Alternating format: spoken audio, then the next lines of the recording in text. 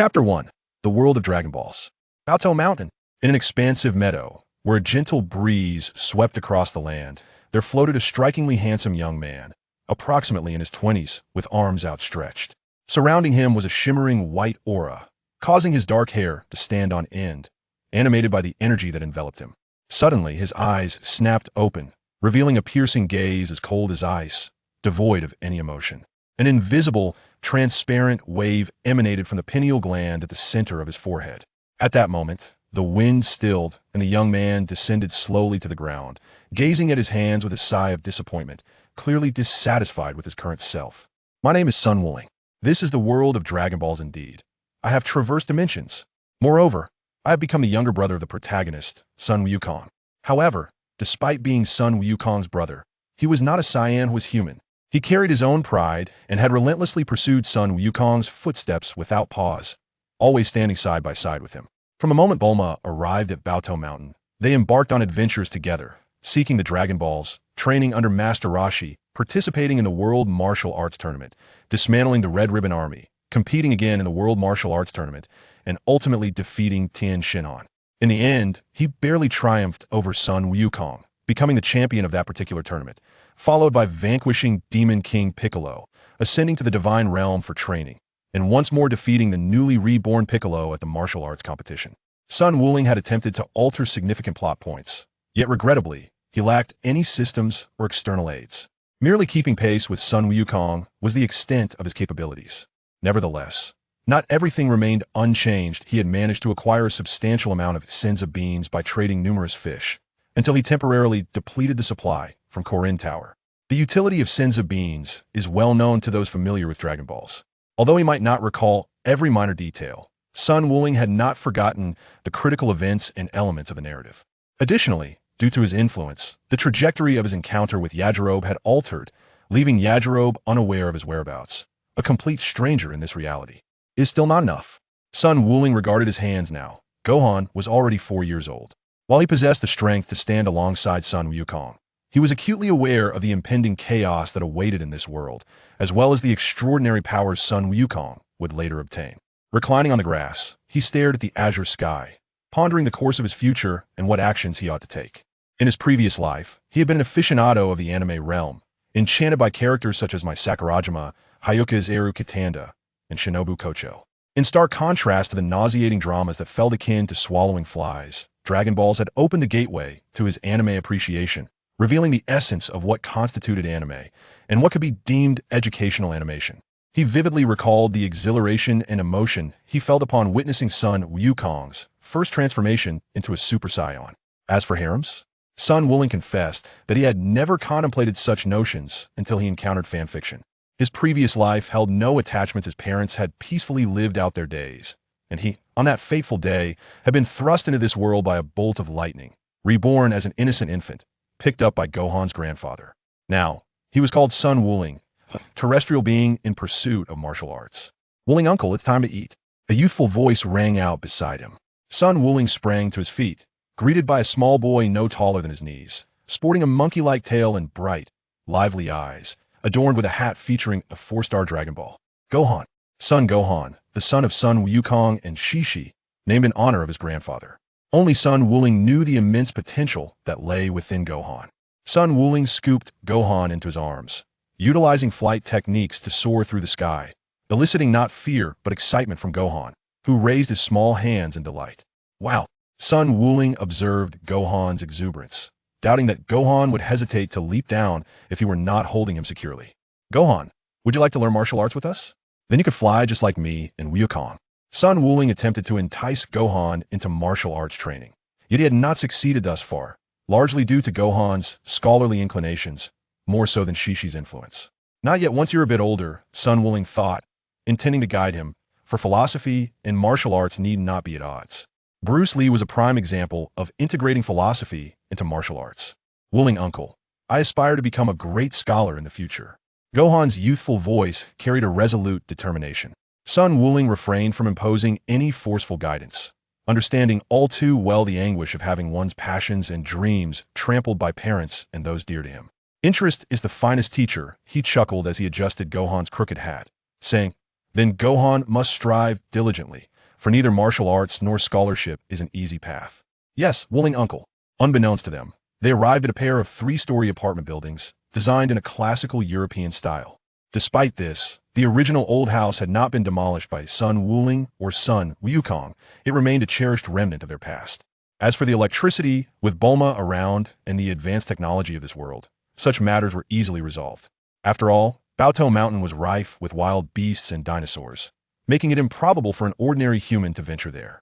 Gently landing, he set Gohan down and entered the house, where he found a young man in his 20s seated on the sofa, his hair tousled, clad in an orange martial arts uniform emblazoned with the character for turtle on his chest and back. Ah, Wuling, you've finally returned. I thought I might starve. This young man was Sun Wukong. In contrast, Sun Wuling donned a purple martial arts uniform, reminiscent of Piccolo's, without any markings like Sun Wukong's attire. Sun Wuling favored purple and blue furthermore. Master Roshi had not concerned himself with such trivialities, allowing Sun Wuling to dress differently from his brother. No need to wait for me. After washing his hands, Sun Wuling began his meal, while Sun Wukong displayed his legendary appetite, a trait shared by Gohan as well. As for Shishi, Sun Wuling had long since grown accustomed to her ways. Regarding financial matters, treasures scattered across the world or sunken beneath the sea were not a concern for him. Chapter 2. A battle power of only 5. In a nearby farmland, a bespectacled farmer toiled amidst the fields when a blazing crimson streak sliced through the sky, painting the heavens in shades of red. Boom! As that fiery object plummeted, the ground trembled violently, scattering nearby birds and animals. The farmer's straw hat was knocked from his head, resembling a startled rabbit. What is that? Is it a meteorite or a UFO? As the tremor subsided, a massive plume of black smoke billowed from the point of impact, filling him with curiosity and concern that the glowing object might ignite a catastrophe across the meadow. Despite his trepidation, the farmer hastily drove his vehicle toward the source. He noticed a vast crater and cautiously approached with his hunting rifle drawn, discovering within a spherical object adorned with red glass windows. Pop! The side of the spherical object with the red glass slowly opened, causing the farmer's hands to tremble, nearly losing grip on his rifle as anxiety surged within him. A tall figure emerged from the pod, floating gracefully before the astonished farmer. Startled, the farmer instinctively stumbled backward, his hunting rifle unsteadily aimed at the towering presence before him. On this serene, sunny day, the farmer's heart raced like ice in a hellish abyss. The sight of the towering figure made his scalp tingle, as if his entire worldview had been shattered. The imposing figure was clad in a sleek black armor, accented with brown stripes that lent an air of elegance. Unique wrist and ankle guards adorned his limbs, while his waist was wrapped with what appeared to be a rope-like accessory. His long hair flowed down to his ankles, and his visage bore a striking resemblance to Sun Wukong, with a peculiar device affixed to his left ear and dark green, transparent sunglasses obscuring his left eye. This towering figure was named Raditz, a Saiyan and the elder brother of Sun Wukong, and he had sent the invitation to a gathering from Master Roshi before Sun Wuling had even been aware. What are you? The farmer stammered, his rifle aimed at Raditz, his voice trembling with nervousness. Raditz pressed a button on the device at his ear, causing green lenses to illuminate with a series of numbers and peculiar visual data. A mere insect with a battle power of only 5. As the readings appeared on the scanner, Raditz smirked derisively, slowly advancing toward the farmer. You do not come any closer. 2 will shoot. The farmer, unable to contain the terror swelling within him as he beheld the advancing Raditz, pulled the trigger, and the shotgun erupted with a deafening roar. Raditz's expression remained unchanged as his left hand swiftly grasped the bullet, his palm flicking it aside. The bullet, seemingly mocking the farmer, ricocheted back towards him in his moment of near collapse. Puff! The shotgun shattered instantly.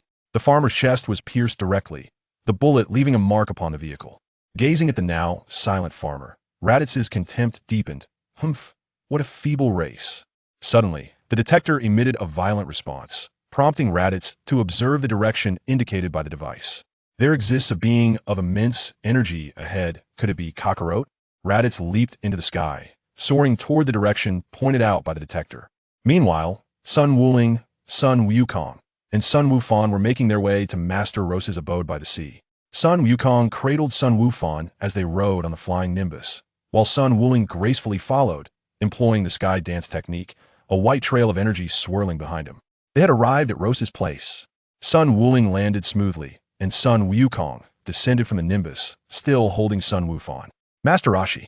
Sun Wukong's call drew everyone from the house. A bald boy dressed in the same attire as Sun Wukong, named Krillin, donned sunglasses alongside the white-bearded Master Roshi. Another figure, a girl with short blue hair clad in a white coat, her features exquisitely beautiful, was Bulma, who dashed out first, exclaiming in delight upon seeing Sun Wukong and Sun Wuling. Suinkuin Wuling. Bulma's affectionate call of Suinkuin carried an inexplicable sentiment. Sun Wuling cast a sidelong glance at Sun Wukong, reflecting on how he had once believed there might be a budding romance between them. Wukong Wuling. Krillin also rushed out with a joyful shout. It's been a long time. Sun Wuling's handsome face broke into a gentle smile. Bulma curiously gazed at Sun Wukong's embrace of Sun Wufan, asking Suinkuin, "Who is this child?" Krillin chimed in, "Have you taken up babysitting?" Sun Wukong laughed as he set Sun Wufan down. "He is my son." Alas! Sun Wukong's revelation left Krillin, Bulma, and Master Roshi astonished, their jaws nearly dropping. It was hard to reconcile this with their image of Sun Wukong as an innocent, oblivious soul. Under Sun Wukong's guidance, Sun Wufan slightly bent at the waist, greeting them in his tender voice, "Hello, everyone." "Hello." Krillin, Bulma, and Master Roshi reciprocated with a bow. Sun Wukong introduced, "His name is Sun Wufan." Sun Wufan began to frolic with Master Rose's old turtle. "Is that so? You named him after your late grandfather." Master Rose's words evoked a touch of sadness in both Sun Wukong and Sun Wuling, particularly for Sun Wuling, who had been too young and weak to alter that fate. At this moment, Bulma knelt slightly before Sun Wufan, smiling as she asked, "Wufan, how old are you this year?" Sun Wufan held up his fingers, stating, "For years old." Bulma crossed her arms protectively, her voice laced with an inexplicable mirth. "I did not expect Sunkun's son to be so polite." Sun Wukong replied, "It's all thanks to Shishi's good teaching." At the mention of Shishi, Bulma paused, lifting her gaze to Sun Wukong. Their shared adventures had unveiled much to her, and she now understood her own heart's desires, yet it was all too late. "Wufan, what do you want to be when you grow up?" Sun Wufan answered, "I want to be a great scholar." "A scholar?" Bulma was slightly astonished, surprised that he did not aspire to be a martial artist like Sun Wukong or Sun Wuling. At that moment, Raditz flew in the direction indicated by the detector, arriving atop a hill where he encountered a green-skinned being clad in a white cloak and a purple martial arts uniform, with slightly pointed ears. This green being was named Piccolo. Suddenly, Piccolo sensed Raditz's energy, a bead of cold sweat trickling down his brow. This power. Could it be Sun Wukong or Sun Wuling? With a sound like rending air, Raditz landed smoothly before Piccolo, his long hair flowing in the wind, and upon seeing Piccolo, he expressed his disappointment. "Titich, not cockroach." Piccolo demanded, "Who are you? What is your purpose here?" Raditz's expression remained impassive as the detector scanned Piccolo's power level. "You are now my target." A power level of 822, not bad. However, you are still no match for me." "What did you say? Do you even know who you were speaking to?" Piccolo clenched his teeth, questioning angrily. Raditz dismissively replied, "Nope." "Yeah." Piccolo's palm opened, and a ki blast was unleashed, striking Raditz. Boom! Seeing his ambush succeed, Piccolo smiled, but gradually the smile faded. As the dust settled, Raditz floated calmly in midair. What a tiresome technique, all it does is stir up some dust. "Now, it is my turn to strike." Raditz's palm opened, and Piccolo's nerves tensed, aware that Raditz's power far exceeded his own, a sensation of helplessness he had never experienced before. Suddenly, the detector registered two powerful energy signatures, causing Raditz to halt abruptly. Following the detector's indication, there are two waves of immense power if one is cockroach. Who could the other be? This might be the strongest individual on this planet. Whoosh! Raditz flew toward the direction indicated by the detector, while Piccolo, feeling as though a great weight had been lifted, pressed his palms to the ground, gasping for breath under the immense pressure Raditz had exerted upon him. "No, it can't be. Who could it possibly be? Aside from Sun Wukong and Sun Wuling, is there really someone stronger than me?" Chapter 3, My Power. At this moment in Master Rose's house, Sun Wuling, Sun Wukong, and the others were engaged in lively conversation when suddenly, Sun Wuling and Sun Wukong sensed a formidable energy approaching them. Krillin and Master Roshi also felt it. "Something is coming," Sun Wukong exclaimed, gazing into the distance. Sun Wuling's heart raced. Raditz had finally arrived. Even after the encounter with Piccolo, Sun Wuling remained steadfast in his training, pushing himself harder, with Sun Wukong and Piccolo following suit in their rigorous training. However, Sun Wuling remained oblivious to the extent of his own combat prowess, lacking a clear understanding. Nevertheless, it was assuredly superior to that of the original Sun Wukong, whose battle power exceeded 300 and certainly outmatched Piccolo. A flicker of joy illuminated Sun Wuling's heart, for he sensed that Raditz's aura was not insurmountable. It was tangible, within his grasp. Even if he were to falter, it mattered not, for he had already amassed the Dragon Balls, securely stored at home, and carried more than a dozen Senzu beans on his person. He refused to believe that, even if he could not vanquish Raditz, he and Sun Wukong together could not achieve mutual destruction. Whoosh! Raditz descended before Sun Wuling, Sun Wukong, and the others. Sun Gohan, trembling with fear, clutched at Sun Wukong's trousers, casting a wary glance at Raditz. Raditz regarded Sun Wukong with a slight smirk. The reading from his scouter regarding Sun Wukong's battle power was most satisfactory. You have finally grown, Kakarot. Ah, Kakarot. Sun Wukong looked at Raditz with a hint of confusion. Raditz scrutinized Sun Wukong, noting the striking resemblance to his father. Yet, Kakarot, what is the meaning of this planet? Was your mission not to eradicate humanity? What exactly are you doing? As Krillin prepared to advance and confront Raditz, he was halted by Sun Wuling. Do not move, Krillin. This adversary is beyond your capacity to handle. Ensure Bulma and Gohan's safety. This matter is entrusted to me and Wukong. Under Sun Wuling's guidance, Krillin hesitated, but compelled by his trust in both Sun Wuling and Sun Wukong, he lifted the trembling Gohan, handing him to Bulma, and stood resolutely alongside Master Roshi. Oh. Raditz turned his gaze towards Sun Wuling, directing his scouter at him. The battle power reading that emerged elicited a derisive laugh from him. So, yet another wretch with a mere power level of 5. Only 5. Sun Wukong was momentarily taken aback as he gazed at Raditz. He too harbored a curiosity about his own level of prowess. A subtle smile graced his stern visage. Oh, so you mean the device you possess can reveal a person's combat power? Raditz maintained his composure, an amused glint in his eyes as he regarded Sun Wukong. He was eager to witness what this insect, whose combat power was merely 5, intended to do. Indeed, let us ascertain the extent of my combat capabilities. Sun Wuling no longer suppressed his aura, and an explosive surge of energy suddenly erupted from him. As the energy continued to surge, his hair danced gracefully in the currents of the air. The reason Sun Wuling is able to so flawlessly conceal his aura is that during his cultivation alongside Sun Wukong in the heavenly realm, he achieved a level of mastery that surpassed that of Sun Wukong. As serene as the sky itself, perhaps it is due to Sun Wuling's inherent affinity for tranquility and elegance, or perhaps it is a result of his transcendental journey. In either case, he found it remarkably effortless to attain this state. As Raditz observed the steadily rising figures on the detector, a sense of unease began to creep across his face. 800. 900, and still climbing. 1,000, 1,400. Impossible. How could a mere earthling possess a combat power of 1,400? How can this be? 1,004? Sun Wuling gazed at his own hands, realizing that his current strength stood at 1,004. It seemed that his years of diligent training had not been in vain. 1,004, I shall match that. Upon witnessing Sun Wukong's actions, a silvery aura erupted from his being, and his combat power surged dramatically. Raditz swiftly turned his gaze towards Sun Wukong as his scouter registered the escalating figures. Starting from 900, rising to 1,000, 1,100, 1,200. Raditz observed as the readings finally stabilized at 1,350. Just 50 points shy of Sun Wuling's power, and he too was not far behind. No, this cannot be. Kakarot, you are merely a lowly warrior. How can you possess strength comparable to mine? Impossible.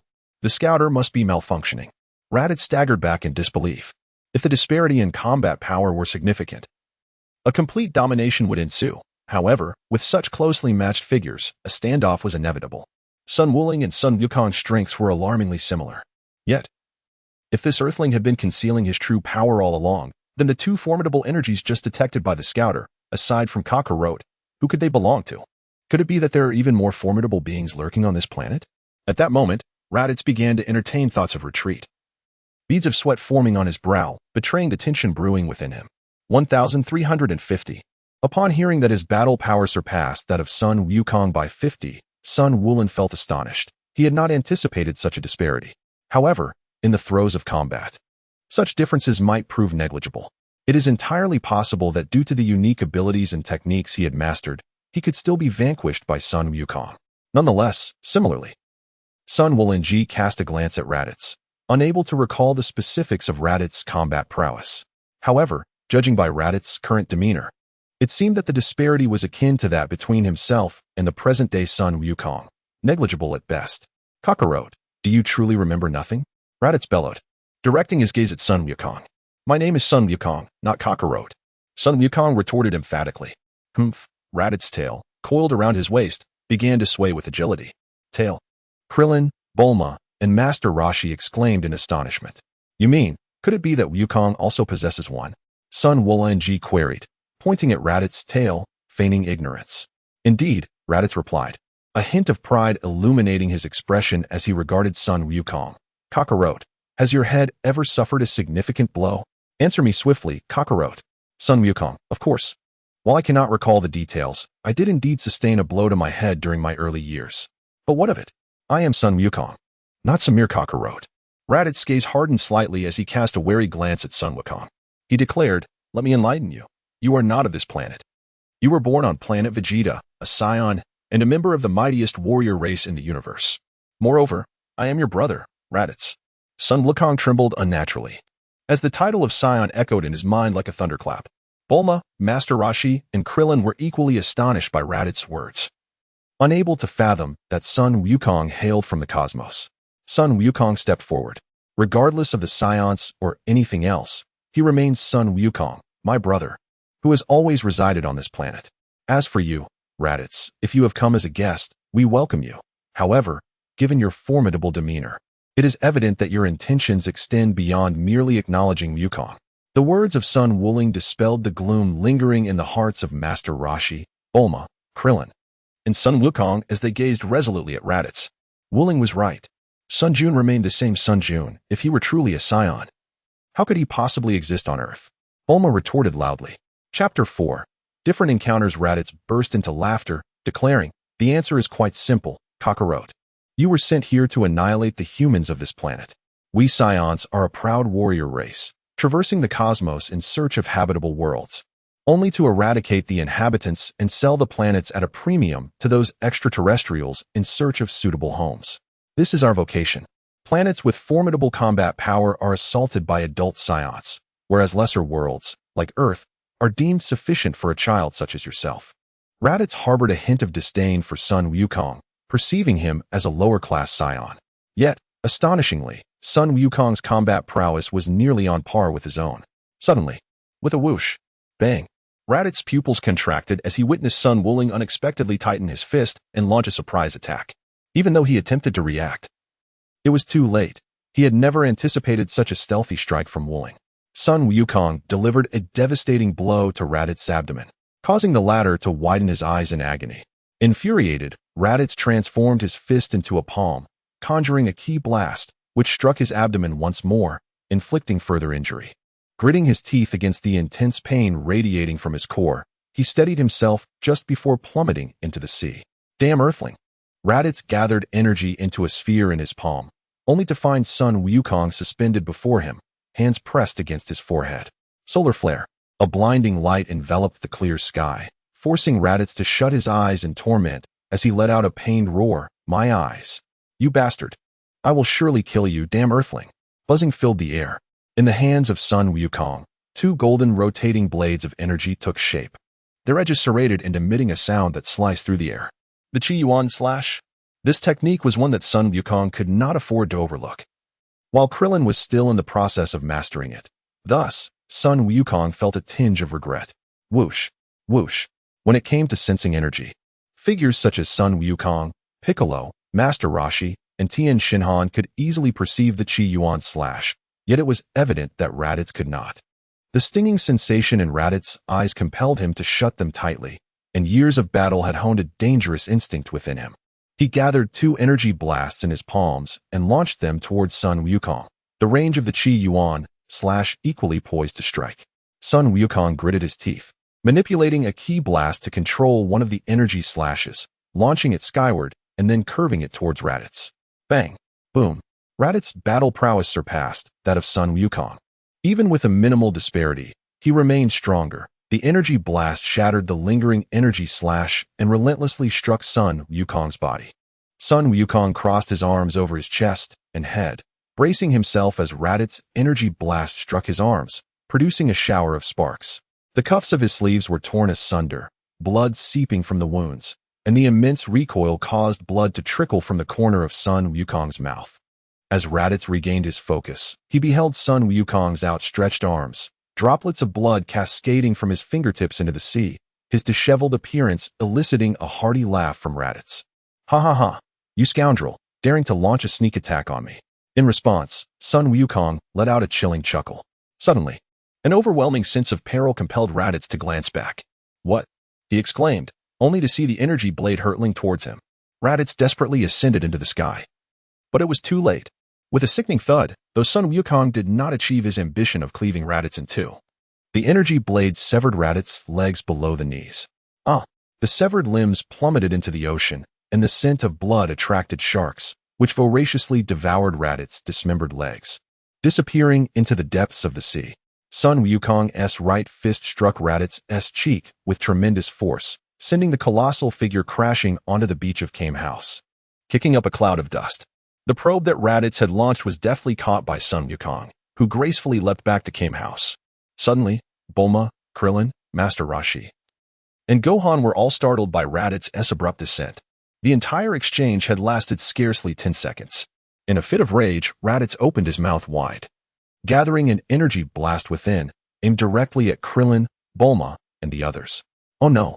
Sun Wukong swiftly positioned himself in front of Bulma, Krillin, and the others, gathering a formidable energy sphere in his hand, ready to launch it at Raditz. Suddenly, a piercing sound echoed, followed by a thunderous crash. Raditz emitted a cry of agony as Sun Wukong delivered a powerful kick to the crown of Raditz's head, causing the beach to fracture. Raditz's skull was forcefully embedded deep into the sand, sending a storm of dust swirling like a yellow sand tempest. Eventually, the chaos subsided, restoring tranquility. "Wukong, are you all right?" Sun Wukong observed the current state of Sun Wuling and inquired with concern. "Are you all right?" "I'm fine," replied Sun Wuling. Sun Wukong seized Raditz by the hair, lifting the bloodied warrior and discarding him like refuse into the distance. Sun Wukong equipped the detector and aimed it at Raditz, revealing his current battle power. Raditz's battle power stood at 640. It appeared he was gravely injured. He removed the detector and tossed it to Bulma, then approached the still struggling Raditz, stepping decisively upon his fingers. A cry of agony escaped Raditz's lips. He felt as though his fingers were being crushed beneath Sun Wukong's foot. "Please, save me," Raditz pleaded, sensing his body temperature plummeting. His legs, severed at the knees by a wave of energy, lay lifeless on the sandy beach, which was stained with a pool of crimson blood, causing his vision to blur. Sun Wukong crouched before Raditz, while Bulma, still haunted by recent events, hesitated to approach. However, upon seeing Krillin, Master Roshi, and Gohan moving forward, she hurriedly joined them. "Your legs lie shattered, and you have lost copious amounts of blood. Despite your efforts to staunch the wound, the pain may subside, yet the flow of blood quickens. Even if I do not take your life, you shall perish within 20 minutes. The words of Sun Wukong echoed like the whispers of a demon, causing Raditz's pupils to widen in shock, his mind momentarily clearing amidst the turmoil. "Please, I beg you, cease your words. Save me. For the sake of my brother Kakarot, I implore you, save me." Sun Wukong gazed at the distant clear sky, realizing that the nearest hospital was over 10,000 kilometers away. "At your current speed of flight, it would take more than an hour to reach it. In other words, you have already perished at least 4 times. What must I do? What must you do to save me? I do not wish to die. Kakarot, I do not wish to die." Raditz's eyes welled with tears. His expression of despair and collapse stirred feelings of compassion in Master Roshi, Krillin, and Bulma. Just as Sun Wukong was about to step forward, Bulma hastily held him back. She whispered softly in his ear, "Sun Wukong, let Wuling handle this. He knows how to manage the situation." Sun Wukong finally paused, his furrowed brows reflecting a deep inner turmoil.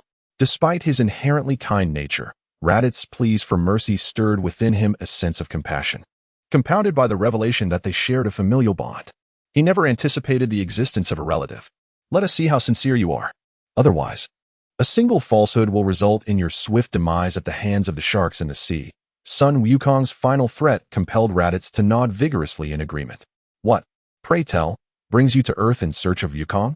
In that moment, the cold glint in Sun Wukong's eyes appeared to Raditz as a haunting nightmare. etched into his very soul. Chapter 5. Kamehameha Wave. Raditz divulged the reason for his arrival on Earth. Aside from Kakarot and myself, there are 2 surviving Saiyans, both of whom surpass me in strength. Among them is Prince Vegeta, not only the king of our race but also the most gifted among us. Kakarot. No matter how you may argue, you cannot conceal the truth of your Saiyan heritage. Raditz's blurred vision fell upon Sun Wukong, and he suddenly realized that he did not see the characteristic tail of a Saiyan on him. Kakarot, where? Cough. Where's your tail? Sun Wukong remarked. It was severed long ago. Coughing violently, Raditz spat out blood. Will you continue? The frigid words of Sun Wukong sent a chill down Raditz's spine, causing cold sweat to bead upon his forehead. The Saiyans were originally a minority race, and with the catastrophic collision of a colossal meteorite that obliterated planet Vegeta, they were nearly reduced to cosmic dust. At that time, I, like Kakarot, was spared due to being sent to another planet alongside Prince Vegeta and Nappa. Raditz's voice grew increasingly faint, yet the instinct to survive ignited a fervent gaze towards Sun Wukong. Not long ago, I discovered a planet that could fetch a handsome price. Although I considered attacking it, I feared our trio would struggle to conquer it alone. Thus I ventured here to seek Kakarot. With those words, Raditz gazed imploringly at Sun Wukong. I have said all I needed to. I beg you, save me. Your 2 Saiyan companions must know you are here. Sun Wukong gathered a ki blast in his hand. In an instant, Raditz became frantic, pleading loudly, no, please. If you save me, I will leave Earth immediately. Report back the situation and never return. Raditz's desperate words elicited a cold smirk from Sun Wukong. Although some details had slipped from his memory, he could never forget the beginnings of Dragon Ball Z in his past life. At this moment, he was unsure of Vegeta's exact battle power, but he distinctly remembered it exceeded 10,000. Nevertheless, Sun Wukong refrained from exposing his knowledge. He did not wish to reveal his secret.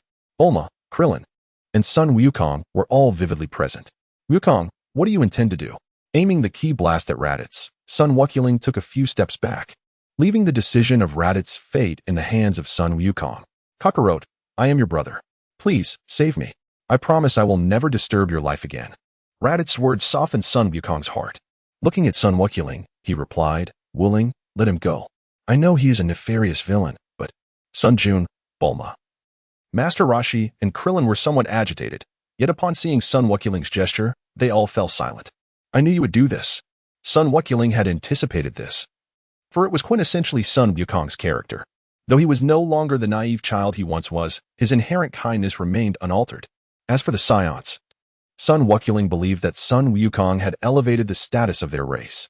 With a hum, the ki blast struck Raditz, causing a chill to run through him.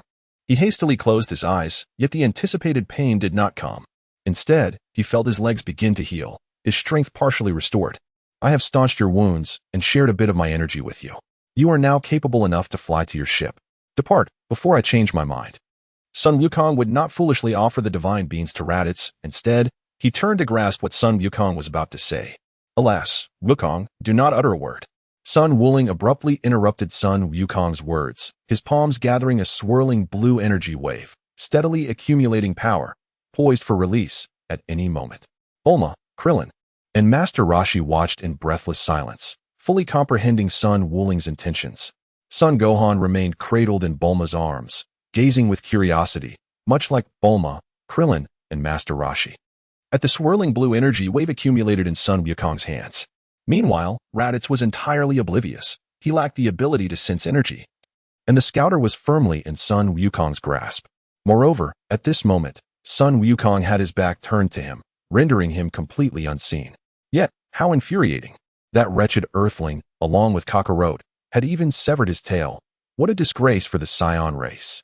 The more Raditz pondered, the angrier he became, especially considering that Sun Wukong's battle power was inferior to his own, yet he found himself beneath his heel. Ah, a tail, could that be Kakarot's son?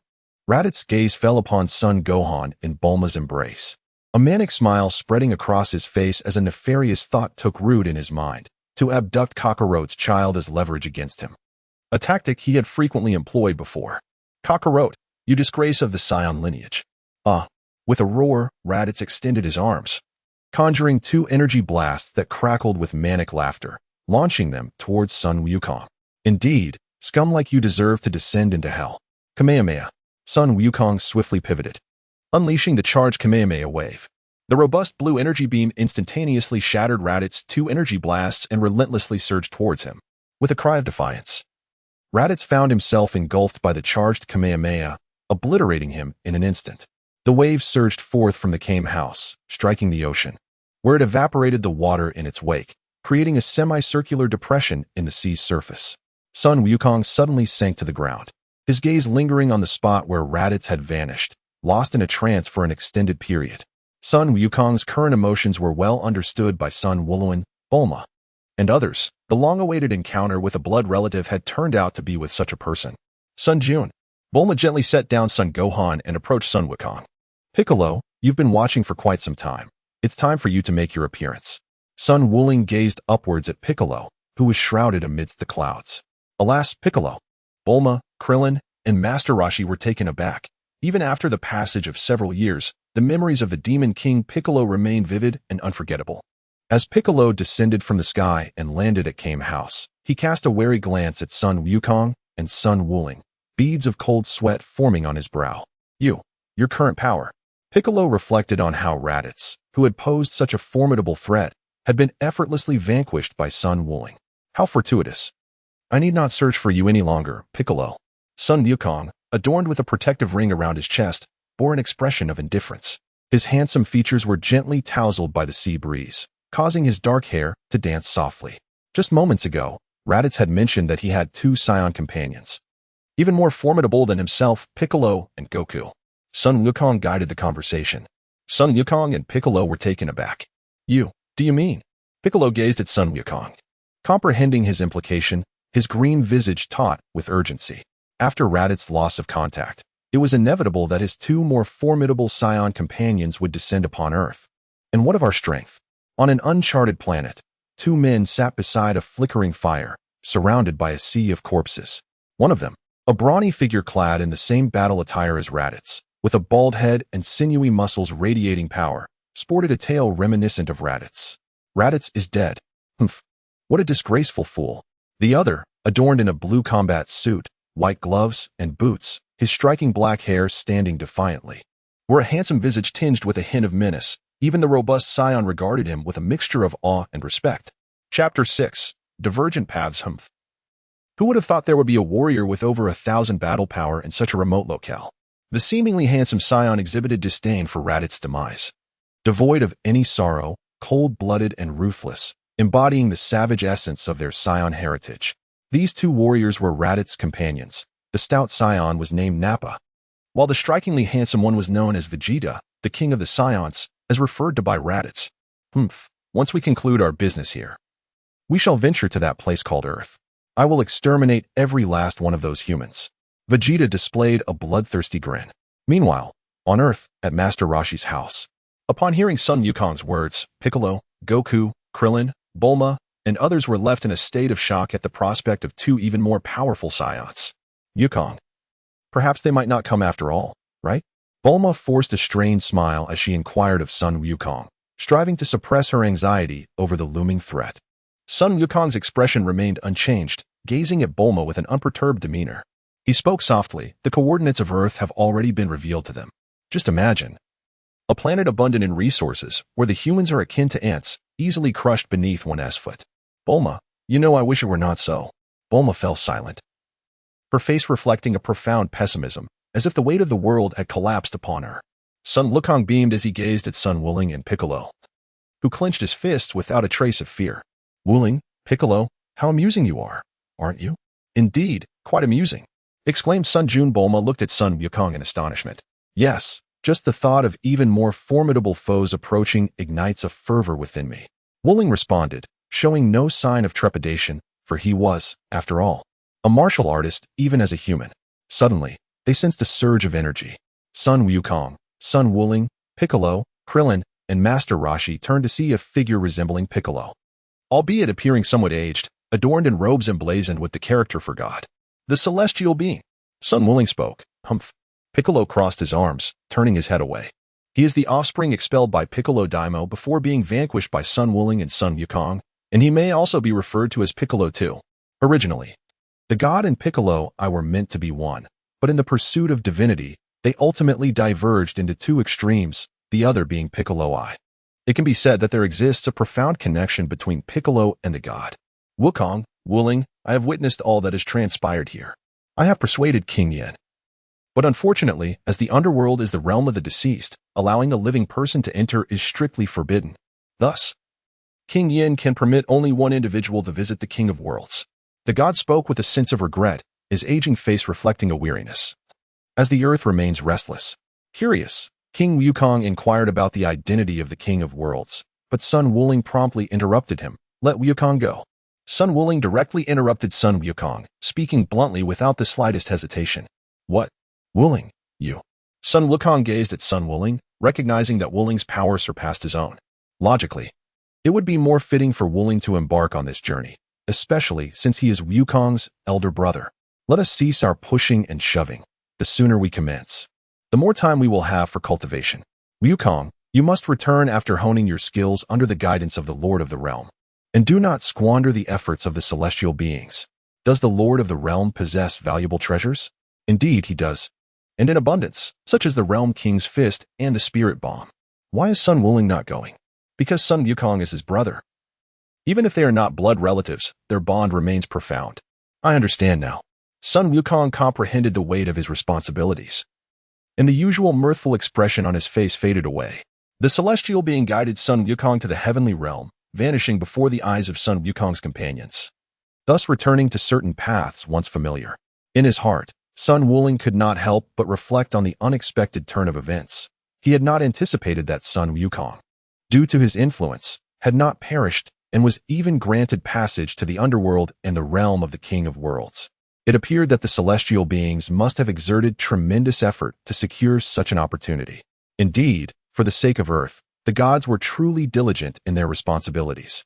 Sun Wuling, do not presume that Sun Wukong's training under the King of Worlds will allow you two brothers to remain in my shadow indefinitely, be it Saiyans or yourselves. The ultimate dominion over this world shall undoubtedly belong to me.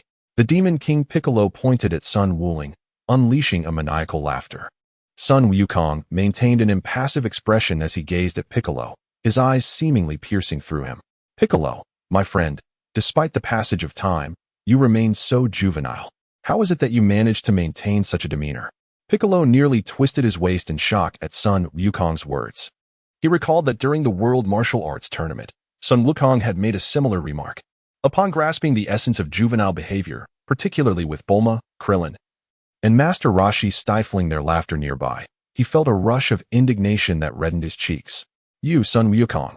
Sun Wukong nonchalantly waved his hand, exclaiming, I am well aware of that. However, before we proceed, I have a favor to ask of you, Piccolo. With that, Sun Wukong approached Sun Gohan, crouching beside him. Please, I ask of you, Sun Wukong, you rascal. I have yet to give my consent. Are you even listening to what I am saying? Piccolo nearly roared at Sun Wukong. Meanwhile, Krillin whispered to Bulma and Master Roshi. Piccolo is utterly at a loss when it comes to Wukong. Indeed, Bulma responded, while Master Roshi nodded in agreement. Sun Wukong adjusted Sun Wufan's cap gently, his voice soft as he spoke. Wufan, you witnessed everything that just transpired, did you not? At your age, I wish for you to grow up joyfully, free from worries. Yet, reality simply does not permit such a luxury. Uncle Wuling. Sun Wufan's tender voice rose as he looked up at Sun Wukong. Although he had just witnessed a life extinguished, he felt no discomfort. The ominous thought lingered that at any moment, a more formidable villain could descend upon Earth. Should we fail, it would not only be you who suffers, even I. Your mother, your father, and everyone else could meet the same tragic fate as before. Death. Sun Wukong's son, Gohan, suddenly sank to the ground. His tender age of 4 rendering him incapable of comprehending the concept of death. Yet, as images of Chi-Chi, Goku, and Goten fleetingly vanished from his mind. Reminiscent of Raditz's recent disappearance, his heart felt as though it had been pierced by a sharp sword. No, Uncle Goten, Dad, Mom, please don't leave me, he cried out in anguish. Sun Wukong understood the essence of death, and he wept while embracing Sun Wuling. Wuling, after all, Gohan is still just a child. Perhaps my words were a tad too harsh, Bulma remarked with a hint of compassion as she observed Sun Wuling. Sun Wukong did not respond. Instead, he gently patted Sun Gohan's back. I apologize, Gohan. I do not wish for you to be exposed to these matters too soon. However, if those two more powerful Saiyans were to arrive on Earth, and we were to fail, all lives would be at stake. Gohan, you possess unimaginable potential. If you were to harness that potential, you would undoubtedly surpass everyone else. Embrace the path of martial arts, Gohan. By doing so, you will acquire the ability to protect your father, your mother, and everyone else. If you dislike this notion, I shall not impose it upon you. I will promptly return you to your mother's side. Upon the completion of Sun Wuling's words, Sun Wukong's son, Son Gohan, was about to express his yearning to find his mother.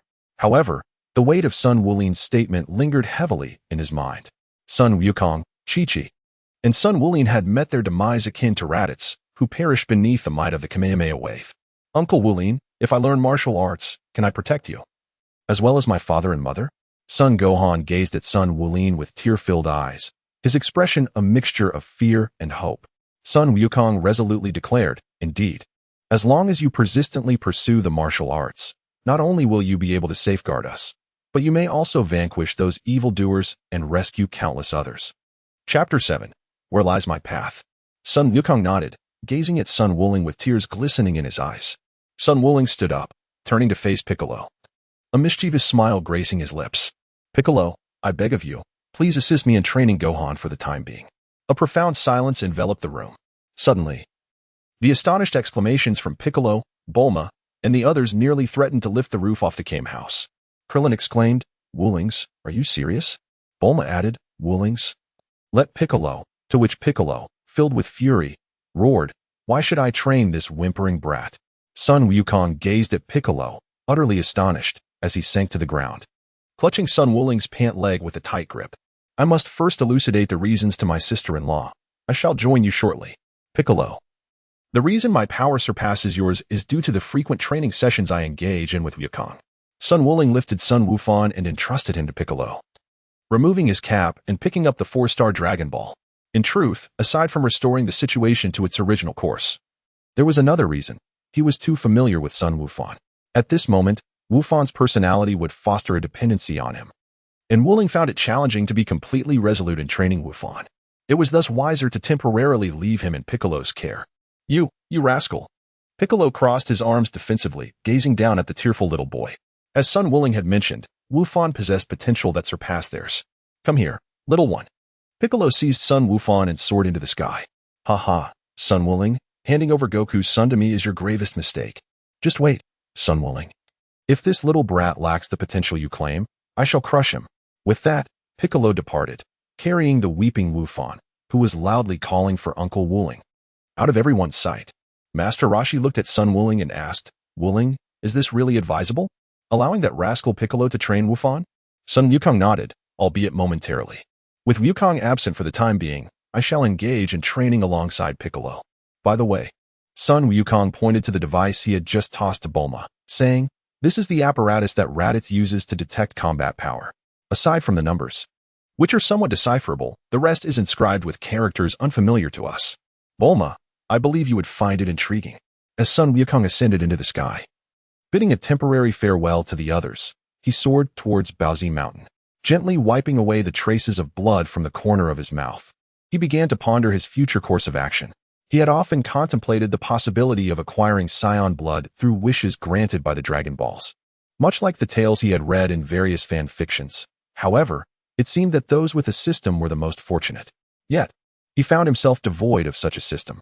The mere thought of wishing for Saiyan lineage invoked a visceral aversion within him, filling him with distaste for such an idea. It was as serene as the silent sky. Sun Wuling whispered softly. At that moment, after defeating Demon King Piccolo with Sun Wukong, he had ascended to the heavenly realm. However, the celestial deity did not subject him to the same arduous training as Sun Wukong.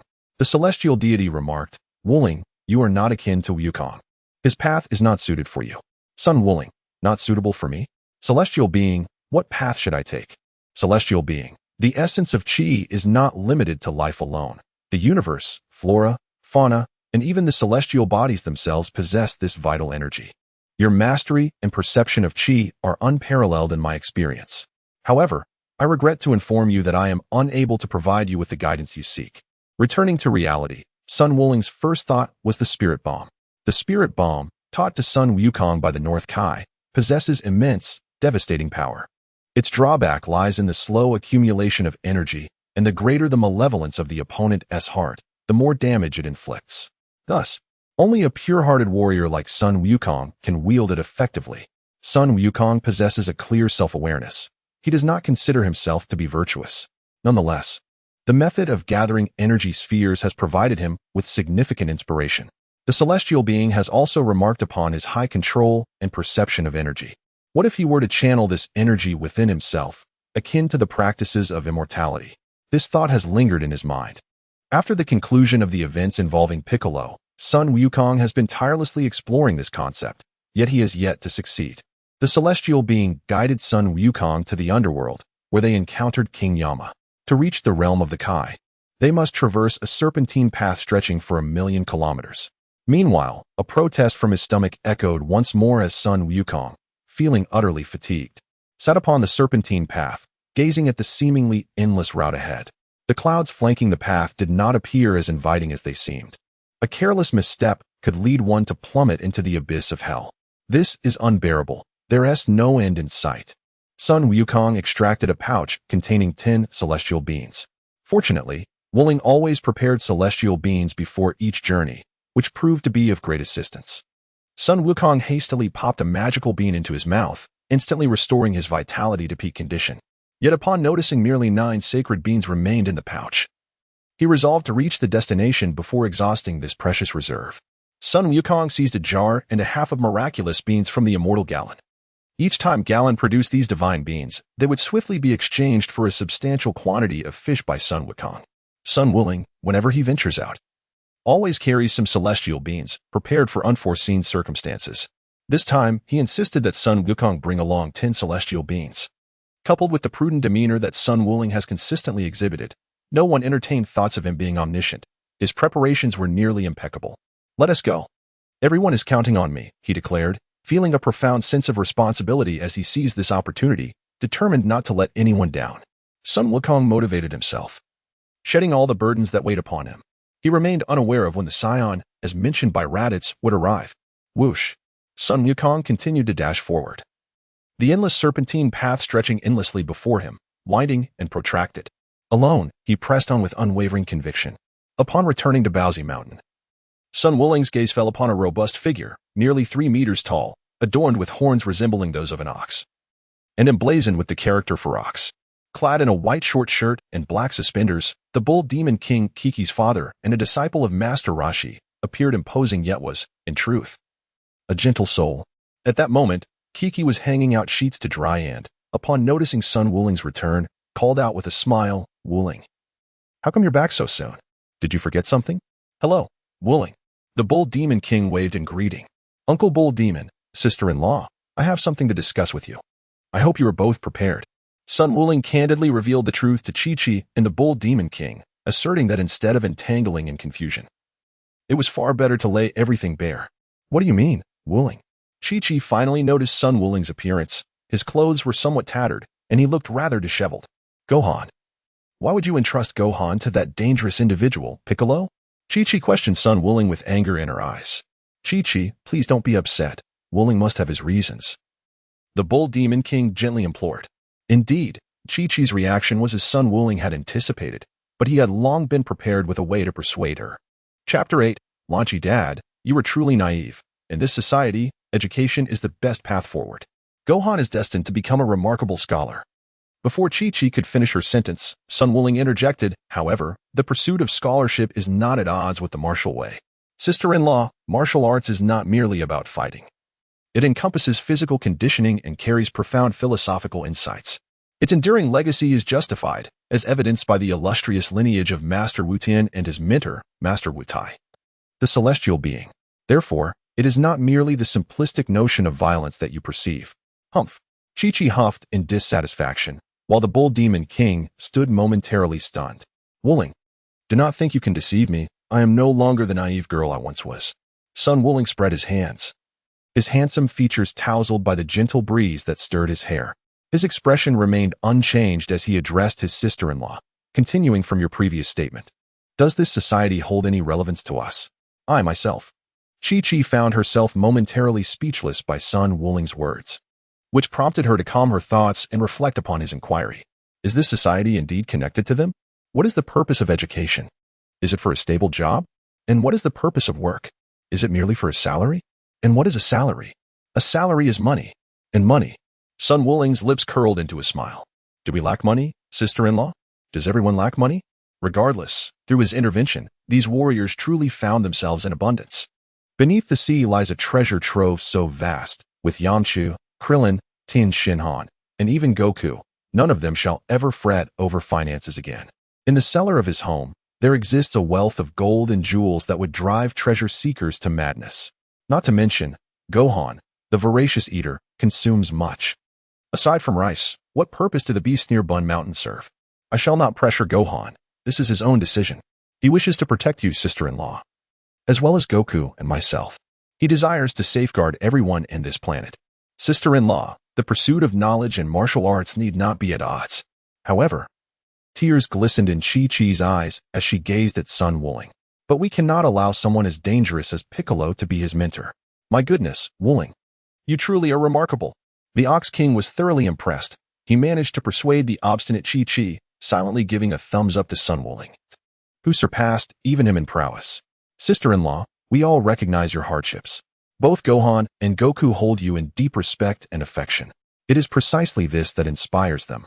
Beyond protecting this planet, they are also devoted to safeguarding you, who is of utmost importance. The words of Sun Wuling caused a flush to rise on Chi-Chi's face. Even after being married for over 4 years, she shyly covered her face and said, You love me, Wuling? Is this yet another trick of yours? How could Wukong possibly utter such words? If he did not love you, how could he have married you, my sister-in-law? If he did not harbor affection for you, how could he have willingly brought forth Gohan with you? If he did not cherish you, how could he have gone 4 years without meeting Bulma, Master Roshi, or Krillin? Sun Wuling posed 3 hypothetical questions in quick succession, causing Chi-Chi's face to flush as if enveloped in steam, her heart racing with urgency. Shyly, she exclaimed, Wuling, please stop, please stop. Tell Gohan that once a decision is made, it must be upheld. I will support him. Indeed, I shall convey that message. On this return, aside from speaking with you, I also bring the magical beans, Uncle Bull Demon, and his wife. Rest assured, I shall train alongside Piccolo. And I will also impart my training to Gohan. Upon returning to his abode, Sun Wukong meticulously packed several bags of fairy beans that he had prepared in advance. After bidding farewell to Chi-Chi and the Bull Demon King, he soared towards the celestial realm. Sun Wukong soared into the heavenly realm. The celestial beings, having just returned from the underworld, heard his words and resonated with his sentiments, permitting the remaining Z warriors to cultivate in the heavens. Sun Wukong returned to the Kame house, where Bulma was tinkering with Raditz's scouter, briefly explaining the situation to Krillin. Wukong, are you suggesting that we can all train in the other world? Krillin inquired of Sun Wukong. Indeed, Krillin. Please reach out to Yamcha, Tien, and Kaiatsu. I have already made arrangements with the Supreme Kai. By the way, Sun Wukong retrieved 4 small pouches and handed them to Krillin, saying, Each of these pouches contains 3 magical beans. When the Saiyans arrive, we will head directly towards them. As for the rest, please deliver it to Tien Shinhan, Yamcha, and Chaozu. I understand, Wukong. Krillin replied with a nod. By the way, what about Lan Chi? Where has she gone? It was only then that Sun Wukong realized Lan Chi was missing from Kame house. He had completely forgotten about her and quickly inquired. The turtle hermit shook his head and responded, Lan Chi left to follow Tien Shinhan and has not returned since. Is that so? In Sun Wukong's heart, an inexplicable sensation arose. Though it was certainly not affection. After all, they had spent considerable time together, and parting ways like this might mean they would never have the chance to reunite. Krillin and Sun Wukong departed from the Kame house, with Krillin heading to meet Tien, Kaiatsu, and Yamcha as they set forth together towards the Korin Tower.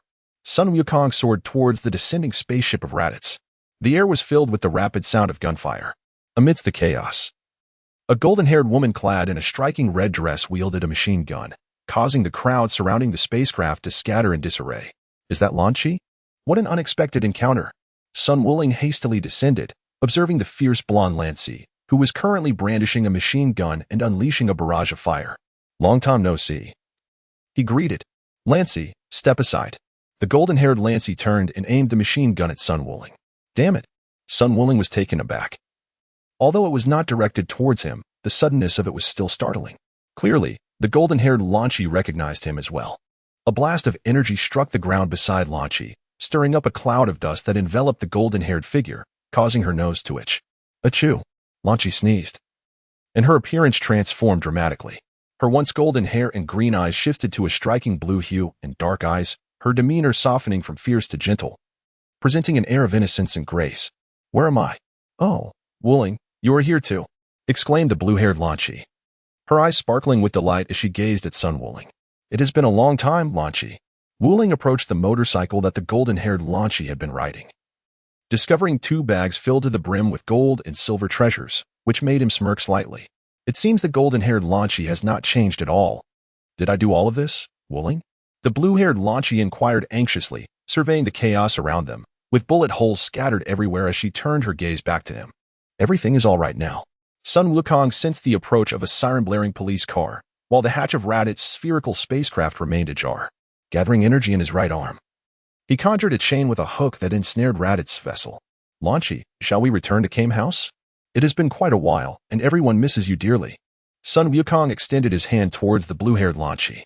Certainly. I miss everyone too, though I cannot recall how I left Kame House.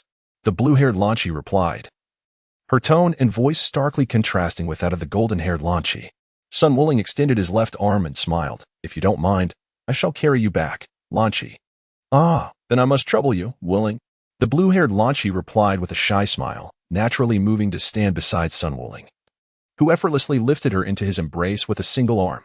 Lanchi quickly grasped the collar of Sun Wuling's attire. Let us be off, Lanchi. Sun Wuling cradled the blue-haired Lanchi in his left arm, while his other hand grasped the spaceship as he soared towards Kame House. Being mindful of Lanchi, Sun Wuling maintained a slow pace, and the evening glow on the horizon began to fade. At this moment, he glided serenely over the ocean, while Lanchi rested her head, gazing at the surface of the sea, a sensation she had never experienced before. Nestled in Sun Wuling's embrace, Lanchi looked up at him and remarked with a smile, Wuling, you have become even more handsome than before. Chapter 9, Master Carlin Lanchi, you, on the other hand, have not changed at all. You remain as beautiful as ever. In the dialogue between Sun Wuling and the blue-haired Lanchi, one might mistakenly believe there exists some form of connection between them. Yet, in truth, there is none. Blue-haired Lanchi embodies the essence of a gentle older sister. During the time when she, along with Sun Wukong and Krillin, trained under Master Roshi, she would always greet their battered returns with tender concern. Then, at some unknown moment, after a sudden sneeze, she transformed into the fiery-haired Lanchi, leading to chaos and commotion. At the World Martial Arts Tournament, the spirited golden-haired Lanchi brandished a submachine gun as she forged ahead. Moreover, what Sun Wuling states holds merit. He perceives no trace of aging on blue-haired Lanchi, as if she has defied the passage of time. Suddenly, the sea breeze carried a damp sensation, causing Lanchi's nose to tingle. Achoo! Her form shifted once more. Now golden-haired with emerald eyes, her demeanor transformed dramatically. Wait, where am I? Sun Wuling, why are you holding me? Release me at once. As golden-haired Lanchi attempted to break free, she was startled by the endless expanse of the ocean beneath her, spotting a shark suddenly lunging for prey. Alarmed, she quickly grasped Sun Wuling's collar. Lanchi, upon our return to Master Roshi's house, let us hope you one tea leave again. Everyone misses you dearly, even Tianjin Fan, like myself, is wholly devoted to the martial arts. Surely, you can sense this. Lanchi regarded Sun Wuling with an inexplicable disdain. Are you the one who watched transparent films with Wukong and that lecherous old man, the bald one? Is it art, as you so grandiosely proclaim? Sun Wuling felt no shame in response to the words of the golden-haired Lanchi, chuckling. Wasn't it the case that Wukong was about to get married back then?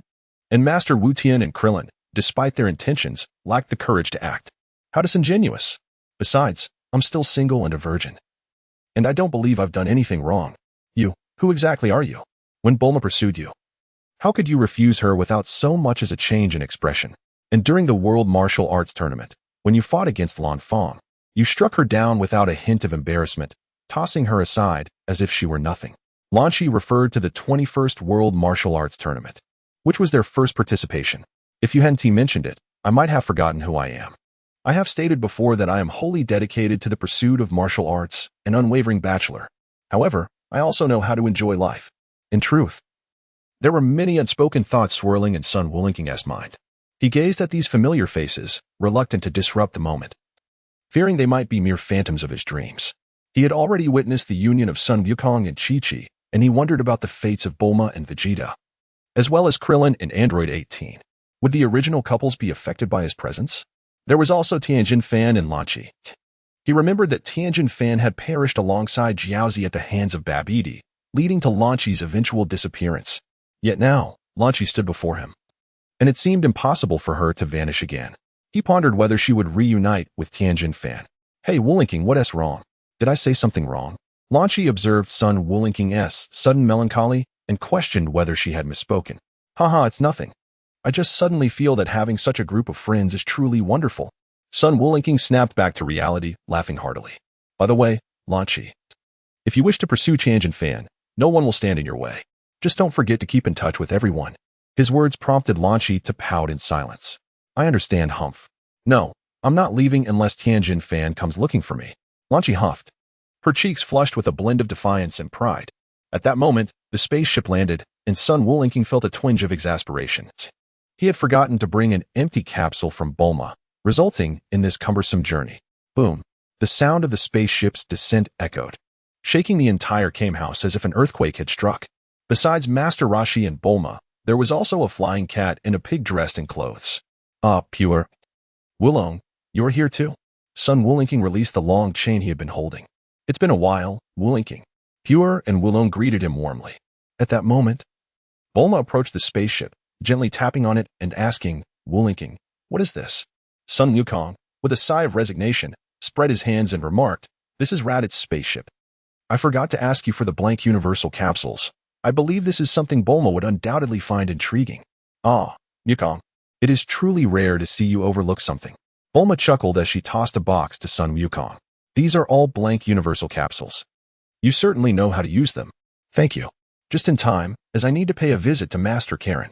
Sun Wukong opened the box, revealing a diverse array of universal capsules, each capable of containing varying amounts of savings.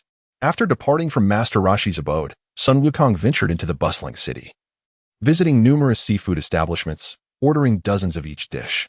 The proprietors and staff were initially inclined to argue, but upon witnessing Sun Wukong produce a substantial sum of cash, they promptly set to work with fervor. Once Sun Wukong had arranged over 100 different seafood dishes and encapsulated them within the universal capsules, he soared towards the residence of Master Karen. Master Karen has an affinity for fish, yet he is never short of it, given the right motivation. He can easily summon fish from alternate realms using his enchanted artifacts, although Sun Wukong had previously gifted him with cooking pots and similar items. It was unlikely that Master Karen could prepare them all. Utilizing his flight technique, Sun Wukong arrived at Master Karen's dwelling, where he encountered a white cat with eyes shaped like fine lines, adorned with 3 whiskers on either side, and wielding a wooden staff. Flanking its eyes were 2 eyebrows on each side. Wukong, you have finally arrived. It has been a long time, exclaimed Master Karen. Sun Wukong was not surprised by Master Karen's awareness of his arrival. The sage possessed foresight that enabled him to observe events in the mortal realm, along with the ability to read minds, allowing him to delve into the thoughts and memories of others. Furthermore, it was from Master Karen that Sun Wukong had learned the flight technique. However, Master Karen had not employed his memory-reading abilities on him or on Sun Wukong, despite possessing a multitude of magical artifacts, including the Nimbus Cloud. As Sun Wukong opened the universal capsules, a myriad of delectable fish dishes, accompanied by their enticing aromas, tantalized Master Karen's senses. Wukong, I have gathered over 40 divine beans by now. Master Karen was about to present the beans to Sun Wukong when he was interrupted. No need, Master Karen. Please keep them with you. I hardly have a jar to spare. I shall trouble you once more when I require them. Sun Wuling currently possesses a sufficient supply of celestial beans, which serve as a precautionary measure. While it is true that one can never have too many, it is prudent not to place all one's eggs in a single basket. Meow. Well then, I shall not hold back. The immortal Garen conjured chopsticks, and the dish contrasts starkly with the raw fish I had previously consumed. Wow, even with the fish recipes and various utensils you provided, Wuling, I still cannot replicate such exquisite flavors. Delicious, delicious. Each time I witness mortals from the lower realm crafting such delicacies, I am utterly tempted, Wuling. Haha. On this day, Sun Wukong did not cease his endeavors, seated upon the ground, his gaze fixed upon the starry sky. The moon tonight is indeed exceptionally full. Sun Wukong's expression momentarily froze as he sensed a colossal energy wave emanating from Earth, striking the moon directly. The moon was obliterated, reduced to cosmic dust. Piccolo and Gohan. Chapter 10. Their individual training. After a satisfying meal with Korin, they bid farewell to the wise Korin and took to the skies with the flying Nimbus. Heading towards Piccolo and Gohan's location, it seemed that everything was proceeding smoothly. Wukong should still be racing along Snake Way, and 10 Sins of beans should suffice to sustain him until he reaches King Kai's planet.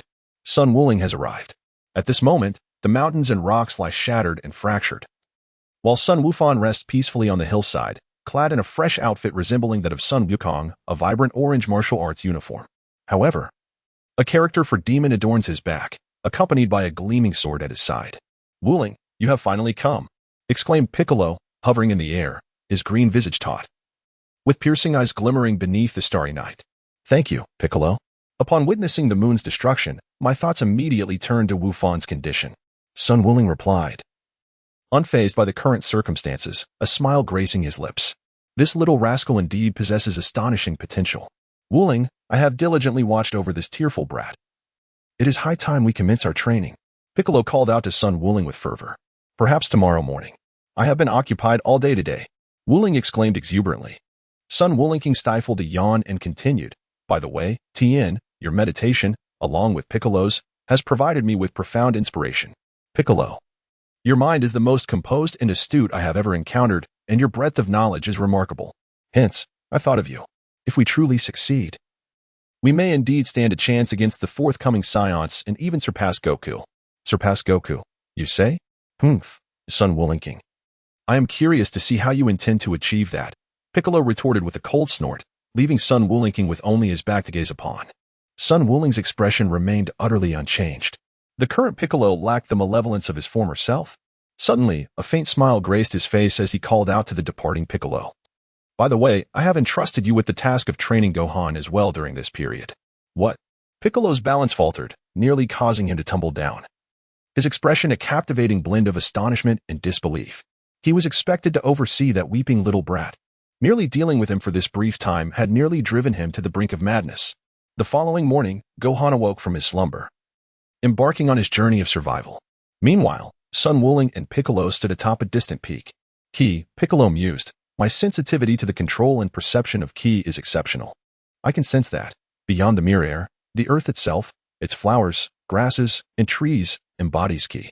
Sun Wukong spread his palm, and within Piccolo's line of sight, the surrounding energy gradually converged, ultimately coalescing into a brilliant white energy orb. "Wukong, are you suggesting?" Piccolo's eyes widened in disbelief as he gazed at Sun Wukong. "Indeed, you are witnessing this, Piccolo." Sun Wukong infused the energy in his palm into his own being, gradually allowing it to be absorbed throughout his entire body. Piccolo sensed that the power emanating from Sun Wukong had subtly intensified. "No wonder you and Sun Wukong surpassed me by such a margin. However, Wukong, this must not be as simple as it seems. Otherwise, you wouldn't require my assistance." Piccolo inquired of Sun Wukong. "Indeed." Yet, Wukong did not grasp it. Despite my lengthy explanation, he failed to comprehend my meaning, so I ultimately relinquished the effort. Sun Wukong chuckled and presented Piccolo with a diagram of human internal anatomy, highlighting 3 specific locations of the Dantians. He remarked, "Every living being has a limit to their chi.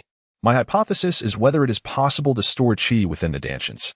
If chi can be preserved in the Dantians, might not the limits of life itself be expanded? However, I am uncertain how to channel chi into the Dantians. The lower Dantian, the middle Dantian, the upper Dantian.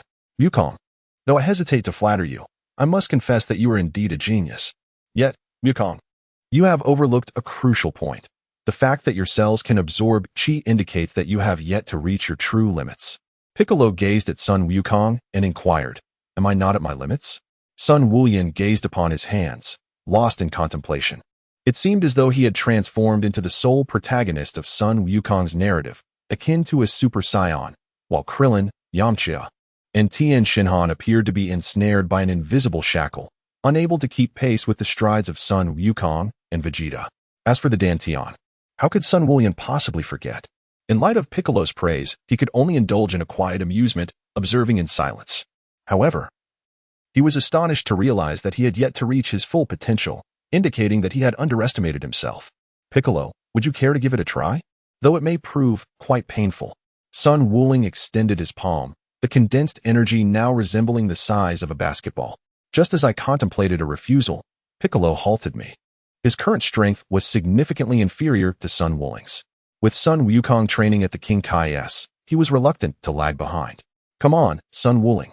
Piccolo's anguished scream reverberated throughout the valley as the energy accumulated by Sun Wuling was wholly infused into Piccolo's body, gradually absorbed. After several hours, he finally regained his composure. The sensation of fullness and swelling dissipated, and Piccolo gazed at his hands, realizing he had grown stronger.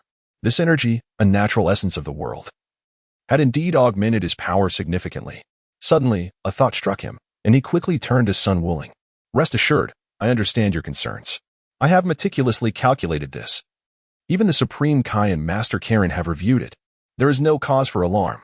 I would never engage in such reckless actions as to force growth.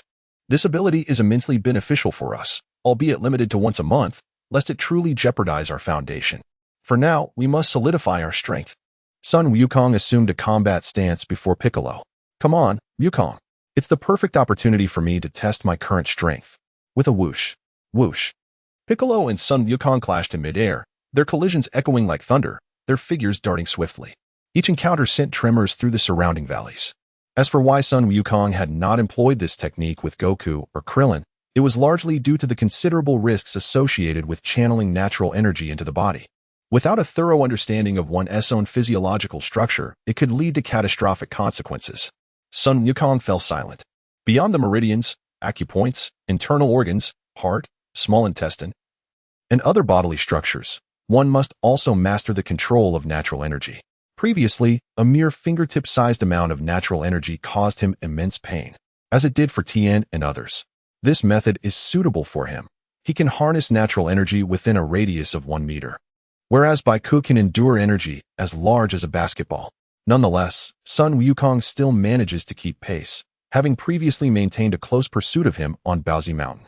As time flows, over 2 months have elapsed, with Tien, Yamchu, Krillin, and Jiaozi in the heavenly realm diligently training under the guidance of the celestial deity. In the past 2 months, Son Gohan has grown considerably stronger, his character becoming notably more resolute. He has joined Piccolo in his training, engaging in sparring sessions while learning techniques from him. Meanwhile, Sun Wukong, having achieved a combat power exceeding 1,000, has spent these 2 months reaching the end of Snake Way, finally laying eyes on the planet of the Kais. At long last, he has arrived. Yet only one Senzu bean remains. Once it is consumed, he is left pondering what course of action to take next. Sun Wukong soared into the sky with his cloud summoning technique, heading towards the planet that rested upon the swirling clouds. Just as he reached King Kai's planet, an overwhelming force suddenly bore down upon him, causing him to plummet to the surface. His body felt as though it were laden with lead, rendering his movements exceedingly sluggish. Chapter 11. The arrival of the Saiyans. What on earth is happening? Sun Wukong braced himself against the overwhelming gravity of King Kai's planet, struggling to maintain his footing as if his body were laden with lead. King Kai, are you there? I am Sun Wukong, a martial artist from Earth. With every step Sun Wukong took, it felt as if he were frozen in place.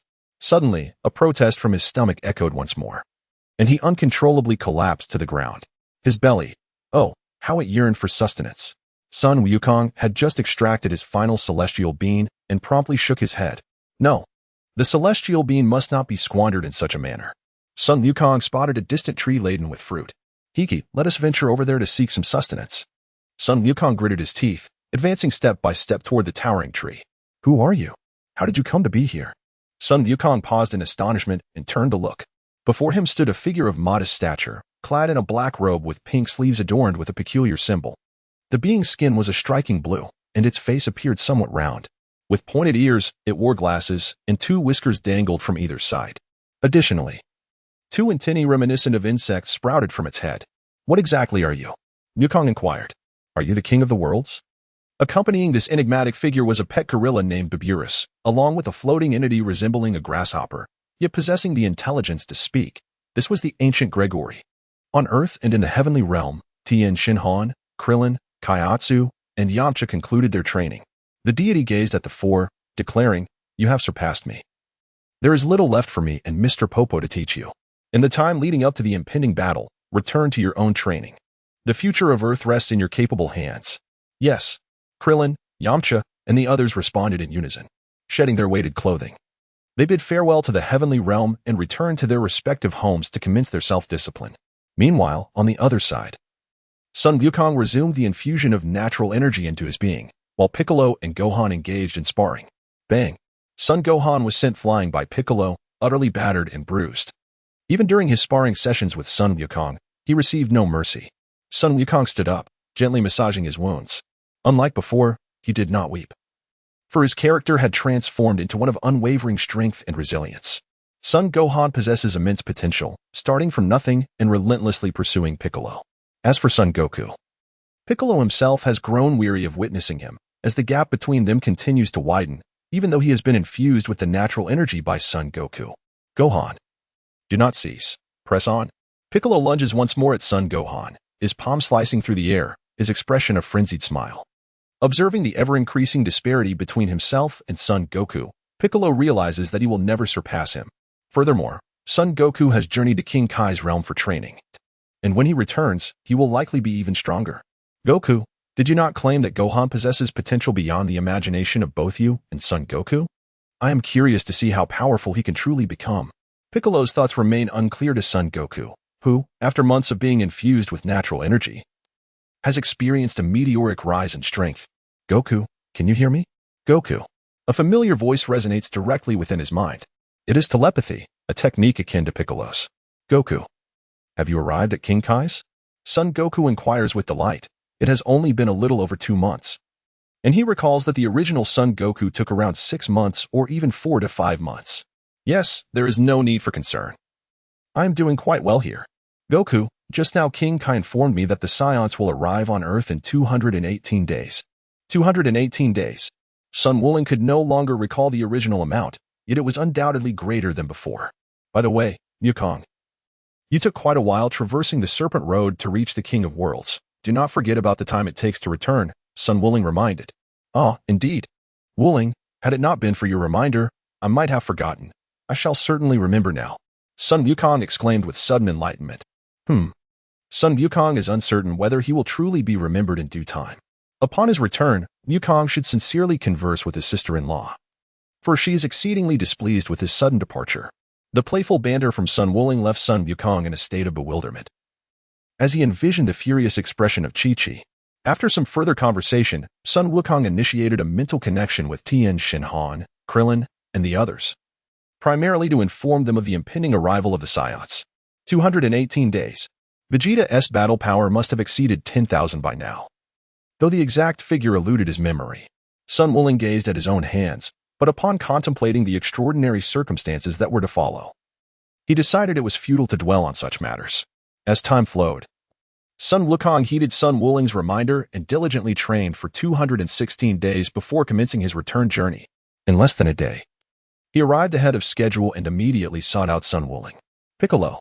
On the 218th day, 2 unidentified spherical spaceships pierced the atmosphere, descending into a bustling urban area. The sky appeared to be engulfed in sparks as Vegeta and Nappa emerged from the vessels, inciting widespread panic among the city's inhabitants. So this is Earth. Not too shabby, is it? Vegeta remarked, crossing his arms with a hint of malevolence in his smile. Nappa, wearing a bloodthirsty grin, declared, "Let me greet these unsophisticated folks." With his hand coalescing energy, he prepared to unleash his power. Just as he was about to erupt, a ki blast sliced through the air toward him. What? Vegeta and Nappa were momentarily caught off guard. However, Vegeta swiftly evaded, soaring into the distance, while Nappa was struck directly by the ki blast. Boom. The resounding explosion sent shockwaves through the surroundings, leaving some of the more timid onlookers so frightened that they lost control of their bladders. As the dust settled, Nappa found himself charred, with numerous burns marring his body, his furious gaze scanning for the source of the attack. Who dares to ambush me? Vegeta landed, his expression grave as he observed the figure descending from the sky. With tousled black hair and a striking visage, the newcomer donned a purple martial arts uniform. Phew, I made it just in time. At this moment, Sun Wukong breathed a sigh of relief. Bulma had been monitoring every movement in space, and upon discovering the location of the impending crash, he hurriedly rushed over to interrupt Nappa, who was just about to annihilate the city. Vegeta and Nappa quickly utilized a scouter to assess Sun Wukong's combat power. However, the device displayed a mere 5. Nappa, upon seeing this meager figure emanating from Sun Wukong, erupted into laughter. You, a worthless being with a power level of only 5. Dare to disturb me. Nappa's towering and formidable physique exuded an air of intimidation as he leisurely approached Sun Wukong, eventually looming over him with a condescending gaze.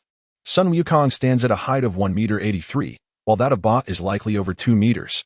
Sun Wukong lifted his head, a faint smile gracing his indifferent visage. In response to the astonished gaze of Ba, he jested, I have discovered that at times, playing the role of a pig can indeed be quite delightful. However, it seems you are not a tiger after all. Chi Yuan / whoosh. In an instant, Sun Wukong's energy / manifested from his left palm.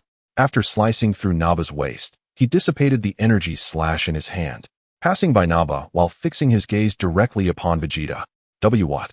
Vegeta observed Sun Wukong's with a grave expression as Nappa slowly turned around. The towering figure seemed as though it had been cleaved in two at the waist, emitting a harrowing scream of agony. The upper half of his body lay on the ground, and with a look of terror, he could only see the silhouette of Sun Wukong's retreating. Chapter 12. The Name of the Z Warrior's Eye. It cannot be. How could I, the great Nappa, be defeated by a mere waste with a power level of only 5? No, this is impossible. Nappa's trembling eyes were fixed upon Sun Wukong's departing figure. Filled with a sense of unwillingness, he felt his life force ebbing away as he realized he had been bisected. Sun Wukong turned around, laughing heartily.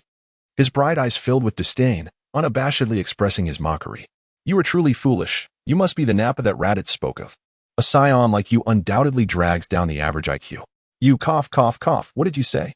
Nappa retorted angrily, spitting out a few mouthfuls of blood.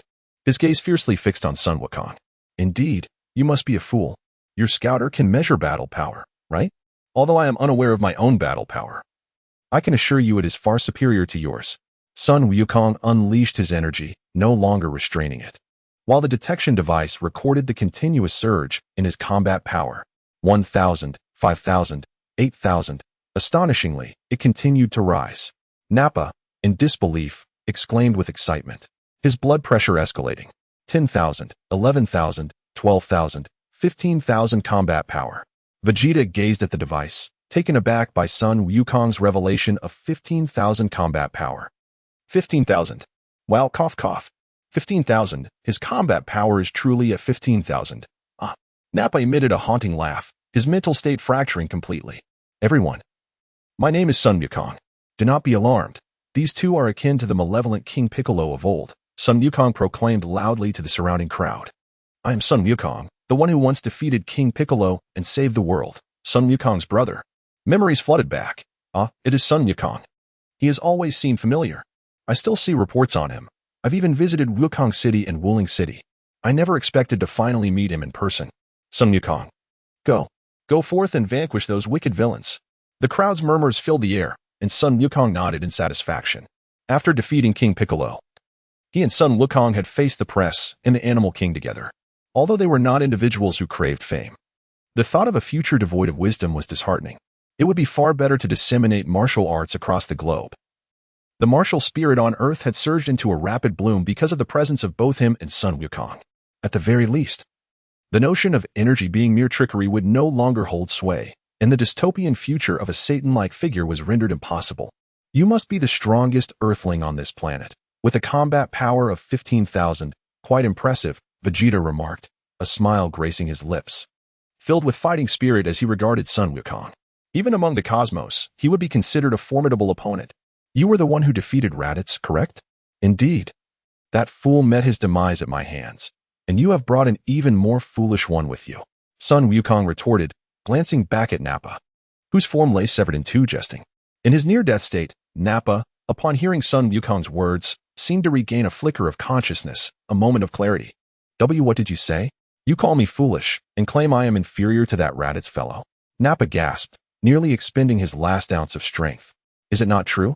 Sun Wukong, adorned with a protective ring around his chest, gazed with eyes as cold and piercing as those of a demon, leaving an indelible mark upon the mind of Nappa. In this world, virtuous souls do not perish, nor do the wicked. Only one type of individual meets their demise. And that is the foolish, like yourself. Cough, cough, cough. Just as Nappa sought to retort, he coughed up blood, his life ebbing away. His trembling hands desperately reached out for something. He did not wish to die. He did not wish to die. Sun Wukong gazed at the crowd that erupted in cheers around him. He raised his hand, and the cacophony of applause abruptly ceased. This is beyond what the military can handle. I implore everyone to maintain your distance. The throng dissipated in an instant, his words wielding remarkable influence. The Z fighters found themselves fully exposed to the public eye, and with the intentional promotion by the Animal King, not only he and Goku, but also Tien, Krillin, Master Roshi, Kaiatsu, and Yamcha were now under the scrutiny of the masses. However, Yamcha seemed to relish this newfound fame, especially now that he appeared to have completely severed ties with Bulma. Sun Wukong would not utter anything, would he? Yamcha merely revels in the admiration of the masses. And there is nothing inherently wrong with that. Moreover, he does not exploit his fame for personal gain, as it is evident that wealth is not a concern for anyone involved. Sun Wukong found it rather agreeable, at the very least. Yamcha would not squander his martial prowess as he had previously, thus avoiding a subsequent withdrawal from the realm of the Z fighters. Vegeta, you wish to engage in combat with me, but first, you must defeat another individual before I will consent to battle you. Sun Wukong's words left Vegeta momentarily taken aback. Oh, is this opponent perhaps stronger than you? Vegeta inquired of Sun Wukong. I cannot say for certain. The challenger is named Son Goku, and his Saiyan name is Kakarot. So, do you dare accept the challenge, Vegeta? Kakarot? Ha, ha, ha. Vegeta could not suppress his laughter upon hearing that name. You must be jesting. Kakarot, a lowly warrior, dares to challenge me? Huh. Are you brave enough, Vegeta? Do not find yourself defeated by a lowly warrior whom you disdain. If you can vanquish Son Goku, I will gladly fight you. Sun Wukong, adorned with the Ling ring, was taken aback by the audacity of that foe who dared to approach him, only to be swiftly dispatched in a surprise attack. Very well, lead the way. I am eager to witness what courage this lowly warrior, Kakarot, possesses to challenge me. Vegeta followed Sun Wukong as they soared into the skies, heading towards the vicinity of Piccolo, Gohan, and Goku. Krillin, Yamcha, Tien, and Kaiatsu soon arrived in succession. Boom. Sun Wukong unleashed a powerful energy blast, obliterating the bisected Nappa and reducing him to mere dust.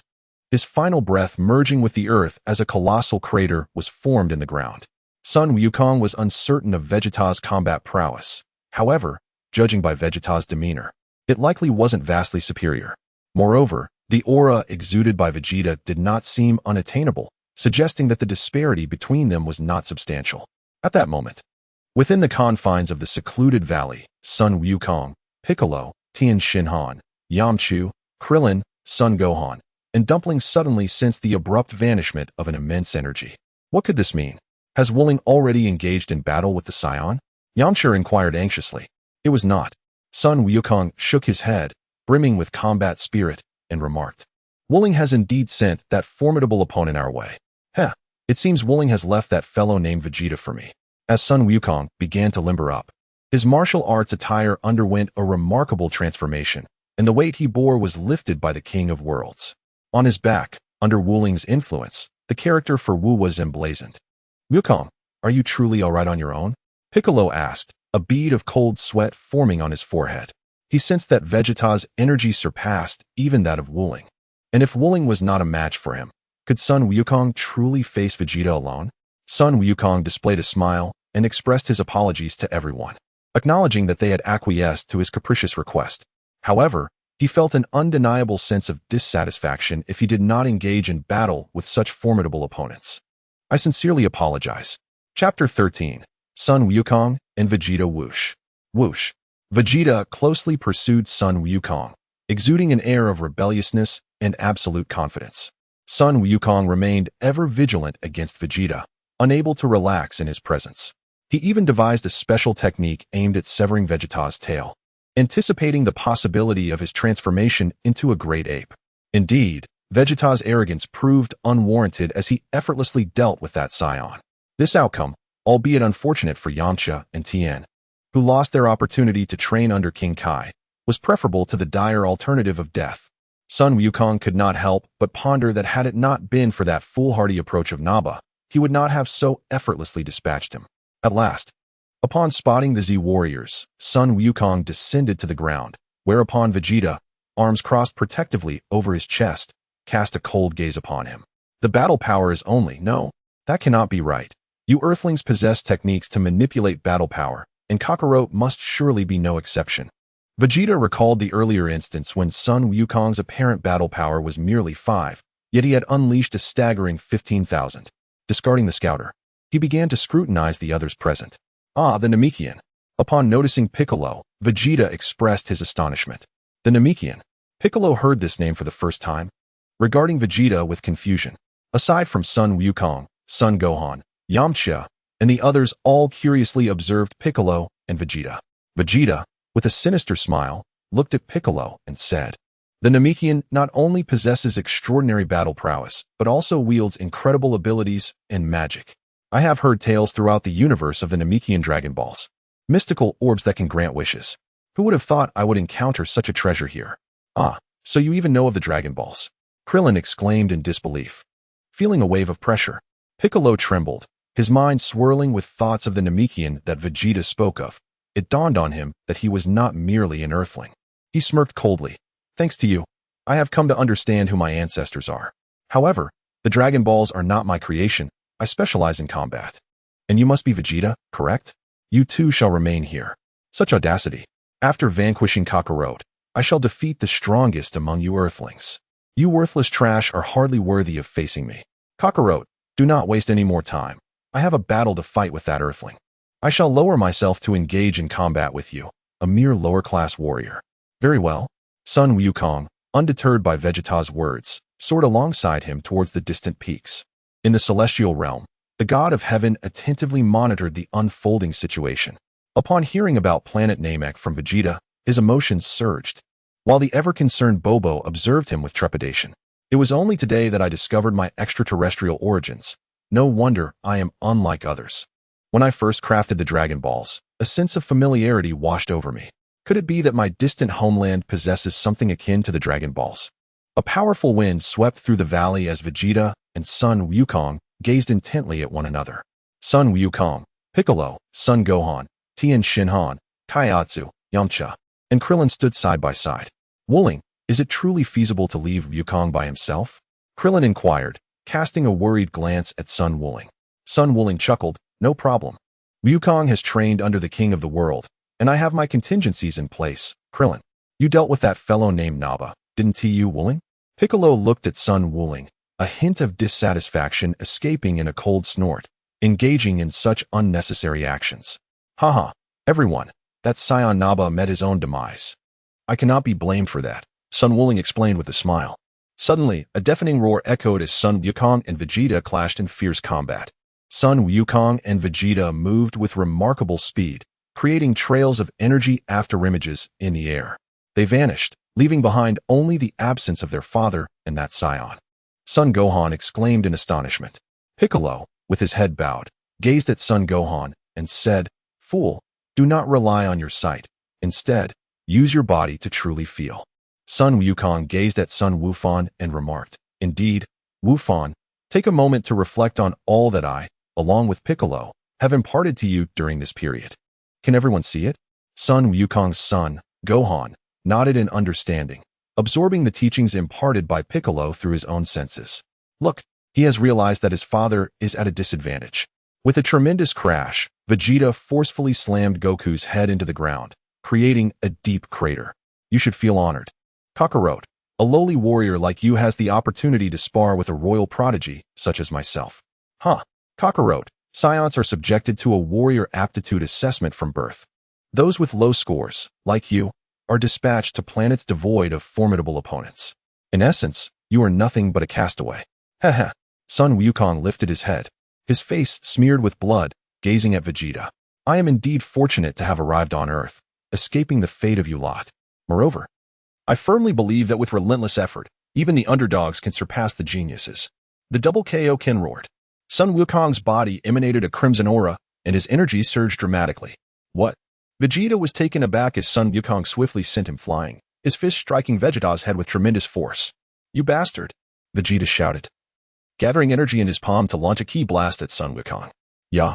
Sun Wukong gathered a formidable energy blast in his palm, which collided violently with Vegeta's own energy attack. The resulting shockwaves surged forth like a tempest, rendering Krillin, Yamcha, and others unable to open their eyes. Incredible. Wukong's energy surged dramatically in an instant. Is that the technique he learned from King Kai? Tien Shinhan exclaimed in astonishment, unable to find words.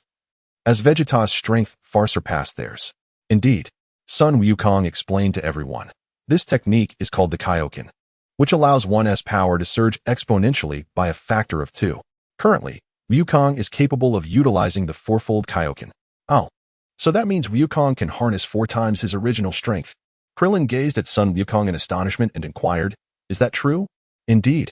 Sun Wuling nodded in acknowledgement. Observing the current scene of Vegeta being mercilessly battered by Sun Wukong's doubled King Kai fist, a sense of relief washed over him. As for the moon, once Vegeta transformed into a great ape, they would simply sever his tail. He had even devised a new technique specifically for this purpose, which emboldened him to allow Vegeta's transformation. You scoundrel. It's impossible. How could Kakarot's power surpass mine?" Vegeta roared in frustration. Each time he launched a Kamehameha wave towards Sun Wukong, the latter effortlessly evaded it and retaliated with a strike. "Impossible. A lower-class warrior." Vegeta bellowed defiantly. Soaring through the air, his laughter echoing as he gazed down at Sun Wukong, his energy surging with unprecedented intensity. "Kakarot, if you can dodge, then do so. Even if you manage to evade, this planet will be obliterated as its core is pierced. You scoundrel." The energy surging from Sun Wukong's doubled Kaioken caused the stones to tremble as his palms converged together. Sun Wukong, Kamehameha. Vegeta, Gallic Gun. Boom. The 2 powerful energy waves, one blue and one purple, collided fiercely. Witnessing the Kamehameha being suppressed by Vegeta's Gallic Gun, Sun Wukong's ally, Wu Ling, restrained the eager Krillin from intervening. "Do not rush. Wukong has been utilizing the Kaioken technique at double its power. Triple Kaioken." With Sun Wukong's furious roar, a crimson aura erupted, surging once more. The Kamehameha forcefully pushed back the Gallic Gun. What? The Kamehameha struck his body, and Vegeta's desperately condensed energy shield held firm. The shield shattered. Yet that fleeting moment granted Vegeta a sliver of respite, allowing him to evade the Kamehameha. Chapter 14. The Artificial Full Moon Kakarot. How is it possible? Why? Why can that fool Kakarot surpass me? I am the mightiest warrior among the Saiyans.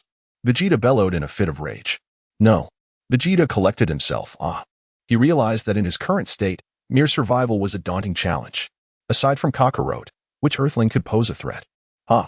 Although I detest transforming into such an unsightly form, let me show you the immense destructive power I wield as a great ape. Vegeta surveyed his surroundings and was momentarily taken aback. What is happening? I specifically chose a full moon to annihilate the Earthlings. Where's the moon? It should have risen by now. Could it be that Kakarot and that Earthling destroyed the moon? At that moment, the King Kai, who had been observing Earth, burst into laughter. Science. Thankfully, Piccolo had the foresight to obliterate the moon. Now Kakarot still has some strength left. Saiyan, your journey ends here.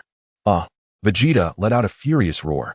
Do not think that by destroying the moon, you can rest easy, although it will consume a great deal of energy. Vegeta gathered energy into a glowing sphere, presenting it before Sun Wukong and the others. Kakarot, do not think that your moon destruction can halt me. The moon? What are you saying? As the Kaioken aura dissipated, Sun Wukong returned to his usual demeanor, gazing at the luminous energy sphere in Vegeta's palm. Do not feign ignorance. Kakarot, do you know why Saiyans transform upon seeing a full moon? Vegeta's words startled Krillin and the others, making them realize the true nature of the energy sphere in Vegeta's grasp. Oh no, Wu Ling. If Vegeta, Krillin turned to Sun Wu Ling, who wore a grave expression. Fingers extended, condensing a miniature energy slash the size of a thumb. Miniature energy slash. Everyone, do not worry. I am prepared. If I cannot stop him in time. Once Vegeta transforms into a great ape, divert his attention while I sever his tail. Now, I wish to understand the reason behind the Saiyan transformation. Good. Upon hearing Wu Ling's words, Piccolo, Gohan, Krillin, and the others readied themselves for action. Wu Ling's energy slash is remarkably powerful. Krillin marveled at the miniature energy slash atop Wu Ling's fingertip. Wu Ling had not remembered every detail. He could not recall the precise mechanism behind the Saiyan's transformation under the moonlight, only that the moon emitted a special wavelength. After such a long time, it was impossible for him to retain all that knowledge. At this moment, Vegeta addressed Sun Wukong. Moonlight is merely sunlight reflected. The light waves reflected by the moon contain Blutz waves, and during a full moon, the Blutz wave energy reaches 17 million Hz. When Saiyans absorb these 17 million Hz of Blutz waves, their tails react, initiating the transformation. Sun Wukong, what on earth are you saying? A mere handful of Saiyans possess the capability to create an artificial full moon emitting 17 million Hz of Blutz light. Even if you were to obliterate the moon, I could simply combine the oxygen and energy present on this planet. Haha. Vegeta unleashed a sphere of energy from his palm towards the heavens, and it erupted in a sudden explosion. The sound of a heartbeat resonated as Vegeta's pupils vanished, and his entire form grew immensely larger, causing his unique battle attire to expand accordingly. It transformed. This is the mighty ape that Saiyans become upon gazing at a full moon, Yamcha exclaimed, filled with anxiety. Well, now that we comprehend, let us proceed. Whoosh. The mini-energy slash in Sun Wukong's hand was unleashed. Piccolo, Yamcha, and Krillin charged forward, each unleashing their most potent destructive energy waves to draw attention. Meanwhile, the seemingly insignificant mini-energy slash silently approached the transformed giant ape, Vegeta. That is. Sun Wukong trembled all over, his body feeling as though it were encased in lead, rendering him unable to move. Son Gohan clenched his fists and gritted his teeth as he charged forward, unleashing a dazzling flash of energy. Everyone. Sun Wukong was momentarily stunned upon witnessing Vegeta transform into a great ape. It is well known that Saiyans undergo this transformation upon gazing at a full moon. Thus, it dawned upon him that the very creature responsible for the demise of his grandfather and the disruption of the martial arts tournament was none other than himself. I am truly sorry, grandfather. I am deeply remorseful. As the dust settled, the transformed Vegeta, now a great ape, burst into raucous laughter, utterly unscathed. What? Krillin and the others gazed in disbelief at the sight of Vegeta in his colossal form. Let me share some exhilarating news. Once a Saiyan transforms into a great ape, their battle power increases tenfold. Haha. Sun Wukong's lips curled into a smirk, his piercing gaze fixed upon Vegeta in that moment, his voice resonating clearly in Vegeta's ears. Allow me to share some delightful news with you, Vegeta. Take a good look at your tail. What? Vegeta turned to glance back, but it was already too late. The miniature energy blade had effortlessly severed his tail. Although the energy blade had diminished in size, its cutting edge remained as sharp as ever. How dare you? Vegeta exclaimed as his form gradually shrank. People often overlook the minuscule things around them, such as the grains of sand. And the thumb-sized miniature energy blade was now something Vegeta could no longer perceive. With his tail severed, the situation was compounded by the fact that Sun Wukong had deliberately learned a spell from the Kai, which he had applied to the miniature energy blade. Much like Sun Wukong's own tail, it would never grow back. Without comprehensive preparation, how could Sun Wukong possibly allow Vegeta to conjure an artificial moon?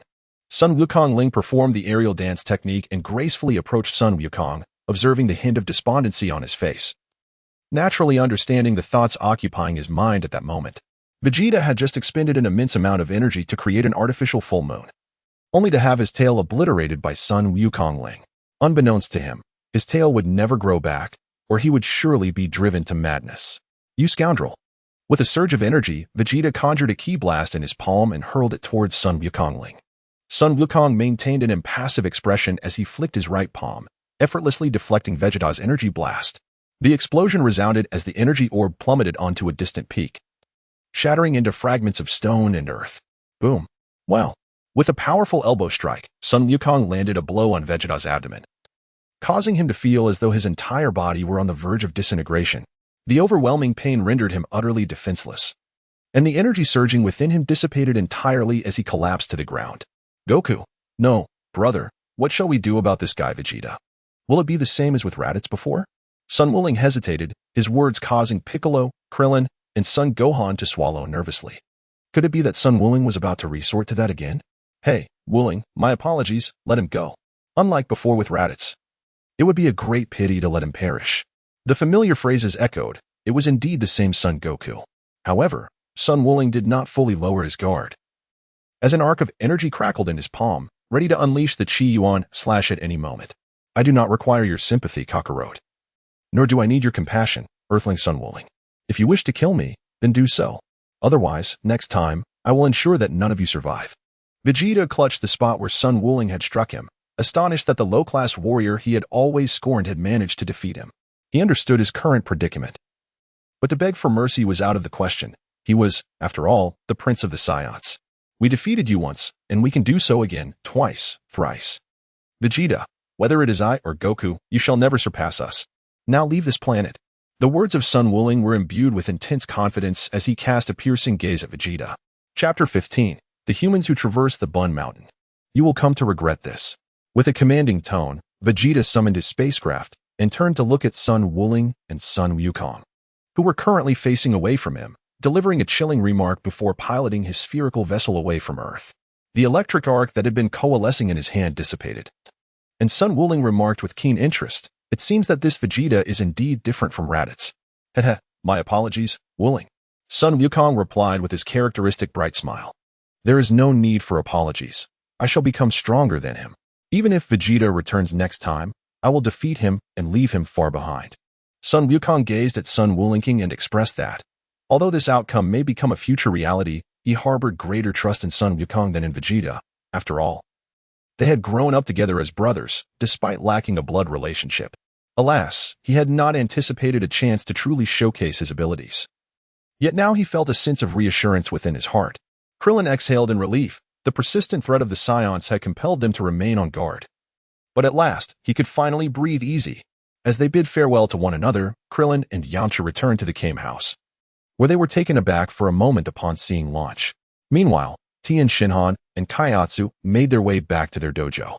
Sun Wukong, Sun Wufan, and Sun Wuling returned to Baozi Mountain. Upon seeing Sun Wukong and Sun Wufan, Chi-Chi was overwhelmed with emotion, shedding tears as they embraced each other. "How wonderful, my Wufan. And Wukong, you have finally returned. This is truly magnificent." Sun Wukong, Chi-Chi's Sun Wukong, mother. Beside him, Sun Wuling gazed at the scene of family reunion, smiling as he led the jovial bull demon king and a man with an explosive hairstyle away. "Wait a moment, that explosive hairstyle, what on earth?" Suddenly startled, Sun Wuling, who had always been composed and mature, let out an expletive, leaping backwards in surprise to create some distance. How could there suddenly be a stranger on Baozi Mountain? "Who are you?" His palm gathered energy, ready to unleash a chi slash at the man with the explosive hairstyle, as he demanded loudly, prepared to strike at the slightest provocation. The man with the wild hair was taken aback by Sun Wuling's reaction, hastily kneeling on the ground. "Master, wait. Please. Do not act rashly. I am a martial artist named Satan, here to seek your guidance, Master Wuling. Please, do not harm me." Sun Wuling glanced at the bull demon king, noticing him nodding, causing the energy blade in his hand to dissipate. "A month ago, while I was out hunting, I encountered him being pursued by a pack of Tyrannosaurus Rex. I rescued him on a whim. He mentioned he was seeking you and Wukong to become his disciple, having been trapped on Baozi Mountain for a week. In the end, I brought him back," the bull demon king elucidated with a smile. Sun Wukong plunged into deep contemplation, pondering the unexpected manifestation of Satan as a consequence of his own transformation. Satan, the infernal title from his past life, a fallen angel in opposition to God. The demon who tempts humanity into depravity. In the Bible, he is depicted as a serpent, luring Adam and Eve in the Garden of Eden to consume the forbidden fruit of knowledge, symbolizing the very essence of hellish malevolence. Sun Wuling pondered whether this name was intentional. In any case, it indeed resonated with the essence of the devil's name when juxtaposed with his original memories. Nevertheless, I recall having mentioned previously that one must ascend the Galan Tower to seek the teachings of the Galan sage. Furthermore, it seems you have yet to cultivate even a trace of vitality within yourself. Sun Wukong Ling inquired with a solemn voice, while Sun Wukong, Sun Wufan, and Chi-Chi gathered nearby. As for the reason behind her current decision to seek him as a mentor, Chi-Chi and the bull demon king understood Sun Wukong's temperament. Entrusting him with the task of teaching others might prove challenging. Sun Wuling did not refuse. After all, Satan must possess exceptional qualities to have achieved his previous status. Now, the martial arts have been thoroughly exposed to the public eye, complemented by the cities named after them, Wukong City and Wuling City, along with the statues erected in their honor. What is truly concerning is the passage of time, which can often lead to the fading of memories. Upon hearing Sun Wuling's words, Satan's eyes sparkled with hope. When he addressed him as master, Sun Wuling did not object. He saw an opportunity. "Master Wuling, my talents are rather mediocre, and I have never encountered disciples from esteemed schools such as the Turtle School or the Crane School. Thus, I dared to venture to Baozi Mountain. Just as I was on the brink of demise, I was rescued by Mr. Nyo Mo Wang, which granted me the fortune of meeting you." Tears streamed down Satan's face. and he sobbed so uncontrollably that Sun Wuling could not help but grimace in disdain, saying, "Wipe away those tears and snot." "Ah, yes," Satan quickly replied. Upon hearing the mention of the Korin Tower, Sun Wukong turned to Sun Wuling and chuckled. "Ah, the Korin Tower, how nostalgic. I nearly met my end there. And it was Wuling who carried me up the tower, only for the Korin sage to save me with his magical beans. What? Chi-Chi, Gohan, the Ox King, and Mr. Satan gazed at Sun Wukong with astonishment, utterly intrigued by such a tale. Mr. Satan, in particular, was profoundly shocked. He had indeed visited the Korin Tower and had heard from the locals about two boys, one of whom had shouldered the dying child up the tower. He had personally experienced the vastness of the Korin Tower, which seemed to stretch infinitely into the heavens. At that time, it was astonishing to think that Sun Wuling had managed to carry Sun Wukong up as well. Sun Wukong Ling gazed somberly at his own palm, as if he could still perceive the blood of Sun Wukong staining his hands. It was during that time when his Chi Yuan Slash made its inaugural appearance. He had not yet possessed the 7 Dragon Balls. In the Korin Tower, he encountered Tao Bai Bai, and at that moment, he and Sun Wukong were far from being a match for Tao Bai Bai. Seizing the opportunity created by Sun Wukong, his Chi Yuan Slash severed Tao Bai Bai's corpse, which he subsequently obliterated with the Kamehameha wave.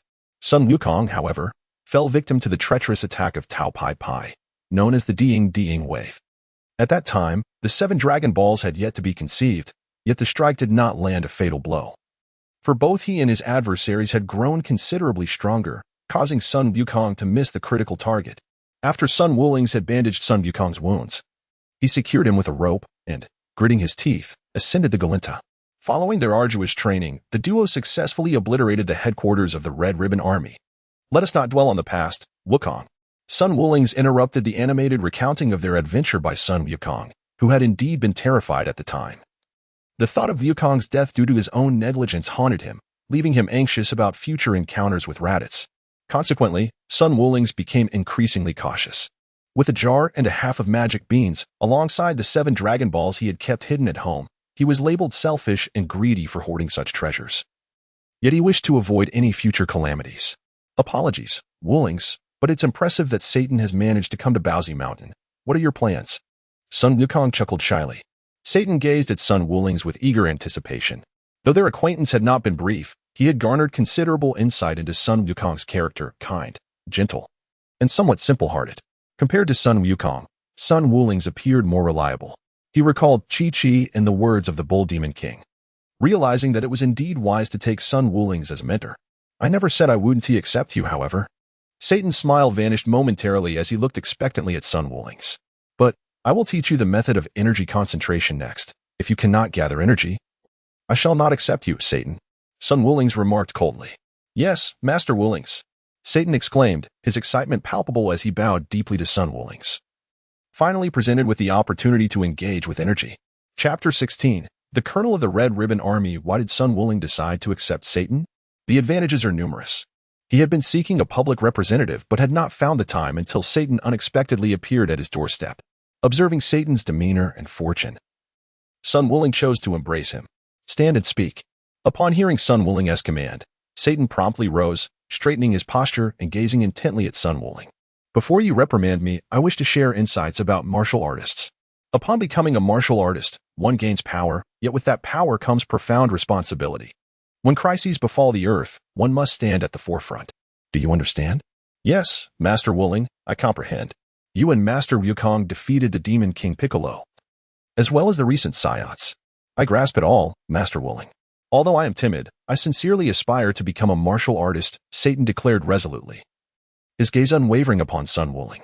Nearby, Sun Wukong, the Bull Demon King, and Chi-Chi exchanged approving smiles, evidently pleased with Satan's words. We shall commence training tomorrow. I am rather fatigued today. By the way, Satan, do you have any family? It seems that your training will likely prevent you from returning home for a while.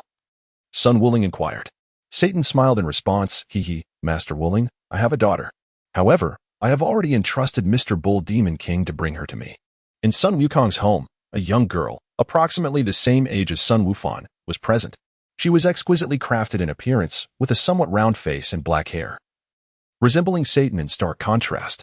In the city of Wukong, which once served as the battleground where Sun Wuling and Sun Wukong triumphed over the formidable Demon King Piccolo, A once desolate area has been resurrected into a bustling metropolis boasting a population exceeding 10 million, with the royal palace established at its heart.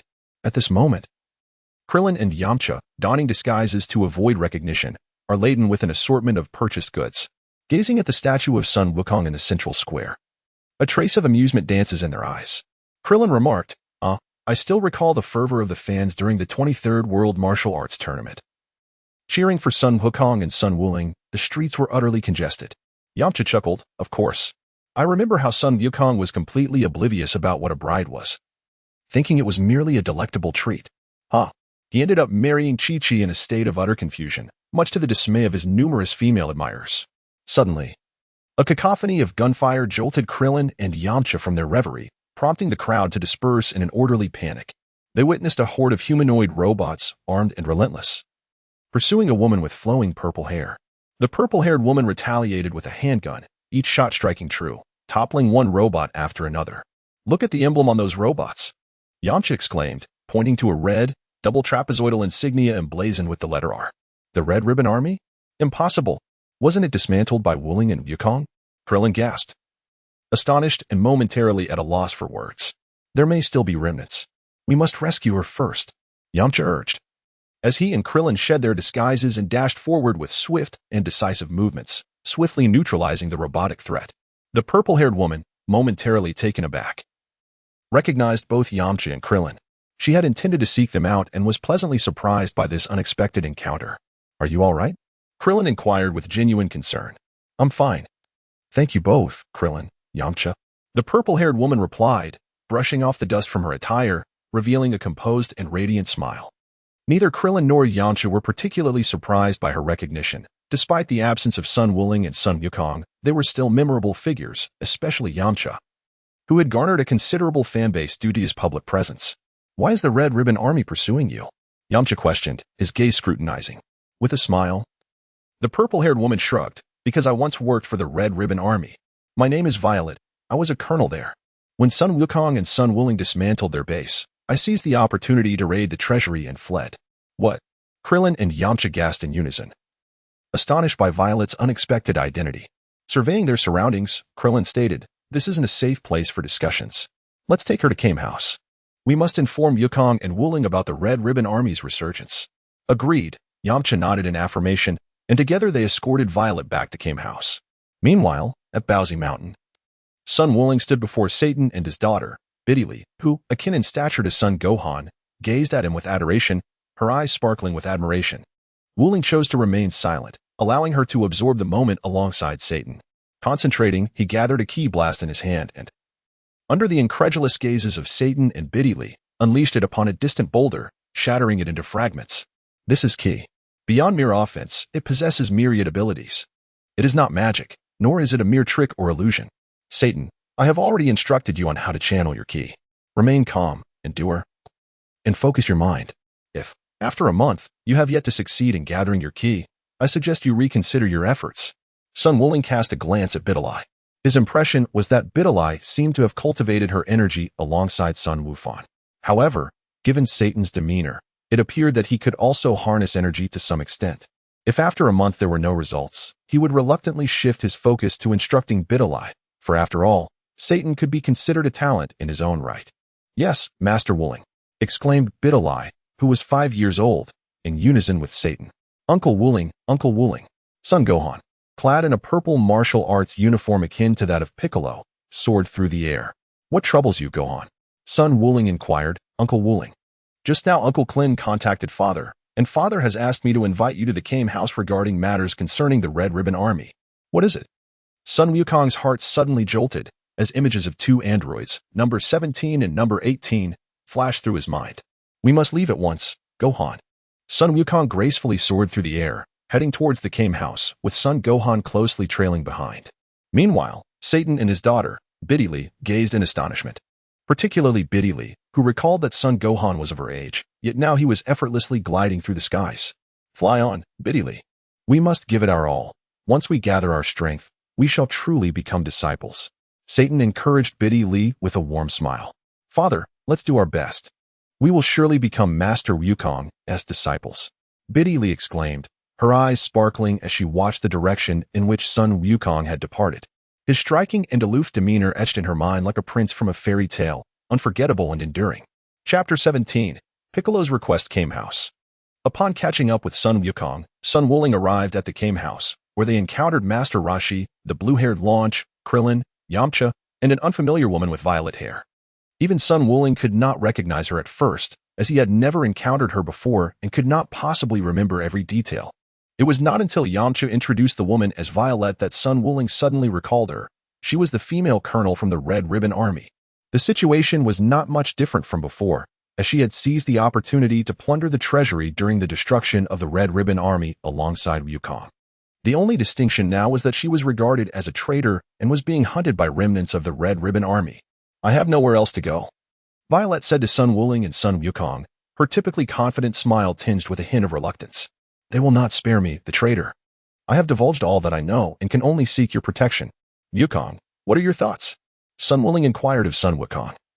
Noting their contrasting appearances, one with a pale visage and the other with a dark countenance, he was the one with the latter. "Hiki, Wuling, why not accept her? She appears quite pitiable, and it must be challenging for a young girl in these times," Sun Wukong said bashfully. At that moment, a joyful smile illuminated Violet's face, and she excitedly embraced Klin. She was finally free from the need to hide. "Nevertheless, Ziluo, I have a few matters I wish to discuss with you." Sun Wuling observed the crimson-faced Klin and the exuberantly cheerful Violet. He could not help but feel as though there existed an inexplicable chemistry between them. Especially as Klin found himself enveloped in Violet's embrace, his countenance radiated a softness reminiscent of breathlessness, causing a blush to creep from his cheeks to his neck. Meanwhile, Master Roshi looked on with an envious expression directed at Klin. "Haha, Klin, once you and Android 18 are together, I shall certainly share today's events with her." Sun Wuling, with a hint of mischief in his heart, maintained an air of indifference on the surface. "Violet, are you aware of artificial beings? Similar to Android number 8. Are the remnants of the Red Ribbon Army still engaged in research on such entities? Artificial beings?" Violet gazed at Sun Wuling with a look of confusion. Loosening her grip on Klin, who appeared to be gasping for breath yet wore a blissful expression. "Are you truly unaware?" Sun Wuling's eyes narrowed slightly, scrutinizing Violet intently. Violet shook her head. "I genuinely do not know about the artificial beings you mentioned. However, I do know that the weapons of the Red Ribbon Army were created by a core figure within their ranks.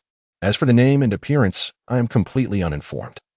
During my time within the Red Ribbon Army, I only knew of the existence of such an individual."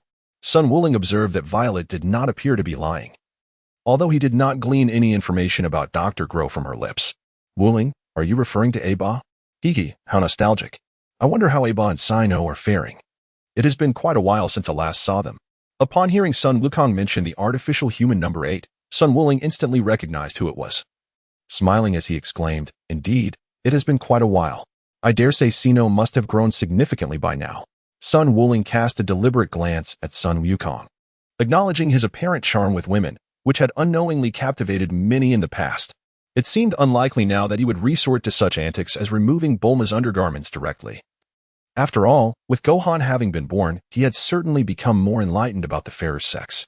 Violet had also remained at the Came House, and before departing, Sun Wuling took a keen interest in Krillin, as Sun Wukong and Gohan returned to Baozi Mountain. Thanks to Sun Wuling's influence, none of the Z fighters, including Piccolo and Yamcha, had to make the ultimate sacrifice this time, leading to a collective sense of joy. Presently, Bulma was engrossed in her research on Raditz and Nappa's spacecraft, endeavoring to reconstruct it according to her vision. Even though it seemed unlikely that Sun Wukong and the others would venture to Namek anytime soon, Sun Wuling still planned to explore the cosmos. On that day, Mr. Satan successfully gathered his energy and was taught the Satan's levitation technique by Sun Wuling. He intended to visit West City to check on Bulma's progress with the spacecraft when unexpectedly, Piccolo came knocking at his door. "Piccolo," Mr. Satan exclaimed, anxiously clutching Videl to his chest, trembling with fear. "Satan, Videl, he is no longer the Piccolo of old." Sun Wukong gazed at the trembling Satan and remarked to Dilly, "The time is not far off, and the terror of Demon King Piccolo has yet to dissipate." Piccolo, crossing his arms defensively, cast a cold glance at Satan and Wukong, saying, "Is this your new disciple? He appears to be considerably inferior to Gohan." Sun Wukong did not object. Looking at Piccolo, he smiled and said, "You haven't come over just to mock me? Have you, Piccolo? Speak up. What is it that you wish to discuss? Piccolo fell into a brief silence, seemingly hesitant to articulate his thoughts. He finally spoke. For reasons I cannot quite comprehend, I have been plagued by an unsettling feeling, a longing to visit my ancestral home. Namek. Wukong, I have heard that you plan to journey through the cosmos soon.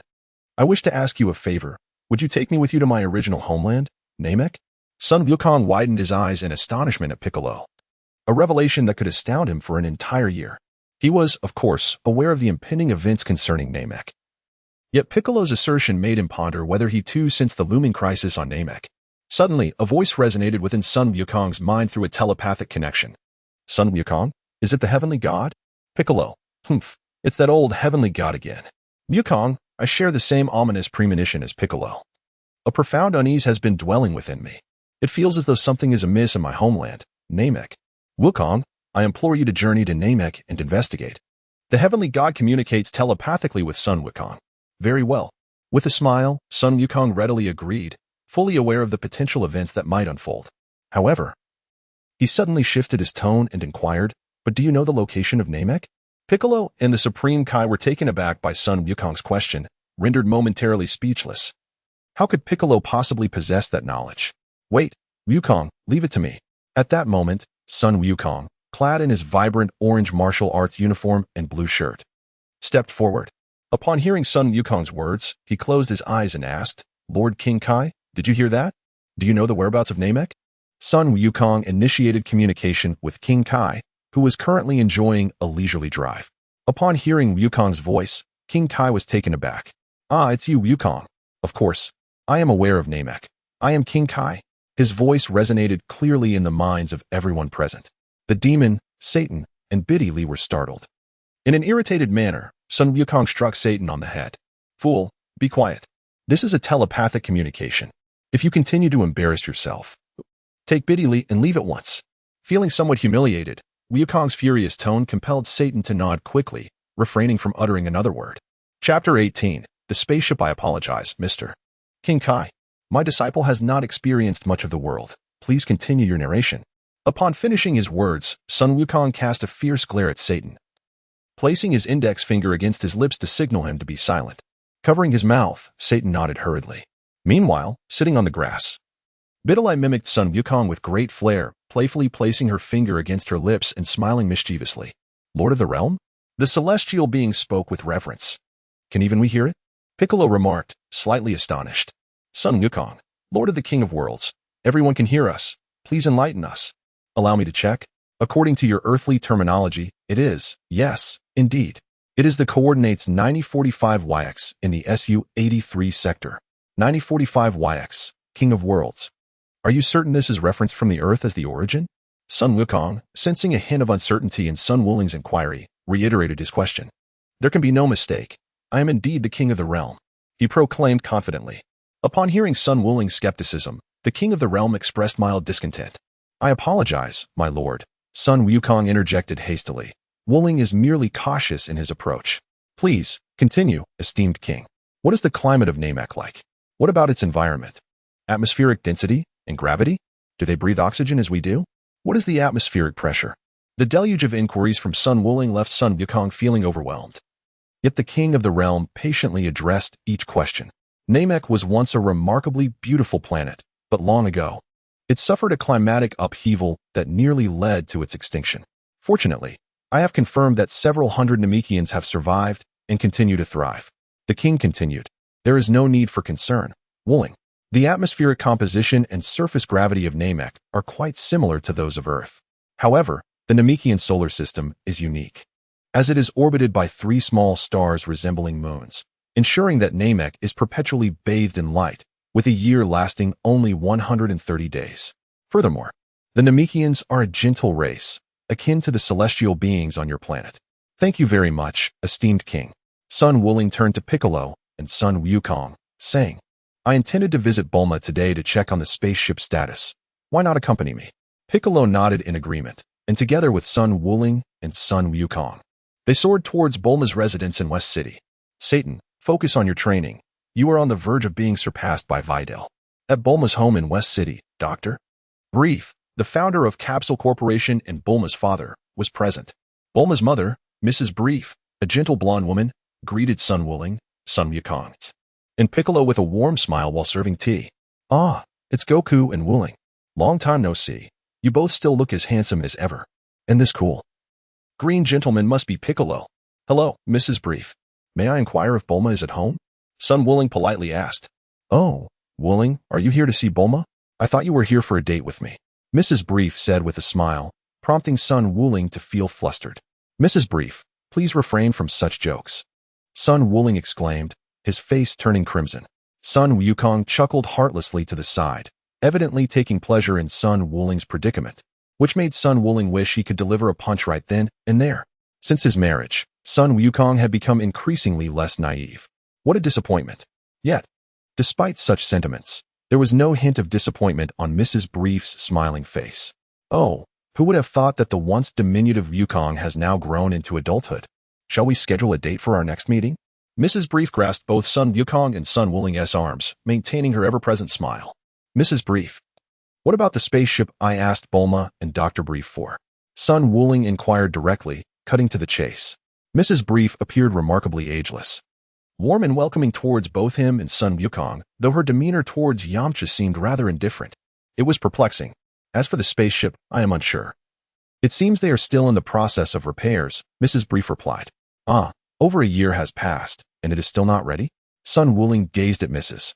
Brief in astonishment, which hardly aligned with Dr. Brief and Bulma's typical efficiency. "Where are they now?"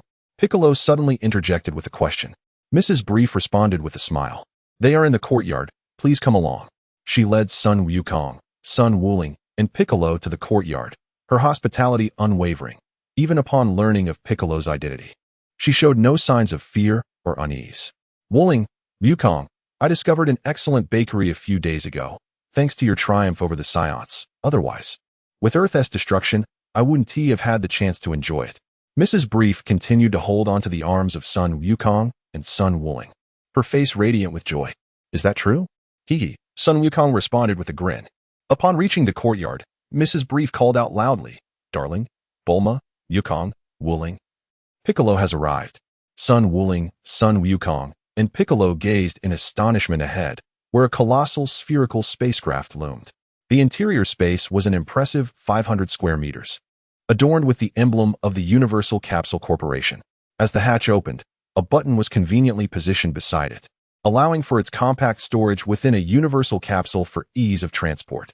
At that moment, Bulma exuberantly emerged from the spacecraft, exclaiming, "Wuling, Sun-kun, Piccolo, you have arrived.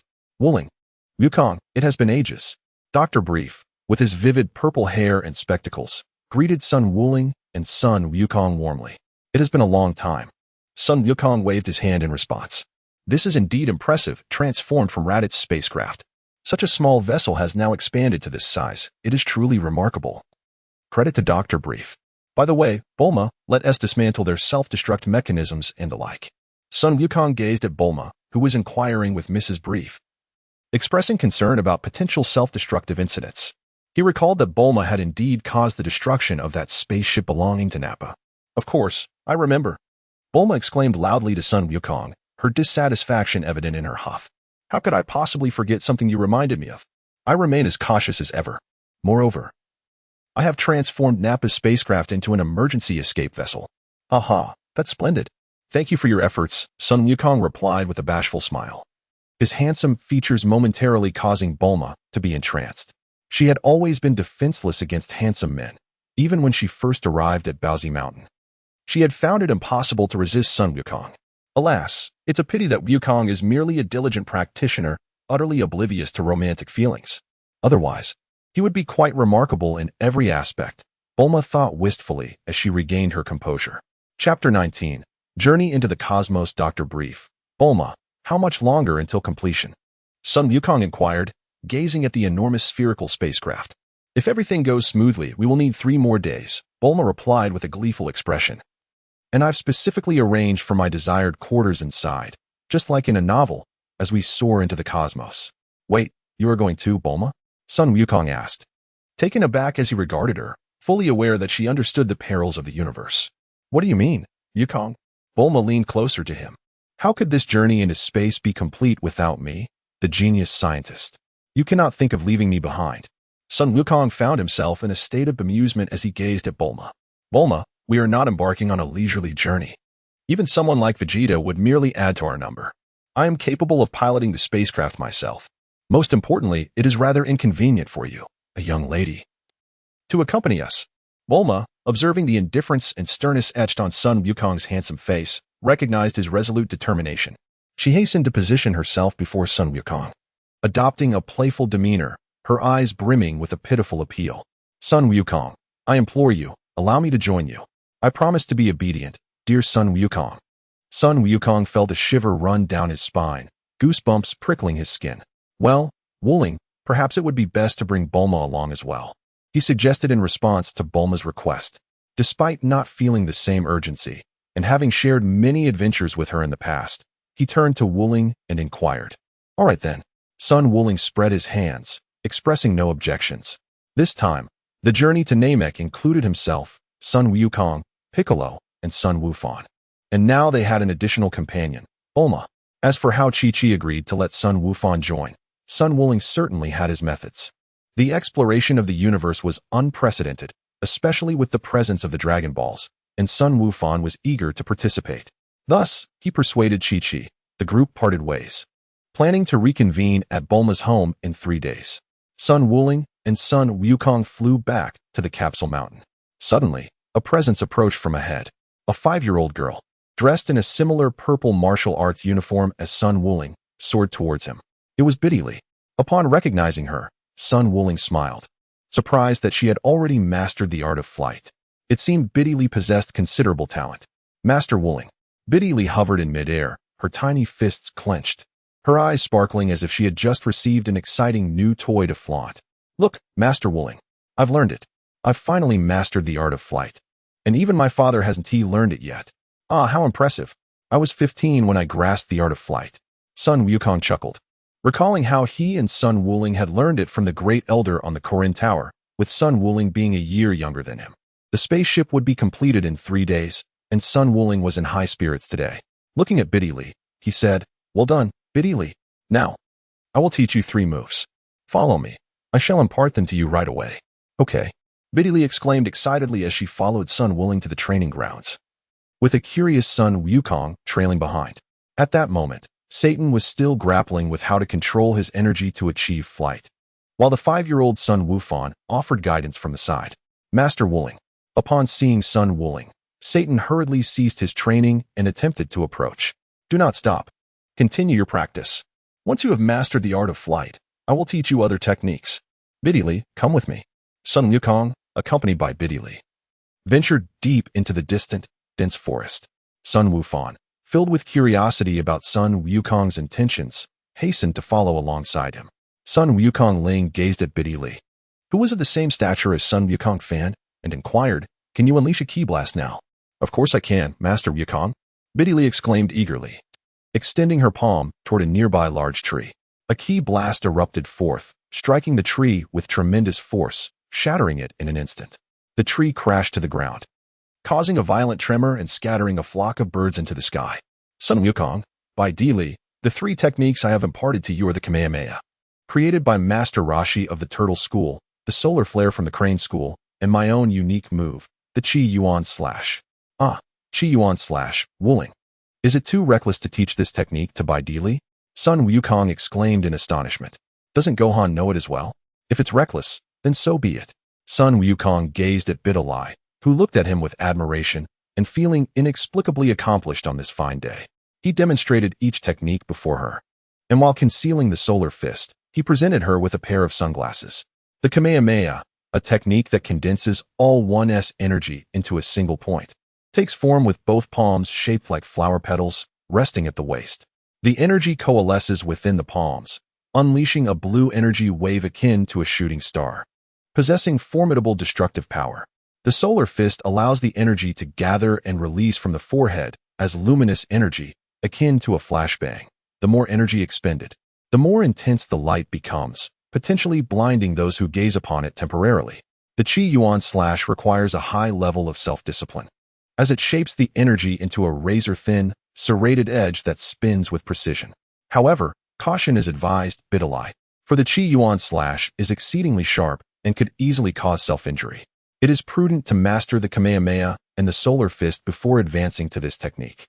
Sun Wukong cautiously advised Bidalai, imparting the techniques while also sharing several important considerations to keep in mind. Sun Wuling, unaware of the extent of his own strength, engages in a spar with Sun Wukong. Currently, even with the utilization of the Kaioken ×5, Wukong finds himself at a disadvantage, while Wuling's potential remains unbounded, growing at an astonishing rate. At this moment, Bidalai quietly inquires of Gohan, asking, Gohan, I heard from Dad that you are also going to accompany Master Wuling and the others into the universe? Indeed. We are heading to the home of Uncle Piccolo, planet Namek. Uncle Wuling has already convinced my mother. Soon, Dad, Uncle Wuling, Uncle Piccolo, and Aunt Bulma will all embark on this journey together. Son Gohan, with a hint of pride, addressed Biddy, engaged in a playful competition typical among children. In this setting, surrounded by peers of similar age on the Bowsy Mountain, he felt an inexplicable urge to affirm his own strength, particularly in the vastness of the universe. Biddy lifted her gaze to the azure sky, a tinge of sadness in her voice as she expressed, I envy you so much. I long to journey into the universe alongside you. But my father and Master Wuling would never consent. Ah, Biddy, do you truly wish to accompany us to planet Namek? Son Gohan inquired, noticing her melancholic demeanor. Of course I do. Everyone harbors dreams of the celestial expanse. She replied eagerly. But is it possible, Gohan? With Master Wuling and my father? Biddy's eyes sparkled with hope as she looked at Son Gohan. Leave it to me.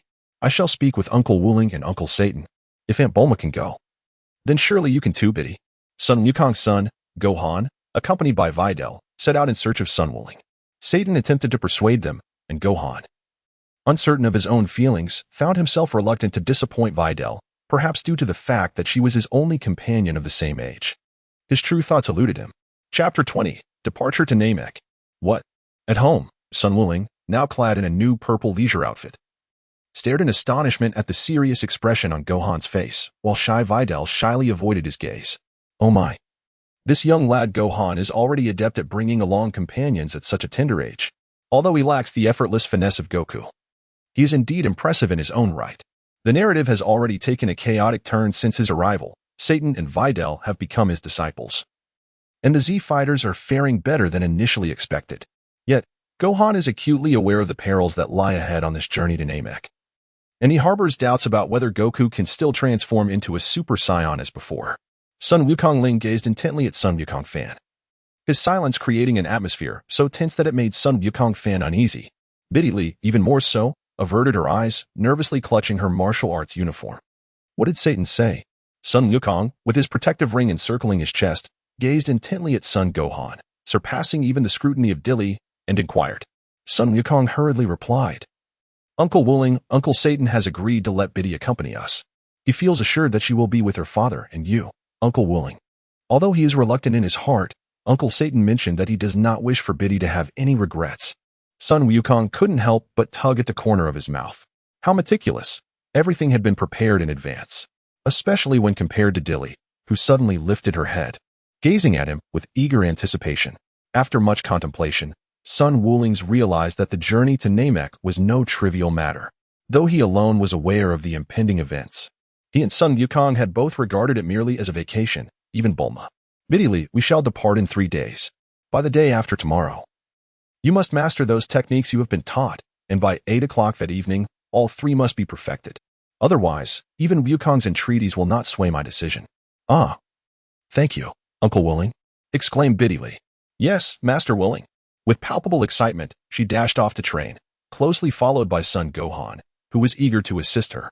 Observing the two depart, Sun Wuling chuckled softly.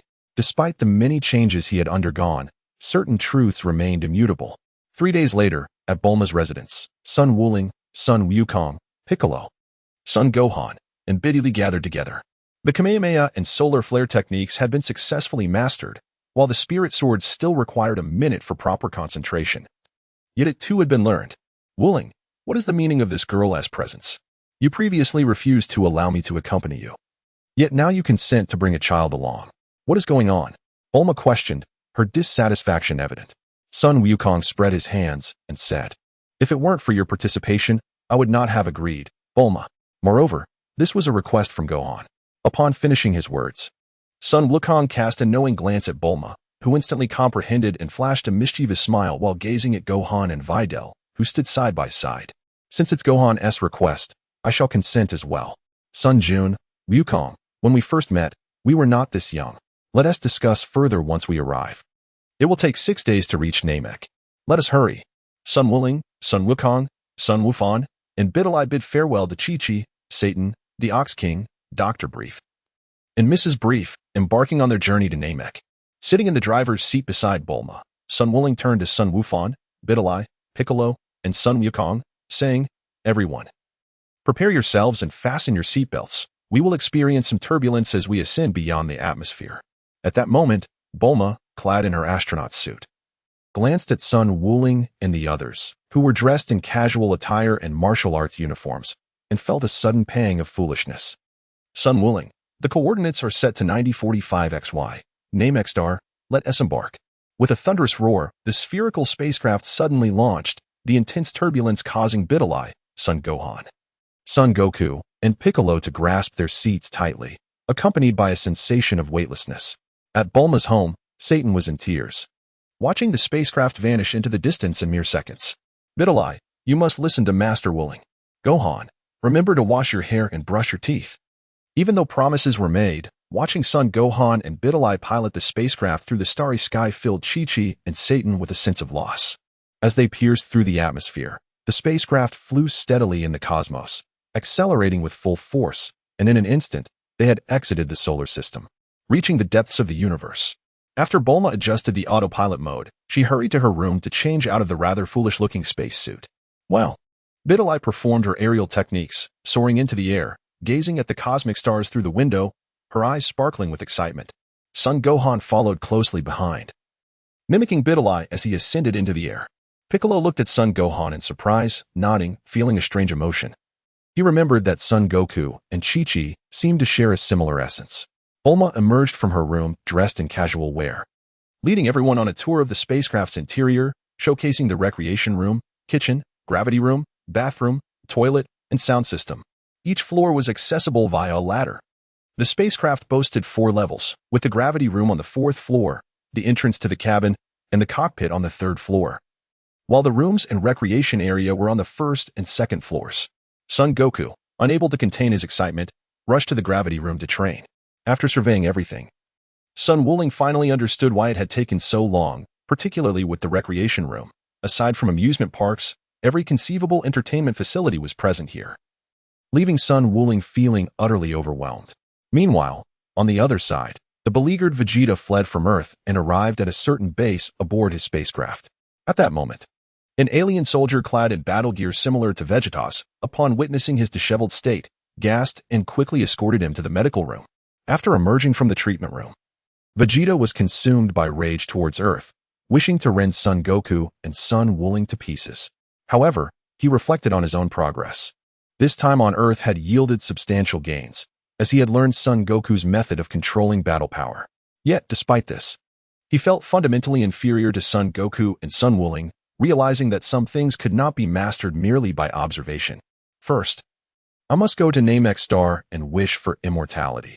Only then can I defeat Kakarot, that earthling named Son Wuling, and Frieza, the latter named Titan Vegeta's fists. Oh, Vegeta, you seem to be in quite a predicament, hee. I heard that Raditz and Nappa have perished. Who could possibly be so formidable as to vanquish the invincible Saiyan? A blue, humanoid alien adorned with toad-like spots openly mocked Vegeta. Get lost, Chue, I have no time for your nonsense. Vegeta brushed past the alien. Chue grabbed Vegeta's shoulder, his irritation growing at the disregard shown. Listen, King Frieza is furious about your unauthorized trip to Earth. Vegeta's tone turned icy, his expression becoming serious. What does that have to do with you, scum? And remove your filthy hands. Chapter 21. Namek Star. Upon hearing Vegeta's insult, Chue felt a surge of uncontainable rage. However, a thought crossed his mind, and his smile morphed into a more sinister grin. Vegeta, King Frieza is magnanimous. He has forgiven you because you discovered something valuable. What?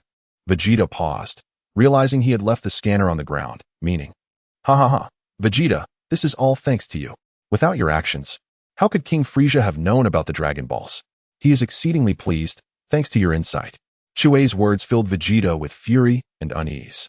What did you say? Are you implying that King Frieza has gone to Namek Star, where immortality resides? Ha ha ha. You bastard. Vegeta stormed out, passing by an alien, seizing its scanner, and boarding a spacecraft. I will not allow you to succeed. That treasure is mine. If Frieza truly succeeds, I will be his subordinate forever. You scoundrel. Looking through the spacecraft's window, Namek Star appeared as a vibrant green planet. Gradually, within the gravity chamber, Son Goku effortlessly adjusted to 100-fold gravity, his power escalating beyond his current limits. Sun Wulings also attempted to train in a gravity chamber. However, even though he endured 10-fold, or even greater, gravity, he discovered that it offered little benefit to him. Instead, it inflicted considerable strain and damage upon his body, leading him to conclude that traditional methods of cultivation were far more advantageous. Thus, the gravity training proved to be of little value, akin to a mere trifle. As the Mexing arrived, everyone settled into their seats and fastened their seatbelts, preparing for landing, anticipating some turbulence. Sun Wukong and Bulma occupied the front seats of the cockpit, while Wukong, Piccolo, Gohan, and Biddy Lee hastily fastened their seatbelts, gripping their seats tightly, bracing themselves against the turbulence and impact of landing. With a thunderous roar, the jostling ceased, and Bulma, having meticulously prepared, produced a myriad of items. Everyone, wait a moment. I need to assess the atmospheric conditions. I've even brought along oxygen masks. Bulma observed as Sun Wuling, Wukong, Biddy Lee, and Gohan hastily opened the hatch and exited, which infuriated her. You all lack common sense, but Wuling, how could you recklessly jump out like that? Bulma stormed out, her voice raised in anger. Sun Wukong tilted his head, his expression unchanged, and replied, I sensed the aura of Namek upon my arrival. More importantly, Piccolo and I share similar origins. Despite some environmental differences, they are negligible. Bulma found herself speechless in the face of Sun Wukong's words. Piccolo's gaze was filled with nostalgia, a serene feeling that he cherished. For this was his homeland, a place that brought tranquility to his heart. Is this truly Uncle Piccolo's homeland? It feels remarkably similar to the place where I train, observed Gohan as he surveyed the surroundings. With sparkling, clear eyes, Videl dashed over to Sun Wukong, exclaiming, Master Wukong, this is indeed Namek, isn't it? It is so beautiful. Sun Wukong had grown accustomed to the unexpected occurrences that may arise, transforming the spacecraft into a versatile capsule and entrusting it to Bulma. Do not wander off. Biddy Lee and Gohan. If anything were to happen, you must ensure Biddy Lee's safety. Sun Wukong earnestly urged Gohan. He had permitted Biddy Lee's presence primarily because of Gohan. Although they would have eventually been together, perhaps an earlier encounter would be even more advantageous. Uncle Wukong, I will certainly protect Biddy Lee, Gohan declared resolutely, standing before Sun Wukong. Suddenly, a spark of realization ignited in his mind. In the distance, he sensed a multitude of energy signatures. While their intensity was not particularly high, their sheer number was alarming. Were there others? Apart from Biddy Lee and Bulma, everyone seemed to be aware, as if engaged in battle. That must be Vegeta. Who are the others? They appear formidable as well. It seemed that Piccolo's and the Supreme Kai's ominous premonitions were coming to fruition. Bulma, activate the Dragon Radar. Sun Wukong hastily called out to Bulma. Since it concerns the Namekian beings, akin to the Kaioshin and Piccolo, wherever the Dragon Balls are found, there must also be Namekians present. Vegeta, wasn't that Saiyan driven away by Sun Wukong last time? It's all manageable, Bulma replied with a carefree smile. However, that is not quite right. The startled exclamation of Sun Wukong sent Bulma, Biddy Lee, and the others jumping in surprise. Sun Wukong Ling gazed intently at the Dragon Ball radar in his hand, his perceptive abilities far surpassing those of Sun Wukong and Piccolo. A formidable energy emanated from within. The radar indicated that 6 Dragon Balls had converged in one location. This was alarming, far beyond anything that Vegeta could contend with. Truly powerful, exceedingly powerful. Sun Wukong felt beads of sweat forming on his forehead, acutely aware of the source of that overwhelming aura. It was Frieza. The sheer magnitude of his power was astonishing. Even with his precognitive abilities, the reality of facing such a foe was terrifying. And this was merely the initial form. One could only dread what the final transformation might entail. Bulma, please take Biddy Lee and return to Earth at once. The situation has surpassed our expectations. Should anything arise, Goku will use the King Kai to reach out to you, and we can summon the dragon to bring us back. Sun Wuling truly yearns to reveal everything concerning Frieza and his own secrets. However, he refrains, fearing the invasion of his memories. To counter this, he has diligently studied a segment of soul research under the tutelage of Master Rashi's sister and the fortune-telling elder, developing two formidable techniques, the soul-sealing technique and the mental impact. Even the great Karen did not perceive his mastery. As for the mental impact, it proves effective against those weaker than himself, yet it backfires against those stronger. When facing equals, it merely feels akin to a mosquito bite. Wooling. Time may be running out. Piccolo gazes coldly at the sky, arms crossed protectively, as Vegeta approaches us rapidly. We must conceal ourselves at once. Son Wooling swiftly seized Biddy, while Son Gohan concealed his energy within the secluded mountains. Son Goku held on to Bulma, with Piccolo following closely behind, masking their presence. Time rewinds. Vegeta crash-landed on planet Namek in his spherical spacecraft. Meanwhile, Son Wooling and the others had just departed from Earth. Clad in blue battle armor and equipped with a scouter, Vegeta emerged from the crater, his thoughts seething with defiance.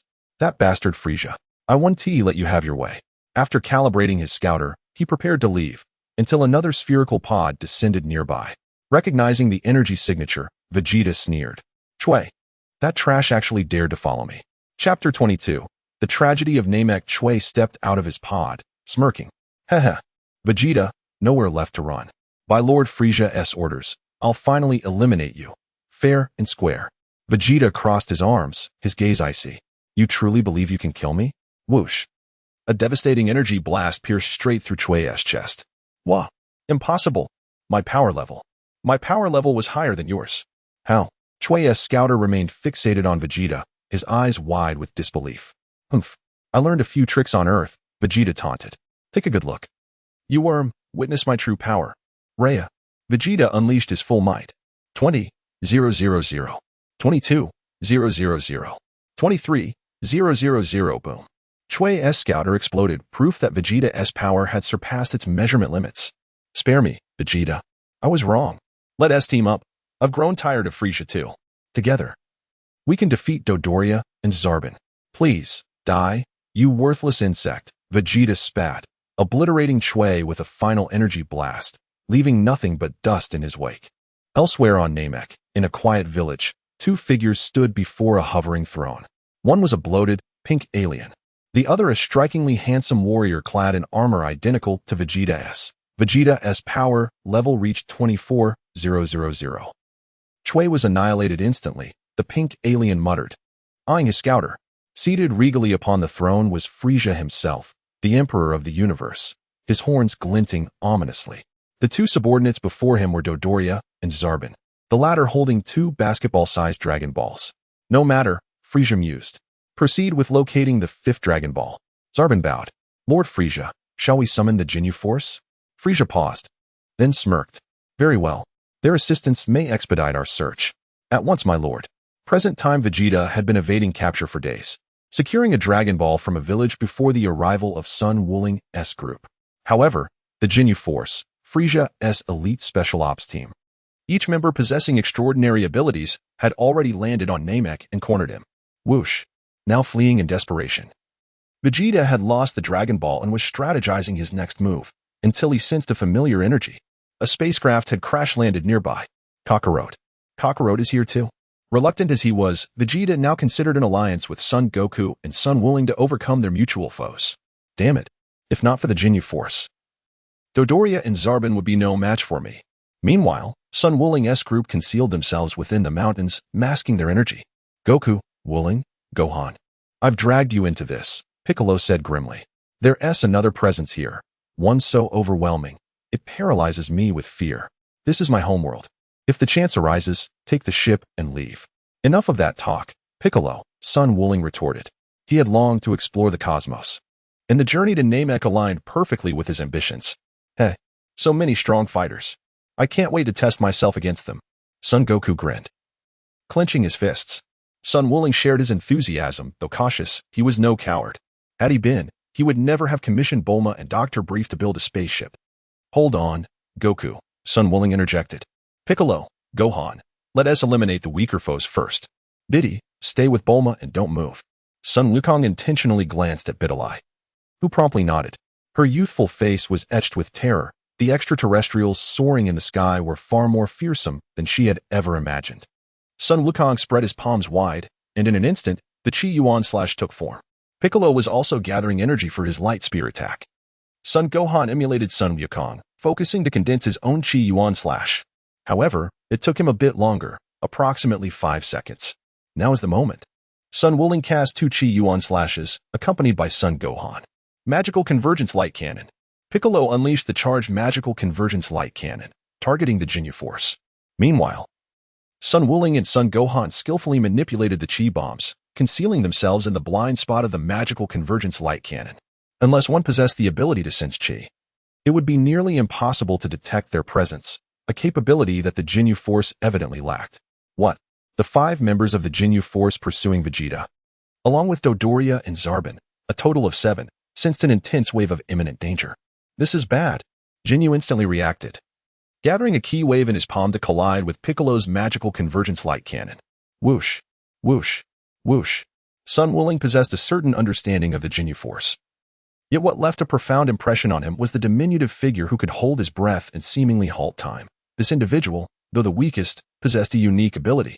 There was scarcely a moment to catch his breath when the green-skinned member, named Goku, was cleaved in 2 by Sun Wuling's Chi Yuan slash, his body severed. But the onslaught did not cease there. Utilizing his control over energy blasts, Son Gohan, alongside Sun Wuling, directed the Chi Yuan slash to soar towards the bodies of Riku, Bart, Jisoo, and Sabo. Gohan, spare one alive. Upon uttering this command, Son Gohan adjusted the trajectory of the Chi Yuan slash, which was initially aimed at Dodoria, the swollen pink alien, redirecting it towards Ginyu. What? Ginyu evaded the energy wave that was currently suppressing him and ascended into the sky, unleashing 3 consecutive energy blasts that shattered the Chi Yuan slash. Vegeta. Sun Wukong's loud call instantly roused the previously dazed Vegeta, who comprehended the meaning behind the words. A scornful smile crept across Vegeta's face. Earthling, do not dare to command me, he exclaimed. Gathering his energy, Vegeta unleashed a powerful energy wave that obliterated the severed corpses, reducing them to mere dust. Only the trembling Dodoria remained, his eyes wide in shock as he beheld the sudden appearance of Sun Wukong, Sun Wuling's, and the others. Captain Ginyu. Dodoria quickly flew to Jinyu's side. In that brief moment, both Zabon and the remaining 5 members of the Ginyu Force had inexplicably vanished, leaving him in a state of fear. Suddenly, Sun Wuling's transformed into a streak of light, darting towards Ginyu, while Sun Wukong appeared as innocent as a child. Ah, Wuling, you were too cunning. I apologize, brother. I allowed Vegeta to take the lead earlier, but this time, I must seize my chance, beyond a mere desire to fight. Sun Wulings understood that Ginyu possessed the ability to switch bodies, and he had the means to counteract that ability. Chapter 23. Ginyu, who are you? Ginyu demanded, his anger palpable as he regarded Sun Wulings. Do you even know who I am? This sudden intruder had effortlessly dispatched all his teammates in an instant. Shouldn't one introduce themselves before inquiring about others? Sun Wukong gently swept his hair aside, his gaze indifferent as he regarded Ginyu. He sensed that this individual before him was hardly a match for him. Haha, let me tell you.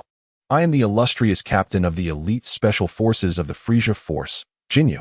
I am also the embodiment of art, Ginyu proclaimed, striking an exceedingly flamboyant pose, reminiscent of the incomprehensible performance art that Sun Wukong had previously witnessed. I am not embarrassed. It's others who should feel awkward. At that moment, Son Gohan murmured in admiration, prompting Sun Wukong, Piccolo, and Son Goku to widen their eyes in disbelief as they looked at him. Upon hearing the unexpected approval, Ginyu excitedly gave a thumbs up to Son Gohan, exclaiming, Haha, join the Frisia Force. You truly possess the spirit of the Kamehameha. Seeing Ginyu attempt to lead Son Gohan astray, Sun Wukong gathered his energy, releasing 2 Azure energy blasts that hurtled toward Ginyu. Hey, why did you suddenly attack? Who are you really?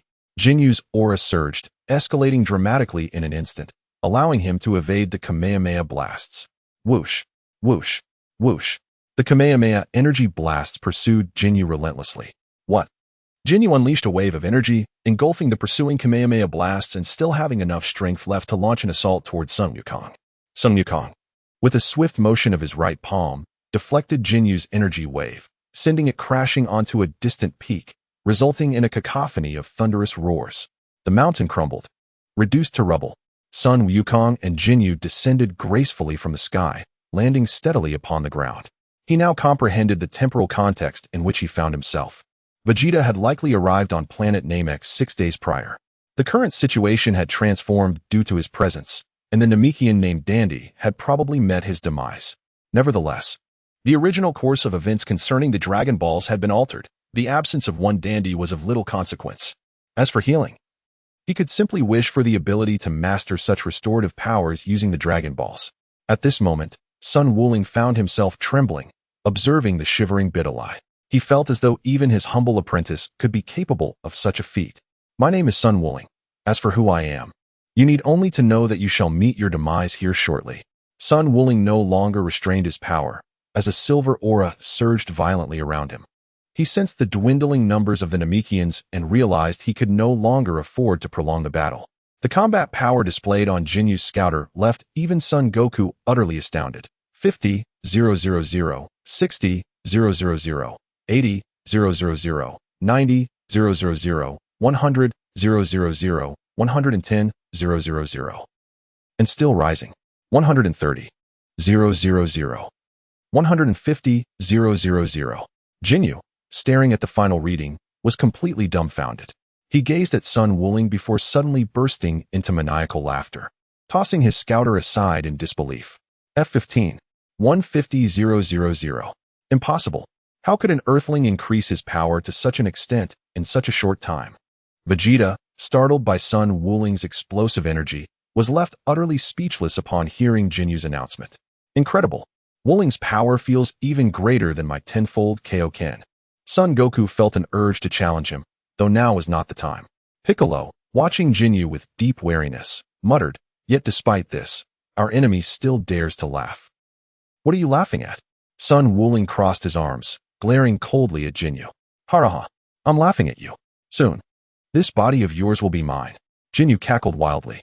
Had Sun Wuling not known his technique, he might have mistaken the statement for something far more twisted. Thud!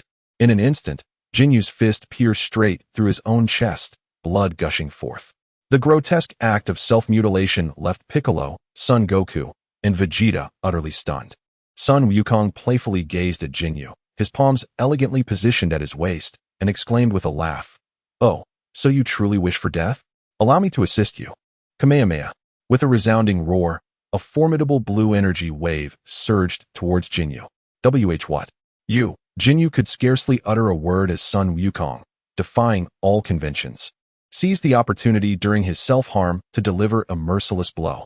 Jinyu possessed the extraordinary ability to exchange bodies with his opponent, which prompted his self-inflicted injury. Intending to switch places with Sun Wukong. However, Sun Wukong had anticipated Jinyu's capability and technique. Thus, before Jinyu could activate his power following the self-harm, he was obliterated into dust by Sun Wukong's Kamehameha. Sun Wukong turned his gaze towards the trembling Dodoria, a grotesque and bloated alien of a sickly pink hue. Piccolo and Vegeta surrounded him, and Dodoria nervously swallowed, especially anxious after witnessing Jinyu's demise at the hands of Sun Wukong. "I have some questions for you. If you answer truthfully, we shall let you go." Sun Wuling deliberately positioned himself beside Piccolo, distancing himself from Vegeta while discreetly signaling with a glance. In an instant, Vegeta comprehended the unspoken message. He sensed a certain affinity with Sun Wuling, swift, precise, and formidable in action. However, he lamented that they were not aligned in purpose. A wicked smile playing upon his lips. When Dodoria heard Sun Wuling refer to us, he did not realize that Vegeta, Sun Wukong, and Sun Wuling were not of the same faction. And he hastily nodded in response. "What do you say, my lord? I shall divulge everything I know." Sun Wukong stepped aside for Piccolo, who advanced a step, casting a cold gaze upon Dodoria, his eyes betraying a hint of anger. "Why have you come to Namek? Surely, it was you who slaughtered the Namekians." Dodoria hastily replied, suspecting that Sun Wukong and the others might be allies of the Namekians. "Yes, indeed. Lord Frieza brought us to Namek in search of the Dragon Balls." "The Dragon Balls? You say?"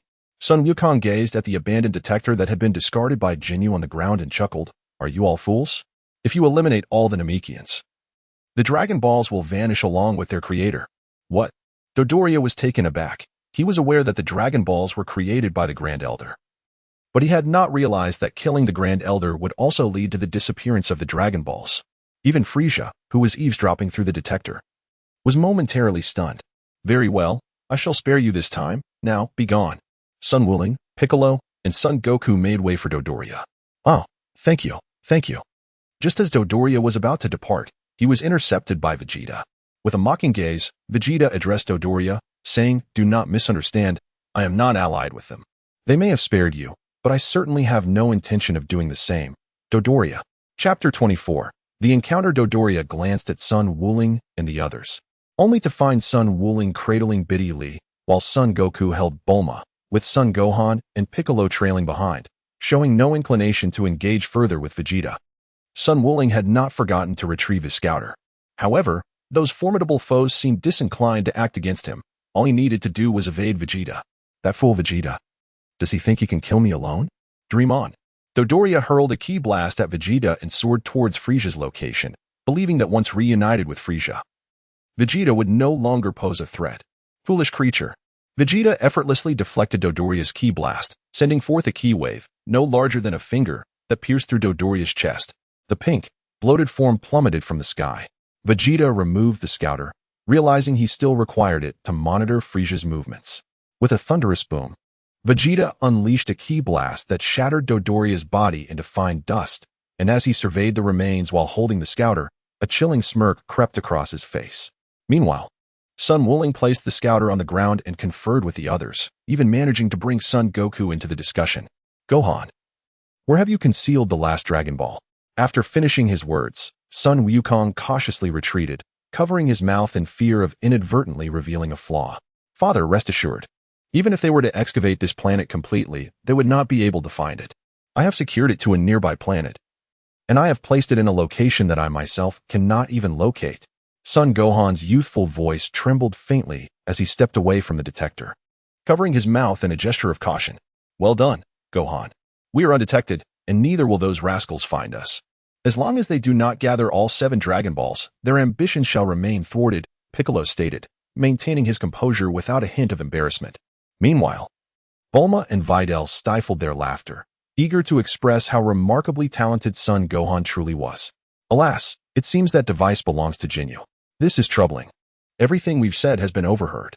Son Wukong fiercely crushed it with a decisive stomp, gesturing to everyone that it was all over. "You are truly remarkable, Wukong. I can't believe you thought of such a clever solution," Bulma exclaimed with a smile directed at him. However, a note of concern crept into Piccolo's voice as he inquired, "But can they really be deceived?" Son Wooling crossed his arms protectively over his chest and chuckled. "It's better to believe than to doubt. After all, with so many people around, Frieza is bound to send someone to verify. Whether they believe it or not makes little difference." Son Wukong gazed at the Dragon Ball radar, where 6 Dragon Balls were now gathered together, with a solitary one appearing to be in close proximity. "This presents quite a challenge. Let us hasten our pace. The Namekian, responsible for the creation of the Dragon Balls, must be near the final Dragon Ball, and it does not seem to be too far away." Son Wooling soared away first, cradling Bidalai in his arms, while Son Wukong followed closely behind, holding Bulma in a princess carry. Piccolo and Son Gohan trailed them, all heading towards the solitary Dragon Ball indicated on the radar. Vegeta, Frieza, and numerous soldiers from the Frieza force, equipped with detectors, felt as if time itself had come to a standstill. A cautious soldier glanced at Frieza, seated upon his throne, and said, "Lord Frieza." Frieza's laughter echoed, yet his clenched fist betrayed an overwhelming fury. "You, go immediately to the nearby planets." 6 Dragon Balls, each the size of a basketball, hovered behind Frieza. "Yes, Lord Frieza." Thousands of soldiers piloted their ships away, heading towards the planets illuminated by the 3 radiant stars surrounding Namek, leaving no stone unturned. Although Frieza harbored doubts about the recent claims, he chose to investigate, thinking it prudent to remain vigilant.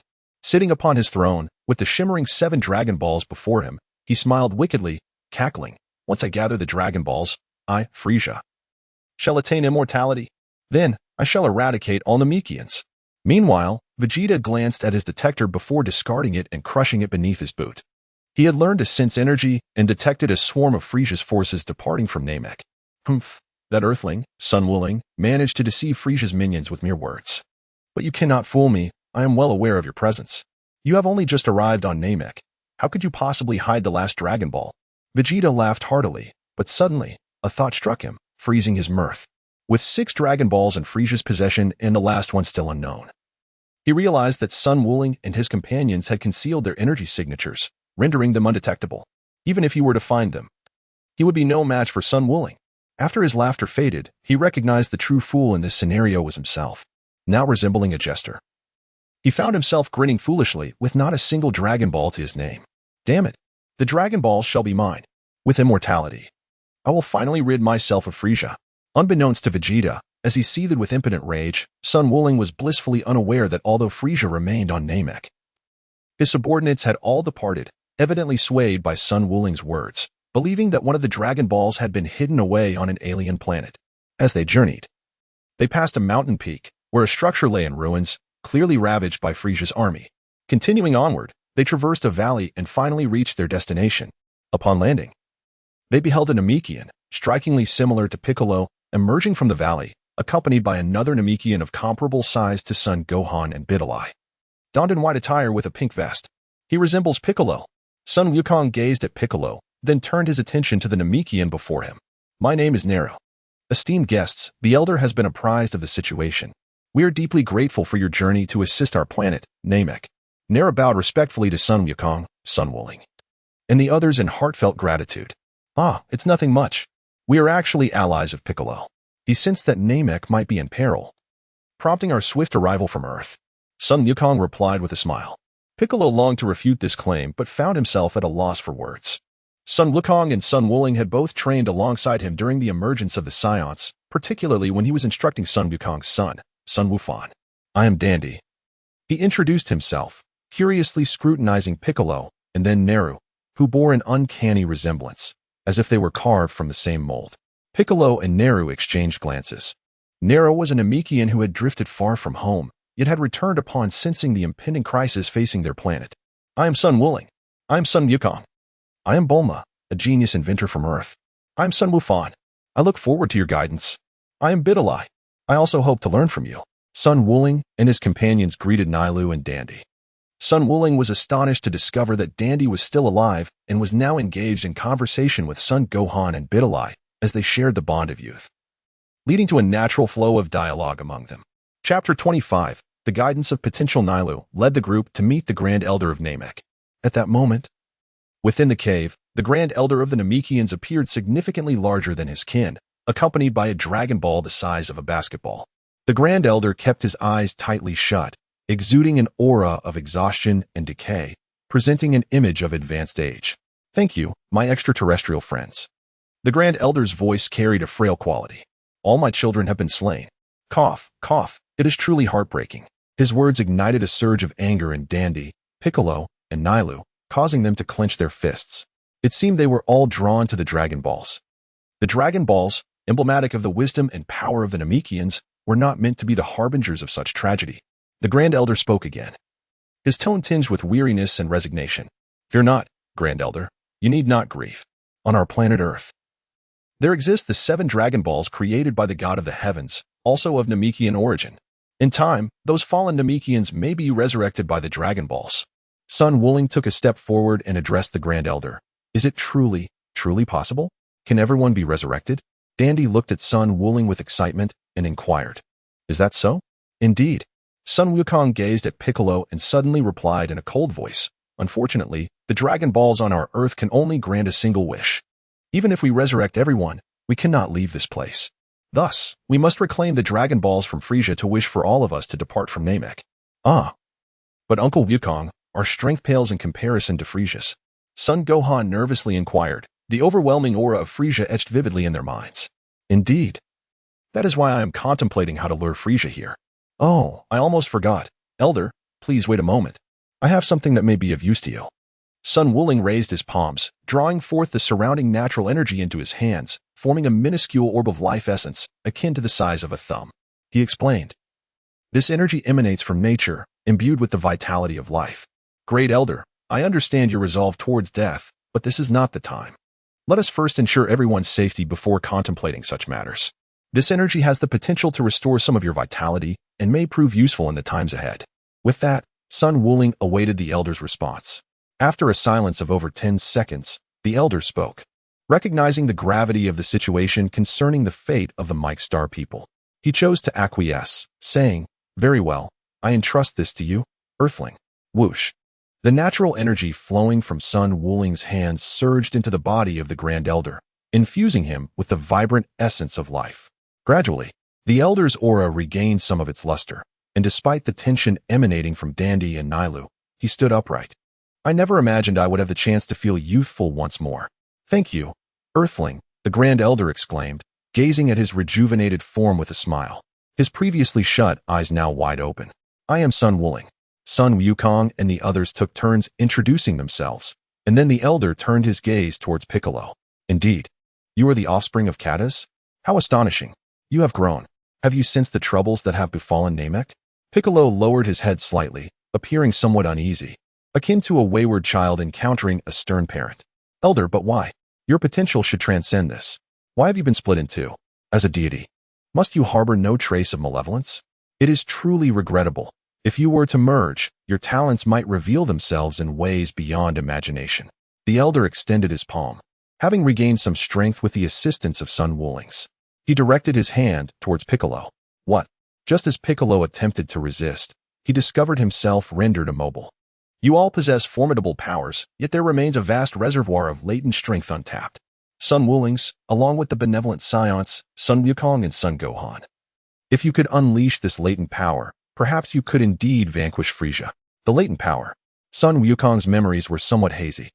Yet he retained a recollection of the Grand Elder of Namek and the Old Kaishin, both possessing a unique ability to unlock potential, albeit in different manners.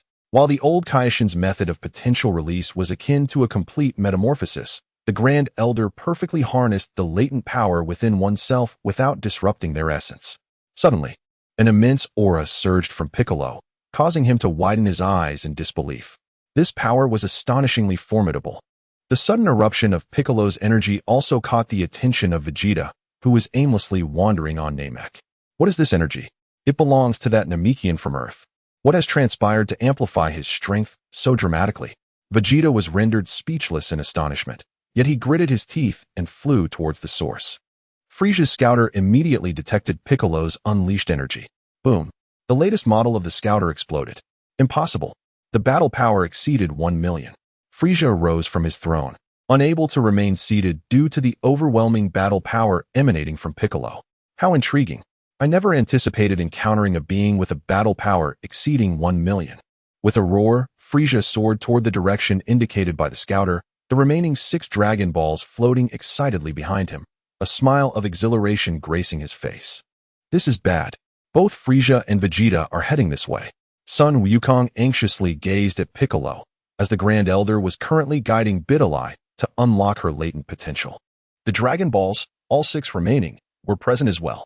Bulma swiftly retrieved the Dragon Radar, exclaiming with urgency. A surge of energy erupted from Bidalai, albeit feeble, yet significantly surpassing the current strength of Vegeta. However, in a real confrontation, the outcome remained uncertain. It appeared that there was still potential for Bidalai to be further developed. Sun Wukong reflected on the rigorous training she had undergone. Satan merely served as a public figure, yet having nurtured a talented disciple was commendable. Most importantly, both Bidalai and he were Earthlings, and she had earnestly met his expectations. Frieza, Goku, Wukong, Gohan, you all wait here. I shall confront Frieza.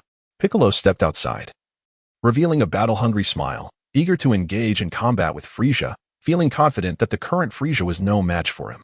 Bidalai, I have a task for you. Are you willing? Sun Wukong addressed her, observing her relishing his affection like a playful kitten. Master Wukong, please instruct me. I assure you I will accomplish the task. Dressed in a purple martial arts uniform akin to Sun Wukong's, the sudden surge of power ignited her desire to prove herself. While Piccolo battled Frieza, will you be able to retrieve the Dragon Balls? Sun Wuling gazed at Sun Wufan, continuing, if it proves unfeasible, once Wufan is ready, you may all proceed together. No. Master Wuling, I am resolute in my ability to accomplish this task. I will undoubtedly retrieve the Dragon Balls. Bibidi replied swiftly, casting a defiant glance at Sun Wufan. Chapter 26. The transformation of Frieza. Very well. I shall await your success, Bibidi. Sun Wukong watched as Bidalai soared into the sky with her aerial dance technique. Bulma approached Sun Wukong and said, Wukong, do you think Bidalai can manage on her own? She is merely a 5-year-old girl. Sun Wukong gazed at his son, Sun Gohan, who was diligently harnessing his burgeoning powers, a mysterious smile gracing his lips. He remarked, "My primary concern is that Vegeta might seize the opportunity to snatch the Dragon Balls. At present, Biddy Lee's strength has surpassed that of Vegeta, though he still lacks experience. Yet, should anything arise once Gohan has fully recovered, I shall instruct him to proceed without delay."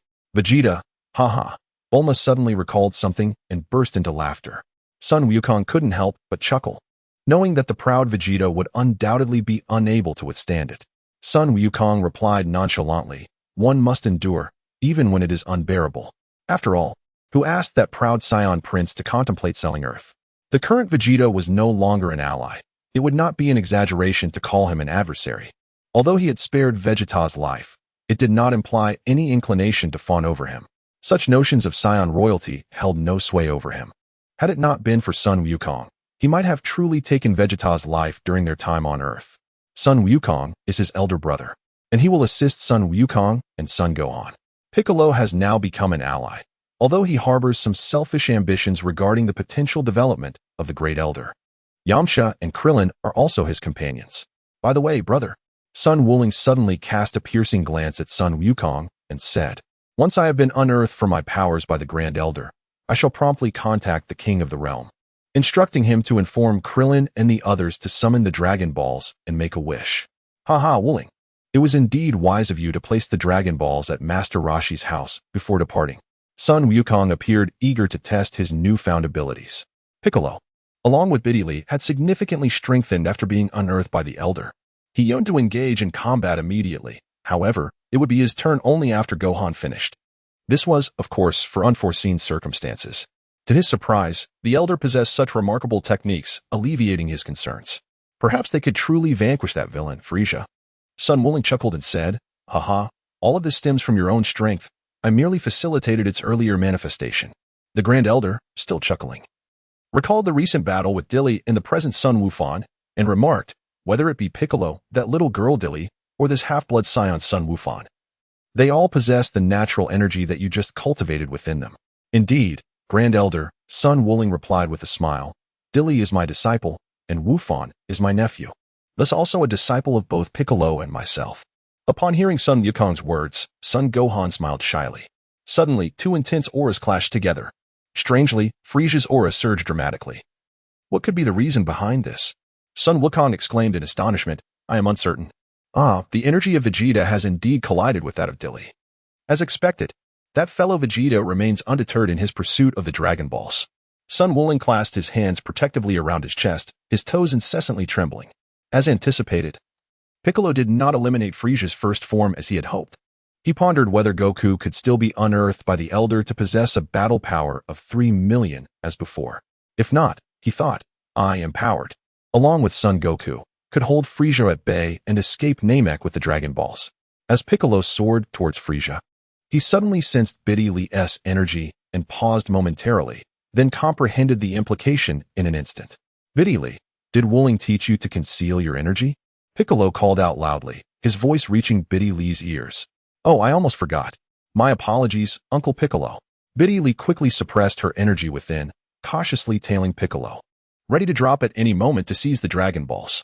Upon encountering Frieza, Piccolo landed steadily, and the Dragon Balls floating behind him were carelessly cast to the ground, causing a tremor. "Here they come," Biddy Lee thought, cautiously hiding as she observed the 6 Dragon Balls, each the size of a basketball, levitating behind Frieza. Though Piccolo's battle power dwarfed Frieza's at that moment, Frieza exhibited no sign of trepidation. "Roar. I never imagined such a formidable Namekian existed. Have you considered joining my Frieza force?" Piccolo glared coldly at Frieza. "Do not jest. You have slaughtered countless of my kin. There is no way I would conspire with you. How unfortunate. A talent like you should not be wasted. However, since you refuse, I shall not hold back."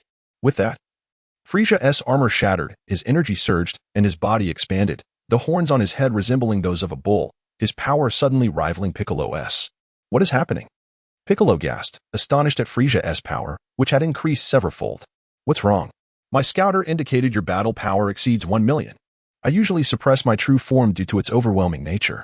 I possess 3 transformations. Aside from my current state, I have 2 more. Would you reconsider my earlier proposition?" "2 more?" Piccolo gritted his teeth, beads of cold sweat forming on his forehead. "Humph, mere bluster, Frieza. Ha, Piccolo summoned an energy wave, launching it towards Frieza. Frieza reciprocated with his own energy wave, leading to a cataclysmic explosion that shook the earth, sending rubble flying. Biddy Lee, hidden and observing, felt exhilaration tinged with fear. She would never forget the events of that day. Is this the world of Master Wooling? How impressive. Can I become like them? Biddy Lee clenched her fists, yearning for strength, oblivious to Frieza and Piccolo's confrontation. As the clash between Piccolo and Frieza intensified, Biddy Lee noticed they were drifting further apart. Frieza completely disregarding the Dragon Balls, which lay unattended. What a perfect opportunity. Biddy Lee excitedly flew toward the Dragon Balls, contemplating how to carry them back. Oh, right. She recalled how Frieza had made the Dragon Balls float earlier. Master Wooling had taught her that energy could achieve many feats. With her eyes closed, she concentrated, recalling Wooling's teachings, and summoned energy waves from her palms, directing them at the Dragon Balls. Gradually, the 6 Dragon Balls began to levitate. Wonderful. I did it. Master Wooling. I truly succeeded. Biddy Lee released silver energy waves, the Dragon Balls soaring into the air under her control, ready to depart when a shout from Vegeta pierced the air. You little brat, drop the Dragon Balls. Chapter 27. Biddy Lee and Vegeta in a panic. Biddy Lee hastily relinquished the Dragon Balls, her petite form evading Vegeta's energy blast. Boom. The blast erupted, leaving a massive crater, where the Dragon Ball she had just discarded landed. The Dragon Balls are mine. Vegeta, driven to madness by the battle between Frieza and Piccolo, yearned intensely for immortality. If he could obtain the Dragon Balls, he would no longer fear Frieza, and Kakarot and Sun Wooling would fall at his feet. Suddenly, an energy blast hurtled toward him. Sensing danger, Vegeta swiftly dodged the attack, which struck a distant hill. The mountain crumbled into ruins. Vegeta turned to see Biddy Lee glaring at him, furious, realizing the previous blast had been his doing. You little brat. Vegeta's expression contorted in rage.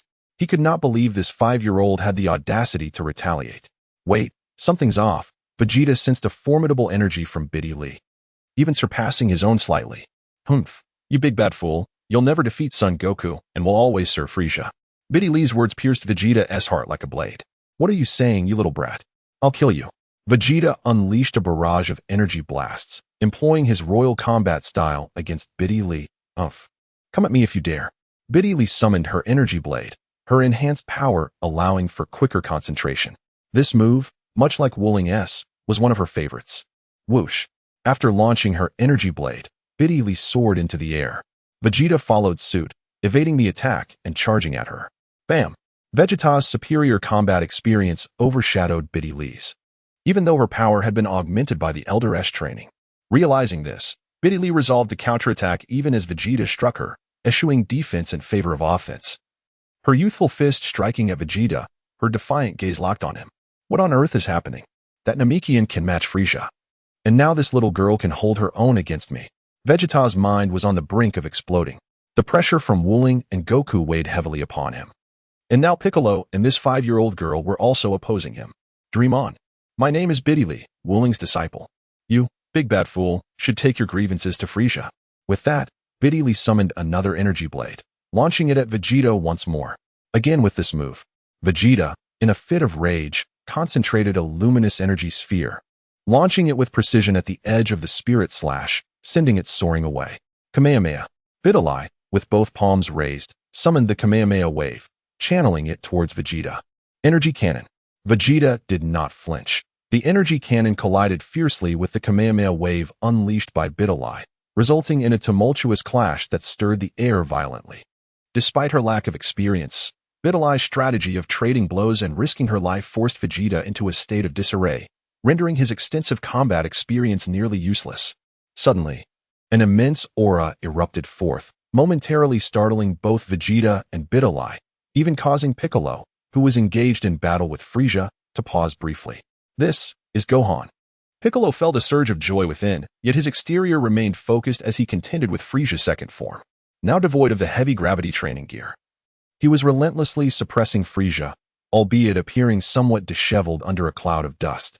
Frieza, for his part, was in a similar plight. His second form had not bested Piccolo.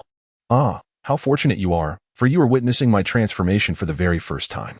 Frieza's aura swelled once more as he prepared to ascend to his third form.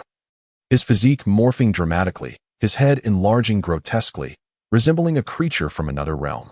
His power surged exponentially, sending a chill down Piccolo's spine. At that moment, Gohan's latent potential was unlocked by the Elder Guru. Is this Gohan's energy? How formidable! It's my turn now.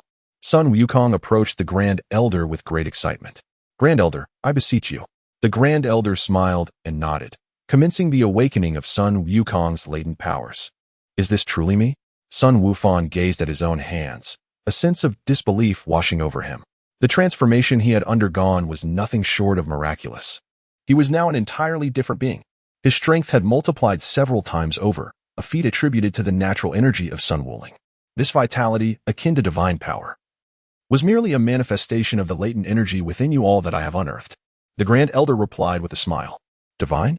Sun Wuling murmured softly, his initial thought being the Super Saiyan God, followed by the God of Destruction, Beerus. He also considered the Ultra Instinct technique. The words of the Grand Elder seemed to grant him a moment of clarity, as if he had discovered his true path. Suddenly, Frisia's energy surged dramatically, interrupting Sun Wuling's contemplation, causing even Sun Wukong to widen his eyes in astonishment. Gohan, hurry over and assist Piccolo. Yes, Uncle Wuling. In an instant, Sun Wufan vanished, his power surpassing that of the previous Piccolo, seemingly on par with the current Frisia. Meanwhile, Biddy, sensing the ongoing struggle with Vegeta, felt a twinge of concern. Sun Wukong was still honing his abilities, and Piccolo had taken Frisia far away. I shall retrieve the Dragon Balls. I will return shortly. After leaving behind a remark, Sun Wuling swiftly departed, soaring towards the location where Biddy was engaged in combat with Vegeta. A lingering concern for Biddy occupied his thoughts. At that moment, Biddy clung tenaciously to Vegeta, her life-for-a-life strategy rendering Vegeta's extensive combat experience futile. You wretched girl. I, the Prince of the Saiyans, could never be defeated by you. Hand over the Dragon Balls at once. Vegeta's battle attire lay in tatters, mirroring Biddy's own torn martial arts uniform. Blood trickling from the corner of her mouth as her clear eyes remained fixed defiantly upon Vegeta, refusing to yield. You won't succeed. I am a disciple of Master Wuling, and I shall not let him down. Even if it means sacrificing everything here, I will not allow you, the villain, to obtain the Dragon Balls, not even one. Chapter 28, Soul Barrier. The resolute words tightened Vegeta's fist in frustration. Damn it. How infuriating. Vegeta roared in anger, his gaze so lethal that Biddy could have perished 1,000 times over under its weight. Why am I not a Super Saiyan? Why am I so weak? I am the Prince of the Saiyans, yet I cannot even defeat a mere 5-year-old child. Suddenly, the overwhelming energy surging from Frisia and Son Gohan startled Vegeta. What is happening? Does Frisia have another transformation? How has his power suddenly surged so dramatically? And that explosive energy, it must belong to Kakarot's son, Son Gohan. What could have happened to make them both grow so strong? In reluctant defeat, Vegeta clenched his fists and retreated, distancing himself from Biddy. Though she was fearless, he was terrified. Unable to best her, he could not afford to lose his life here.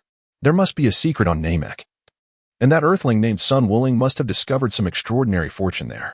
Vegeta yearned to rush towards Son Gohan in the location of Piccolo's energy, but he knew he was no match for them. As for concealing his own energy, those techniques he had learned from Wuling and the others were far too potent to go unnoticed. Moreover, he feared he might never have another chance to seize the Dragon Balls. No, I shall not concede. The Dragon Balls are destined to be mine, Vegetas. Immortality will ultimately belong to me, the Great King. Let Kakarot and Frisia battle it out. In the end, I, Vegeta, shall emerge victorious. Concealing his energy. Vegeta erupted into laughter, refusing to relinquish his pursuit of the Dragon Balls. Biddy, brimming with excitement, beamed at Vegeta's retreating figure, her youthful face alight with joy. She had succeeded in driving Vegeta away, fulfilling the task entrusted to her by Sun Wuling. Master Wuling, I did it. Hiki, enduring the pain coursing through her body. Biddy mimicked Frisia's techniques, gathering a silvery energy wave in her palms as she levitated 6 Dragon Balls, each the size of a basketball, and soared back triumphantly. Meanwhile, Sun Wuling, having just exited the cavern, halted in his tracks. I did it. That rascal Vegeta has left. Not too shabby, huh? Biddy, Wuling chuckled with satisfaction, especially upon sensing Biddy's return and the reaction from the Dragon Ball radar. As Biddy flew back, 6 Dragon Balls floated beneath her palms, her appearance somewhat disheveled. Master Wuling, I have brought back the Dragon Balls, she exclaimed excitedly upon landing, the 6 orbs crashing onto the ground with a thunderous thud, her dirt-smudged face radiant with a smile. Well done, Bidalai. Truly worthy of being my disciple. Quickly, eat the Senza beans. Sun Wukong handed a magical bean to Bidalai. Knowing that the Namekian named Dandi possessed the ability to heal, although he had never utilized it nor seen it in action. Moreover, Bidalai was his disciple. One should not withhold valuable resources for fear of fostering dissent in the future. As Bidalai crushed the bean and swallowed it, an instantaneous wave of relief washed over her, banishing all fatigue and pain, even healing her injuries. I feel rejuvenated. Master Wukong, this magical bean is truly remarkable. All my wounds have vanished. Of course.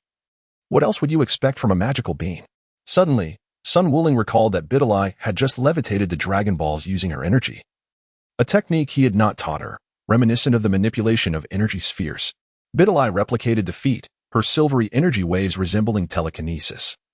As the 6 Dragon Balls floated once more, Master Wuling, I just saw Frieza levitate the Dragon Balls using energy. You have taught me that energy can accomplish unimaginable feats. So, Master Wuling, look. Bidalai seemed to have discovered a delightful new plaything and was eager to showcase it to Sun Wuling. Sun Wuling did not conceal his admiration, smiling as he remarked, "You have done exceptionally well. You are now able to draw inferences from one example without my guidance. You have grasped the concept on your own.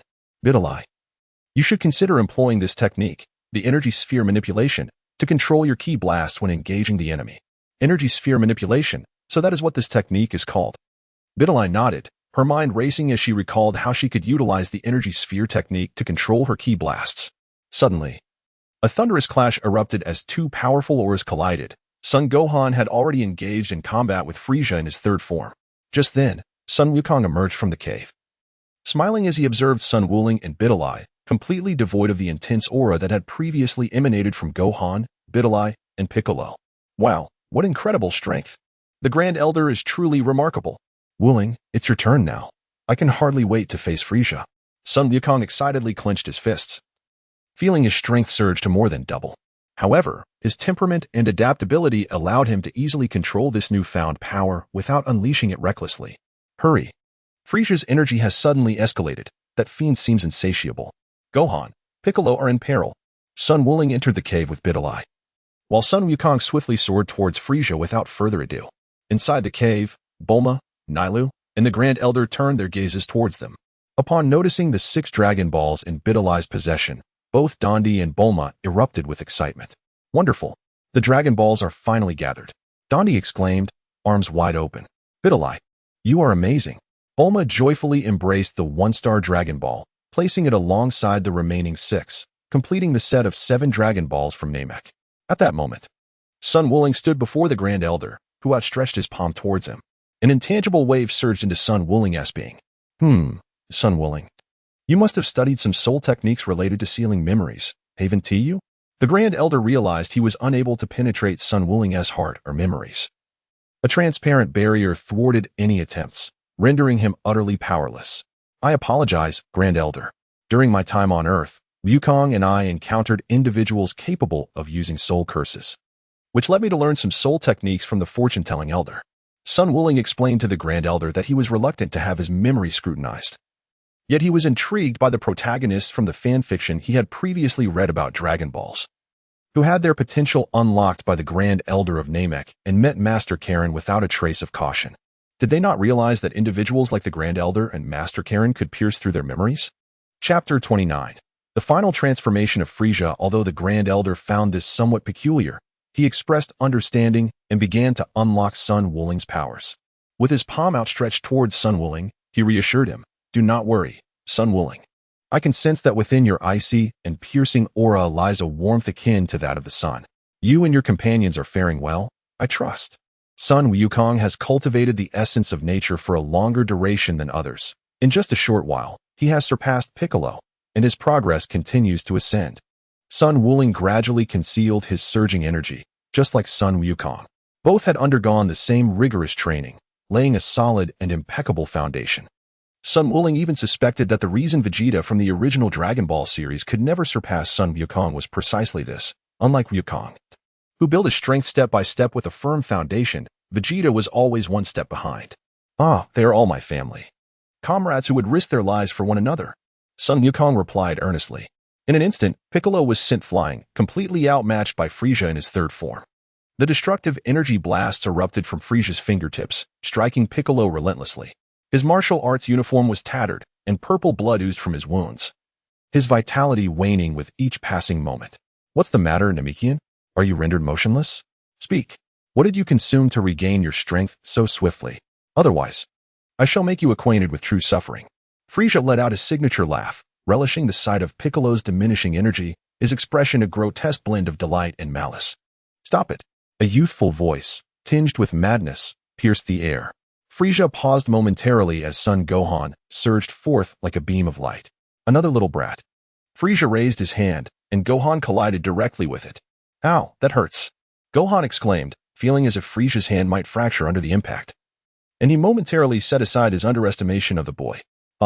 Son Gohan relentlessly pounded his fists into Frisia's abdomen, each strike growing in intensity fueled by his mounting fury. Frisia cried out in agony, as if he were on the verge of being penetrated by Son Gohan's relentless assault. As Sun Wukong's strike landed upon Frisia's head, the latter plummeted into the distant peaks, unleashing a cacophony of thunderous sound. The Demon Flash. This technique was imparted to him by Piccolo. With both palms placed upon his forehead, a robust beam of energy radiated forth, illuminating the entire realm in a crimson glow, striking Frisia at that moment with unparalleled intensity. Maximum power. In a fit of rage, Sun Wukong's furious shout reverberated through the air as the power of his Kamehameha surged dramatically, striking Frisia with tremendous force. Piccolo, his vision blurred, was momentarily stunned, though he had sensed that Gohan's energy had surpassed his own. Witnessing it firsthand filled him with awe and disbelief. Indeed, Wooling was correct, Gohan. You possess a potential that surpasses us all. As the Kamehameha ceased, Frisia lay prostrate on the ground, blood seeping from his wounds, clearly reeling from the impact of Gohan's devastating attack. Uncle Piccolo. Son Gohan swiftly flew to Piccolo's side, supporting him as they landed atop a mountain peak. He promptly retrieved the senza beans that Sun Wooling had prepared in advance. "Uncle Piccolo, please eat the senza bean." Piccolo, without hesitation, chewed and swallowed it, feeling his wounds and strength rejuvenate instantaneously. Seeing Piccolo recover, Son Gohan beamed with joy. "Uncle Piccolo, this is wonderful. Thanks to Uncle Wooling, we each received 5 senza beans." Piccolo looked at Son Gohan with gratitude and remarked, "I've already consumed all my senza beans. But it seems that Frisia spared my life out of a desire to learn about these beans." At that moment, Frisia stood up, noticing that the Namekian, Piccolo, had astonishingly regained his strength. "What is that thing?" He fumed, to recover so swiftly. "I must extract the truth behind it." His attention then shifted to Son Gohan. "That little brat, with a tail, he's also a Saiyan." Frisia felt a wave of unease wash over him as he muttered to himself. Back on Earth, Son Gohan's tail had grown back, and Piccolo had intended to sever it but was stopped by Sun Wooling, allowing it to remain. Whose child is he? He bears no resemblance to Bardock or Vegeta. Could he possibly be Raditz's offspring? Impossible. How could a Saiyan possess such formidable power? Frisia's mind raced, filled with frustration at a race of beings solely focused on combat and destruction now posing a threat to him. Frisia recalled a long-standing legend among their frozen demon clan, the Super Saiyan. Could this little brat be the legendary Super Saiyan? Frisia's aura swelled once more, causing cracks to form across his body.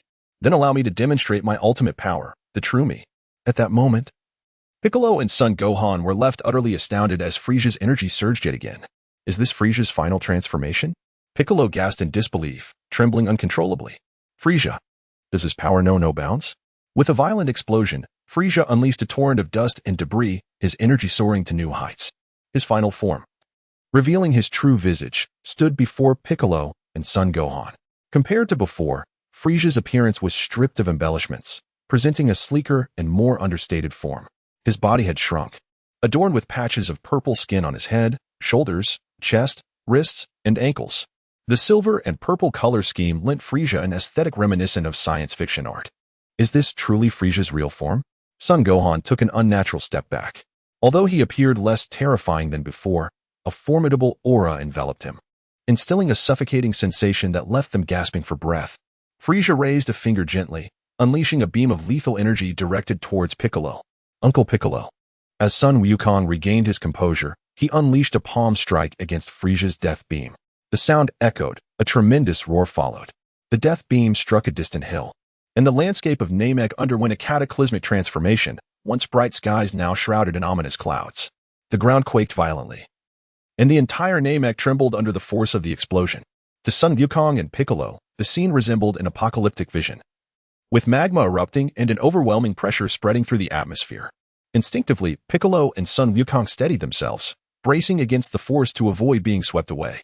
Frieza observed the moment with cold indifference. Despite the tempest surrounding him, Sun Wukong stood unwavering, embodying the essence of a king amidst the storm. As the shockwave subsided, Sun Wukong felt a numbing pain in his arm from deflecting the death beam, yet remained defiantly locked in gaze with Frieza, showing no sign of surrender. Chapter 30. Vegeta's despairing tears. Little Saiyan, you are not without merit, are you? However, before Piccolo and Sun Wukong could react, Frieza vanished from their sight, only to reappear behind them in an instant. What? Suddenly, a tremendous force propelled Sun Wukong and Piccolo backward, leaving them utterly astounded as they turned to face the source. Son Gohan crossed his arms to shield his chest and head, but the force emanating from Frieza's foot made him feel as though his arms were on the verge of breaking, causing blood to seep from the corner of his mouth. Piccolo was sent flying into the distance, crashing into a mountain with a resounding impact. The sound of destruction echoed. Boom. The rocks shattered, and Piccolo felt as if his very body were about to disintegrate, utterly devoid of the strength to resist, rendering him completely immobilized. Uncle Piccolo. As Sun Wukong's excited shout echoed, he was about to rush forward when Frieza's swift knife-hand strike came crashing down upon him. In a state of panic, Son Gohan desperately evaded the relentless assaults of Frieza, striving to avoid any direct confrontation. The young Saiyan, instead of concerning himself with the Namekian, ought to prioritize his own survival. Frieza's continuous onslaught forced Gohan into a defensive position, and ultimately, wearied from the struggle, he succumbed to a decisive blow from Frieza's hand, striking him upon the head. The sound of shattering bones echoed as Gohan clutched his skull in agony, blood streaming from his 7 orifices, and he plummeted to the ground. Gohan. Piccolo, nearly expending all his strength, reached out his hand. Through his blurred vision, he perceived a figure clad in an orange martial arts gi. Piccolo awakened. Consume the Senzu bean. Goku had arrived, placing the Senzu bean in Piccolo's mouth. Is it Goku? Piccolo bit down on the bean and swallowed it whole, regaining his peak form. Goku, hurry and save Gohan. He is on the brink of death. Piccolo urgently called out to Goku. Understood. Leave this to me. Sun Wukong's energy surged dramatically as he charged towards Frieza. What? Frieza was taken aback as Sun Wukong's fist struck his face, sending him flying. Sun Wukong hurriedly placed the magical bean at the lips of the nearly lifeless Sun Wufan. Wufan, come, quickly consume the celestial bean. Sun Wukong's son, Gohan, could no longer utter a word, his breath nearly extinguished. With the last remnants of his strength, he crushed the Senzu bean and swallowed it. Buzz. In an instant, Sun Wukong's injuries healed completely. Not only that, he resurrected from the brink of death, his aura surging dramatically, nearly comparable to that of his father, who was not utilizing the Kaioken technique. Given Son Gohan's age, his immense strength was truly astonishing. Father, he is too powerful. I cannot possibly defeat him. Son Gohan rose to his feet, his tail, under his conscious control, coiling around his waist like a belt. With a gentle smile, Sun Wukong brushed the dust from Sun Wufan's hair and remarked, You have done remarkably well, Wufan. Leave this to me. Energy surged within him as he approached Frieza. Are you Frieza? You appear considerably smaller than I had envisioned. Sun Wukong gazed at Frieza with an expression of indifference, in contrast to his usual playful demeanor. He now exuded a sense of maturity and composure that inspired trust. Frieza sneered at Sun Wukong, questioning the absence of any remaining trash. Suddenly, Frieza's gaze sharpened as a thought struck him. With a hint of surprise, he remarked, You seem oddly familiar. A flash of insight illuminated Frieza's mind as he recalled the figure of the Saiyan who had dared to resist him on planet Vegeta, noting the striking resemblance. Oh, it becomes clear now. Just like Raditz, you must be the son of that Saiyan. Indeed, not a single Saiyan can be spared, just like those fools from planet Vegeta, all deserving of annihilation. What did you say? Frieza retorted defiantly. Vegeta, who had been lurking in the shadows, erupted in fury, shouting at Frieza. The mention of planet Vegeta ignited a wrath within him that he could no longer contain, propelling him forward. Well, if it isn't Vegeta. I see you're still alive, you little rodent. Frieza laughed menacingly. Let me enlighten you. I personally obliterated your precious planet Vegeta. Aside from this fool's father who dared to resist me, all your fellow Saiyans were annihilated there. Frieza's signature laughter echoed ominously, rendering Vegeta momentarily paralyzed with fear. The disparity in their power was insurmountable. Vegeta had not experienced significant growth since his return from Earth, leaving him stuck at a mere fighting power of over 20,000. But you vile creature, Vegeta dared not strike, acutely aware of the vast chasm separating their strengths. Fear not, little rodent. I shall deal with you shortly, Frieza declared. Turning his attention back to Son Wukong, he pointed a finger at him, recalling the moment when Son Gohan had deflected his attack, unleashing a relentless barrage of death beams towards Son Wukong. Wukong, get out of the way, Piccolo shouted in alarm. Son Wukong did not retreat. His left hand, sharp as a blade, deflected the relentless death beams with effortless grace. Each beam that fell caused a violent explosion upon impact. Vegeta felt a death beam was past his forehead, plunging into a nearby ocean and stirring up a turbulent tsunami, the seawater boiling in its wake. Vegeta gradually descended to the ground, beads of sweat forming on his brow. Had that strike found its mark, it would have surely spelled his demise. Why? Why were Kakarot and that half-breed Saiyan so formidable? I am the prince of the Saiyans. Why can a lowly warrior like Kakarot surpass me? Clenching his fists in frustration, an overwhelming rage simmered within him. A silent scream of despair mingled with hatred, causing tears to well in his eyes and slowly cascade down his cheeks. As the energy dissipated, Frieza regarded Son Wukong, astonished by his unscathed form, realizing he had repelled everything with but a single hand. Suddenly, from afar, Vegeta, tears glistening in his eyes, erupted into maniacal laughter, prompting Frieza's expression to turn cold. Frieza, I suggest you unleash your full power. Kakarot. He is the Super Saiyan you dread the most, the legendary warrior of the universe, the Super Saiyan. Frieza, your end is nigh. You deserve this. Vegeta's laughter caused Frieza's gaze to sharpen, and with a flick of his wrist, a death beam pierced through Vegeta's chest. Under the astonished eyes of Son Wukong, Gohan, and Piccolo, Vegeta's smile froze as he collapsed to the ground. You see, Vegeta, I have little patience for such jesting. The Super Saiyan is merely a tedious myth. You are a tiresome individual, as bothersome as a mosquito. Stay hidden like a rat instead of coming out to make a fuss.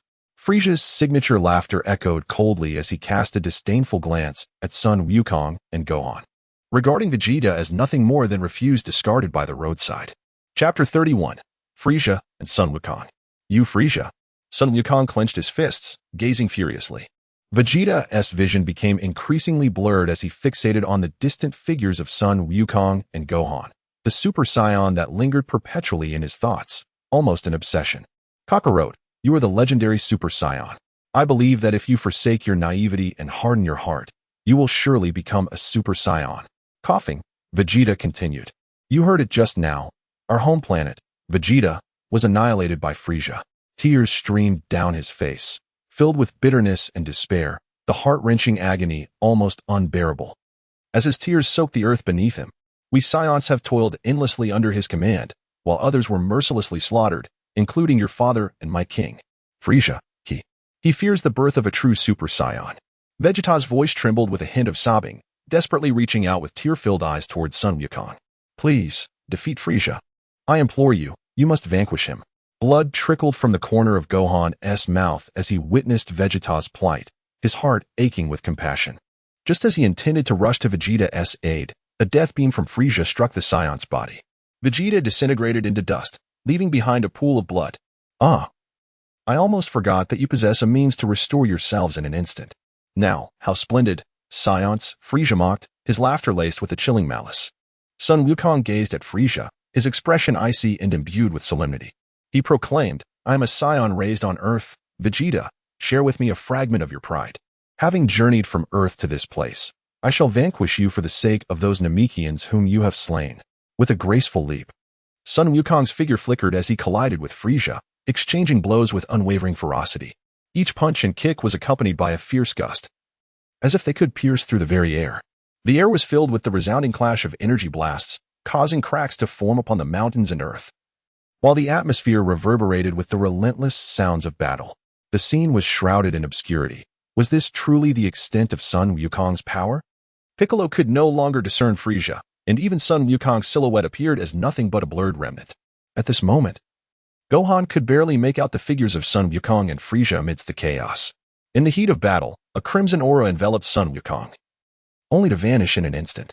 Having activated the Kaioken ×10, he faced Frieza, yet even with such might, he found himself struggling to withstand the onslaught. "What's the matter, Saiyan? Is this all you are capable of?"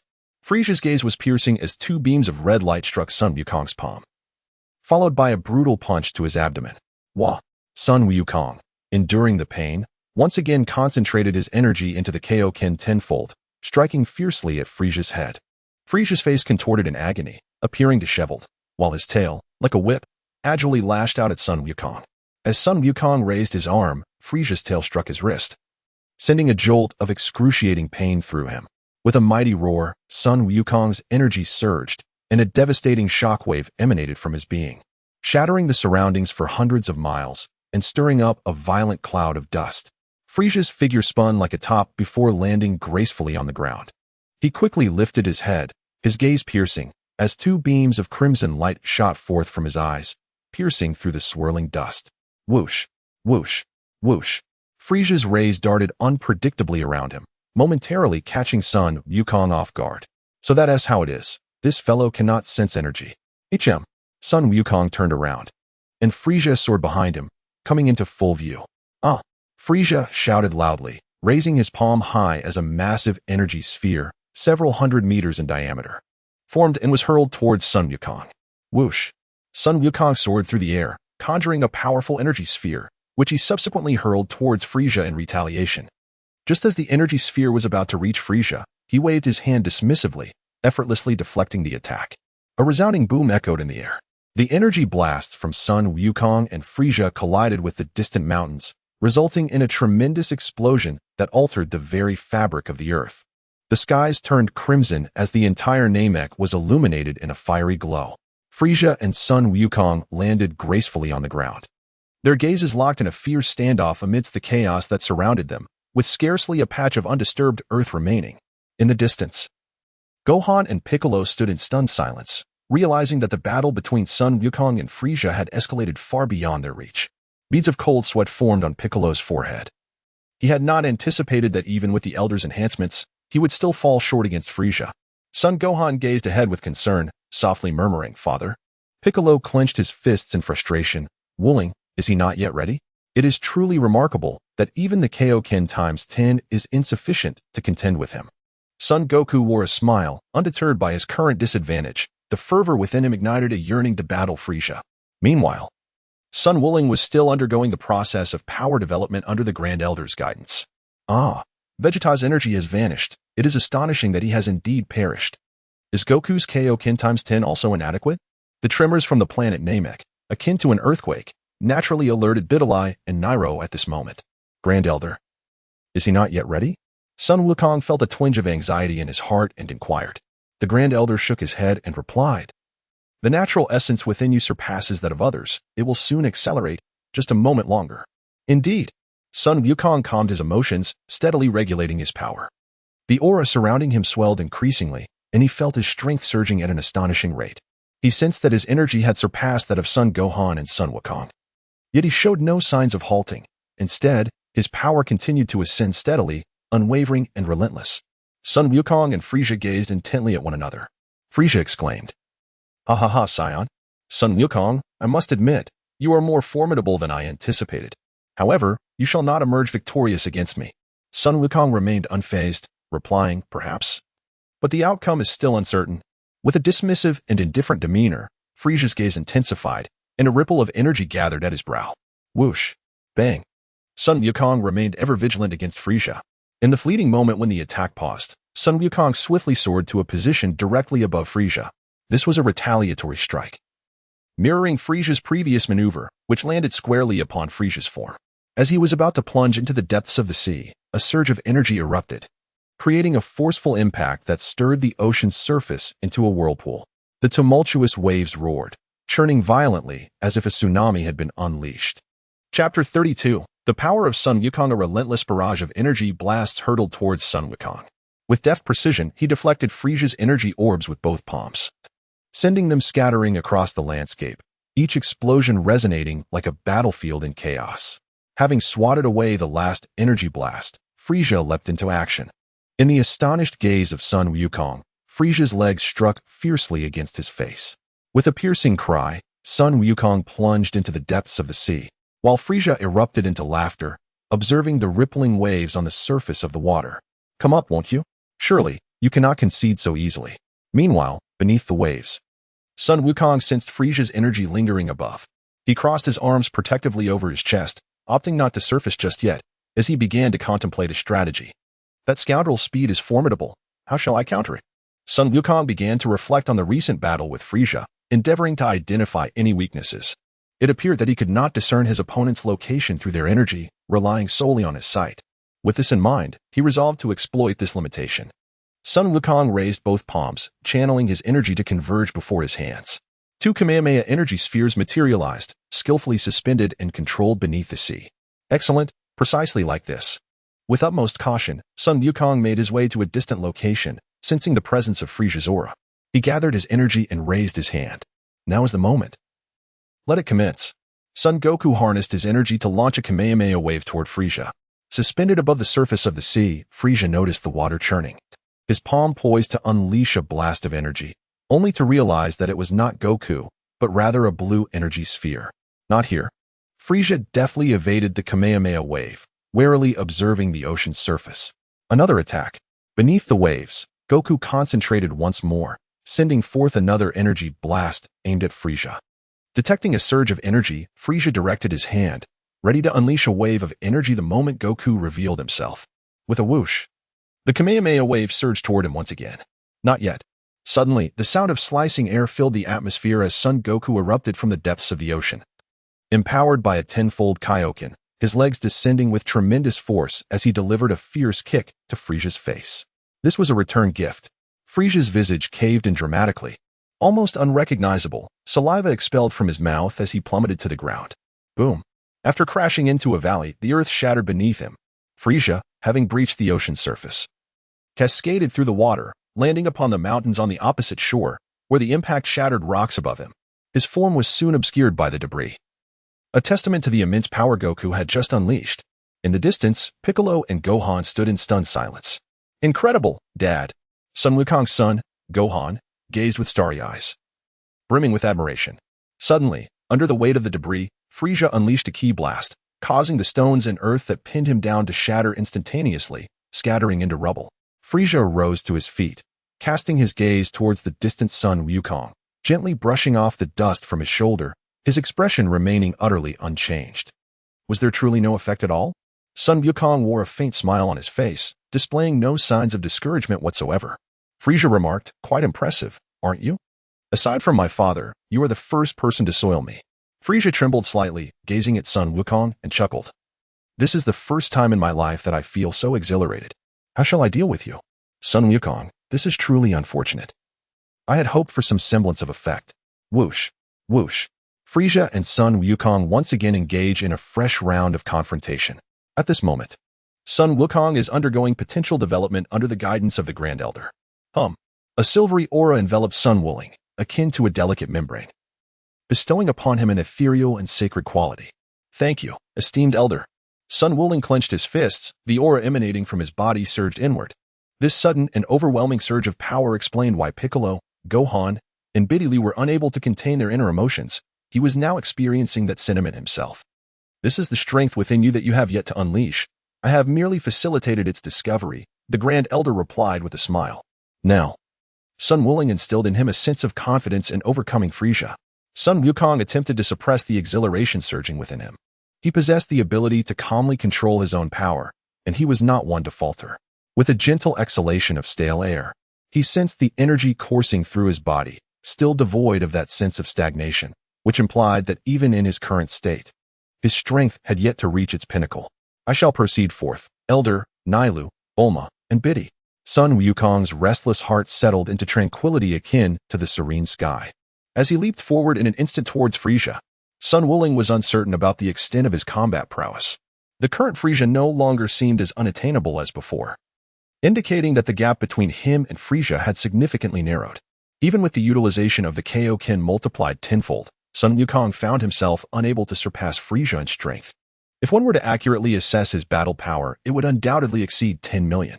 The exact number remained a mystery, one that could only be unveiled through experience. In mere seconds, Sun Wukong arrived at the battleground where Frisia and Sun Wukong clashed. Although he had taken flight using the technique of void dance, he managed to conceal his presence entirely, achieving an extraordinary level of restraint. At that moment, Sun Wukong had consumed a Senzu bean, fully restoring his strength. Much to Frisia's chagrin. Once again, it was that enigmatic substance. Sun Wukong, Sun Wufan, and Piccolo gazed at Sun Wuling with palpable excitement. Frisia raised an eyebrow, veins bulging on his forehead, his fury reaching a boiling point upon seeing Sun Wuling. Another worthless nuisance had arrived, endlessly persistent. Frisia concentrated, summoning a deadly beam of energy directed towards Sun Wuling. Humph! With a cold snort, Sun Wukong summoned his energy blade, launching it towards Frisia. The deadly beam was effortlessly cleaved in two by the energy blade, plummeting to the ground on either side.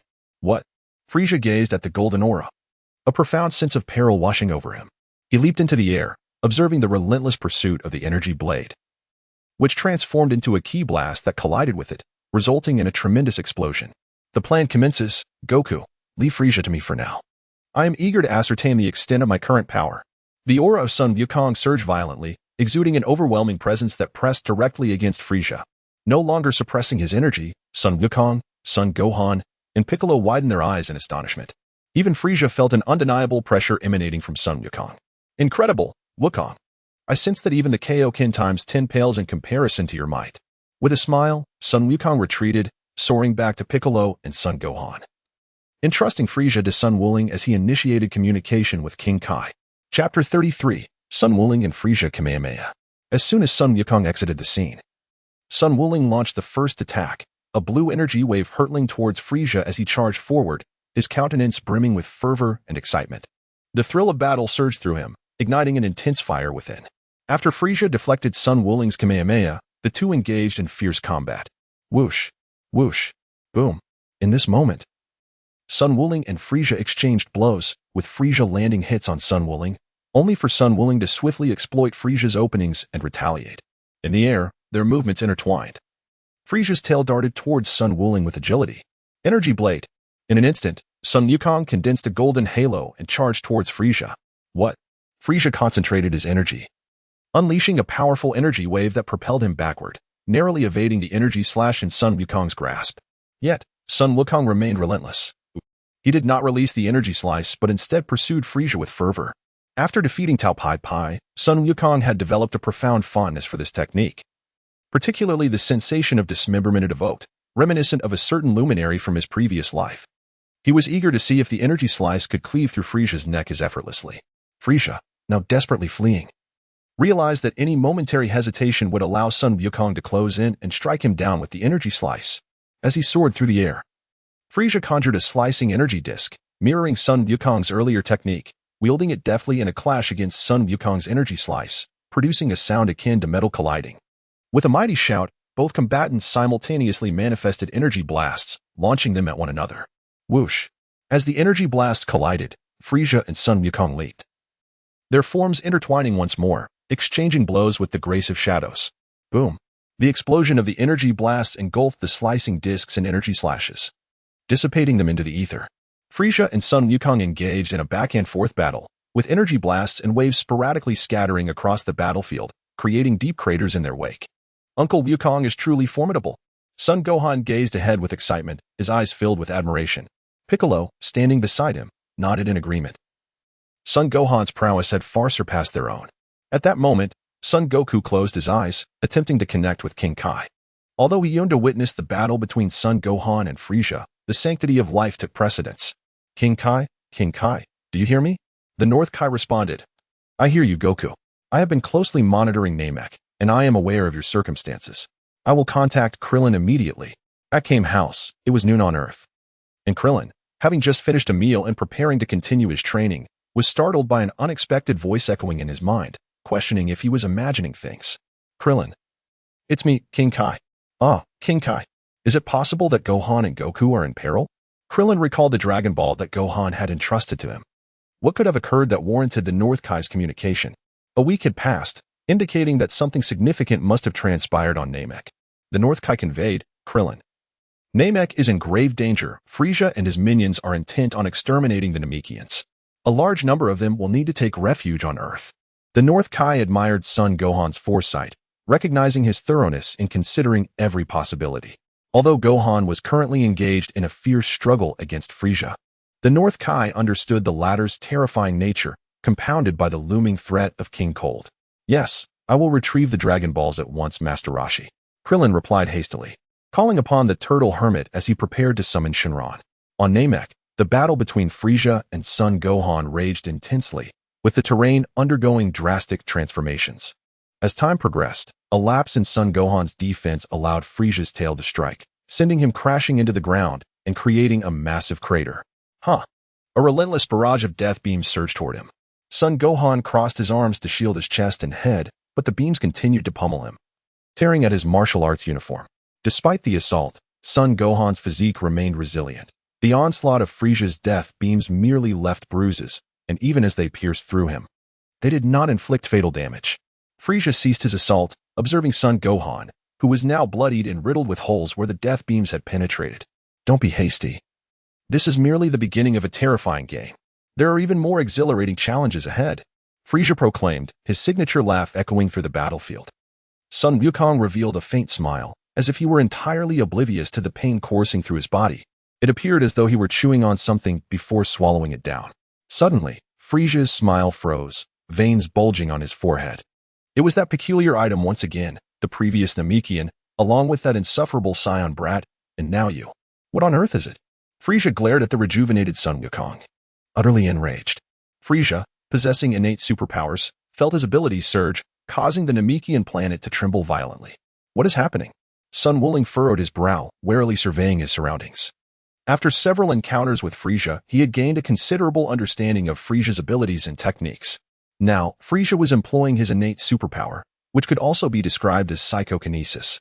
In the distance, Sun Wukong, who was engaged in conversation with the King of the Worlds, was interrupted by Frieza's tremendous commotion. Piccolo and Son Gohan were equally tense. Within the mountain cave, Bulma trembled in fear, clutching the 5-year-old Biddy tightly, unwilling to let go. What is happening? Why hasn't it been resolved yet?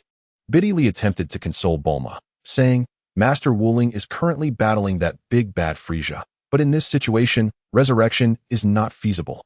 Nail stood guard over the Grand Elder, cautiously observing the surroundings. He sensed that Frieza's impending attack would be formidable, fervently praying that Frieza would spare Namek. For the consequences would be dire. The Grand Elder maintained his usual demeanor, benevolent and serene. Even amidst the tremors threatening Namek, he displayed no signs of panic. Chapter 34. The Death of Sun Wuling. Frieza raised his palms, infused with madness. Before the eyes of Sun Wukong, Sun Wuling, and others, a colossal mass began to float under Frieza's control, obscuring the sky. How outrageous. Sun Wukong's lips involuntarily twitched. Frieza's superpowers were indeed terrifying. Under his perception, the floating land controlled by Frieza was likely as vast as half the Earth, and most importantly, it was enveloped in Frieza's aura, potent enough to easily obliterate Namek. Frieza, do you intend to annihilate Namek? Sun Wukong shouted loudly towards Frieza. At that moment, King Kai realized the situation and quickly contacted Krillin, urging him not to summon the Dragon Balls just yet. If Sun Wukong and his companions could not withstand Frieza's onslaught, reviving the Namekian would be futile. Roar, dodge, dodge. As long as you dare to evade, the entire Namek will be reduced to cosmic dust. I tell you, we, the Ice Demon Clan, can survive even in the vastness of the universe. You shall perish along with Namek. Frieza's maniacal laughter echoed through the air. The continuous appearances of Sun Wukong and Sun Wuling drove him to the brink of insanity, causing him to forget entirely the purpose of his arrival on Namek. With a glimmer of vitality in his gaze, Sun Wukong displayed a gentle smile, unaffected by the evident panic exhibited by Piccolo and Son Gohan. Frieza, is it not your desire to attain immortality? Do you not yearn for the Dragon Balls? You should be aware that should the Grand Elder perish, the Dragon Balls will vanish along with their creator. Frieza, seemingly prepared for this discourse, erupted in his characteristic laughter. Ha ha ha. Sun Wukong, I anticipated you would say that. However, I have already disowned the whereabouts of the Dragon Balls from Vegeta's scouter. They reside on the third planet of the solar system, Earth. Moreover, I shall annihilate all the inhabitants of Earth. Ha ha ha. Enraged, Sun Wukong shouted vehemently at Frieza, joining forces with Piccolo and Son Gohan at Sun Wukong's side. Sun Wukong and Sun Wufan, quelled by Sun Wuling's intervention, appeared to be poised to confront Frieza, who was met with a hearty laugh from Sun Wuling. What is so amusing? Frieza bellowed in fury, glaring at Sun Wuling with indignation. Sun Wukong chuckled. Did you not realize that Piccolo is also an Namekian? Naturally. He knows how the Dragon Balls on Earth came to be. You fool. What? Frieza was instantly taken aback, his fury extinguished in an instant by Sun Wukong's words. He turned his gaze towards Piccolo, who was indeed a Namekian and stood alongside them. Sun Wukong continued, when the time comes, you shall not hope for immortality. Oh. By the way, your final form appears rather diminutive. Perhaps you should wish upon the Dragon Balls to gain an additional 5 centimeters in height? This way, not only will it go unnoticed, but others might assume you are still in the process of growing. In a single utterance, Sun Wukong incited Frieza's rage to an explosive degree, filling him with an intense desire to silence Sun Wukong permanently. A massive continental plate, comparable in size to half the Earth's surface, was hurled towards Sun Wukong and his companions. However, Frieza chose to retract the energy that had coalesced upon it, clearly demonstrating that, for the sake of the Dragon Balls, he had abandoned his intention to annihilate Namek.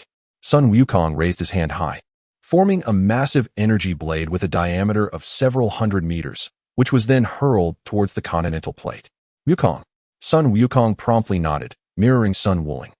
Both palms spread wide in a gesture of readiness. Tenfold King Kai Fist. Sun Wukong and Sun Wuling united their strength to unleash the Kamehameha wave.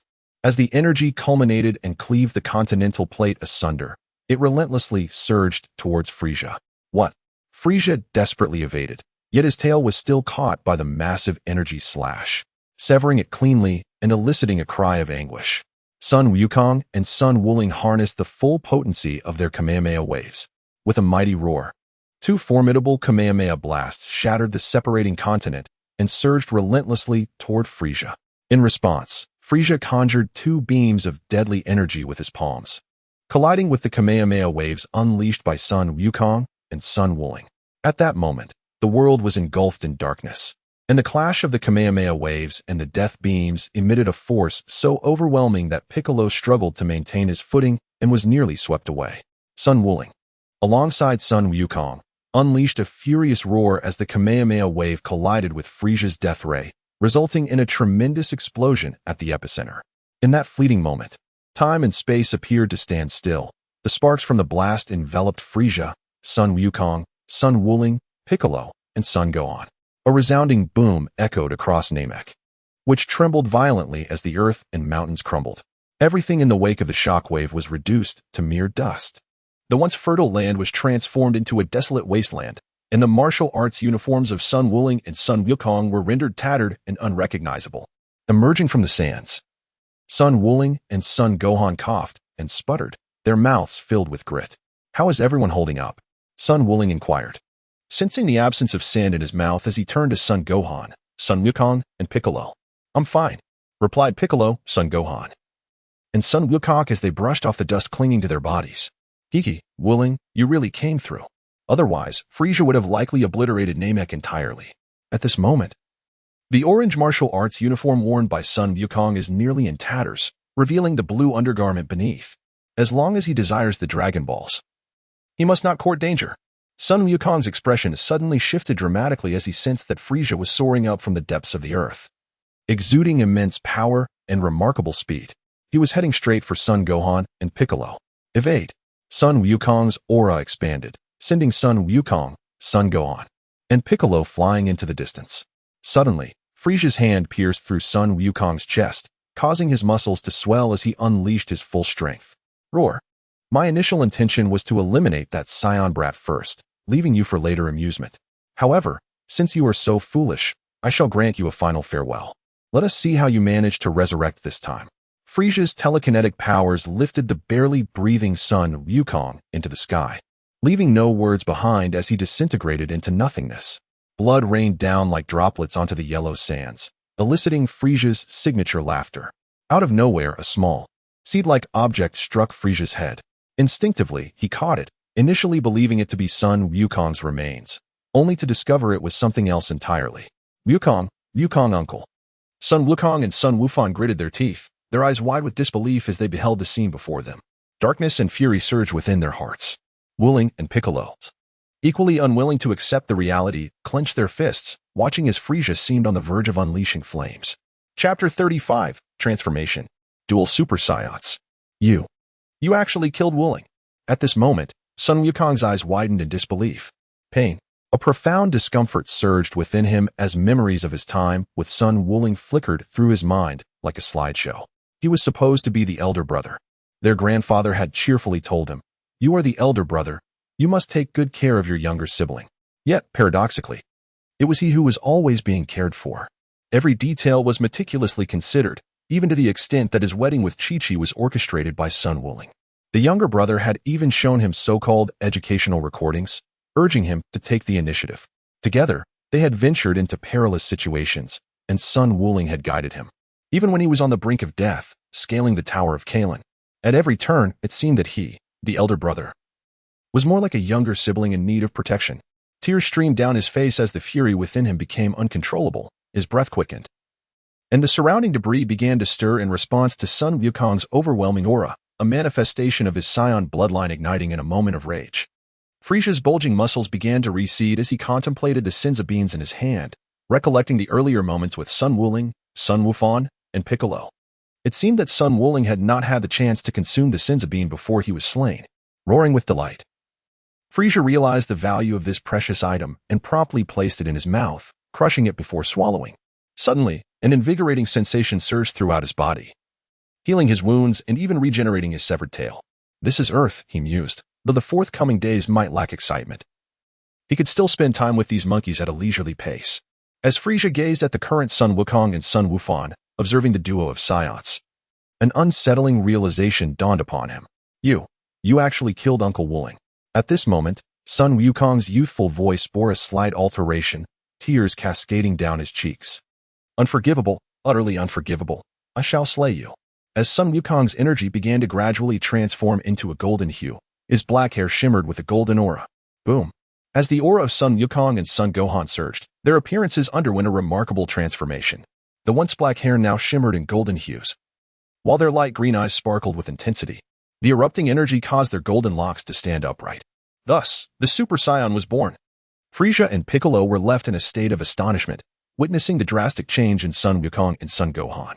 Compared to their previous forms, the current Sun Gohan and Sun Wukong exuded a feral madness. In the wake of Sun Wukong's demise, the fury of Sun Wukong and Sun Gohan catalyzed their transformation into Super Saiyans. Frisia, in disbelief, pondered how this could be possible. Saiyans were only supposed to transform into great apes. What was happening? What on earth was this? Sun Gohan let out a heart-wrenching cry. A golden aura surged around him, imbued with a primal ferocity, tears cascading down his cheeks. Father, you have changed, he lamented. Is this what Vegeta refers to as a Super Saiyan? It truly is not good at all. Sun Wukong gazed at Frisia with an icy demeanor and proclaimed, I feel the same way, Gohan. At this moment, I care not for what it means to be a Super Saiyan. An uncontrollable urge to eliminate this scoundrel overwhelms me. It is unforgivable that he has slain Guling. A beast. A Super Saiyan. What? Frisia, taken aback by Gohan's words, pondered the notion of a Super Saiyan, dismissing it as merely a group of foul monkeys. He pointed his finger at Guling as a death beam began to coalesce. In an instant, Gohan appeared before him. What? Frisia gasped as Gohan seized his wrist, the immense pressure making him feel as though his bones might shatter. You just used that hand to kill Uncle Guling, did you not? Sun Wukong tightened his grip with greater force, and his demeanor underwent a profound transformation. At this moment, Piccolo questioned whether the Super Saiyan before him was indeed Sun Wukong. Let go of me. Release me, you little Saiyan brat. Let me go? Frisia groaned in agony. For at this time, the 5-year-old Sun Wukong was quite diminutive, barely taller than Frisia himself. On the innocent visage of Sun Wukong, a cruel smile emerged. Rest assured, I shall not allow your demise to come so easily. Do you not revel in games? I too am eager to partake. Gohan's other fist struck Frisia's abdomen with tremendous force. With a gasp, Frisia's body was sent hurtling through the air, saliva escaping his mouth as he collided with 4 or 5 hills in succession, still plummeting downward. Whoosh! Sun Wukong paused momentarily before advancing towards the descending Frisia, delivering a powerful strike to the latter's lower back. Yet, it was not over. Sun Wukong seized Frisia's tail and, like a whip, hurled it towards Sun Gohan. Behold! Demon Flash! Sun Gohan placed both palms upon his forehead, unleashing a golden energy wave that struck Frisia with fervor. Frisia, spinning like a top in midair, quickly regained his composure and leaped to evade Gohan's dazzling attack.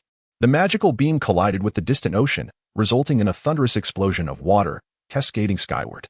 Illuminated by the crimson glow, Frieza glared furiously at Sun Wukong and Son Gohan. "You must be quite enraged," he taunted, "but how amusing it is that you're kind. The Saiyans have claimed far more lives. Such tragedies have been a daily occurrence since your race's existence." "Ha ha ha," Sun Wukong replied with indifference. "That is precisely why they perished." Frieza let out his signature laughter. "Ha ha ha. It was I who eliminated them, for I harbor a disdain for monkeys. And I equally detest you." Son Gohan, filled with fury, leaped into action, his form swiftly closing the distance as his fists and feet struck like shadows.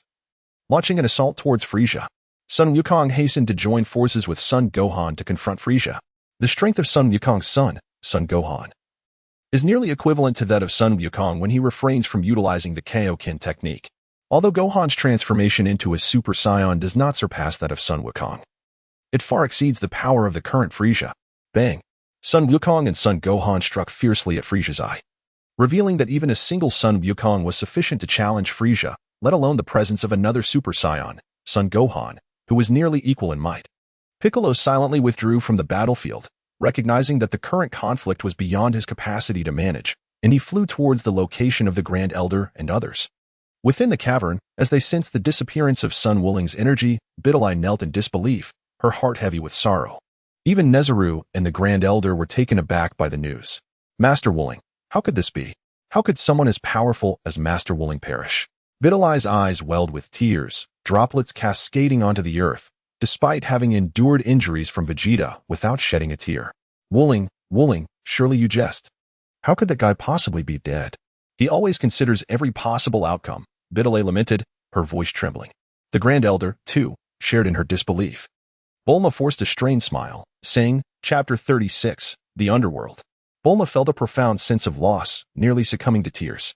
Her first encounter with Sun Wuling had been driven by her quest for the Dragon Balls atop Mount Bowsy, leading them into adventures that had persisted until now. Sun Wuling exuded an aura reminiscent of a brooding, handsome youth who had stepped straight out of a comic book, although she had been captivated by him for a time. After becoming involved with Yamcha, she still could not forget the white moonlight that had once enchanted her, despite not becoming lovers as she had imagined. They had forged a bond as companions. Now, upon hearing of Sun Wuling's demise, Bulma found it hard to accept. Wuling's master, Bidalai, clutched the earth beneath her in anguish, tears streaming down her cheeks. "Frieza is truly a malevolent fiend," Elder Kai sighed. "Has Goku and Gohan truly transformed into the legendary Super Saiyan? This could very well be the salvation of Namek." The North Kai, situated on King Kai's planet, was taken aback upon learning of Sun Wuling's death, especially as he witnessed Goku and Gohan both ascend to Super Saiyan forms, momentarily forgetting his intention to contact Krillin. Super Saiyan. Frieza is doomed now. Goku and his son have both become Super Saiyans. This is truly the end for Frieza. Goku, Gohan, give it your all, the North Kai exclaimed excitedly, oblivious to whether Goku and Gohan could hear him. In the underworld, Sun Wuling gradually regained consciousness, realizing he was bound and utterly immobile. Before him stood a colossal figure, towering at least 30 to 40 meters tall, clad in a striking purple suit and adorned with a red tie. He sported a large mustache and wore a horned hat emblazoned with the character for Yama, his skin a fiery crimson. This was the realm of the dead, and the imposing figure before him was none other than King Yama. "Are you the King Yama that Goku spoke of?" Sun Wuling asked, waving his hand, now fully aware. He regarded the towering presence with respect. He understood that the souls of the deceased across the universe would be judged by King Yama, and he would not underestimate his power. "Sun Wuling, your merits are sufficient for a swift passage to heaven. Even acquiring a position in the underworld would be no challenge. However, I sense you wish to visit King Kai instead?" King Yama hesitated, observing Sun Wuling's character, which yearned for freedom and the pursuit of martial arts. As anticipated, Sun Wuling declined. "King Yama, there exists an object on Earth known as the Dragon Balls. I believe I will soon be resurrected. I wish to meet King Kai. I implore you to facilitate an introduction." Sun Wuling bent at the waist, placing his left hand upon his chest, reminiscent of a knight's formal greeting. After a moment of contemplation, the King of Hell ultimately acquiesced to Sun Wuling's words, gesturing for an attendant to escort him to the Serpent Path. "Thank you, Your Majesty." Sun Wuling expressed his gratitude with a wave of his hand as he followed the underworld attendant towards the Serpent Path. "Haha, you're most welcome, Sun Wuling." Do visit often. The King of Hell replied with a smile and a wave. Certainly. As Sun Wukong suddenly realized the gravity of the situation, he froze in place. Would a ghost from the underworld truly be willing to come? He had no desire to experience the sensation of death again. This manner of dying was far more brutal than the demise he had endured during his journey. His body would be reduced to mere ashes. Upon arriving at the Serpent Road, he soared at full speed, and within less than a minute of flight, he beheld the Planet King. He couldn't help but wonder how everyone was faring. Would Goku transform into a Super Saiyan due to my demise? Upon arriving at Pluto, Sun Wukong found that the tenfold gravity of the planet had no effect on him, as if it naturally harmonized with his physique. The North King remained as he had always remembered him. King of the realm, I am Sun Wukong. Suddenly, the voice of Sun Wulings startled the North King greatly. Wulings, how did you arrive here? The North King inquired, gazing at the halo above Sun Wulings' head. The emblem of death. I implored Lord Yin Wang and traversed the serpentine path, Sun Wulings replied anxiously. Mr. King, how fare Goku and Gohan on Namek? The North King erupted into hearty laughter. Fear not. Goku and Gohan have transformed into Super Saiyans. Frieza is utterly no match for them now. Sun Wulings was taken aback by the news regarding Gohan, a revelation that exceeded his expectations. Yet he felt a sense of satisfaction. His care for Gohan had not been in vain. Oh dear, I nearly overlooked the matter at hand. Mr. King, Krillin has yet to make his wish, hasn't he? Sun Wulings asked, glancing at the halo on his forehead. The North King's smile abruptly froze. He had forgotten amidst the fierce battle between Goku, Gohan, and Frieza on Namek.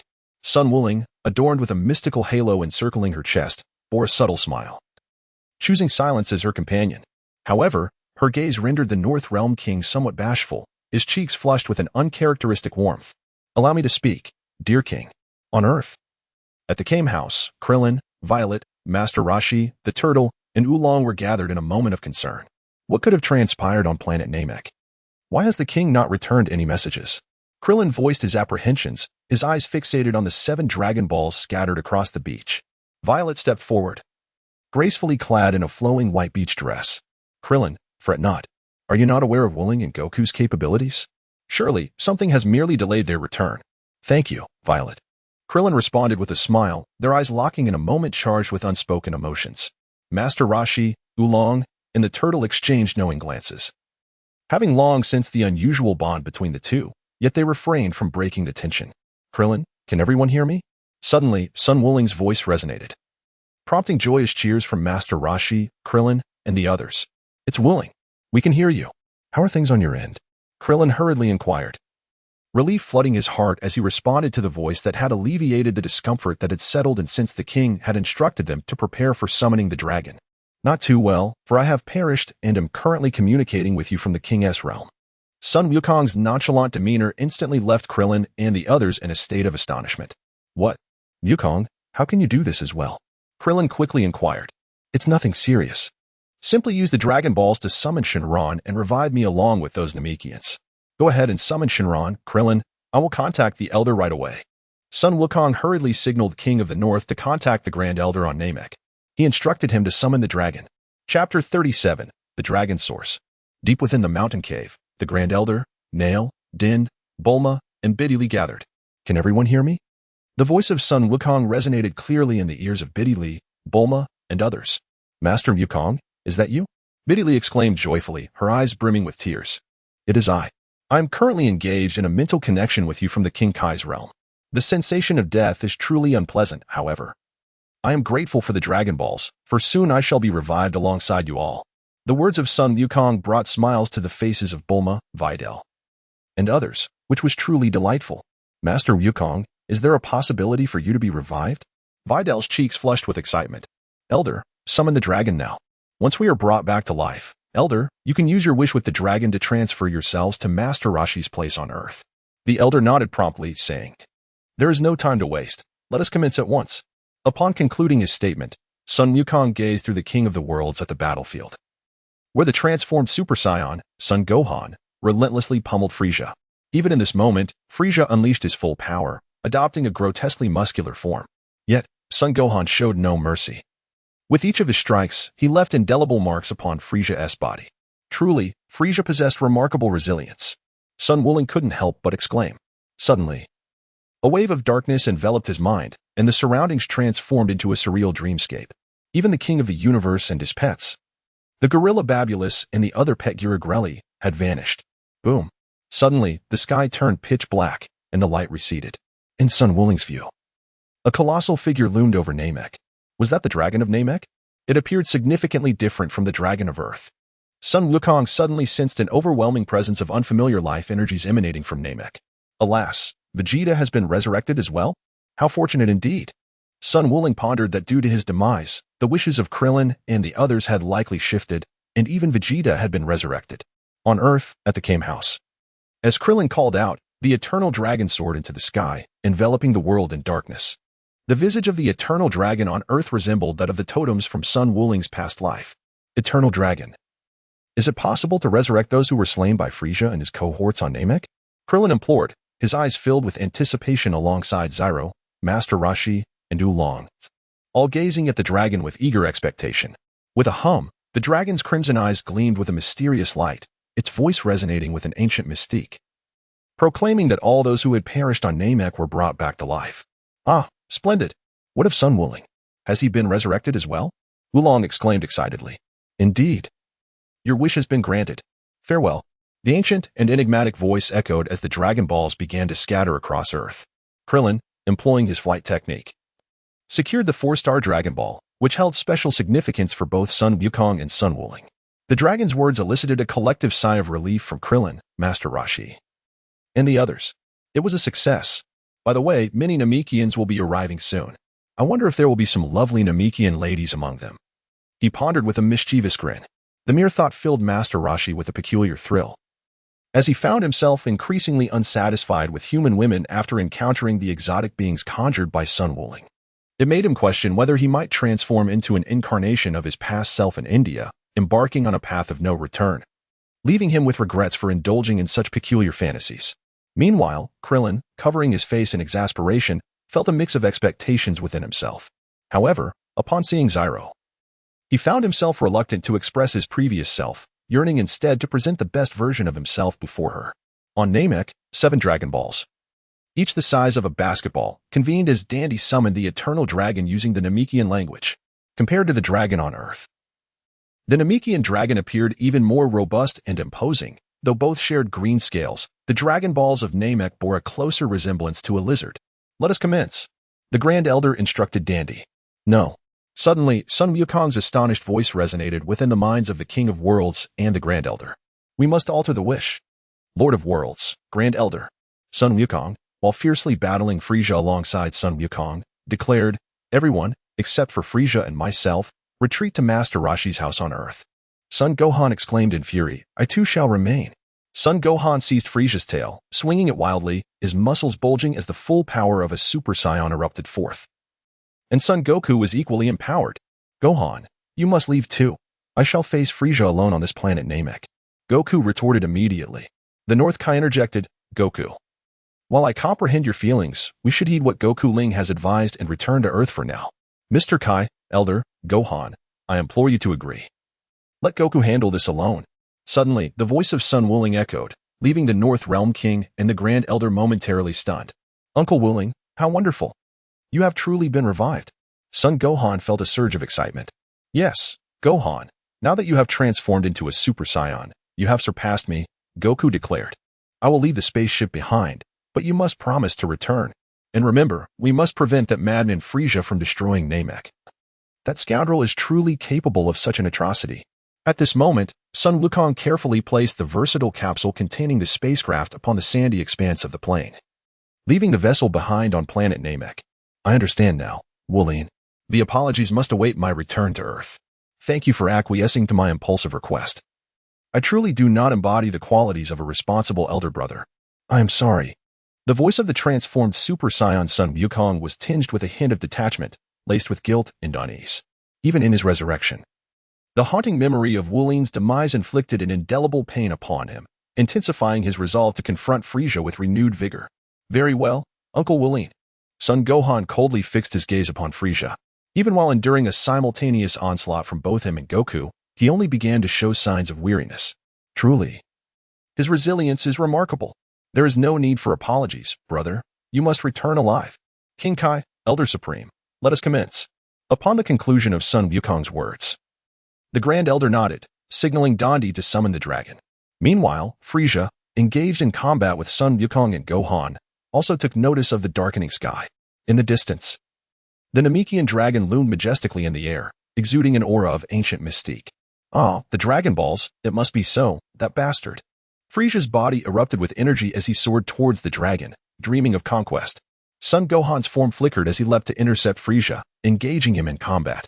Shortly thereafter, Son Goku arrived, and together, the two Super Saiyans unleashed a renewed assault on Frieza. Chapter 38. Return to Earth, am I not dead?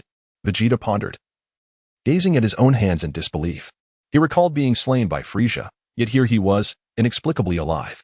The energy signatures of Frieza, Son Goku, and Son Gohan enveloped him, leaving him momentarily stunned. Is that Kakarot's energy? And that other one, could it be Kakarot's son? Vegeta soared into the sky, his jaw dropping at the sight of the Dragon Shinran Purunga alongside Frieza, Son Goku, and Son Gohan. Is that the Super Saiyan? He questioned in disbelief. No. It cannot be. Kakarot, perhaps, but why can that little brat also transform? Frustration welled within him as he clenched his fists. The legend of the Super Saiyan had been his lifelong pursuit, and witnessing Son Gohan achieve this form led him to question his very existence. Suddenly, his body transformed into a streak of light. Son Gohan, along with Piccolo, who was still flying towards the dragon, the resurrected Namekians, Bulma, and Videl, departed from Namek. The Dragon Shinran Purunga split into 7 beams of light, accompanied by the Grand Elder, its creator, as they journeyed towards Earth. At that moment, only Son Goku and Frieza remained on the desolate Namek. What? Frieza exclaimed, raising his hand in defiance. The Dragon Balls, my immortality, my wishes. What have you done? And where has that Saiyan brat gone? Frieza demanded furiously. With the Dragon Balls gone, his desire for immortality slipped away. His rage intensified, and he longed to devour Son Goku whole. The Dragon Balls on Earth have resurrected those who perished by your hand, while the Dragon Balls of Namek have transported everyone on this planet, save for you and me, to Earth. Frieza, your ambitions shall not come to fruition. Son Wukong's voice rose slightly, almost erupting into a roar. You, Saiyan, foul monkey, Earth. As his emotions surged, Frieza's aura intensified dramatically. He raised both hands, gathering an energy sphere vast enough to obscure the sun. This is bad. Son Wukong immediately sensed Frieza's intentions, having received prior warnings from Son Wukongling suddenly. A colossal energy sphere was hurled towards the ground. Son Wukong swiftly descended to the ground, deflecting Frieza's energy blast with remarkable agility.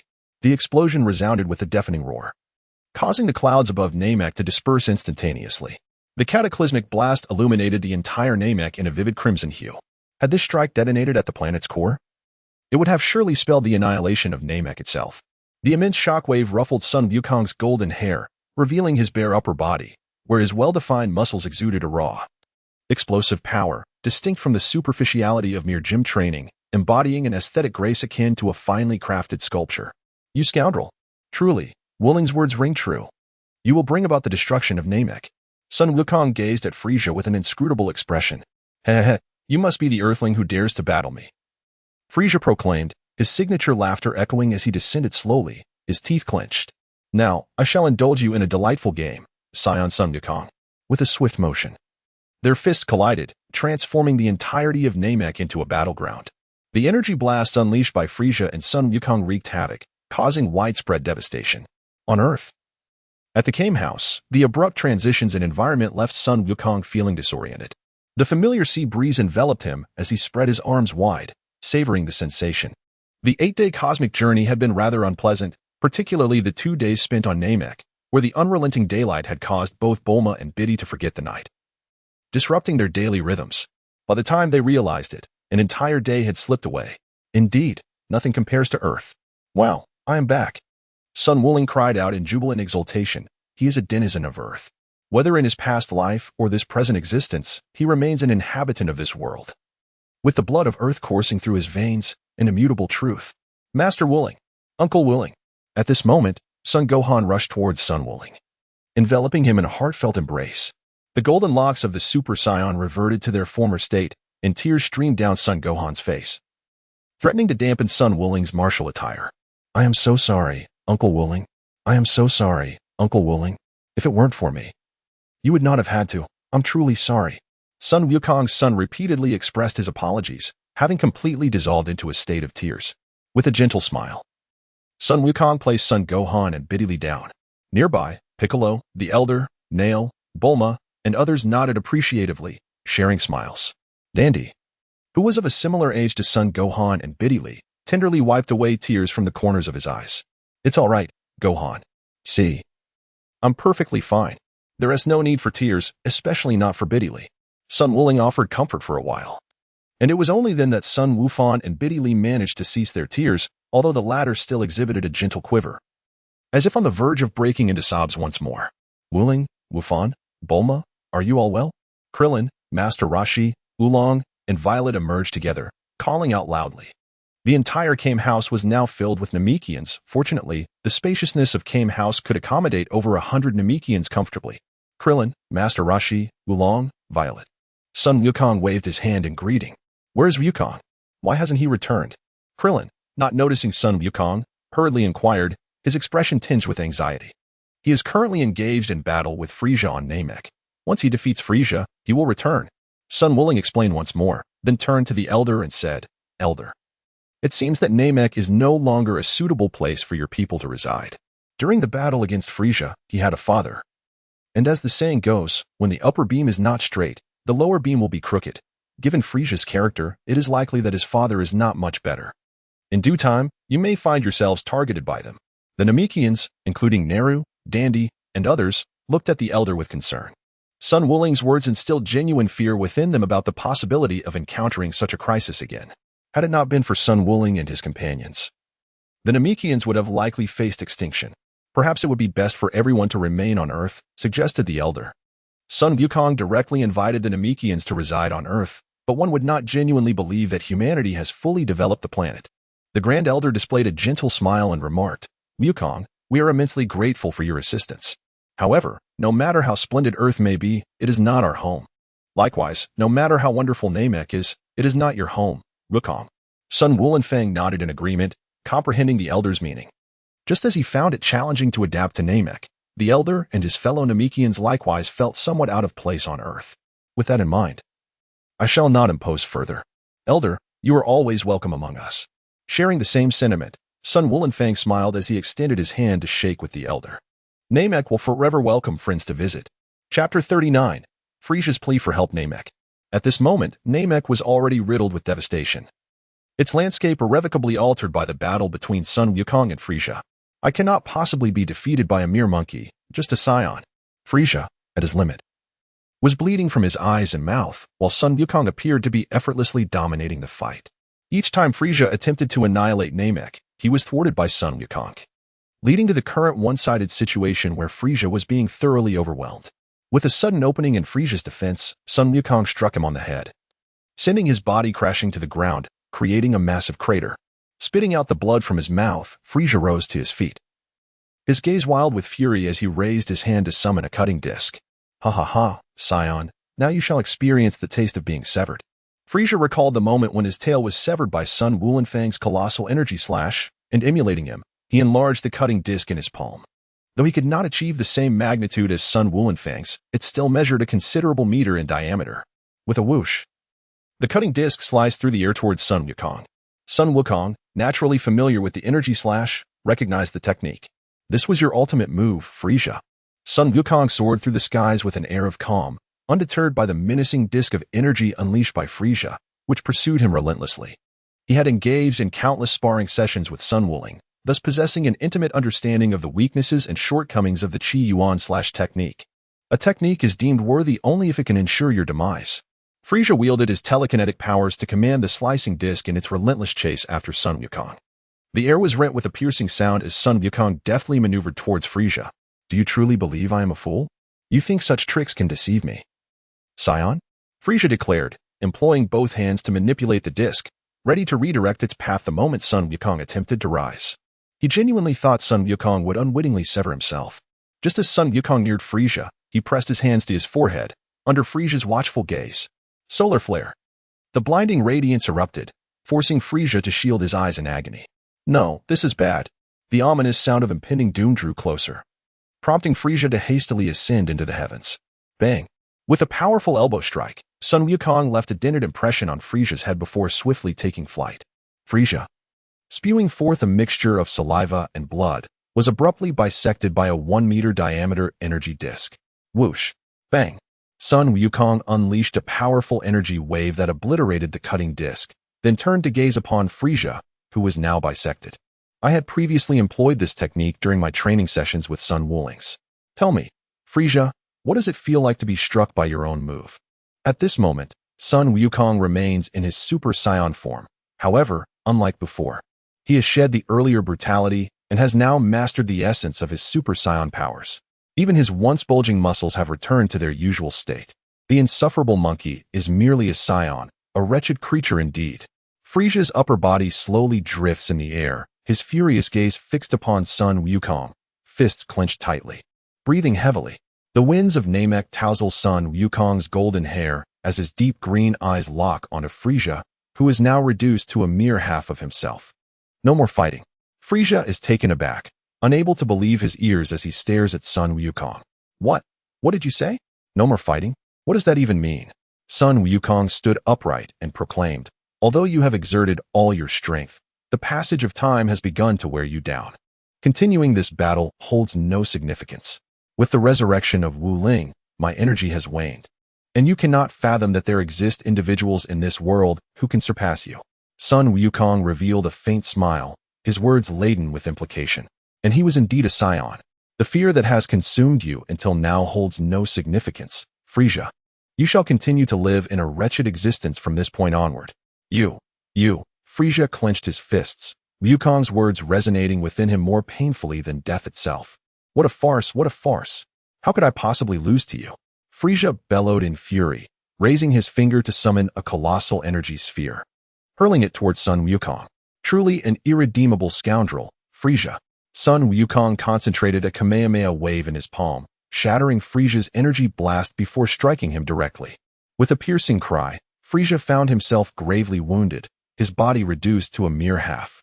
Just as Frisia prepared to retaliate, Sun Wukong swiftly appeared at his side. You, indeed, show no signs of repentance. Sun Wukong's palm struck Frisia's face with tremendous force, distorting it beyond recognition. Sun Wukong's fist struck fiercely upon Frisia's crown, sending him crashing into the ground. Damn it. Frisia's consciousness began to wane, his energy depleting rapidly after the relentless assault from Sun Wukong, leaving him in a state of despair. The sensation of life ebbing away was profoundly distressing. He exerted every last ounce of strength to extend his palm, yearning for survival. The anticipation of death was truly unbearable. Sun Wukong landed gracefully before Frisia, gazing at him and remarking, witnessing the agonizing passage of your life. This manner of demise truly befits you, Frisia. If Wulings were present, he would likely declare that you die with unfulfilled regrets. Sun Wukong turned around, soaring into the sky with his cloud-summoning technique. The current Frisia was incapable of even a single flight, compared to a fate of utter annihilation. This manner of demise was far more pitiable. Help me.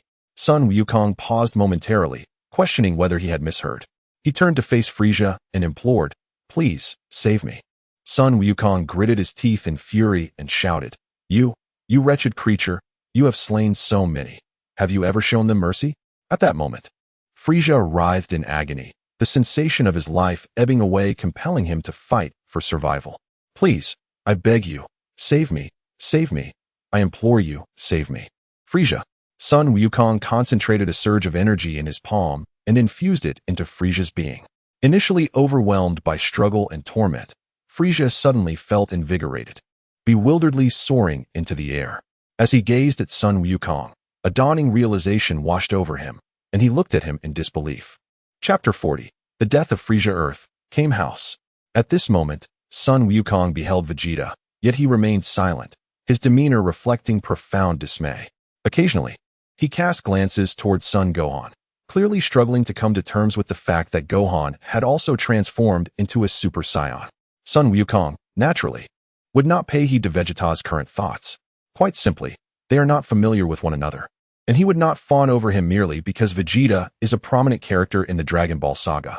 On the contrary, if Vegeta were to continue causing trouble and remain self-important, Sun Wukong would not indulge him. With a mischievous grin, he approached son Gohan and teased, "Gohan, you are truly remarkable, having transformed into a Super Saiyan just like Goku, completely surpassing me." The voice of son Wukong resonated loudly, piercing Vegeta's ears with an unbearable sharpness. Yet, the mere recollection of son Gohan's golden figure on Namek caused him to helplessly unclench his fists. Why, as the prince of all Saiyans, should I not be the one to transform into a Super Saiyan? Why is it that, apart from Kakarot, even that insufferable brat can achieve this transformation? Vegeta's heart roared in discontent, yearning to unleash the fury that brewed within. Oh, Bulma! In son Wukong's mind, a sudden flash of insight struck him, and his expression changed dramatically. Bulma, when we departed for Namek, did you set the course for our return to Earth? Bulma shook her head, and then a realization dawned upon her regarding son Wukong's current predicament on Namek. Oh no, I forgot. What should we do? Wukong is still on Namek, and he cannot pilot the spaceship. Bulma rushed to son Wukong, her face etched with concern. As for King Kai, perhaps it would be best to wait and use the Dragon Balls to bring Wukong back when the time comes. Sun Wuling contemplated the seemingly unreliable North King and ultimately decided against it. He indeed had overlooked this matter. However, he wondered whether son Wukong would still adhere to his original course of action. At this moment, the North King on King Kai's planet was wholly engrossed in the fierce battle between son Wukong and Frieza on Namek. Had he heard son Wuling's words, he would undoubtedly have retorted in anger. "Wukong, why must you do this?" The North King exclaimed in fervor as he witnessed son Wukong transferring his energy to Frieza. On Namek, Frieza stared at his own form in disbelief. Son Wukong had actually shared his energy with him. He had truly saved him. It was utterly unexpected. You really gave your energy to me. You despicable monkey." Frieza was at a loss regarding his own emotions. Gratitude was out of the question. How could Frieza, throughout his life, ever harbor such feelings, especially towards the Saiyan monkey he detested the most? Son Wukong said calmly, "Aren't you capable of surviving in the vast cosmos? And your minions, you can wait for them to rescue you. From now on, cherish your life and live on cautiously." Son Wukong soared towards the spaceship, his palms gathering energy for the Kamehameha wave, steadily accumulating power. He recalled how son Wukong had dealt with Raditz, and resolved that should Frieza show any sign of movement, he would unleash the Kamehameha wave without hesitation. Frieza gritted his teeth, watching the receding figure of son Wukong, memories of their previous encounter flooding back to him, particularly the words that son Wukong had spoken, "No more fighting." As son Wukong, the golden Super Saiyan, uttered such words, there was neither disdain nor contempt. Rather, during the battle, Frieza had nearly comprehended the essence of son Wukong's character. Yet it was precisely this understanding that fueled his hatred. After all, he was Frieza, the emperor of the universe. He had granted son Wukong power, and although he conceded defeat, he could not accept it. "Damn monkey, I am Frieza, the sovereign of the cosmos. Therefore, you, this wretched monkey, must perish at my hands. I shall personally bring about your demise, son Wukong." Frieza gathered his energy into a powerful energy wave directed at son Wukong. However, it lacked the ferocity of before, seemingly a mere outlet for his own impotence. Foolish Kamehameha. The robust blue energy wave surged forth, swiftly overpowering Frieza's attack and advancing relentlessly. The Kamehameha engulfed Frieza, and with his final cries, his form was obliterated beneath its might. Frieza's energy vanished completely as son Wukong made his way toward the spaceship left behind by son Wukongling. After chewing and swallowing a senzu bean, all of his injuries and energy depletion were restored, returning him to his usual peak condition, reverting to his familiar self. Oh no, how do I operate this spaceship? In son Wukong's mind, memories of how son Wuling had taught him to operate a spaceship and set its navigational coordinates resurfaced. With a hum, the cabin sealed shut, and the spacecraft began its ascent, already taking flight. It was moving. Indeed, there would be turbulence upon breaching the atmosphere.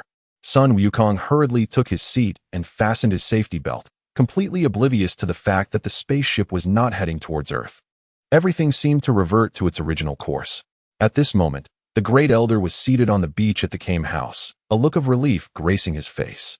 Though they could not return to planet Namek, all the Namekians were saved. Son Wukong, endowed with the essence of nature, managed to retain his youthful vigor. However, his essence remained unchanged, and his time was drawing to a close. besides the one-star Dragon Ball safeguarded by the Grand Elder.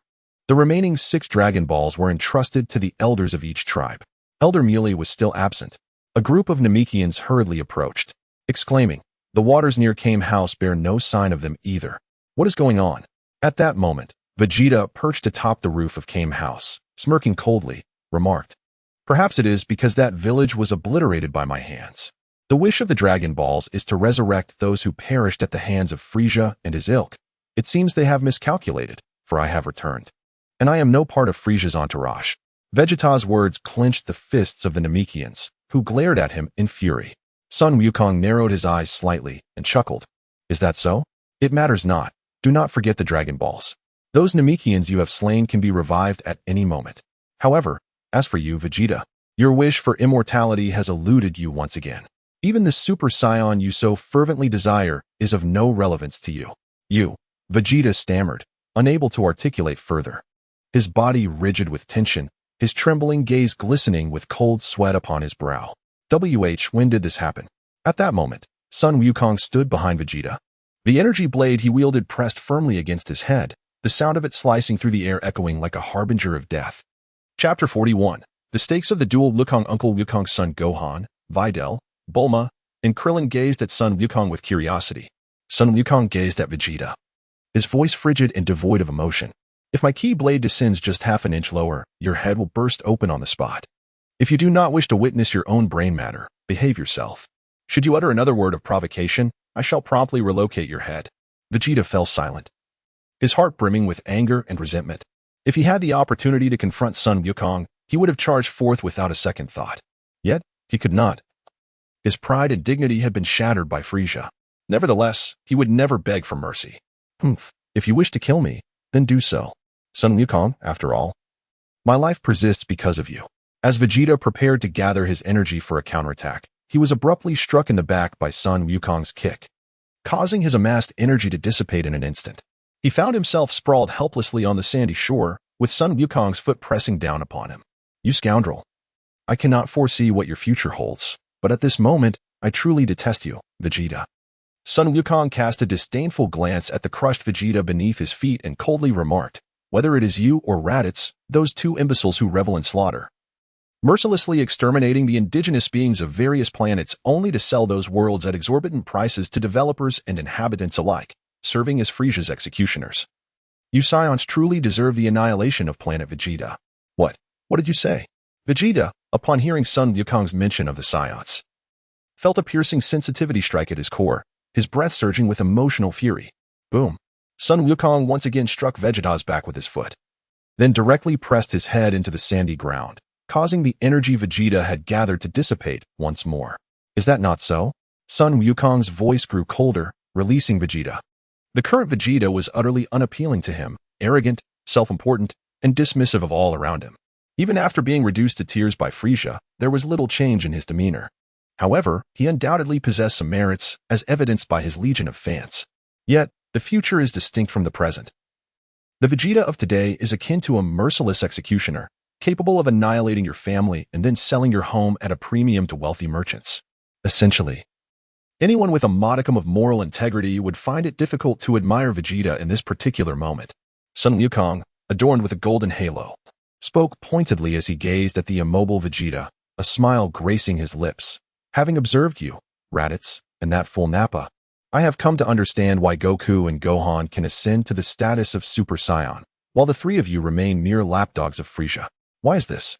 Pray tell, why am I unable to rival Kakarot? Why is it that even Kakarot's son can transform into a Super Saiyan while I am left powerless?" Vegeta lifted his head, casting aside all rage and the pride of a Saiyan. This was the answer he had long yearned to uncover. Sun Wullings did not keep anyone in suspense, stating, "Firstly, you have not laid a solid foundation like Wukong and Wufan did, but at your age, it is rather late for that. Even if you eventually attain power comparable to Wukong's, you will always remain at a disadvantage." Vegeta glanced at Master Roshi and Krillin, then turned his gaze back to Sun Wullings, deep in thought. "Of course, the most crucial aspect is one's own strength. I estimate that Wukong and Wufan possess power of at least 3 million before they can enhance their abilities. However, I believe the most vital element remains this, a tranquil heart." Sun Wukong, with a playful yet derisive tone, remarked, You ought to be familiar with the nature of Goku and Gohan, and indeed, you should be aware of the appearance of other Saiyans, such as Vegeta. Find tranquility within your heart, allowing it to be as serene as the sky. Then, concentrate your power upon your back. Vegeta instinctively turned his head, recalling that it was just moments ago when Sun Wukong had delivered a kick to his spine, rendering him utterly devoid of strength. Could it be that the Saiyans possessed such a vulnerability? You are overthinking it, Vegeta.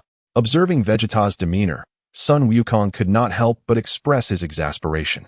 I have witnessed both Goku and Gohan's Saiyan powers emanate from their backs. As for why I was able to disperse your energy with a mere kick, it is simply because I am stronger than you. Nothing more, nothing less. Vegeta rose to his feet, a sardonic smile gracing his lips as he regarded Sun Wukong. Why are you so fearless in revealing to me the method of transforming into a Super Saiyan? What are you gazing at? Noticing Sun Wukong's gaze directed skyward, Vegeta instinctively looked up as well, only to behold 7 Dragon Balls descending from the heavens. Since only a single wish had been granted, they had not turned to stone. What? Vegeta exclaimed in astonishment. With his strength recently shattered by Sun Wukong, it seemed as if the 7 Dragon Balls had conspired to fall directly toward him. With the 4-star Dragon Ball landing squarely upon his head, a piercing scream escaped his lips as he was knocked to the ground. A distinctively large bump forming on his forehead, rendering his current state quite comical. The Elder Supreme chuckled, remarking, "The Dragon Balls have come along with us." Meanwhile, Sun Wukong, Krillin, and the others erupted into laughter at Vegeta's predicament. Even Piccolo, crossing his arms, allowed a slight smirk to emerge. "Haha, Vegeta. The Dragon Balls you yearn for have arrived, haven't they? I trust the experience is not as delightful as you imagined." "Oh. And why is there a Dragon Ball perched atop your head?" Sun Wukong skillfully manipulated the energy orb, sending the Dragon Ball soaring through the air until it landed beside the Grand Elder. He extended his hand to touch the prominent bump on Vegeta's head, eliciting a sharp wince of pain from the Saiyan. "That hurts, you bastard. Once I transform into a Super Saiyan, I will ensure to knock out all your teeth." Vegeta roared, clutching the swelling on his forehead. "I shall await that moment, Vegeta."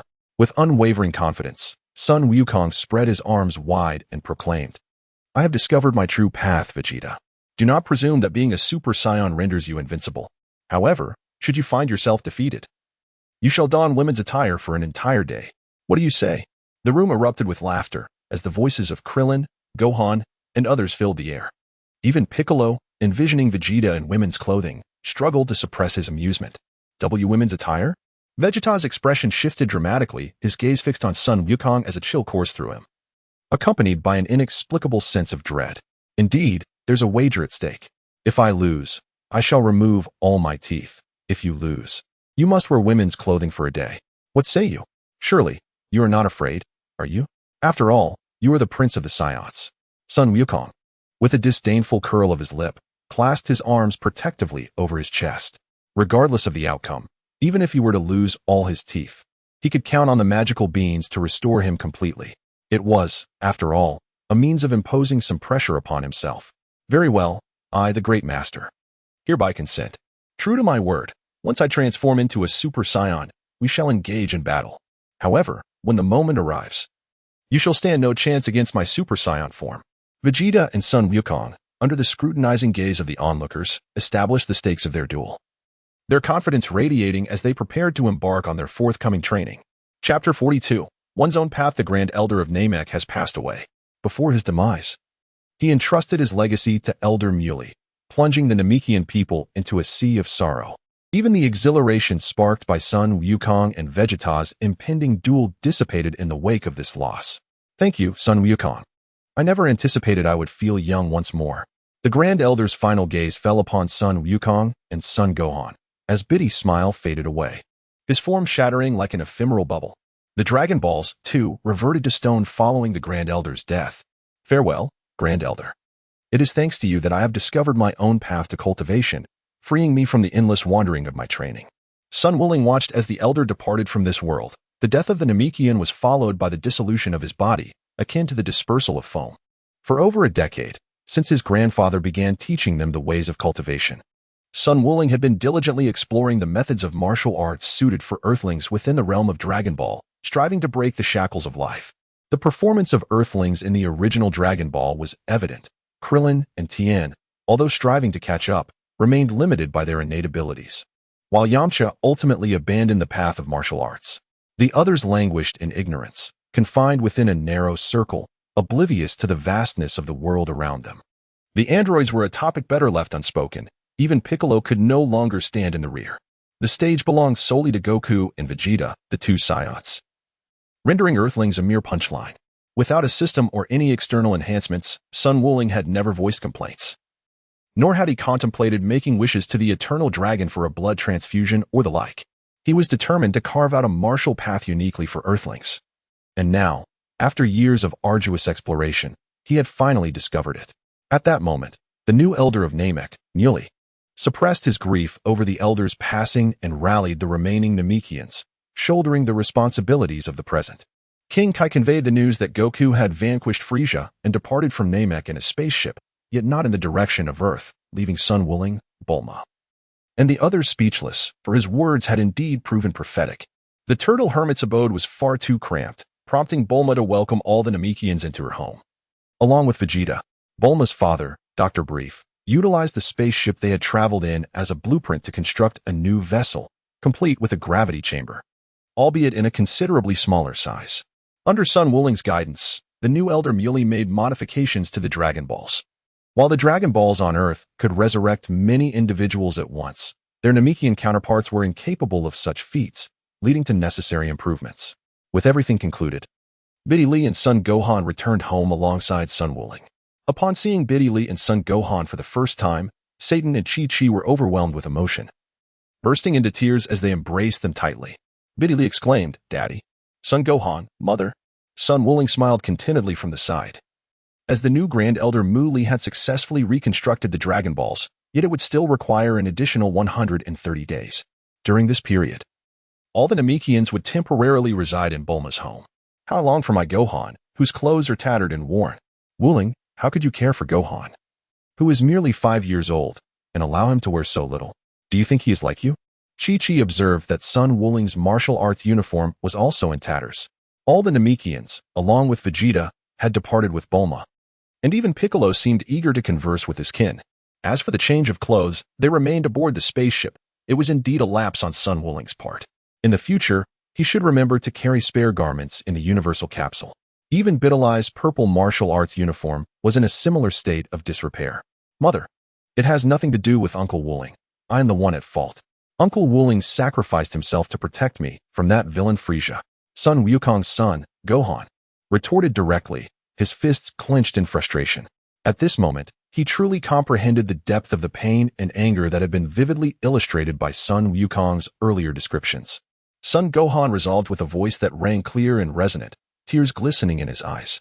He remained haunted by the memory of Sun Wukong's demise. Mother, Uncle Wukong, Biddy Lee, and Father, I must become stronger. I cannot bear to witness any of you vanish from my sight again. Just like you, Master Wukong, Father, everyone. I am determined to grow more powerful. Master Wukong, please continue to train me. I aspire to surpass Vegeta and that villain Frieza. Biddy Lee clenched her fists, raising her head to regard Son Gohan with utmost seriousness. Very well. Sun Wukong gently helped Biddy arrange her hair. During this journey to Namek, everyone gained a great deal.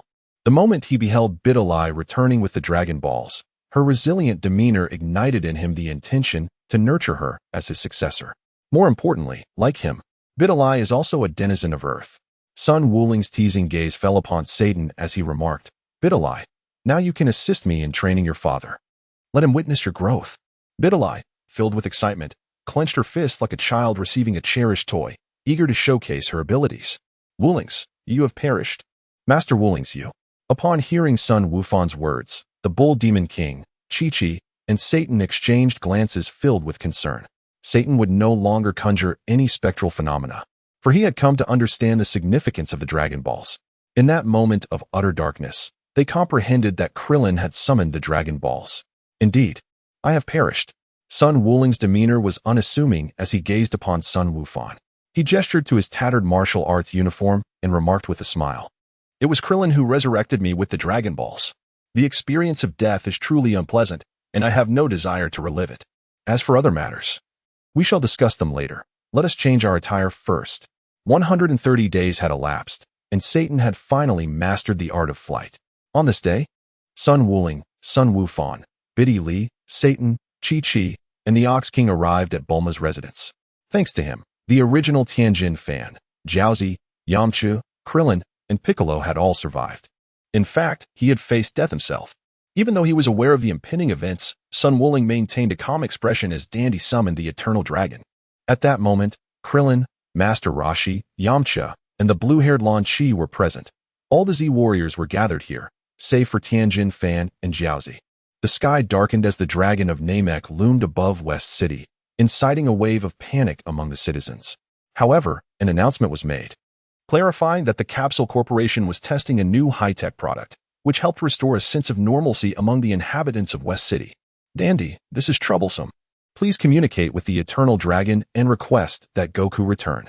Sun Wuling addressed Dandy, saying, "All right," as Dandy spoke in the language of Namek. The dragon's eyes flickered with a hint of crimson light. "I regret to inform you that this wish cannot be granted, for Sun Wukong has declined. He insists that he will return." The dragon's voice was ancient, tinged with a primal essence, distinctly different from the dragons of Earth. What? Apart from the already informed Sun Wuling, Chi-Chi, Sun Wufan, and others were perplexed as to why Sun Wukong would refuse to return. Chapter 43. The Creation of the Celestial Immortal Flow. The truth is, I intend to continue my training on other planets to grow stronger. In that case, I cannot remain idle any longer. Moreover, I have a promise to keep with Sun Wuling. Vegeta glanced at Sun Wuling and noticed the spaceship crafted by Dr. Brief. Seizing the opportunity while others were distracted, he piloted the ship away from Earth. The vessel's departure generated a shockwave in the vicinity. Do not concern yourselves with him. Since Wukong is unwilling to return, I have a request to make of the dragon. Is that permissible, Elder Muley? Sun Wukong gazed at Elder Muley and inquired, "Of course. There is no issue." The Dragon Balls of Namek grant a total of 3 wishes. Elder Muley and the other Namekians had no objections. Wukong remarked that it was not an exaggeration to call them benefactors of the Namekian people.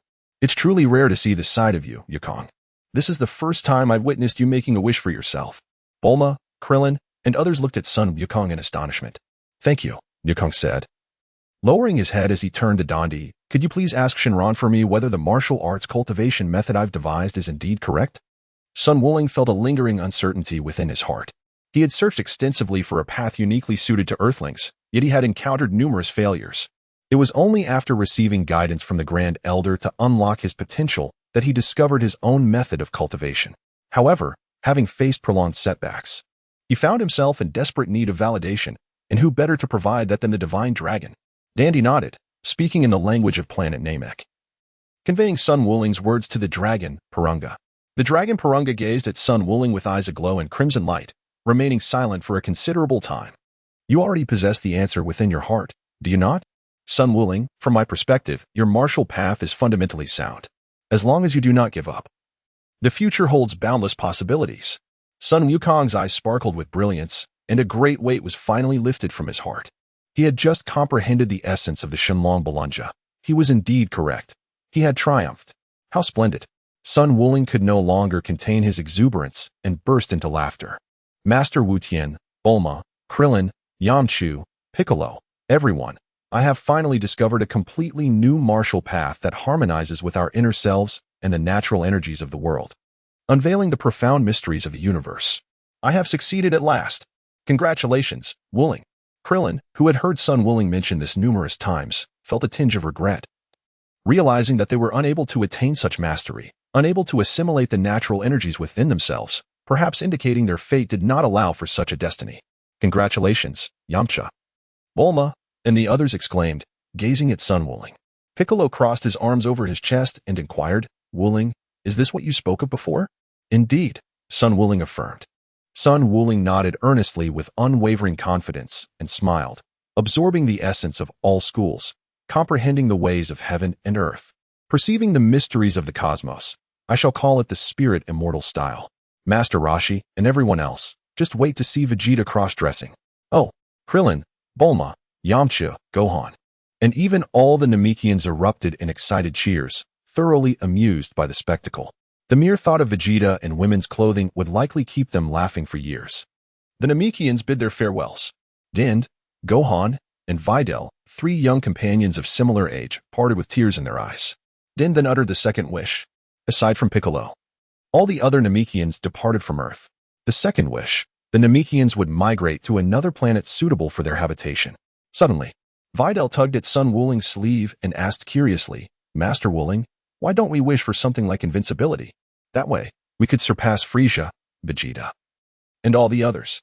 Videl's words caused Sun Wuling to pause momentarily. He was taken aback, but considering Videl was only 5 years old, he restrained himself. Had it been Mr. Satan who said such a thing, he would have made him understand the true meaning of heaven and earth. The Dragon Ball's wishes cannot surpass their creator. But most importantly, Videl, you must remember this. The wise seek strength within, while the unwise seek it without. Videl nodded vaguely, her young mind unable to fully grasp the meaning of his words. Everyone eventually left Bulma's house, and Sun Wuling officially established his own martial arts school. As for why he named it the Spirit Immortal Style, well, he simply couldn't be bothered to think of anything else. The so-called within and without referred to internal and external energy. Internal energy, or ki, was something innate to beings like him, Goku, Gohan, and Vegeta. However, each race, such as Earthlings, had inherent limitations, a shackle of talent that created differences among species. External energy, on the other hand, was what Sun Wuling now cultivated, the natural energy he had painstakingly refined over 10 years, merging it with his memories of immortal cultivation. Today, he had finally succeeded. Though his school only had 2 disciples, Mr. Satan and Videl, Sun Wuling still designed unified purple martial arts uniforms. For public appearances, he wore a crimson cloud patterned robe with a hood, reminiscent of the Akatsuki cloak, a formal attire for official occasions. It exuded mystery, but more importantly, it looked undeniably cool, satisfying his nostalgic fondness for past fantasies. On Pausa Mountain, Sun Wuling constructed another dojo, emblazoned with the character spirit. The same character adorned the chest and back of the martial arts uniforms, a symbol of his newly founded school. Sun Wuling summoned Satan and Videl inside, with even son Gohan joining in the excitement. Dressed in a matching purple martial arts uniform and adorned with the crimson cloud patterned sacred robe, the Linxian sect was officially established today. Satan, Son Gohan, and Videl clapped their hands enthusiastically. Sun Wuling looked towards Satan and said, Satan, I have a mission for you. To elevate the reputation of our Linxian school by becoming the champion of the World Martial Arts Tournament. Yes, Master Wuling, Satan bellowed, clad in a purple martial arts uniform beneath his sacred robe. Though aware of his limited innate talent, he sensed that as long as figures like Sun Wuling refrained from participating, claiming the title of champion would be effortless. Bidalai, retrieve the remaining 6 Dragon Balls. Sun Wukong entrusted the Dragon Ball radar to Biddy. Now that he has a disciple, can he not delegate these tedious tasks to her? As for Biddy's age, she is merely 6 years old, yet her combat power has already surpassed that of the Jinyu Force from Namek, exceeding even that of Yamcha and Tien Shinhan. Yes, Master Wukong, Biddy exclaimed as she seized the Dragon Ball radar and soared into the sky. Dend also departed to participate in this year's World Martial Arts Tournament. Gohan, come, let us train together. I wish to witness the might of a Super Saiyan. All right, Uncle Wukong. Sun Wuling led Sun Wufan to the verdant lawn, where Wufan meticulously folded the crimson cloud robe, his delicate handling revealing a palpable dread of soiling or damaging it. This sight elicited a slight twitch of amusement from Wuling. It seems that Wufan must have joined the Linxian faction out of an affinity for this garment. At the very least, his taste has improved significantly compared to that garish green ensemble he previously donned. Chapter 44, The Lower Dantian Wufan. You appear to have quite an affinity for that outer robe. Sun Wuling chuckled and remarked, Hee, indeed, Uncle Wuling. I feel that the garments of our celestial spirit lineage are exceptionally stylish. Upon wearing them, I experience an inexplicable sensation. It's simply a strikingly handsome feeling. Son Gohan scratched his head and chuckled softly. Sun Wukong casually cast aside his crimson cloud robe, a garment belonging to the Akatsuki organization from Naruto. Were it not for its exceptional allure, it would not have garnered such admiration from so many, nor would he have chosen it as his attire for appearances. Transform into a Super Saiyan, Gohan. My current strength surpasses that which I possessed on Namek. Come, fear not. The aura emanating from Sun Wukong surged explosively, and his once handsome visage transformed into one of cold severity, as even his demeanor underwent a dramatic metamorphosis. Son Gohan stepped back unnaturally, startled by the overwhelming aura emanating from Sun Wuling. At that moment, Piccolo, Yamchu, Krillin, Master Roshi, Tian Shinhan, and Chaozu all sensed Sun Wuling's formidable energy. Piccolo remarked, This is Wuling's aura. It's astonishing, having completely surpassed that of Frieza. Yamcha added, Wuling, you are truly remarkable. Only you have consistently stood alongside Goku, unlike me, who has nearly given up.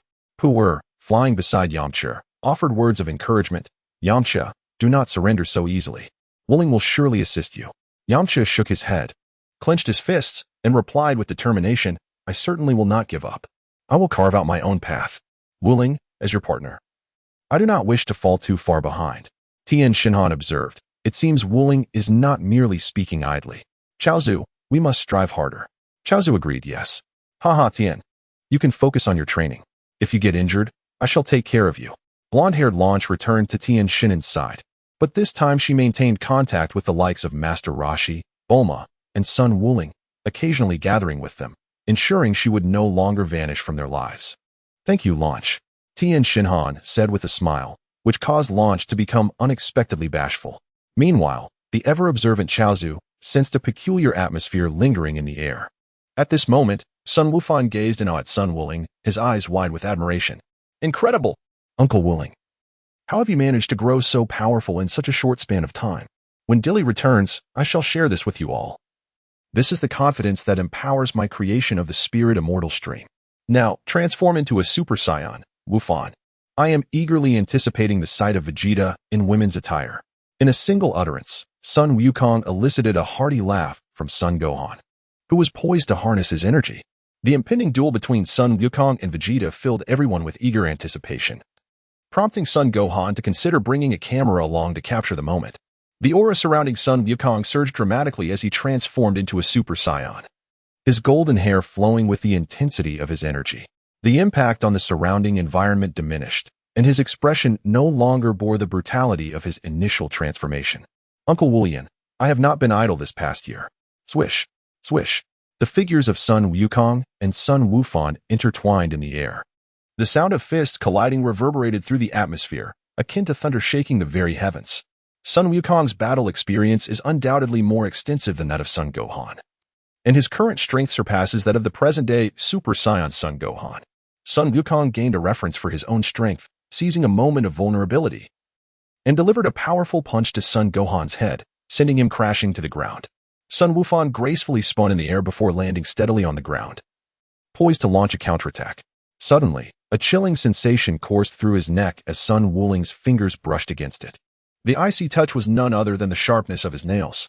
I concede, Uncle Wuling. Upon reverting from his Super Saiyan form, Sun Gohan sensed an impending defeat, never anticipating it would transpire so swiftly. Had this been a life-and-death battle, the recently transformed Son Goku would have effortlessly unleashed a Keyblade, severing his neck. Gohan, you must strive harder, lest you find yourself outshone by Videl. Sun Wukong donned his fire cloud robe, joyfully escorting Son Gohan back to the martial arts hall.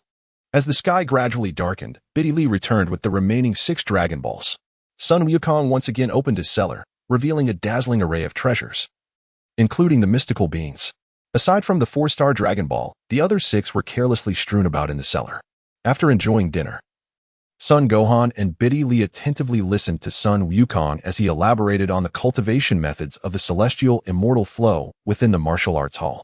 Sun Wukong presented a diagram of the human anatomy, with particular emphasis on the locations of the 3 dantians. These positions are identified as the lower dantian, the middle dantian, and the upper dantian. In the pursuit of one's cultivation reaching its zenith, one harnesses external chi to draw into the body's dantians, adhering to a sequential order of lower, middle, and upper. By absorbing the natural chi from the external environment into one of these dantians, one can shatter the shackles of existence and undergo a complete transformation. Sun Wuling patted his chest and remarked with a smile, as for me, I have already filled the lower dantian, breaking free from the first shackles of life.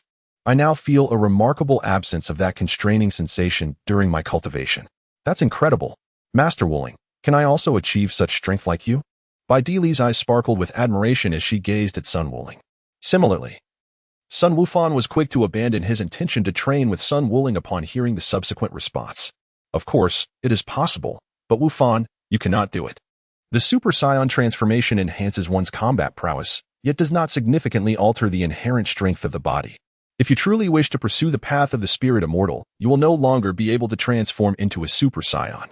The words of Son Wukong prompted Son Gohan to ponder deeply. Super Saiyan. The celestial flow of Son Wukong. Both were not something he wished to relinquish lightly. Gohan. Your potential surpasses that of me, Piccolo, and even Goku and Vegeta by a considerable margin. First, tread the path of the Super Saiyan, akin to Vegeta and Goku. The first thought that crossed Sun Wuling's mind was the mysterious transformation of Sun Wukong, originally developed by the old Supreme Kai. Sun Wuling felt that the ethereal flow he had created bore a striking resemblance to the state of Sun Wukong. However, without any confirmation, it all seemed futile. Son Gohan and Bidalai have retired for the night, yet at this moment, Son Goku stands alone in the martial arts arena, floating gracefully in the air, channeling the essence of nature into his being as he embarks on his cultivation journey. His lower dantian is now filled. Having shattered the first shackles of life that bound him, he has devised a method that can rival that of a Super Saiyan, eagerly anticipating his duel with Vegeta. Chapter 45. The Assault of King Cold. It has been a year since the events on Namek, and Goku has yet to return to Earth. At Bulma's residence, she has adopted a new explosive hairstyle, while Oolong, Pu'er, and Yamcha gather together. Yamcha takes a sip of juice, exclaiming in comfort, "Ah, how delightful these peaceful days are." Bulma inquires, "By the way, where has Vegeta gone?" Yamcha chuckles in response, "He is probably off chasing Goku through the cosmos." However, what I'm more curious about is the spectacle of the duel between Vegeta and Goku. With that, Yamcha's excitement is palpable as he begins to fantasize about what female attire Vegeta might don, insisting he cannot miss it. Female attire. Goku has a plethora of stunning beauties in his Beast Girl compendium. Heh, but my favorite is definitely the bunny girl in black stockings, Oolong interjects. A sly grin spreading across his face, which, combined with his pig-like visage, makes one want to deliver a punch. Bulma, now seething with anger, clenches her fists and exclaims, "Humph. I always thought Goku was a stoic male deity, yet it turns out he harbors such lecherous thoughts." What infuriates her most is that, unlike the likes of Master Roshi or Oolong, who occasionally take advantage of her innocence, Goku shows no interest in her at all. The greatest blow to her self-esteem came during the World Martial Arts Tournament, where she realized it wasn't her beauty that was lacking, but rather Goku's lack of appreciation. Indeed, it was all Goku's fault, and had nothing to do with her being a super genius beauty. This thought brings her some solace, though the sight of Master Roshi or Oolong indulging in such antics still riles her up. Suddenly, a thunderous roar reverberates through the air as Vegeta returns, piloting a spaceship that is nearly out of fuel. On Earth, Son Goku, Krillin, and others sense Vegeta's energy. Ah, Vegeta has returned. It seems everything is about to commence. I wonder what changes await us. Does that future of despair still exist? Sun Wuling lifted his gaze to the heavens, pondering silently within.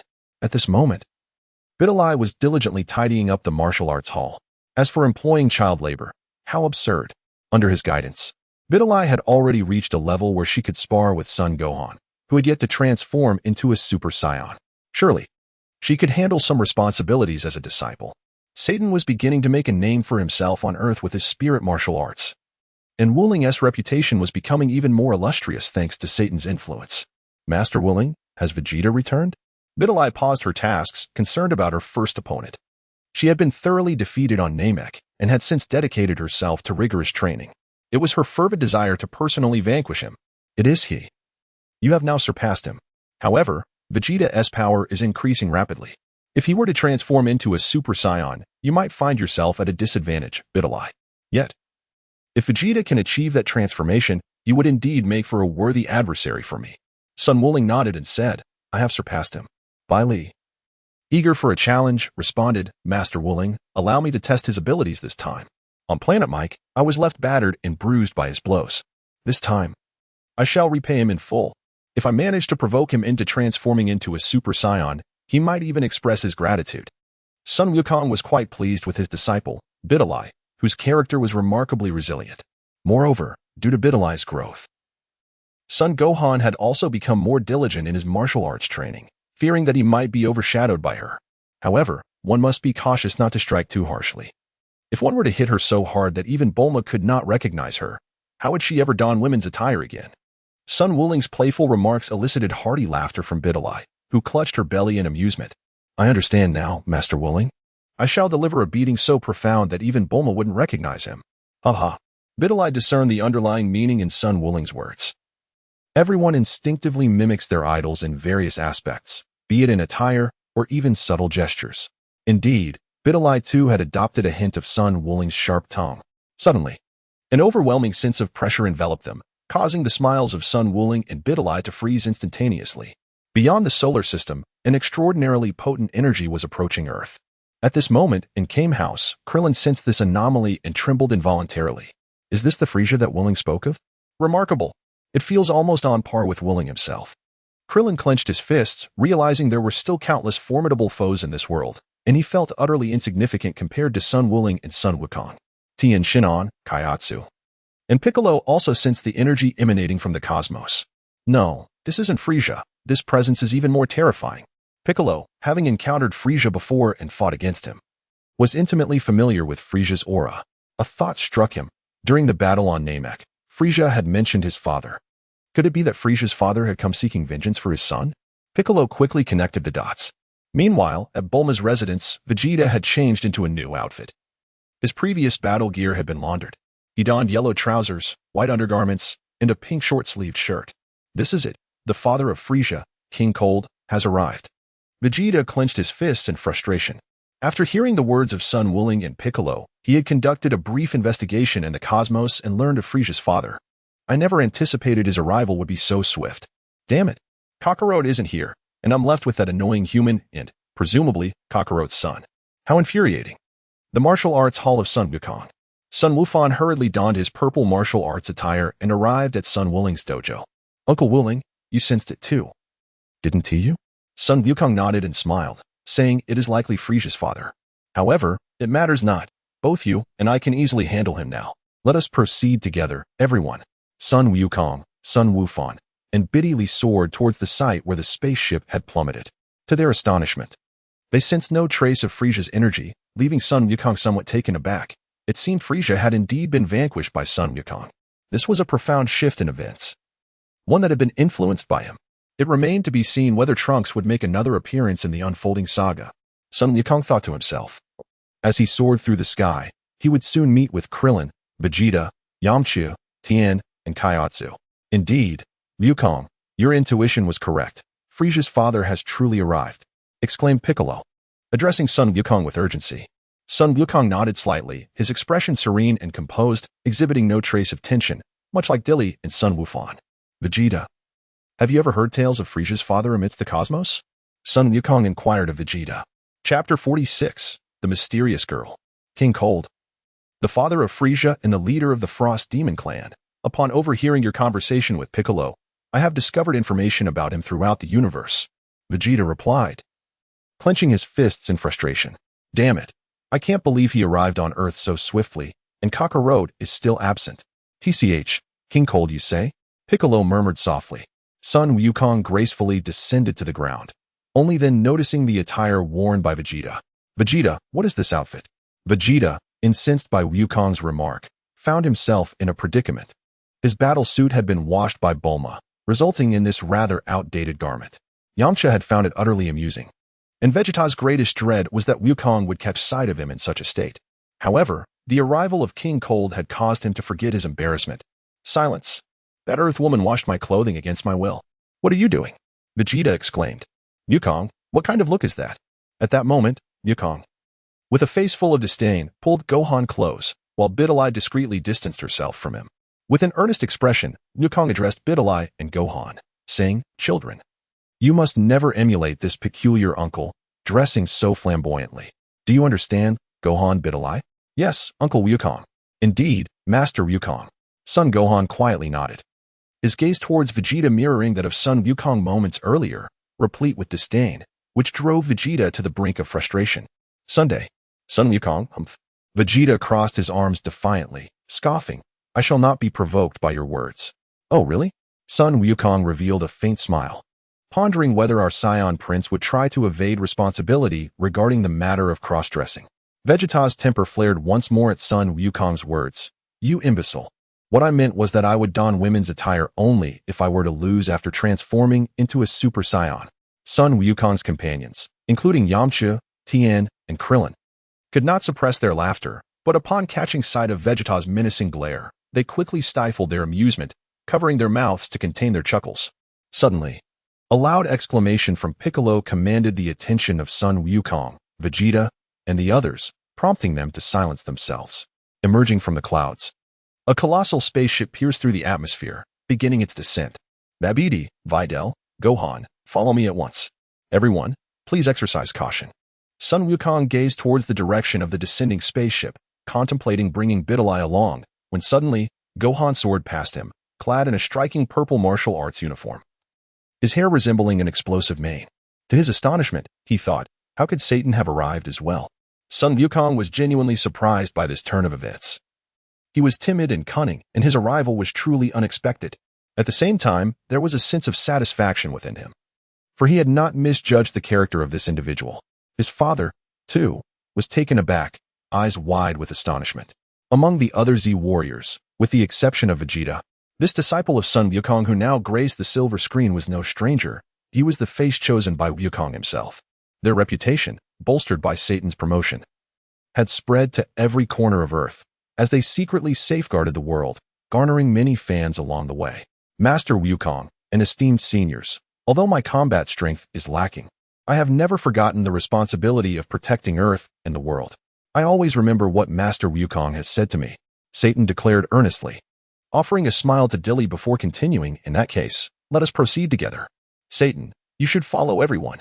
Sun Wukong nodded in satisfaction. Soaring through the air alongside Biddy and Sun Wufan, Satan followed closely behind, accompanied by Piccolo and the others, regardless of Satan's true intentions. His courageous arrival garnered the admiration of Tien, Yamcha, and Piccolo. In the distance, a massive circular spacecraft descended, its hatch opening to reveal a colossal figure emerging first, followed by a swarm of small soldiers equipped with scanners. The appearance of King Cooled was reminiscent of Frisia's second form, with a bull-horned head and a muscular physique towering over 2 meters. This planet appeared quite beautiful, potentially worth a fortune. King Cooled crossed his arms, surveying the scene with a cold gaze. Was the Super Saiyan who had slain Frisia residing here? A soldier dashed forward.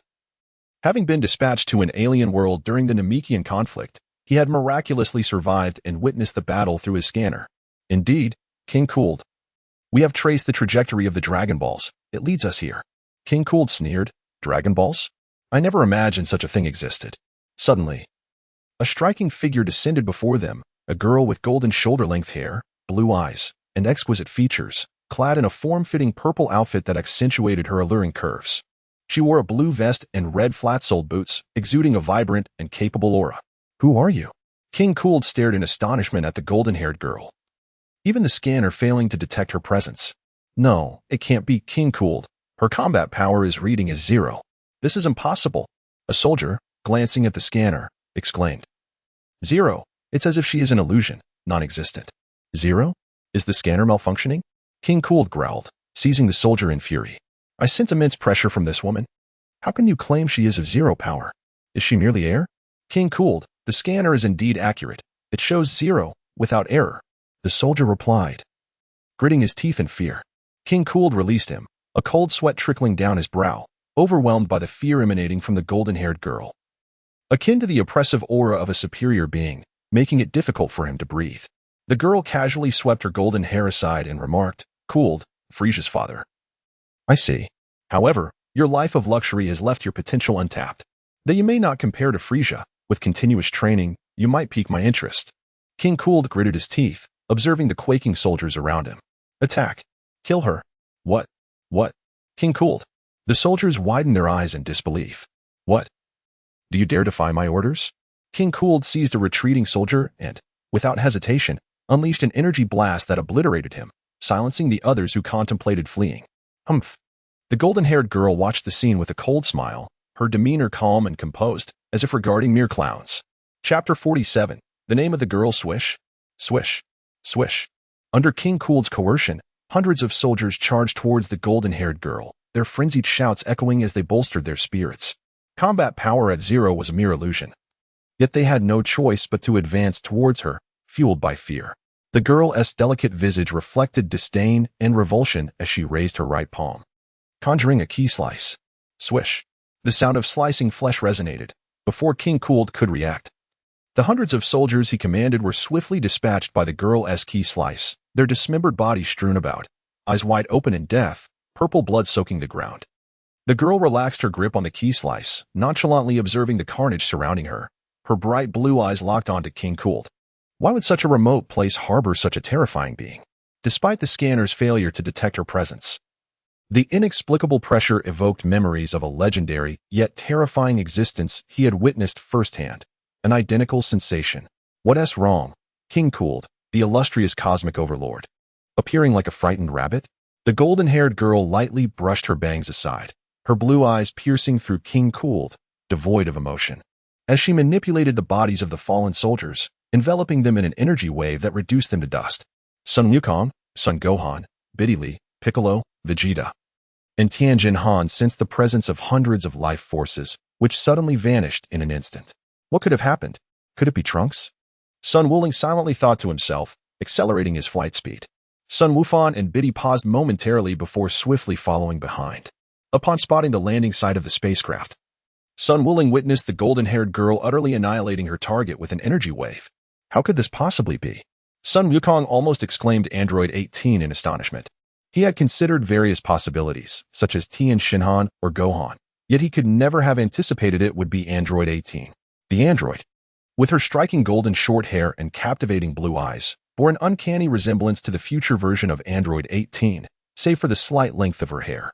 Alternatively, could she possibly be Marin, the daughter of Krillin and Android 18?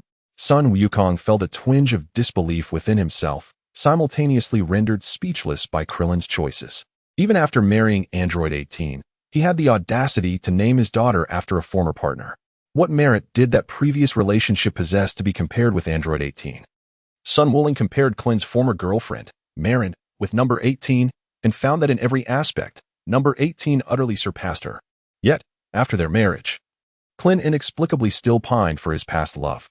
However, Sun Wuling has not seen Krillin's former girlfriend again, and he is uncertain if it is merely an illusion. But he cannot shake the feeling that Krillin now has a certain inclination towards the former captain of the Red Ribbon Army.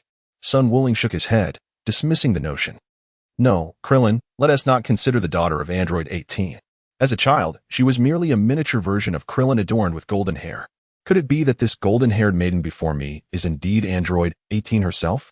At that moment, the golden-haired girl sensed Sun Wuling's presence and instinctively exclaimed, "Father." Her cheeks flushed with a youthful shyness, and her azure eyes sparkled with life, albeit from a distance. Sun Wuling did not catch her words. However, King Cold heard her clearly. "Father?" King Cold did not perceive that the golden-haired maiden was addressing him. Scanning his surroundings, he spotted Sun Wuling. "You heard that, King Cold." The golden-haired girl's expression turned decidedly colder, a stark contrast to her earlier bashfulness. She reverted to her former demeanor, efficient and icy. No, I didn't hear anything. Please spare me, my lady." King Cold knelt before the golden-haired girl, pleading for mercy, leaving Sun Wuling in a state of bewilderment. His mind struggled to comprehend how King Cold, of all beings, could exhibit such a lack of resolve and prostrate himself. Whoosh, whoosh. As Sun Wufan and Biddy arrived on the scene, they were equally taken aback, rendered speechless by the sight before them. That must be King Cold," Biddy inquired, her voice laced with disbelief. "Indeed, his appearance bears a striking resemblance to Frieza," Sun Wuling responded. "But why is King Cold kneeling before that golden-haired lady?" Sun Wufan, sharing the same bewilderment as Sun Wuling, found it hard to fathom that King Cold, a figure of such power, would beg for mercy. Even Frieza from Namek, facing two opponents simultaneously, never conceded defeat. Had Sun Wuling been privy to Sun Wufan's thoughts, he might have revealed that Frieza had once cried out for help to Sun Wukong, exposing his most vulnerable side, ultimately acknowledging his defeat. This act of desperation, perhaps, was what fueled Frieza's relentless obsession with Sun Wukong. "I too yearn to uncover the truth behind all this," Sun Wuling remarked, overwhelmed by the chaos surrounding him. The world seemed utterly disarrayed. The once despondent Super Saiyan warrior Trunks had vanished, only to be replaced by a girl strikingly similar to Android 18. Yet, the world devoid of despair was undeniably more splendid. Everything remained as beautiful as ever. Sun Wukong had not succumbed to a viral heart disease, and all were still present. Trunks was no longer the solitary warrior enveloped in despair. Sun Wuling couldn't help but ponder. The golden-haired maiden commanded the energy blasts, while King Kurd floated helplessly in the air, desperately pleading for mercy. My name is Rose, the angel of destruction across the universe. Even if the god of destruction Beerus or Whis were to come, they would be powerless to save you, Kurd. You have heard what you should not have, and thus, you shall perish beneath the might of my supreme, divine power. The golden-haired girl named Rose summoned a wave of silvery energy from her pineal gland. Time seemed to freeze at that moment. King Kurd's cries for mercy faded as his body slowly disintegrated into luminous silver ashes, scattering to the ground and dancing in the wind. This scene was witnessed by the late-arriving Vegeta, Piccolo, and others, the annihilation of King Kurd by the girl known as Rose. Humph, you pale in comparison to your son Frieza, Kurd. You are vastly inferior. Were it not for the utility of your cells, I would have obliterated your very soul. And even the Super Dragon Balls would be unable to resurrect you. The golden-haired maiden scoffed, unleashing an energy wave that obliterated King Kurd's spaceship. As she watched the ashes swirl in the air, a smile graced her lips. Next, she would have to speak with Uncle Goku, Uncle Krillin, Uncle Piccolo, and Uncle Vegeta. But she hoped her father wouldn't find out. If he did, it was likely that this version of her would never be born. Chapter 48. The return of Son Goku. That golden-haired girl defeated Frieza's father with such ease. Piccolo gasped, his jaw nearly dropping. Vegeta's expression was little better. They both had first-hand experience with Frieza's power. Now, the even mightier King Kurd had been so effortlessly vanquished by someone else. In that moment, they pondered many things. Who was this golden-haired maiden? What were her intentions? Would she seek to eliminate them as well? An unnatural fear began to take hold. The essence of life is fear, and fear often springs from the unknown. The golden-haired maiden turned to Sun Wuling and the others, offering a gentle smile. I am on my way to meet Mr. Goku. Would you like to join me? She quickly corrected her wording, nearly revealing too much. What? Piccolo and Vegeta were taken aback. Indeed, Sun Wuling thought to himself, slightly furrowing his brow. He was the first to follow the girl, who bore a striking resemblance to Android 18. Wuling, what are you doing? This isn't like you, Piccolo exclaimed as he rushed after him, biting his lip and choosing to trust Sun Wuling, who flew ahead. Vegeta and Son Gohan quickly followed suit. The golden-haired maiden landed on a mountainous terrain, producing a universal capsule that revealed a refrigerator filled with beverages. Mr. Goku won't arrive for another 3 hours, so please, help yourselves. No one dared to move. Even as the golden-haired maiden opened a bottle of drink, the earlier scene of King Kurd's annihilation had left a significant shadow over them. It wasn't until Sun Wuling stepped forward that anyone dared to approach. Hey, Wuling, what's going on with you? This isn't like you at all, Piccolo hurriedly said as he caught up. Sun Wukong picked up a beverage and, without a moment's hesitation, replied, It is quite simple. If she intends to do anything to us with her power, she need not go through such trouble. However, if she truly seeks to harm the earth or you, even at the cost of my very soul, I shall not allow her to succeed. Sun Wuling's final words were resolute, and her dark eyes caused the golden-haired maiden to quickly avert her gaze, experiencing an involuntary tremor. Her cheeks puffed as if she were holding her breath. Father spoke of soul impact. The potency of this technique relies on the strength of the user's own spirit. Humph. To think they would resort to such a move against me. When I return, I shall inform Mother, though she is often preoccupied with Father and would hardly come to my aid. I must seek out Uncle Wukong and Aunt, especially Aunt, for Father fears her most. The golden-haired maiden seemed to recall something, unable to suppress a smile. Upon hearing Sun Wuling's words, everyone lowered their guard. Fear arises from the unknown. Sun Wuling's was indeed correct. Should they truly intend to harm them, resistance would be futile. Sun Wukong stepped before the golden-haired maiden and inquired, Excuse me, sister, how do you know about my father's affairs? The maiden, momentarily taken aback by Sun Wukong's address, cleared her throat softly to mask her embarrassment and replied, It is because I possess the ability to foresee the future, hence I know that in 3 hours, Mr. Goku will descend here. Are you certain?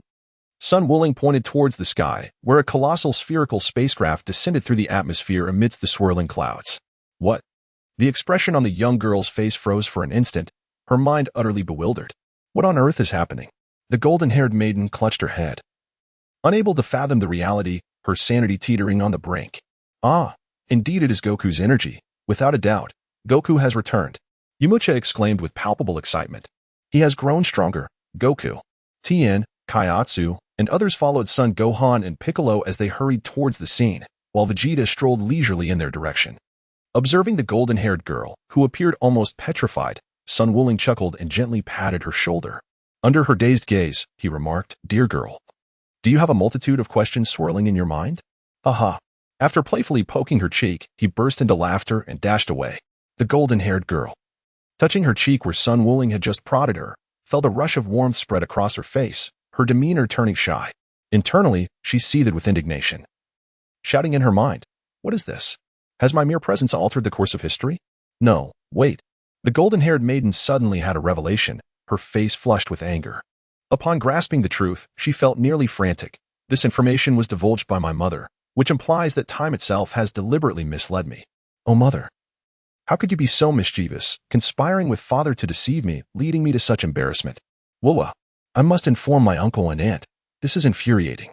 Sun Wukong emerged from the cabin, his attire transformed entirely. He donned a flowing white long-sleeve garment complemented by a sleek black shoulder armor and striking red trousers. Moreover, his head bore an intriguing shape reminiscent of a crab. Alas, what brings you all here? Sun Wukong gazed at Sun Wuling and the others in confusion, inquiring, splendid. Wukong has truly returned. Yamcha, Jiaozi, and Krillin erupted in exuberant cheers, while Piccolo and Tenshinhan displayed faint smiles. Sun Wuling then stepped forward and said, "It is because she informed us of your impending arrival, although the timing was askew. Wukong, who is she?" Upon following the direction of Sun Wukong's gaze, guided by Sun Wuling's finger, he beheld a golden-haired maiden, his eyes widening in astonishment. He was taken aback, exclaiming in disbelief, "What do you mean there is another person?"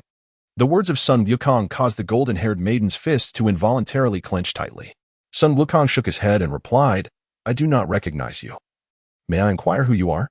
However, your prowess is quite remarkable, as you have managed to completely conceal your energy, rendering it imperceptible, akin to the very air itself." Unrecognizable? Tenshinhan, Krillin, Vegeta, and Piccolo stared at Sun Wukong in astonishment. Sun Wukong rested his thumb against his chin, embodying a pose of contemplation. It was rather peculiar. Lord Kai had informed me that Frisia's father, King Cold, intended to attack Earth, prompting my immediate return. Speaking of which, who was responsible for King Cold's demise? Was it Wuling's, Gohan, or Piccolo? Piccolo crossed his arms over his chest and replied, "King Cold was eliminated in an instant by this young lady." The golden-haired maiden steadied her emotions, regaining her previous demeanor of cool detachment. "Mr. Wukong, Mr. Vegeta, Mr. Piccolo, Mr. Krillin, I have some crucial matters to discuss with you. May I have a moment of your time?" "What?" Sun Wukong was taken aback, calling upon Sun Wukong, Vegeta, and Piccolo, even Krillin. Yet, he did not summon him. Was it his unreliability or his propensity to speak too much? Sun Wukong cast a glance at Krillin, astonished to have called his name. Could it be that this girl, strikingly resembling Android 18, is indeed the daughter of Krillin and Android 18 from the future, named Marin? Is she intending to candidly bring her parents together? In his heart, Sun Wukong could not help but ponder. Chapter 49, The Future's Destructive Angel. "I understand." Sun Wukong set aside his usual playful demeanor and responded earnestly, his voice taking on a notably cooler tone. Piccolo followed suit, while Krillin cast a curious glance at Sun Wukong, somewhat perplexed as to why he was summoned. But he quickly jogged over. Humph. Vegeta crossed his arms protectively over his chest, letting out a disdainful snort as he approached, driven by an insatiable curiosity and a thirst for knowledge. Yamcha remarked, "Why must we be kept in the dark? What could it possibly entail? Who knows?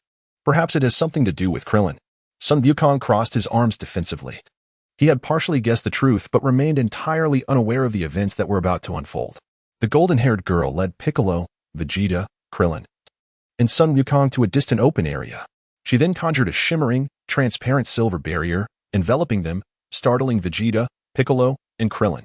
Sun Wukong surveyed the spherical barrier, which boasted a diameter of 20 meters, and sensed that the underground was similarly severed from any external connection. Yet, he exhibited no sign of concern.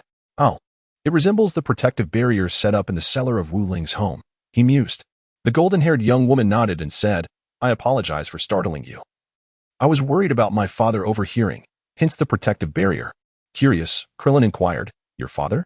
The golden-haired girl nodded and, with a smile, replied, "Indeed." "Oh, Uncle Wukong. You appear completely unfazed. By the way, have you mastered instantaneous movement from the Raditz?" Instantaneous movement. Vegeta, Piccolo, and Krillin turned their gazes towards Sun Wukong. Sun Wukong nodded and chuckled, "Indeed, you are aware of this. But wait, did you just call me uncle? Could it be that you are?" The golden-haired girl nodded in affirmation and replied, "Of course, uncle. Uncle Vegeta, Uncle Krillin, Uncle Piccolo, My name is Sun Qiangwei. I have traveled from over 20 years into the future, and the Sun Wuling over there is my father." The astonished exclamations of Vegeta, Krillin, and Sun Wukong echoed, nearly resonating throughout the entire valley and forest had it not been for the protective barrier. Even from a distance, Sun Wuling and the others could perceive the exaggerated expressions of surprise on the faces of the four. Yamcha, observing Sun Wukong and the others within the protective barrier, inquired, "What on earth has transpired? What could the girl have said to frighten Piccolo to such an extent?" Sun Wukong's daughter, Sun Wuling, clasped her hands protectively over her chest and unabashedly remarked, "Piccolo's face seems to have always been green." "Ah, my apologies," Yamcha chuckled awkwardly, while within the protective barrier. Piccolo sneezed unexpectedly. Curious, why am I still catching a cold?" Piccolo gently rubbed his nose but felt no discomfort, so he dismissed the thought. You are the daughter of Sun Wukong." Sun Wukong gazed incredulously at the golden-haired girl, Rose. In his mind, there was nothing more astonishing than the revelation that Sun Wuling had a daughter. How peculiar it was that Wuling, who had always spoken of pursuing martial arts and cherishing his freedom as a bachelor, had actually gotten married and fathered a child. It was indeed remarkable that he would have a daughter in the future. Vegeta, Piccolo, and Krillin nodded in agreement. Even Vegeta, who had spent little time with Sun Wuling, found him to be a profoundly impressive earthling, a figure who had elevated his perception of humanity. "Rose, what grave matter necessitated your journey from the future to the past?" Krillin inquired, snapping back to reality with a look of concern. Indeed, the golden-haired girl, Rose, affirmed, 3 years from now, on a small island in South City, 2 androids will wreak havoc. Among them is Dr. Gero, who has transformed himself into an android in his quest for immortality. However, these 2 are not the primary threat. The real danger lies in the androids he created, Android 17 and Android 18. Androids, like that android named A8? Sun Wukong pondered, resting his chin on his thumb. His first thought upon hearing androids was the Red Ribbon Army, which he and Wuling had previously defeated. "Yes, the very same Red Ribbon Army that you and my father dismantled," Rose replied. "While the Army's bases may have been destroyed, the core figure, Dr. Gero, remains alive. His creations are designed to eliminate both you and my father." Krillin gulped nervously. He had experienced firsthand the terror of the Red Ribbon Army's reign. Violet, too, had once been a colonel within that organization, which explained her previous predicament. "Are they truly formidable?" Krillin asked uneasily. Rose nodded solemnly. "Indeed, they are powerful. Androids 17 and 18 are twin siblings, and even with you and Gohan capable of transforming into Super Saiyans, you would struggle to contend with them." "Well, I never imagined there were such formidable fighters on Earth," Sun Wukong exclaimed, clapping his hands in excitement. Unlike the somewhat fearful Krillin, both Sun Wukong and Vegeta felt no trepidation about the impending androids, with Piccolo also eager for the challenge. They had thought that after Frieza, there would be no more foes to face. Rose cast a deliberate glance at Krillin before revealing, "And among them, Android 18 is my mother." Silence ensued. Sun Wukong, Vegeta, and Piccolo, whose fervor had just ignited, were abruptly extinguished by a single remark from the golden-haired maiden, Rose. This unexpected turn of events nearly caused them to strain their backs. Alas, Sun Wukong, Android 18, and Wuling, Vegeta, Piccolo, what was the reason for your time travel from the future? At this moment, Krillin inexplicably exhaled a sigh of relief. He understood why the golden-haired girl, Rose, had not summoned Sun Wuling to join the conversation, yet he was perplexed as to why the daughter of Sun Wuling from the future had called him here. The smile vanished from Rose's face. Her serious demeanor inexplicably instilled a sense of pressure in Sun Wukong and the others, a feeling that evoked fear, as if they were encountering a formidable adversary. "In the future, Lord Zeno and the Grand Minister granted me the title of Destroyer Angel. The duty of a Destroyer Angel is to rectify the chaotic timelines back to their original paths. Those timelines that cannot be corrected and collapse will be annihilated by the Destroyer Angel. This is my responsibility." Lord Zeno? Grand Minister? The mention of these 2 names by Rose left Vegeta, Sun Wukong, and the others in utter confusion. If Sun Wuling had heard this, it would undoubtedly have stirred considerable turmoil. "This is far too early for you and serves no purpose. Uncle Wukong, Uncle Vegeta, Uncle Piccolo, Uncle Krillin.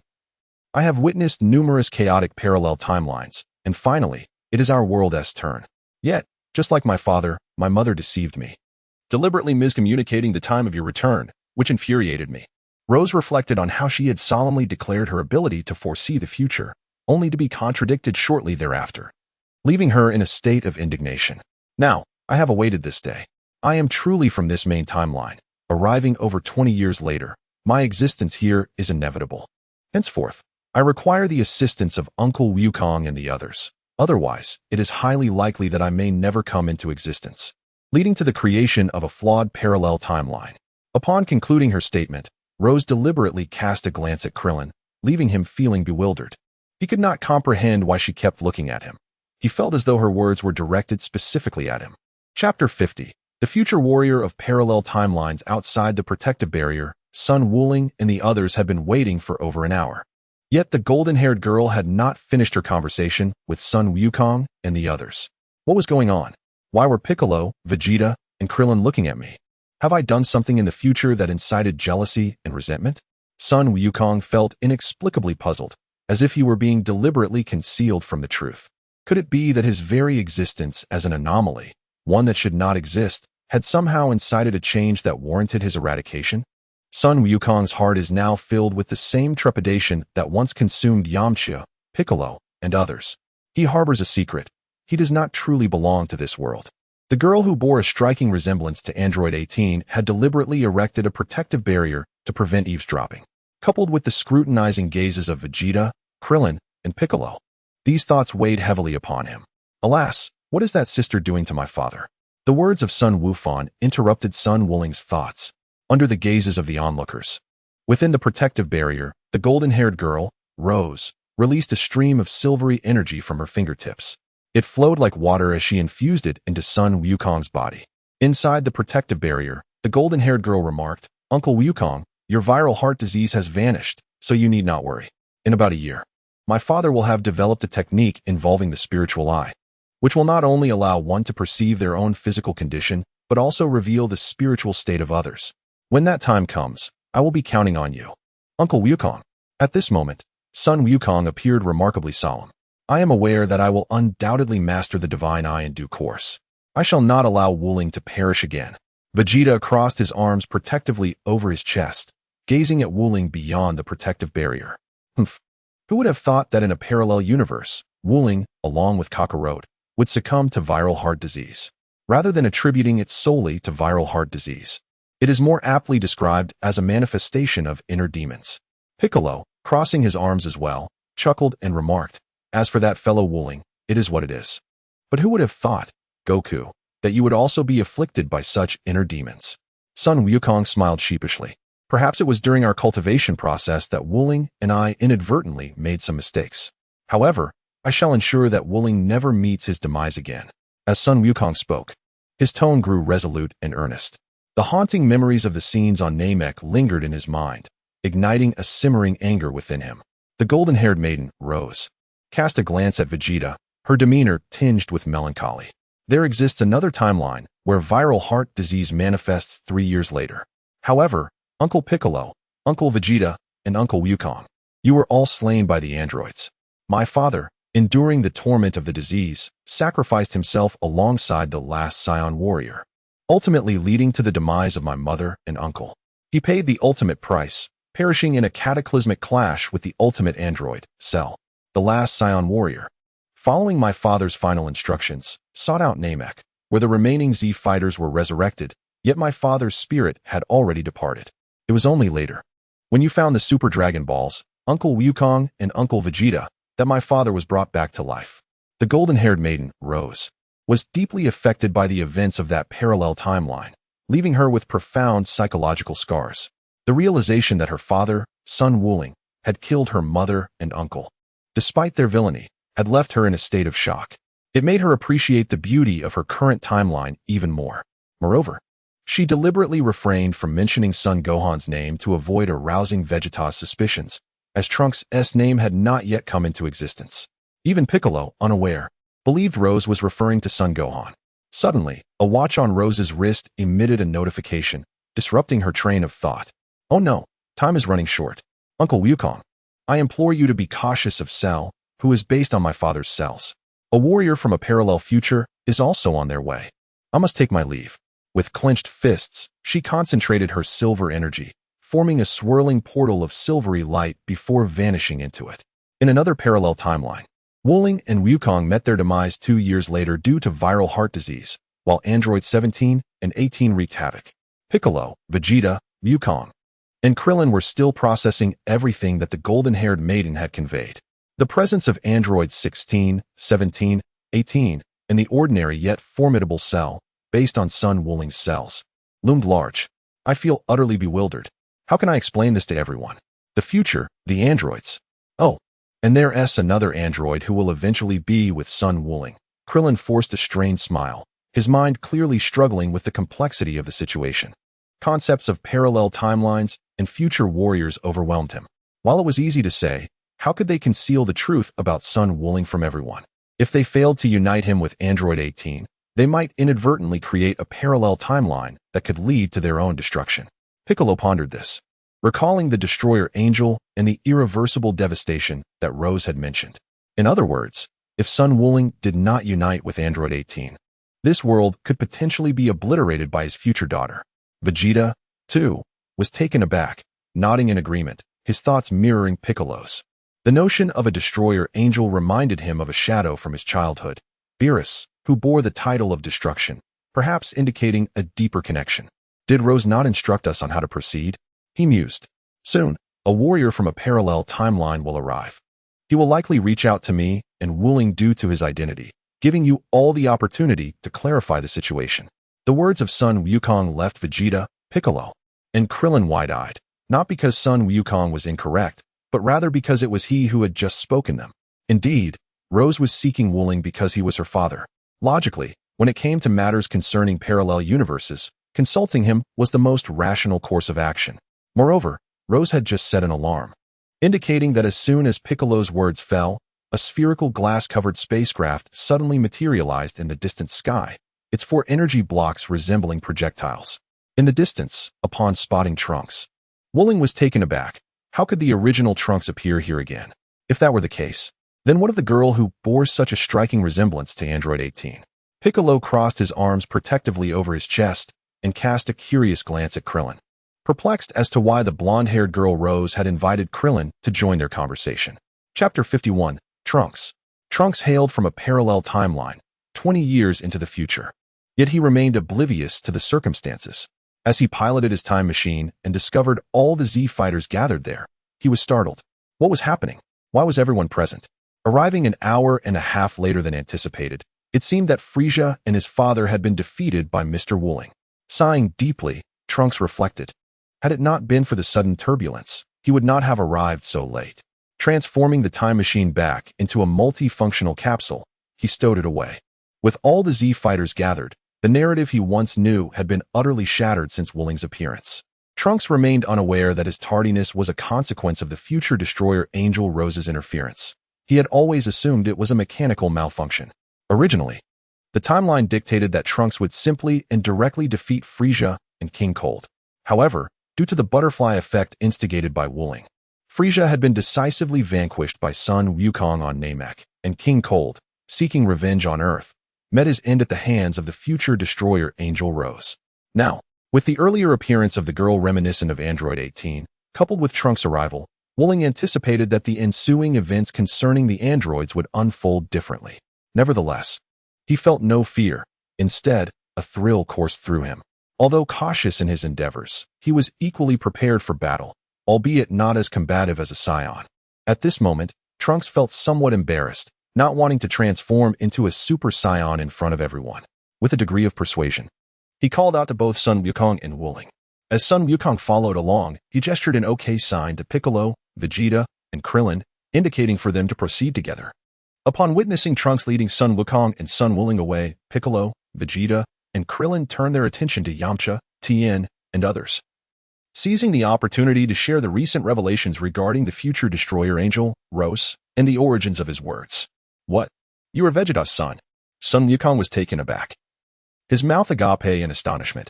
Sun Wooling also turned his head, only to discover that Piccolo, Vegeta, and Krillin were engaged in conversation with everyone. This left him momentarily stunned. Were these fellows intentionally concealing something from him? Sun Wukong could not help but think maliciously. Indeed, that sounds quite accurate. Sun Wukong agreed, remarking in astonishment. That fellow can actually become a father. After observing Vegeta, Sun Wukong discreetly glanced at Sun Wuling, realizing the gravity of the situation. I was born 2.5 years later, Mr. Wukong, Mr. Wuling. In 3 years, on a small island in the southern capital, 2 terrifying creatures will emerge. They're a pair of genetically engineered twin siblings. In the future, even father, Yamcha, and eventually, even my brother Gohan. Trunks clenched his fists, overwhelmed by a sense of despair that threatened to drive him to madness. Calm down, Trunks.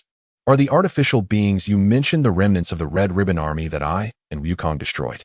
The words of Sun Wuling brought a sigh of relief to Sun Wukong, for the impending harbinger of destruction, Rose, had divulged everything to him. Yet, he must feign ignorance, concealing not only the truth from Sun Wuling, but also the existence of another warrior from a parallel dimension, Trunks. Fortunately, Sun Wuling remained oblivious to his demeanor. Indeed, Trunks responded, although the forces of the Red Ribbon Army have been vanquished by you, esteemed Mr. Wukong and Mr. Wuling, the pivotal figure, Dr. Gero, still lives. He has succeeded in creating 2 androids, seeking vengeance upon you both. Sun Wuling nodded, gazing at his own hands, and chuckled. Who would have thought I would succumb to viral heart disease, haha. Then, Turnanks handed the special medicine to both Sun Wukong and Sun Wuling, saying, Mother once mentioned that Mr. Wuling neglected his health. Had you been more attentive, Mr. Wuling, Mr. Wukong would not have perished from viral heart disease. Thank you. Sun Wuling cast a glance at the special medicine before putting it away, yet he harbored a flicker of doubt regarding the viral heart disease mentioned by Turnanks. In truth, the future Bulma had erred in one regard. As the creator of the Spirit Immortal Stream, how could he possibly neglect his own health? He was acutely aware of his physical condition, and his understanding of viral heart disease resembled more of a mental affliction, a notion deeply etched in his memory from his previous life. Nevertheless, despite these contemplations, he deemed it prudent to take precautions in advance. And his primary concern lay with Sun Wukong. Brother, I will ensure you take your medicine. At pivotal moments, Sun Wuling would affectionately refer to Sun Wukong as his brother. Wuling, I feel the same. After Sun Wukong concluded his words, he put away the special medicine, yet he couldn't help but ponder. Rosa had already cured me. And more importantly, this viral heart disease is essentially a manifestation of the inner demons. I need only to remain vigilant about this. However, Sun Wuling's inner turmoil is far more profound than mine. Therefore, I must master the technique of the spirit eye to assist Wuling. Meanwhile, Tianjin Fan, Dumpling, and Yamcha listened with wide eyes to the accounts of Krillin, Piccolo, and Vegeta, particularly Sun Wufan and Bidalai, who were both merely 6 years old. Overwhelmed by the enormity of the information, Yamcha, Dumpling, Sun Wufan, and Satan were so astonished that they nearly shouted, but were swiftly silenced by gestures from Vegeta and Piccolo, urging them to remain quiet. 3 years from now, one of the androids will be my mentor's wife? Satan exclaimed in astonishment. I find it hard to believe. Yet it is indeed true. Krillin replied with a shrug and a smile. The future Wuling is actually the second strongest being in the entire universe. A presence that even the King of All cannot extinguish? Tianjin Fan murmured softly. They were unaware of who the King of All was. Nor did they comprehend the concept of the universe or the world. The notion of being the second strongest in the universe, combined with Rose's performance as a future destroyer angel, suggested that things were far more intricate than they imagined. The future Sun Wuling had not only succeeded but had done so exceptionally well. As friends, they felt immense joy for him. Yet the current Sun Wuling already seemed somewhat beyond their reach. They were eager to learn what the second strongest being in the universe would truly be like. Tianjin Fan and Dumpling soared through the air, with Dumpling expressing concern. Are you all right, Tianjin Fan? I'm fine, Dumpling. Tianjin Fan reassured him with a smile and a shake of his head. I'm merely elated for Sun Wuling's future. We certainly cannot miss the significant events that await him. Indeed, who would have thought that Wuling would one day marry and have a beautiful daughter? Bulma would surely be in tears upon hearing this. Yamcha mused, already envisioning Bulma's reaction. Before their breakup, he had often heard her vent about Sun Wuling, and if she learned of his impending marriage, she might very well question her own existence. Piccolo crossed his arms and stated, when the time comes, everyone will know what to do. We must ensure that Sun Wuling remains oblivious. Otherwise, it could lead to the creation of erroneous parallel timelines in our world. Yamcha, Krillin, Tianjin Fan, Satan, and Sun Wufan nodded in agreement. Even Vegeta let out a cold grunt to signify his acknowledgement. Chapter 52. An unexpected visitor after Trunks had shared everything. He departed in his time machine. Sun Wukong and Sun Wuling soared back towards the Z Warriors. Along the way, Wukong inquired, "What did that golden-haired girl say to you? Is she, like Trunks, also from the future?" Sun Wuling could not forget the scene where the future harbinger of destruction, Rose, summoned a swirling vortex of silver energy and vanished within it. This moment left an indelible impression on him, reminiscent of the all-answering aliens from Ultraman. However, he felt that the resemblance to Android 18 was even more striking, and he inexplicably harbored a peculiar sensation, unable to articulate its nature. In a moment of impulse, he even poked her cheek. Ah, she was indeed akin to Trunks, a warrior from the future. Moreover, she was the future Android 18. But unlike the android spoken of by Trunks, she was not malevolent. Her arrival was a warning to us. For our timeline would soon face a perilous ultimate android named Cell, created by Dr. Gero using your cells as the foundation, possessing your character and intellect. Sun Wukong spoke with a hint of anxiety, expressing that the tasks assigned to him were exceedingly challenging. He desperately recounted the words imparted to him by the future destroyer angel, Rose. Under ordinary circumstances, Sun Wuling would have discerned the peculiarities in Sun Wukong's speech. However, he was utterly bewildered by Wukong's mention of cells that primarily belonged to him. What? Wukong, what do you mean? Cells that primarily belong to me? Sun Wuling nearly plummeted from the sky, doubting whether he had misheard. He recalled the original appearance of the fully formed android cell, which was reminiscent of a youthful Dr. Gero, possessing the cells of Saiyans, Frieza, King Cold, Piccolo, Son Goku, and Son Gohan, among all the Z-fighters.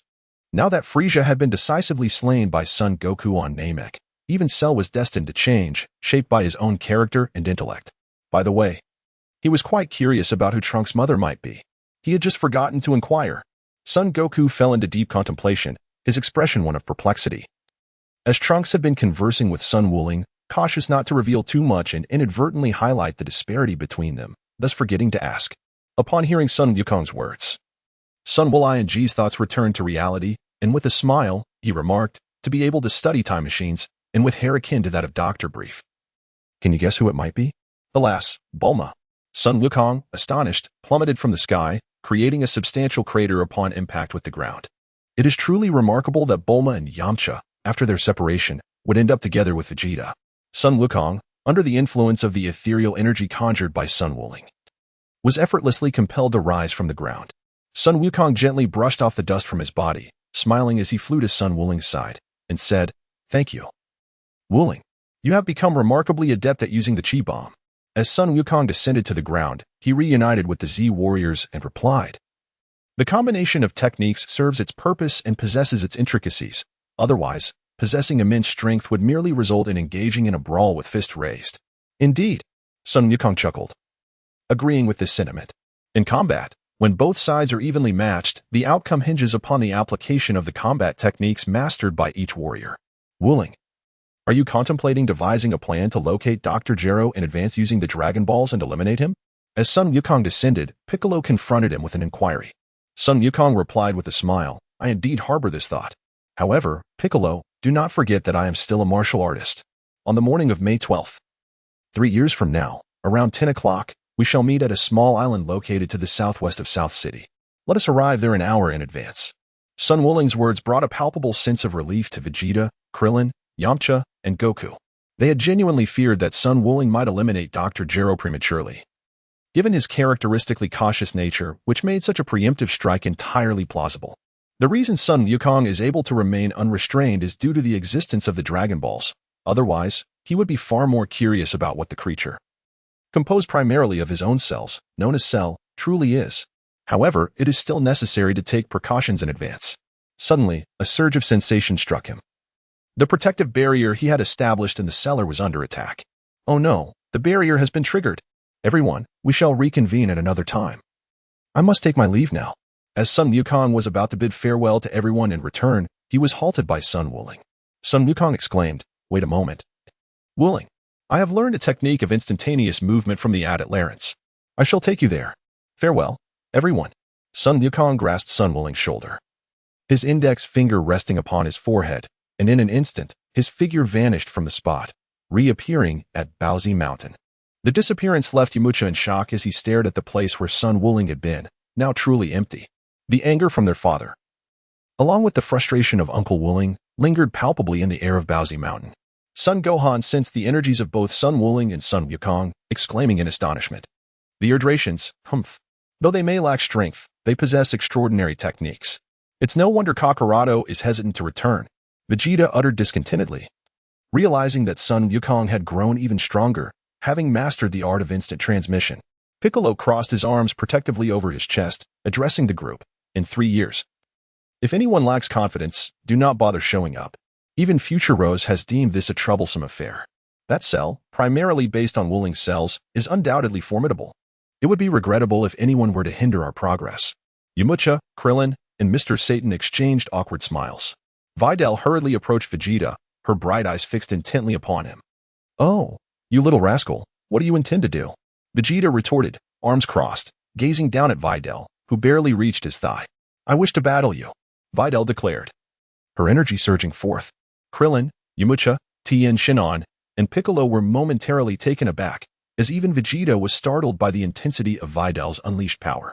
Is this truly Videl's energy? Mr. Satan felt as though the warmth of his beloved had vanished entirely. Is she truly a disciple of Sun Wooling? How could she possess such strength? Tien Shinhan, Yamcha, and Krillin clenched their fists, feeling an inexplicable sense of inadequacy. As Earthlings, they found themselves overshadowed by Sun Wooling. And now his disciple had surpassed them as well. Videl's current strength signified that Sun Wooling's creation of the spirit immortal flow had succeeded. Yet, a strange sense of loss lingered within them. Vegeta observed Videl with keen interest, cracking his knuckles and smirking. So, Sun Wooling's apprentice, little girl. You must have felt you didn't receive enough punishment on Namek. Very well, I shall teach his disciple a lesson first, and then I will pull out all his teeth. Videl admired Sun Wooling, not just for his attire and combat prowess, but also for his sharp tongue. Unfazed by Vegeta's taunts, she smiled, her eyes narrowing slightly. It seems that nothing too serious has occurred with Master Wooling. If that is the case, I am relieved. Ever since Namek, I have been training tirelessly, hoping for a chance to fight you. As for battling Master Wooling, Videl's smile faded, replaced by a mocking sneer. If you wish to dress as a woman, I would quite enjoy seeing that. With that, Videl's words provoked uncontrollable laughter from Son Gohan, Yamcha, and Krillin, as the image of Vegeta in women's clothing was simply too vivid. You little brat, I will tear your mouth apart. Vegeta exploded in fury, hitting a sensitive nerve. He often regretted the wager he made with Sun Wooling, a sentiment that haunted him repeatedly, even causing nightmares that jolted him awake. Chapter 53. The Pilaf Gang at Bowsy Mountain. Sun Wooling and Sun Wukong suddenly materialized. Just as Sun Wooling intended to check the cellar, the Ox King and Chi-Chi appeared, each holding several individuals in their hands. Wukong, you're back, Chi-Chi exclaimed upon seeing Sun Wukong, unceremoniously dropping a woman with flowing purple hair, causing her to let out a shriek. In that moment, Chi-Chi embraced Sun Wukong, who smiled and said, I'm back, Chi-Chi. Wooling mentioned that the protective barrier of the cellar was triggered. What happened? At his words, Chi-Chi huffed, releasing Sun Wukong and pointing at the woman she had just discarded, as well as the 3 individuals held by the Ox King. These thieves broke into Wooling's home, and we caught them red-handed. Don't forget, my father and I are also descendants of the Turtle School. Pilaf, Shumai, how could it be you 3? Sun Wukong and Sun Wooling immediately recognized the 3 individuals captured by the Bull Demon King. Among them, the diminutive figure with blue skin, pointed ears, and a hat was none other than Pilaf. The one clad in a purple outfit with brownish-yellow fur was Asu, while the enchanting beauty with long black hair, dressed in military attire and proficient in the use of various firearms, was Xiao Wu. Ah, how nostalgic it is to see you all again. Have you not yet relinquished your ambitions, still yearning for the Dragon Balls? Sun Wooling crossed his arms protectively over his chest. These 3 were indeed the first formidable adversaries he and Sun Wukong, along with Bulma, encountered after their escapade in the Bunzi Mountain. Sun Wukong chuckled, still contemplating world domination. Are we? Sun Wukong, of course, would eliminate them. It was merely that they managed to escape. Upon their second encounter, they fled once more. And during the resurrection of Demon King Piccolo, the outcome was still their retreat. Now, Sun Wukong finds himself devoid of the desire to slay them. As he gazes upon this familiar trio, nostalgic for the days of their initial quest for the Dragon Balls. It is Sun Wukong. Oh, the dream of conquering the world. It is over, utterly finished. Even this god of death is present. Pilaf, upon seeing Sun Wukong, crumbled in despair.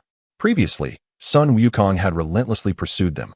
instilling in them a greater fear of Sun Wukong than of Goku himself. "Lord Pilaf, do not be afraid," exclaimed Xiao Wu, glaring angrily at Sun Wukong. "Do as you wish, whether to kill or to maim." Sun Wukong intentionally displayed a menacing smile and remarked, "Are you truly unafraid of death? Fear of Axiu's blade being discarded by the Bull Demon King. Is that fear of any use? You would not spare us regardless." Sun Wuling cast a silent glare at the trio of Pilaf, the god of death, who had the audacity to address him in such a manner. Pointing to the lifeless body of the purple-haired woman lying nearby, he inquired, "Is she the companion you sought?" Xiao Wu shook her head and replied, "No, we do not know her. When we infiltrated your home, she simply entered through the front door." Pilaf, visibly displeased, retorted with anger, "If it weren't for her, how could we have possibly been discovered by the Bull Demon King and that old hag?" Old hag. Chi-Chi's internal fury reached its peak. However, Sun Wuling acted more swiftly than her, delivering a precise chop to Pilaf's head. Pilaf bit down on his tongue in pain, tears streaming down his face. "That's enough. Sister-in-law, do not heed the foolish words of this imbecile. You have been so preoccupied with your brother and Gohan that you have hardly taken the time to care for yourself or your appearance." Sun Wukong spoke these words with genuine sincerity, while Sun Wukong beside him chuckled shyly. He produced a versatile capsule and said with a grin, "Hee, Chi-Chi, I must apologize. You have truly worked hard. Aside from the garments gifted to me by the Yadetra aliens, I also have some beautifying cosmetics that I believe you will adore." Sun Wuling was not the least bit surprised by this.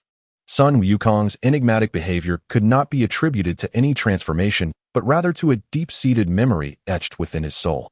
Sun Wuling had accompanied him on numerous occasions, and whenever they ventured out for an extended period, he would invariably return with a token in hand. Over time, this had evolved into a cherished habit. As for the Ardetra aliens, Chi-Chi was at a loss, having no knowledge of what that entailed. However, she now realized that Sun Wukong had journeyed so far, yet still remembered to bring her a gift.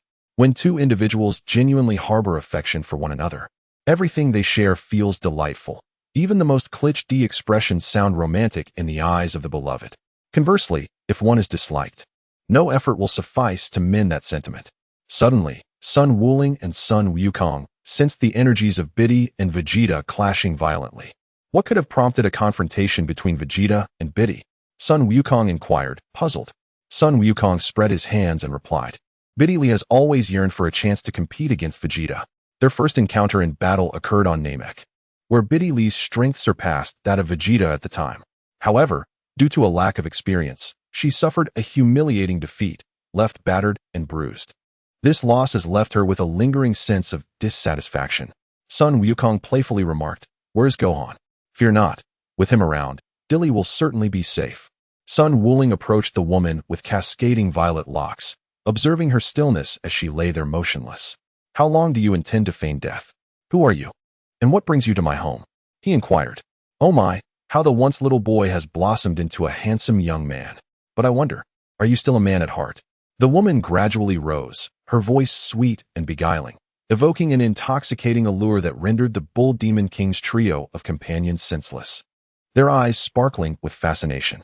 "Vixen, utterly shameless," Kiki exclaimed upon witnessing her father's astonished expression. Yet, as she glanced at Sun Wuling, she felt a sense of relief. Thankfully, her Wukong was not like Yamchu, Krillin, or Master Roshi.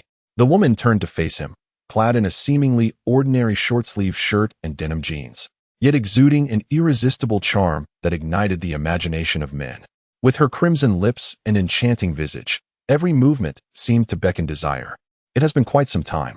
Sun Wuling, you are truly captivating now. In our childhood, I longed to hold you close and shower you with affection. Now, dear brother, I find it increasingly difficult to restrain myself." Sun Wukong gazed at the enchanting figure before him, his mind enveloped in confusion. He couldn't recall ever having met such a captivating beauty with flowing purple waves cascading down her back. Sun Wukong shook his head, spreading his hands in resignation. It was even less likely that he could recall it. Indeed, he had forgotten. "Would you like your sister to assist you in recollecting?" The woman with cascading, wavy purple hair did not seem angered by Sun Wukong's lapse of memory. With each graceful step she took towards him, her enchanting figure appeared to beckon to him, as if each movement was a subtle allure for the man. A moment of inspiration illuminated Sun Wukong's mind, and he recognized her. He discerned her true identity. Sun Wuling shot a glare, crossing her arms over her chest, her tone laced with a hint of coldness as she remarked, "Do not utter ambiguous words."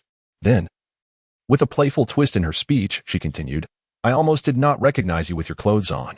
Now speak. What do you wish to discuss with me?" Chapter 54. The Prince on Horseback. Chi-Chi, the Bull Demon King, and Sun Wukong gazed at Sun Wuling with curiosity, clearly astonished that she truly knew such a stunning beauty. "Wuling, when did you become acquainted with such a magnificent woman?" the Bull Demon King inquired, his expression one of disbelief. At this moment, Sun Wukong clutched his head, feeling as if he were on the brink of madness. What a disaster! Who is this woman? To his astonishment, Sun Wuling has a woman. This cannot be. The emergence of Qiangwei may be thwarted. This world could spiral into a distorted timeline, giving rise to a new parallel universe. It is truly catastrophic. Chi-Chi was equally stunned. Although she was aware of Sun Wuling's flirtatious nature, she also recognized his aloof demeanor. Hence, based on her understanding, it was inconceivable that Sun Wuling would act in such a manner. Sun Wukong turned his head and smiled at Sun Wuling, saying, "Wukong, do you remember? It was during our inaugural participation in the Grand Martial Arts Tournament, in the first round of the top 8, when I faced my opponent." Suddenly, Sun Wukong's eyes widened in realization, and he could not help but exhale in relief. It was she, the very enchantress he had battled against. The enchantress indeed possessed a distinctive charm, a sentiment echoed by Sun Wuling, who wholeheartedly agreed with Sun Wukong's observation. It was during their inaugural participation in the Grand Martial Arts Tournament that he faced off against his formidable opponent, Lan Fang, in the quarterfinals. Sun Wukong's description was remarkably apt. Upon hearing their conversation, Lan Fang displayed no anger. Instead, she cast a playful glance, veiled yet alluring. "So it takes me shedding my garments for you to recognize me, dear Wuling. Would you be so kind as to assist me in that endeavor? I truly wish to become acquainted with you," she purred, her tone dripping with charm. Meanwhile, the Bull Demon King covered his nose, overwhelmed by the intoxicating allure of her words combined with Lan Fang's graceful figure, nearly igniting a long-dormant fire within him. After all, he too was a disciple of Master Rashi. Sun Wuling clenched his fist, seemingly enduring something, his voice somewhat subdued as he remarked, "It appears you are unwilling to engage in a proper conversation, Lan Fang. I am a staunch advocate for gender equality. I treat all individuals, regardless of gender, with the same respect." Lan Fang, however, paid him no heed, drawing nearer to Sun Wuling, who could distinctly perceive the fragrance emanating from her. "Brother, did you not say that you couldn't recognize me while I was dressed?" Lan Fang gently lifted Sun Wuling's chin with her index finger, her vibrant red lips curving into a subtle smile, infused with a hint of boundless imagination. "As your elder sister, I too believe in gender equality. Please do not regard me as merely a human, O Wuling." Sun Wuling could no longer contain himself, letting out a cold laugh before striking Lan Fang's head with a swift chop, much to the astonishment of Sun Wukong, Chi-Chi, and Nyo Wang. "Ouch, that hurts." At the same moment, Piccolo, Sun Wufan, Yamcha, Krillin, Tianjin Han, Jiaozi, and Satan sat together, seemingly ready to enjoy the spectacle with popcorn in hand. Meanwhile, Bidalai and Vegeta were both panting heavily, appearing particularly disheveled. Bidalai's left eye was swollen and bruised, and Vegeta was no better off, both sides having refrained from using their full strength, resulting in a stalemate where neither could gain the upper hand. "I am the Prince of the Saiyans. How could I possibly be outmatched by a little girl with incomplete teeth?" Vegeta fumed, his pink top and yellow pants in tatters. Bidalai, equally battered, refused to show any signs of defeat, her fighting spirit ablaze. In the distance, Satan, witnessing the spectacle, felt an urge to rush over. If Sun Wuling had heard Bidalai's taunt, he would surely have scoffed, knowing that the Saiyan prince would eventually ride something, perhaps Bulma. Vegeta had nearly become immune to Bidalai's sharp tongue, sneering as he remarked, "You are merely fortunate to have caught Sun Wuling's eye. Do not become too complacent. Neither you nor Sun Wuling will ever surpass the Saiyans." Previously, he had learned from the destroying angel, Rose, that Sun Wuling would become the second strongest in the universe, an existence even the mightiest Xeno could not eliminate. Vegeta, determined to surpass this so-called second, sought to claim the title of the strongest for himself. Upon hearing Vegeta's words, Bidalai clapped her hands and gave him a thumbs up, her cherubic face radiating a mischievous smile. "The sun is shining, the rain has stopped, and our Saiyan prince thinks he can hold his own." With that, she stuck out her tongue and contemptuously pointed her thumb downwards. "You insolent Bidalai." Vegeta's anger flared, his power seemingly surging once more. He realized he had overestimated his own patience, and now wished to silence her once and for all. Come on, Vegeta. If you can't even defeat me, how do you expect to conquer Master Wooling? You might as well dress as a girl. Bidalai fearlessly engaged Vegeta in combat, their fists and feet moving like the wind, leaving only blurred images for Sun Wufan and Piccolo to perceive. Shut your mouth, Bidalai. Gallic Gun.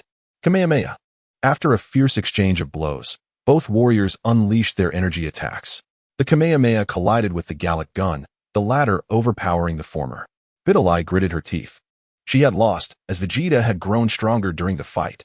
Displeased, she puffed her cheeks in frustration, exclaiming, "You annoying Saiyan."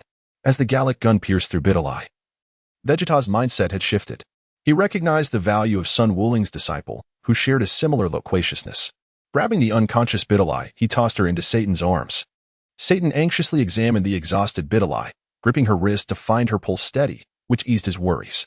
She merely fainted from exhaustion. I didn't kill her, humph. Vegeta scoffed.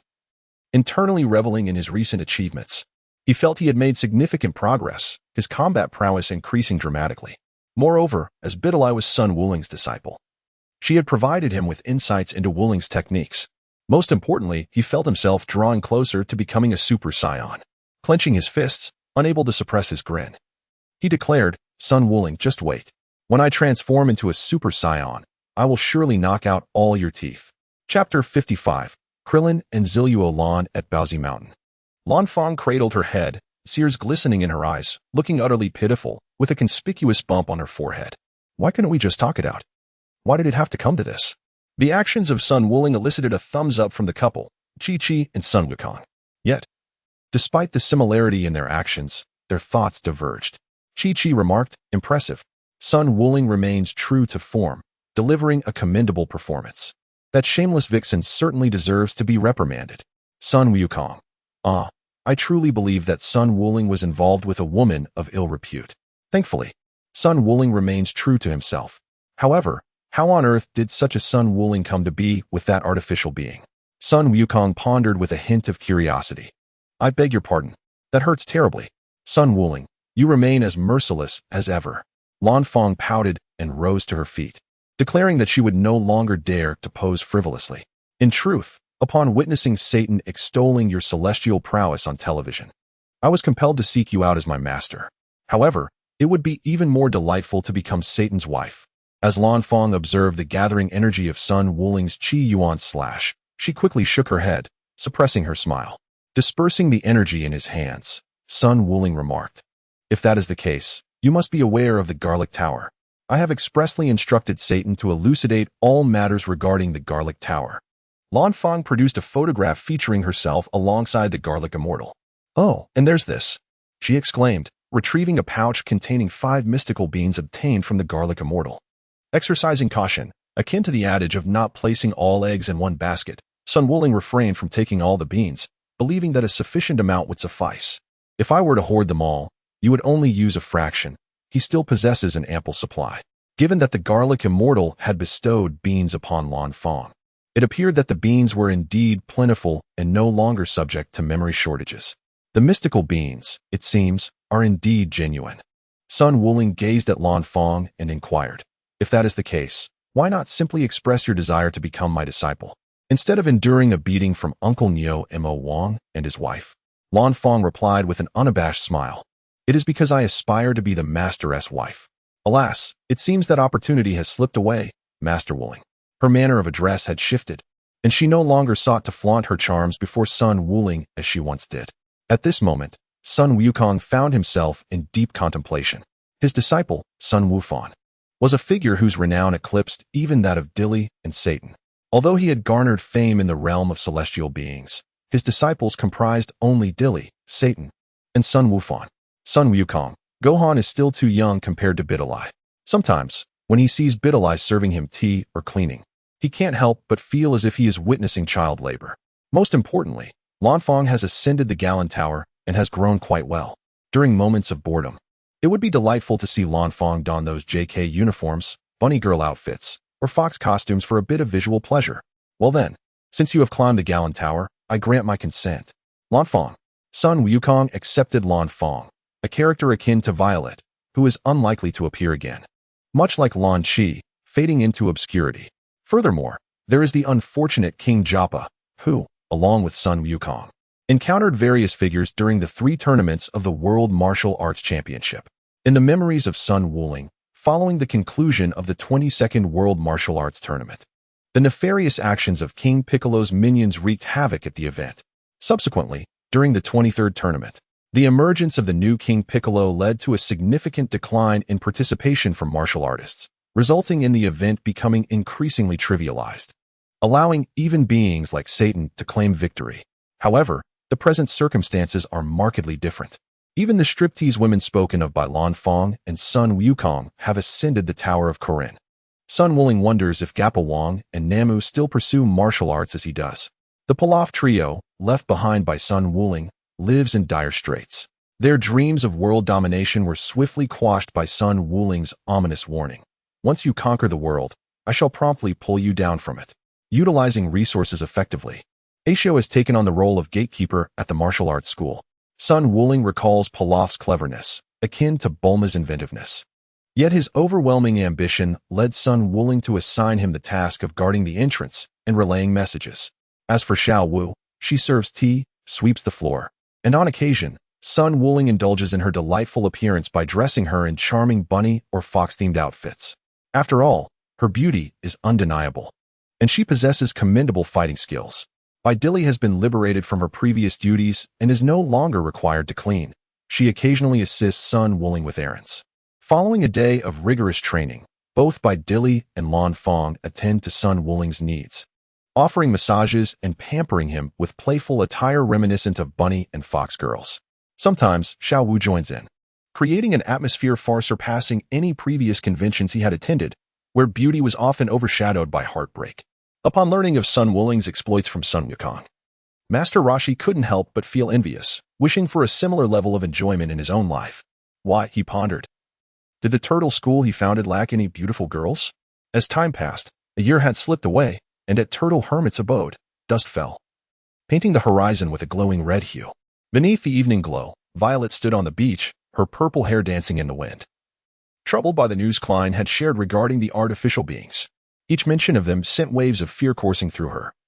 As she remembered her past as a traitor to the Red Ribbon Army, even Klein's reassurances did little to quell her trembling. Violet, Klein approached her, clad in martial attire. Are you still afraid? I'm sorry, I feel so weak, she replied, forcing a smile.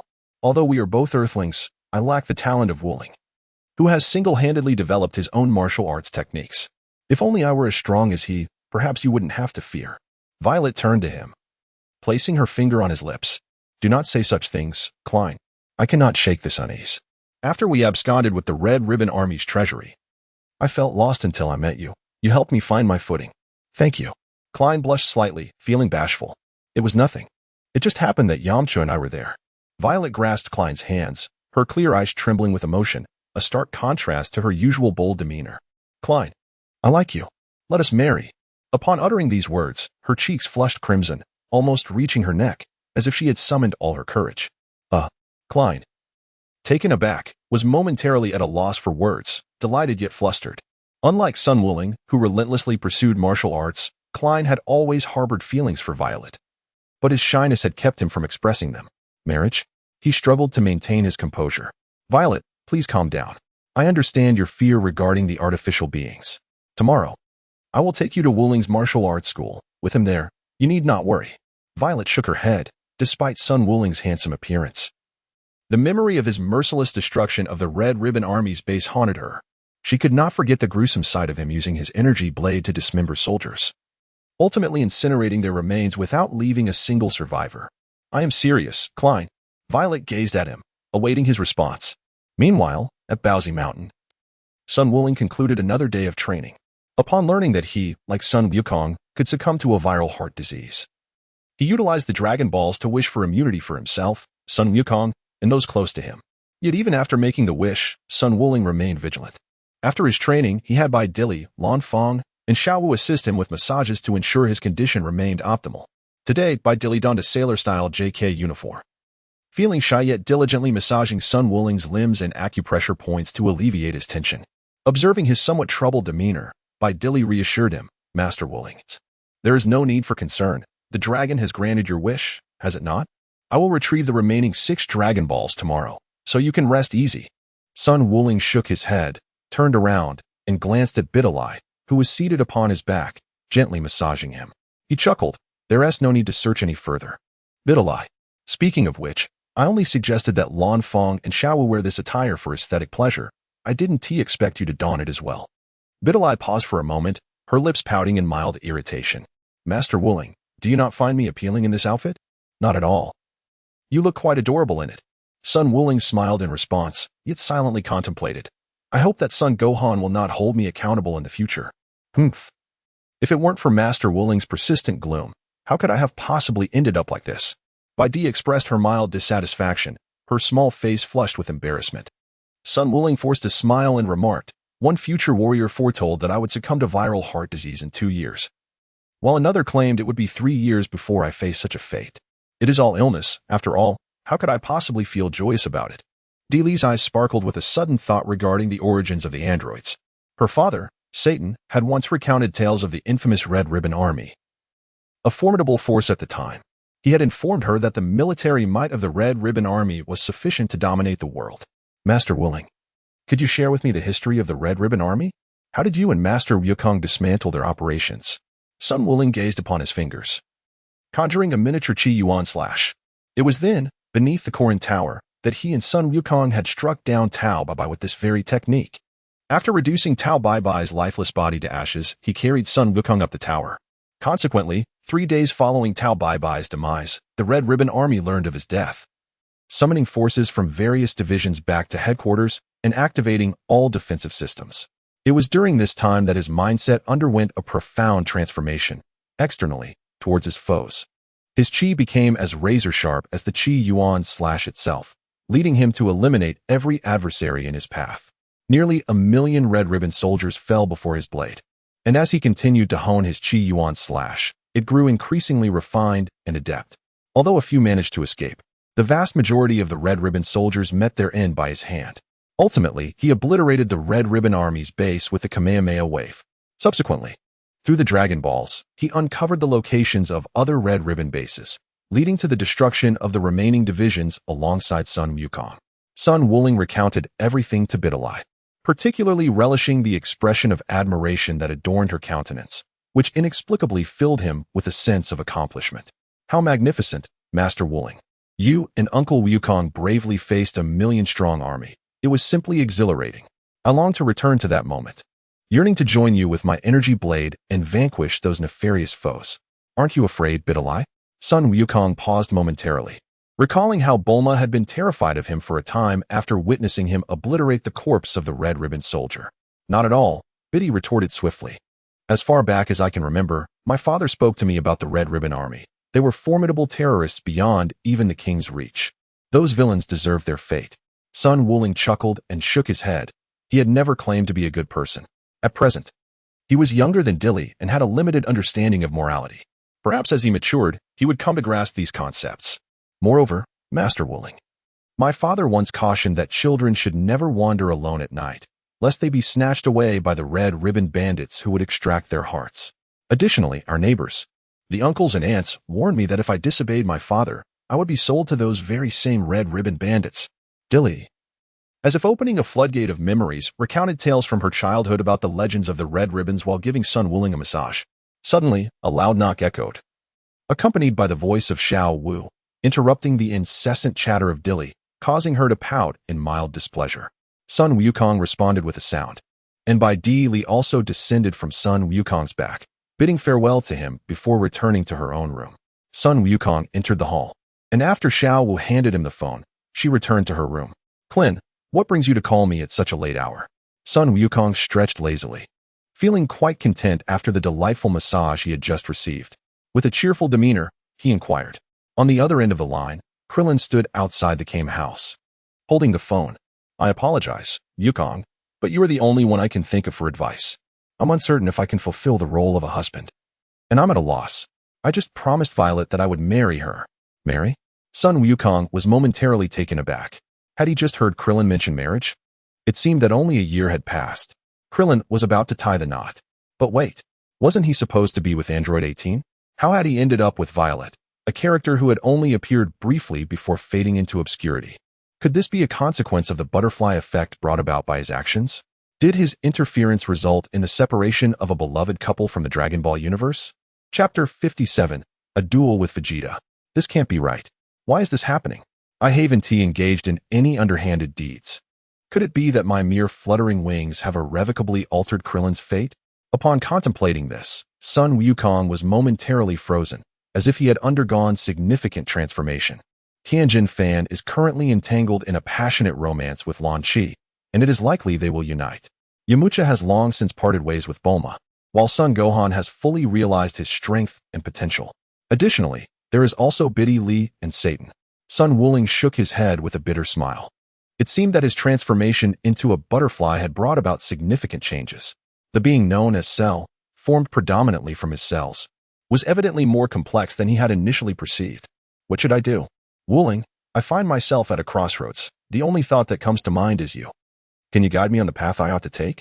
He had agreed to marry Violet, yet he felt utterly adrift, uncertain of his future endeavors. How should he navigate this new chapter of life? A sense of dread enveloped him regarding his impending role as a husband. What if Violet were to suffer due to his inadequacies? At this moment, Krillin found himself engulfed in confusion, having readily accepted Violet's proposal, yet now gripped by fear of the new responsibilities that awaited him. Wait for me a moment, Krillin. I shall be there shortly. Sun Wuling could not afford to ponder any longer. He hung up the phone and placed his fingers on his forehead, where the pineal gland resides, sensing Klin's aura before instantly teleporting to his location. Teleportation, once its principles are grasped, posed no challenge for him. After witnessing Sun Wukong perform it several times, he had mastered the technique. At that moment, Sun Wuling was still clad in his pajamas, with tousled black hair. On the beach of Kame House, the gentle moonlight seemed to envelop the entire world, draping it in a delicate veil. Wuling sighed. Klin turned around, momentarily taken aback. Under the soft moonlight, Sun Wuling appeared to emanate an air of sanctity coupled with a proud aloofness. His handsome visage, adorned with a white pajama ensemble, exuded a delicate, almost ethereal beauty reminiscent of a fragile goddess. In that instant, Sun Wuling embodied an aura of inviolable divinity, both cold and cool, leaving Klin momentarily entranced. Klin, you and Violet are getting married? What on earth is happening? How did this sudden marriage come to pass without any prior notice? Sun Wukong habitually wrapped his arms around his chest, gazing at Klin with curiosity as he inquired. Sun Wukong's words jolted Krillin back to reality, making him acutely aware of his recent behavior. A chill ran down his spine as he wished fervently for a crevice in the ground to swallow him whole. What had he just been doing? Was he succumbing to the influence of Master Roshi? Just moments ago, he had inexplicably found Sun Wukong to be remarkably beautiful. At this moment, Krillin was kneeling on the ground, repeatedly banging his head against the sand in a frantic display that startled Sun Wukong. Goodness! Krillin, have you lost your mind? Calm down immediately, or I will have you knocked out cold. Standing up, Sun Wukong, rendered speechless, remarked that Klin had been driven to madness by the pressures of marriage. Many of his former colleagues, friends, and classmates experienced similar tribulations before and after tying the knot. A myriad of problems arose, leading him to feel that marriage, aside from adding to his troubles, served little purpose. Klin, I understand your concerns. Since Violet has mustered the courage to confess her feelings, it is evident that she is prepared to face the future alongside you. Sun Wuling continued, in the future, you may find yourselves in a blissful state, eager to proclaim your union to the world. Yet, you will also experience quarrels born from differing opinions. As long as you believe you have encountered the right person, pursue it with courage and ask yourself. Upon finishing, Sun Wuling expertly manipulated the energy orb, causing Klin to rise, only for his bright, smooth head to collide with the beach, creating a sizable indentation. Sun Wuling couldn't help but think, what a remarkably hard head he has. Speaking of which, what about the moon? Sun Wukong lifted his gaze to the night sky, where the luminous moon hung high above. The moon, restored by Bulma's wish upon the Dragon Balls, illuminated the earth once more, allowing for the enjoyment of moonlit nights. However, it no longer emitted the Blutz waves that transformed Saiyans into colossal apes, a stipulation that Sun Wukong had expressly requested. This event transpired many years ago, specifically in the year following the departure of the Namekians, prior to the arrival of King Cold. Indeed, it was a sight of remarkable beauty. Sun Wuling nodded in quiet agreement, finding Bulma's wish to restore the moon rather commendable. Was he truly encountering the right person? At that moment, Krillin found himself in deep contemplation. Brave and bold, he pondered his future with Violet, recalling the fluttering sensation in his heart during twilight. Thank you, Wuling. I understand now what I must do. If Violet can achieve so much as a girl, what is my own limitation? I must come to you when the time arrives. Wuling, I apologize for disturbing you so late. Sun Wuling nodded, yet with a hint of uncertainty, continued to inquire. Klin, have you truly made up your mind? Klin resolutely replied, I have indeed made my decision. Zilluo Lan is the one I have been destined to meet. Suddenly, a powerful energy erupted, leaving both Sun Wuling and Klin momentarily stunned. This surge of energy belonged to Vegeta. Sun Wukong Ling subtly raised an arc of a smile and jested. This aura resembles that of Wukong and Gohan. They have transcended into Super Saiyans. It appears that Vegeta has succeeded, and he will undoubtedly seek me out for a challenge tomorrow. Alas, Vegeta in women's attire. Krillin envisioned the muscular figure of Vegeta adorned in feminine clothing, and the thought alone was both a painful spectacle and oddly exhilarating. I must take my leave now, Krillin. Farewell. After bidding farewell to Krillin, Sun Wukong swiftly teleported back home. As for whether Vegeta could triumph over him, the current Sun Wukong and Sun Gohan would need to transform into Super Saiyans to restrain him. In a one-on-one confrontation, they would not stand a chance.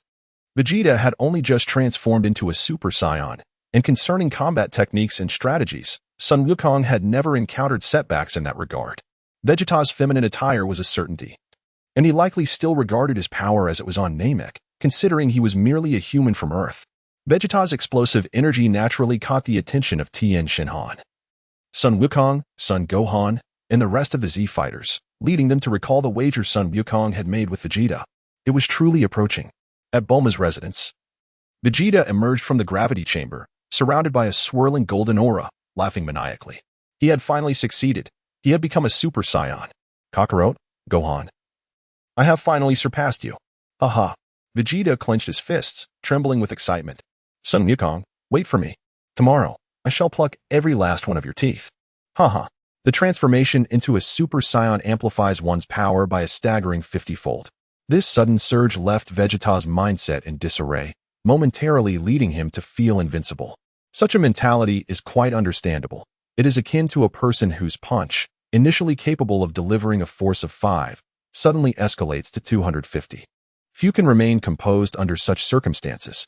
The following day, as dawn broke, Asu and Pilaf sat at the entrance of the martial arts dojo, while Xiaowu tidied up the kitchen after breakfast. Lan Fong swept the floor, and Biddy Li was training alongside Sun Wukong on an expansive plain.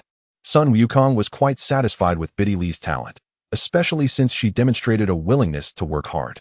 Moreover, even in the original Dragon Ball series, Biddy Li, under Sun Gohan's tutelage, not only learned to harness her ki but also mastered the flight technique in a short span of time. Although her talent did not quite match that of Sun Gohan, Sun Wukong, or Vegeta, it was by no means lacking. Suddenly, a powerful aura approached, and Vegeta, clad in a blue battle suit, descended before Sun Wukong, wearing a confident smile. Sun Wukong, I have come to pluck your teeth. Are you prepared? Chapter 58. Sun Wukong and Vegeta. Haha. Our galloping Saiyan prince has truly arrived. Biddy Li giggled, covering her mouth, rolling on the grass with laughter. Her distinctive laughter inexplicably evoked a sense of familiarity in Sun Wukong, as if he had heard it long ago, though it had slipped his memory over time. This detestable little brat. Vegeta clenched his fists in frustration, repeatedly reminding himself not to be angry. He was now a Super Saiyan and should not lose his temper over a girl with incomplete teeth. It seems everyone else has arrived as well. Sun Wukong, Chi-Chi, Sun Gohan, and the Ox King all rushed over, joined by Piccolo, Krillin, Yamcha, Tien Shinhan, Dumpling, Master Roshi, and even Satan, who had temporarily abandoned his work to return. Why are there so many people here? Vegeta's expression faltered slightly. These rascals, always eager for a spectacle, surely wished to witness his humiliation in women's attire.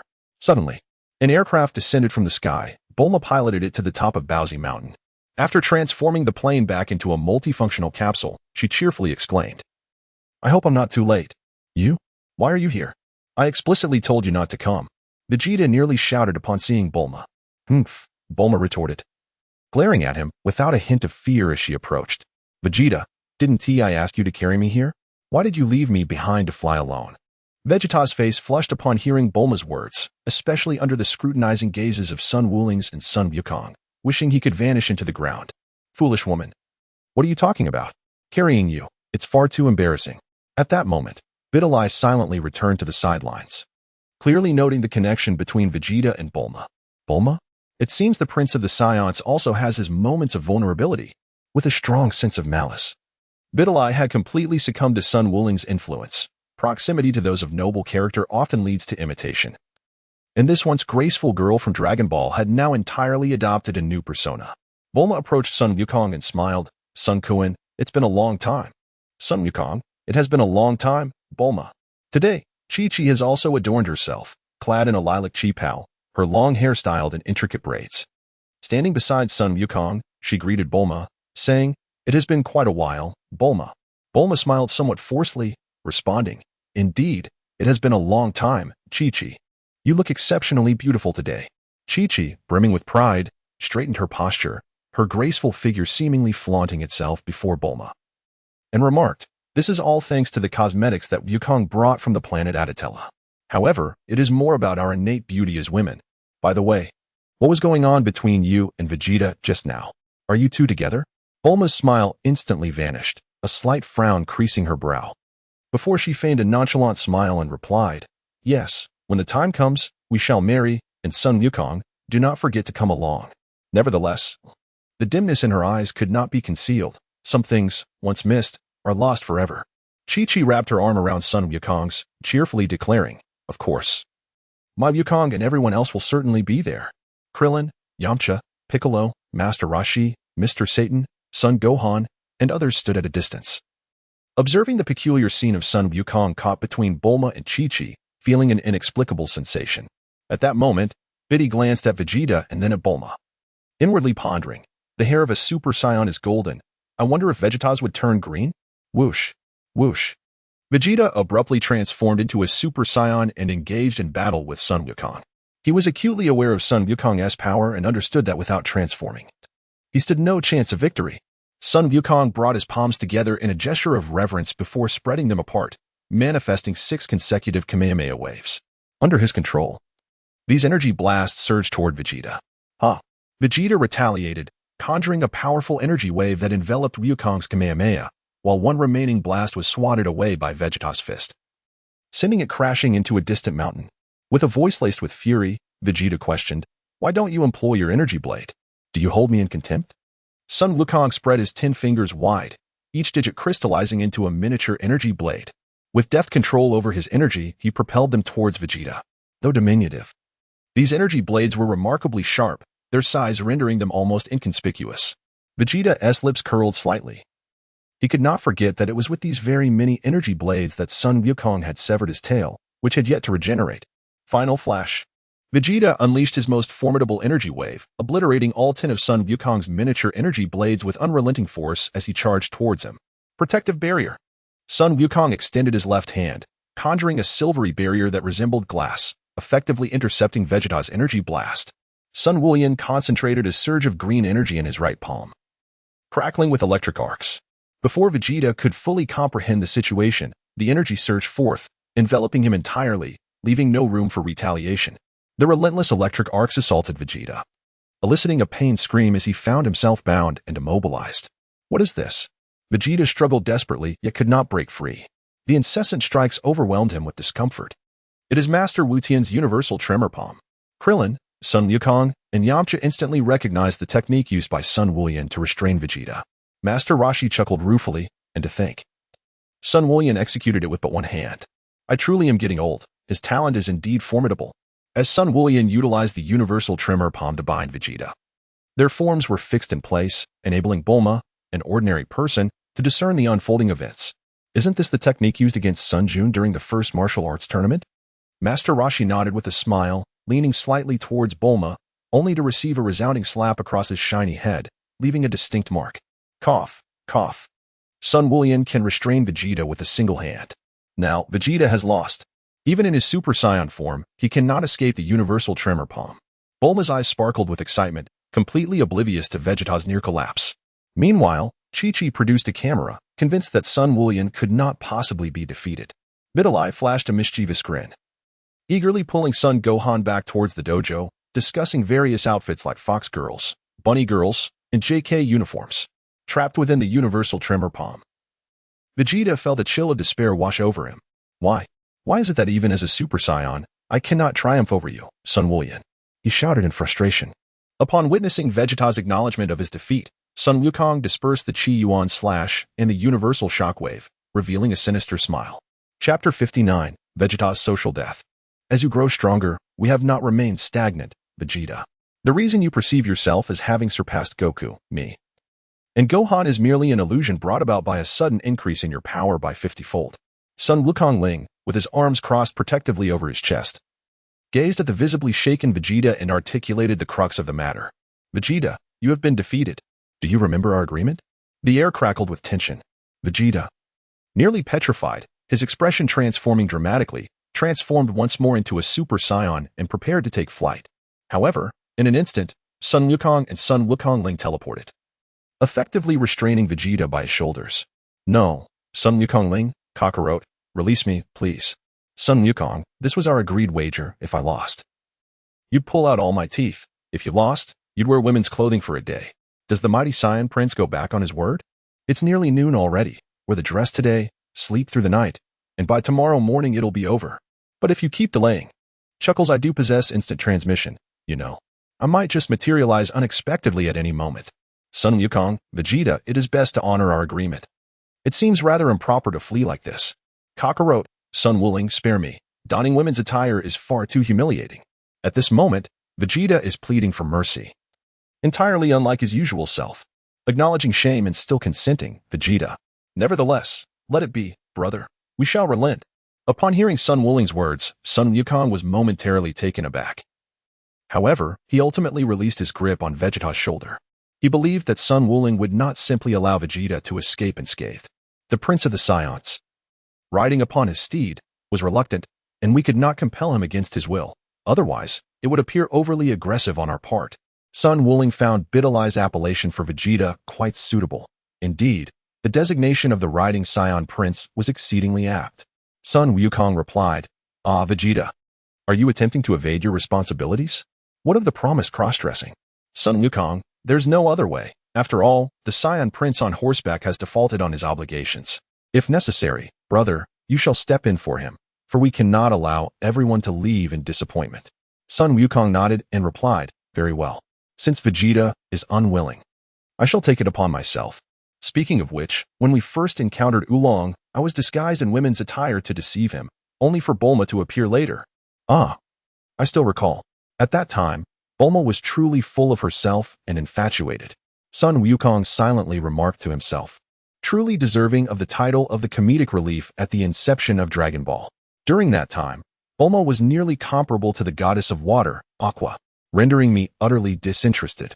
Wait a moment. Aqua, I recall the laughter of Bidalai from before. No wonder it sounded so familiar. Sun Wukong felt a sudden jolt in his heart, wondering if he had inadvertently led Bidalai astray. The mere thought of Aqua, with her blue hair reminiscent of Bulma's, made him feel inexplicably guilty towards Sun Wukong. He sincerely hoped that this once blissful couple could remain together. Meanwhile, Vegeta, agitated by Sun Wukong's incessant references to the Saiyan Prince, clenched his fists tightly. Upon hearing that he would have to let Kakarot take his place, he erupted in fury. Kakarot, silence yourself. I do not require your assistance. Humph, dressing as a woman? What of it? I have encountered far more daunting scenarios. Why should I fear such a trivial matter? Sun Wukong, I shall uphold my word. Lead the way. Vegeta huffed, particularly irked by the sight of Master Roshi and Yang, who had taken up cameras, reveling in the spectacle. As Sun Wukong led Vegeta to the dojo, Videl could hardly contain her excitement as she presented an array of women's clothing, including beast girl costumes and bikinis, causing Vegeta's face to turn a deep shade of green. What are these clothes, Videl? Vegeta exclaimed, feeling that Videl was just as mischievous as Sun Wukong. The very thought of donning a bikini, thing, or skirt filled him with a profound sense of shame. Aha, I thought you might try to back out, Vegeta. Choose quickly, these are all outfits for girls. Videl laughed uncontrollably, clutching her stomach in amusement. La Fong and the Pilaf trio looked on with wide eyes, particularly little Wukong, whose eyes were as large as saucers. You scoundrels. Sun Wukong and Videl, your hearts are utterly wicked. Kakarot, did you not agree to wear women's clothing before? Come join me, Vegeta declared, pulling Sun Wukong into the fray. Determined that he should not suffer this humiliation alone, Sun Wukong exclaimed, why must I wear this as well? Vegeta retorted. I refuse to be the only one dressed in women's attire. Kakarot, come here. With an assertive shove, Vegeta propelled Sun Wukong towards the changing room, tossing in a bikini top and a pair of shorts while he clutched a JK uniform, though it included a skirt. The remaining bikini and the beast ears were simply too embarrassing. At that moment, Sun Wukong's disciple, Bidalai, gaped in astonishment. Chi-Chi attempted to intervene, but Bulma held her back. How nostalgic it is to remember that time when Sun Wukong donned women's clothing, isn't it, Oolong? Bulma remarked with a smile directed at Oolong. Oolong, dissatisfied, merely pouted in silence. Bidalai, in a dazed manner, commented, Master Wukong, Vegeta must be a fool, right? Why didn't he choose a bikini? Sun Wuling nodded in agreement.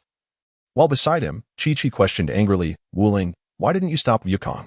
Sun Wuling explained, sister-in-law, although my brother is naive, he is certainly not foolish. You will understand once he emerges. Chi-Chi was momentarily taken aback, yet her trust in Sun Wuling prevented her from uttering any further words. As Vegeta and Sun Wukong exited the dressing room, Sun Wukong remained clad in his signature orange martial arts uniform, complemented by blue undergarments. In stark contrast, Vegeta had donned a striking green JK uniform, leaving Sun Wuling and the others utterly astonished. Upon witnessing Sun Wukong's unchanged appearance, Vegeta erupted in fury, exclaiming, Kakarot, where is your women's outfit? With a playful grin, Sun Wukong pointed to his attire and said, of course, it's worn beneath my clothing. A swimsuit beneath garments is hardly noticeable. Alas, Vegeta, why are you clad in a skirt? This final inquiry struck Vegeta like a fatal blow, plunging him into an abyss of despair. What had he done? This moment felt like an irretrievable stain on his reputation. The laughter erupted, a cacophony of mirth that left me in stitches. Master Wukong, the bikini you prepared remains untouched, chuckled Bidalai, leading the charge of laughter. Tien, Oolong, Yamchu, Pu'er, Chi-Chi, and Bulma soon joined in, their laughter resonating so powerfully it nearly lifted the ceiling.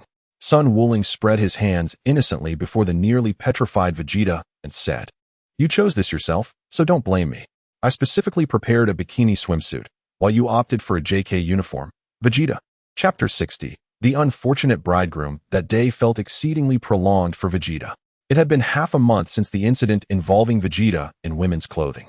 At this moment, Sun Wuling surveyed the severely ravaged terrain, littered with craters from his battle with Vegeta, which had yet to recover. It was unwise to rely solely on the Dragon Balls. He pondered whether there existed any techniques capable of ensnaring the adversary or transporting the battlefield to another environment. Was a protective barrier or a similar enchantment not viable? Sun Wuling is a traveler from another realm, disinterested in pursuing the bloodline of the Saiyans. Even in the absence of a system, he has never expressed discontent. Possessing the memories of his past life, he is afforded numerous possibilities for reference. Just as Sun Wuling was deep in contemplation, Sun Wukong suddenly flew over, interrupting his thoughts. Wuling, I apologize for making you wait a moment longer, he chuckled. Sun Wukong rose to his feet, shaking his head as he remarked, in any case, with the ability to teleport, it is quite surprising that Vegeta would actually attend Yamcha's gathering. Sun Wukong chuckled, hee, ever since the last time I donned women's attire. Bulma remarked that Vegeta has undergone quite a transformation in character. However, his pride and arrogance remain unchanged, and he has certainly become more talkative. Sun Wukong tilted his head. Could it be that the incident of cross-dressing had such a profound impact on Vegeta? His personality has seemingly transformed as well. Yet, one cannot entirely fault him. Even Goku is aware of the merits of choosing a bikini. It's no wonder he opted not to. Brother. The moment when the promised androids will manifest draws ever closer, and your physique appears remarkably robust, devoid of any ailments. At this moment, Sun Wuling's eyes shimmered with two beams of violet light, dazzling like the stars. The Spirit Eye. This was a technique that Sun Wuling had developed during this period, merging the essence of nature into his gaze, allowing him to perceive not only the condition of the body but also the state of the soul. Moreover, his original soul shock, enhanced by the Spirit Eye, gained formidable strength. Even adversaries of equal strength would find themselves affected when struck by the soul shock augmented by the Spirit Eye. Under the scrutiny of the Spirit Eye, Sun Wukong's physical condition and soul appeared to be in excellent health. Sun Wuling had always been curious, and coupled with his wish made through the Dragon Balls, it seemed that Sun Wukong's viral heart condition would not resurface. The eyes of Sun Wukong, akin to those of Sun Wuling, radiate a gentle purplish hue. He has not forgotten the words of the Angel of Destruction, Rose. Upon Sun Wuling's discovery of the spiritual eye, he immediately sought to learn this technique from her. Yours are the same, Wuling. Both your body and soul exude remarkable health, utterly devoid of any semblance of illness. Sun Wukong appeared calm on the surface, yet his heart was filled with apprehension. His viral heart disease had long been cured, and this time, he would not allow Sun Wuling to perish. In an instant, Sun Wulings, with a flash of movement, arrived at the Kame house. At that moment, besides the two of them, there were Yamcha, Master Roshi, Vegeta, Tien Shinhan, Krillin, and Kaiatsu, all men. Tien and Launch finally found happiness together, which was truly a cause for celebration. Krillin was with Videl, and Vegeta had Bulma. With all three weddings occurring simultaneously, the sight of Vegeta agreeing to a wedding with Bulma was utterly unexpected for Sun Wulings. Goodness, Krillin, how did you become so dark like Mr. Popo? Upon entering the house, Sun Wulings was taken aback by Krillin, whose hair resembled a lump of charcoal and whose lips were bright red, looking quite dismal. Sun Wukong was equally astonished, staring at Krillin as if he were a completely different person. Here, have some fruit. Yamcha tossed a banana each to Sun Wulings and Sun Wukong. Thank you. As Sun Wukong munched on a banana, he curiously observed Krillin and inquired, Yamcha, what has inspired you to suddenly host a gathering? I can't believe Vegeta is here as well. And what is the matter with Krillin? He seems to be stifling a laugh. Krillin then interjected, there's nothing to conceal. I was just outside, wondering why you hadn't arrived yet, when I was struck by lightning. It was one of those rare dry-day thunderstorms. With a forced smile, Krillin lamented. Honestly, why would there be thunder on such a clear day? And it had to strike me. Vegeta, feeling somewhat irritated by Sun Wukong's earlier remarks, angrily tossed a banana peel he had just finished at him, retorting, Sun Wukong, why should I not come? Do you have a problem with that? Sun Wukong tossed aside the banana peel he had consumed, which collided with the peel thrown by Vegeta, both landing upon the ground.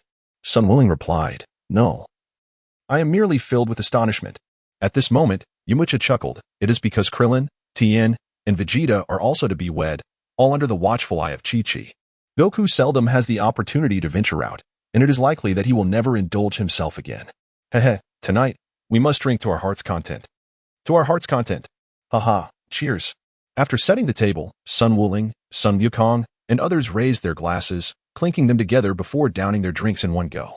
This was a gathering among men, a celebration for Vegeta, Tien, and Krillin. Suddenly, Sun Wuling noticed Tien, after finishing his drink, picking at his teeth with his finger. This involuntarily made him wince, prompting thoughts about marriage. I know a few things regarding marriage. I have heard that before the wedding, the groom and bride should refrain from excessive movement, as it brings particularly ill fortune. At this moment, the transformed Krillin, embodied by Mr. Popo, was taken aback, pondering the notion of such ill fortune. Is that truly the case, Wuling? Sun Wukong nodded and replied, there are countless such examples. The most unfortunate must be getting struck by lightning on a clear day, choking on cold water, or stepping on one's own flatulence. Upon hearing Sun Wukong's words, Tianjin Fan couldn't help but twitch his mouth, believing a portion of what was said. Vegeta crossed his arms protectively and chuckled. What utter nonsense, Sun Wukong. I have witnessed many weddings myself, yet I have never encountered any of the calamities you describe. Suddenly, a sharp sound pierced the silence, and the atmosphere froze. To add to the chaos, Vegeta stepped on the banana peel discarded by him and Sun Wukong. It seemed that this was the cause of his misfortune. Vegeta slipped, kneeling on one knee, and his chin collided forcefully with the table. Goodness! Yamcha exclaimed in surprise as the absurdity unfolded. He truly had stepped on his own flatulence. Gripping the table for support, Sun Wukong, along with Goku and Jiaozi, managed to catch all the wine on the table, subsequently placing it down one by one. Sun Wukong wiped the cold sweat from his forehead, exclaiming how unfortunate he was. It is worth mentioning that before the wedding, a great fire broke out at Chi-Chi's family, nearly consuming a multitude of belongings. Sun Wuling crossed his hands, and indeed, he preferred to keep marriage at bay. Remaining single was far more pleasant, devoid of numerous troubles.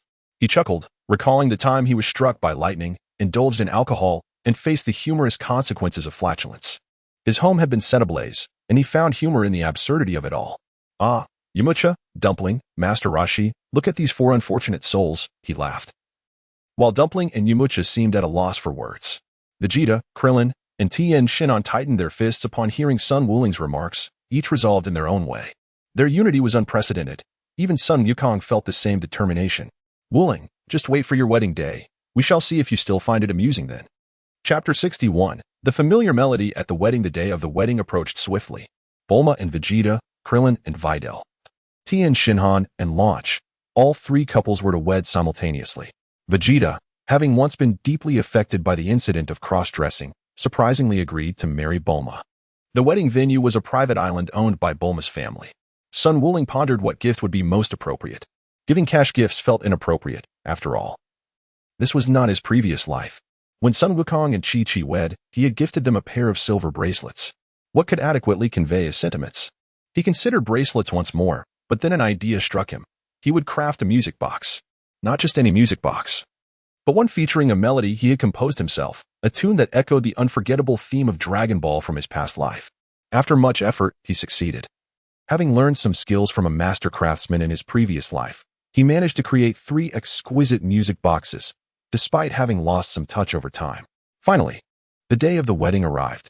After enjoying a delightful massage from Lan Fong, the lovely fox spirit, and the bunny girl, he indulged in a refreshing sleep. Upon waking the next morning, he felt invigorated. Wuling, are you awake?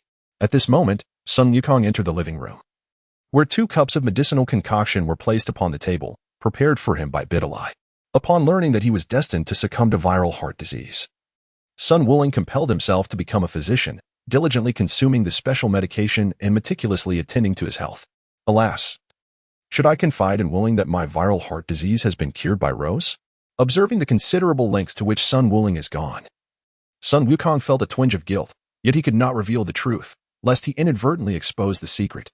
Sun Wukong raised the cup, suppressing his anguish, and consumed the medicinal concoction that resembled milk. Despite partaking of it every morning, he still found it unbearably bitter.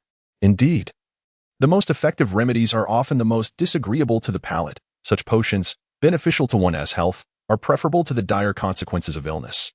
Surely, you do not wish to fall ill, dear brother. At this moment, Sun Wuling donned a tailored suit, observing Sun Wukong's face contorted with anguish, his features seemingly twisted in despair. He filled a cup with hot water, also pouring a glass for Sun Wuling. I understood, yet the bitterness was overwhelming. Sun Wukong did not respond. Instead, he raised the cup filled with the milky potion and consumed it in one gulp. After finishing the elixir, he quickly accepted the hot water that Sun Wukong offered him.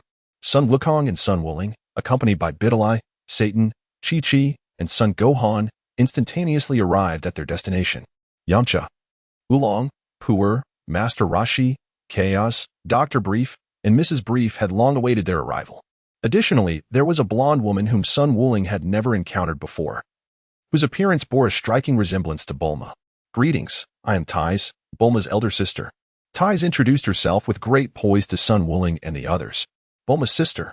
Sun Wukong and the others were taken aback. Even Sun Wuling seemed momentarily stunned. However, upon reflection, it made sense. In the memories of the Dragon Balls, Bulma and Vegeta were not married, but now they were. Such a significant event warranted the presence of Tais, Bulma's sister. Yet, what caught Sun Wuling's attention was a member of the Galactic Patrol named Jack. The Galactic Patrol operates directly under the authority of the Galactic King, akin to the role of law enforcement. The wedding venue was filled with familiar faces. At that moment, Vegeta donned a white suit, and even while being escorted by Bulma, who was clad in a wedding gown, he exhibited no signs of embarrassment, perhaps due to his previous experience in women's attire. One could only wonder if he would still resist the prospect of merging with Sun Wukong in the future to become Vegeta or Gogeta. As night fell, the festivities showed no signs of winding down. Vegeta, Tien, and Krillin had indulged a bit too much of it thanks to Sun Wuling's generous pouring. Wuling, is this the music box you gifted? Bulma inquired, holding the music box that Sun Wuling had made for her and Vegeta, embellished with their photograph. The same was true for Krillin and Tien's gifts. Indeed, I crafted it myself, and I specifically selected the music inside. It took considerable effort, Sun Wuling replied. Bulma opened the music box, and a melody familiar to Sun Wuling and many Dragon Ball enthusiasts filled the air, though it was merely a solitary tune. The moment it played, one could instantly recognize it. and even hum along, gradually becoming entranced by its charm. Sun Wuling revealed the title of the song, leaving Bulma in disbelief. Ultimately, amidst the crowd's cheers, she urged Sun Wuling to perform. With the accompaniment of an electric guitar, the wedding unfolded. And Sun Wuling's enchanting singing gradually captivated everyone. As the final notes lingered in the air, the ceremony concluded gracefully, met with resounding applause from Sun Wukong, Krillin, and all the guests. Sun Wuling, Krillin, and others dispersed to return home. Meanwhile, in a dimly lit and unknown underground chamber, the events of the wedding were displayed on a colossal screen, the final image frozen on Sun Wuling and Sun Wukong. In one corner, an elderly man with a frail appearance and a white mustache glared at the screen with fury. Sun Wuling, Sun Wukong, did you ever expect this? I, Dr. Gero, am still alive, seeking vengeance with the spirits of all those clad in red ribbons. His fists clenched tightly, his voice dripping with unrestrained hatred, revealing signs of his deteriorating sanity. Suddenly, Dr. Gero's gaze shifted to a nearby petri dish containing a mass of humanoid flesh. It was astonishing that this mere earthling could overpower Sun Wukong and Piccolo. Sun Wuling, you never anticipated this, did you? Using you as a template, I have created the ultimate android. Those who perished under your energy blade will surely rejoice. But what is the mystery behind this girl who bears a striking resemblance to Android 18? As he spoke, he manipulated the screen, revealing an image of the future destruction angel, Rose, interacting with others. When the parents of 17 and 18 sold them to me, there was no mention of a sister. Their parents had perished, leaving no room for any siblings. Yet, what is this enigma? Dr. Gero's unease grew. But his hatred for Sun Wuling and Sun Wukong overshadowed everything else. Regardless, my quest for vengeance will not waver. It is imminent. Once the ultimate android cell is complete, your end will arrive, Sun Wuling and Sun Wukong. Prepare yourselves. Chapter 62, The Breathless Android. On the morning of May 12th, the day had finally arrived. Sun Wukong and Sun Gohan made their way to Sun Wuling's residence. Wuling, are you ready? He called out, but received no response. Puzzled, Sun Wukong wondered how Sun Wuling could be absent. At that moment, Videl, clad in a purple martial arts uniform identical to Sun Wuling's, entered with a tray, holding a glass of a milky white concoction. Sun Wukong's expression soured, yet after nearly 3 years, he had grown accustomed to it and downed the drink in one swift motion. Videl explained, Master Wuling left around 5 o'clock. Pilaf mentioned he saw Master Wuling dressed in his martial arts attire heading out. Ah, so early. Could he have gone ahead? Sun Wukong fretted. What did Rose say again? It's been so long, I've forgotten. He scratched his head, feeling as if he had overlooked something important. The android will appear at 10 o'clock, right? Dad has already arrived at the scene and can organize the local residents to evacuate at a moment's notice if anything unusual occurs, Videl suddenly remarked. Satan, huh? He seems quite capable of commanding so many people. All right, let's head over. Sun Wuling might already be there.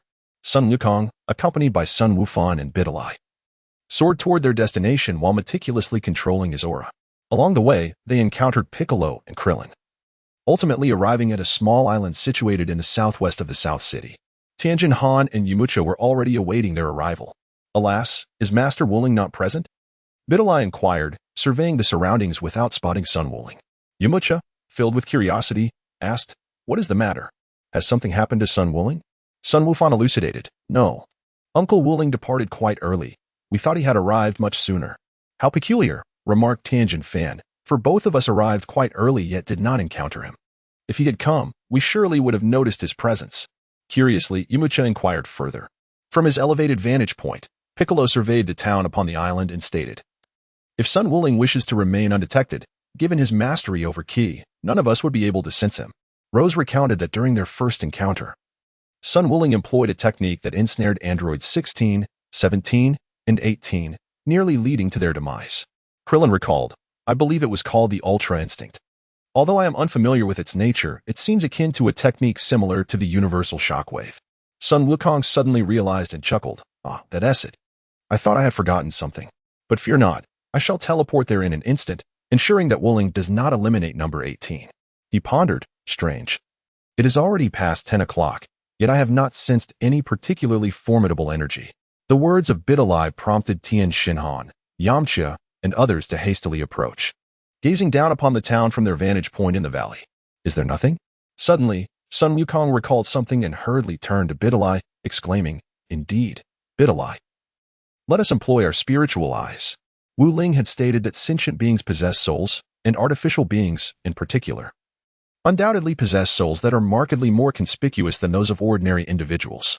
Yes, Master Wukong, Bidalai swiftly replied, and together they focused their gaze, their eyes shimmering with a brilliance akin to the stars, employing their spiritual vision to scrutinize their surroundings.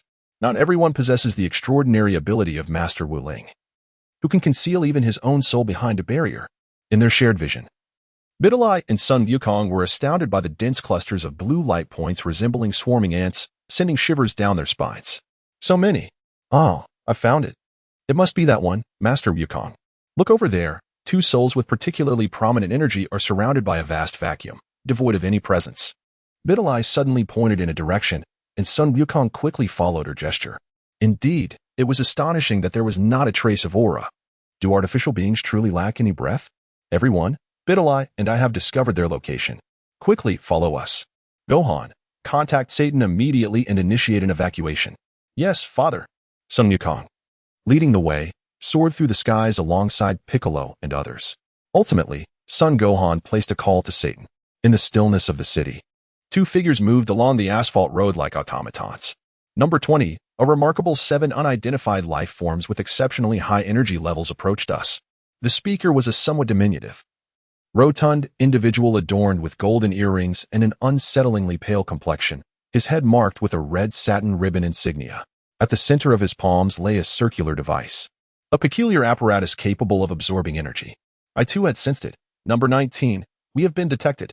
The one referred to as number 20 appeared to be an elderly man, his skin resembling withered wood, his expression devoid of emotion.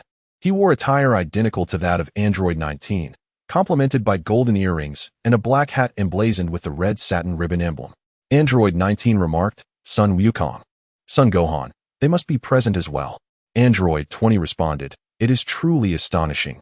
We deliberately chose this secluded island to gather energy. Yet it seems they were forewarned of our arrival. Clenching his fists, Android 20 continued, could this be connected to that girl who bears a striking resemblance to number 18? Nevertheless, whether we are discovered or not matters little. Sun Wukong, prepare to face the curse of all the red satin ribbon specters. At that moment, another surge of anomalous energy hurtled toward us, as Android 19 declared, look out. Whiz, whiz, whiz. Sun Wukong, along with Di Li and Bai Ku, descended one after another. Upon seeing the emblem of the Crimson Satin Ribbon Legion, Sun Wukong immediately recognized it. Sun Wukong declared, indeed, it is you. You are the androids. The android 20 scrutinized Sun Wukong and his companions, searching for a target. With a mocking laugh, he inquired, where's Wu Ling? Why is that god of slaughter not with you? Is he perhaps afraid?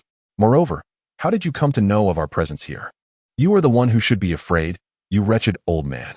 Master Wu Ling would never fear scum like you, retorted Biddy Li, her anger boiling over. If you wish to know why we are here, dream on, you foul old man and your rotund companion.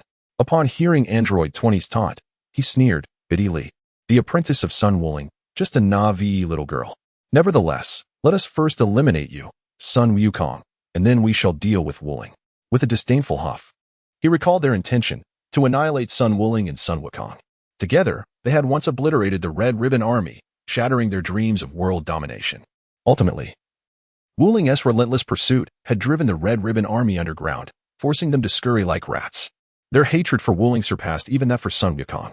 Chapter 63, Sun Wu Ling strikes at the heart of the enemy. Piccolo crossed his arms defensively, stating, from the sound of your voice, you must be Dr. Gero.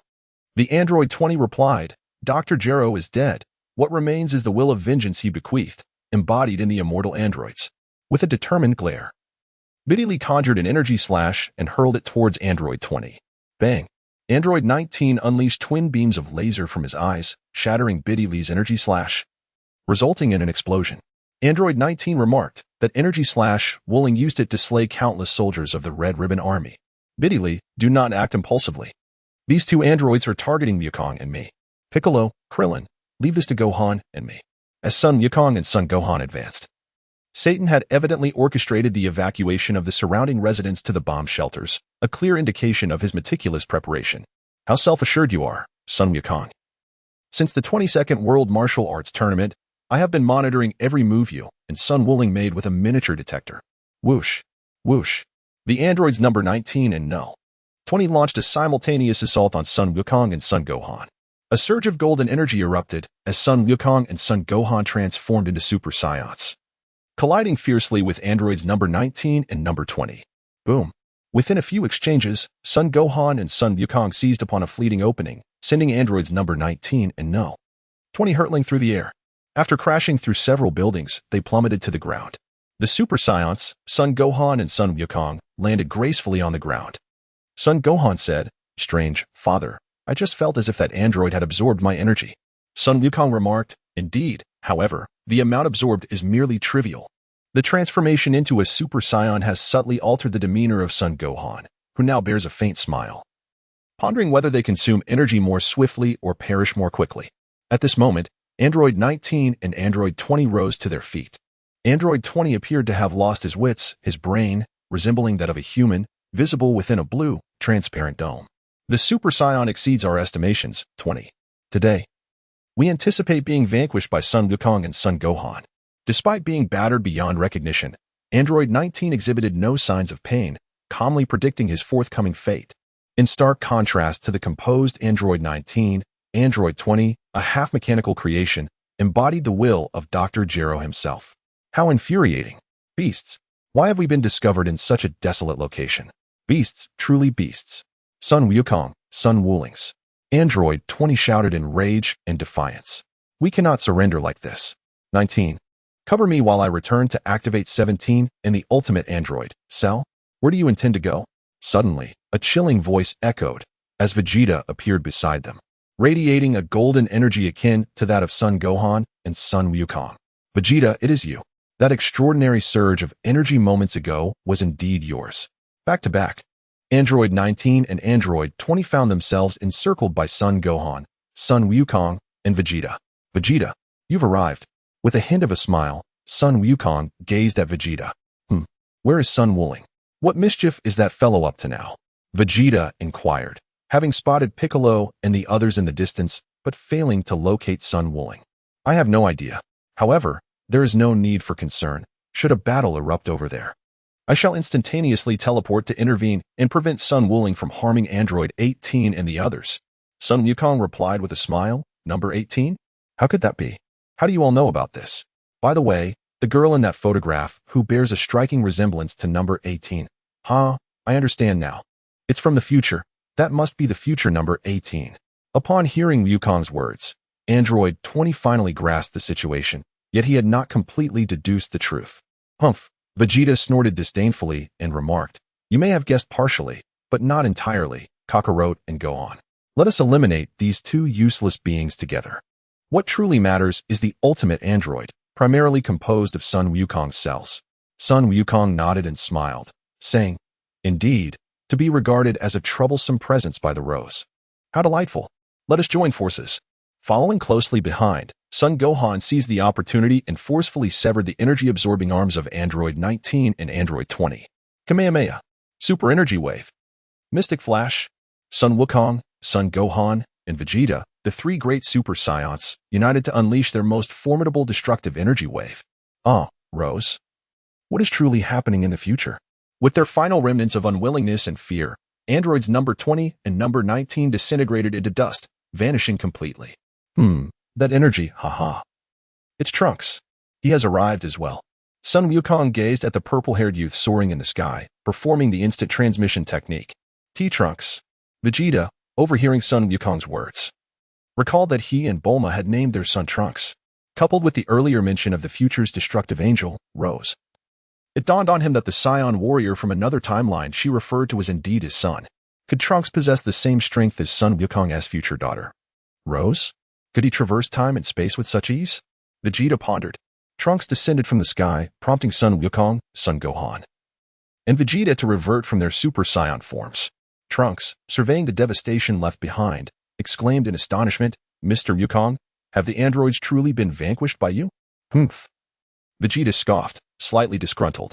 It was evident that Trunks, his own son, was more concerned with Sun Wukong than with him. He was not oblivious to the fact that Bulma's admiration for Sun Wukong far surpassed his own, and even amidst danger, her thoughts gravitated towards Wukong first. Piccolo, Videl, and Yamcha swiftly joined the scene. There's no need for secrets any longer, Trunks. Our world differs significantly from yours. It all begins with the future and the tale of Sun Wukong's daughter, Rose. In the North City, Sun Wukong's daughter stood alone, as the biting cold seemed to part around her, flowing seamlessly.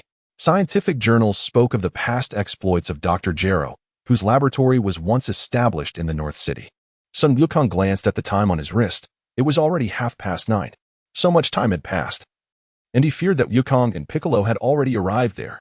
Sun Wukong gazed upon the vast expanse of the canyon and mountains before him. He had searched every corner of the northern capital, and this was the last remaining area. My sincerest apologies, Wukong and Vegeta.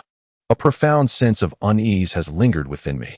Whether it be the cell predominantly composed of my own cells or the version that arrived alongside Trunks, I cannot allow Cell to achieve his perfect form, which necessitates the absorption of androids 17 and 18. Krillin, your union with Videl may have stemmed from my influence or perhaps from other factors. Additionally, there is the matter of the future android 18 that Goku mentioned. I beg your forgiveness. Ever since I learned of a cell primarily derived from my own cells, an unsettling feeling has consumed my heart.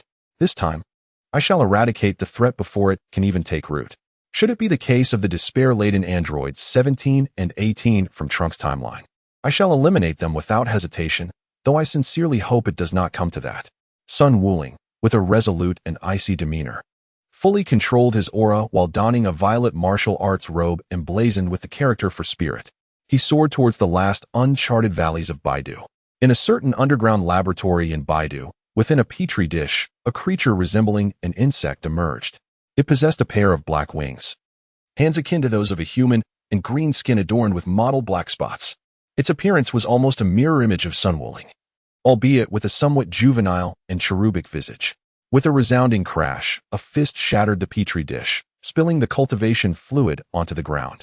Drops of water glistened on its smooth skin, falling delicately without a trace of contamination.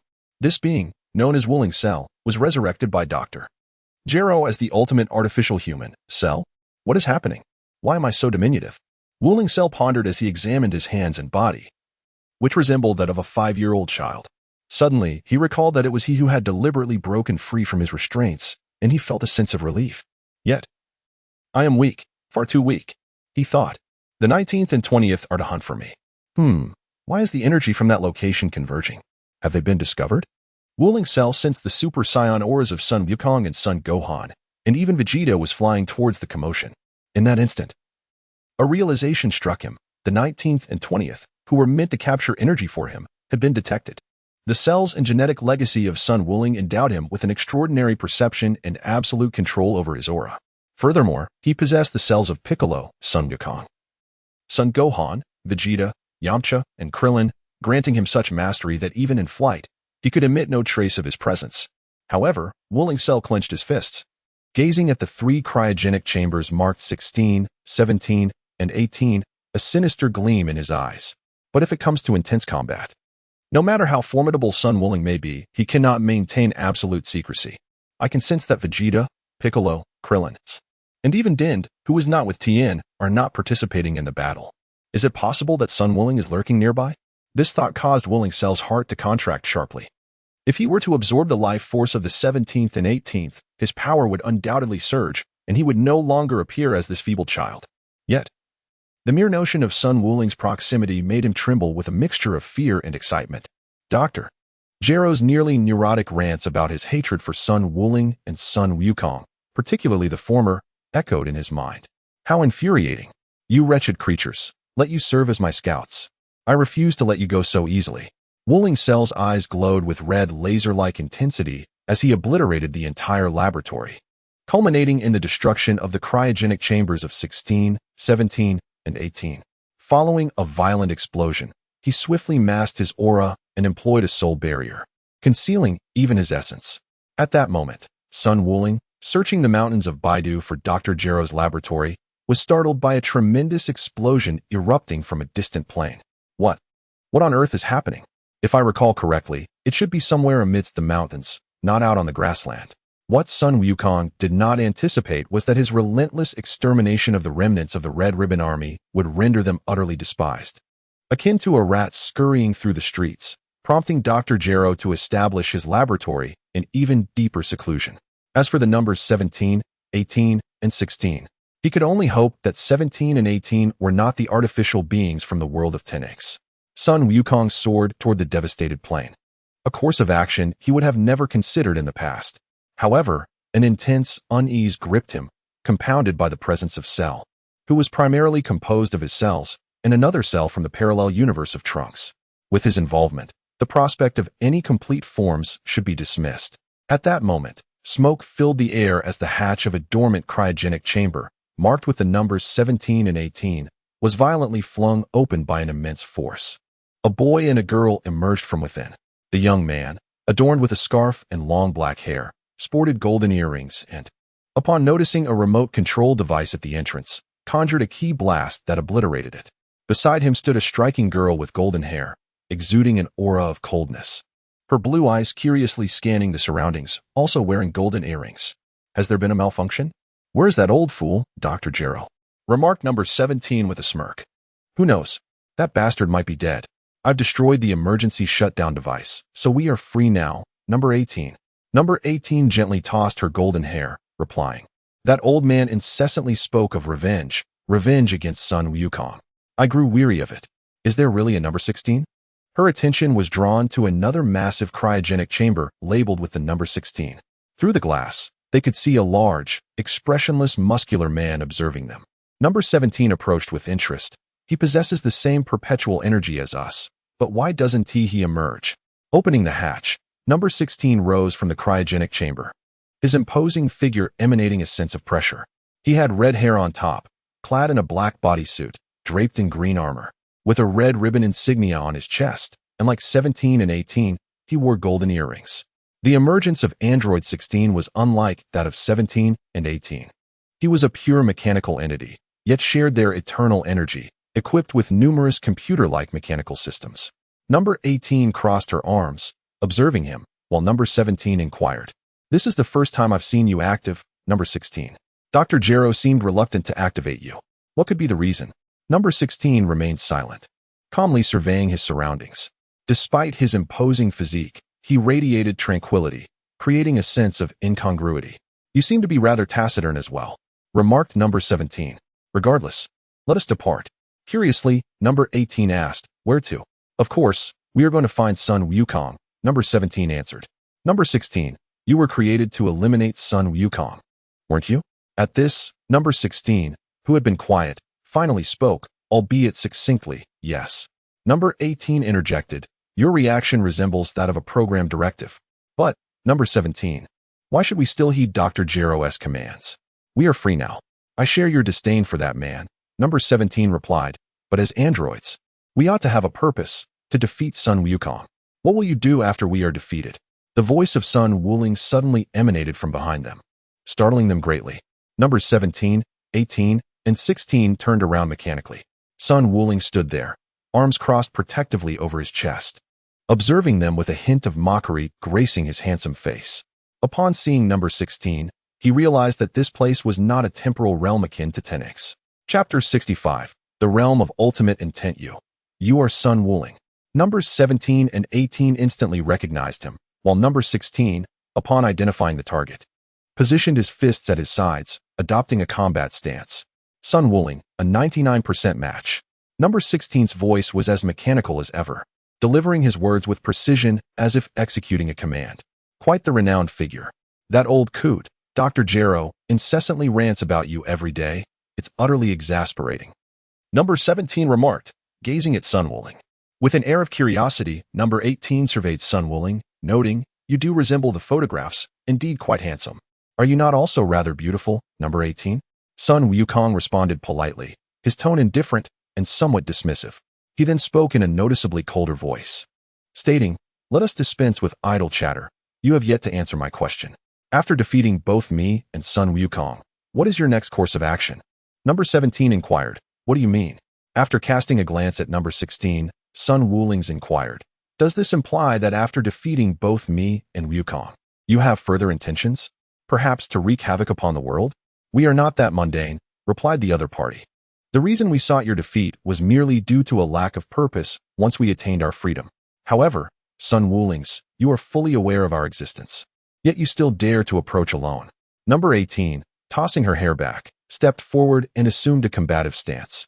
Number 17, Number 16, allow me to take the lead. Once I am finished, you may follow suit. Number 17 chuckled and shrugged, saying, Number 18, just be careful not to kill Sun Wulings. Otherwise, the fun will be lost. Right, Number 16? Number 16 gazed at Sun Wulings and remarked, I cannot sense Sun Wulings' energy. Bang. At that moment, Number 18 let out a retch as Sun Wuling's fist struck her abdomen mercilessly. The immense agony caused beads of sweat to form on her beautiful face, her features contorting in response to the pain. Sun Wuling's transformed his fist into a palm, his index finger poised against the forehead of Android 18, his expression unwavering, not even casting a glance. You may all come at once. If you wish to defeat me in Wukong, you must be prepared to face defeat yourselves. Android 17 shouted. In a swift motion, Android 16 struck first, launching his fist directly towards Sun Wuling's with tremendous force. The punch pierced through Sun Wuling's form, which began to fade away like an illusion. At that moment, Android 18 steadied herself, surveying the surroundings. It's an afterimage punch. Dr. Jero had been diligently updating his data on Sun Wuling's until today. Android 16 gazed into the sky, where Sun Wuling's, with palms pressed together, drew them apart, generating 6 Turtle School Kamehameha energy waves that surged towards Android 16, 17, and 18. It's the Kamehameha. Android 16 disassembled his arms, aiming at Sun Wuling's, and unleashed the Hell Flash Cannon, obliterating Sun Wuling's Kamehameha energy waves in an instant, relentlessly advancing towards Sun Wuling's himself. Sun Wuling clenched his fists tightly, conjuring a shimmering silver energy barrier that deflected the Hell Flash Cannon of Unit 16. With a resounding roar, the Hell Flash Cannon was sent soaring into the distant clouds, scattering the white billows. In an instant, the colossal shockwave shattered the earth, obliterating mountains and valleys, while a thunderous cacophony reverberated through the air. The blazing sparks that shot into the sky sent chills down the spines of those residing in the northern city, causing them to break out in cold sweats. Even from a considerable distance, the radiant sparks were visible, and had that strike landed upon the city or the ground, it would have wrought unimaginable calamity. Suddenly, with swift precision, Unit 17 and 18 seized the opportunity to launch a surprise attack on Sun Wuling, unleashing 2 waves of energy blasts in his direction. Buzzing through the air, the 2 energy projectiles replicated their lethal intent, yet Sun Wuling's figure transformed into an illusion, gradually fading from sight. Gritting his teeth, Unit 17 exclaimed, Another afterimage technique. When did he manage that? It must have been when I deflected the energy wave from Unit 16. Sun Wuling extended his arms wide, his voice cold and devoid of any emotion. Even as Number 17 and Number 18 crossed their arms to shield their chest and head, they were still sent flying by Sun Wuling's strike. Just before hitting the ground, they were caught by Number 16. Thank you, Number 16. Number 18 expressed her gratitude, her cerulean eyes fixated on the now steady Sun Wuling. How could a mere earthling possess such formidable strength? Number 17 spat out blood, gazing at Sun Wuling, and remarked, I still cannot perceive Sun Wuling's aura, making it impossible to ascertain the extent of his anomalous energy. Sun Wuling's clenched his fists tightly, positioning them at his sides as he adopted a combat stance, gazing at Number 16. He remarked, Number 16, you just mentioned that, Doctor. Jero would meticulously organize and update my abilities daily, correct? Indeed, Number 16 replied in a mechanical tone. In addition to the basic ki blasts and waves, there are the Kamehameha wave, Kamehameha blast, 4-wave fist, afterimage fist, sun fist, universal shockwave, demon seal wave, dance of the sky, keyblade, key ball manipulation, hypnosis, telepathy, instant transmission, as well as the mini keyblade developed specifically for the Saiyan grade 8 form. Upon hearing the extensive list of techniques mastered by Sun Wuling's, Number 17 and Number 18 exchanged glances, their expressions revealing a hint of astonishment. It was indeed remarkable how many techniques Sun Wuling's possessed. Beyond those, Number 16 continued. My database also records the soul barrier, soul impact, magic chains you learned from the fortune teller, along with the recently developed spiral keyblade, spirit eye, and the techniques derived from and combined with the spirit eye. Furthermore, your absolute control over ki allows you to perceive the natural energies of the universe, making you the most abhorrent, detestable, unsightly, nauseating, evil, perverse, insidious, cunning, shameless, malicious, and despicable being imaginable. Stop. Number 16. Those last descriptors were certainly added by Dr. Gero on his own accord. Sun Wuling exclaimed in dissatisfaction, his aura slightly faltering due to his heightened emotions. Number 18 burst into laughter, her smile radiant as she remarked, Sun Wuling, even as Dr. Gero was creating us, he incessantly cursed your name every single day. Sun Wuling's replied, go ahead and scold me. The more he suffers, the more joy it brings me. After all, I have nothing to lose. However, the information you possess regarding the 16th is inaccurate. I still have a move that has not been documented. The 17th looked at Sun Wuling's with curiosity. Oh, have you devised yet another technique? Sun Wukong's eyes glimmered with a mystical light, as a silver aura coalesced at the pineal gland on his forehead, flowing like a gentle stream. This ethereal energy surged into his arms, intertwining at the wrists and resting upon his left side. Finally, he retracted his arms, positioning his fist firmly at his waist. Drink. Sun Wuling let out a startled exclamation, raising his right fist high, as a silver stream of energy coalesced at his wrist, shooting skyward. Buzz. The silver stream cascaded down like raindrops, expanding outward. With his fists outstretched, the swirling energy around Sun Wuling merged with the silver luminescence in the sky. His voice echoing with an undertone of anguish. What is this? Number 17, observing the swirling silver aura around him, found himself ensnared, unable to escape. He concentrated, launching a ki blast towards Sun Wuling. Bang, bang, bang. The ki blasts collided as if striking an invisible barrier, thwarted by Sun Wuling's protective shield, producing explosive sounds of impact. Numbers 18 and 16 similarly unleashed their ki waves, attacking the surrounding particles of silver energy, yet all their efforts proved futile, failing to stir even a ripple. Numbers 16, 17, 18, and Sun Wuling vanished together upon the vast plain, all of which was meticulously observed by Wuling's cell. Lurking in the distance. Chapter 66. Within the domain at that moment, crouched in a distant valley, Wuling's cell, despite the distance, possessed the same spiritual sight as Sun Wuling.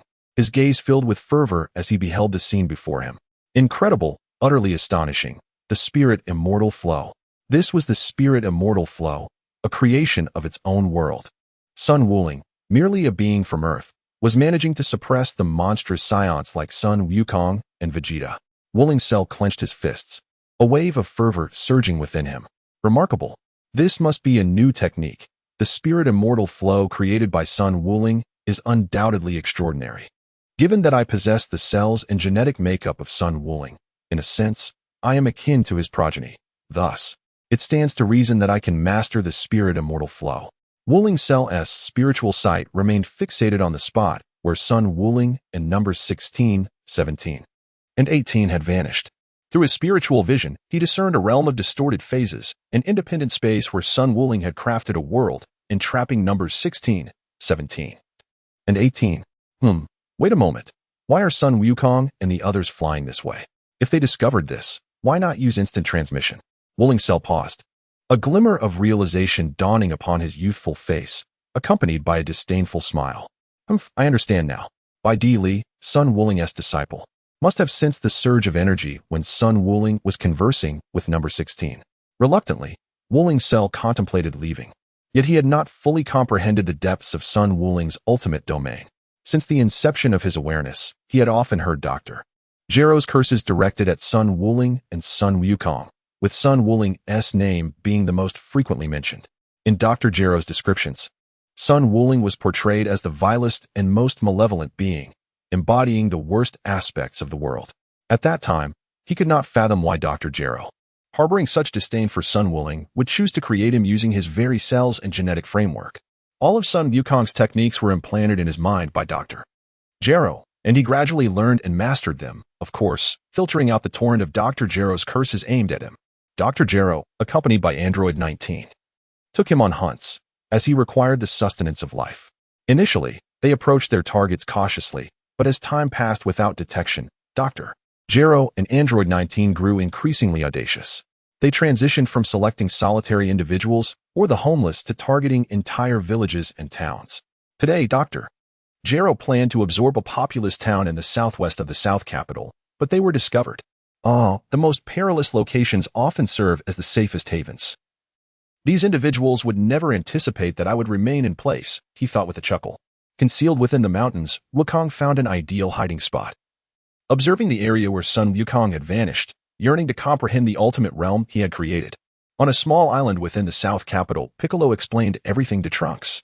There was no longer a need to keep secrets from him, although the matters concerning Sun Wukong and Android 18 still required discretion. What? In the future, Mr. Sun Wukong will be with Android 18, and Mr. Wukong's daughter, Rose, traversed time to arrive here, healing Mr. Goku's viral heart disease? Moreover, the world I inhabit is a different parallel timeline? Trunks exclaimed in astonishment. Piccolo crossed his arms and replied, Indeed, Trunks. You must never divulge this information to Sun Wukong or that android. 18. I understand, Mr. Piccolo. However, in my world, androids 17 and 18 are remorseless demons who relish in murder. Trunks clenched his fists, troubled by the recent revelations shared by Piccolo and the Z-Fighters. I sense Master Wukong's energy. Suddenly, Vidal's voice rang out in surprise. What? Wukong's energy? Vidal, where? Vegeta inquired. That rascal must know something and is keeping it from us. Vidal pointed towards the north, saying in that direction. I have trained with Master Wukong there. I am familiar with his energy, it cannot be mistaken, and it is particularly distant from us. At this moment, Sun Wukong placed his finger on his forehead. And after 4 or 5 seconds, he exclaimed, this won't do. Unless Wuling releases his energy himself, I cannot perceive anything at all. Even instantaneous movement necessitates the ability to sense the target's energy. One cannot arrive at an empty location. Biddy, can you gauge how far it is? Biddy shook her head and replied, I'm sorry. It seems that Master Wuling inadvertently exposed himself just for that brief moment. I cannot make a judgment. Piccolo remarked, Biddy, you lead the way. Rose mentioned that Wuling employed a technique from the extreme intent domain to trap androids 16, 17, and 18, nearly killing 18 in the process. Wukong, it will be up to you when the time comes. Understood. Biddy took flight, heading northward, followed closely by Piccolo, Sun Wukong, Krillin, and the others. Piccolo continued to inquire. Biddy, do you happen to know if Wuling has developed any new techniques during this period? Biddy nodded and responded, Indeed, there is one technique. It is called the Spiral Chi Blade, an upgraded version of the Chi Blade. I have also learned this technique. But I have never heard Master Wuling mention the extreme intent domain. Oh, right. When Master Wuling fought against Vegeta, many of the lawns he personally cultivated were destroyed. And only now have they begun to recover. However, I often see Master Wuling lost in thought, gazing at the uneven patches. Suddenly, Biddy recalled some changes regarding Sun Wuling. TCH, Vegeta muttered in dissatisfaction. Piccolo pondered for a moment and continued, Let us set aside the matter of the extreme intent domain for now. Rose has indicated that a cell primarily composed of Wuling's cells is quite troublesome. Someone she deems troublesome is certainly not to be underestimated. With a smile, Vegeta's lips curled into a slight arc. Perfect. The two useless ones, androids 19 and 20, are not enough. I've been wanting to teach Sun Wuling a lesson for quite some time. Although Sun Wuling lacks a system and any extraordinary lineage, being merely an ordinary inhabitant of Earth, he is a transcendent being endowed with memories of his previous life. These recollections provide him with invaluable insights. The inspiration for the realm of extreme intention originates from the meta-dimension of Ultraman Nexus. One of Sun Wukong's most favored Ultramen is Nexus, whose meta-field he has thoroughly investigated and comprehended. The meta-field is a unique subspace created by Nexus Ultraman, wherein a portion of his physical form is dispersed, allowing him to enhance his capabilities while diminishing those of his adversaries. Similarly, his ultimate domain is conceived based on the principles of the meta-field. The scenes within this subspace depict a future reality a millennium hence, a desolate, ravaged wasteland. The sky resembles the dimming hues of twilight, imparting an aura of both desolation and antiquity to the ultimate domain. At this moment, the 16th, 17th, and 18th entities find themselves ensnared within this ultimate domain, entirely severed from the external world, unable to perceive an end or direction, akin to wanderers lost in a vast desert. Chapter 67. Self-awareness, is this real? A sense of terror fills the usually composed countenance of the 18th, as the desolate atmosphere of the ultimate domain leaves her breathless and uneasy. The 16th surveys their surroundings and asserts, this is not merely an illusion to deceive our senses. Sun Wukong has transported us to an overlapping subspace with reality. This realm is constituted by his own aura, exerting a suppressive influence upon us. The 17th grits his teeth, acutely aware of the oppressive sensation enveloping his body, rendering him far less agile than before, and questions, is this Sun Wukong even human? Can a mere earthling accomplish such feats? Sun Wukong's silhouette descended from the heavens, landing gracefully upon the ground. Clad in a resplendent purple martial arts outfit, his handsome visage bore a teasing expression as he regarded androids 16, 17, and 18. Welcome to my world, the realm of ultimate intent. Android 16, I presume Dr. Gero has not documented this technique. Android 16 replied in his customary mechanical tone, no. With a serene smile, Sun Wuling assumed a combat stance and remarked, initially, I required your assistance, however, given the circumstances. It is imperative for you to comprehend that the objectives left for you by Dr. Gero are destined for failure. By the way, I almost neglected to inform you that this domain of ultimate intent is intrinsically linked to me. If you wish to depart from this realm, you must eliminate me. As long as I draw breath, escaping this domain is an impossibility. Whoosh. The domain of ultimate intent not only diminished the powers of androids 16, 17, and 18, but also augmented Sun Wuling's own strength. His speed and power were enhanced across the board. Before 18 could react, Sun Wuling landed a punch squarely on her cheek, sending her hurtling backward to crash against a desolate hill in the distance, where she let out a pained scream. Blood trickling from the corner of her mouth, her icy blue eyes glaring fiercely at Sun Wuling. Android 17 relentlessly gathered energy into his palms, launching a barrage of energy blasts towards Sun Wuling. As a being of infinite energy and perpetual motion, he was unrestrained in his assault against Sun Wuling. Sun Wukong conjured a protective barrier and swiftly charged towards number 17, resembling a bullet in speed. Suddenly, number 16 unleashed a flying punch aimed at Sun Wukong, striking the protective barrier with tremendous force and sending him hurtling backward. Number 18. At the urging of number 17, both number 17 and number 18 gathered their utmost energy, unleashing a colossal and formidable energy wave towards the now reeling Sun Wukong.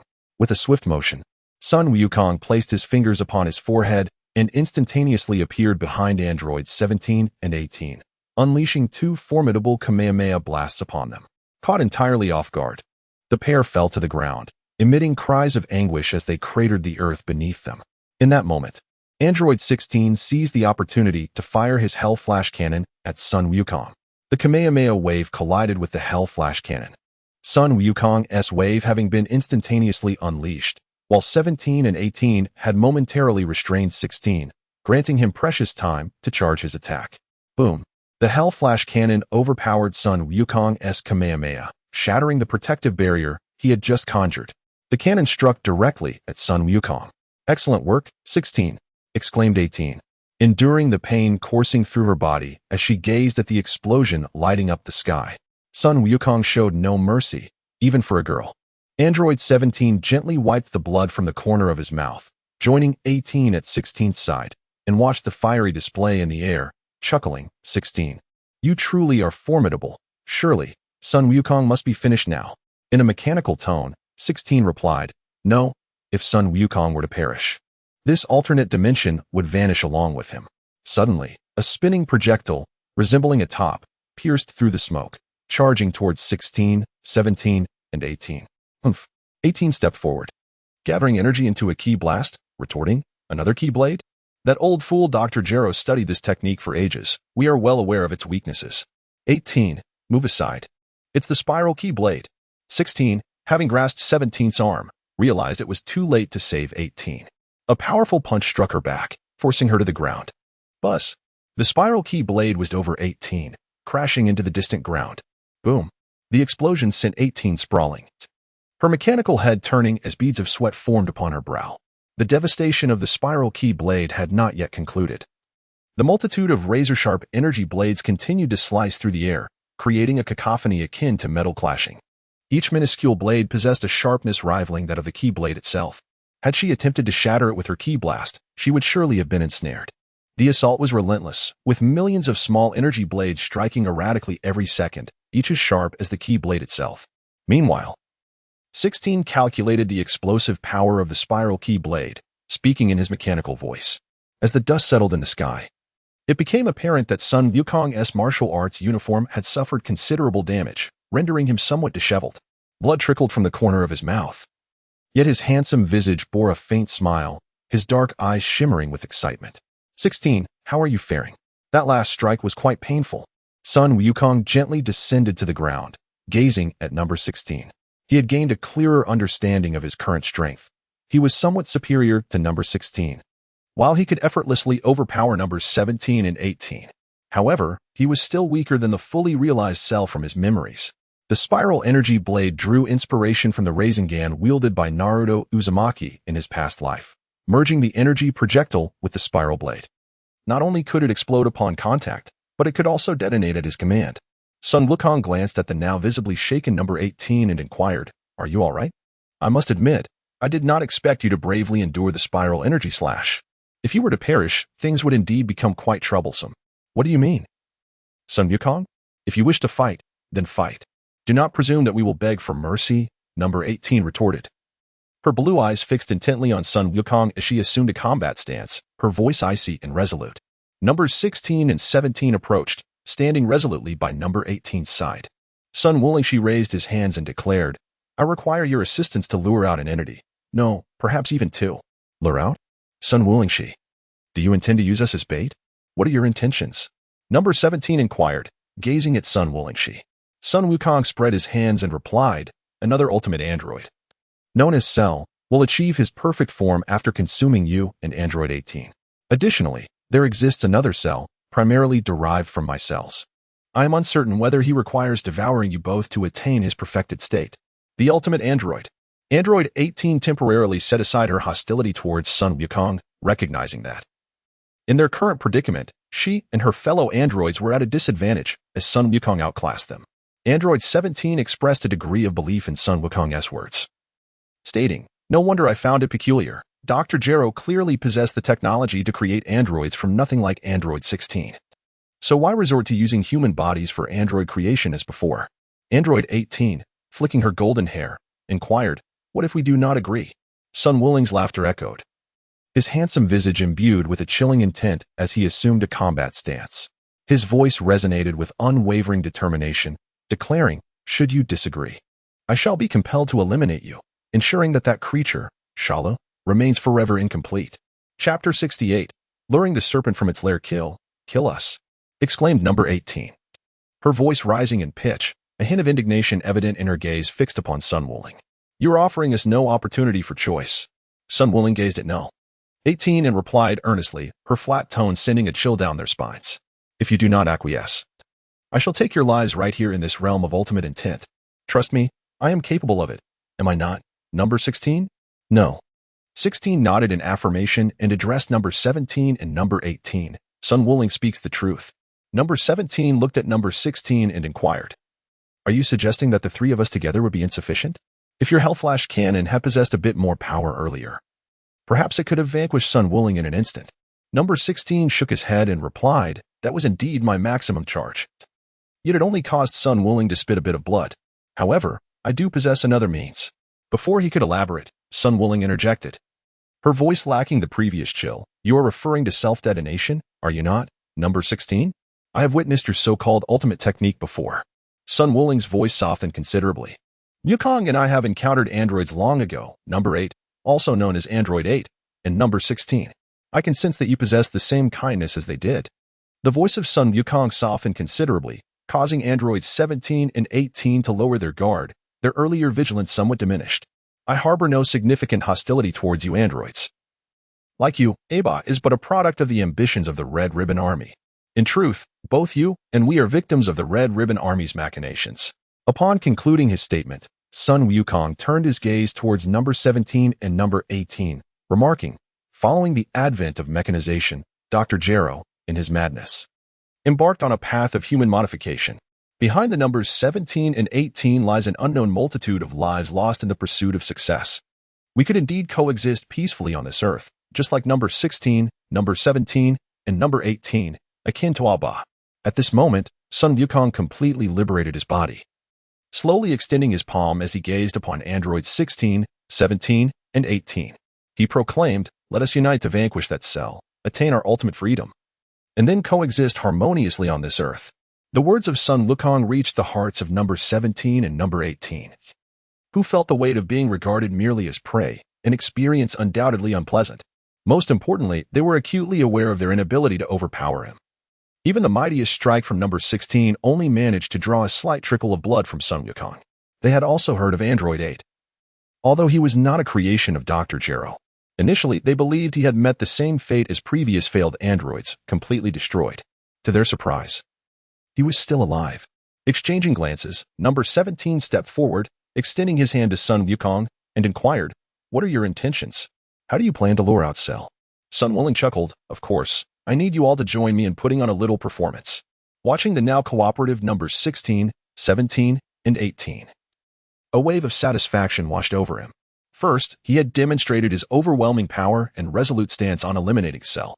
Then, by invoking the shared identity of being androids through Android 8, he expressed sympathy toward their kind, deftly redirecting all animosity and conflict toward the Red Ribbon Army. Thus, rather than resorting to villainous coercion, it was far more effective to have numbers 17 and 18 willingly offer their assistance. Successfully persuaded, androids 16, 17, and 18 were now on board. Meanwhile, Goku and the others were swiftly making their way toward North City. Vegeta turned to Trunks and said, "Half a month ago, Master Wooling discovered a time machine identical to yours on a mountain west of West City. Judging by its condition, it had been there for quite some time, at least a year.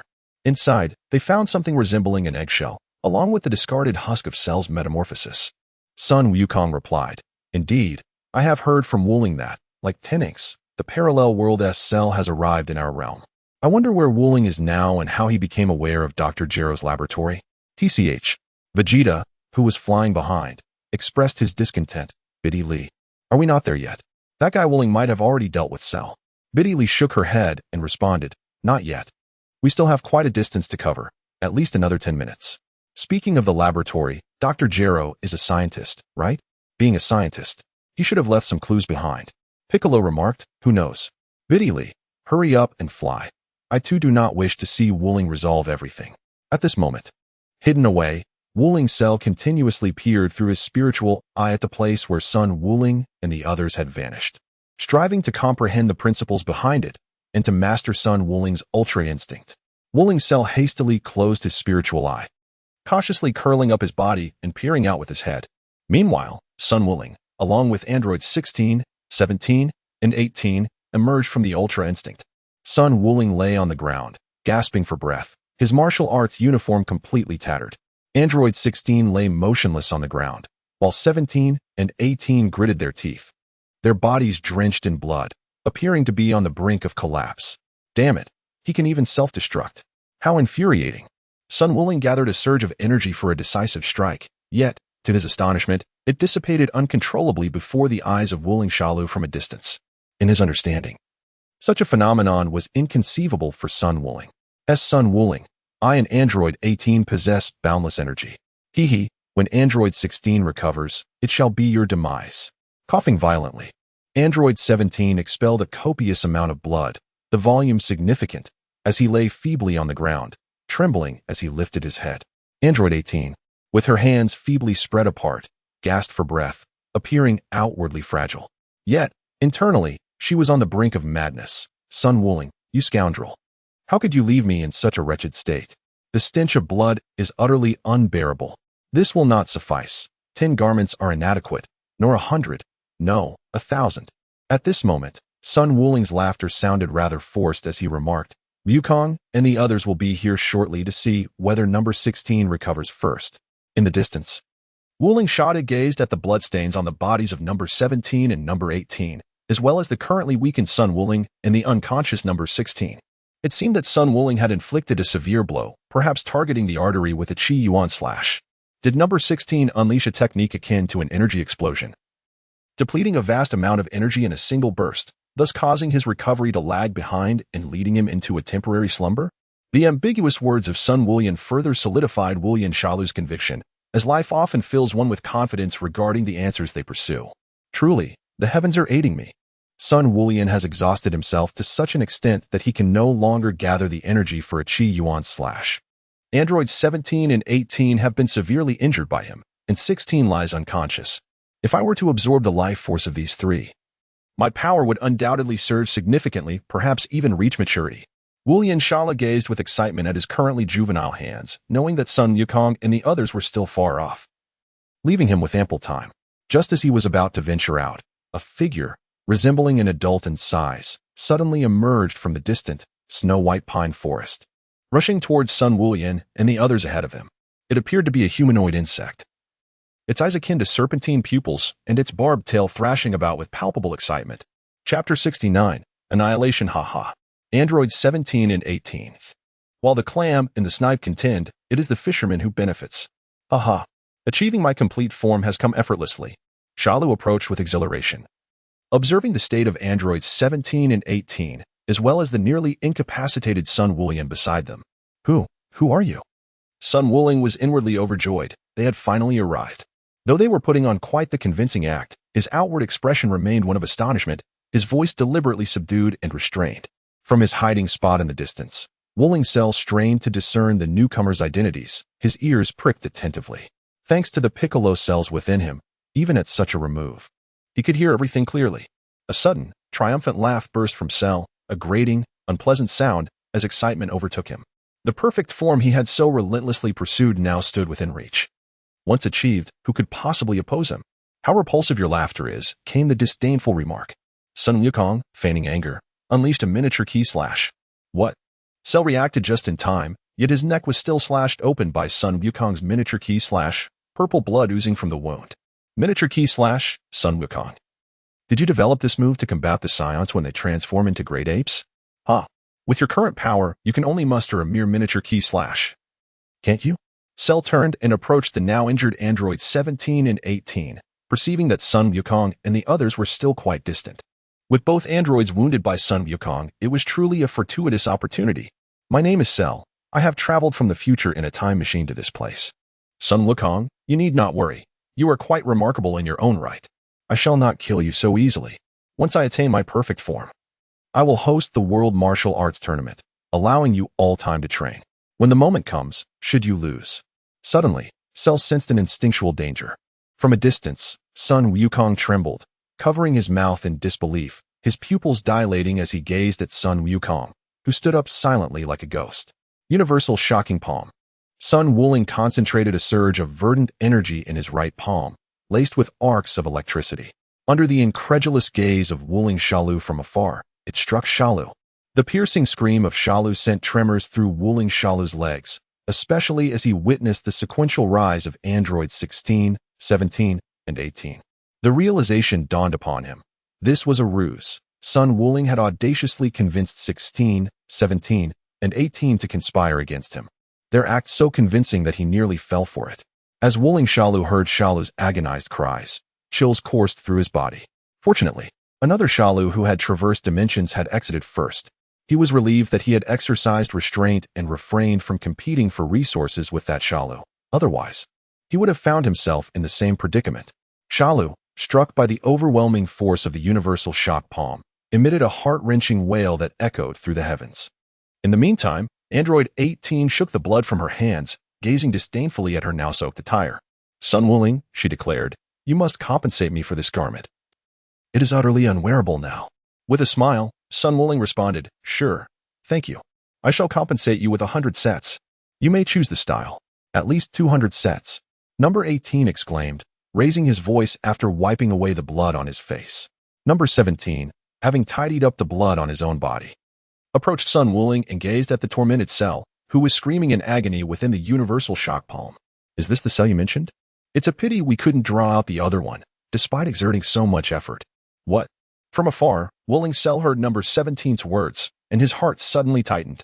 Fortunately, I restrained myself from intervening. That bastard resembles me too closely.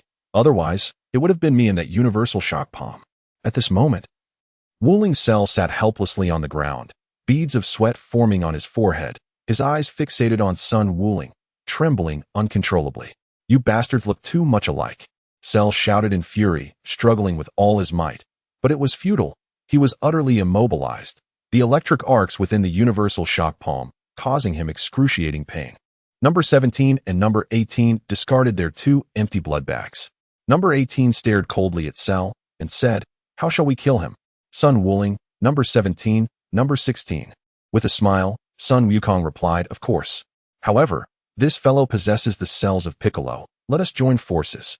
As he spoke, he gathered energy in his left palm for a decisive strike. What? Wait, Sun Wukong, shouted Cell, who was trapped within the world-shaking palm, struggling as he called out to him.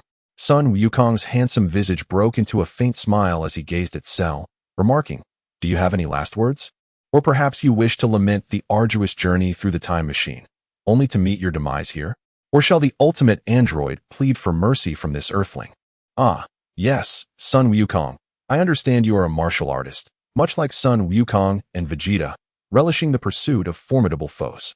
Once I absorb androids 17 and 18 and attain my perfect form, my power will undoubtedly surpass yours, Sun Wukong.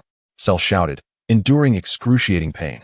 Sun Wukong gazed at Cell with a mocking smile, under the watchful eyes of androids 17 and 18. He jested, I have encountered numerous pleas for mercy. Yet yours is the most amusing, Cell. Do you believe I am like the equestrian Vegeta? Perhaps Vegeta might acquiesce to your request, and Goku might extend you a measure of clemency, but he would never allow you to consume androids 17 and 18. As for me, Sun Wuling's smile gradually faded as he skillfully controlled the energy sphere in his hand, directing it towards the formidable Salu caught in the universal sky palm. His voice rose in intensity, imbued with unwavering determination. I am of Earth. This is my home, where my family and companions reside. Should anyone dare to threaten my sanctuary, I shall not show him mercy. Under Salu's terrified gaze, the energy sphere cleaved his form in twain. Yet, the assault did not cease there. Under Sun Wuling's precise manipulation, the energy sphere relentlessly sliced Salu into over a dozen fragments before dissipating. As the universal sky palm faded, the severed remnants of Salu's body hung suspended in the air. Now is the moment. Sun Wukong, designated as number 16, number 17, and number 18, respectively, distanced themselves while simultaneously launching attacks in the eastern, southern, western, and northern directions. The energy waves unleashed by numbers 17 and 18 were modulated to their maximum potency, striking down upon the already bisected Cell. Hell Flash Cannon, Kamehameha. For energy waves collided with Cell's form, reducing it to mere charcoal. As the charred remnants fell, Sun Wukong skillfully manipulated them with his energy control, ensuring they landed gently on the ground, accumulating in a heap. What else do you intend to do, Sun Wukong? Number 18 inquired. Her curiosity piqued as she observed him gathering the ashes of Cell. Sun Wuling did not respond. Instead, he raised both hands high, concentrating to form a Kamehameha with a diameter of nearly 1 meter, aimed directly at the ashes of Cell. With a thunderous roar, the explosion of the Kamehameha sent chills down the spines of androids 17 and 18 as brilliant sparks soared into the sky. The scene of Sun Wuling obliterating Cell was indelibly etched in the mind of Wuling Cell in the distance. Fear. Terror. Had he been the one to step out just moments ago, he too would have likely met the same fate, reduced to nothingness by Sun Wuling's formidable power. Gulp. At this moment, Wuling Cell felt an icy chill enveloping his entire body, his legs giving way beneath him and collapsing onto the ground. He could have, like Sun Wuling, separated the frigid air of the North City, yet he found himself trembling uncontrollably, shivering in fear, on the verge of crying out. Chapter 70. Relapse Sun Wuling. You actually used the Kamehameha against black charcoal. The usually composed android 17 could no longer maintain his usual demeanor. He was genuinely startled by Sun Wuling's final act of mercilessness, and it dawned on him why Dr. Gero harbored such intense hatred towards Sun Wuling. At this moment, Sun Wuling ceased to restrain his aura and explained, that is because the cell, which is centered around me, has yet to emerge. If that entity returns to absorb this cell and bolster itself, it would spell disaster. Android 18 approached, surveying the surroundings, and gently swept her hair aside.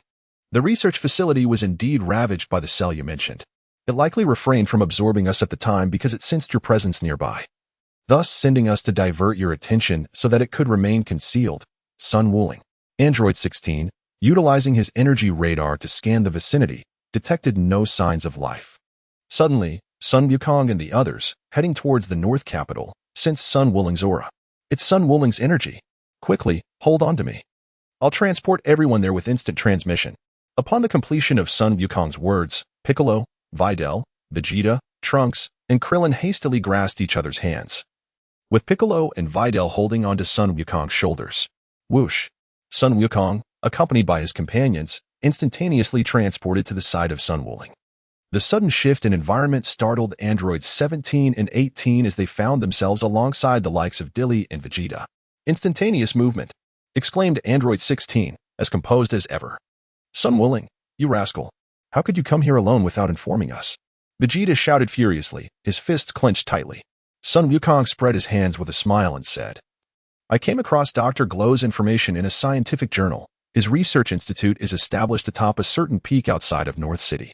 At that moment, Krillin, Yamcha, Biddy, and Sun Wukong gazed at number 18, their mouths agape in astonishment. Krillin exclaimed in disbelief, it's so strikingly similar. Sun Wukong, it is truly remarkable how similar it is. Sun Wufan, they are simply cut from the same mold. Yamcha, however. It seems that Android 18 appears to be somewhat larger. As soon as Yamcha finished speaking, Vegeta, Trunks, Krillin, Piccolo, Tianjin Fan, Biddy, Sun Wufan, and Sun Wukong gazed at him in astonishment. Realizing the potential misunderstanding of his words, Yamcha hurriedly clarified, I meant in terms of height. At that moment, Android 18 crossed her arms protectively over her chest, her blue eyes gleaming with a hint of sharpness as she regarded Yamcha and the others. Assuming they were staring due to the bloodstains on her, she remarked, Why are you all looking at me? The blood on us is merely a ruse to lure that cell out. Suddenly, Android 18 turned her gaze towards Sun Wuling and inquired, Sun Wuling, when will you fulfill your promise of 200 outfits?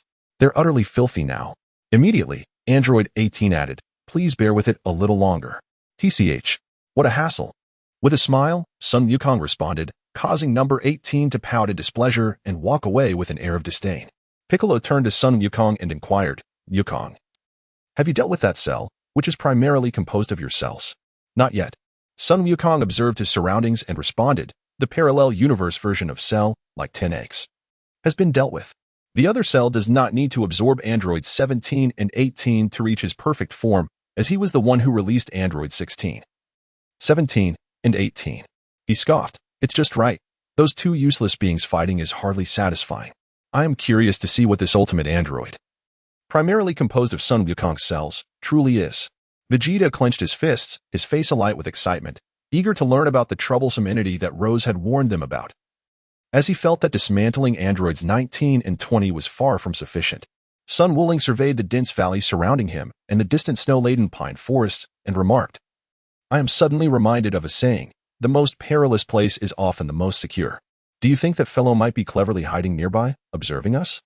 At that moment, Wuling Shala felt his heart leap to his throat, as Sun Wuling's words echoed in his mind like a haunting nightmare.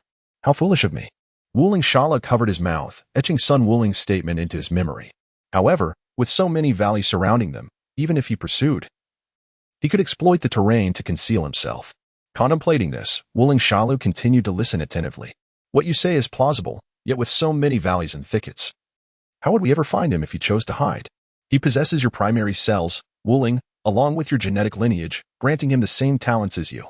Searching for him would be akin to finding a needle in a haystack, Piccolo said, crossing his arms protectively over his chest as he spoke to Sun Wuling.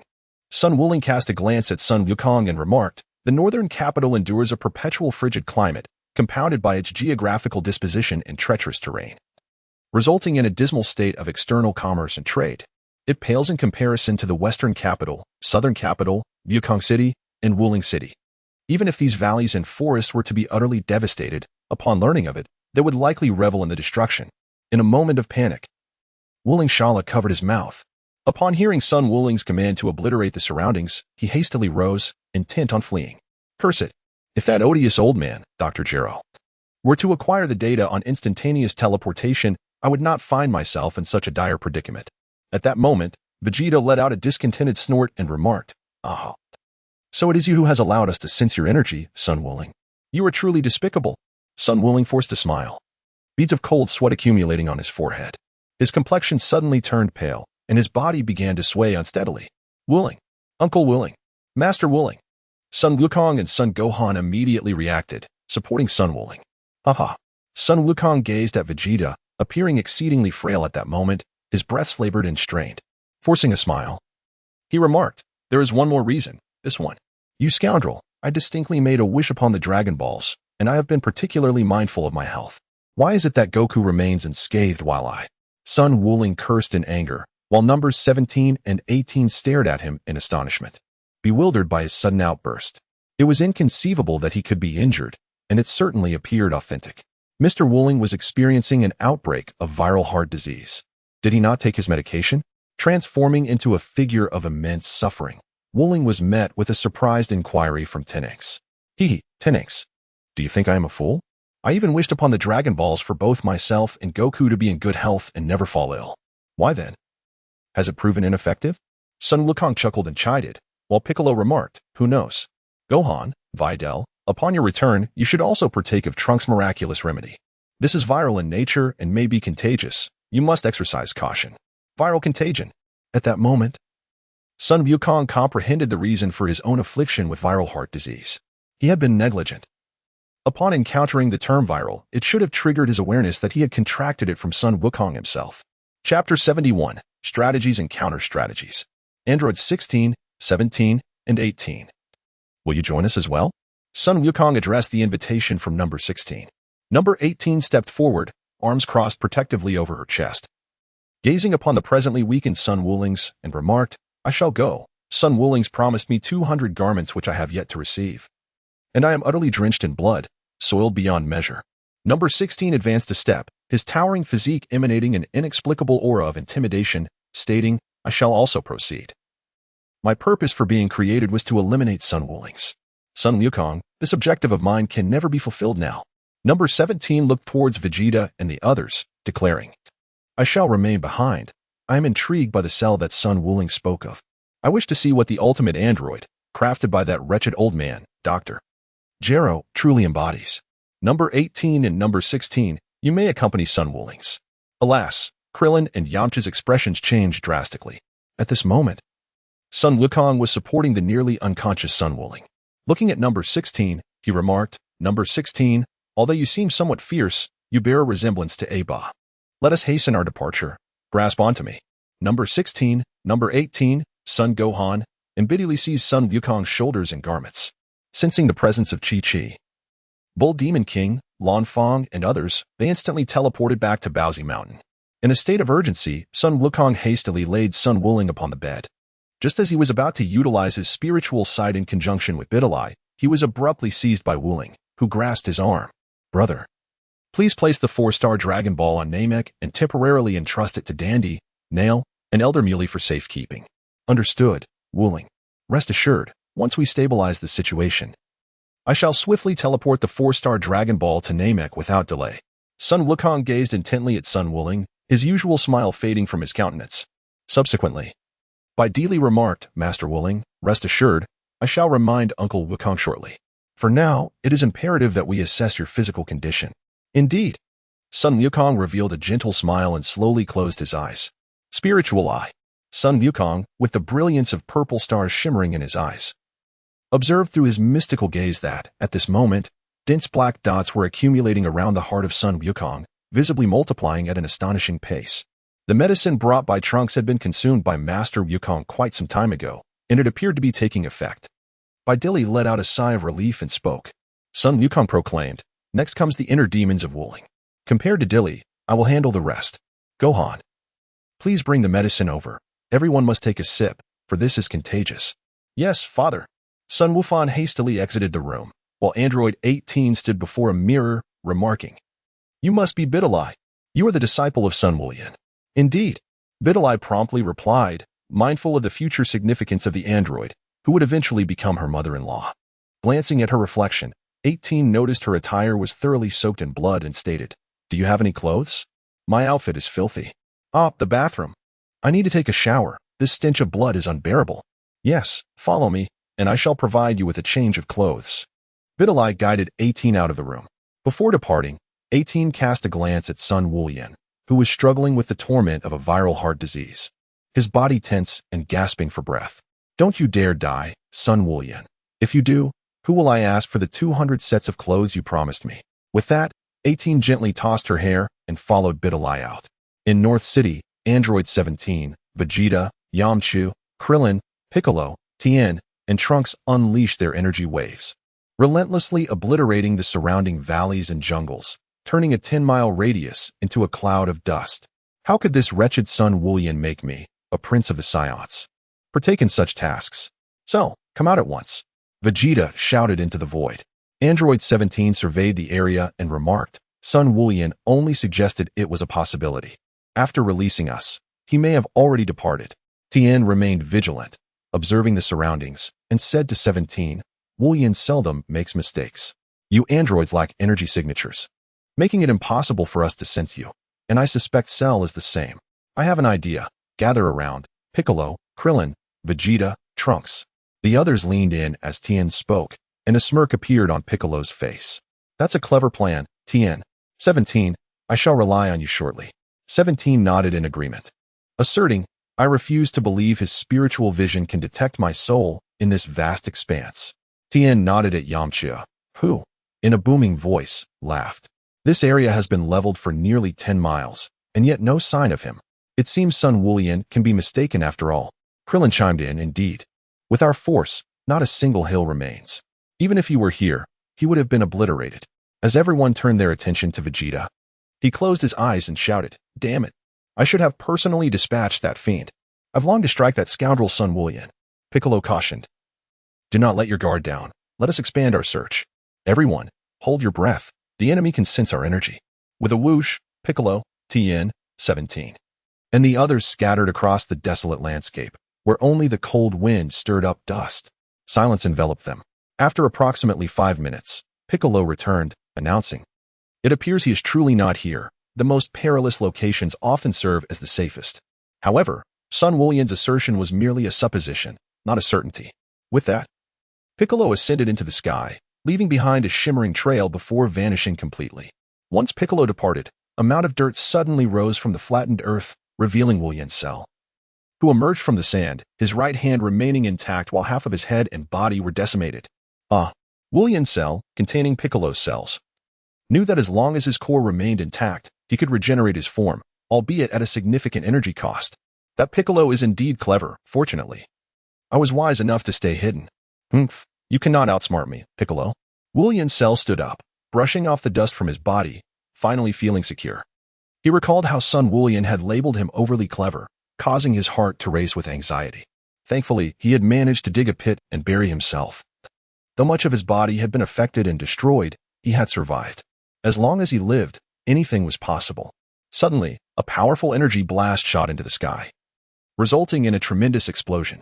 The dazzling sparks illuminated the surroundings. Wulian Cell, drenched in sweat, froze in shock as he mechanically turned around to find Android 17 standing behind him, the source of the earlier blast. Tien, Yamcha, Krillin, Trunks, and Vegeta rushed over upon hearing the explosion, with Piccolo being the last to arrive. Chapter 72, Inward Reflection Bus. The sound of dripping water echoed in a dark, silent space as Sun Wulian stood alone, surveying his surroundings. Indeed, he recalled that it was much like the time when Goku's viral heart disease had manifested. Sun Wulian surveyed his surroundings. Despite the pervasive darkness, his cold, piercing gaze cut through the gloom like a razor-sharp blade, unyielding and fearless. Sun Wulian, return my life to me. The viscous blackness on the ground gradually coalesced into a human figure. Tao bye-bye, humph. You nearly ended Wukong's life back then. Had Wukong's survival not been of utmost importance, I would have unleashed a few more energy blasts upon your ashes. Sun Wulian, wielding the Chi Yuan slash, charged forth and cleaved Tao Bye-Bye in two without a hint of trepidation. It was from that moment that Tao Bye-Bye began to transform him. Return my life to me. Sun Wulian, return my life. Thick, inky streams of water coalesced into numerous figures, each adorned with the emblem of the Red Satin Brigade, all fervently shouting at him. Ha! Even in the face of nearly 100,000 Red Satin soldiers, Sun Wulian bellowed, You wretches deserve your fate. Should I perish, my ascent to heaven shall serve as the finest testament. You all are doomed. Drink up.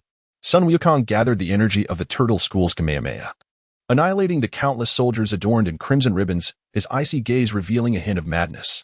Frisia, King Cold, the Ginyu Force, Nappa, Raditz, Cell. As each of these phantasmal foes emerged, Sun Wukong showed no sign of retreat, wielding his energy blade to vanquish them one by one. Come forth, all of you. Is this all you have? After more than a decade of relentless effort, I have finally forged a path that is uniquely mine, a pathway for my fellow Earthlings. The likes of Super Saiyan and Super Saiyan God are no match for me now. Goku and Gohan stand no chance. And I have even bested Vegeta to the point of donning women's attire. Who else is left to challenge me? Sun Wuling's laughter echoed, his handsome visage now infused with a hint of madness. He is a human from Earth, having traversed into the world of Dragon Ball, yet he remains distinctly human. What does it matter that he lacks Saiyan blood? He still manages to assert his dominance over them as a human. Why do you harbor such disdain for the Saiyans? Suddenly, a voice emerged from behind. Instinctively, Sun Wuling raised his energy blade, ready to cleave the intruder in half. However, upon recognizing the Shadow's identity, the blade halted just above its head. This silhouette bore an uncanny resemblance to Sun Wuling, yet it exuded a chilling aura and a hint of brutality. Representing the stark contrast of Sun Wuling's own essence, it was the manifestation of his inner demon. The inner demon of Sun Wuling chuckled and remarked, "It is because your grandfather was crushed to death by Son Goku in his giant ape form, is it not? After all, you lack any sort of external aid like a system. Quite simply, you could have wished upon the Dragon Balls for Saiyan blood or something similar. How direct would that have been?" Sun Wuling silenced, his cold gaze fixed intently upon his inner demon, refraining from rebuttal, for the truth was undeniable. At that time, he was feeble, merely an observer of the transformation of Sun Wukong into a colossal ape. While his grandfather met his demise beneath the creature's feet, it was from that moment he resolved, as a representative of humankind, to fulfill his grandfather's aspirations and to become an exceptional martial artist. The inner demon, Sun Wuling's, continued, "I am you, and you are me. Is it truly wise to conceal your true self from your friends? You even went so far as to study soul-related techniques under the auspices of the fortune-telling matron." Sun Wuling's voice turned a shade colder, laced with impatience as he inquired, "Have you finished?" The inner demon of Sun Wuling chuckled, "Of course not. In your past life, your dreams were trampled by those closest to you. Your aspiration was to become a teacher. If it were merely for the sake of being a spokesperson, wouldn't a mere Satan suffice? Otherwise, why would you accept the chains of Deali? Emoji.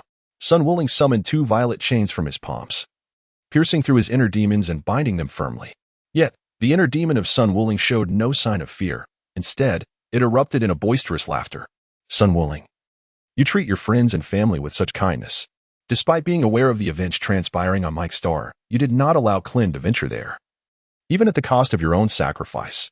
Truly remarkable. I wonder if Clint will blame you upon discovering that his former wife has undergone such a transformation." Upon hearing these words, Sun Wuling felt a sharp pang in his heart. He seized the collar of his inner demon and exclaimed furiously, "What nonsense is this? I have done nothing wrong. How could I be aware of why he, who ought to have exited the stage, married that violet and even fathered a daughter?" The inner demon, Sun Wuling, calmly replied, "Then what is it that troubles you? They are now in mutual affection, so why burden yourself with the weight of blame?" Sun Wukong was momentarily taken aback, the strength in his hand considerably diminished as he gazed upon his inner demon. It felt as though numerous vexing knots within his heart had been unraveled. The inner demon, Sun Wukong, spoke, "The elder of Namek once remarked about you, that amidst the chilling, bone-piercing aura lies a warmth akin to the sun's radiance. Even though he is unable to delve into your memories, he still chooses to guide you towards the untapped power within." Sun Wukong released his hands, and the enchanted chains retracted from the embodiment of his inner demons. He took a deep breath, gazing silently at his inner turmoil, lost in contemplation. The manifestation of his inner demon, Sun Wukong, clenched his fists and proclaimed, "Sun Wukong, pursue your own celestial flow. Rather than obsessing over the butterfly effect of your actions, it is far more prudent to focus on being the best version of yourself. You are merely an ordinary human on Earth." Sun Wuling nodded, gazing at his inner demons, a serene smile gracing his face as he felt a profound sense of relief wash over him. "Thank you. I understand what I must do now." Suddenly, a crack emerged in the surrounding darkness, shattering the stillness like a broken mirror. At that moment, Sun Wukong, with his spiritual eye wide open, looked upon him with sheer delight. "Wonderful. After exerting so much effort, I have finally found you, Wuling. Are you all right? How are you faring?" Sun Wuling shook her head and smiled, saying, "I am fine, dear brother. There is no need for concern." After speaking, she turned to face her inner demon and remarked with a smile, "Farewell." "Thank you." Sun Wuling followed Sun Wukong as they soared out of the dark abyss. Emerging from the clutches of his inner demons, the manifestation of his inner turmoil, the dark shadow of Sun Wuling watched as he and Sun Wukong departed, chuckling softly, "Farewell." Sun Wuling, I fear that our next encounter may well be our last. Within the pitch-black void, the rift that Sun Wukong had just shattered began to mend itself, and the shadow of Sun Wuling transformed into a viscous, dark liquid, slowly dissipating and merging with the surroundings. In the North City, Wuling Shala glared at Vegeta and number 17, his fist clenched tightly, roaring in frustration. You dare deceive me and act. How did you know I was hiding here? Piccolo floated above, arms crossed, casting a cold gaze upon the diminutive Wuling Shala, who appeared no larger than a 5-year-old child. We are uncertain, he replied. But we found some merit in Wuling's words. Tien devised this strategy to lure you out. Even if it had failed, we would have incurred no loss. Yet now, it seems remarkably effective. Chapter 73, Encirclement. How despicable. Wuling Shala shouted furiously at Piccolo and the others, his composure beginning to unravel as he realized that apart from Sun Wuling and Piccolo, none of the Z fighters were easy prey. What can I do to rid myself of these bothersome foes? He surveyed his surroundings, his energy spiraling out of control to showcase his power. Vegeta, Piccolo, and Trunks exchanged glances, their expressions shifting noticeably. Krillin remarked, indeed, aside from Sun Wuling's energy, we can sense all of ours, even King Cold's. Piccolo replied coldly. He possesses cells from each of us, yet his primary cellular structure and genetic makeup are Wuling's, granting him abilities akin to Wuling while still retaining our cellular traits. Trunks nodded in agreement. I've seen photos of my mother from when she was young with Mr. Goku and Mr. Wuling. He truly resembles the young Sun Wuling. Vegeta transformed into a Super Saiyan, golden energy surging as he clenched his fists in fury, exclaiming, this is perfect. I've longed to pound that bastard Sun Wuling. Trunks followed suit, also transforming into a Super Saiyan, declaring, once we eliminate this Shalu, everything will be resolved. Wuling Shalu observed Trunks and Vegeta's transformations, his heart racing with alarm. Suddenly, he noticed a distant glacier and a cunning plan formed in his mind. Vegeta, Piccolo, and that Saiyan named Trunks are stronger than I. If I can momentarily evade them, I'll create a protective barrier and dive into the ocean. The vast majority of Earth is covered by water. If I hide there, what can they do? With a smirk, Wuling Shalu resolved, excellent, that shall be my strategy. I will use the solar flare to distract them and seize my chance to flee. He struck a battle pose akin to Sun Wuling, exuding confidence and fearlessness. Do not underestimate me because of my size, Vegeta and Trunks. Let us see who prevails. Such arrogance. Vegeta mused, his fists tightening as he regarded Wuling Shalu, a hint of resentment flickering in his eyes. Vegeta, wait. Krillin suddenly called out, alongside Yamcha, producing sunglasses amidst Wuling Shalu's astonished gaze. Sunglasses? Wuling Shala's jaw nearly dropped at the sight of Krillin and Yamcha donning the shades, his mind racing with a torrent of insults, though he could only tremble in anger. Realizing his previous plan with the solar flare was now rendered moot, Yamcha grinned as he placed the sunglasses on, handing one to Trunks, Tien, and number 17, chuckling, Krillin. It seems you've matched my creativity this time. Krillin passed the sunglasses to Vegeta and Piccolo, stating, upon hearing that Shala was primarily composed of Wuling cells, I instinctively viewed him as an imagined adversary akin to Wuling. Initially, when I trained with Goku and Wuling under Master Roshi, we were at odds. Yet I often found myself outmatched by Wuling's antics, haha. Yamcha added, I recognized Goku and Wuling long before you all did. When I first encountered Sun Wuling, he was with Goku and Bulma searching for Dragon Balls. I was buried alive by Wuling with a shovel, only my head above ground, while he poured water into the pit, explaining how the earth mixed with water would cling to my body. Quite the predicament. Tien chimed in. Indeed. Back then, I was still an enemy to Wuling and Goku. My master, the Crane Hermit, along with Chazu, knocked us out and hung us from a tree all night. Number 17 clenched his fists not long ago, number 18, number 16, and now we're pulled into Sun Wuling's realm of ultimate mastery. We were thoroughly beaten by him. Especially number 18. If it weren't for number 16, she might have perished at his hands. Afterward, he spoke of uniting forces. Piccolo snorted, his voice trembling with intensity.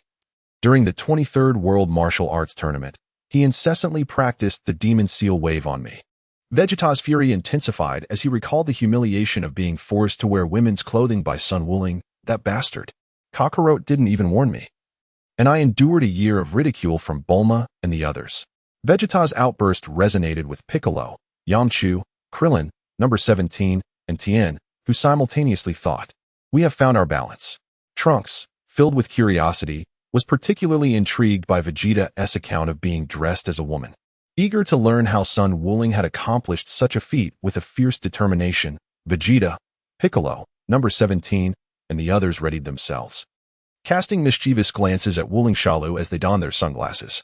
Trunks drew his sword, his Super Saiyan energy surging wildly. Wuling Shala gathered energy in both hands. Unleashing a furious cry, those treacherous deeds were done by Sun Wuling. They have nothing to do with me. You shall perish. Swish. Huh. The energy slash truly carries the genetic legacy of Sun Wuling. Vegeta unleashed energy blast from his palms, shattering Wuling Shalu's attack as he charged forth, declaring, "Do not let him escape.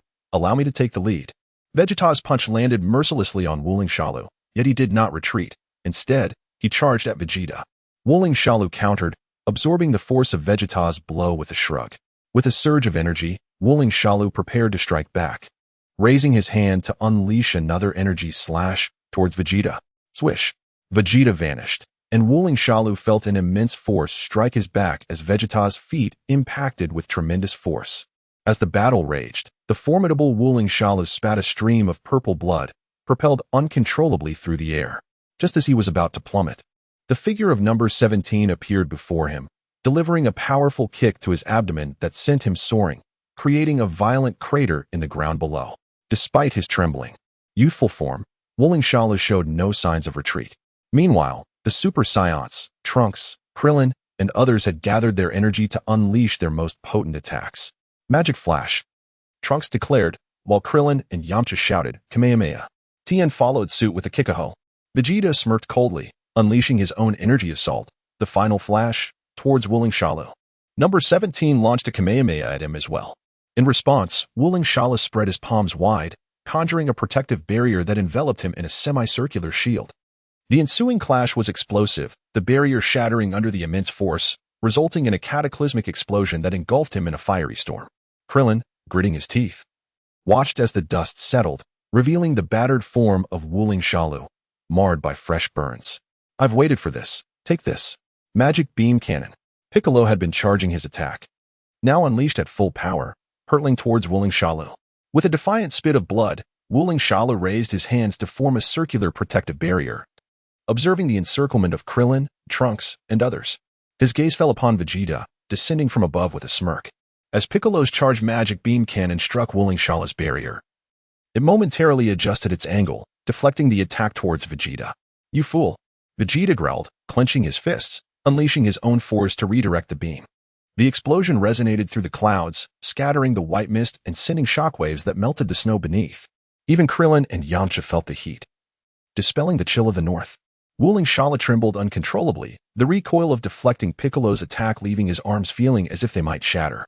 In stark contrast, Vegeta stood unflinching, having effortlessly batted away the attack, his composure revealing a significant disparity in power. Reflecting on a recent encounter, Trunks expressed astonishment. How did Shalu just do that? He redirected Mr. Piccolo's attack towards Dad. Yamcha and Krillin exchanged glances, their faces etched with dread. We once asked Wuling how he managed that, Yamcha remarked.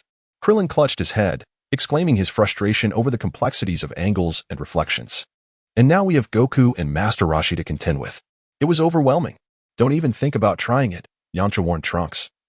Recalling Goku's failed attempt that resulted in a broken finger, Piccolo now remembered how Wuling had previously utilized a reflective barrier during their battles.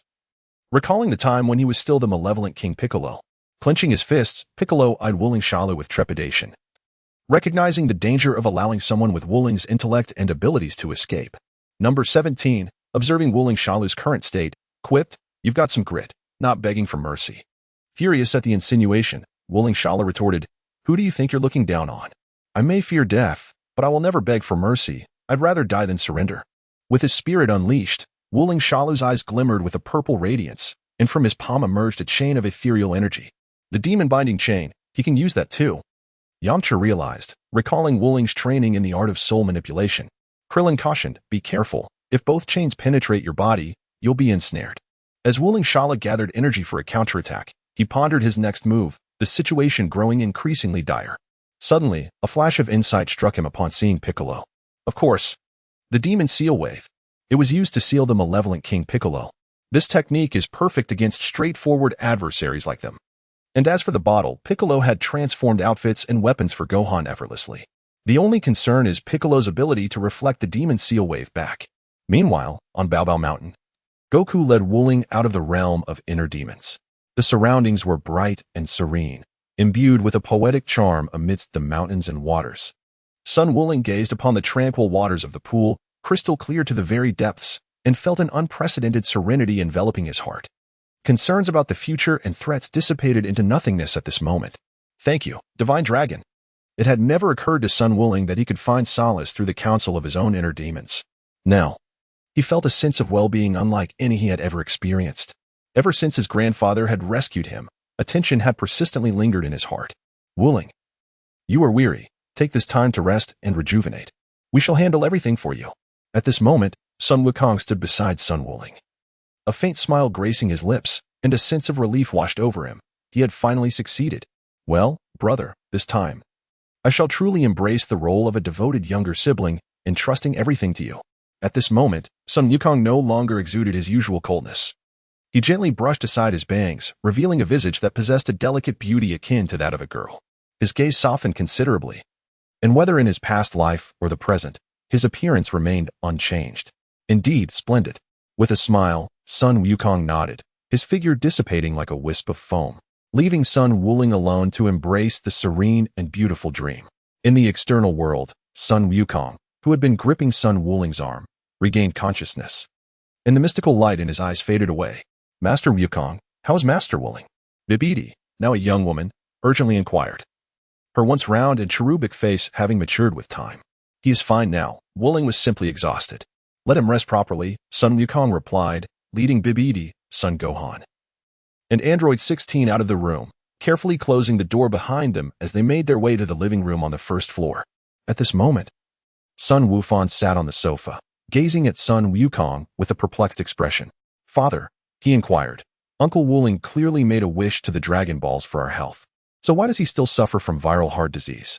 Bidalai also turned her attention towards Sun Wukong, equally bewildered. She understood that the Dragon Balls were not omnipotent.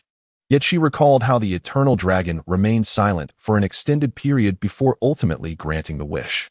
How could such an affliction still arise? Sun Wukong gazed at Sun Wufan with a smile, turning to Bidalai to elucidate. The heart demon does not fall within the category of viral heart diseases. However, it still poses a significant threat to one's health. The dragon Shenlong had taken considerable time to agree, as it was the heart demon lurking within Wuling that prompted such deliberation. Otherwise, Wuling would have found it exceedingly challenging to rid himself of the heart demon. How wonderful that Master Wuling is safe. It turns out that Shenlong did not fail to grant wishes. Rather, the heart demon cannot be eradicated as directly as a disease. So that is it. Bidalai exclaimed joyfully, clasping hands with Sun Wufan, both of them radiating exuberance. Chapter 75. The Demon Sealing Wave. Could it be that Piccolo and the others have discovered Cell? Suddenly, Sun Wukong sensed the fluctuating auras of Piccolo, Vegeta, and others, rising and falling in intensity. Additionally, there was another presence, a mixture of energies beyond that of Sun Wukong's own. Both Videl and Gohan wiped the smiles from their faces, as they too became aware of the current situation in North City. Videl addressed Android 16, saying, please stay here and watch over Goku's spirit. Gohan and I will go over there. Sun Wukong rose to his feet, and Sun Wufan hurriedly approached his side, intending to teleport away in an instant. However, he was abruptly halted by Bidalai's voice. Uncle Wukong, have you forgotten Master Wuling's instructions? You must temporarily take the 4-star Dragon Ball to the new Namek. Sun Wukong's expression changed slightly as he offered an apologetic smile, exclaiming, oh dear, I truly forgot. Thank you so much, Bidili Wufan. Please wait for me a moment. I shall return shortly. All right, Dad, came the reply. But why does Uncle Wuling intend to send the 4-star Dragon Ball to New Namek? Son Gohan inquired with a perplexed expression. Bidalai gazed at him and elucidated. Master Wuling has been feeling a sense of unease. In his caution, after making a wish, the Dragon Balls, except for the 4-star one, are scattered across the earth as a precautionary measure. Otherwise, if Cell were to gather them all, it would spell true disaster. In the northern region, Wuling Cell gritted his teeth, wielding the magical chains in his right hand with fervor. Whoosh! The chains lashed out like a whip towards Piccolo. Without flinching, Piccolo rushed forward alongside Tien and Yamcha, collectively seizing Wuling Cell's chains. Krillin! Piccolo shouted. I'm all set, Kamehameha. Krillin unleashed the energy wave he had already gathered, severing the chains with precision. The broken chains dissipated like burning ash. The rupture forced Wuling Cell to stagger backwards several paces. At that moment, Trunks and Vegeta simultaneously unleashed their attacks. Instant transmission. Final flash. Wuling Cell ascended into the air, dodging the collision of their combined assaults, generating a violent shockwave. Number 17 leapt gracefully, akin to a dancer, delivering a powerful kick to Wuling Cell's face, distorting his features with the sheer force. With a cry of despair, saliva and blood spewed forth as Wuling Cell was sent crashing down into a deep pit. Excellent. Just like that. Everyone, hold your ground and do not reveal any weaknesses. Piccolo remarked, observing Wuling Cell emerge from the pit with a smile. Vegeta, visibly disgruntled, exclaimed, "We're dealing with a foe who is significantly weaker than I am. Yet I still require assistance from the others." Despite his words, Vegeta had no real desire to confront Wuling Cell alone. Number 17 landed steadily and joined the others as they approached Wuling Cell. At that moment, Wuling Cell plunged his right hand into the dirt and conjured a small vial through his magical prowess. Shakily, he stood up, taking note of his hidden position, and faced the approaching Vegeta and his companions, who were now donned in sunglasses. With a smirk, Wuling Cell wiped the blood from the corner of his mouth, his eyes glinting with coldness, devoid of fear. "Did you lose your wits, Cell? How can you still be laughing?" Vegeta clenched his fists and shouted at Wuling Cell. Wuling Cell coolly retorted, "What concern is it of yours? The Prince of Saiyans, a Super Saiyan. Huh? You gather so many to fight a single prince, Vegeta. It seems your title as a warrior race is quite unfounded." Vegeta halted, as did Piccolo and Krillin. Overwhelmed by anger, veins bulged on his forehead, suppressing his rage as he regarded Wuling Cell with a slight smirk. "Humph. The Saiyan warrior race is beyond your comprehension, Cell. Are you deliberately provoking my wrath? Setting a trap for us?" Wuling Cell's heart raced momentarily, yet he maintained a facade of composure, saying, "Indeed, a trap has been set. It would be best not to approach, lest you wish to meet your demise." This ambiguous atmosphere caused Piccolo, Krillin, Number 17, Vegeta, and Tien to retreat cautiously, filled with apprehension as they observed Wuling Cell. Trunks pointed his sword at Wuling Cell and remarked, "Mr. Piccolo, could it be that Cell is merely bluffing?"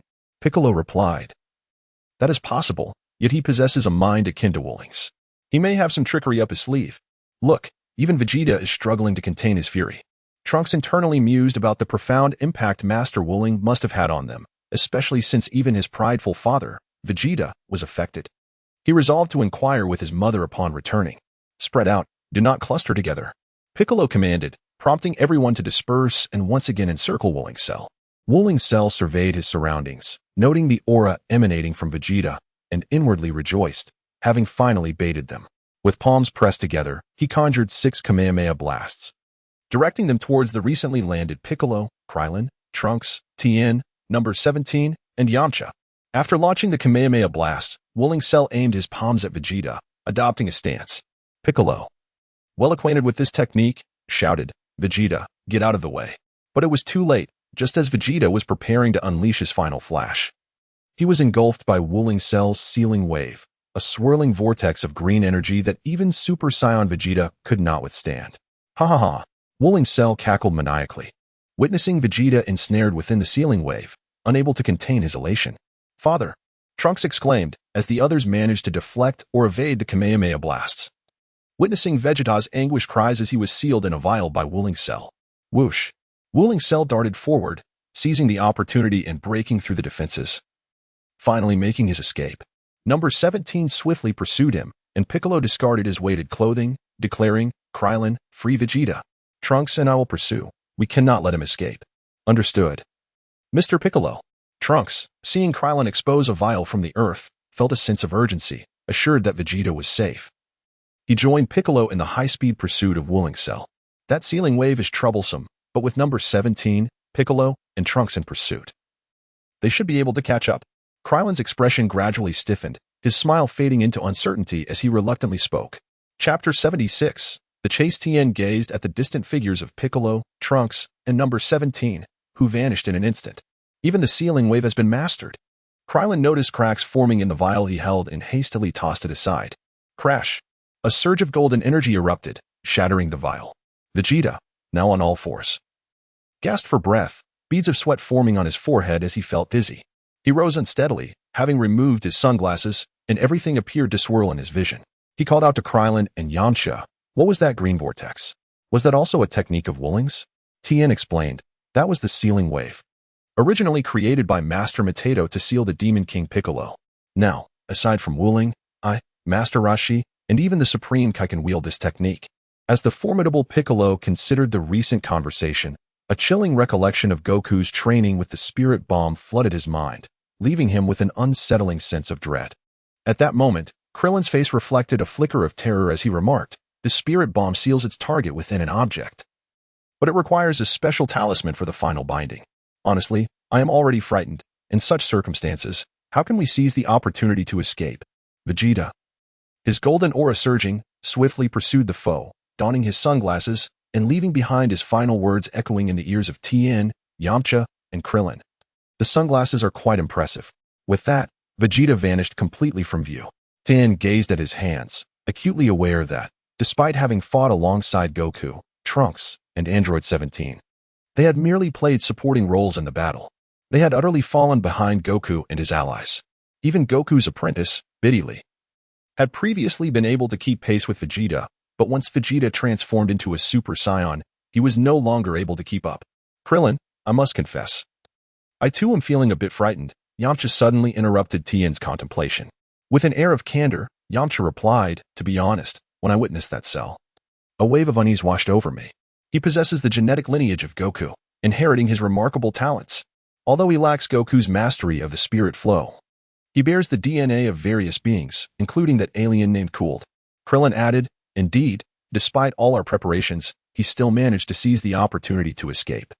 The three of us cannot hope to catch up. Even if we did, we might only complicate matters further. Tien clenched his fist in frustration, leaving an imprint in the earth. This is maddening. Are we to simply await our fate? A somber silence enveloped them for a moment, leaving Tien, Yamcha, and Krillin with a profound sense of despondency. Yamcha broke the stillness, proposing, everyone, let us consider what actions we can take. If Cell truly manages to evade Trunks and the others, what should our course of action be? Goku once shared a piece of wisdom with me. Think from another's perspective. If we were Cell, what would we do? Krillin and Tien paused, lost in thought, contemplating the implications of Yamcha's suggestion. After a moment, Krillin spoke. I would lay low and grow stronger. According to Rashi's description, Cell requires prey to reach maturity, necessitating a substantial amount of life energy. Tien interjected, the city. The urban residents would be the targets of Cell's predation. Yamcha nodded, a hint of panic in his voice, if that is the case. The citizens in the city are in grave danger. Tien, we must contact the king. Krillin, you should return to Rashi's place immediately and reach out to Satan. We need to be ready for our next steps. Understood, Krillin and Tien agreed, setting their plans into motion. In contrast to Goku and others, Yamcha occasionally found himself in the public eye, interacting with Satan on various shows and even meeting the king. However, this exposure led to some complications in his personal life, leading to an early breakup with Bulma, yet he remained committed to martial arts. Vegeta, in his Super Saiyan form, was in hot pursuit of Piccolo, Trunks, and Android 17, while Goku's Cell desperately sprinted towards the icy expanse. Damn it, they're relentless. Cell thought as he noticed Trunks and Android 17 closing the distance. With nearly all his strength devoted to speed, he barely managed to carve a path through his encirclement. Being cornered would undoubtedly spell his doom. Don't even think about escaping. Cell, Trunks shouted, unleashing a barrage of energy blasts alongside Android 17. With agility, Cell twisted and turned, evading their attacks while Piccolo remained in close pursuit. As Cell soared over two snow-capped peaks, the energy blast struck the mountains. The resulting explosions shattered the snowy heights, sending debris cascading down, while the shockwaves melted the surrounding snow. Android 17, propelled by sheer determination, broke through the smoke, relentlessly chasing after Cell, closely followed by Trunks, and then Piccolo. With Vegeta slowly catching up, a flurry of energy blasts erupted from Android 17's palms, launching a relentless assault upon Cell. In the air, Cell executed a graceful maneuver, flipping to evade the oncoming projectiles.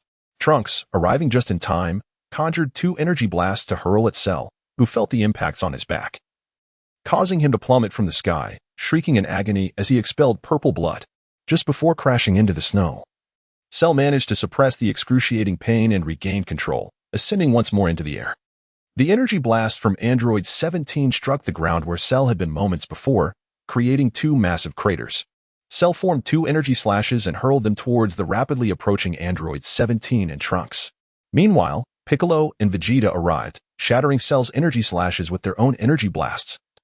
As Trunks and Android 17 navigated through the explosive chaos and relentless pursuit of Cell. Now, the distance between Android 17 and Cell dwindled. Their previous gap of over 3,000 meters reduced to less than 1,000. Chapter 77. Action. The air grew increasingly frigid, and the high-speed movement felt like a cutting wind against their faces. Despite the chill, Android 17, Trunks, Vegeta, and Piccolo remained undeterred, steadfastly pursuing Cell. We're almost there. Cell's eyes gleamed at the sight of the azure ocean, akin to a drowning man glimpsing the shore, driving him to reach out desperately. Protective barrier. Cell summoned a shield as he descended towards the water, conjuring a spiral energy slash to hurl at Trunks. The energy blast from Trunks and Android 17 erupted upon contact with the ocean, sending towering geysers of water skyward. Cell's spiral energy slash pierced through the spray and hurtled toward Trunks. Vegeta, arriving just in time, launched an energy blast to intercept the spiral energy slash. As Trunks prepared to maneuver through the oncoming barrage, Android 17 grasped his arm, pulling him back. In a moment of shock, Trunks witnessed the spiral energy slash detonate, unleashing a chaotic swirl of sharp blades in every direction. Thud! Trunks involuntarily swallowed hard. Had he, like before, traversed through the debris of the explosion? Even as a Super Saiyan, he would have been swept away, and those blades, as sharp and dense as the Spirit Blade, would likely have crushed him. Vegeta and Piccolo arrived in succession, halting beside Trunks and Android 17 until the spiral energy blade had completely dissipated. The spiral energy blade, as Android 16 had mentioned, was a technique created by Goku, an upgraded version of the energy blade. Besides Goku, his disciple, Biddy, was also capable of wielding it. During the Ultra Instinct phase, Goku had nearly annihilated Android 18 with this very technique, and it was astonishing that Cell could use it as well. 17's words elicited nods from Trunks, Vegeta, and Piccolo. Trunks yearned to express his gratitude to 17, yet the despairing world he inhabited rendered him unable to utter a word upon seeing 17's face. His fists clenched involuntarily as he plunged into profound turmoil and conflict within. "Oh, it seems you really dislike me," remarked 17, his tone indifferent. Casting a curious glance at Trunks, he found Trunks' reaction peculiar, yet he paid it little mind, as they were still strangers, merely allies in battle for the time being. Trunks wished to affirm this sentiment, but the fury within him was insurmountable. His hatred for androids 17 and 18 persisted, even knowing they were not from the same timeline. Overwhelmed by this inner turmoil, he could only manage to utter three simple words: "I'm sorry." Vegeta gazed at the currently tranquil sea, harboring resentment. The ocean, which covered over 70% of the Earth's surface, had become a sanctuary for Goku and Cell. "Damn it, he escaped again," Vegeta exclaimed, removing his sunglasses as he gathered energy into his palms, unleashing a barrage of energy blasts towards the ocean's surface. Instantly, the waters boiled, and the explosions sent towering waves crashing forth. Piccolo, 17, and Trunks also removed their sunglasses, observing as Vegeta vented his frustrations alone. Meanwhile, at Bowsy Mountain, Goku had instantaneously returned from Namek, following Goku's instructions to temporarily place the 4-star Dragon Ball in the care of Dandy, Nairu, and Elder Muley. At that moment, Gohan, Android 16, and Biddy were gathered in the living room of Goku's home, where Chi-Chi and Ox King had also arrived, given the gravity of Goku's illness. "Goku, Dad," Chi-Chi and Gohan exclaimed upon spotting Goku. Sun Wukong remarked with a smile, "I have returned. Following Wu Ling's instructions, I have placed the 4-star Dragon Ball on the new Namek. Gohan, let us embark together." "Certainly, Father," Gohan replied. Son Gohan approached his father, Son Goku, grasping his arm just as Goku was about to instantaneously teleport away. Chi-Chi called out to him, "Goku, Gohan, you must return safely." After Gohan resolved to merge martial arts with philosophy, Chi-Chi became less opposed to his training. However, she hoped that Gohan would prioritize his studies, aspiring to follow in the footsteps of Sun Wuling's, balancing his pursuit of martial prowess with academic knowledge, rather than emulating Krillin, Goku, or Yamcha. "All right, Chi-Chi," Goku replied with a cheerful laugh, before he and Gohan vanished in an instant, reappearing beside Vegeta, Trunks, and the others. "Goku, Mr. Goku, Kakarot, Son Goku," exclaimed Piccolo, Trunks, Vegeta, and Android 17 upon the sudden arrival of Goku and Gohan. Mr. Goku, how is Wooling? Trunks inquired hastily. Sun Wukong replied, It's all right now, Trunks. Thanks to your medicine and the assistance of the dragon, I am fine. I merely fell asleep from exhaustion. I should awaken in about 10 days. Upon hearing Sun Wukong's words, Vegeta felt an inexplicable sense of relief, yet outwardly he scoffed. Humph, I thought Sun Wukong would perish from some viral heart disease. I have yet to exact my revenge. One day, I shall ensure that he dons a woman's attire. I am certain that his face would be even more amusing in such garb. Vegeta's comment struck a chord with Son Gohan, Piccolo, and Sun Wukong, who simultaneously pondered. You have not given up yet. And ISNT at you, Vegeta, who wears a skirt. Aren't you afraid of being humiliated by Sun Wukong? Alas, what of Krillin, Tien? And Yamcha? And what about Cell? Previously, I sensed a chaotic aura. That must be Cell, primarily composed of Wukong's cells. Sun Wukong surveyed the vast expanse surrounding him and inquired urgently. Piccolo replied, We have encountered that creature, Cell. Despite our thorough preparations, he managed to escape. He possesses a green hue, and his facial features bear a striking resemblance to those of Wukong's son. He appears to be a cunning child. Around 5 or 6 years of age, having inherited Wukong's innate talents and nearly mastering all of his techniques, along with the cells of Frisia's father. Is it possible that he has also acquired the ethereal techniques created by Wukong? Sun Wufan was left speechless in astonishment. Impossible. Piccolo directly countered Sun Wufan, retorting. The spirit flow cannot be mastered merely by glancing at it. Without specialized guidance, it is utterly unattainable. It cannot be accomplished through sheer training alone. Trunks addressed Sun Wukong, saying, Krillin and the others seem to have departed. It appears they had urgent matters to attend to. Mr. Wukong, Cell has escaped. What shall we do next? Chapter 78, The Perilous Hairstyle Under the Sea. Wooling Cell was safeguarded by a protective barrier, swiftly maneuvering through the depths with the same absolute control as Sun Wooling. Even in flight, he managed to conceal his presence. The aura he exuded was palpable to Sun Wukong and Sun Wufan. Wooling Cell was unaware of how far he had traversed, continuously soaring through the ocean. Anxious that the protective barrier surrounding him would once again isolate him from the surrounding waters. Despite his injuries, he felt assured. Knowing that King Cold could survive in the cosmos, and thus, he too had little to fear. If only I had mastered instant transmission, alas. I am too weak now to learn it. Otherwise, my escape would be far simpler. Observing a whale, Wooling Cell struck with his tail, piercing the creature's body. As the whale let out a mournful cry, he absorbed its life force. The injuries he had sustained began to heal at a visible rate. And the whale's cries startled the nearby fish into disarray. After completely draining the whale, Wooling Cell's wounds were fully healed, and his protective barrier dissipated. He floated gracefully at the ocean's surface, surveying his surroundings with a disoriented gaze. Suddenly, a gust of sea breeze swept through, causing the ocean to churn and froth. Yet Wooling Cell remained unfazed, standing resolute against the tumultuous waves. I am still too weak. I must evolve to maturity. Otherwise, luck may not favor me again. He surged forward, skimming the ocean's surface, ready to begin his hunt. Ah, the Dragon Balls. I must acquire them, along with Sun Wooling's spirit flow, which would enable me to surpass the likes of Vegeta, Sun Wukong, and Sun Wufan. I must head to West City. That woman named Bulma has crafted a dragon radar that can locate the Dragon Balls. A maniacal smile crept across Wooling Cell's face, having narrowly escaped. He could hardly contain his elation, coupled with an unending hatred for Vegeta, Piccolo, and Android 17, their actions etched into his memory. Just wait. When I reach maturity, I shall crush you all beneath my feet. I shall no longer cower before anyone. Suddenly, his smile twisted as he exclaimed, Krillin, Master Roshi. You are quite close to me now. Ha! In that case, you shall be the first to face my wrath. Back at Master Roshi's house, Krillin received a call from Tien Shinhan. On the other end, Yamcha informed him, Krillin, we have spoken with the king and issued a wanted notice for Cell, along with round-the-clock military patrols. Should Cell be spotted, an air raid alert will be immediately triggered. Krillin turned his attention to the television, where Mr. Satan was earnestly discussing the threat posed by Wooling Cell on the news. He responded, I've also been in touch with Satan, and he is already broadcasting the information. As soon as we receive any news, we can have Wukong teleport there, and we will surely be able to deal with Cell. Yamcha replied, that is good to hear. Krillin, let us meet up with Wukong and the others and inform them. Understood, Krillin said, ending the call. Master Roshi lounged outside on a deck chair, enjoying the sea breeze while perusing the magazines and various picture books gifted to him by Sun Wooling, occasionally chuckling to himself.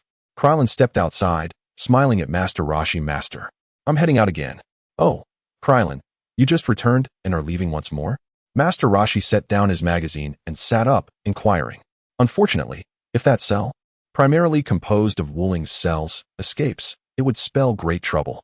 I need to rendezvous with Wukong and convey the situation to them, Krillin explained. Just back and already off again. Violet emerged from the house, her long purple hair styled in a side ponytail, her demeanor noticeably softer.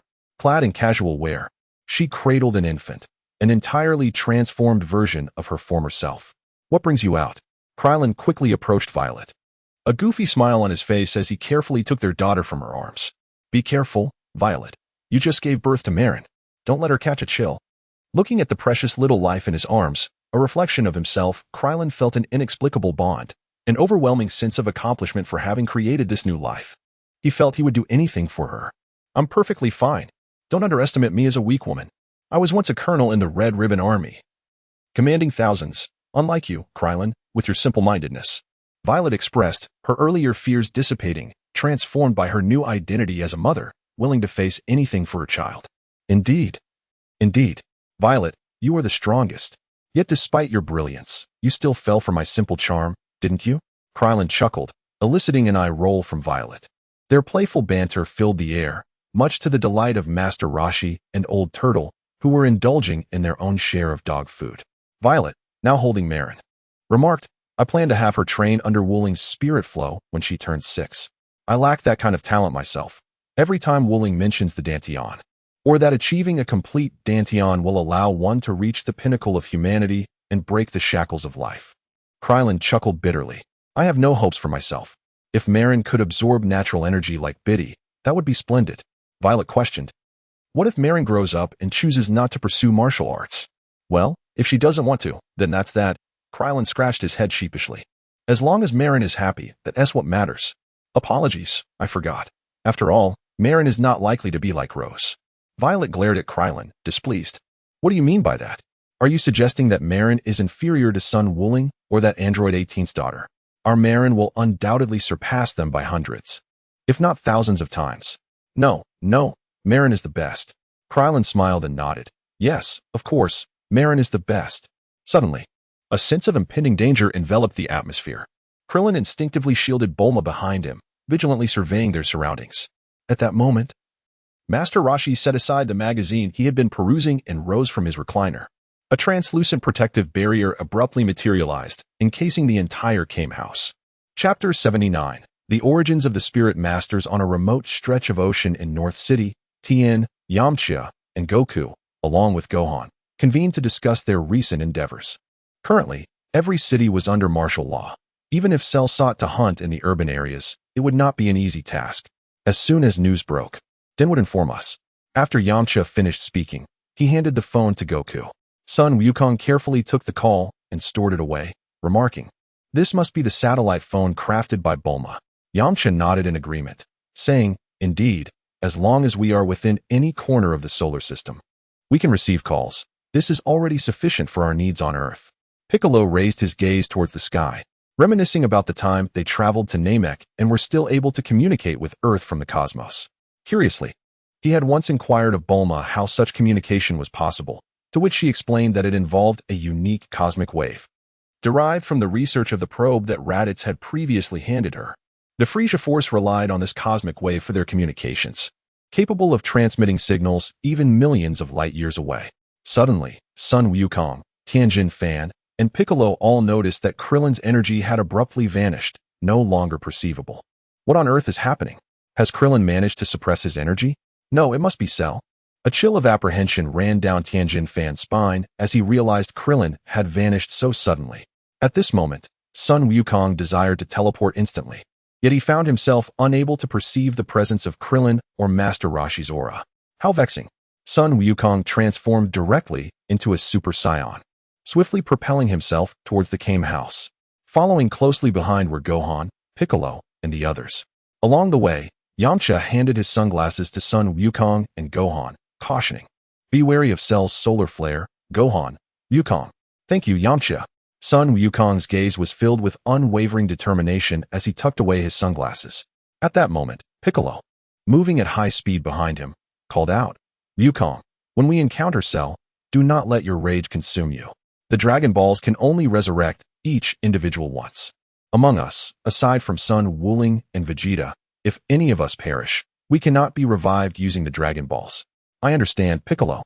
Sun Wukong and his companions flew at full speed towards the Turtle Hermit's house. Inside, the Turtle Hermit was trapped behind a protective barrier, standing side by side with Krillin. Their fists clenched in determination. Damn it, why is Cell here? Krillin's legs trembled, a mixture of fear and resolve as he stood by the Turtle Hermit, shielding the frightened Violet and Marin behind him. Emerging from the beach, the menacing figure of Cell approached, water droplets cascading off his body, leaving him completely dry. Krillin, I didn't expect to see you so soon. Cell's lips curled into a malicious smile as he observed Krillin's terrified expression. The memory of his previous beating in North City lingered, and he relished the prospect of revenge. With a swift motion, 2 energy blasts surged towards the Turtle Hermit and Krillin. The blast struck, sending Krillin flying, while to Cell's surprise, the Turtle Hermit removed his sunglasses and evaded the attack, despite appearing weaker than Krillin. Interesting. Cell smirked as he watched the Turtle Hermit's muscles swell.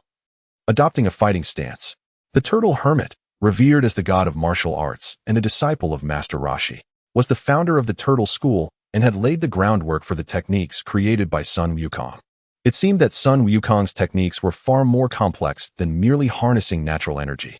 Krillin, spitting blood, realized that while Cell was not killing him outright, he was nearly stripped of his ability to resist. You are Cell, the Turtle Hermit said warily, facing the seemingly childlike but terrifyingly powerful adversary. The disparity in strength was overwhelming. Even when the Earthlings had attempted to corner Cell, they were merely auxiliary forces. With a sinister grin, Cell taunted. Are you waiting for Sun Wukong to arrive? Forget it. His instant transmission requires sensing energy, and my barrier has severed your connection. Even if he transformed into a Super Saiyan, it would take him at least 2 minutes to reach you. Cell approached the Turtle Hermit, inquiring mockingly. Can you tell me how you managed that, old man? In a sudden burst of motion, Cell leaped forward, his punches and kicks coming like shadows at the Turtle Hermit. Cell's excitement grew as he noted the Turtle Hermit's lack of energy, yet he managed to evade his strikes. If time permitted, I would relish the chance to continue this fight, perhaps uncovering the secrets of the techniques created by Sun Wukong. Cell gathered a massive energy blast and hurled it at the Turtle Hermit. The Turtle Hermit leaped high into the air to dodge the explosion, but the shockwave still engulfed him. Ah! He cried out, his body uncontrollably propelled away. In his line of sight, Cell's sharp tail lunged toward him, piercing his chest. Master Roshi.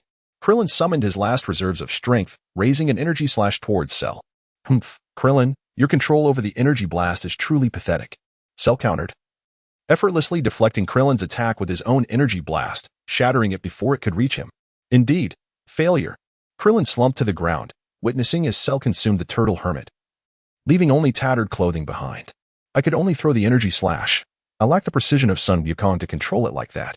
What I did was my utmost limit. Suddenly, a gunshot rang out as a bullet struck Cell, knocking him back. Violet, with her gun raised, shielded Krillin, while Marin wept in her arms. Violet, Marin. Krillin extended a trembling hand, standing beside Violet, attempting to comfort the crying infant. Marin, don't be afraid, Daddy is here. Mommy and Daddy are both here. Chapter 80. The Withering Rose. Cell paused, observing Krillin and Violet comforting the infant Marin, even knowing the grim fate that awaited them. Violet, you are a traitor of the Red Ribbon Army, aren't you? You are far from the description I've heard. Cell recognized Violet. Noting how drastically different she appeared from the fierce figure in the records, her smile softer, tears silently cascading from her eyes. Marin, please stop crying, Mommy is here.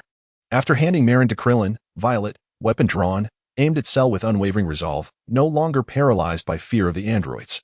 The bullet struck Cell, bouncing off harmlessly. And as he prepared to devour Violet and Krillin like the Turtle Hermit, the sound of Marin's cries halted him.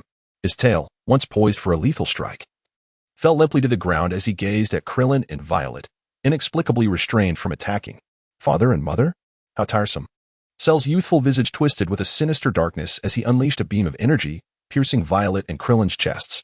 Krillin was impaled through the heart, clinging desperately to the sobbing Marin, refusing to let her fall. Violet, being taller, although mortally wounded, did not succumb immediately. She collapsed, blood staining the beach, while Krillin's last remnants of love for Marin remained. Cell seized a pouch of Sinza beans from Krillin, containing 3 beans gifted by Sun Wukong after their encounter with Raditz. I didn't expect that Sun Wukong, the killing god, would be so generous to his friends, even preparing Sinza beans for you. Cell secured the pouch. His own abilities mirroring those of Piccolo, capable of consuming and absorbing life forces.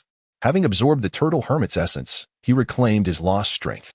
Wuling Shala gazed at his hands, marred by the brutal assaults from Vegeta and his companions. After employing the magic sealing wave, he had been relentlessly fleeing. Even after devouring a whale, it merely afforded him a moment's respite. Sun Wukong and the others should be arriving soon. Heading to Bulma's residence in West City to retrieve the dragon radar. That old Master Roshi had somehow evaded my strikes. I must use the Dragon Balls to wish for Sun Wuling's spirit flow. With swift determination, Wuling Shalu plunged into the depths of the ocean, becoming one with the water, disappearing within moments as the protective barrier was lifted. Left behind were the almost lifeless Violet and the sea turtle, cowering in its shell, having narrowly escaped calamity. Violet crawled towards the silent Krillin, blood trailing behind her as she moved across the sandy beach. Marin's piercing cries propelled her forward, even as her body gradually lost warmth. Clutching onto her fading strength, she drew closer.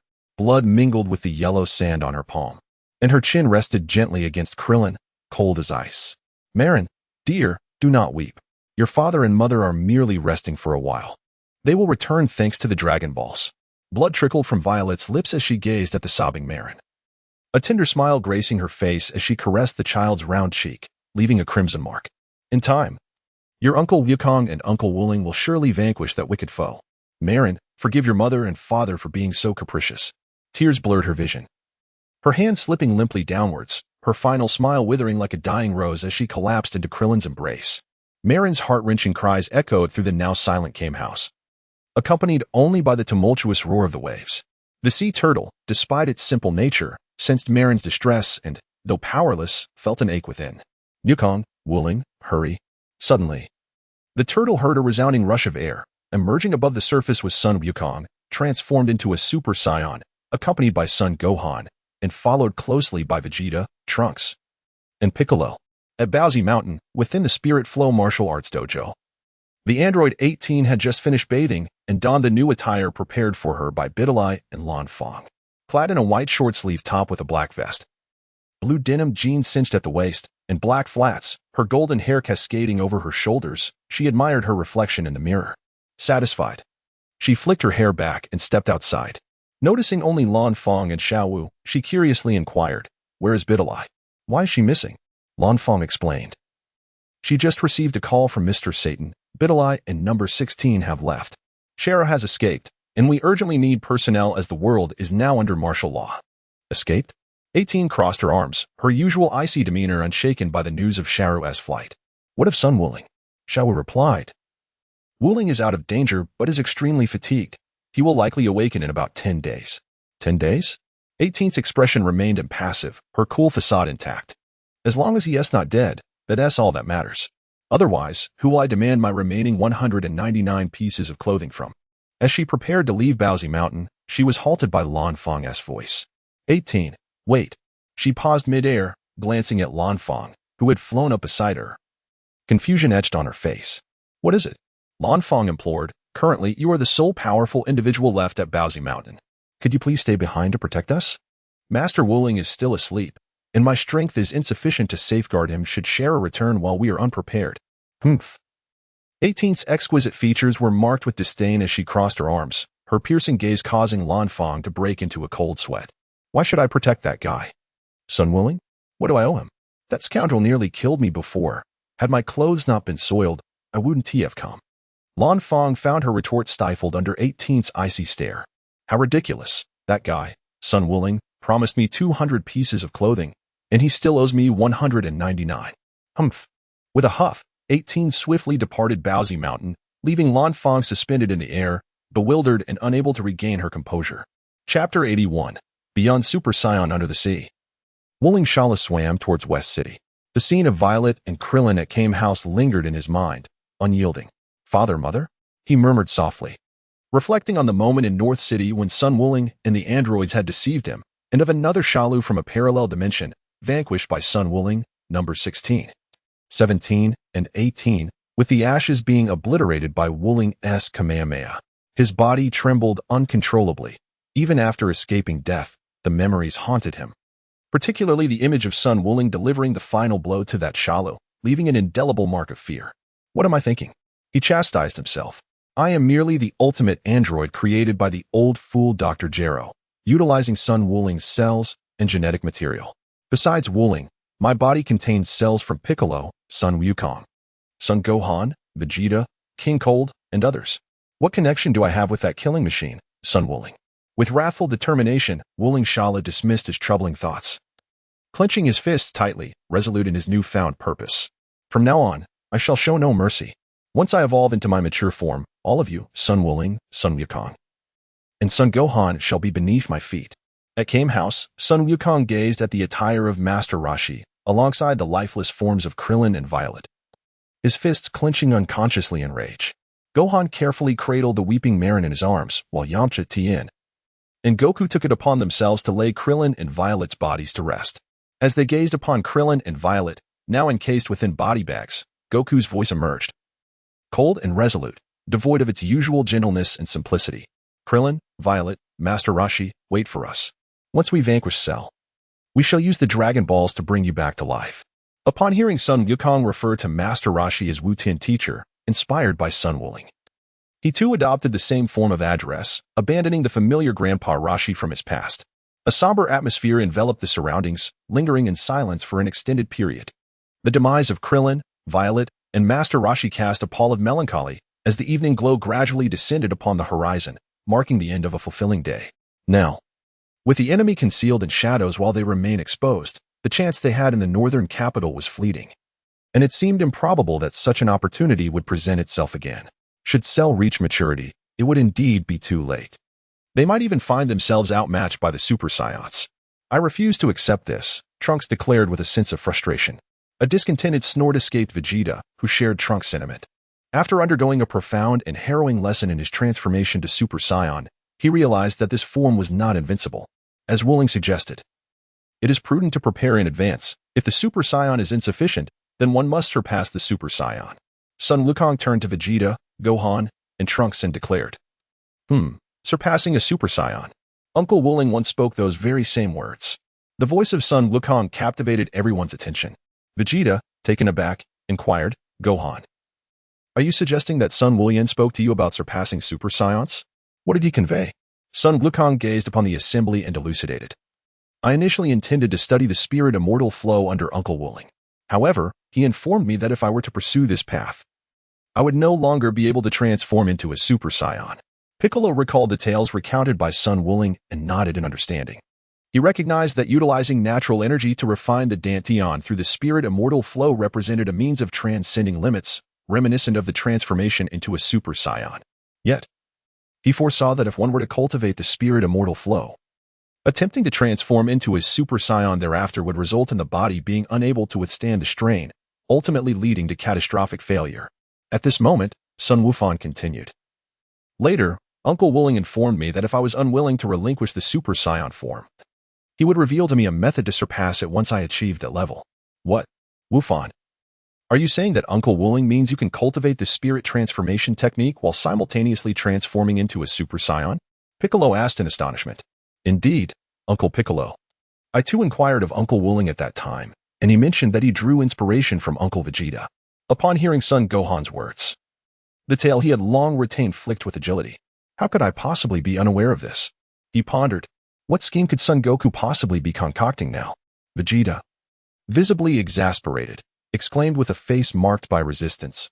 What on earth does Son Goku intend to do this time? I fear I might unwittingly fall into his trap. Suddenly, the satellite phone nestled in Goku's embrace rang out, and he answered it to hear the voice of Dent. Master Goku, it's dire news. Cell has appeared in West City, and Android 18 is currently holding him at bay. You must hurry. Isn't Android 18 supposed to be at the Capsule Corporation? How could she be in West City? Android 17 inquired, astonished. Very well, we shall proceed at once. After Sun Wukong hung up the phone, Piccolo and the others quickly grasped his shoulders. At that moment, Gohan held the weeping Marin tightly while clutching Wukong's clothing. In an instant, they teleported away, leaving only the sea turtle to gaze at the setting sun. Watching as night began to descend, West City, Wuling Sa Lu strolled along the coastline, looking at the bustling metropolis of West City, which boasted a population of millions. Taking to the air with a graceful flight technique, he slowly entered the city, arms outstretched, his tail beneath his wings swaying with excitement. Before visiting Bulma's home, he decided to satisfy his hunger. This time, he would not show any mercy. The sky had darkened, and the beach was deserted as Wuling Sa Lu entered the urban area. He reminded himself not to absorb too much energy, for if he consumed too many lives at once, the remaining humans would surely sense it. Hence, he thought, 1,000 lives would suffice. Suddenly, a piercing scream interrupted his thoughts. A woman clad in a bikini spotted him and let out a shriek, causing the surrounding crowd to scatter in panic. The air was filled with the blaring sound of air raid sirens, leaving Wuling Sa Lu momentarily stunned. Warning! Warning! Red alert! The sirens echoed throughout West City, combined with the panicked throngs fleeing, filling Wuling Sa Lu with frustration. What was happening? His mind felt ready to explode as he looked up at the fighter jets in the sky and the warships on the sea, along with the armored tanks advancing towards him. He was not afraid of these trivial machines. What frightened him was Sun Wukong using instant transmission to bring them here. Damn it! It must be that beast, that devil. It had to be him, the disciple of Sun Wuling, the spokesperson of the Lingxian faction, who had swiftly rallied humanity against him.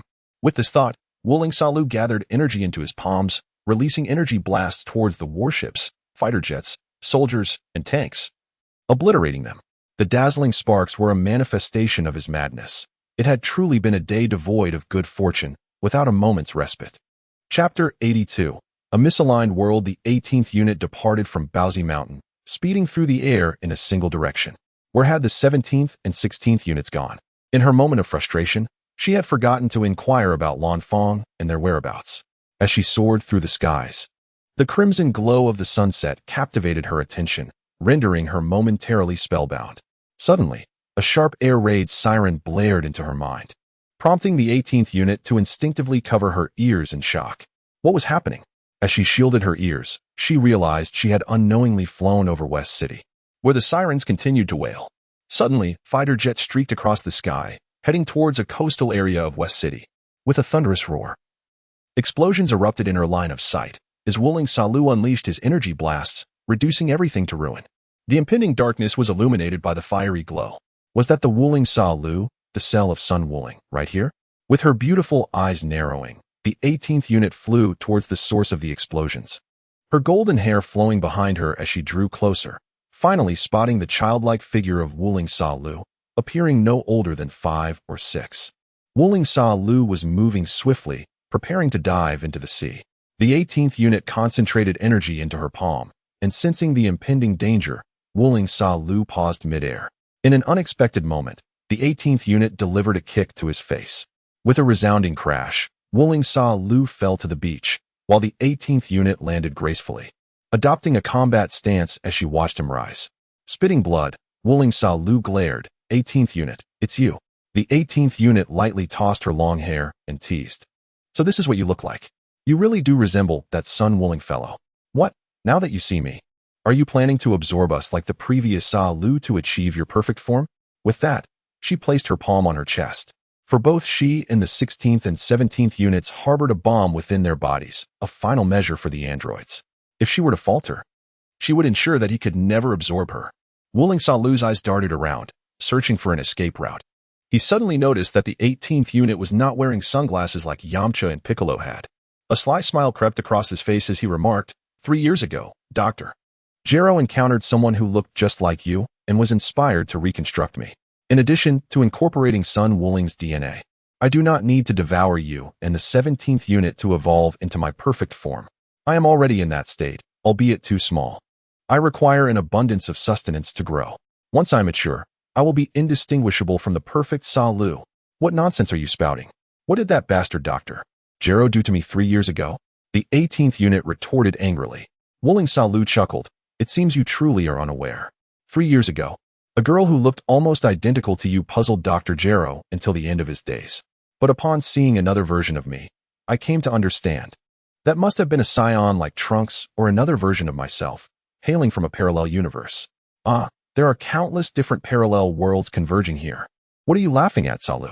The 18th unit asked, furrowing her brow. Wuling Sa-Lu cackled uncontrollably. I am laughing at the other versions of myself from parallel worlds.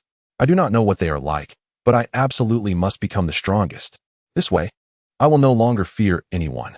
I not only intend to kill Sun Wuling and Sun Wukong, but I also aspire to become the ruler of the entire universe, one where Earthlings are not permitted to exist. I despise Sun Wuling and all Earthlings. With one final burst of madness, Wuling Sa-Lu charged toward the 18th unit. Their fists collided, sending both of them staggering backward to regain their footing.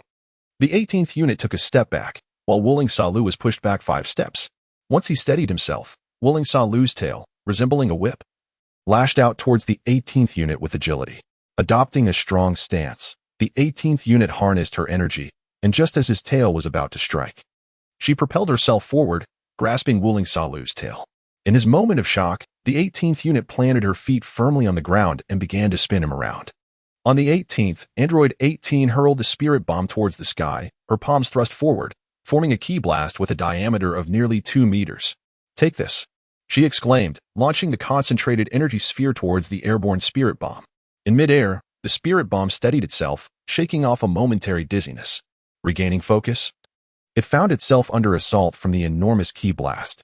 With clenched fists, the spirit bomb deflected the energy attack, though its arms shattered in the process. As the sun began its descent, the western sky of West City shimmered with the first hints of stars, while the explosion of the ki blast illuminated the entire sky, casting it in a brightness akin to day. A distant helicopter approached, a battlefield journalist capturing the intense moment between Spirit Bomb and Android 18. The live broadcast displayed the scene vividly to those watching at home, the explosion's shockwave causing the helicopter to sway perilously. At Bulma's residence, the unfolding drama was visible even through the window, where the brilliance of the sparks resembled daylight. Amidst the radiant fireworks in the sky, a fierce clash erupted between Android 18 and the Spirit Bomb, their fists and feet intertwining in a flurry of movement. The journalists could only hear the thunderous roars of the battle, unable to catch sight of the combatants, swallowing nervously at the intensity. With a resounding thud, Android 18 seized the Spirit Bomb's moment of vulnerability, landing a powerful punch on its back, sending it crashing onto the beach. Meanwhile, Satan, alerted by the air raid warning, arrived at the scene in West City just in time to witness the unfolding chaos. Spotting the Spirit Bomb on the beach, he quickly retrieved his satellite phone, dialing Goku and others. Chapter 83. The situation: the sky was dimming, the sun leaving only a faint glow over West City. In the air, Android 18 formed another ki blast and hurled it towards the Spirit Bomb, diving after it. A collision occurred as the Spirit Bomb retaliated with its own ki blast, the explosion obscuring the view. As the dust settled, the Spirit Bomb spread its arms wide, placing its palms on either side of its forehead.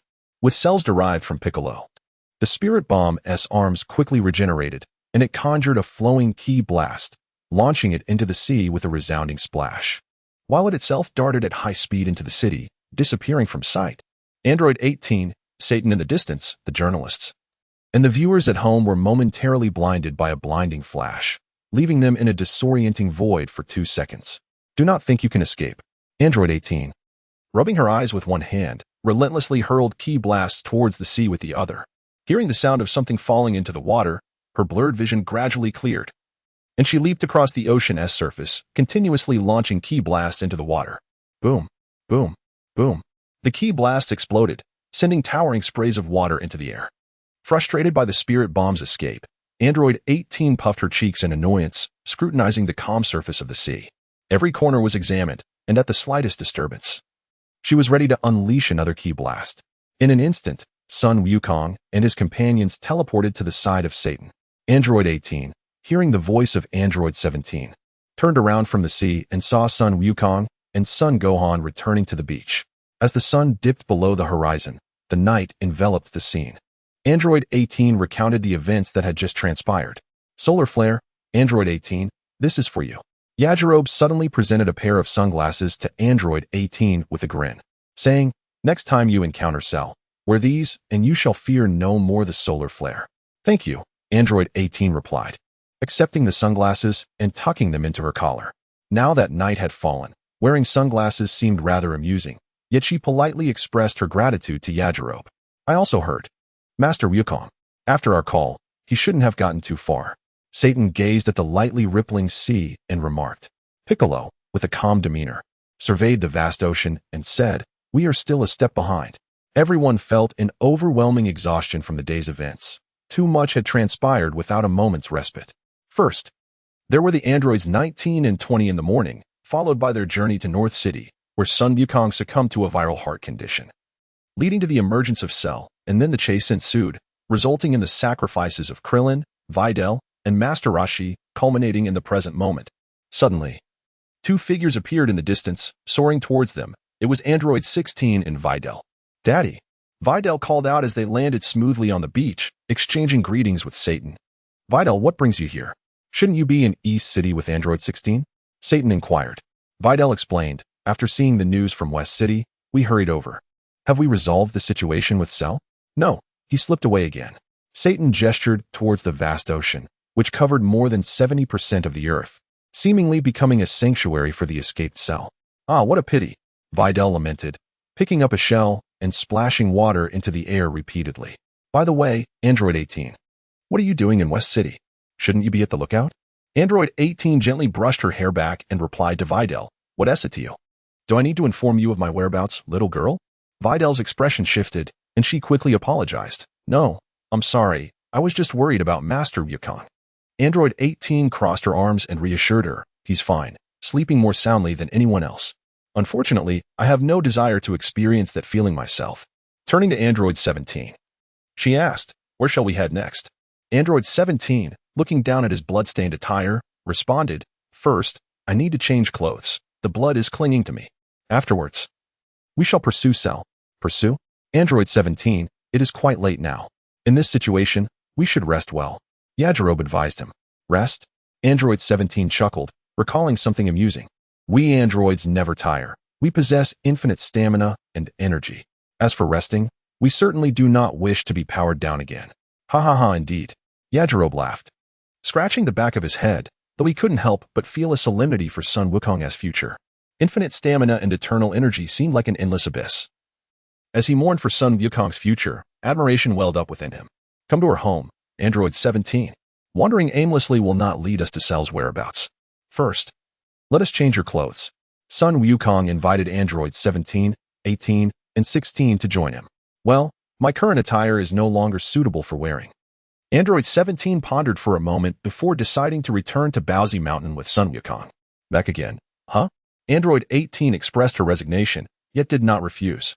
It seemed that a temporary alliance with Sun Wukong and Sun Wuling, beings of similar origin, offered her a sense of security. Suddenly, the usually reserved Android 16 spoke up. "I believe Bowsy Mountain is a splendid place. With its mountains, waters, and wildlife, it is far superior to this city." In a certain sewer of West City, Wuling and Cell found themselves cornered like refuse. Those people were well prepared. How infuriating. Wuling clenched his fists in frustration. Now, like a rat, he hid in the filthy sewer while food danced tantalizingly above ground, his wanted posters plastered everywhere. Satan, it must be him, Sun Wuling's disciple and a public spokesperson, as well as a disciple of the Spirit Immortal School. How despicable. He is the one responsible for this chaos. Wuling vowed to remember Satan's name, determined to eliminate him when the opportunity arose. The trouble he had caused was immense, and now he could no longer prey upon the grand cities. Thus, he resolved to obtain the Dragon Ball radar and shift his focus towards impoverished, underdeveloped areas, beginning in rural localities. He was convinced that those individuals could not possibly tend to every corner of the globe. Wuling intended to target those backward mountain villages, aware of his current weakness. If discovered in the city, an air raid siren would sound, and with Sun Wukong's instant transmission ability, he could arrive in an instant if anyone exuded a threatening aura. Chapter 84, Night in the late hours at Bulma's residence, Vegeta returned with a dark expression. Even when Bulma greeted him while cradling the still infant Trunks, he ignored her and silently entered the gravity chamber. "Honestly, Vegeta," Bulma pouted, slightly displeased. Yet she refrained from saying much more. She was already aware of the situation regarding Wuling and even Krillin, but she felt no worry in her heart. With a smile, she embraced baby Trunks, assuring him, "Don't worry, that Cell will surely be dealt with by Sun Jun and Wuling." The infant Trunks stretched out his tiny hands, emitting a pure, childlike laughter. "Bulma, you truly have faith in your Sun Jun and Wuling." At that moment, Tais, dressed in her pajamas, smiled at Bulma and playfully poked at baby Trunks. Sister, didn't you leave Earth with Gak? Bulma inquired with a smile. Tai shrugged, explaining, when Gak spoke of Frisia. That tyrannical emperor of the unified universe was defeated by your son June. The happenings on Earth with the androids are far more thrilling than anything I've encountered in the cosmos. As for Gak, Tai's expressed her dissatisfaction. None of my stories based on him have taken off. I can't comprehend it. He even claims my writing is poor and fails to capture his heroic image. Humph. Bulma burst into laughter, disregarding her ladylike demeanor. Tai's, hands on her hips, declared, this time, I shall write about all your son June and Wooling compiling a book. Humph. If this book becomes a bestseller, it will be Gak's own issue, unrelated to my writing skills. Sun June and Wooling, indeed? Everything must begin with the Dragon Balls I discovered at home. Bulma intentionally omitted certain embarrassing moments, like the time she first met Sun Wukong and Wooling at Bowsy Mountain.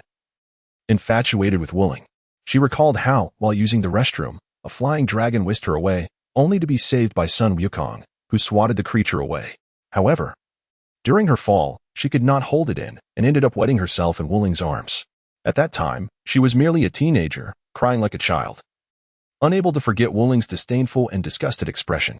Looking back, she felt utterly humiliated, though compared to Vegeta's cross-dressing, she found solace in her own embarrassment. Meanwhile, inside the gravity chamber, Vegeta clenched his fists in frustration. He had set aside his pride to collaborate with others, yet still allowed Wooling to escape. Sun Wooling. He seethed through gritted teeth, the name filled with rage. A mere earthling, yet he continuously overshadowed the Saiyans. Like Sun Wukong, Wooling had always been his target. Humph. I shall be the first to transcend Super Saiyan. Sun Wooling, just you wait. Whether it be Kakarot or his son, mark my words. I will ultimately be the one to vanquish that cell, inheritor of Wooling's primary cells and genetic legacy. At Bowsy Mountain, the androids eventually followed suit. Arriving at Sun Wooling's expansive dojo, where Tien Shinhan, Yamcha, and even Piccolo felt wearied, in a clearing on the back mountain of the dojo. A training ground where Sun Wukong and Sun Gohan transformed into Super Saiyans and began sparring. Sun Gohan seized the opportunity and delivered a powerful blow to Sun Wukong's face, sending him crashing down and creating a deep crater. At this moment, Sun Wukong gently rubbed his face, rising from the deep pit. He reverted from his Super Saiyan form, regaining his former hairstyle, and chuckled, Gohan. Your strength is nearly rivaling that of Wooyan. Sun Wukong descended gracefully, returning to his usual form. As he surveyed the surrounding meadow, now marred by numerous depressions, a chill coursed through his heart. Father, I wonder if Uncle Wooling will be angry upon waking. At this moment, Sun Wukong surveyed his surroundings. A look of deep concern etched upon his face as he inquired, what is this? On the forehead of Sun Wukong, beads of cold sweat gathered, as he envisioned the furious countenance of Sun Wooling in the aftermath. It should be fine, I merely intended to engage in a friendly spar. Yet I became so exhilarated that I lost all control. Sun Wukong smiled awkwardly. When the time comes, we shall replant Wooling. By the way, Gohan, you have truly become remarkably powerful. Perhaps you will be the first among us to surpass the Super Saiyan. Sun Gohan sat on the ground, gazing at the stars above, and chuckled. I will surely surpass Super Saiyan. Uncle Wooling once mentioned that once I transcend Super Saiyan, I will be able to cultivate the spirit immortal flow, while simultaneously maintaining my Super Saiyan form. Goku, smiling, looked at Gohan and inquired, is this truly achievable? To cultivate the spirit immortal flow while retaining the Super Saiyan state? Indeed. Son Gohan rose to his feet and swayed his tail behind him, responding, when Vegeta and the others arrived on Earth, my tail re-emerged. Uncle Piccolo intended to remove it, but was stopped by Uncle Goku, who encouraged me to overcome this vulnerability. Sun Wukong, with a curious expression resting his chin on his hand, remarked, it is indeed intriguing to retain one's tail. However, preserving the tail would transform you into a colossal ape, a form that is excessively cumbersome. It resembles Wooling's miniature Chi Yuan / akin to the flowers and stones along the path, utterly imperceptible. Uncle Wooling merely mentioned that he made a significant discovery after witnessing Vegeta's artificial full moon. Son Gohan shook his head, his tail swaying with agility, and exclaimed, Hey, Gohan. Goku, it's time to come back for dinner. The call from Chi-Chi made both Son Goku and Son Gohan suddenly aware of a rumble of protest emanating from their stomachs. Son Wukong and Son Gohan returned home for dinner, aided by Lan Fong and Xiao Wu. as the three women collaborated to prepare the evening meal. With the assistance of number 18, aside from Sun Wukong, Sun Gohan, and the slumbering Sun Wuling, there were also Pilaf, Ashur, the Ox King, Bai Dili, Satan, Tianjin Fan, Yamcha, Trunks, Piccolo, as well as androids 17, 18, and 16, along with the still infant Marin. A multitude gathered together, the androids and Piccolo, while not requiring sustenance, still chose to sit nearby. The joyous atmosphere provided a temporary respite from their troubles. Number 18, glancing at the newly attired number 17, inquired, "Did you not mention your intention to pursue Cell? What has prompted you to remain here?" Number 17 reclined against the bench, arms crossed behind his head, exuding an air of nonchalance as he replied, "The enemy lurks in shadows while I stand in light. Cell has concealed himself once more. Sometimes, the act of waiting can be a source of pleasure. Only those who understand the art of patience will reap the rewards." Number 18 shot him an exasperated glance, recognizing the dissonance between his words and his demeanor. Meanwhile, number 16, with his typically stoic expression, revealed a faint smile upon hearing number 17's remarks. Chapter 85. Midnight hour. At this moment, Sun Wuling was seated cross-legged in the realm of dreams, his pineal gland shimmering with a silvery aura reminiscent of flowing water. It had been an eternity since he experienced such a refreshing sensation, reminiscent of the time before his encounter with Bulma, free from pressure and worries. The speed of gathering natural energy had accelerated, and within a fortnight, he anticipated unlocking the central Dantian. Sun Wuling could not help but ponder within himself. Having traversed into this world, his form transformed into that of an infant, he was discovered by his grandfather and became the half-brother of Sun Wukong. Yet, more often than not, Sun Wukong exhibited traits more befitting that of a younger sibling. However, why did grandfather bestow upon me the name Sun Wuling? It sounds rather awkward, doesn't it? Wuling, such a peculiar name. Could it hold some special significance for grandfather? Given his character, it seems unlikely that he would choose the character Ling at all. At this moment, Sun Wuling opened his eyes and gently descended, lying upon the verdant grass. Relishing in the tranquility and serenity that enveloped him, he began to ponder the implications of his name, which in a previous life would likely have been a source of ridicule. Nevertheless, he dismissed such thoughts, reasoning that it was certainly preferable to being called Sun Wuling. This world had already witnessed one blunder. No, even in the absence of such a folly, he would never be reduced to a pig. Absolutely not. As Sun Wukong raised his voice slightly, he firmly rejected the notion associated with that formidable name from the depths of his heart. He was convinced that anyone familiar with Wukong's essence would share his sentiments. Speaking of which, what has become of Cell? Wukong's viral heart condition has vanished, and Gohan has now reached the pinnacle of Super Saiyan power as remembered, a mere opportunity away from transcending into Super Saiyan 2. Surely, there should be no obstacles in his path, should there? In his heart, Sun Wuling recalled an inexplicable sense of unease that had once gripped him. He hastily shook his head, and suddenly, a familiar melody resonated within his mind. Meanwhile, Sun Wukong and Sun Wufan had returned home, while Tian Shinhan and Yamcha remained at the martial arts hall under the arrangement of Xiao Wu. At that moment, Biddy Li, stifling a yawn, accompanied androids 16, 17, and 18 to Sun Wuling's residence. In the living room on the first floor, Biddy Li elaborated, "Master Wuling possesses an abundance of entertainment. From gaming consoles and computers to KTV for singing, complete with rhythmic accompaniment and various leisure amenities. There is also a library filled with an extensive collection of books, alongside Master Wuling's private cinema." As she described the first floor of Wuling's home to androids 16, 17, and 18, their eyes widened in disbelief. While pursuing martial arts, Sun Wuling dedicated himself to rigorous training. However, he also indulged in pleasures that served as a balm for his spirit, achieving a harmonious balance between diligence and relaxation. This equilibrium prevented him from becoming overly tense, particularly in his private cinema, library, and comic room, where the likes of Oolong and Master Roshi often found themselves immersed, only to be carried out after their escapades left them exhausted.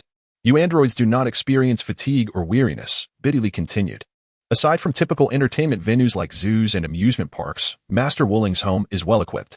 The second floor serves as a resting area where Master Wuling sleeps. However, fret not.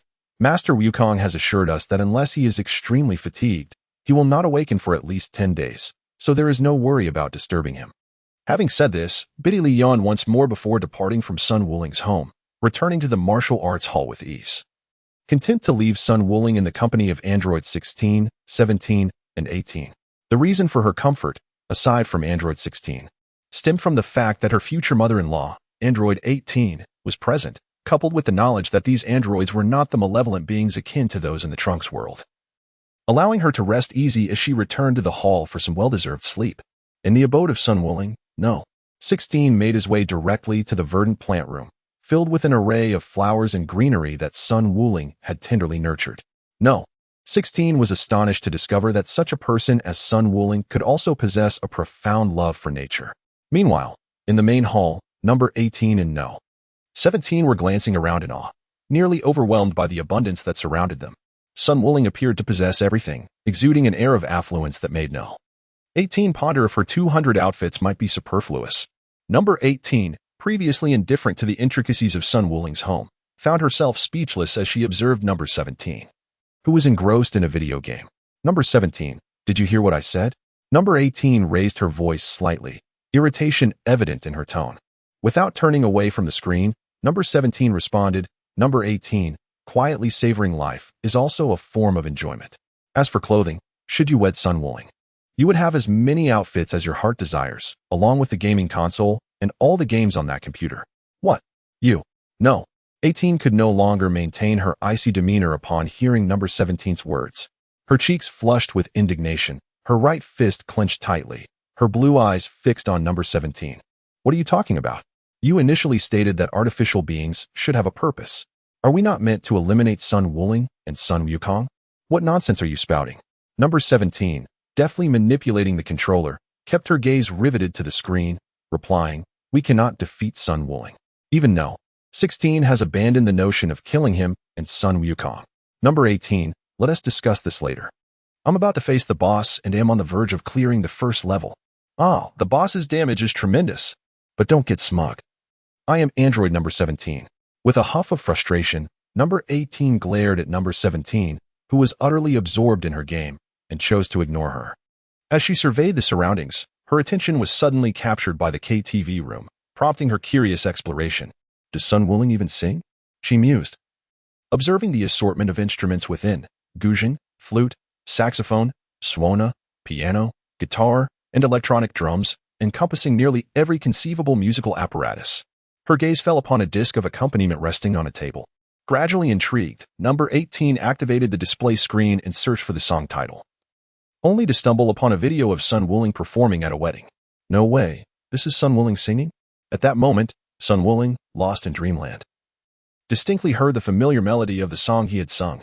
What on earth? Who tampered with my KTV room? Listening to music is one thing, but leaving the door open? Even I can hear it.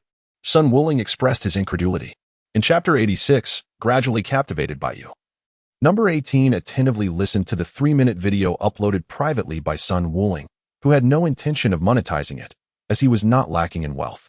At times, hearing this melody evoked a sense of nostalgia, reminiscent of a tune that once stirred profound emotions within him. As the song concluded, number 18 sat on the sofa, feeling an inexplicable sense of poignancy stirred by Sun Wuling's performance. She could not articulate why, but his singing surpassed the ordinary. There were no signs of discord or pitch issues. Even if he were to perform on stage, Sun Wuling exuded confidence, though he still lacked professional finesse, being merely an amateur enthusiast. In the dream, Sun Wuling rose and curiously remarked, How peculiar. Who could this be? If my calculations are correct, it should already be evening. Who would be idle enough at this hour to sing without closing up? At this moment, Sun Wuling's thoughts were unknown to number 18. Number 18 gazed at the accompaniment CD resting on the small table, gradually drawn to its allure, and glanced at the microphone with a sense of curiosity. Number 18 inserted the CD and picked up the microphone, her azure eyes fixed intently on the screen. As the melody began to play, she inhaled gently, allowing her breath to flow slowly in harmony with the song, adjusting her breathing rhythm. Gradually, her body and mind became entranced, captivated by your enchanting smile. Soaring forth from the endless darkness, hold my hand. In the realm of dreams, Sun Wuling heard number 18 singing, increasingly drawn to you. This was entirely different from before. The music evoked memories of the first time he heard Sister Springwater's rendition. This voice, could it really be? Sun Wukong's expression shifted slightly, a hint of disbelief in his voice as he remarked, Number 18, could it be? That cold-hearted android can sing? It astonished him for an entire year. Although she could not compare to the sister spring water of his memories, number 18's singing possessed a unique charm of its own. Sun Wukong spread his arms wide, took a deep breath, and began to sing after the following note, exhaling slowly in harmony with his melody. Gradually, both body and soul were drawn in by the fragments of hope scattered throughout this universe. At this moment, Sun Wukong's singing harmonized with Android 18, and the original song from Dragon Ball GT gradually captivated you, seemingly intertwining Sun Wukong with Android 18. As the melody concluded, the dreamlike Sun Wukong exhaled a sigh of weariness, his gaze softening significantly. It was quite pleasant. However, what were Android 18 and the others up to? Clearly, I could no longer afford to rest, especially since I was still concerned about the cell that had been created using my own cells. Suddenly, Android 18, who had just finished singing, noticed something and quickly turned around. There stood Android 16 at the doorway, observing her intently. I forgot to close the door, 16. Did you hear everything? Android 18's expression shifted slightly, momentarily distracted, and she realized she was still in Sun Wukong's home. Despite the volume of their conversation, astonishingly, it had not roused Android 17, who seemed utterly engrossed. I heard you, Android 18, and so did Sun Wukong. Sun Wukong. Android 18's complexion paled. At that moment, Sun Wukong appeared, clad in a sleeping robe, his attire having been changed by Son Goku and Son Gohan, yawning and looking quite fatigued as he stood beside Android 16. Is it possible? After consuming a Senza bean, I still feel this exhausted. Perhaps another nap will suffice. I should be nearly recovered by tomorrow. At this moment, Sun Wuling's eyes were still tinged with bloodshot hues, the accumulated fatigue surging forth in an overwhelming wave. He could barely keep his eyes open, his body protesting vehemently. Struggling against this exhaustion, he reluctantly consumed a fairy bean, yet still felt an unbearable weariness. The recent onset of viral heart disease, compounded by inner demons, had tormented him relentlessly. You, Sun Wuling, how have you awakened? Were you not supposed to remain in slumber for approximately 10 days? How could this be? Did I inadvertently rouse you? I apologize. I neglected to close the door. The expression on the face of number 18 was slightly flushed, not out of shyness, but rather a sense of embarrassment, akin to the feeling of being caught in a wrongdoing. I awakened to the sound of your singing, though it was not loud. Number 18 remarked. Sun Wukong nestled against the doorframe, his body comfortably leaning as he squinted at number 18. He felt that her presence was not without justification, as she had been immortalized in his memory amidst a multitude of Dragon Ball fanfictions. Indeed, she was exceptionally beautiful, and it was no wonder that Krillin had been struck by lightning, transforming him into a shadow of his former self. The voice of Sun Wuling was neither as cold nor as indifferent as usual. It carried an unusual softness as he remarked, I have heard your voice.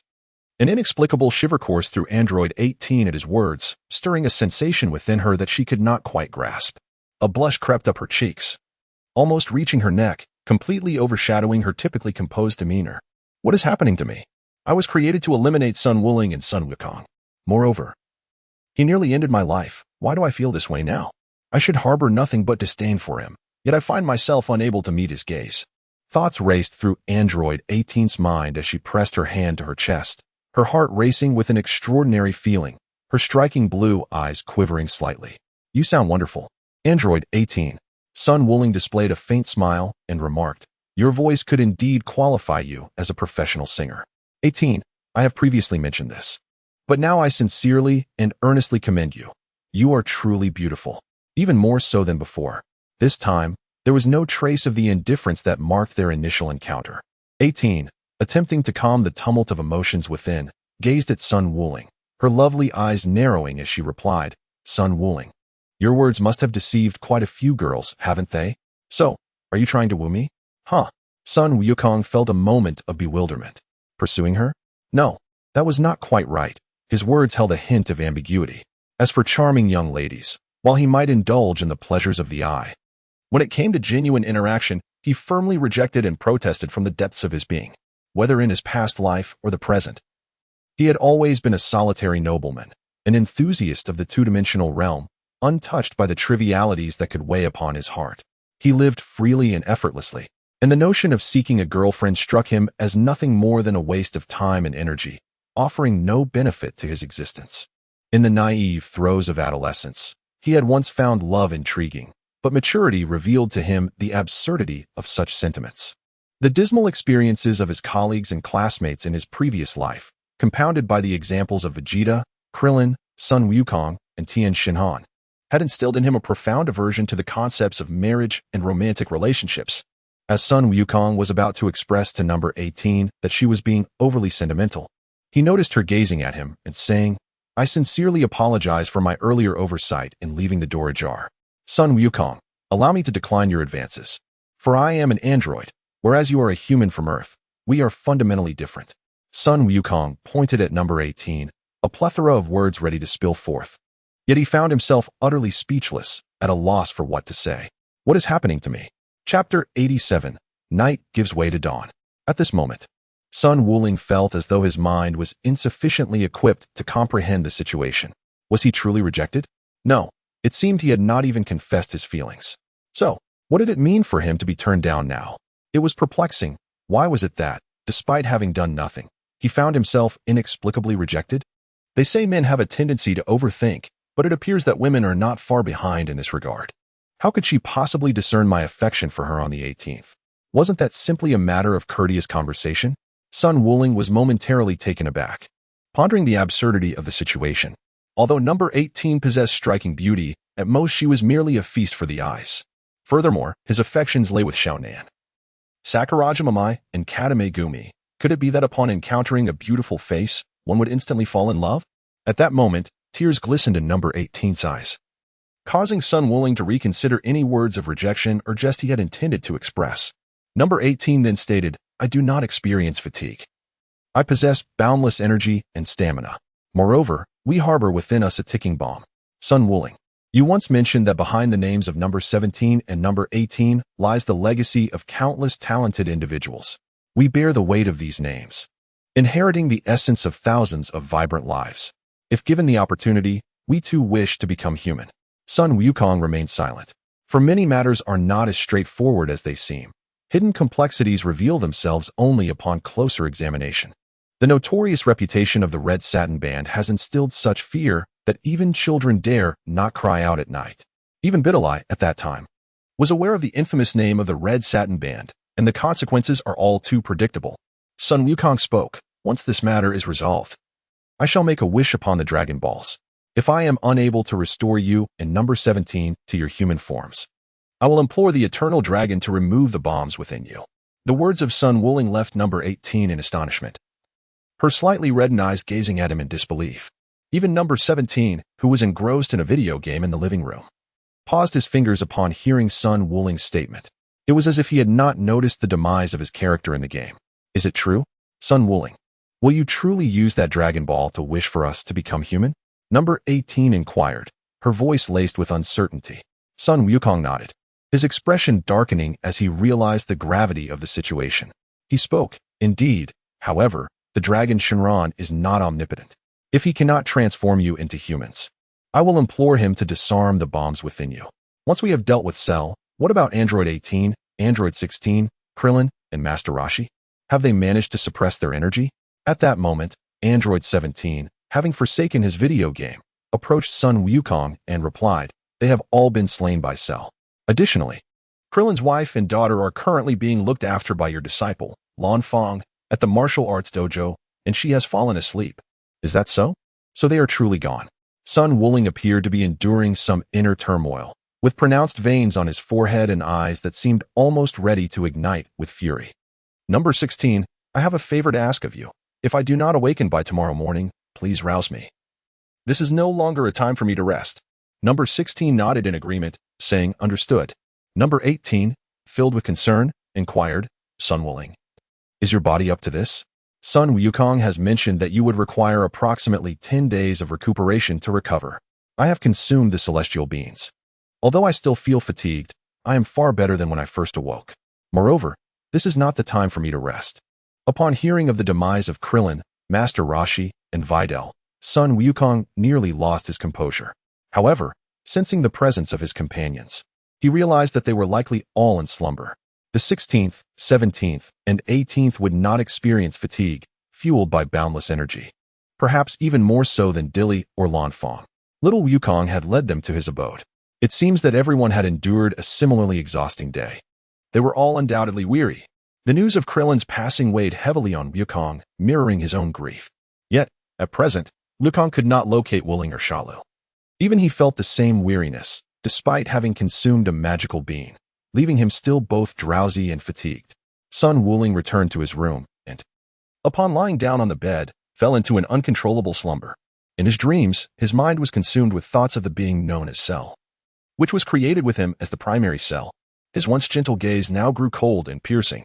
What would I do if I were in his position? Sun Wukong Ling reminisced about his first encounter with Sun Wukong and Bulma atop Baozi Mountain, reflecting on the myriad moments they shared. It was a time of serenity until the arrival of Raditz shattered the peace once more. Suddenly, an electric thought surged through his mind, illuminating a forgotten memory. Indeed. When Raditz first arrived on Earth, he mentioned that his scouter detected a formidable power, in addition to Wukong's. Was it not so that Raditz had proclaimed this? Sun Wukong Ling reminisced about the time when Raditz had spoken, initially mistaking his words for those directed at Gohan. The surge of energy was fleeting, and, coupled with the presence of both himself and Sun Wukong, he had paid little heed to it. Upon reflection, however, it was evident that this was not the case. During that period, Gohan had never unleashed his power in a fit of emotion, and neither Krillin nor Tien had possessed the strength to do so. This implied that, at that moment, there lurked a being on Earth even more formidable than Piccolo had been. Sun Wuling furrowed his brow, a wave of headache washing over him. He was astonished to discover that such beings still existed on Earth, and he had overlooked this fact. If it were a benevolent individual merely seeking seclusion and a peaceful existence, it would be one matter, but if that individual harbored ulterior motives, it was an entirely different concern. Damn it! How careless could he have been? Who could it be?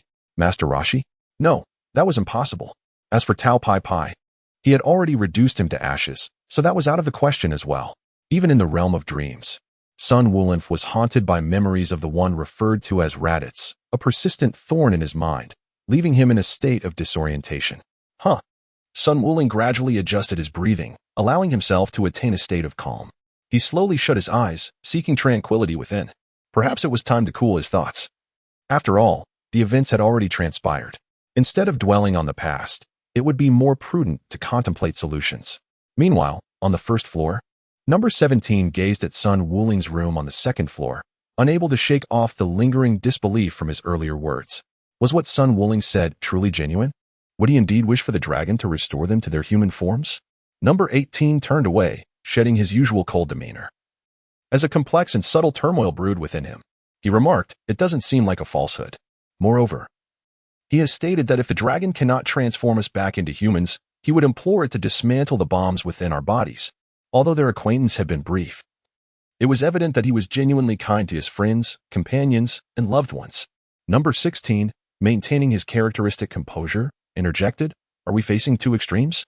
Sun Wuling. Number 17 concurred. After all, he is the one that vile Dr. Gero despises. Through the window, as number 17, number 18, and number 16 watched, time passed, and the temperature outside gradually cooled, heralding the transition from night to dawn. Chapter 88. Concerning the action the first rays of morning light illuminated the earth. Number 16 was the first to rush to awaken Sun Wuling. Rubbing his sleepy eyes, Sun Wuling yawned and said, "Good morning, number 16. Thank you. Otherwise, I might have truly overslept."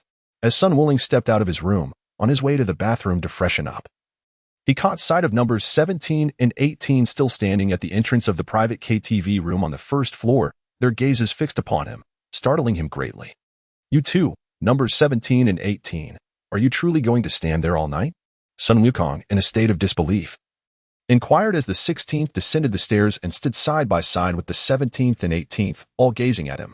The 18th gently brushed aside her golden locks and remarked, "I was concerned about disturbing your rest, but as androids, we do not experience fatigue or weariness. How has your respite been? Are you feeling well now?" Sun Wuling found himself at a loss for words, pondering whether this was a manifestation of pride or genuine concern for the artificial beings.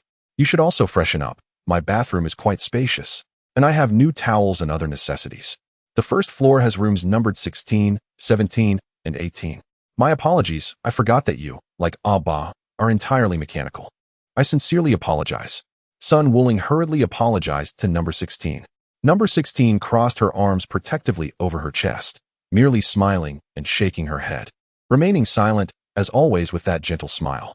After organizing everything, he donned a violet martial arts uniform and, accompanied by numbers 16, 17, and 18, made his way toward the dojo. At the entrance, Ashu and Pilaf were on guard, and upon catching sight of Sun Wuling, they quickly greeted him. This original trio had been completely won over by Sun Wuling's generous hospitality, rendering their aspirations of world conquest unattainable and sparing them from a life of turmoil. Wuling, you're awake. Weren't you supposed to remain unconscious for another 10 days? Piccolo inquired anxiously as he greeted Sun Wuling. I consumed a Sinza bean. What has become of Cell? And why did Krillin, Violet, and Master Roshi perish? Piccolo, could you please enlighten me about the current situation? As Piccolo recounted the events that had transpired during Sun Wuling's unconsciousness, detailing the fates of Krillin, Violet, and Master Roshi, along with Cell's escape from number 18 in West City, Tianjin Han, Sun Wukong, Sun Wufan, Trunks, and others expressed their astonishment upon seeing Sun Wuling awake earlier than anticipated. Upon gaining an understanding of the situation, Sun Wukong acquired some insight into the entity known as Cell. It appeared that there was no necessity to absorb androids 17 and 18, as he could assume the form of the perfect Cell, albeit in a diminutive size, requiring prey to facilitate his growth. Sun Wukong gently massaged his temples and turned to Yamcha and Tien, giving them a thumbs up with a grin, saying, well done. Yamcha and Tien. With this approach, even Cell would think twice before preying in densely populated cities, and he has managed to organize all of humanity. He chuckled. I've learned this from you. One must adopt a different perspective. Yamcha felt a bit bashful from Sun Wukong's praise and scratched his head. One satellite phone is insufficient. We must mobilize everyone. We should form small groups of 2 or 3, ensuring constant communication among ourselves. If we find ourselves too distant and lose contact, it would trigger an explosive situation. Wukong and I will sense it immediately and teleport over without delay.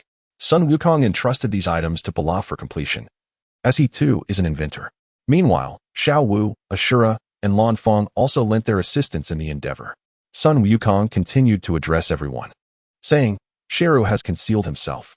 If he were to emerge in the metropolis, Satan would be promptly informed and relay the news to us. However, beyond these bustling urban centers, the remote and underdeveloped villages are certain to become Sheru's targets. Piccolo nodded in agreement, responding, indeed, it is challenging to operate within the cities. Sheru will likely set his sights on those impoverished villages, where information is scarce. Just yesterday in Shidu, we nearly caught up with him. For the time being, he is unlikely to reappear in the cities. Yet, Sun Wukong, there are countless villages. How can we possibly ascertain where he might manifest? Sun Wuling shook his head and chuckled. Piccolo, you are overthinking this. Our focus should be on the villages near West City. Since Cell vanished from West City, why would he return there? The Dragon Balls, specifically Bulma's Dragon Radar, are his true objective. Yamcha, Tien, and the others suddenly realized, responding in unison. They had not anticipated Wuling's audacity. Ah, I see, Wuling. That is why you insisted I place the 4-star Dragon Ball on New Namek. Sun Wukong understood the reasoning behind Wuling's insistence the previous day. Yamcha, Piccolo, number 17, and the others were momentarily stunned. So, you had already made preparations in advance. Truly, your foresight is commendable. What shall we do next? Yamcha inquired with a smile. Let us wait for them in the villages surrounding West City. Once Pilaf has completed his preparations, we shall set our plan into motion. Upon concluding this statement, Sun Wuling turned to Sun Wukong and Tien. Tien, please bring the dumplings and Lanchi to Baozi Mountain for the time being. Wukong, use your instant transmission to accompany Tien. Currently, Krillin, Master Roshi, and Violet are in peril. Even if we can resurrect them with the Dragon Balls, I still wish to avoid any further misfortune befalling you. Understood. Tien, grasp my arm. Upon sensing the displeasure of the dumplings, Sun Wukong, accompanied by Tianjin Fan, vanished in the blink of an eye. I shall head to Bulma's residence and bring them all over as well. Upon sensing Vegeta's energy, Sun Wukong instantaneously vanished and reappeared at Bulma's residence. At that moment, inside Bulma's home, Dr. Brief, Mrs. Brief, Tarble, and Vegeta had just finished their meal. Vegeta, now donned in his battle attire, was evidently prepared to join them. The sudden appearance of Sun Wukong left them all astonished, their eyes wide with surprise. Wukong, what brings you here? Wait, weren't you supposed to be in a temporary slumber? How have you awoken? Bulma inquired, her voice laced with astonishment. I consumed a Sinzabine, so it only took me a day, Sun Wukong explained. While Taisi scrutinized him with a curious glint in her eyes, she leaned in close to Bulma and whispered, "Is this the Sun Wukong you mentioned? He doesn't look too bad, does he? He meets my criteria. Bulma, why haven't you introduced us? Have you simply not had the chance? Hee, dear sister. Let me tell you, you don't stand a chance." As Bulma and Taisi engaged in conversation, Vegeta turned to Sun Wukong and inquired, "What brings you here so suddenly?" Chapter 89, Tianjin Fan and Lan Xia. Our little Wukong has arrived once more. Wukong, would you prefer coffee or tea? Mrs. Brief cheerfully asked as she approached Sun Wukong with a tray. Observing Mrs. Brief and Vegeta, Sun Wukong quickly shook his head and replied, "I came here to escort you all to Bun Mountain. Bulma, you must have witnessed the battle between Cell and Android 18 in West City last night, right?" "Indeed." Bulma nodded, displaying no hint of fear as she addressed Sun Wukong. "But it's all right. No matter the adversary, you and Sun Jun will handle it. One to you?"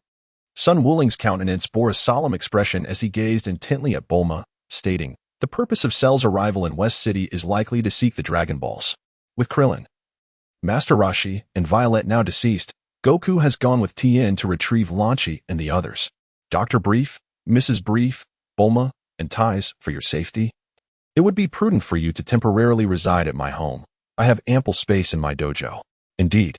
It seems that the Cell we encountered last night was after the Dragon Radar. Please, give me a moment to gather my belongings." Bulma maintained her calm demeanor, perhaps due to the reassuring presence of Sun Wuling's, which alleviated her concerns regarding Cell. Having faced numerous trials of life and death together, she harbored unwavering trust in both Sun Wuling's and Goku. Even though she was currently with Vegeta, her first thought in times of peril was always of Goku and Sun Wuling's. Tais joined in the effort to pack their belongings. After much persuasion from Sun Wuling's, Dr. Brief and Mrs. Brief ultimately agreed to leave enough provisions for the animals for a month. At this moment, Vegeta crossed his arms. Regarding Sun Wuling's with a hint of skepticism, "I truly believed you would not awaken until 10 days had passed. Do you have any strategies in mind for dealing with Cell?" Sun Wukong smiled and remarked, "You will know soon enough. However, I never expected you, Vegeta, to team up with Piccolo and the others." Humph. Vegeta let out a cold snort, remaining silent. The reason for his alliance primarily stemmed from the immense pressure exerted by Sun Wukong. Otherwise, he would have never considered such a partnership. Yet, the outcome still allowed Wukong's foe, Cell, to escape. At this moment, Bulma, Tais, Mrs. Brief, and Dr. Brief had finished their preparations, and Tais was cradling the infant Trunks. "Bulma, where is your Dragon Ball radar?" Sun Wuling suddenly inquired of Bulma with a mischievous grin. "Oh, I knew you'd ask. Rest assured, look, I've got it right here, Wuling. There's no way I'd leave the Dragon Radar with that despicable villain. See?" Bulma proudly brandished the Dragon Radar before Sun Wuling, her expression practically demanding praise. Sun Wukong took the Dragon Ball Radar from Bulma, and under the incredulous gazes of Bulma, Vegeta, and others, he approached the infant Trunks. "Wukong, what are you about to do?" Bulma exclaimed, her face a canvas of confusion and bewilderment. Sun Wukong did not respond but playfully teased baby Trunks, grasping the infant's tiny hand and pressing his thumb against the screen of the Dragon Ball Radar. With a hum, a faint aura surged into baby Trunks' thumb. Suddenly, the glass screen of the Dragon Ball Radar shattered, leaving Bulma, Tais, Vegeta, Mrs. Brief, and Dr. Brief utterly astonished. "Hey," Bulma exclaimed, rushing over and grabbing Sun Wukong by the collar. "What are you doing? Wukong, why did you destroy my Dragon Ball Radar? You are an artisan. You should understand my feelings, right? That sensation of watching something you created being destroyed." Sun Wuling extended his palm, pressing down on the Dragon Ball Radar. Despite the cracks that marred the screen's glass, its functionality remained intact. He explained, "I have already sent the 4-star Dragon Ball with Goku to the new Namek. It is impossible for Cell to gather all 7 Dragon Balls. Furthermore, I instructed future Trunks to sabotage the Dragon Ball Radar, creating the illusion that we have overlooked something, allowing Cell to acquire this damaged radar. After all, this is not the radar that Bulma gifted me." "Oh, I see," Bulma exclaimed, her understanding dawning. "As long as the Dragon Ball signals on the radar shift, it indicates that Cell is nearby. Alternatively, we could simply lie in wait at a specific Dragon Ball's location, biding our time until we can eliminate Cell." Upon grasping Sun Wuling's intention, Bulma released him, her excitement palpable. Vegeta, crossing his arms defiantly, scoffed, "Sun Wuling, you have overlooked a crucial detail. You instructed Kakarot to place the 4-star Dragon Ball on the new Namek. Yet you seem to forget that if Cell only detects 6 signals on the radar, he will undoubtedly deduce that you have hidden the Dragon Ball. Will he still pursue the others then? Bulma, taken aback by Vegeta's words, turned to Sun Wuling, her expression filled with confusion. This is quite simple, Sun Wuling replied confidently. I had Pilaf create a Dragon Ball simulator that can emit wave patterns identical to those of the Dragon Balls, allowing the radar to perceive them. With that, Sun Wuling presented the fractured Dragon Ball radar for Vegeta, Bulma, and the others to examine. Indeed, there are 7 signal sources. It seems that Pilaf is rather impressive after all. I do miss the days when we were searching for the Dragon Balls, Wuling, Bulma remarked with a smile, reflecting on her transformation into a mother and the irretrievable passage of time. Indeed, Sun Wukong nodded quietly, yet the nostalgia was genuine. Those days were carefree and natural. He, Sun Wukong, and Bulma set forth from the Baozi Mountain, embarking on an adventure. The battery of that signal source was sufficient for half a year. I had instructed Bidalai to place it in the desert beforehand. Salu truly discovered its location. Just imagine how he would leap into the sea. Moreover, even if he were to exhaust all his efforts to seize it, only to find it was a mere illusion, do you not think that would be exhilarating? The words of Sun Wukong elicited a slight curve at the corner of Vegeta's mouth. Sun Wukong possessed many qualities and traits that resonated with him, despite also being quite irksome. He couldn't help but envision the moment when Cell, having gone to great lengths to seize the Dragon Balls, would ultimately discover their falsity, and the expression that would accompany such a revelation. Sun Wukong deactivated the Dragon Ball radar and discarded it into a distant trash bin. Accompanied by Vegeta, Tais, Dr. Brief, and Mrs. Brief, he instantly teleported to Baozi Mountain. Wukong had already arrived with Jiaozi and Lan Shi. Moreover, Tianjin Fan and Lan Shi had welcomed a child. Alas, is this your son, Tianjin Fan? What name have you given him? Sun Wukong gazed at the plump little being nestled in the arms of the blue-haired Lan Shi, adorned with a tuft of blue hair. Tianjin Fan nodded in acknowledgement. Typically devoted solely to the pursuit of martial arts, he now wore a gentle smile and replied, His name is Lan Wan. Lan Wan. Sun Wuling inexplicably felt that this name seemed familiar, yet he could not recall it at that moment. Suddenly, a sneeze. Lan Wan unexpectedly sneezed, and her hair transformed into a golden hue, fully inheriting this aspect from Lan Shi. Moreover, she became quite restless. Sun Wukong remarked, This aspect is strikingly similar to Lan Shi. In Chapter 90, after ensuring that Bulma, Taisi, Dr. Brief, Mrs. Brief, and Lan Shi were all comfortably settled, Pilaf prepared the intercom and satellite phone with utmost diligence. At that moment, Oolong hurried straight to his private comic house and personal cinema, remaining true to his nature. After adjusting the frequency, Sun Wukong, Xiaowu, and Pilaf redistributed 3 magical beans to each and prepared to split into groups. Dumpling and number 16 remained at Baozi Mountain. Should anything go awry, both Dumpling and Lan Fong could unleash their energy, allowing Sun Wukong and Sun Wuling to sense it instantly. At this moment, Piccolo remarked, I will team up with number 17 and Tianjin Fan. Wuling, you, and number 18 along with Yamcha shall form a group. It is imperative to note that androids cannot be detected by energy signatures, thus preventing the formation of pairs. Sun Wukong nodded in agreement, acknowledging that Yamcha and Tien Shinhan were indeed somewhat weaker. Should they encounter Wukong and Cell alone, they could potentially find themselves in dire straits. While Tien Shinhan might hold out for a while longer, Yamcha would likely struggle, and there was a possibility he could be swiftly defeated. Sun Wukong and Vegeta, along with Trunks and Gohan, after Bidalai delivered her items, assisted Satan. They pledged to teleport instantly if either Satan or Bidalai suddenly lost their energy. Thus, a day had passed since the events in West City. At this moment, Sun Wukong and Android 18 found themselves in a mountainous forest, patiently waiting. Approximately a kilometer away, Yamcha was also in position, perched upon a large tree. Despite the recent inclement weather, he showed no signs of retreat. The agony of waiting was truly excruciating. Wukong. Yamcha's voice crackled through the intercom, tinged with weariness after a full day of silence, mindful not to attract the attention of Wukong or Cell. Were it not for the novels and comics he had brought to pass the time, he feared he might have already succumbed to despair. Sun Wukong replied, Let us exercise a bit more patience, Yamcha. If you are weary, I can utilize instant transmission to escort you back. Yamcha quickly responded, No, I am not tired. I merely find this waiting exceedingly tedious. Moreover, we must refrain from any vigorous training, lest we attract unwanted attention. Is there any activity on the Dragon radar? The atmosphere was as still as the heavens above. In contrast to Yamcha, Sun Wukong exhibited a remarkable level of calm, restraint, and tranquility, far surpassing that of all the Z fighters. There is no sign of movement. It is likely that after his battle with Android 18 in West City, Cell anticipated we would uncover his intentions. We can only wait. If we do not locate him by tomorrow, we shall return. Perhaps my assessment was erroneous, and Cell may not be in the vicinity of West City at all. Should 2 days pass without his emergence, must we continue to wait indefinitely? At this moment, Android 18 sat gracefully upon a tree branch, gently tossing her hair, and inquired of Sun Wukong. Surely that cannot be the case. It indicates he is not in West City, unless Cell has discovered our presence. I have merely overlooked a detail. Even in West City, there are areas as impoverished and backward as his hometown. Sun Wuling shook his head in response. Well, is it not the case that, like you, there are two extremes? Sun Wulings, did we not discuss that wherever there is light, there will inevitably be shadows? Number 18 propped her chin up and addressed Sun Wulings. Indeed. Yet the shadows are far larger than I had anticipated. Satan, there has been no movement from Dilly's side either. One cannot help but wonder how many souls Cell has devoured in just a single day. Sun Wukong frowned, acknowledging the inevitability of the situation.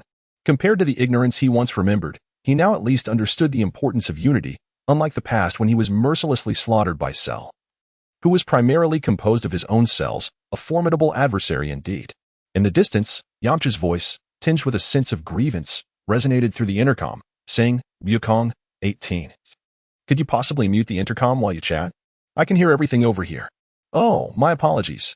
Sun Wukong Ling hurriedly apologized and was about to turn off the intercom when he suddenly sensed a surge of energy from Vegeta. Could it be that Goku and Vegeta were involved? Had Cell gone to their location? At that moment, Yamcha flew to Sun Wukong Ling's side. And even Android 18 stood up. Sun Wukong cast a glance at the tranquil village in the distance, signaling Yamcha and Android 18 to grasp his arm. In an instant, they were transported to Vegeta's location. Upon encountering Vegeta, Sun Wukong hastily inquired, Where is Cell? Over there. Kakarot has already dealt with him. Though his skin is now blue, he is entirely different from what we encountered yesterday, Vegeta replied with a hint of dissatisfaction, gesturing towards the distance where Sun Wukong had already taken the lead, leaving no opportunity for him to intervene. Blue? Yamcha exclaimed, moving closer to Sun Wukong. The blue-hued Cell lay there, barely clinging to life, yet fiercely glaring at Sun Wukong and the others with unwavering defiance. Could it be an evolution? Evolution? Don't be ridiculous. Although he resembles that troublesome fellow from before and possesses our techniques, his power is significantly diminished. Sun Wukong, do you have any peculiar techniques up your sleeve? Vegeta directly questioned Sun Wukong, prompting an eye roll of exasperation from him. Peculiar techniques? I suspect it's merely the result of Piccolo's Namekian egg-laying ability. Sun Wuling elucidated, egg-laying? Vegeta was taken aback, completely unaware of Piccolo's abilities. Indeed, Piccolo possesses the power to lay eggs. Wuling, you truly are remarkable, Yamcha exclaimed, while Sun Wukong suddenly grasped the situation. Just then, the aura surrounding little Wuling and Cell surged violently, charging towards Yamcha with intentions of self-destruction, seeking to drag someone down with him. As expected, they are all tough adversaries. As Sun Wukong was about to take action, Vegeta preempted him by transforming into a Super Saiyan. He concentrated his energy into a powerful energy blast, obliterating little Wuling and Sharu in an instant. This left Yamcha, who had just moments ago been basking in triumph, drenched in a cold sweat. Yamcha, are you all right? Sun Wukong inquired with concern. I am fine, Yamcha quickly nodded. Having just been terrified, indeed, he had been a bit too overconfident. Thank you, Vegeta.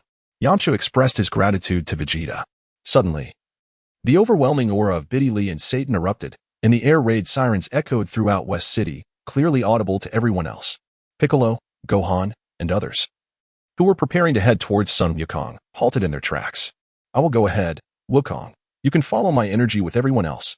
Upon sensing the aura of Biddy Lee, Sun Wukong relinquished control over his powers and instantaneously transported himself to her location. All right, everyone, please hold on for a moment. Sun Wukong first instantaneously transported himself to the vicinity of Piccolo, Son Gohan, and others, before returning here. Upon sensing Sun Wuling's energy, he promptly teleported all the Z fighters to Sun Wuling's location. In the sewers of West City, Wuling Shallow dispatched a small Wuling Shallow to hunt, targeting the impoverished villages surrounding West City. After the small Wuling Shalu completed its hunt and assimilated back with Wuling Shalu, it showcased the remarkable abilities of Piccolo's Namekian heritage, allowing Wuling Shalu to evolve into a youthful form resembling a 14 or 15-year-old Sun Wuling. Today, another small Wuling Shalu was created for hunting, following the same method. Meanwhile, Wuling Shalu concealed his presence and cautiously approached Bulma's residence. To his dismay, he discovered that Bulma and her companions were absent, which also implied that the dragon radar had been taken away. Wuling Shalu searched Bulma's home for nearly half an hour without success, finding only a few empty capsules instead of the coveted dragon radar. Resigned, he sat on the sofa in the living room, clenched his fists, and struck the wall in frustration. Damn it, the dragon radar has indeed been taken. Given the circumstances, they must have anticipated my arrival in West City. How could Bulma and the others leave behind such a crucial item? He muttered in anger, just as Wuling Shalu was about to leave. His attention was drawn to the trash can, where he noticed the dragon radar that Sun Wuling had intentionally left behind. This? Wuling Shalu pondered, pressing a button on the broken screen, which displayed signals from 7 Dragon Balls. It was a damaged dragon radar, however, judging by the screen's condition. It seemed to have shattered from impact. Furthermore, its diminutive size suggested it was likely broken by Vegeta and Bulma's child. Wuling Shalu erupted in laughter, observing the 7 light points on the radar.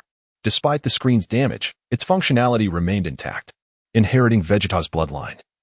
It seemed plausible that their child possessed a hybrid Saiyan nature akin to Son Gohan. It was entirely conceivable that the radar was carelessly discarded in the trash. Given Bulma's described personality traits, suddenly, Wuling Shalu experienced a jolt of realization. His created small Wuling Shalu had vanished. Indeed, Sun Wukong and the others had been waiting for him in the nearby villages of West City. However, being discovered was no cause for alarm. The dragon radar was now in his possession, rendering his continued presence in West City unnecessary. He tucked the dragon radar into his mouth and, like a serpent swallowing its prey, exited the house and entered the courtyard, preparing to leave Bulma's home via the sewer. Suddenly, the air raid sirens blared once more, causing Wuling Shalu to pause momentarily. "I've been discovered," he exclaimed. Just then, Bidalai unleashed her energy, launching 2 energy blasts in quick succession. Wuling Shalu effortlessly swatted one away, which landed in a distant private zoo, scattering the animals, while the other struck a nearby high-rise, causing it to collapse. Fortunately, the air raid sirens had prompted an orderly evacuation, preventing any casualties. Bidalai and Satan, this is bad. Sun Wukong's instant transmission, Wuling Shalu thought, flying away in a specific direction. Despite his formidable power, he sensed that he was no match for Sun Gohan and Sun Wukong. At that moment, Bidalai donned sunglasses and took to the air, pursuing him with her hands cupped in a trumpet shape, her youthful voice ringing out. "Wuling Shalu, you incomplete evolutionary life form. Alien with mutated genes, kindergarten-level student, with your frog-like appearance, stop right there." Wuling Shalu halted mid-air, mechanically turning to face Bidalai, veins bulging on his forehead. "What did you just say?" he bellowed, his anger boiling over. Bidalai's sharp tongue had provoked him to the brink of fury. Just then, Sun Wuling, who had instantaneously appeared beside Bidalai, was startled by the sudden surge of Wuling Shalu's energy. The anger that had ignited within him dissipated upon seeing Sun Wuling, replaced by an involuntary shiver as he regained his usual composure. Meanwhile, Sun Wukong had returned with Sun Gohan and Trunks, sensing Sun Wuling's energy and preparing to teleport everyone together when he suddenly detected Wuling Shalu's explosive power. "Is this Shalu's energy?" Piccolo clenched his fists, cold sweat forming on his forehead as he trembled. "Damn it, in just one day he has grown this strong? Are there truly so many hidden powers in the nearby mountain villages?" Vegeta seethed, clenching his fists in frustration. Tianjinan was also tense, feeling immense pressure as he gripped his fists. Yamcha struggled to catch his breath, yet he persisted through the pressure.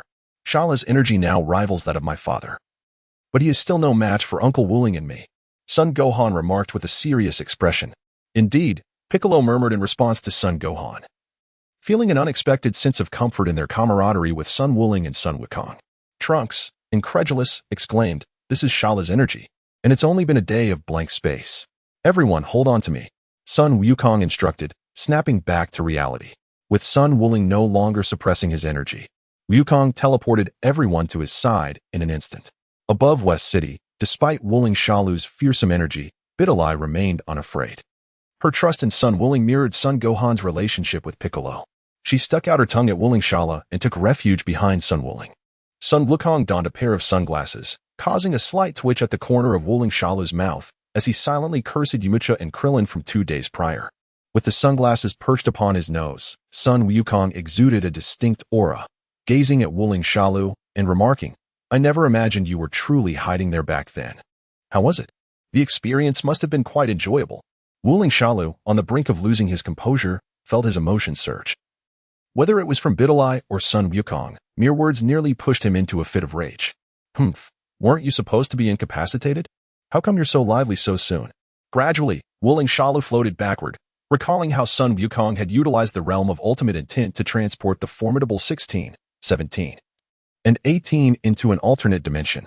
Now, without the restraint of his aura, he sensed that even in his youthful state, he still fell short of Sun Wukong's prowess. Whoosh! Sun Wukong, accompanied by others, instantaneously arrived and, upon seeing Wuling Shalu, donned sunglasses, brimming with anticipation to thwart Wuling Shalu's solar punch. Chapter 92, Sun Wuling and Wuling Shalu. Haha. At this moment, Wuling Shalu hung his head, emitting laughter. What is the matter? Have you been rendered speechless by fear? Bidalai. Did you say something earlier that left him utterly flabbergasted? Sun Wuling, with a serious demeanor, admonished by Dilly. No, Master Wuling. I am but a child, innocent and untainted. Even more so than Uncle Wukong. I merely called out to Shalu to wait for me, as I could not keep up with him. Then, Shalu obediently halted. I truly did not say anything else, Master Wuling. At this moment, Dilly wore an expression of utter innocence. Her large, bright eyes, concealed behind sunglasses, sparkled with mischief, harmonizing perfectly with Sun Wuling's sternness. This caused Wuling Shalu to clench his fists, raising his head as his gaze nearly pierced by Dilly with ire. Vegeta, Piccolo, Yamcha, Tien Shin'an, and the others instinctively distanced themselves from Sun Wuling and Dilly, sensing that this master-student duo was likely up to no good. It was prudent to keep their distance, especially since it was evident that Dilly must have said something to provoke Wuling Shalu into a fit of rage. Piccolo cast a glance at Dilly before turning his attention to Son Gohan. How could he not notice the subtle affection Son Gohan harbored for Dilly? With only Dilly as his peer, and given her undeniable beauty, Piccolo couldn't help but worry about whether Son Gohan would be able to manage his married life should he end up with Dilly in the future. Sun Wuling immediately responded with a counter-question. Alas, Shala Dedudu, compared to Dilly, what is going on? Why do you call him Dedudu? What is that? Dilly, with a face full of grievance and innocence, replied, Oh dear, I forgot. That's the name of the 2 dogs my father raised. One is called Shalu, and the other is called Dedudu. They sound somewhat alike, so I mistakenly referred to him as Shala Dedudu. I apologize, I was wrong. Oh no, I made another mistake. Woo-woo, I'm so sorry. At that moment, Satan wished to clarify that he did not own any dogs, yet he remained silent, feeling a pang of sorrow within. Though he was still her cherished garment, he felt as if he were adorned with thorns to the outside world. Sun Wukong's son, Gohan, and Yamcha nearly succumbed to laughter. However, upon witnessing Wuling's intense gaze and clenched fists directed at Sun Wuling, they swiftly stifled their amusement. No, that's not right. How could you say such a thing? Sun Wuling deliberately put on a stern face at this moment and began lecturing Videl, saying, Dogs are our loyal companions among mankind. Though there may be ill-natured hounds and noble ones alike, how could you utter such words to insult Cell? Even canine excrement can serve as fertilizer to nourish crops. Oh, Cell is truly inferior to mere dog droppings. Videl raised her voice several notches, her expression a portrait of astonishment and disbelief, thoroughly causing Son Goku, Son Gohan, and the others to stifle their laughter. Even Vegeta and Piccolo trembled uncontrollably, barely restraining their mirth. Within Vegeta's mind surged a vindictive satisfaction as he thought, this master-disciple pair of Videl and Sun Wuling truly possesses the ability to drive one to madness. So, now you shall taste the very torment I once endured. Sun Wuling nodded in agreement and remarked, It seems that indeed. Cher's utility is truly less than that of a pile of dog excrement. Bidalai, filled with disdain, gazed at Wuling Shalu and let out a light, airy laugh, exclaiming, Ha ha ha, what purpose does it serve to even exist? Wuling, this Shalu is a waste of food while alive, a waste of land in death, and incinerated. It still pollutes the air. Even now, it squanders oxygen. Shalu, how is it that you are so utterly useless? With a hearty laugh, the final remarks from Vegeta and Piccolo could no longer maintain their usual aloof demeanor. If such a calamity were to befall them, it would be disastrous. Yet witnessing it happen to others was merely amusing. In a fit of rage, Wuling Shara conjured a spiraling energy blast, hurling it towards Sun Wuling and Bidalai, bellowing, "Silence. You fools." Sun Wuling's gaze turned icy as he concentrated, forming a Kamehameha wave that collided with the spiral energy slash in midair. Vegeta, Son Goku, Son Gohan, and Trunks transformed into Super Saiyans, pursuing Wuling Cell alongside androids 17 and 18. At this moment, Wuling Cell moved with astonishing speed, vanishing in mere moments. Aside from Son Gohan and Son Wuling, who were gradually closing the distance, the others, including Vegeta and Android 17, found themselves lagging behind. Only Son Goku managed to keep pace with Son Gohan and Son Wuling. What a warrior race the Saiyans are, yet so many are focused on me alone. Wuling Cell, in his rapid motion, glanced back at the relentless pursuit of Son Gohan and Son Wuling, exclaiming, "Don't run, Cell. Aren't you a man-eater? I am also a resident of Earth. Why must you flee?" A silvery, flowing luminescence coalesced around Son Wuling's pineal gland. Wuling Saru immediately discerned Son Wuling's intentions upon observing this phenomenon. The realm of ultimate will, no? Wuling Saru swiftly erected a protective barrier. After soaring to the coastal waters of West City, he promptly reinforced his shield and plunged into the ocean depths. "Humph, Gohan," Son Wuling commanded with icy determination. "Follow my energy signature across the sea's surface. I shall pursue him beneath the waves. The moment he resurfaces, strike him down without hesitation." With a cold snort of dissatisfaction, Sun Wukong conjured a protective barrier around himself and plunged into the sea, pursuing the current embodiment of Wukong's essence, Shara. "Yes, Uncle Wukong." On the surface of the ocean, Sun Wufan sensed the energy of Sun Wuling and swiftly soared through the skies alongside him, leaving Vegeta, Sun Wukong, and the others far behind. Beneath the waves, Sun Wuling, enveloped in a protective barrier, pursued Wuling Shalu with great speed, creating ripples and splashes in the water as he passed. The name Sun Wuling echoed incessantly in Wuling Shalu's mind. He harbored a deep-seated hatred for Sun Wuling, coupled with an intense fear of him. The haunting memory of Sun Wuling obliterating the Shalu from a parallel universe, akin to Trunks, lingered in his mind like a relentless nightmare, impossible to forget. Cursed be Sun Wuling. I shall surely reach maturity. Little did you anticipate that Bulma, that foolish girl, carelessly discarded a functioning Dragon Ball radar as mere garbage. Wuling Shala relished the thought of the radar, which, despite having a cracked screen, remained operational, and inwardly berated Bulma for her folly. "Sun Wuling, once I achieve maturity, I shall request the dragon to grant me the spirit flow you created. Both I and that cantankerous old man, Dr. Gero, have long been intrigued by your spirit flow, which enables you, a mere earthling, to surpass the likes of Sun Wukong and other formidable beings." Wuling Shala manipulated his energy blasts, directing them towards the two corals ahead, intending to hurl them at Sun Wuling. Sun Wuling did not retaliate. Under the astonished gaze of Wuling Shalu, she danced gracefully, evading the impending collision of coral at the last moment, her eyes never straying from Wuling Shalu, as if her body instinctively sidestepped the recent assault.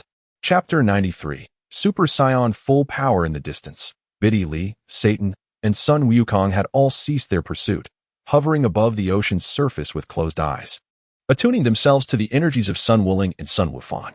Sun Wukong possesses the ability to teleport instantaneously.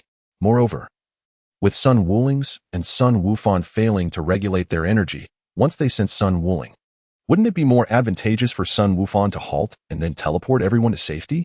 Alas, everyone, there are numerous locations where large concentrations of energy have suddenly vanished. Biddy Lee abruptly opened her eyes and exclaimed. Piccolo, unnaturally drenched in cold sweat, remarked, "Indeed, Sun Wuling was correct. There is not merely one of those small cell entities, but rather a multitude. If Cell truly reaches maturity, shall we rely solely on Wufan? Sun Wuling, have you already devised a plan for what lies ahead?" TCH. This incident is not confined to West City. Vegeta clenched his fists in frustration. If that cunning fiend truly matures. At this moment, Satan was on the phone with the heads of other cities, receiving identical responses. The alarm had not sounded at all. After relaying the information to everyone, Piccolo spoke gravely. "It appears the situation remains in the mountain village. This time, the mass consumption of humans is conducted with blatant disregard for us. How infuriating, that scoundrel." Sun Wukong sensed the immense sacrifice of many, his fists clenched in fury. Beneath the sea, Wuling Shala maintained a protective barrier, isolating himself from the turbulent waters as he fled southward, with Sun Wuling in close pursuit. Similarly, both Sun Wuling and Sun Wufan felt the stirring energy. Haha. My children have succeeded. It requires an extraordinary life force to reach maturity, and now those sacrifices are sufficient.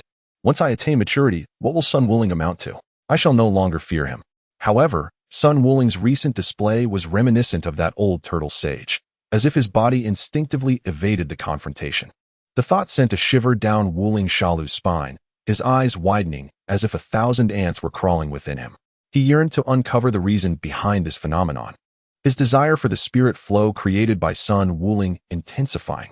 Amidst the ocean, Wuling Shalu soared forward, with Sun Wuling closely trailing. Their proximity diminishing as Sun Wufan continuously sensed Sun Wuling's energy, maintaining synchronized flight above the surface. Sun Gohan soared just above the sea level.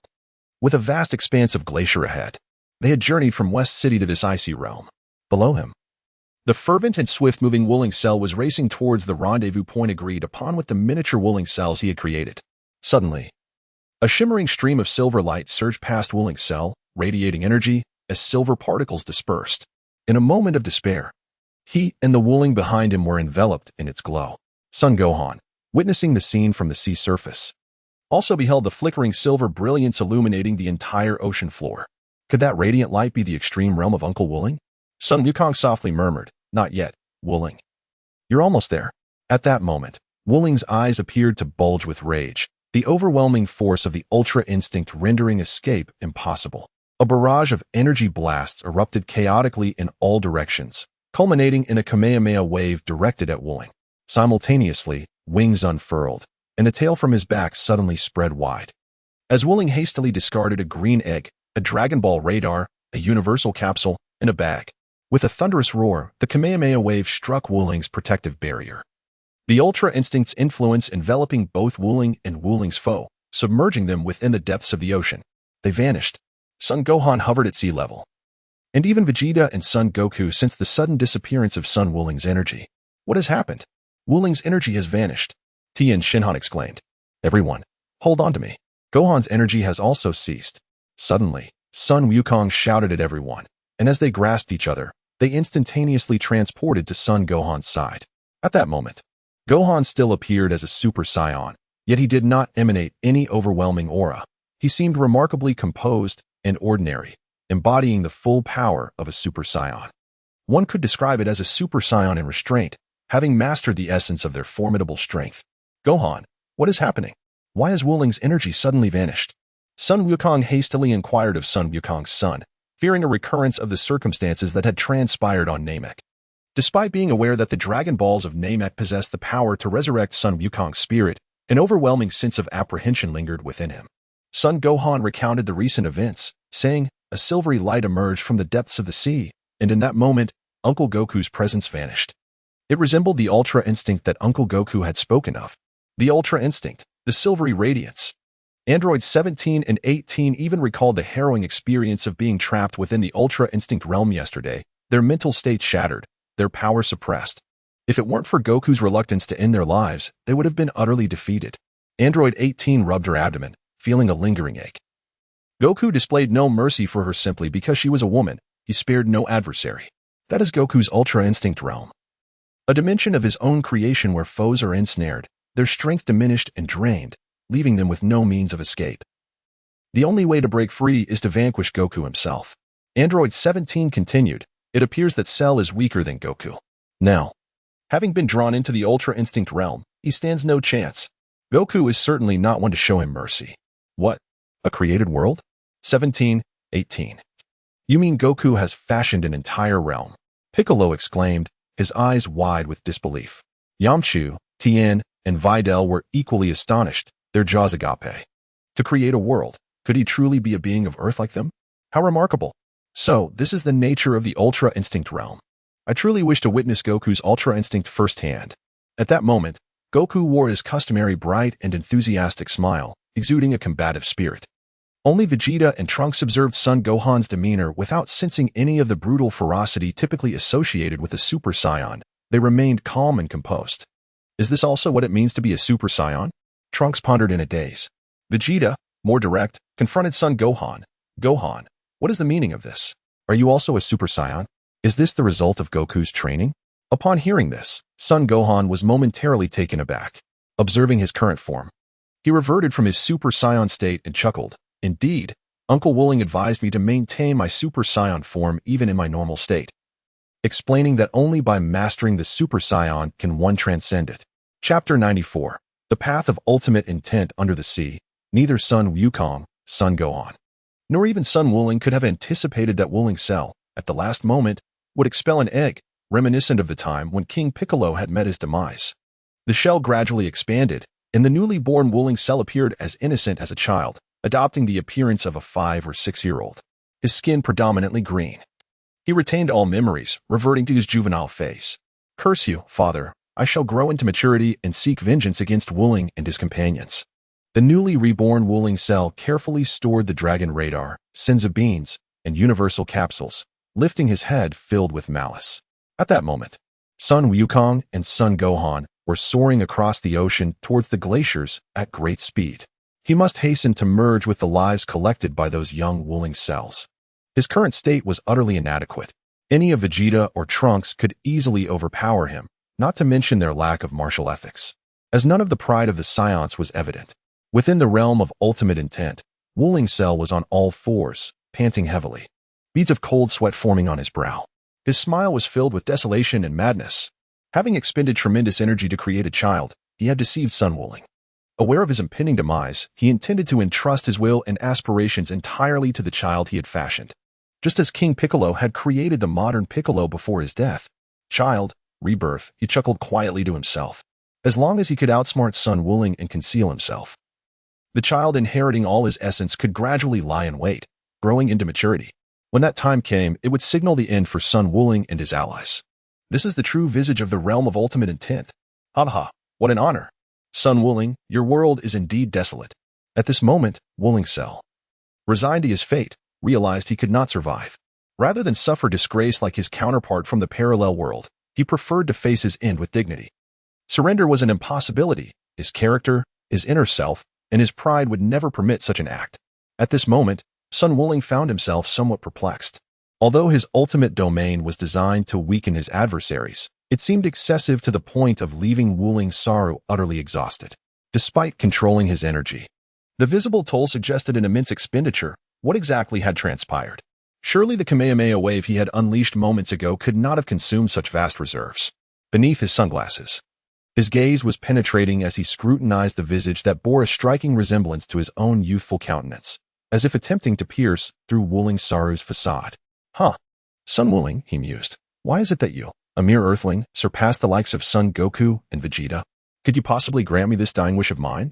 What, pray tell, is the essence of your spirit flow? Wooling Saru, barely managing to rise, was filled with an insatiable thirst for knowledge, trembling as he extended his palm, nearly expending his last vestiges of strength. After a moment of silence, Sun Wooling pondered the true nature of Wooling Saru's predicament, wondering if there remained any hidden ploys. Suddenly, a flicker of insight illuminated his mind, and upon observing Wooling Saru anew, clarity dawned upon him. He removed his sunglasses, a playful smirk gracing his lips as he addressed Wooling Saru. Saru, you truly are remarkable. I admire your ingenuity in concocting such a scheme to trouble us. With an untroubled smile, Wooling Saru replied, Indeed, you have seen through my ruse. Correct, I possess cells of Piccolo and have inherited his abilities. I transferred all my power and capabilities to my offspring. It is a pity they have not matured in time to vanquish you. Sun Woolings raised his palms high, forming a spiraling energy slash with a diameter of nearly 1 meter. Kill me if you dare, but do not harbor any illusions. Even after reaching maturity, I am fully prepared for your challenges. You will never possess an advantage. To be honest, I admire your tenacity. You have never once considered surrender in the face of adversity, instead opting to strengthen yourself. If I had not awakened early, I believe you would have already attained your mature form by now. Allow me to briefly elucidate the concept of spirit immortal flow. Without specialized guidance, even if you descend into hell, you would find it impossible to cultivate. At this moment, as Sun Woolings concentrated the spiraling energy slash, Wooling Saru displayed no signs of fear or trepidation, having long since reconciled with the notion of life and death. He gazed intently at Sun Woolings, ears perked to listen attentively, and remarked, I am all ears. In truth, I sensed that I was nearing my limits long before Raditz's arrival. The people of Earth seemed shackled, weak and inferior, harboring a stereotype of fragility and folly. To be candid, when I first traversed into this realm. Sun Wuling's contemplated wishing for Saiyan blood through the Dragon Balls. For those familiar with the lore understand that Saiyans are the true protagonists of this world. However, during his martial arts training, his grandfather remarked on his extraordinary talent in the discipline, suggesting he would undoubtedly become a martial arts master. This revelation stirred Sun Wuling's aspirations regarding the Saiyan lineage, leaving him in a state of uncertainty. It was only upon witnessing his grandfather crushed by Son Goku's transformation into a giant ape that he made a resolute decision. He would grow stronger as a human and forge a path uniquely his own. Using the Turtle School as a foundation, he dedicated over a decade to creating the Spirit Immortal Flow, uncovering a path tailored for Earthlings. Despite the fact that this destination had already existed within the memories of the Dragon Balls, once the three major energy centers within his body were thoroughly unblocked, his strength mirrored the mysterious state that the old Kai had helped Gohan develop. The distinction lay in the fact that his Spirit Immortal Flow, once the energy centers were opened, would never regress due to a lack of training. Yet, this was merely the beginning. Sun Wuling gazed at Wuling Shala and continued. Only upon reaching the utmost limits of life can one truly comprehend the path of ultimate intent, shattering the shackles of existence and transforming into a deity. I tread the path of unrestrained ultimate intent. Shala, farewell. A spiraling energy blade, approximately 1 meter in diameter, surged directly toward Wuling Shala, shattering the shackles of life, transforming into a deity. Ha ha ha, so this is the celestial flow you have created. What, pray tell, will a deity truly be like? As Wuling Shala uttered his final words, he was struck by the spiraling energy blade, his form enveloped in the explosion, leaving not a trace behind, utterly obliterated. Kamehameha. As the spiraling energy blade dissipated, Sun Wuling hurled another Kamehameha at the location of Wuling Shala's demise. He was well aware of how troublesome this adversary could be and had no desire to allow Wuling Shala to resurrect. The domain of ultimate intent gradually faded, and Sun Wuling donned sunglasses, forming a protective barrier, his demeanor suggesting readiness for action as he remarked, "What a considerable nuisance indeed. Yet it appears that the reborn Shala shall not resemble the current Piccolo in the slightest." Chapter 95. The rebirth of Wuling Shala. Sun Wukong emerged from the ocean's surface, where Piccolo, number 18, Yamcha, Biddy Li, Satan, and Tien Shinhan awaited him. Meanwhile, Vegeta, Trunks, Goku, Gohan, and number 17 were positioned atop a distant glacier, on a quest to confront the young Wukong and Cell. "Wukong, how did it go? Have you dealt with that Cell?" Piccolo inquired, yet his tone was imbued with an inexplicable trust in Sun Wukong, exuding a sense of certainty. Wukong's approach to adversaries was something he had come to understand profoundly. As the protective barrier surrounding Sun Wukong dissipated, he let out a wry smile and remarked, "Indeed. The issue has been addressed, yet it remains only partially resolved." The words of Sun Wukong left Piccolo, Tien Shinhan, and others wide-eyed in astonishment. However, Yamcha chuckled, addressing Sun Wukong. "Wukong, you must be referring to those little Cell Juniors.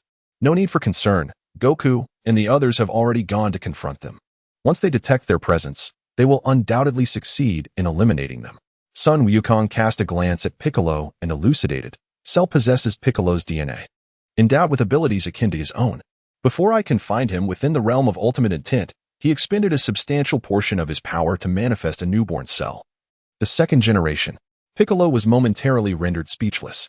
Upon hearing Sun Wukong's words, Tien and Yamcha exchanged glances with Piccolo. "I am aware of your thoughts. However, it is inconceivable.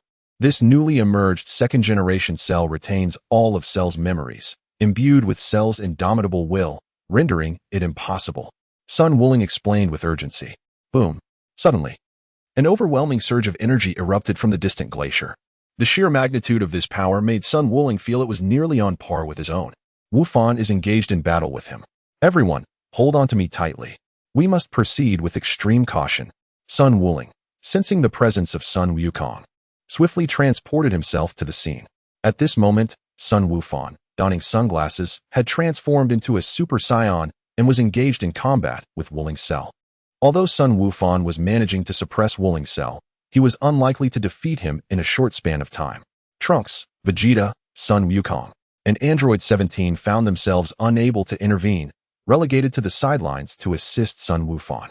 Upon witnessing Sun Wuling's sudden arrival with the group, Vegeta exclaimed loudly, "Hey, Sun Wuling, what is going on here? Weren't you supposed to have trapped Cell in the Ultra Instinct realm? Why hasn't he been completely dealt with? And what is the deal with the suddenly appearing young Cell?" Sun Wuling, engaged in combat with Sun Wufan, paused in surprise.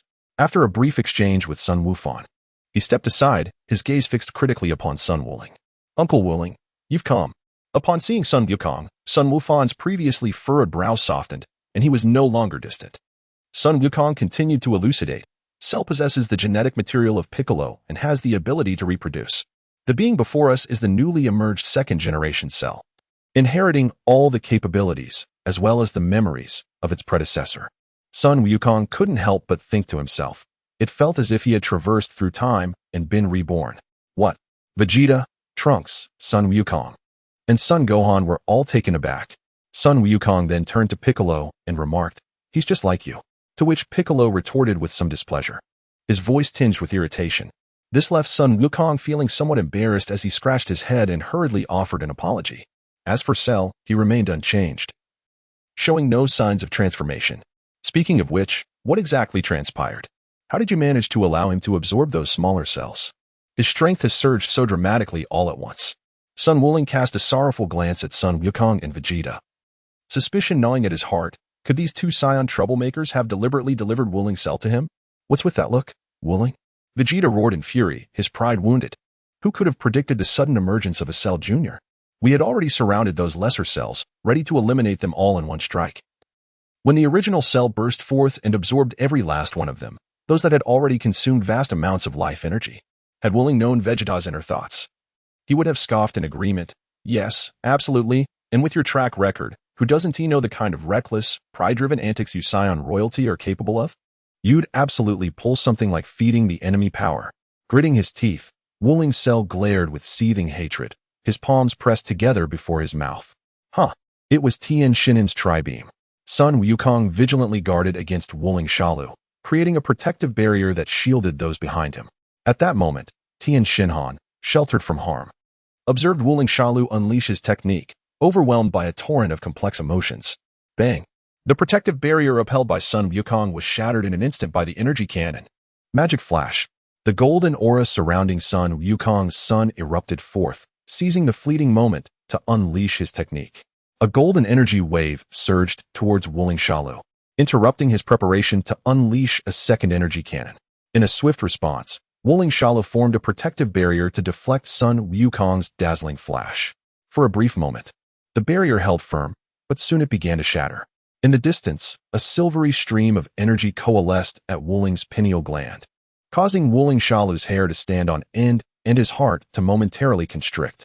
This was the domain of ultimate intent. A sense of retreat began to take root within Wuling Shalu. As he recalled the reason behind his father's creation of him, the knowledge that he was trapped within this domain of ultimate intent, with no hope of escape. As the protective barrier crumbled, an instinct for flight surged within Wuling Shalu. In an instant, he leaped into action, propelling himself at high speed towards the depths of the glacier. You shall not escape. Son Gohan and Sun Wuling swiftly pursued Wuling Shalu. Just as Trunks was about to follow, he was intercepted by Vegeta. Even if you go, you won't catch up to them. Once they come to a halt, Kakarot will transport us there with instant transmission, Vegeta explained to Trunks, his fist clenched in frustration. Sun Wukong, Sun Wufan. These two individuals now possess powers that surpasses in every aspect, particularly Sun Wufan. Despite being merely a half-blood Saiyan, he is undeniably more formidable than Vegeta, the Prince of Saiyans. How utterly frustrating. Kakarot, you must feel discontent as your son now outshines you, Vegeta remarked to Sun Wukong. With a smile, Sun Wukong nodded and replied, Indeed, it's quite disheartening. Ha ha ha. We have now been completely surpassed by Sun Wuling. Humph. Vegeta snorted coldly, crossing his arms protectively over his chest. Casting a glance at Trunks, he couldn't help but ponder. How could Trunks, being a half-breed like Kakarot's son, have such a vast disparity with Gohan? Chapter 96. Ice and snow in a small village outside North City. Snow lay thick upon the ground year-round. In the distance stood a tower, once destroyed by Sun Wuling and Sun Wukong, which had served as the headquarters for the Red Ribbon Army, now reduced to mere ruins. At this moment, a woman with flowing red hair wore a gentle smile, radiating warmth amidst the icy landscape. Sino, so you are here again. A large, burly man, bearing a scar on his forehead, stepped heavily upon the snow, each footfall echoing with a weighty sound. Yet, this seemingly fierce man now displayed a tender smile, appearing quite amiable, a stark contrast to his imposing presence. Abba, what do you think of Wukong and Wuling? The news reports say the demons of the Red Ribbon Army have returned. They've even created artificial beings like you. The girl named Sino gazed skyward with her deep black eyes, cradling her hands in her embrace. Still harboring friends who prayed for Sun Wukong and Sun Wuling in this distant, frigid village. Abba chuckled, scratching his head. It's all right. Everything will be fine, Sino. Even the legendary Demon King Piccolo was defeated by Wukong and Wuling. Sino's eyes trembled slightly as she looked up at the sky, where snowflakes began to drift down. It was here that she had once discovered the nearly frozen Sun Wukong, shortly followed by Sun Wuling, who had been engaged in battle with the Red Ribbon Army.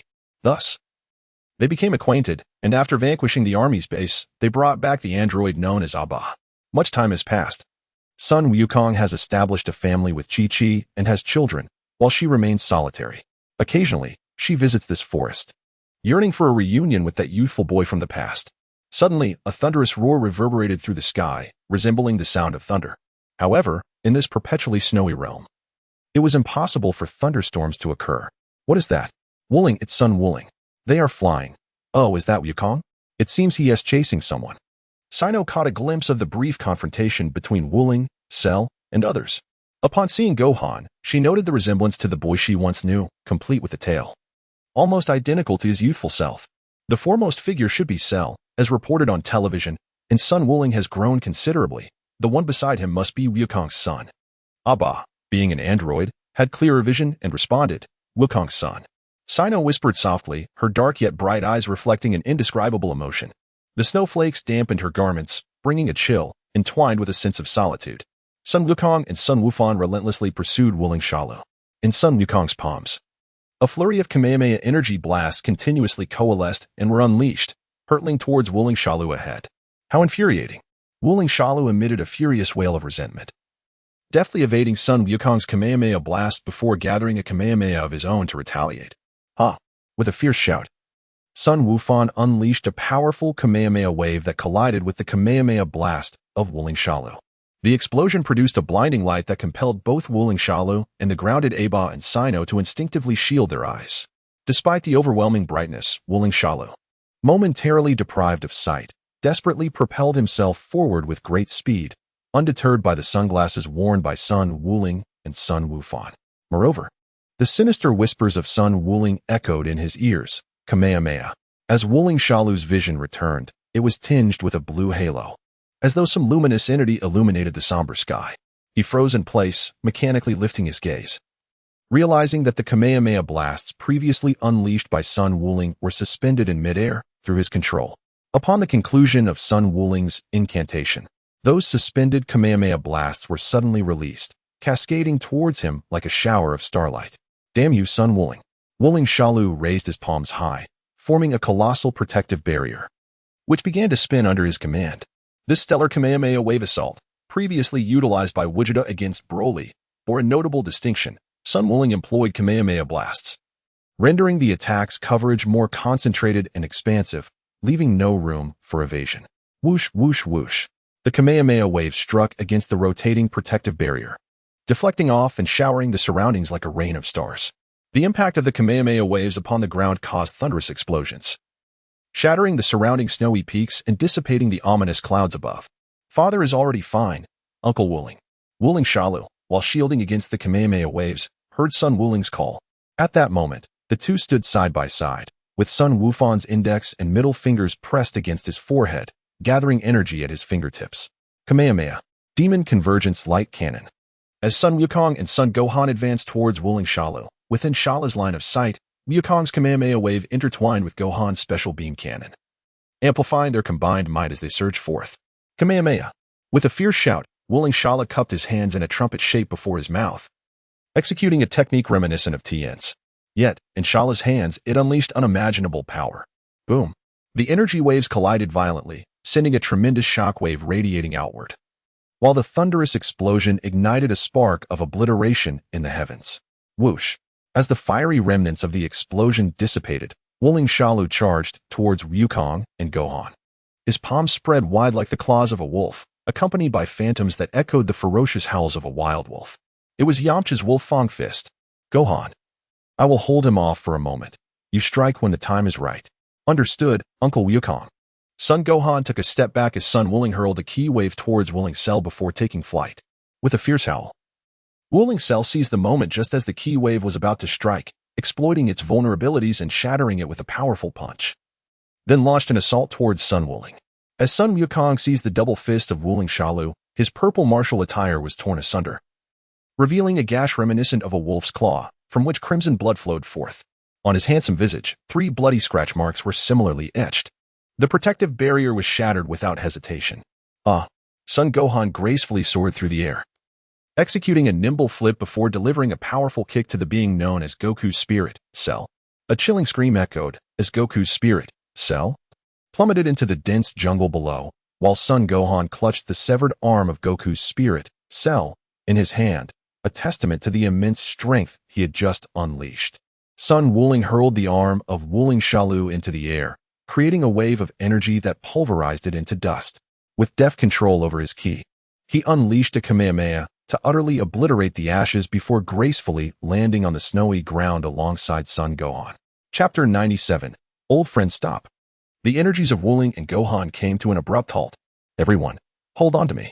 From afar, Sun Wukong urgently called out to the others, teleporting swiftly to the side of Sun Wuling and Son Gohan. A chilling aura sent shivers down the spines of Yamcha, Tien, and all present.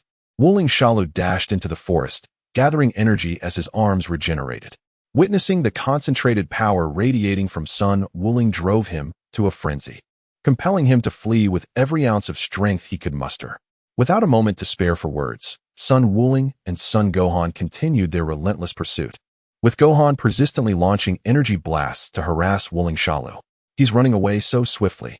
The radiance emanating from Sun Wukong's pineal gland dissipated as he soared through the skies at an astonishing speed, rendering the release of the ultimate domain utterly incapable of capturing Wuling Shalu. The wounds inflicted upon him were a result of Wuling Shalu's attack using Yamcha's Wolf Fang Fist.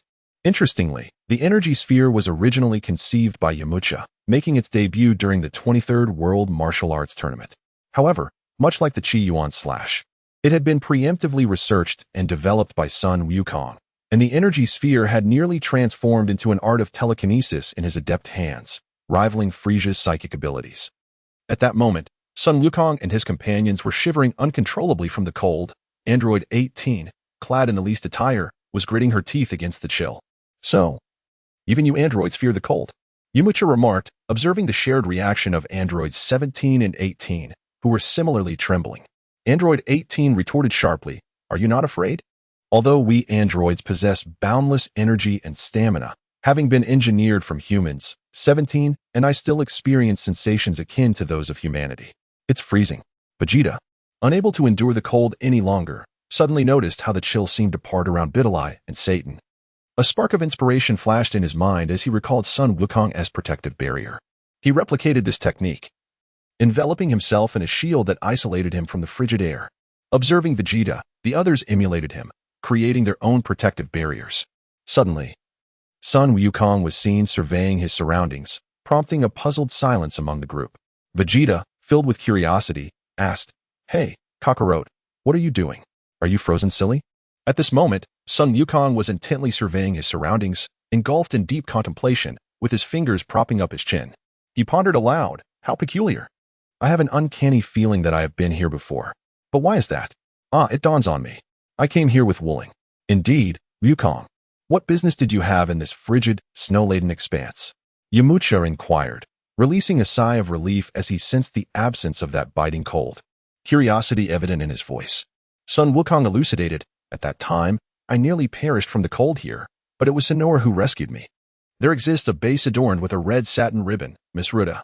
After Wuling and I dismantled it, we made the acquaintance of Aba. By the way, Aba is also an artificial being, much like you, number 17 and number 18. Aba, the android number 8 that Wukong has mentioned." Number 17 and number 18 recalled Wukong's previous words. Indeed, android number 8 had also attained freedom and was residing here. Suddenly, a voice rang out, drawing everyone's attention. They turned to see a girl with flowing red hair, exuberantly greeting Sun Wukong as she sprinted toward them, followed closely by a burly man, whose broad grin exuded a sense of wholesome warmth. "Ah, Sinor, Aba, it truly is here. It has been so long." Sun Wukong, brimming with excitement, waved his hand and called out to Sino and Aba. Aba, that man is android number 8. Android number 17, having also lowered the protective barrier, followed closely behind Sun Wukong. He was unaware of the reason, but a multitude of questions suddenly surged within him, eager to engage with Aba. Indeed, Sun Wukong had not lied. Android number 8 truly existed. He genuinely harbored sympathy for us androids, and his intentions were sincere. He truly wished to befriend us.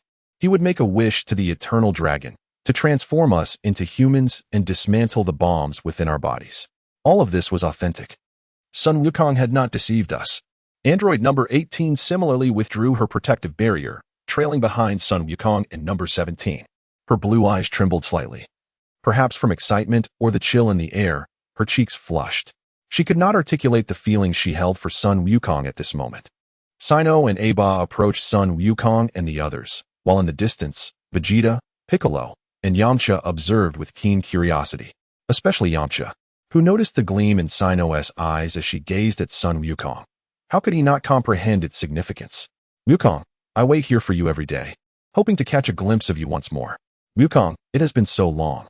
Sino's smile radiated brighter than ever, the sun hanging in the sky casting warmth upon the earth, enveloping her in a comforting embrace. Her words spoke volumes. The long years of yearning had culminated in this moment of reunion. Yet, the boy she once knew now had his own family, leaving her to conceal her feelings deep within her heart. In this remote mountain village, she had constantly prayed for the boy who had departed to return safely. Little did she expect that a chance to meet again would truly arise. Ha ha ha, Sino, I apologize. Usually, Wukong and I are immersed in training, and I completely lost track of time. How have you all been? Aba chuckled, his hearty laughter filling the air. We are all well, Wukong. We often hear news about you on television. Just now, Wukong was chasing after the cell mentioned on TV, right? Indeed, that is correct. Sun Wukong chuckled. Not only is he formidable, but he is also quite tenacious. At this moment, I am no longer his match. Just now, Wuling and Gohan were in pursuit of him. Curiously, Sinuo inquired of Sun Wukong, Gohan, is it true that you have bestowed your grandfather's name upon your own son? Yet, a fleeting shadow crossed her eyes. For even with prior knowledge, an ache lingered in her heart. Indeed, he replied. As Sun Wukong engaged in conversation with Sinuo, the eyes of the artificial beings A8, 17, and 18 met in silent understanding. A8 inquired, are you both like me? 17 and 18 nodded subtly. Indeed, 17 affirmed, I am 17, and she is 18. A8. The records from Dr. Gero indicate that you were deemed a failure and presumed dead. We learned of your existence from Sun Wuling, though initially, we were skeptical. However, upon seeing you now, it appears that Sun Wuling was indeed telling the truth. You may call me A8, he replied, a hint of disappointment in his voice. I never imagined that after Wuling and Wukong dismantled the Red Ribbon headquarters, the research on androids would persist, and that human modifications would continue. A8 expressed his dismay. That old fool, Dr. Gero, has even transformed himself into an android, seeking immortality. Humph, that cell is yet another abomination of his creation, 18 remarked, gracefully sweeping her golden locks aside with a disdainful huff. Chapter 98. Maturity sharing their experiences as androids, A8, 17, and 18 engaged in a lengthy discussion. A8 recounted his encounters with Sun Wuling and Sun Wukong, his face lighting up with an innocent smile at the mention of them. Wuling and Wukong are my dear friends, and everyone in the village has been wonderfully accepting of me, even after learning my true identity. I am now the village chief. His endearing smile was pure and immediately likable. Suddenly, the ground trembled violently, felt by Sun Wukong and others, including Chi-Chi from Bowsy Mountain, 16. And even the deities in the heavens, including Bobo. The gods observed the unfolding events on Earth, noting the increasing threat posed by Cell. What is happening on the lower realms? The energies of Wuling, Gohan, and Cell, why has Cell's power surged so dramatically? Bobo inquired urgently. The god replied, just moments ago. That creature Cell attempted to obliterate the Earth, but fortunately, Sun Wuling and Gohan thwarted him, though it allowed the monster to escape. If he reaches maturity, the Earth will be doomed. The deity, grasping his staff with a sense of helplessness, resolved to take decisive action, acknowledging this might be the very purpose of his existence. Piccolo, it seems everything is returning to its primordial state. Meanwhile, Sun Wukong, with Sun Wuling and Gohan, reappeared in a flash. Gohan's martial attire appeared somewhat tattered. while Sun Wuling's upper garment was completely charred, leaving him looking quite disheveled, supported by Gohan. Wuling, Master Wuling, Piccolo, and the others rushed over, with Sun Wukong and Sinuo hastening to join them as well. After consuming a celestial being, Sun Wukong's strength was instantly restored. Even the wounds on his previously injured face and shoulder, inflicted by Cell, healed completely. What exactly transpired? Sun Wukong, how did Cell suddenly become so powerful? Vegeta inquired of Sun Wukong, as he sensed Cell's aura, now ferocious and imbued with a destructive force, no longer concealed. Sun Wukong cast a glance at Son Gohan and replied, "Just now, Cell transformed into a Super Saiyan, possessing the cells of a Saiyan within him. His power surged dramatically, akin to yours, increasing by 50-fold. He nearly obliterated the Earth, but at the last moment, I redirected Cell's attack into the Ultra Instinct realm."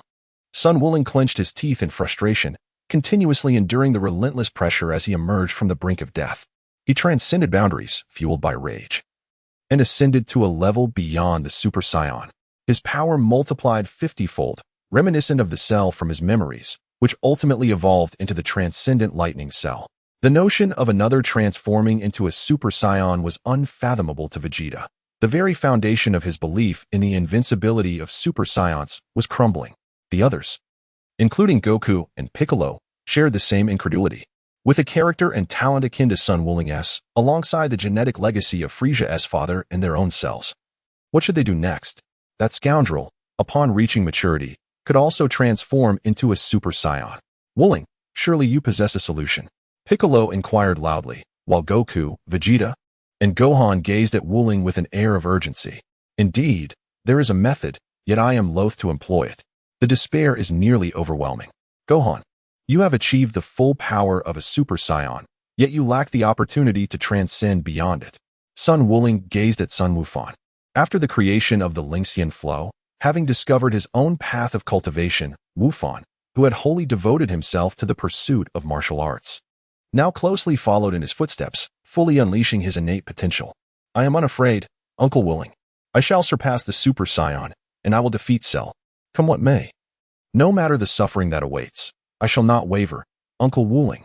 Sun Wukong gazed steadfastly and resolutely at Sun Wuling, declaring earnestly, I will undoubtedly surpass the Super Saiyan. Only then can I defeat Cell. Sun Wukong finally nodded, and from his pineal gland emerged a stream of silvery energy, coalescing along his arm and gathering within his palms to form a transparent crystal orb. He gazed solemnly at Son Gohan and declared, Gohan, this is the energy crystal I have conjured through hypnosis. Everything you witness within the realm of hypnosis may soon manifest into reality, Gohan. Sun Wukong conjured a protective barrier, enveloping Son Gohan, ensuring that his presence remained undetectable to Wuling's Cell. Son Gohan nodded, transforming into a Super Saiyan, his steady aura exuding no trace of instability. Entering a state of full power. Crushing the crystal in his hand, a surge of silver energy flooded into his mind. What was the missing catalyst for Son Gohan? It was none other than fury. Hypnosis is not solely within the realm of Sun Wukong, Master Roshi, the Supreme Kai. And even Son Goku possessed this ability. It's not an overly sophisticated technique. Ah, Sino. Sun Wuling had only just noticed the presence of Sino and ABA, greeting them with a smile and embracing ABA with a sense of excitement. It's been a while, ABA, Sino. Indeed, it's been quite some time, Wuling. Sino and ABA responded with smiles.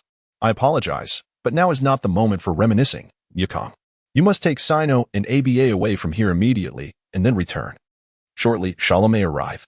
Understood. Sino and ABA quickly nodded, and Sun Wukong hurriedly led them away, teleporting them back to the village before returning swiftly.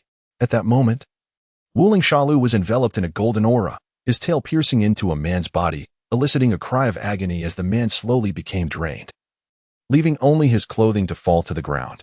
Garments were strewn everywhere, chaotic and dense, and with Wuling Shalu's presence, the eerie silence of the village was infused with a sense of desolate melancholy. Wuling Shalu's form expanded, his visage morphing once again, now resembling Sun Wuling as if sculpted from the same mold. His tail curled beneath his wings as he erupted into maniacal laughter, the surroundings bursting forth with golden energy. At last, haha, I have finally matured. Not only that, but I have also attained Super Saiyan. Haha, Sun Wuling, I shall no longer fear you. Wuling Shala sensed the presence of Sun Wukong and the others, particularly as they showed no intention of concealing themselves. He propelled himself toward them at high speed. Oh, you're not even trying to hide yourselves? Haha. Sun Wuling, are you all fools? Or are you simply afraid that I will unleash a massacre, destroying the city to draw you out? I have matured now. Prepare yourselves, for I shall cleave you all with my key blade. Chapter 99. Super Saiyan 2 Shalu is flying toward us. Moreover, his energy is even more formidable than before. A bead of cold sweat formed on Trunks' forehead. It had only been 2 days, and he possessed the cells and techniques of Sun Wukong and the others, endowed with the same talent and intellect as Sun Wuling. He has reached maturity. Can we truly rely solely on that kid Gohan? Can he really surpass Super Saiyan? Vegeta, feeling an overwhelming sense of pressure, gritted his teeth and shouted at Sun Wuling. Sun Wuling remained silent, observing the tears cascading from Sun Wufan's tightly shut eyes within the protective barrier. In that moment, Sun Wuling unveiled a brutally harrowing vision to Wufan, the excruciating sight of his most cherished one vanishing before him. Such a profound sense of anguish was capable of driving a person to the brink of madness. Ha ha ha ha, Sun Wuling.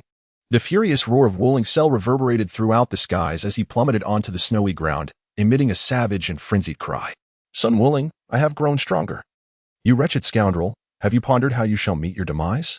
Wuling Cell clenched his fists, radiating an aura of brutal madness that compelled Vegeta, Trunks, and others to instinctively retreat several paces. At this moment, Sun Wukong also forced a smile and remarked, You are indeed formidable, Cell. Hee, Gohan. It seems everyone is relying on you. At this moment, Sun Wuling remained as tranquil as ever, his expression unchanged, his right hand steadfastly upholding the protective barrier, casting a serene smile towards Wuling Shalu. Shalu, are you not curious why we have chosen not to conceal ourselves? Wuling Shalu was momentarily taken aback. The sight of Sun Wuling's usual demeanor evoking memories of a time in the North City, when he had ruthlessly vanquished a counterpart of Trunks, reducing him to ashes. What cunning scheme do you possess? Or have you conjured some peculiar technique to confront me? Wuling Shalu instinctively recoiled, trembling, as the deep-seated fear etched into his very soul resurfaced. Why is it that, despite having reached maturity, you remain unafraid? Sun Wuling, you should be trembling with fear like those others. Why is it that there exists a method to contend with my matured form? Wuling Shalu's mind screamed. The indifference exuded by Sun Wuling inciting his ire, a desire to rend his face asunder. Ah, that is Son Gohan. Why does Sun Wuling shield him with a barrier? I wonder why Gohan's energy has suddenly dissipated, and yet Sun Wuling chooses to act in this manner. Truly, Mr. Wuling stood there, doing nothing, yet still instilling such dread in Shalu. And Mr. Goku, too, showed no signs of fear. Mother had always said that with Wuling and Goku present, the androids would not dare to act recklessly. At that moment, Trunks observed the interaction between Wuling Shalu and Sun Wuling, and a sense of calm washed over him. Even his fear of Wuling Shalu diminished significantly. It felt as though the presence of Goku and Wuling had fortified his resolve. Wuling Shalu erupted in laughter, gazing at Sun Wuling, and declared, Sun Wuling, regardless of your methods, they hold no weight against my matured self. I can now transform into a Super Saiyan like Goku and Vegeta. Do you hear that? Sun Wuling, I am no longer afraid of you. Very well, Gohan. I apologize for subjecting you to this torment. Sun Wukong lifted the protective barrier, leaping backward to stand shoulder to shoulder with Sun Wukong and the others. Ah! In an instant, Sun Gohan's aura erupted, radiating a golden glow that crackled with immense power. His golden hair grew slightly longer, and the tears in his eyes vanished as the energy surged around him. The surrounding snow-covered forest shattered under the overwhelming force of Gohan's unleashed aura. As Gohan's furious roar echoed, the intensity of his energy swelled even further, causing beads of sweat to form on the forehead of Cell. What was happening? Sun Wukong and Sun Wuling instinctively steadied their forms, resisting the force of Sun Wufan's overwhelming energy. At that moment, Vegeta gazed in disbelief at Sun Wufan's appearance. Is that also a Super Saiyan? How can he possess such strength, entirely on a different plane? Could it be the power that transcends that of a Super Saiyan? At this moment, Sun Wukong steadied his form and spoke to Sun Wuling, who stood beside him. Wuling, is this what it means to transcend the Super Saiyan? You were right. Gohan possesses a potential that surpasses even my own. At this moment, Sun Wukong stepped back, creating a deep pit in the ground as he steadied himself. He gazed upon Son Gohan, a smile gracing his lips, and remarked, This is the realm beyond Super Saiyan, a further evolution known as Super Saiyan second grade. How familiar the scene feels. In his heart, Sun Wuling pondered, clad in a purple martial arts uniform identical to his own, with flat long boots and a blue belt. embodying the form of Super Saiyan 2. Yet, the Wuling Sharu before him was not the Sharu he had recalled from memory. You were Son Gohan. The aura emanating from Wuling Sharu gradually faded into silence, as Son Gohan's explosive energy descended upon him like a bucket of cold water, extinguishing the fervor that had ignited within him. The brutal sensation brought forth by the Super Saiyan transformation vanished in an instant. The character of Son Wukong's son has undergone a profound transformation. The gentleness that once defined him has vanished. His cold, piercing gaze is now laden with murderous intent as he confronts Wuling and Cell. In this moment of unrestrained fury, it appears as though he is poised to obliterate everything in his path. What has happened, Cell? Have you truly forgotten me after merely a few minutes apart? As Son Wukong approached the being known as Wuling Shalu, he strode forth as if on a leisurely walk, a maniacal grin stretching across his face, reminiscent of a cat toying with its prey. Why have you suddenly become so formidable? I refuse to believe it. I am the strongest, the most perfect being. Wuling Shalu exclaimed in a fit of rage. With a surge of energy, he unleashed a Kigen slash directed at Son Wukong. The air sliced through with a sharp whoosh. Son Wukong, well acquainted with this technique and fully aware of its weaknesses, prepared himself. Just as the Kigen slash was about to strike, he clenched his fists, manipulating the energy to halt the attack effortlessly upon his palms. With a sudden surge of power, he shattered the Kigen slash into fragments and advanced steadily toward Wuling Shalu. What's wrong? Are you afraid of me? He taunted, casting a scornful glance at his opponent. In a swift leap, Son Wukong propelled himself forward with blinding speed, leaving Wuling Shalu no chance to react. The latter's eyes widened in disbelief as he failed to perceive Son Wukong's form. In a moment of astonishment, the onlookers beheld Son Wukong's right fist pierce through Wuling Shalu's chest, purple blood gushing forth uncontrollably. At this moment, Son Wukong's expression was devoid of any emotion. Wuling Shalu let out a wretched howl of despair. Even in his matured state, he was utterly overpowered by Son Wukong, who had now transformed into a Super Saiyan 2. What is this? Is the power of the ultimate android so insignificant, Shalu? I shall not grant you the opportunity to devastate the earth. Instead, I will relish in tormenting you, allowing you to struggle in agonizing despair before meeting your tragic demise. The sinister whispers of Son Wukong instilled a profound fear in Wuling Shalu, causing him to tremble uncontrollably. His entire being shook, and he spat forth purplish blood from the corners of his mouth. In Chapter 100, Instant Transmission, the sheer magnitude of Wukong's current power was revealed as he dispatched the matured Shalu with a single blow. Yamcha stood in astonishment, unable to fathom the extent of Wuling Shalu's strength. To his perception, Wuling Shalu was as formidable as a monster, surpassing even Son Wukong and Son Wuling. Yet now, Son Wukong's power eclipsed that of this monstrous entity. Hey, Son Wuling, what kind of hypnosis have you cast on Wukong? It has transformed him into a Super Saiyan 2. Vegeta inquired of Son Wuling, his gaze filled with urgency, the intent unmistakable. Do not dwell on that now, Vegeta. Only when you can naturally and calmly maintain the Super Saiyan form will you be able to control Super Saiyan 2. Otherwise, the mere weight of your negative emotions could drive you to madness. Son Wukong's words are not mere fabrications. Transforming into a Super Saiyan is not simply a matter of augmenting one's power. It requires a corresponding mindset as well. Currently, Gohan, who can maintain the full power of a Super Saiyan, has undergone significant changes in temperament and various aspects since his ascension to Super Saiyan 2. He must naturally and peacefully embody the essence of a Super Saiyan. Vegeta reflects on Gohan's former state. If he could attain such a level, might he also, like Gohan, achieve the form of Super Saiyan 2? Son Gohan withdrew his fist, gently shaking off the bloodstains that marred his arm. Wuling Cell clutched his chest, retreating continuously. His eyes filled with bloodshot fury as he beheld Son Gohan, who stood only half his height, with an expression brimming with hatred and rage. With the cells of Piccolo coursing through him, all his wounds healed instantly. Wuling Cell erupted with a golden aura, resembling that of a Super Saiyan. As he charged furiously towards Son Gohan, his fists and feet struck like shadows, relentlessly attacking Son Gohan. The more he failed to land a blow, the more his anger intensified, causing his energy to become increasingly erratic. Take this, energy cannon. Wuling Cell distanced himself, gathering his palms to unleash a golden energy wave aimed at Son Gohan, a technique reminiscent of Vegeta's prowess. Humph! With a disdainful snort, Son Gohan placed his hands on his hips and unleashed the Kamehameha without any preliminary charge, colliding it directly with the powered-up attack of Wuling Shalu. Gohan's Kamehameha effortlessly overshadowed Shalu's assault, A cry of anguish escaped Wuling Shalu as he was engulfed by Gohan's Kamehameha. It was a triumph. Yamcha gazed with exhilaration at the sight of Wuling Shala being consumed by the Kamehameha in the air. Shala's energy had completely dissipated. It was astonishing how powerful Gohan had become. Super Saiyan 2. Tien Shinhan clenched his fist and smiled. Yet, at that moment, both Sun Wuling and Sun Wukong furrowed their brows, sensing that something was amiss. At this moment, Sun Wufan was also taken aback. He observed the golden aura emanating from Wuling Shalu, swirling with arcs of electricity akin to his own, the power nearly matching his. Lightning Shalu. Indeed. It was unexpected for such a transformation to occur so swiftly. Fortunately, preparations had been made in advance. Sun Wuling gazed at Sun Wufan's tail, maintaining a facade of calm and composure. Shala's energy surged once more. Wuling, what are your plans? A cold sweat formed on Piccolo's forehead, as the situation had now far exceeded their expectations. Yet, upon seeing Sun Wuling's still placid demeanor, he could not help but inquire. With a smile, Sun Wukong produced a universal capsule and replied, "Of course I have one. When Vegeta first descended upon Earth, was it not I who inadvertently prompted him to unleash the artificial full moon? At that moment, I gathered data on the 17 million Hz Buzz light waves, and I took the liberty of crafting a simple device capable of emitting those very waves."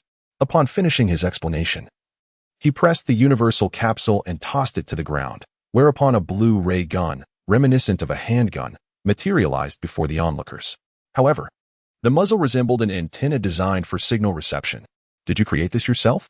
"Sun Wukong, how on earth did you accomplish that?" Vegeta inquired, his disbelief evident as he gazed at Sun Wukong. Sun Wuling gestured triumphantly and explained, "Of course, the mechanism of this gun is specifically crafted by me, emulating the adjustment device of your artificial full moon. I owe a great deal to your previous creation of the artificial full moon. Now, with just a gentle input of energy, I can unleash the 17 million Hz Buzz light waves that transform Saiyans into great apes, without expending excessive energy on the artificial moon. Is it truly possible for such a thing to be created?" Vegeta inquired, a smirk tugging at the corner of his mouth as he looked at Sun Wuling. He had heard from Bulma that Sun Wuling was not only inventive but also capable of creating artistic sculptures, including the intricate 19-layered ghostly sphere he had once carved. "Ah, it is merely a simple trinket. I have only scratched the surface of knowledge, not comparable to the likes of Dr. Brief or Bulma and the other scientists. Speaking of which, Vegeta, do you Saiyans only understand combat and destruction, never grasping the essence of creation, nor knowing how to enhance yourselves?" The words of Sun Wukong struck at Vegeta's very soul, leaving him utterly speechless. Every assertion made by Wukong rang true, and after his prolonged sojourn on Earth, Vegeta had come to grasp certain profound truths.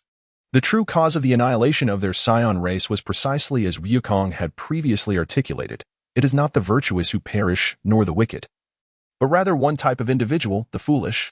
His father, King Vegeta, along with the remaining Saiyans, were indeed foolish, and it was this folly that led to their demise. At that moment, Wukong's son, Goten, suddenly erupted with a furious roar, abruptly interrupting Vegeta's contemplation. Goten's turbulent energy gradually stabilized and contracted as he mastered his aura, placing his index and middle fingers upon his forehead with a subtle smile, effectively suppressing the inherent brutality of the Saiyan nature. "Just wait. Soon, I shall become significantly stronger and then I will obliterate you." In an instant, he vanished, transitioning into a more mature form. Goten felt his mind become considerably clearer, even acquiring the ability to execute Goku's instant transmission. Instant transmission! Oh no, to the Bowsy Mountain. Everyone, quickly grasp my hand along with Goku's. Gohan, hurry over. The cries of Sun Wuling prompted Sun Wufan to hastily approach. Sensing the aura of Lanfang, he and Sun Wukong instantaneously transported themselves to the Bowsy Mountain. However, the mountain was not as dire as anticipated. It had not been subjected to the torment of Wuling and Cell. "Master Wuling, did Cell's energy suddenly dissipate? Have you managed to vanquish him?" Lanfang inquired as she handed Sun Wuling a new martial arts uniform for Sun Wufan. "No, he has reached maturity, and it seems he fled out of fear of my potential intentions. We initially thought he would come to Bowsy Mountain, but thankfully, he did not." Sun Wuling donned a fresh martial arts uniform, feeling a wave of relief wash over him. Thankfully, he had not arrived at Bowsy Mountain. Otherwise, everyone would have been in peril. Having reverted from his Super Saiyan 2 form, Sun Wufan, like Sun Wuling, changed into a new martial arts outfit and inquired, "Uncle Wuling, surely Cell has not left Earth, has he?" Chapter 101. those who were there. If that is the case, then it is a relief. Moreover, instant transmission cannot reach the living. My concern lies in the possibility of him lurking somewhere on Earth. However, if Cell is not at Bowsy Mountain, where could he be? Sun Wukong fell into deep contemplation, while others such as Piccolo and Sun Wufan surveyed their surroundings, discovering no signs of life. In the distant, secluded forest, flocks of birds descended, indicating the absence of any presence within the woods. Moreover, the earlier destruction of the training ground due to the skirmish between Sun Wukong and Sun Wufan lingered in his mind. Wait, the training ground. My training ground. Upon witnessing the devastation of his training grounds, which lay in disarray with numerous pits and hollows, Sun Wukong's jaw nearly dropped in astonishment. Biddy Lan Fong. What is the meaning of this? Who has ravaged my sacred training space? Sun Wuling's voice rose several notches, and his furious tone instinctively made Sun Wukong and Sun Wufan shrink their heads slightly. At that moment, Sun Wuling was utterly enraged. Bai Dili and Lan Fong, startled, immediately corrected their posture, standing at attention, thinking to themselves, indeed, he is furious. Without hesitation, Bai Dili betrayed Sun Wukong and Sun Wufan, saying, Master Wuling, do not blame us. It was all the doing of Uncle Wukong and Wufan. Uncle Wukong expressed a desire to see your training grounds. And then a fight broke out with Wufan. I could not intervene. As Sun Wukong was about to flee, he and Sun Gohan were instantaneously seized by Sun Wuling, who grasped the collars of their garments. Wukong, Gohan, I believe I have made myself clear. Sun Wukong revealed a seemingly benevolent smile, his eyes slightly squinted, imparting an impression of a smile that was more superficial than genuine. This prompted both Sun Wukong and Sun Wufan to nod in haste. Forgive us, forgive us. We lost track of time amidst the fray, they chuckled awkwardly. Sun Wukong and Sun Gohan exchanged an awkward smile. Sun Wukong released the two individuals and exclaimed with irritation. You two rascals, once the matter with Sherry is resolved, promptly restore my training ground. Otherwise, do not blame me for being impolite. Understood.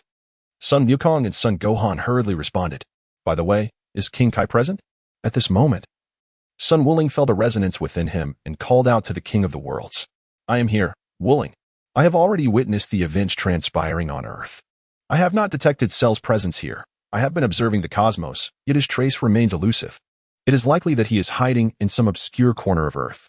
The response from the King of the Worlds caused Sun Wuling to furrow his brow in perplexity.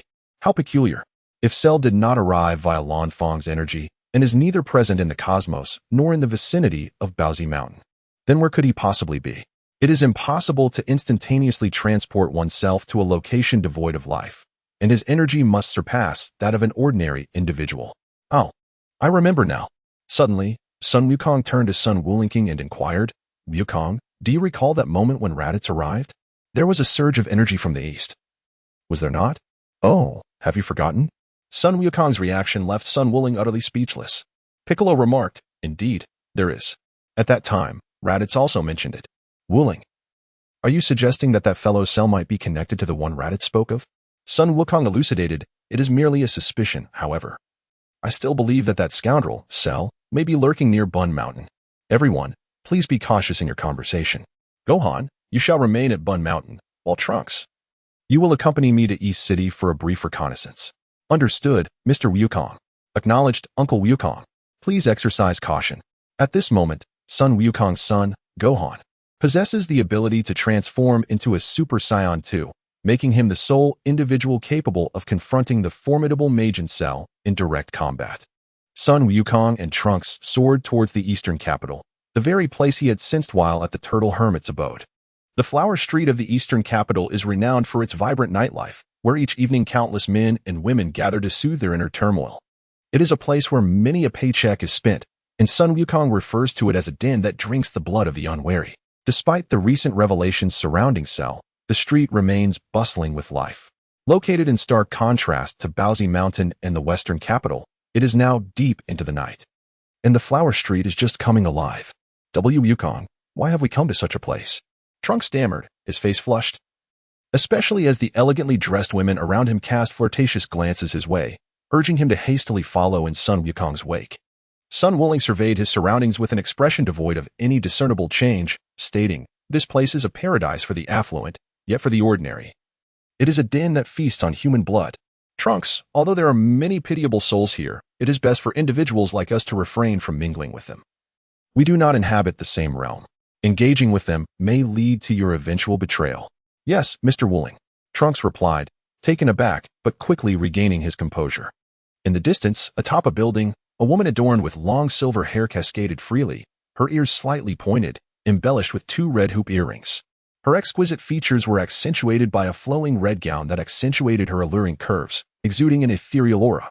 On her left ring finger rested a flawless silver ring, etched with ancient inscriptions, as her obsidian eyes fixated on Sun Wooling and Trunks traversing the street below.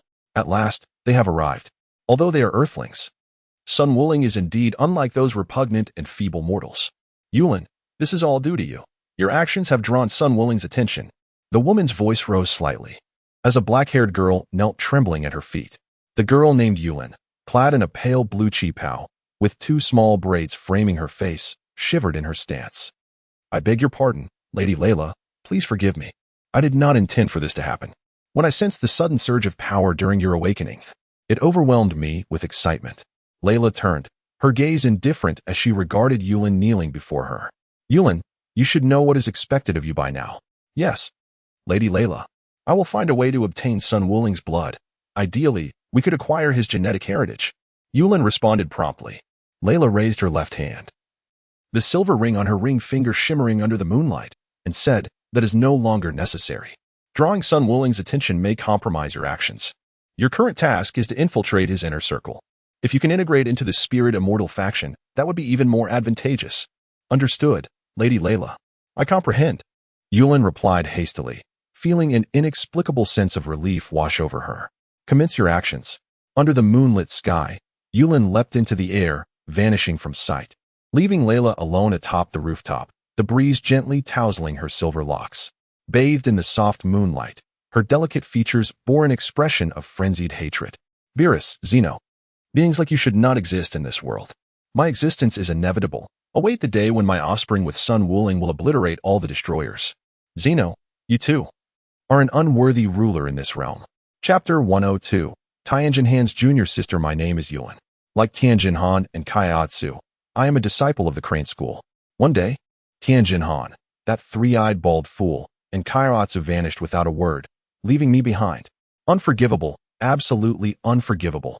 Why abandon me, you 3-eyed fool? And now you've married and have a child. This only deepens my disdain for you and all of your ilk. At this moment, Yulin stood on a lawn outside Flower Street, beginning her training as she recalled her encounter with Lady Layla. Upon learning of Tianjin Han and Kaiatsu's departure from the Crane School, she devoted herself to relentless training. Yet her progress was agonizingly slow. Her strength and talent were no match for Tianjin Han until she crossed paths with Lady Layla. When she first met Layla, Yulin felt as though she were in the presence of a goddess, exquisite, beautiful, and immensely powerful, as if she had stepped into a dream. However, when Lady Layla revealed her intentions for coming to Earth, the image of divinity shattered in Yulin's heart. To bear a child with Sun Wooling, yes, that was the literal interpretation of her words. Yulin was left perplexed, unable to fathom the reasoning behind it. Perhaps she would never comprehend Lady Layla's thoughts. In truth, Yulin believed that if Lady Layla simply confessed her feelings to Sun Wooling, he would likely agree, provided he was a normal man, that is. Lady Layla had unlocked her potential on that fateful day when extraterrestrials descended upon the Earth, and the sudden surge of power nearly overwhelmed her until Lady Layla intervened, instructing her to regain control of her energy and chastising her sternly. Even now, Yulin felt a lingering fear. To her astonishment, aside from Sun Wooling's companions, there were others with formidable energy. From the looks of your training, you must be of the Crane School. What is your connection to Tianjin Han? Wooling Sorrow's voice suddenly emerged from beside Yulin, causing her heart to race. He was the android continuously reported in the news. Android Sorrow. Even though Yulin had mentally prepared herself, she was still caught off guard. Energy surged within her as she assumed a battle stance, fixating her gaze on Wooling Sorrow. Meanwhile, Sun Wooling and Trunks strolled through Flower Street when Yulin's sudden outburst of energy startled them both. Trunks, grab hold of me. Trunks quickly seized Sun Wooling's shoulder, teleporting them to Yulin's location.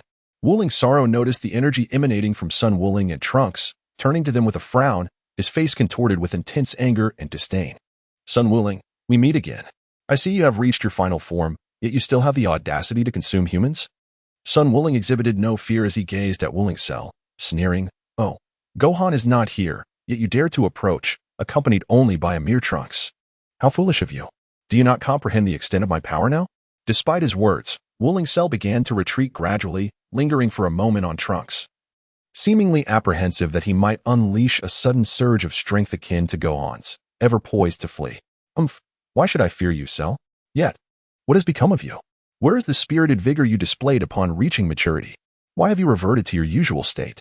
Sun Wuling detected the subtle movements of Wuling Shalu at that moment and felt a surge of amusement, showing no sign of fear whatsoever.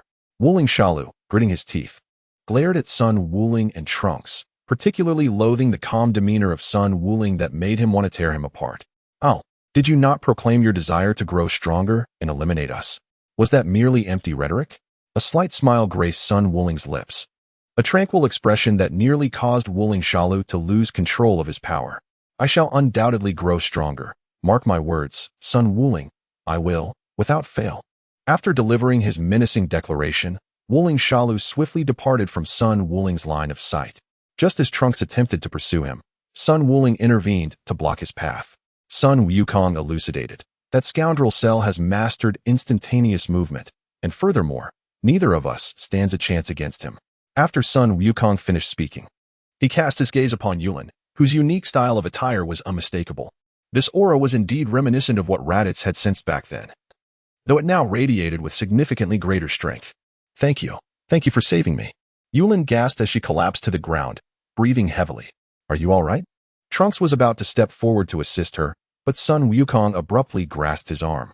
Under Trunks' astonished gaze, Sun Wukong directed his palm towards Yulin, his demeanor cold and indifferent, devoid of any trace of emotion. Who are you? When did such a person like you remain hidden on Earth? Sun Wukong, filled with caution, inquired, sensing an aura emanating from Yulin that surpassed that of Yamcha and was approaching that of Krillin and Tien Shinhan. Yulin felt a tightening in her heart, as if, at that moment, she comprehended why her Lord Layla would not openly confess like Sun Wukong. My name is Yulin, and I am not a villain. I am a disciple of the Crane School, and I am also the junior sister of Tien Shinhan, that three-eyed bald fellow. Sun Wukong, I am aware of you. You are friends with that scoundrel, aren't you? It is utterly impossible to directly express my desire to join the spirit school. The only strategy one have is to leverage my connection with Tien Shinhan and then bide my time, lurking by your side until the opportune moment arises. Tien Shinhan's junior sister? You are also a disciple of Master Crane? Sun Wuling contemplated for a moment and recalled the existence of a person named Tianjin Fan, a sister disciple who seemed to have once controlled Master Roshi using talismans. However, that period appeared to be rather late, as the tournament that would determine the fate of the universe was about to commence. At that moment, Yulin stood up, bowed to Sun Wuling, and expressed her gratitude, inquiring, I am immensely grateful for your assistance in rescuing me, Mr. Sun Wuling. Might I trouble you to inform me of the whereabouts of that three-eyed bald fellow, Tianjin Fan? Sun Wuling's did not respond immediately. Instead, his gaze scrutinized Yulin, making her feel somewhat uneasy, as if he truly could see through her. I cannot possibly divulge that to you. Tianjin Fan is my friend, but once we have resolved the matter with Shalu, I can arrange for him to seek you out. How could Sun Wukong possibly divulge the whereabouts of Tianjin Fan to Yulin? He and Tianjin Fan share a bond of friendship, while Yulin remains a stranger. Even though she possesses the charm and beauty of a lovely girl, her demeanor suggests potential harm to Tianjin Fan. He has ample justification to eliminate her without hesitation. Ultimately, it would be more prudent for Tianjin Fan to resolve the matter himself. Furthermore, residing in such a place, this Yulin is certainly not someone to be underestimated. Sun Wuling advised Yulin to master her aura, cautioning her against being detected by Wuling Shalu. Subsequently, without a hint of nostalgia, he teleported back to Baozi Mountain with 10 eggs. Now that he had clarified the identity of the individual mentioned by Raditz, the weight that had long burdened his heart finally lifted upon seeing Yulin. Chapter 103, The Time Chamber. At this moment, Yulin inexplicably sighed with relief. After the ordeal with Shalu, she planned to seek out Tien Shinhan, stir up some commotion, and use that as a pretext to discuss joining the Spirit Immortal School, thus successfully infiltrating Sun Wuling's inner circle. Meanwhile, Wuling Shalu soared through the skies, filled with indignation.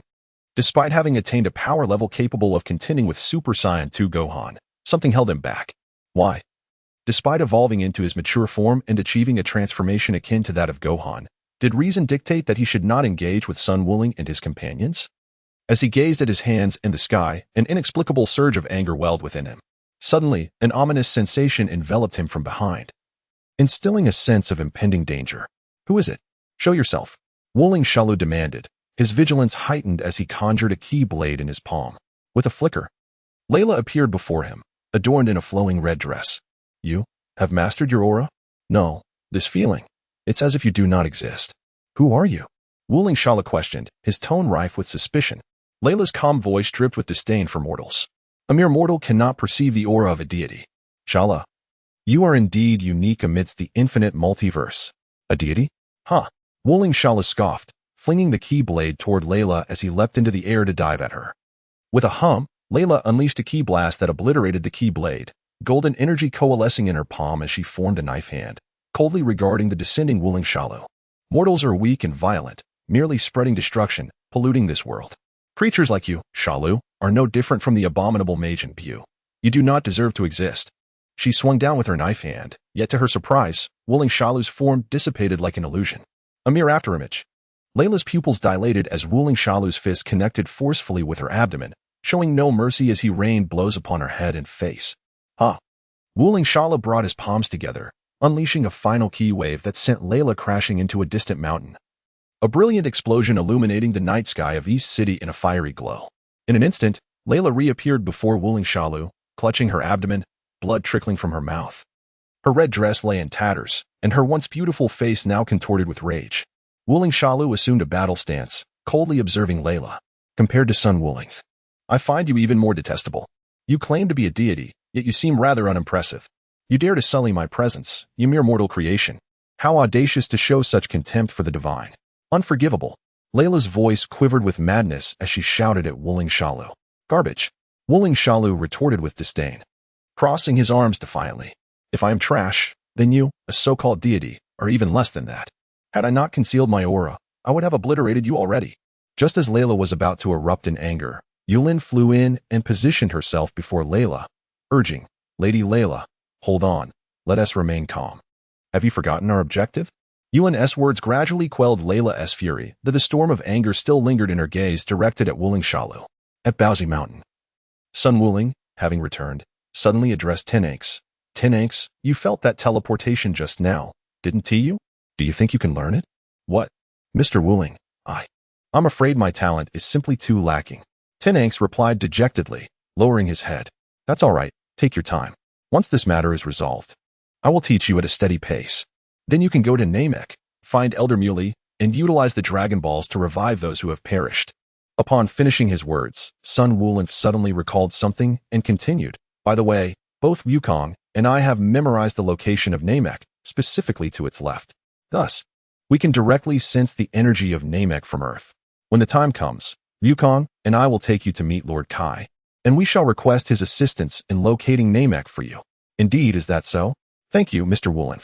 I am determined to master instant transmission, Trunks exclaimed, barely able to contain the excitement surging within him at the thought of his world and the possibility of those who had perished at the hands of the androids being resurrected. Piccolo and the others soon arrived, and Vegeta immediately inquired, Sun Wuling, could you also assist us with that method you used to transform Gohan into a Super Saiyan 2? Of course, there is no issue, since you have all made up your minds. Sun Wukong glanced at Trunks, Vegeta, and Son Goku, and, following suit, he once more concentrated to conjure 3 hypnotic crystals, which he then tossed to Vegeta, Trunks, and Son Goku. Use these once you are capable of unleashing your full Super Saiyan potential. However, I must caution you, the anguish of inner turmoil is truly difficult to bear. Sun Wuling gazed at Sun Wufan, who still carried a trace of anger and sorrow in his eyes, and reiterated firmly, by the way, Android 17, I need your assistance with something. I'm preparing to train in the hyperbolic time chamber. With the infinite energy of you androids aiding me, I can swiftly unlock my middle and upper dantians. When I emerge again, I won't allow Cell to act so arrogantly any longer. The words of Sun Wuling astonished Sun Wukong, who promptly inquired, Wuling, do you still intend to visit the hyperbolic time chamber? During that time, I could hardly endure even a month. Even you only managed to persevere for 2 months. The hyperbolic time chamber, what is that? Vegeta raised his head, looking at Sun Wuling and Sun Wukong, and asked with a puzzled expression. Sun Wukong elucidated. The hyperbolic time chamber exists within the celestial realm. a unique and inhospitable alternate dimension characterized by a gravity tenfold that of Earth. This expansive space bears a striking resemblance to our planet. Yet it possesses a significant temporal disparity. A single year within its confines equates to merely a day outside. What? Such a place exists? Sun Wuling. Why did you not mention this sooner? Vegeta exclaimed, directing his inquiry towards Sun Wuling after hearing Wukong's explanation. At that moment, Piccolo, not having merged with the Supreme Kai, remained oblivious to the existence of the hyperbolic time chamber. The environment there is exceedingly harsh. Those lacking strength and resolute may find themselves in peril, rendering a visit to the chamber futile, as it would only serve to squander precious time. After Sun Wukong finished speaking, he turned to Gohan and tossed him a universal capsule, saying with a smile, "Gohan, your strength is unparalleled. The Dragon Ball radar is entrusted to you. If you all achieve Super Saiyan 2, head to the place I've prepared to confront Cell. Perhaps by then, my intervention won't even be necessary." Chapter 104. Potential. If I were to normally break through to the middle Dantian and then to the upper Dantian, it would take about 7 or 8 years. However, with your infinite energy, number 17, I believe it could be accomplished in approximately a year. Sun Wuling addressed number 17. Is that so? After speaking, number 17 glanced at number 18, who was leaning against the wall with her arms crossed, and remarked, "I think number 18 might be more suitable for this than I am." Number 18 responded, "What? Number 17, what are you talking about?" Sun Wukong, "What? The 17th? What are you talking about?" As Sun Wukong and Android 18 spoke in unison, their voices intertwined harmoniously. Under the radiant sunlight, they exchanged glances. And as Android 18 gazed at Sun Wukong, an inexplicable flutter surged within her, causing her cheeks to flush slightly. Do not misconstrue this sensation. It was sheer irritation. Sun Wukong quickly addressed number 17, saying, "What are you talking about, number 17? The environment in the hyperbolic time chamber is harsh. How could number 18 possibly endure it?" Sun Wukong's words momentarily displeased Android 18. She gently swept aside her golden hair and, with a questioning tone, inquired, "Sun Wukong, what do you mean? Are you implying that I am merely a decorative object?" Sun Wuling was taken aback, sensing that his words might have been somewhat ambiguous. He quickly clarified, "Of course, there is no issue with number 18. After all, there are differences between men and women. Furthermore, it is likely that we will be staying there for more than a year. Haha, it's all fine. There are bathrooms, 2 beds, and ample food available. Let's have number 18 accompany you." Wuling. Sun Wukong's words left Sun Wuling wide-eyed. "Hey, I am speaking of the distinction between male and female." The distinction between male and female. Sun Wukong gritted his teeth, nearly on the verge of shouting. Piccolo concurred, adding, "Since Goku has said so, let Android 18 accompany you." Wukong. Girls tend to be more meticulous, much like Videl. Their mastery over natural energy may surpass that of the boys. Sun Wuling directed his gaze towards Piccolo, inwardly scoffing. "Are you implying that you consider yourself a girl?" Piccolo. "Wait, that seems to implicate me as well." Meanwhile, Videl enthusiastically exclaimed, "Exactly, Master Wuling. Let Sister Android 18 accompany you. You must unlock all your body's energy points. Defeat that nefarious villain, Cell, and make him regret ever existing." "Humph, Sun Wuling. With Kakarot saying this, what are you still pondering?" As Piccolo suggested, "Videl, this little girl, possesses the ability to absorb natural energy just like you. Perhaps girls truly find it easier than us men to harness the natural energy you speak of." At this moment, Vegeta, fueled by a fierce desire for retribution, felt an inexplicable satisfaction upon witnessing Sun Wuling's bewildered expression. Truth be told, Sun Wuling's appearance bore an androgynous charm, leading Vegeta to fantasize about dressing him in feminine attire and capturing photographs for revenge. Oh, could it be that you, Sun Wuling, believe in the differences between genders, and perhaps harbor inappropriate thoughts towards Android 18? A grin of uncontainable delight spread across Vegeta's face, especially as he reveled in Sun Wuling's predicament, which brought him even greater joy than his own transformation into a Super Saiyan. Sun Wukong was momentarily taken aback by a remark from Vegeta. He turned his gaze to find Android 18 observing him intently. If even Android 18 was indifferent, why should he concern himself any further? Having a captivating beauty around was rather delightful, after all. Upon reflecting on this, Sun Wukong prepared some items to take with him and, accompanied by Android 18, was about to depart when he addressed Piccolo, saying, "By the way, I have taken all from my home. One must not place all their eggs in one basket." Master Karen must have a considerable supply of. Do not forget to retrieve them. Having said this, he and Android 18 sensed the energy of the Supreme Kai and Bobo, and instantaneously transported themselves to the heavenly realm. Wukong, you must hurry and bring back the... Piccolo urged upon hearing Sun Wukong's words. Yes, I am aware. Sun Wukong placed his 2 fingers on his forehead and instantaneously transported himself to Master Gallon, retrieving a total of 95 spirit beans, more than sufficient for his needs. At this moment, the eastern capital remained shrouded in darkness. Under the persuasion of Yulin, Layla set aside her usual haughty demeanor. Cheryl, do you not feel that your maturity and power is still insufficient? Layla's tone remained cold, reflecting her long-standing position of authority, which upheld her inner pride and dignity.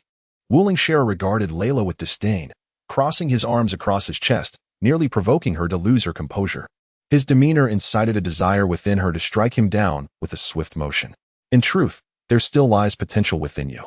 Although you lack Frisia's cells, the presence of cooled cells, combined with your Super Saiyan transformation, can elevate you to new heights. Cooled? Is that the alien? Wuling Shara furrowed his brow in confusion. Examining his hands, did the cells of the extraterrestrial known as cooled fail to fully manifest his inherent potential? I can aid you in unlocking all the potential within you. But I must caution you, even if you fully develop your potential, you will still be unable to defeat Sun Wuling. Layla's words widened Wuling Shara's eyes in disbelief. What did you say? Ha, that's a joke. Sun Wuling is no longer my opponent. You claim that even if I unleash my potential, I would still fall short of Sun Wuling? You must be a charlatan. No, a lunatic. Wuling Shara's laughter caused Layla to clench her fists tightly, the silver ring adorning her ring finger shimmering under the moonlight. If that is the case, then why do you still fear him? You did not dare to kill him earlier. Why then, do you run away? Layla's words struck a sensitive chord within Wuling Shara. In a fit of anger, he retorted. Who knows what tricks that bastard has up his sleeve? He even concealed Gohan's energy. If I hadn't managed to break through at the last moment, I might have perished at Gohan's hands. Dr. Gero was right. Sun Wuling is indeed the most wicked and despicable being in the world. Yulin quietly remarked to Layla. It seems he is indeed afraid. My lady, I did not expect Sun Wuling to instill such fear in him. Layla nodded in agreement, the silver ring on her finger glinting in the moonlight as she gazed at Wuling Shara.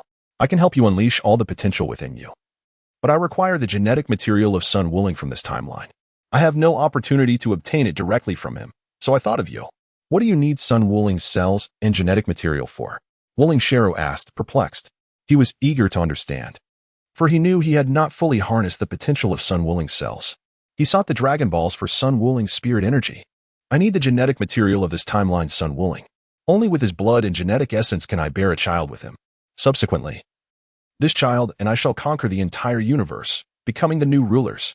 At this moment, Layla shed her earlier aloofness and pride, revealing a hint of madness in her words, which left Wuling Shara utterly astonished, as if his jaw might drop to the ground, shocking him profoundly. You must truly be insane, Wuling Shara exclaimed, pointing at Layla in disbelief. A self-proclaimed deity, who scorned mortals yet desired to bear a child with one, was a contradiction of the highest order. I believe you should directly tell Sun Wuling. He might be quite willing to oblige. Dr. Gero's records indicate that Sun Wuling is quite adventurous. Layla coldly retorted, adventurous, yet still in his child form. Adventurous, yet still able to suppress Saiyan Sun Wukong as a mere earthling. I have yet to encounter him in any of Earth's bustling districts. While I have seen many of the earthling Yamcha, who is quite similar to Sun Wuling, perhaps that bastard Sun Wuling is not what he seems. Wuling Shara nodded in agreement. As for whether Sun Wuling lacked women, Yamcha could rally many to his side, if Sun Wuling desired. He would certainly not be short of admirers. Very well, I shall provide it to you. The more I see Sun Wuling suffer, the happier I become. I am also curious to see what kind of child a lunatic like you and Sun Wuling would produce. Wuling Shara's spiritual eye opened, extending his palm and slicing it with a finger, allowing blood to fall. Using his energy manipulation, he separated Sun Wuling's blood, then employed Piccolo's magic to conjure a small vial to contain it before handing it to Layla. Layla accepted it as if it were a precious treasure, carefully stowing it away. As for Wuling Shara's comments, she paid them no heed. After all, she was a deity and would not quibble over the desires of a mere mortal. Next, Sun Wuling would enter the hyperbolic time chamber with the android number 18. This place, a realm detached from reality, allowed for a year inside to equate to a mere day outside. However, fully developing potential would still require over 20 hours of patience. They must remain vigilant, should their energy be sensed by Sun Wukong and the others. All efforts would be in vain. Over 20 hours? Fine, I will trust your words, but wait for me a moment. Wuling Sheru's tail unfurled, and a small Sheru materialized. Handing him the Dragon Ball radar. Gather the Dragon Balls before I return. That fool Bulma carelessly left behind a cracked radar, and they surely won't suspect anything. Conceal your energy well, and do not be detected. With a chuckle, the small Wuling Sheru took the radar and vanished from sight, beginning his quest to collect the Dragon Balls. Now, how will you help me unlock my potential? Wuling Sheru inquired of Layla. Follow me. Layla transported Wuling Sheru instantly to an unknown planet, commencing the process of unlocking his potential. Inside the hyperbolic time chamber, after greeting Bobo and the Supreme Kai, Sun Wuling led number 18 inside. The chamber was well equipped, featuring 2 beds, a bathroom, kitchen, restroom, and ample food. Number 18 surveyed her surroundings, feeling an overwhelming weight upon her, remarking, "Is this 10 times gravity? It certainly feels much heavier than on Earth, and it's quite warm." Sun Wuling spread his hands and remarked, "The conditions here are exceedingly harsh. During the day, temperatures can reach around 50 degrees, while at night, it plunges to a frigid -40. The temperature fluctuations are particularly extreme, and most importantly, following the direction indicated by Sun Wuling. No. 18 curiously ventured outside the room. The vast expanse of pristine whiteness, seemingly endless, caused her pupils to slightly dilate. Is this a world even more expansive than Earth? Turning back to Sun Wuling, she contemplated the prospect of enduring such an environment for over a year. Those with even a hint of fragile willpower would likely find it unbearable. Indeed, Sun Wuling cast forth a universal capsule, from which emerged a jar brimming with celestial beings. Addressing number 18, he declared, "In the ensuing moments, I shall impart to you the technique of harnessing natural energy. Your boundless energy reserves will enable me to gather this essence more effectively and swiftly. I implore you." Number 18. Very well. Number 18 commenced her studies in the art of energy accumulation. The process of gathering energy was by no means arduous. Any being capable of controlling their own energy could effortlessly amass it. However, as an artificial being, number 18 possessed infinite energy, allowing her to continuously assist in this endeavor. Within mere moments of absorbing Sun Wuling's instructions, she grasped the technique. Although she could gather natural energy, the destructive potency akin to Sun Wukong's spirit bomb remained beyond her reach. "Do you wish for me to channel this into your body?" Number 18 inquired, gazing at the 2 orbs of natural energy forming in her palms, casting a curious glance at Sun Wuling, who was meditating in midair. "Indeed, let us commence." Upon the completion of Sun Wuling's words, number 18 directed the energy from her palms into his body. Sun Wuling emitted a muffled groan, enduring the pain as he concentrated this natural energy in the middle dantian. Number 18, proceed once more. Sun Wuling, having successfully opened the lower dantian, now possesses a physique and strength significantly superior to his former self. Gone are the days when he required an entire month to assimilate the natural energy. Even Piccolo has reduced this duration to a mere 3 days. The bright blue eyes of number 18 observed the beads of sweat forming on Sun Wuling's forehead, sensing that this method must be quite painful. "Sun Wuling, you appear to be in considerable discomfort. Truly, you need not exert yourself to such extremes. This manner of absorbing natural energy must be quite agonizing." A peculiar unease stirred within number 18, particularly at the sight of Sun Wuling enduring the pain, which evoked an inexplicable sense of distress in her. "Number 18, I am but an earthling. I lack the Saiyan bloodline of Goku and Vegeta. I have no desire to wish for a blood transfusion through the Dragon Balls.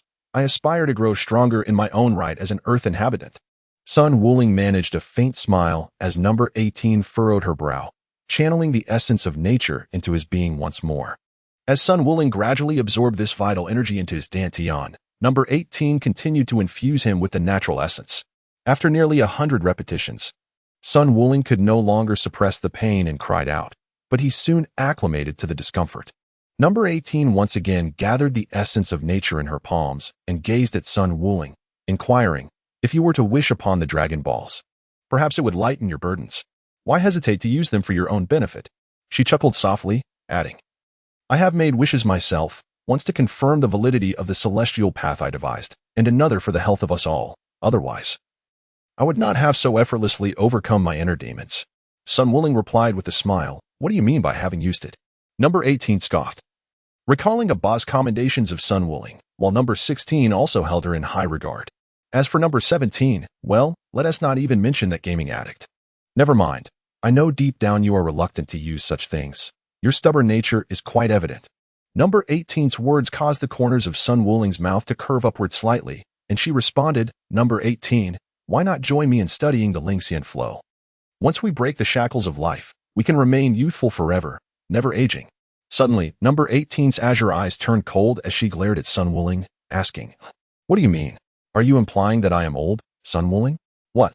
Number 18's remark left Sun Wuling wide-eyed in astonishment, and she exclaimed in English, nearly losing her balance in midair.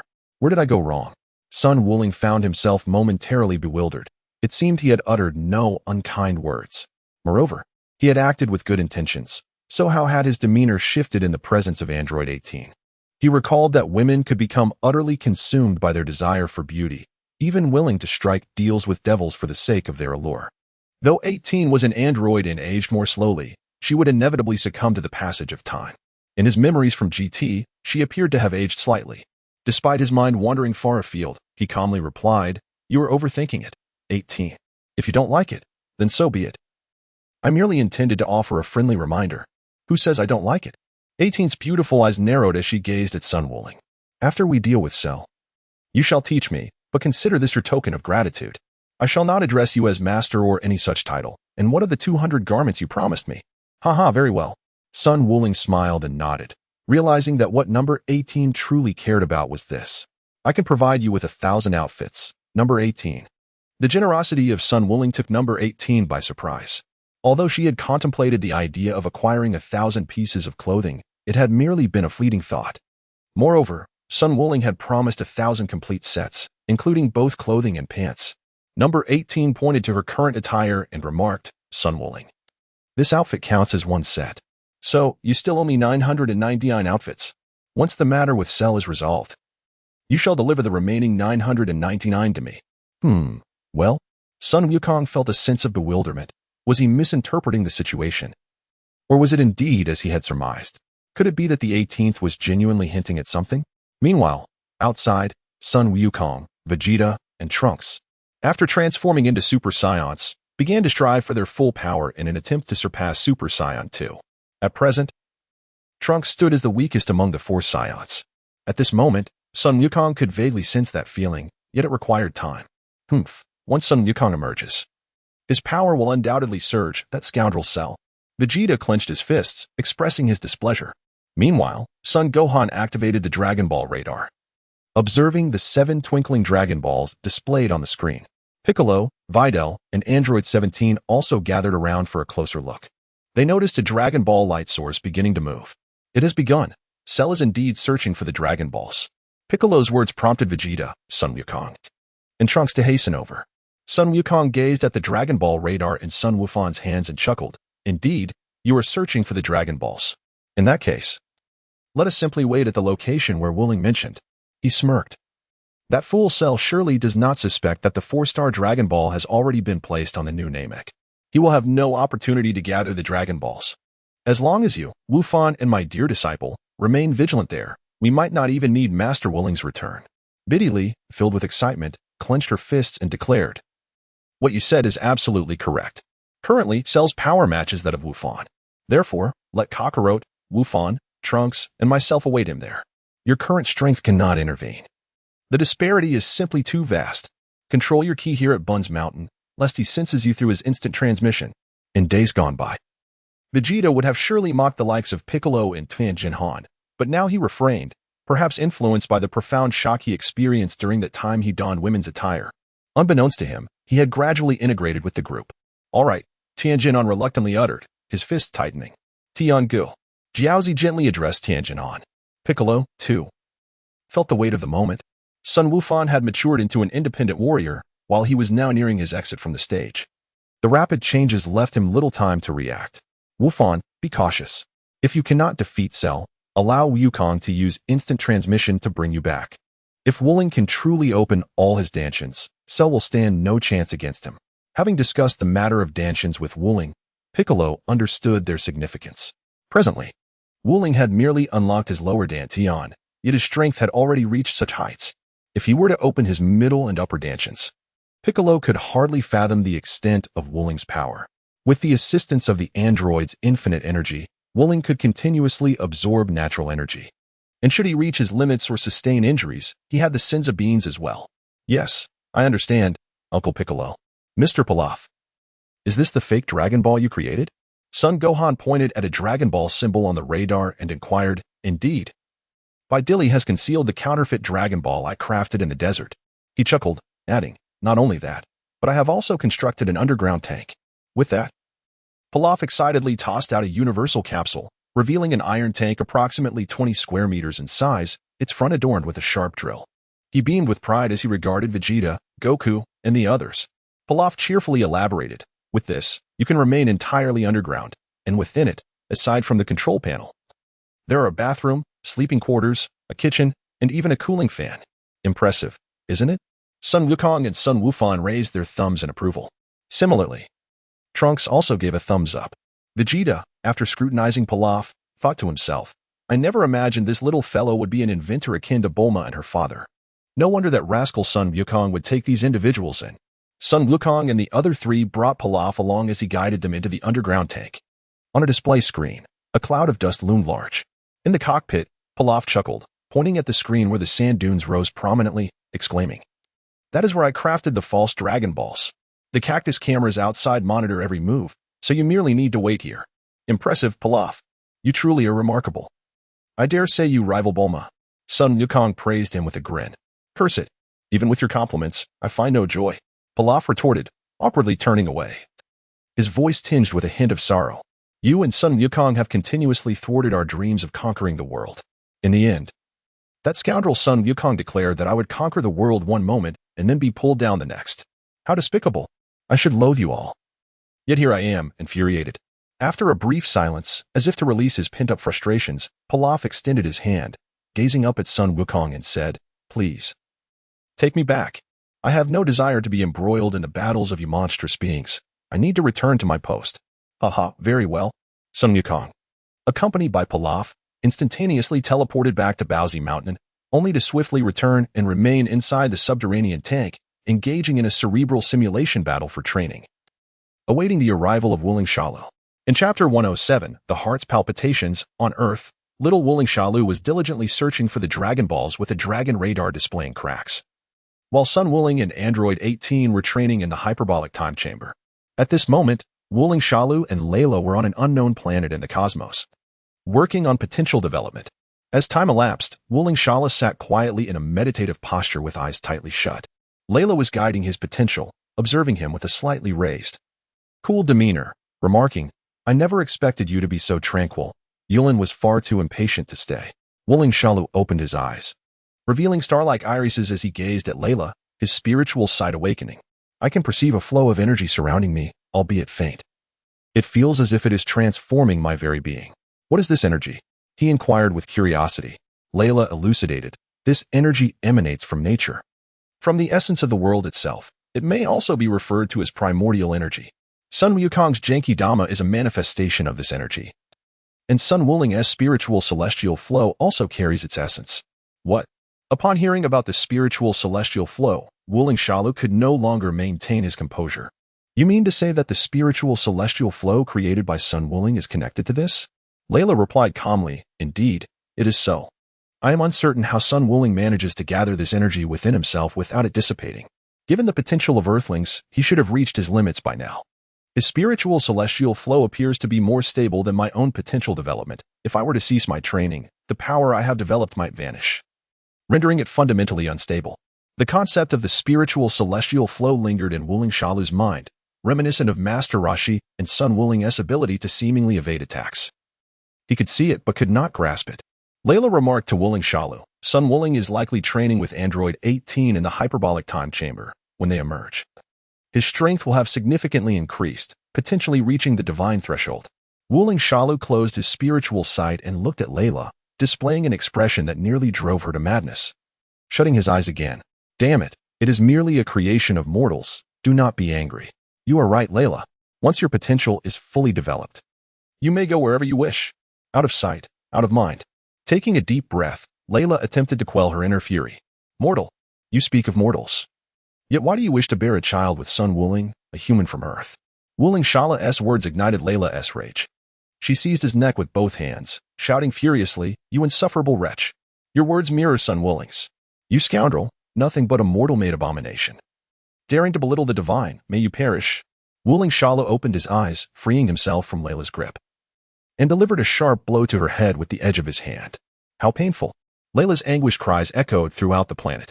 Meanwhile, in the hyperbolic time chamber, Sun Wuling took a brief respite after relentless training. Even Android 18, endowed with limitless energy, began to feel weary. In the kitchen, recalling his childhood when he prepared meals, he was not comparable to professional chefs but could hold his own against Chi-Chi. After simply sipping water, Android 18 sat quietly beside Sun Wuling, watching him eat alone. "That 18, you?" Sun Wukong paused with the chopsticks in his hand, gazing at the current state of Android 18, overwhelmed by an indescribable feeling. Both I and Android 17 possess an inexhaustible source of energy, rendering us impervious to fatigue, hunger, and the ravages of time. Observing Android 18's somewhat despondent demeanor, Sun Wukong could not help but inquire, "You and Android 17 yearn to experience life as ordinary humans, do you not?" Supporting her chin with her hand, Android 18's cerulean eyes reflected a sense of melancholy as she replied, "During that time, our family was impoverished, suffering from drought. We consumed every last bit of grass and tree bark, resorting to cannibalism. My parents sold me and Android 17 to the Red Ribbon Army for a mere 10 pounds of grain." At this moment, Sun Wuling quietly assumed the role of a listener, fully aware of the notorious reputation of the Red Ribbon Army, which had even become a tale to frighten children. Aside from the Red Ribbon Army, his impoverished hometown of Nameless suffered from a severe water shortage, and even within the city, daily robberies occurred. A chaos that far surpassed his memories of America, indeed, 100-fold more chaotic than the America he once knew, and even more disordered than Africa. Number 18 continued, "Sun Wuling, you are right. The names I share with number 17 carry the weight of countless lives. We have become monsters akin to Cell, tireless and unyielding, our bodies harboring a bomb. Sun Wuling, do you still hold affection for someone as monstrous as I?" Upon finishing her words, number 18's azure eyes trembled slightly, her exquisite features losing some of their customary chill, her heart racing with anxiety, eager to hear Sun Wuling's response. "Of course, I will," Sun Wukong replied without hesitation, a faint smile gracing his handsome face. "None of us will harbor any animosity towards you. Although our time together has been brief, you are certainly not akin to someone like Cell. From now on, live on under the name of Android 18, just as 17 does. Live on?" Android 18 gazed at Sun Wukong, gently sweeping her golden hair aside. "Sun Wukong, my name in human form was Lazuli, and 17's name was Lapis. How shall I address you henceforth?" Sun Wuling retracted his smile and inquired earnestly, "Number 18, just as you have stated. I shall live on in the name of number 18. This title is not merely a name, it symbolizes the lives of countless individuals." At that moment, a smile unlike any she had ever displayed graced number 18's face. It was a beautiful and joyous smile that stirred within Sun Wuling a sensation he had never previously experienced. He realized that number 18's smile was truly captivating. Sun Wukong and Android 18 gazed at one another, irresistibly drawn, as they instinctively leaned closer together. As Sun Wukong and Android 18 drew ever closer, it was as though an inexplicable bond tethered them together, allowing them to sense each other's breath. The fluttering sensation within their hearts quickened their pulses in unison. At that moment, on an unnamed star, Layla pressed her hands against her head, where a prominently swollen bump throbbed. Her piercing gaze remained fixed on Wukong and Cell, filled with an intense desire to eliminate him. "You lunatic, this isn't over yet. If you continue this madness, I will not hesitate to end your life and subsequently destroy Sun Wukong's blood." Wukong and Cell observed their hands, acutely aware of the transformations occurring within him. His strength had surged significantly, yet he sensed that this was merely the beginning. His potential had yet to be fully realized. Humph. A piece of trash created by mere mortals. A destructive brute with no understanding of restraint. Layla continued her tirade, yet she remained committed to unlocking Wukong's potential. For his blood was her last resort. Patience was her only option. Chapter 108, Golden Cell. Inside the hyperbolic time chamber, Sun Wuling, on the 18th, found the relationship between the two somewhat nuanced following their previous encounter. Friends, it seemed, had grown closer, yet they were not quite lovers, as neither had confessed their feelings. A mutual affection existed between them. The soft touch of their lips had sparked an electric sensation that made them reluctant to part. On the 18th, gazing at the airborne Sun Wuling, He skillfully infused the natural energy into her being. Sun Wukong concentrated his energy in the upper dantian. He and number 18 had spent an entire year within this mental time chamber, and with number 18's assistance, the upper dantian was on the verge of a breakthrough.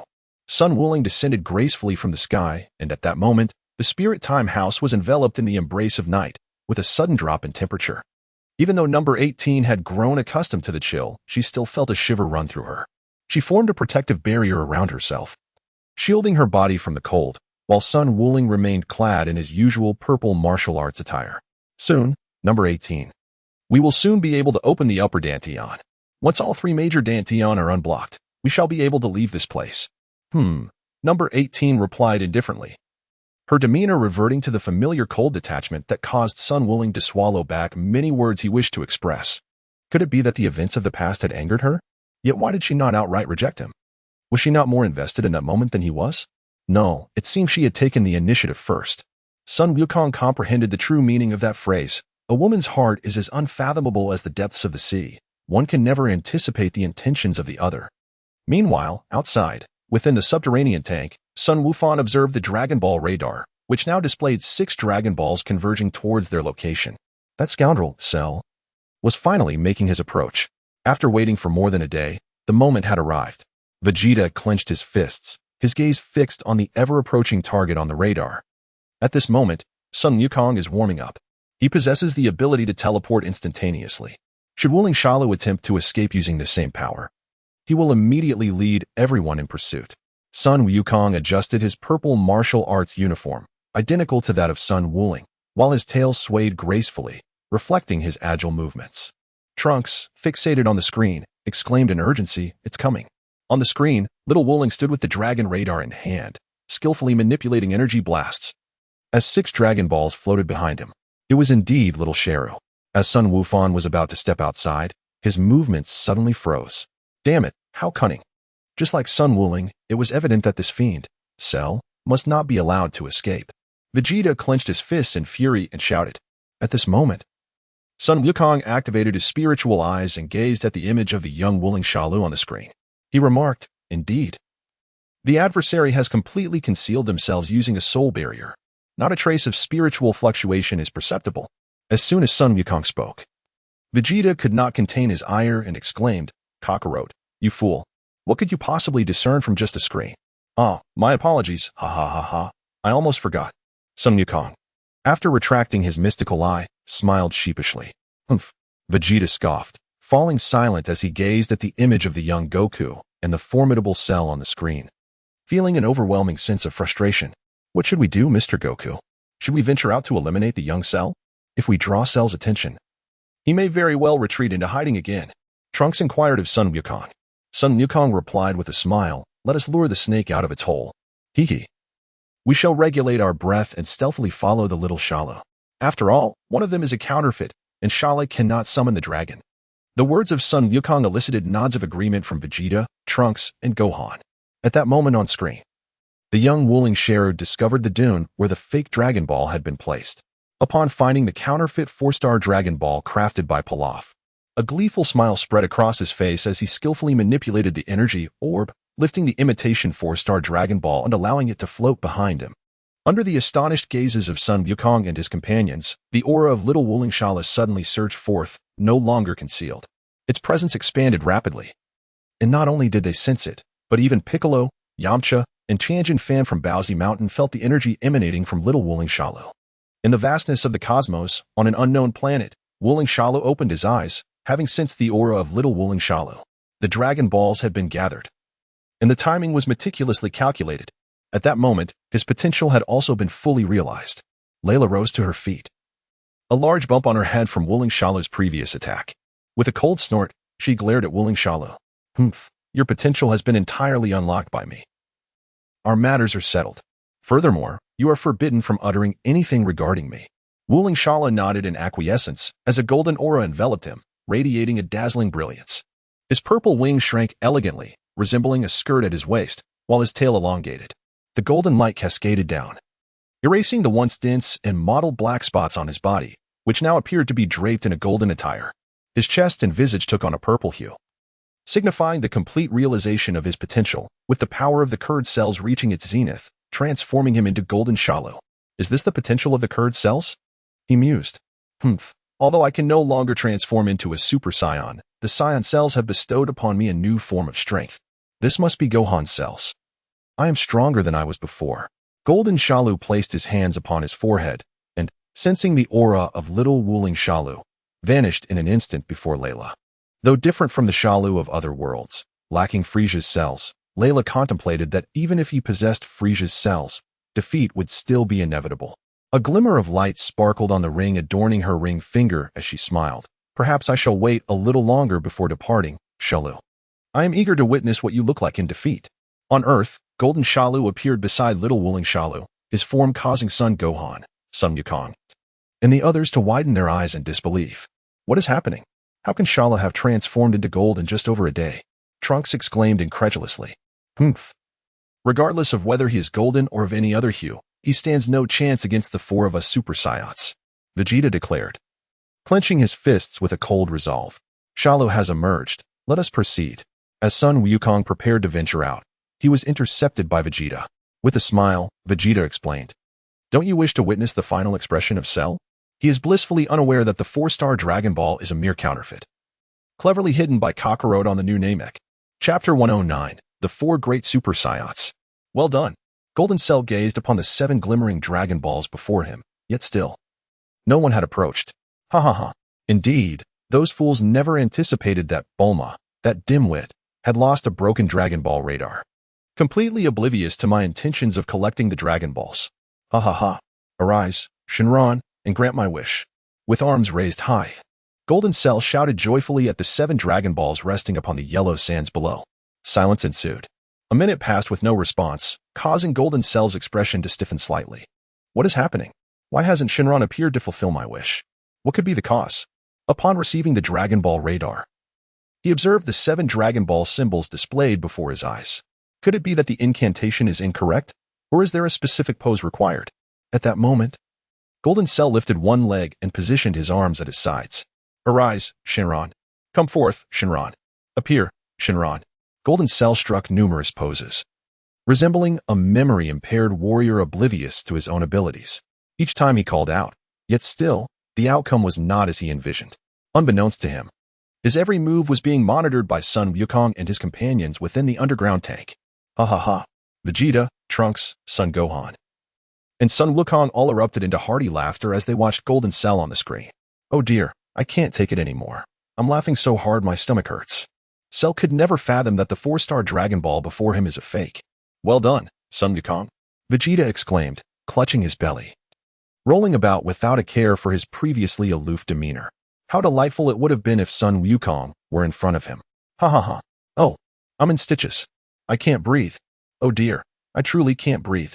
Sun Wukong clutched his belly, suddenly struck by a wave of pain. The laughter had indeed caused his stomach to ache. For an ordinary person or during a performance, this might seem trivial. However, the matter at hand involved the illustrious Golden Sansara. Sun Wukong gently wiped away the tears from the corner of his eye, a smile breaking across his face as he exclaimed, Father, it is time for us to venture out and deal with Cell, isn't it? Sun Wukong gradually retracted his smile, clenched his fists, and composed himself, stating with solemnity, Let us engage together. On the ground, Golden Shalu wore an expression of utter bewilderment. What was happening? Why had the dragon not yet appeared? Was it possible that the Dragon Balls were malfunctioning? Suddenly, he sensed a surge of 4 powerful auras erupting from beneath the earth, raising clouds of dust. In his line of sight, Son Gohan, Vegeta, Sun Wukong, and Trunks, the 4 Saiyans, emerged from the ground after shattering the subterranean tank, landing gracefully before him. Sun Wukong, Son Gohan, Trunks, Vegeta, you 4 have been here all along? Golden Shalu pondered, glancing at the Dragon Balls beside him. Taking a deep breath, he coldly remarked, Since you are here waiting, where is that rascal Sun Wuling? It seems there is indeed something amiss with the Dragon Balls. The shattered dragon radar from Bulma's home was deliberately left for me. Wasn't he it? Vegeta crossed his arms, sneering. The 4-star Dragon Ball was hidden away by Kakarot long ago, tucked away in some corner of the universe. Sun Wuling anticipated your desire to seize the Dragon Balls and crafted a fake. The dragon you have longed to wish upon has never existed from the very start. Golden Shala gritted his teeth, feeling darkness envelop him as Vegeta's words struck like a hammer. The memories of Master Roshi and Sun Wuling's perilous self-defense flashed through his mind like shattered glass. The dragon was never meant to exist. The 4-star Dragon Ball was concealed somewhere in the cosmos, and the wish-granting dragon was gone. His long-desired Lingxian flow had also evaporated. Ha ha ha ha, infuriating.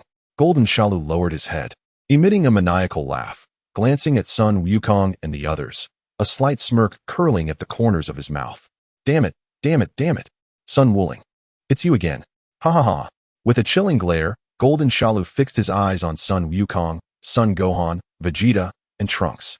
Meanwhile, the small Wuling Shala chuckled before vanishing from everyone's sight. Sun Gohan and the 3 others transformed directly into Super Saiyans. Stepping forward, Gohan gazed at the golden-hued cell, feeling his energy surge once more as he ascended to Super Saiyan 2. Cell, do not presume that we cannot recognize you simply because you have donned a new guise. This time, you shall not escape. At that moment, the golden cell found the statement amusing, as if he had heard a rather humorous joke. His energy no longer concealed. It suddenly expanded outward. In that instant, Goku and the others, along with Piccolo from the nearby Baozi Mountain, all sensed Cell's formidable aura. I can also teleport. It is you who should be wary of escape. I have undergone a complete transformation. Gohan, you are no match for me now. With Son Goku absent, I shall entertain myself with you Saiyans. Suddenly, a thought struck the golden cell. He casually manipulated a Dragon Ball, effortlessly bringing it into his grasp. Gazing at the 1-star Dragon Ball in his hand, his energy erupted as he exerted all his strength. To the astonishment of Goku, Vegeta, and the others, he hurled it fiercely into the cosmos, where it vanished from sight in mere moments. Humph, since I cannot possess the Dragon Ball, neither shall you. Before Son Goku returns, I will annihilate everyone on Earth, including you. The golden cell sneered coldly. With that, Gohan charged ahead, followed closely by Vegeta, Trunks, and Goku. Son Gohan struck each blow with tremendous force upon the golden-hued cell, who exhibited no inclination to evade or defend himself. With a fierce shout, he continued his onslaught. Son Gohan leaped backward, distancing himself from the golden Salur. Meanwhile, Son Goku, Vegeta, and Trunks concentrated their energy into a formidable wave of ki aimed at the golden Salur. With a resounding crash, the ki wave struck the aura surrounding the golden Salur, yet it failed to penetrate even a fraction of his energy. With a mere flick of his hand, the golden Salur dissipated the dust, appearing unscathed. Glancing at Son Gohan, he chuckled, "Your punches are rather feeble. Those few blows you delivered almost made me feel ticklish. You insufferable fiend." Magic Flash. Son Gohan, filled with determination, placed his palms upon his forehead, unleashing a formidable golden energy wave towards the golden Salu. Unfazed, Salu's expression remained unchanged. As the malevolent flash of energy approached, he effortlessly swatted it away, sending it crashing into a distant dune, stirring up a violent storm of dust and debris. Now it is my turn to retaliate. I shall take my time to torment you until Son Goku returns. With a roar of fury, the golden Salu unleashed his power, his purple wings fanning out at his sides like a flowing gown, while his golden tail writhed behind him. Countless dense golden energy blasts erupted in all directions. Cease this, Salu. As Sun Wukong deftly evaded the barrage of golden energy blasts, he shouted fervently. The golden projectiles fell like rain across the earth, even reaching the serene Baozi Mountain, where the ethereal spectacle of energy descended like a cascade of light. In Chapter 110, 4 against 1, the tension at Baozi Mountain escalated as Piccolo and his companions became acutely aware of the formidable aura emanating from the golden cell. The oppressive force was palpable, inducing a sensation of suffocation. Android 17 formed an energy barrier, enveloping the group and their surroundings, while Piccolo and the others assisted in maintaining the barrier, swiftly repairing any fissures that appeared. This scoundrel is undoubtedly intent on annihilating us all. Why has Cell suddenly become so overwhelmingly powerful? Piccolo gritted his teeth, suddenly feeling as if his very existence was being severed. The old Kai had witnessed the devastation wrought by the golden energy blasts, which had obliterated the forests surrounding Baozi Mountain. The widespread destruction extended to major cities across the globe as well. In the other world, golden energy blasts were hurtling toward them. In that moment, the Kai closed his eyes in resignation, clearly having abandoned all hope of retrieving the Dragon Balls. Wuling, Wukong, I am sorry. I can do nothing now, not even monitor our enemy. I can only remain here. My apologies, Mr. Bobo. Do not worry, Lord Kai. Bobo replied with unwavering resolve. When Wuling emerges from the hyperbolic time chamber, you will surely defeat Cell. Moreover, Cell is oblivious to the Dragon Balls still hidden on New Namek. Bobo faced death with a calm demeanor, sharing a serene smile with the Kai. In terms of surveillance, both the Kai and Karen were far too weak to contend with the situation. Previously, Wuling had concealed his energy, and with the soul barrier in place, not even Wuling's newly created spiritual eye could detect him. Wuling and Wukong were unable to grasp his presence, let alone the others. Had it not been for the Dragon Balls, they would likely have met their demise long ago. Boom. The relentless golden energy blast cascaded down, engulfing the figures of the Kai and Bobo. The golden rain of energy fell upon the Kai's temple, causing the once majestic structure to begin its collapse. The thunderous roar echoing throughout. Even those within the hyperbolic time chamber, Wuling and Android 18, sensed the tremors. Is this an earthquake? Android 18 felt the ground shake violently. Wuling, suspended midair in his training, opened his eyes. Something must be amiss outside. However, with Gohan present, Cell's power should not be capable of causing such upheaval. In just half a month, I shall unlock my upper Dantian. Android 18, please continue. It seems we have no opportunity to rest. Sun Wuling closed his eyes. His brow furrowed in contemplation. What had transpired in the outside world? He was oblivious, particularly to the unexpected emergence of Golden Frieza. Number 18 was now skillfully channeling natural energy into Sun Wuling's body, her heart laden with concern. In the outside world, at Bowsy Mountain, Golden Frieza's onslaught had ceased. Piccolo's silhouette appeared almost ethereal, ultimately vanishing before the astonished gazes of the crowd. Piccolo, Uncle Piccolo has disappeared, cried Bidalai. Her face drained of color as she reached towards the spot where he had vanished, as if attempting to grasp something intangible. The Supreme Kai is dead. Yamcha, Tien, and others, aware of the grim reality, felt a pang of sorrow. They were so weak. As Yamcha maintained his energy shield, doubts began to creep into his mind regarding the martial arts he had steadfastly pursued. Should he abandon the path of the warrior? With the cessation of Golden Frieza's assault, the swirling sands echoed with his maniacal laughter, particularly jarring as the only remaining object beside the fake Dragon Ball was the petrified remains of the Supreme Kai. In a fit of rage, he crushed the counterfeit Dragon Ball, a replica and nearly indistinguishable from Sun Wuling himself. At that moment, over 90% of life on Earth had perished in the recent attack, igniting fury in the hearts of Goku and Gohan, who clenched their fists in indignation. You bastard. Golden Frieza hovered majestically in the sky, surveying Goku and the other Super Saiyans from above, lingering a moment longer on Gohan. Now, my potential is fully unleashed, revealing to you that beyond my current strength lies the fully excavated power of a Saiyan. A golden aura enveloped him, pulsating with energy. The once distant Golden Frieza transformed into an even more formidable adversary after tapping into his Saiyan might. Yeah. A barrage of golden energy blasts surged toward Gohan and the others. Gohan, transforming into his Super Saiyan 2 form, swiftly evaded Frieza's attack and retaliated with a Kamehameha wave aimed directly at him. Humph. Just as the Kamehameha was about to strike Golden Frieza, he casually raised his palm, effortlessly deflecting Gohan's energy wave. Watch out. Vegeta, Goku, and Trunks combined their powers, launching energy blasts at Golden Frieza. However, Frieza's tail flicked with agility, sending their attacks careening into the distant dunes, stirring up a tempest of sand. Humph, a 4-on-1 fight hardly aligns with your self-proclaimed status as the warrior race, Saiyans.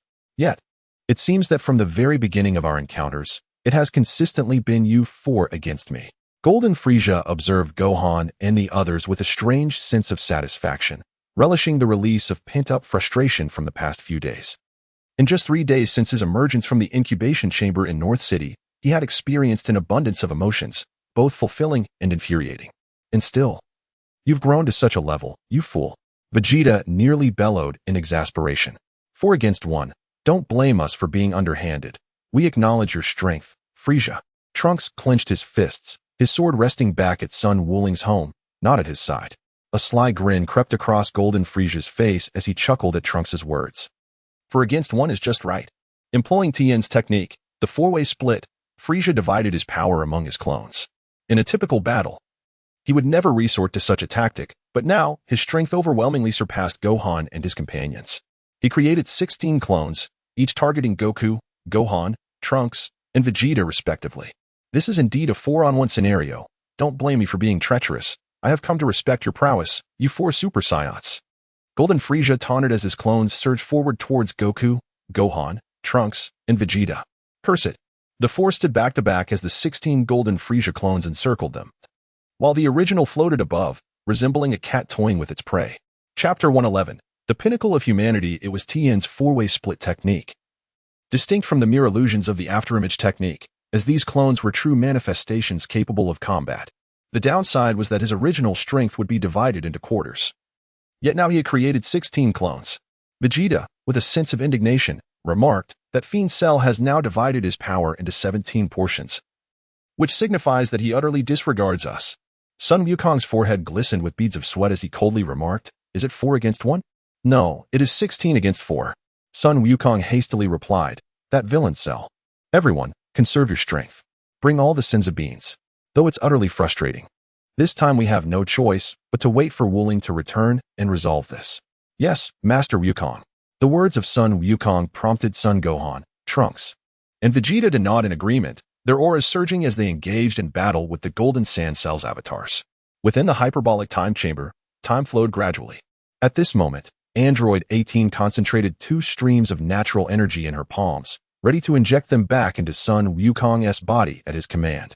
Sun Wukong furrowed his brow, casting aside his chaotic thoughts, striving for tranquility akin to the serene sky, allowing the natural energy to gradually converge in his upper dantian. Surrounding Sun Wuling, a nearly transparent wave of white energy coalesced as the upper dantian became fully activated. The 3 dantians of his body were all unblocked by the essence of nature. The natural energy, converging at the 3 major dantians, flowed continuously, cleansing Sun Wuling's physique and gradually enhancing his strength.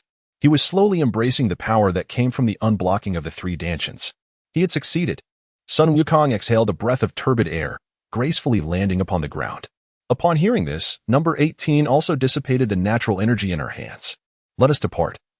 Number 18.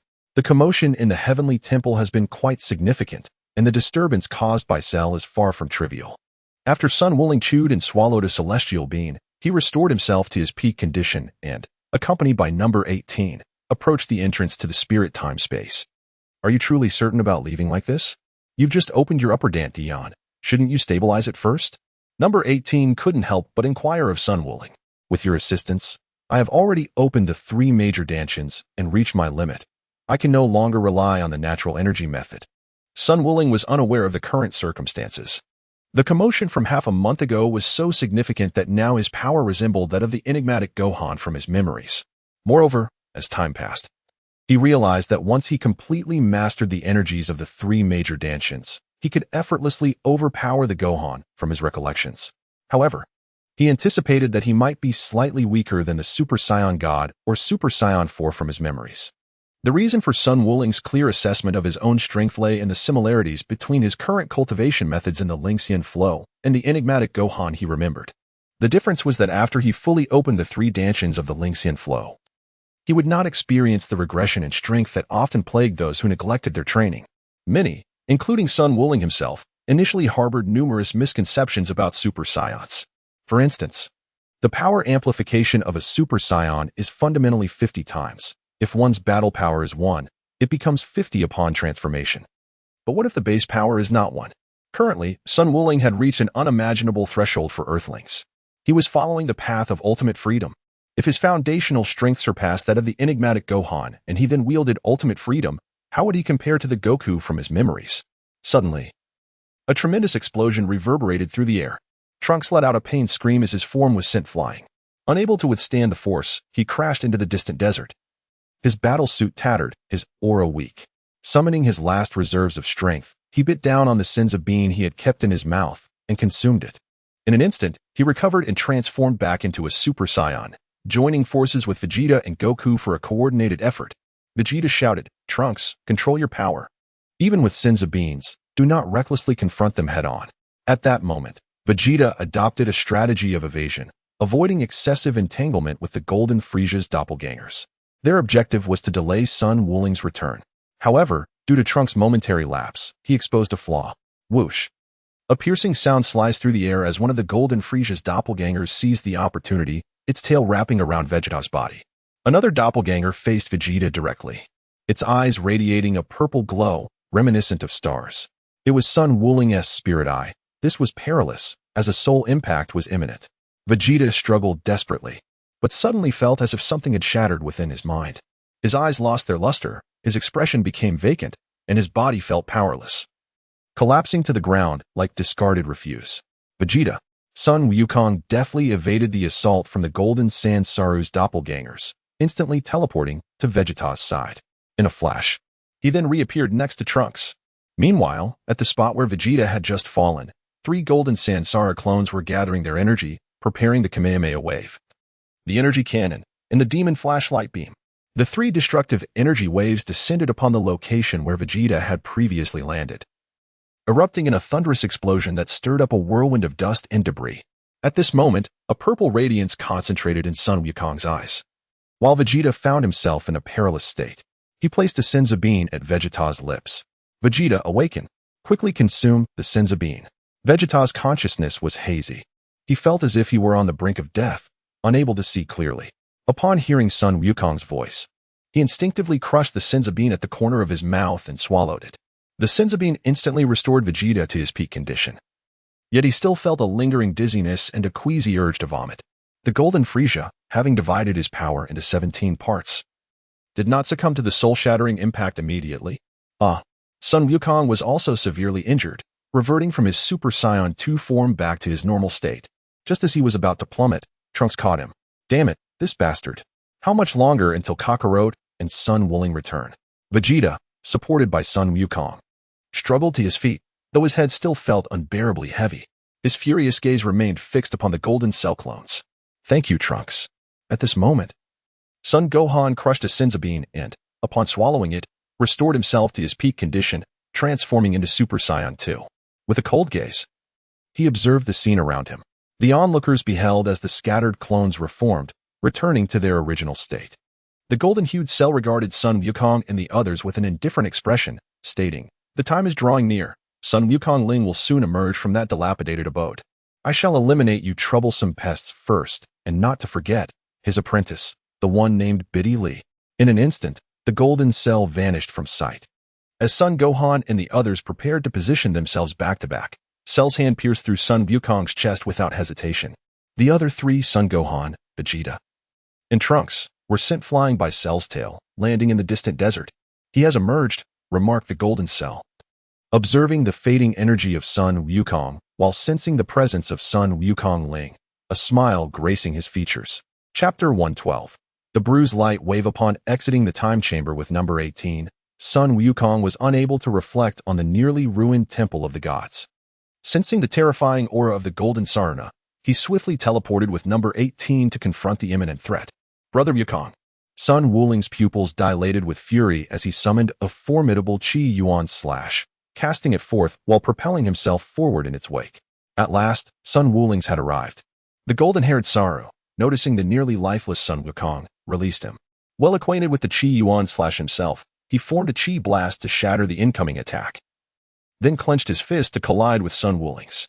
At this moment, number 18 swiftly approached, cradling Sun Wukong in a princess carry, hastily placing a fairy bean into his mouth. "Father." Sun Wukong's son, Gohan, hurriedly rushed over, followed closely by Trunks and Vegeta, who caught Sun Wukong in the nick of time. Sun Wukong gently chewed and swallowed the celestial bean, and in an instant, his wounds healed completely. He chuckled, "Thank you." Number 18. Just moments ago, I thought I might meet the same fate as Wuling on Namek, falling victim to Frieza. How close that was. Sun Wukong rose to his feet, presenting a rather forced smile as he spoke. Number 18 remained silent, gazing curiously at the golden cell before her. "Is this truly Cell? Why does he appear so gilded?" she inquired. Vegeta retorted coldly, "Who knows? TCH, who can fathom what transpired in just over a day? Damn Cell." At that moment, Golden Cell and Sun Wukong retreated a few paces from one another.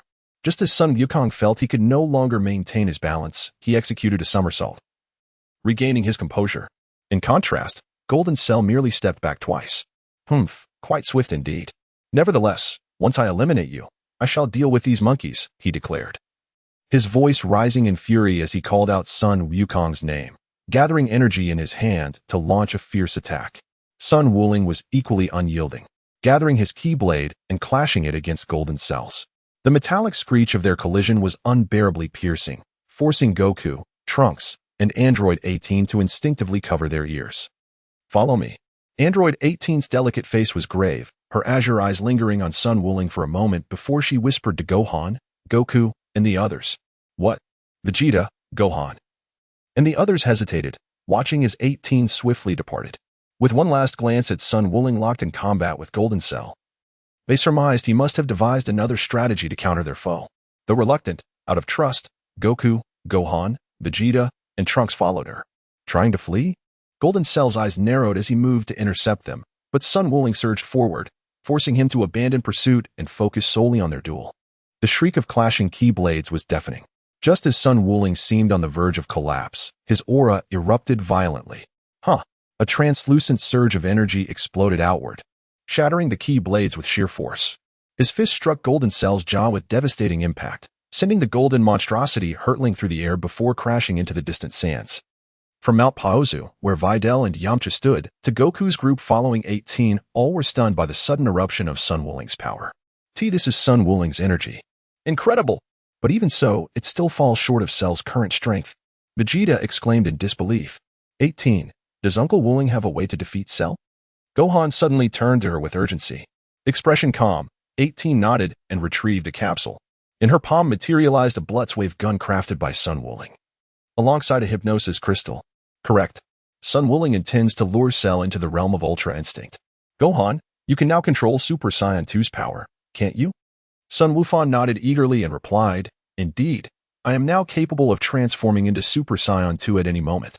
Android 18 nodded in agreement and said, That's excellent. Next. Once Sun Wuling lures Cell into the Ultra Instinct realm, we shall commence.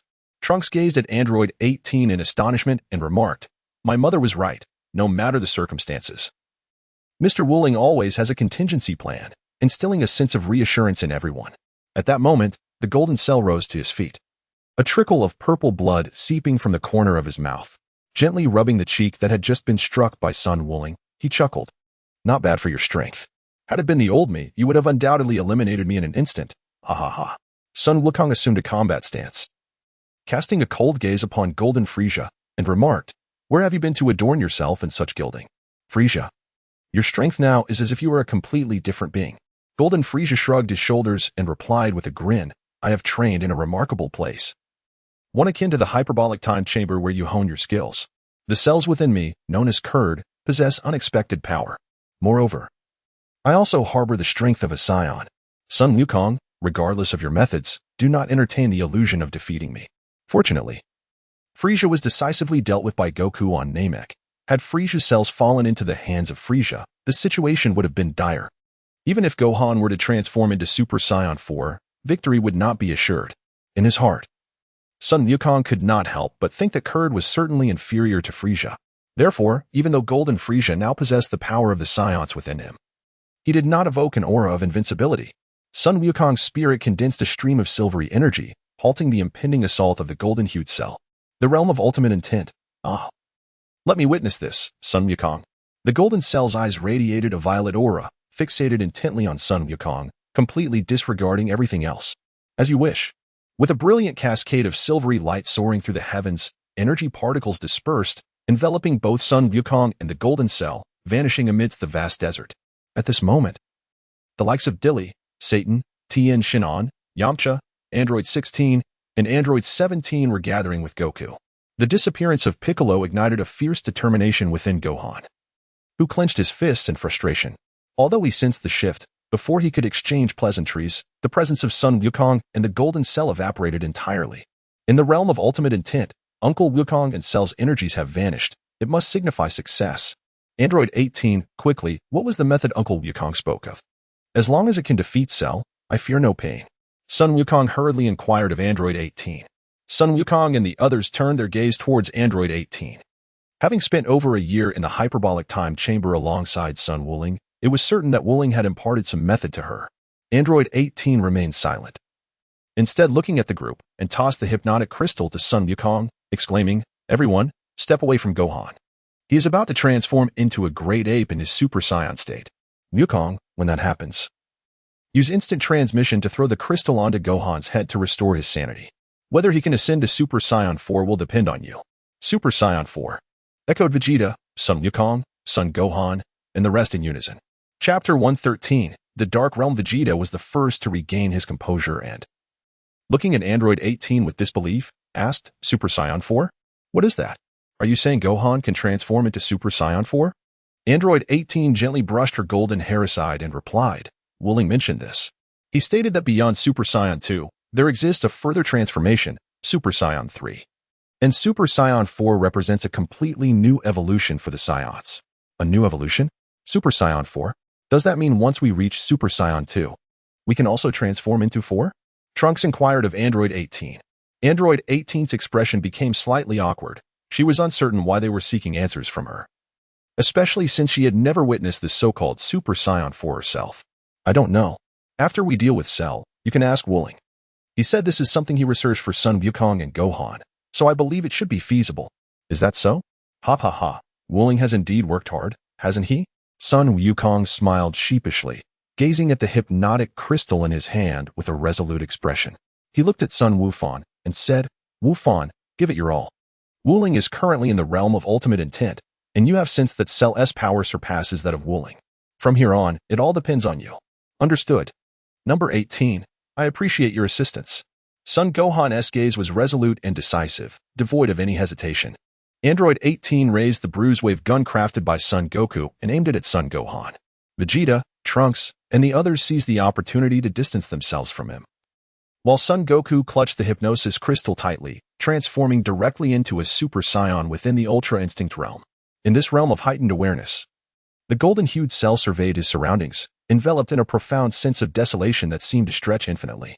The sky glowed like the twilight of a fading day, and the devastated wasteland still bore traces of an ancient aura. The Ultra Instinct realm made him feel exceedingly uncomfortable. His energy was depleting rapidly, and his strength was significantly diminished, with declines in both power and speed across the board. Though I harbor disdain for you, I must sincerely commend your ingenuity. You are indeed a prodigy to have devised such a technique. The creation of something from nothing is the most arduous endeavor. The spirit technique will, regrettably, forever remain beyond my reach. The mystical gaze in Golden Cell's eyes did not wane. The purple light shimmered like stars, and a faint smile graced his face. Indeed, I will not entrust the spirit technique I have created to you, and judging by your demeanor, it seems you have collected the Dragon Balls. Tell me, how does it feel to have that glimmer of hope dashed from the very beginning? Is it not rather pleasant, Cell? Sun Wuling clenched his fists tightly before him, his gaze sharp and fierce, a slight curve gracing his lips as he smiled. Huang Jinsalu, veins bulging in fury, tightened his fists, his eyes fixed on Sun Wuling as if he wished to shatter him with his glare. When he discovered that the 4-star Dragon Ball was merely a fabrication, he nearly lost his sanity, ensnared in a web of deception. Had his power remained as it once was, he would surely have been subdued by Sun Wufan and the others. If I cannot possess it, then neither shall you. I have cast the 1-star Dragon Ball into the cosmos, uncertain of where it may land. Moreover, the wretched fly that created the Dragon Balls has met his demise at my hands, and those I have slain on earth shall not be resurrected. Ha ha. Huang Jinsalu erupted into a maniacal laughter, driven by a thirst for vengeance. Yet Sun Wuling's nonchalant demeanor, devoid of the panic he had anticipated, gradually extinguished his smile, leaving him feeling like a mere jester. In his heart, Sun Wukong could not help but think, fortunately, Shalu is unaware of the existence of the Dragon Balls on Namek. However, it seems he has truly been driven to madness. Who would have anticipated that so many intense events could unfold in just 3 days? Apart from himself and Android 18 in the hyperbolic time chamber, nearly over 3 days have passed since the emergence of the androids from South City. Yet it feels infinitely prolonged. Sun Wukong, your demeanor is truly detestable. I am uncertain of your intentions or the schemes you may devise, but I shall ensure your demise here first. Gritting his teeth, the golden Shala revealed a faint smile as he addressed Sun Wukong. Sun Wuling spread his hands, seemingly amused by a delightful jest, and proclaimed, Very well, but I must inform you that you are destined to perish, while I shall endure and witness your demise. With a hearty laugh, he continued, Is that so? Allow me to showcase a newly acquired technique. The spiritual eyes of Huang Jinsalu dimmed, as a stream of dark red energy coalesced from his pineal gland. Drink, he exclaimed, and the dark red particles of energy began to spread, gradually enveloping Sun Wuling's ultimate domain. What? Sun Wuling, who had maintained his composure, now looked around in astonishment. Frowning, he raised his right hand and unleashed a spiral energy slash towards Huang Jinsalu. Subsequently, he positioned his hands at his waist, adopting the stance for the Turtle School's Kamehameha wave.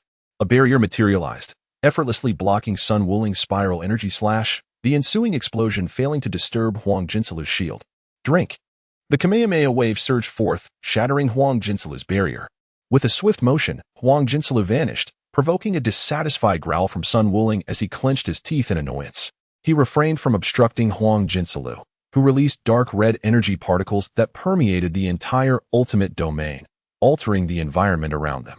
The ancient, desolate wasteland now donned a shroud of ominous luminescence, the setting sun casting a foreboding twilight akin to an impending nightfall.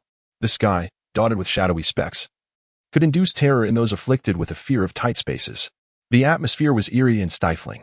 Sun Wuling felt his strength depleting at an alarming rate, as if every facet of his power and speed was being suppressed. It was an excruciating sensation.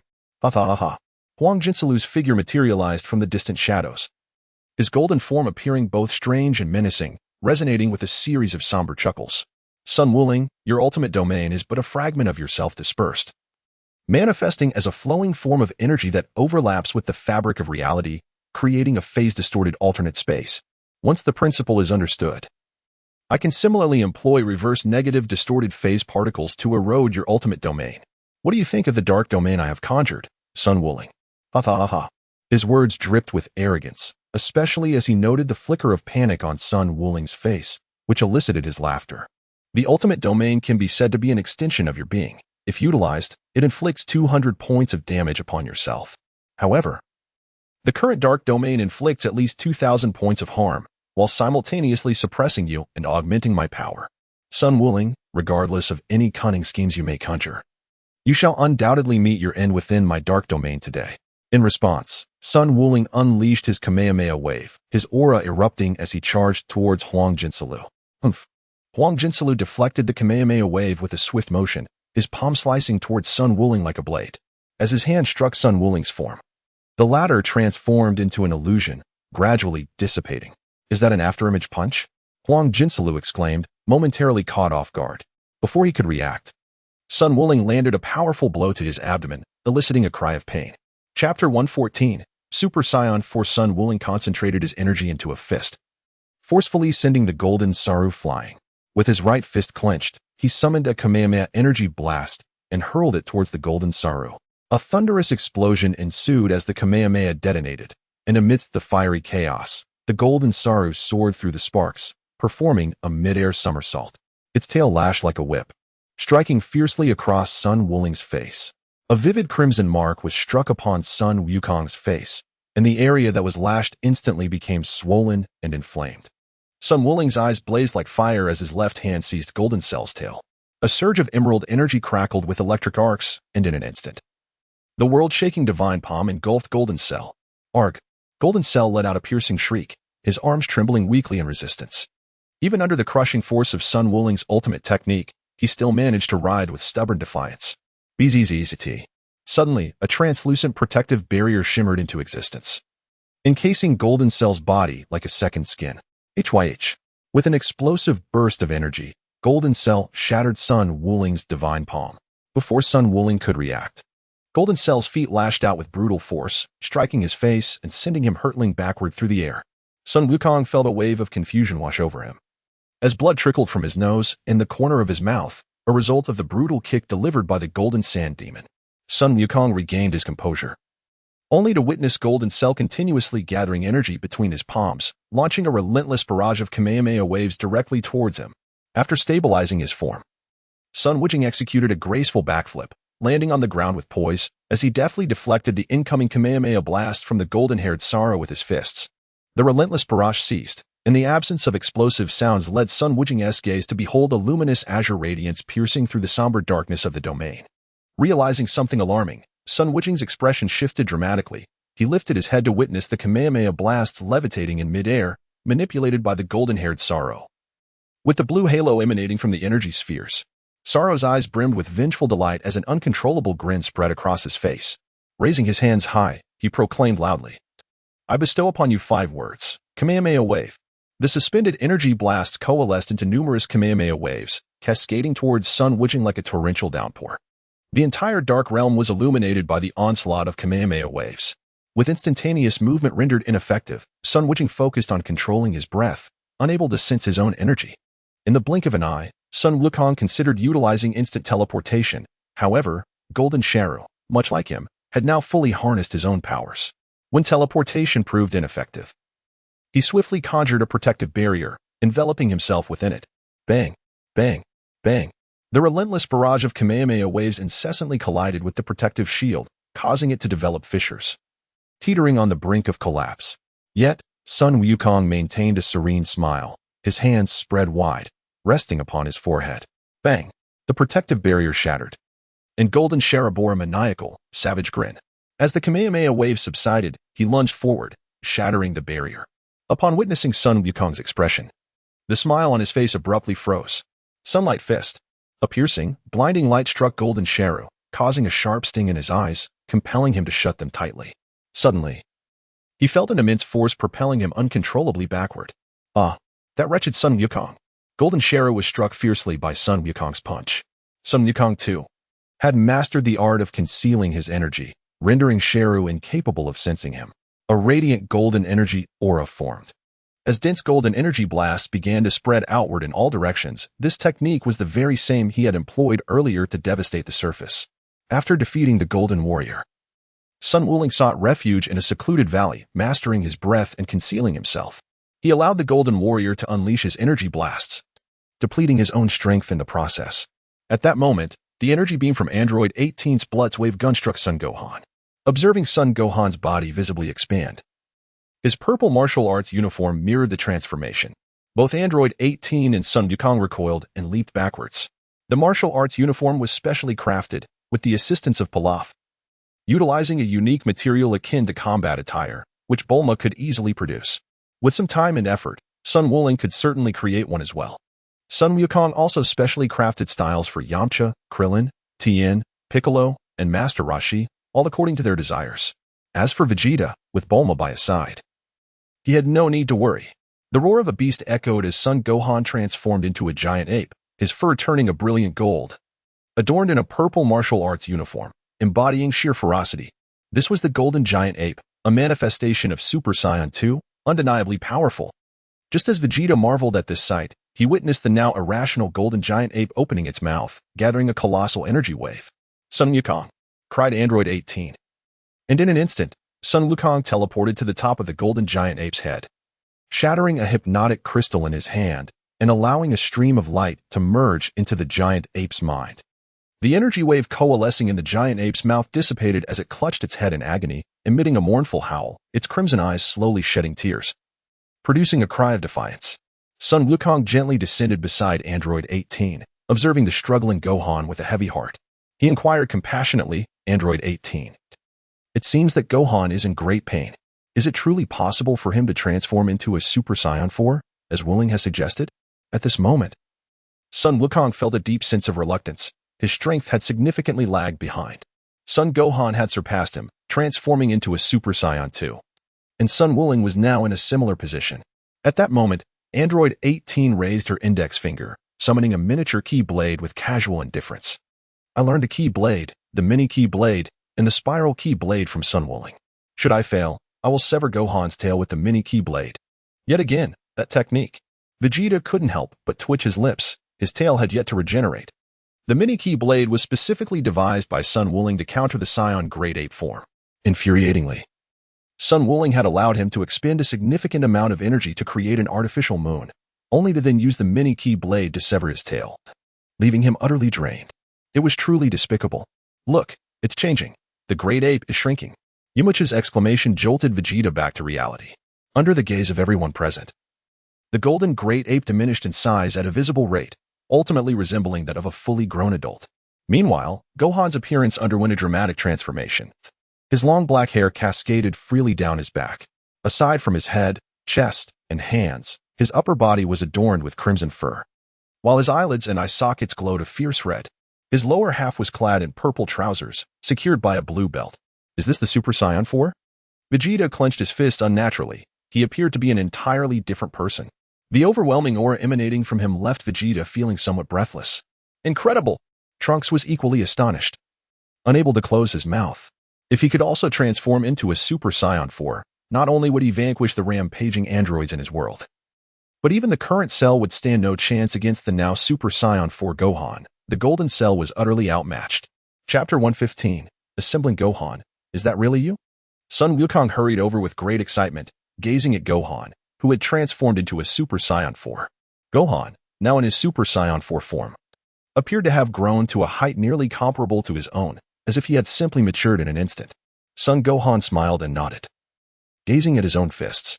The power of Super Saiyan 4 was so formidable that it left him almost incredulous, instilling within him a sensation that he could effortlessly obliterate Golden Frieza with a mere slap. However, recalling the teachings of Piccolo and his uncle Goku, he swiftly calmed his inner turmoil, determined not to lose himself amidst such overwhelming strength. It is I, Father. I have succeeded. This must be what Uncle Goku referred to as Super Saiyan 4. Son Gohan wore a faint smile on his face, as the aura of Super Saiyan 4 erupted around him, causing Tien and Yamcha to tremble uncontrollably. The primal ferocity inherent to the Saiyan race instilled a sense of fear within them.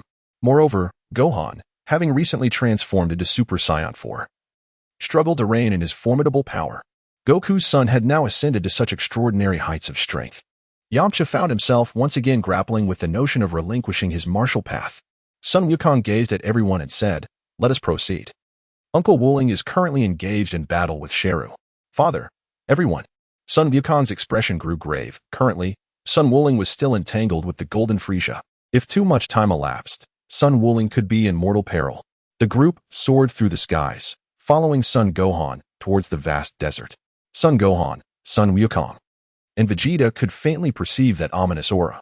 Though faint, it was palpable. The energy in the air belonged to Frieza. What could this mean? Where was Wuling's energy? Why did it resemble Frieza's? Shouldn't the Ultra Instinct domain emanate Wuling's essence? Why was it Frieza's instead? Sun Wukong's expression transformed dramatically, his voice nearly erupting in a roar. His gaze, intense and piercing, widened as his eyes quivered. In such circumstances, only one possibility remained. Sun Wufan's expression changed drastically. He attempted to reach out, yet he found nothing to grasp, nor could he perceive anything. Although he could sense Cell's energy, it felt as if an invisible barrier separated them. The haunting memory of Sun Wufeng's demise on Namek resurfaced in his mind, the scattered blood resembling a thunderclap echoing within his thoughts. As the overwhelming aura of Super Saiyan 4 Gohan erupted, a powerful energy radiated outward, causing those around him, including Vegeta, to stagger slightly. This was not limited to Earth. The entire solar system trembled intensely in response to Gohan's energy release, and the disturbance continued to expand. Even the cosmos sensed the force of Gohan's eruption. On Namek, the Grand Elder Muli, upon witnessing the 4-star Dragon Ball bestowed by Goku turned to stone, summoned his kin to gather their own Dragon Balls. This power, could it be Gohan's? Something must have transpired on Earth to evoke such a reaction from so far away. Nezuru, unlike before, did not merge with Piccolo. He recalled Gohan, Goku, and their distinct energies. "Gohan, Videl, are you both safe?" Dandy gazed anxiously at the 4-star Dragon Ball now transformed into stone before him. In the realm of the Kaioshin, a man adorned in a specially designed robe stood on the Kaioshin planet, his short silver hair and pointed ears accentuating his pale violet skin. Adorning his ears were a pair of light yellow patera earrings. What an immense energy! Such a formidable presence exists in the mortal realm, reaching even the Kaioshin realm. Is this a portent of good or ill? If it is akin to the terrifying Majin Buu. The speaker was East Kaioshin Shin, whose senses had detected Gohan's Super Saiyan 4 energy from Earth. "Lord Kaioshin, should we not investigate? Perhaps this mortal is not malevolent and could assist us in eradicating the threat posed by Majin Buu?" Beside him stood a tall and sturdy figure. His guardian Jebet, with flowing silver hair and skin resembling molten lava, adorned with dark green earrings and clad in a crimson robe. The name Majin Buu loomed like a nightmare in Shin's mind, an embodiment of pure destruction with no rationale other than chaos and ruin.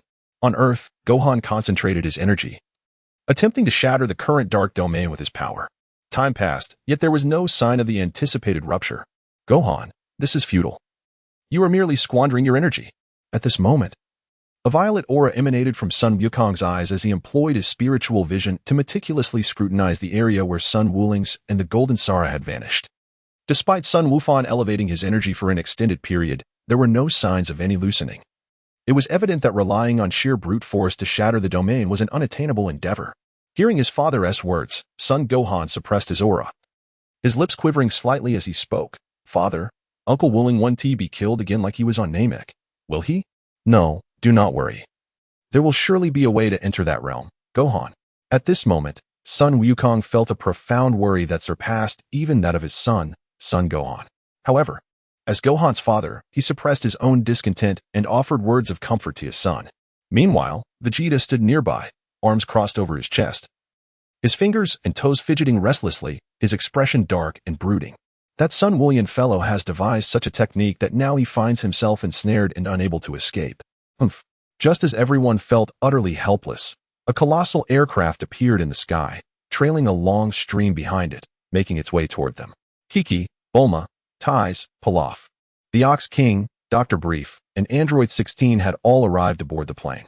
Kiki, startled, son Wukong hurriedly approached with son Wufan.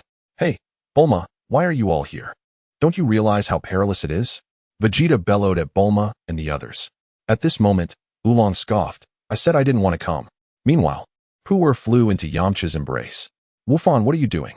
Chi-Chi, upon witnessing Wufan in his Super Saiyan 4 form, wished to express her thoughts, but ultimately refrained. This is Super Saiyan 4, Mom. Right now, Uncle Willing is trapped in Cell's domain, and I am utterly powerless. Tears of helplessness welled up in son Wukong's eyes, swirling like a tempest. Even having ascended to Super Saiyan 4, he remained as vulnerable as a child. My dear Gohan. Kiki gently lifted his chin, tenderly wiping away his tears as she smiled and reassured him. Do not weep. Your mother is here, and your father too. Rest assured. Uncle Willing will be just fine, and besides, we have the Dragon Balls. There is no need for worry. I felt utterly inept. Uncle Piccolo had perished. And now it seemed that Uncle Willing was at risk of losing his mother too. Father, I am sorry. I am still that useless and weeping son Gohan. I apologize. Nearby, Bulma, having learned the entire situation from Trunks, gazed at Gohan in his Super Saiyan 4 state, her heart aching with sorrow. Even with the knowledge that the Dragon Balls could bring back the fallen, the pain within her felt like a knife's edge. Suddenly, Pilaf, cradling a laptop, exclaimed loudly as the screen displayed a ripple that began to split into two pulsating energy waves. I understand. His proclamation captured everyone's attention, and Biddy Lee rushed over. Grasping Pilaf and inquiring eagerly, Pilaf, are you saying you can rescue Master Willing from that realm? Chapter 116, Shadows. Pilaf wriggled free from Biddy Lee's grip, expressing his discomfort. That hurt, you rascal. Forgive me, Pilaf. Please, just tell us quickly. I was too excited. Biddy Lee hastily apologized. Holding the laptop aloft, Pilaf directed the screen towards the group. I believe I have grasped the essence of Son Wooling's ultimate realm. It is a phase-distorted subspace crafted by Wooling, overlapping with reality. Unless breached from within, it is nearly impossible to shatter it from the outside. Does that mean it can indeed be broken? Trunks inquired, looking at Pilaf with hope. Pilaf handed the laptop to Xiao Wu, raising his hands in exasperation. Yes, it is a phase-overlapping reality. Unless one's power is immense enough to obliterate the universe in an instant, it cannot be breached from the exterior. What? Is there truly no way at all? Son Gohan gazed at Pilaf, his voice low and contemplative. It's not that. As long as we possess the scientific data of Son Goku's Ultra Instinct realm, we can pilot a specialized aircraft to penetrate that subspace. Are you suggesting we can enter that world? Number 17 inquired, astonished as he looked at Pilaf. Pilaf, without responding directly, continued, I have detected another energy fluctuation in addition to Son Goku's power signature. If we consider Son Goku's Ultra Instinct realm as positive, this other energy fluctuation overlays it, creating an entirely new negative phase subspace. I shall refer to this new negative phase subspace as the Dark Realm, which can effectively suppress Son Goku's power. Suddenly, number 16 interjected, directing his gaze at Pilaf. Are you implying that if we possess the scientific data of Son Goku's Ultra Instinct realm, we can breach that world? Pilaf nodded eagerly, affirming precisely. Even the being named Cell, whose negative counterpart of the Dark Realm he created, is merely an alteration of Son Goku's original Ultra Instinct realm. A spark of realization ignited in number 18's eyes as she turned to number 16, saying, Indeed. At that time, the three of us entered Son Goku's Ultra Instinct realm alongside him, and you recorded the scientific data of that realm with your body as computer, correct? Her words ignited a fervor in the hearts of all present, lifting their spirits. Upon receiving a confirming nod from number 16, Son Gohan and even Dilly erupted in joyful cheers.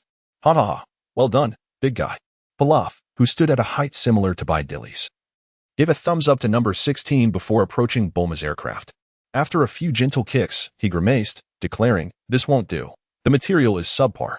We might not even get inside before the overlapping spatial passage crushes it." Without a care for Bulma's fiery gaze, Pilaf produced a universal capsule, revealing a massive fighter jet. "Ah, this will suffice. My Pilaf World Fighter Jet accommodates 3. Big guy, could you assist by transferring the scientific data of the Ultra Instinct realm to this computer?" Pilaf led number 16 into the fighter jet, while Bulma and Dr. Brief also joined to inspect the aircraft's condition. "Pilaf, how long will this take?" Sun Wukong curiously inquired.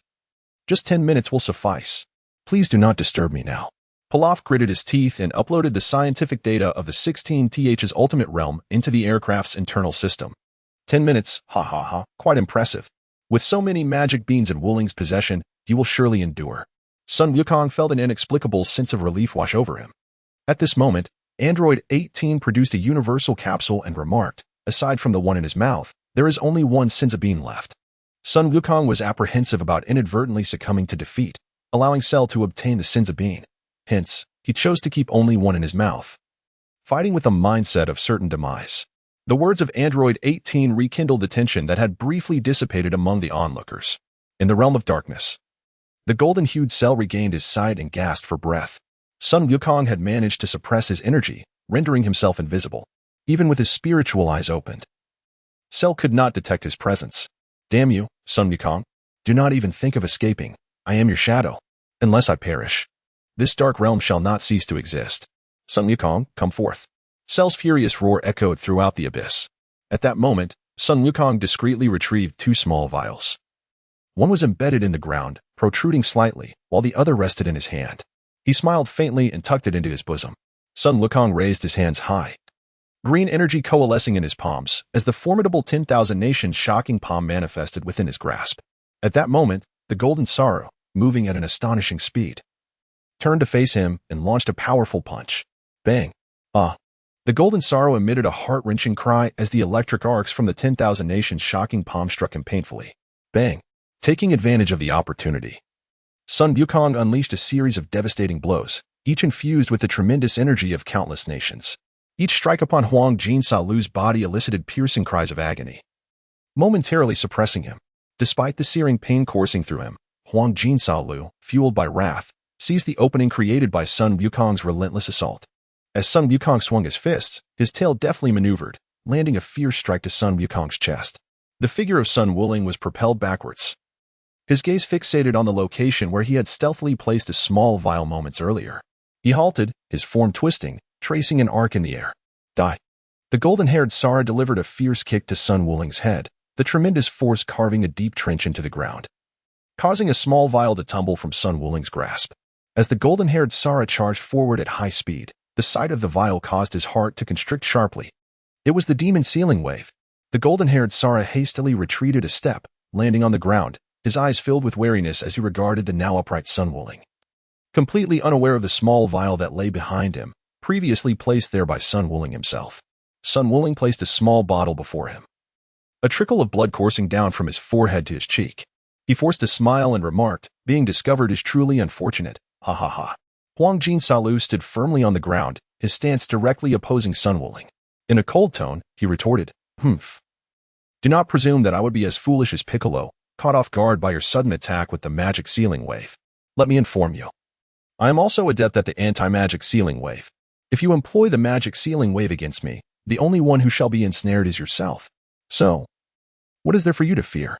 Sun Wuling gently wiped away the blood visible at the corner of his mouth, gazing with a smile at the golden-haired Sara. "Why don't you come over? Didn't you say you wanted me to perish in this dark realm? What is keeping you?" The demon sealing wave possesses numerous shortcomings. It requires a vessel for sealing, a solid footing behind the vessel, and sealing talismans. Yet, the anti-demon sealing wave is not without its flaws either. It necessitates a firm stance, facing the caster, and a point of leverage to unleash the wave back at its source. During the 23rd World Martial Arts Championship, Piccolo had the opportunity to practice the demon sealing wave precisely because he lacked a point of leverage while airborne. Chapter 117, Breaking into the Domain likewise. Golden-haired Sorrow was acutely aware of the drawbacks of the anti-demon sealing wave.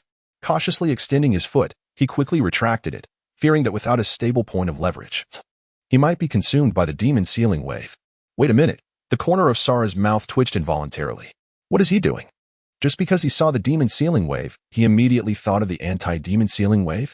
The shortcomings of the demon sealing wave are not limited to just that. Frustrated, he exclaimed, "This is infuriating. Just die already." Golden-haired Saru concentrated his energy into a chi slash, launching it towards Sun Wuling. Buzz.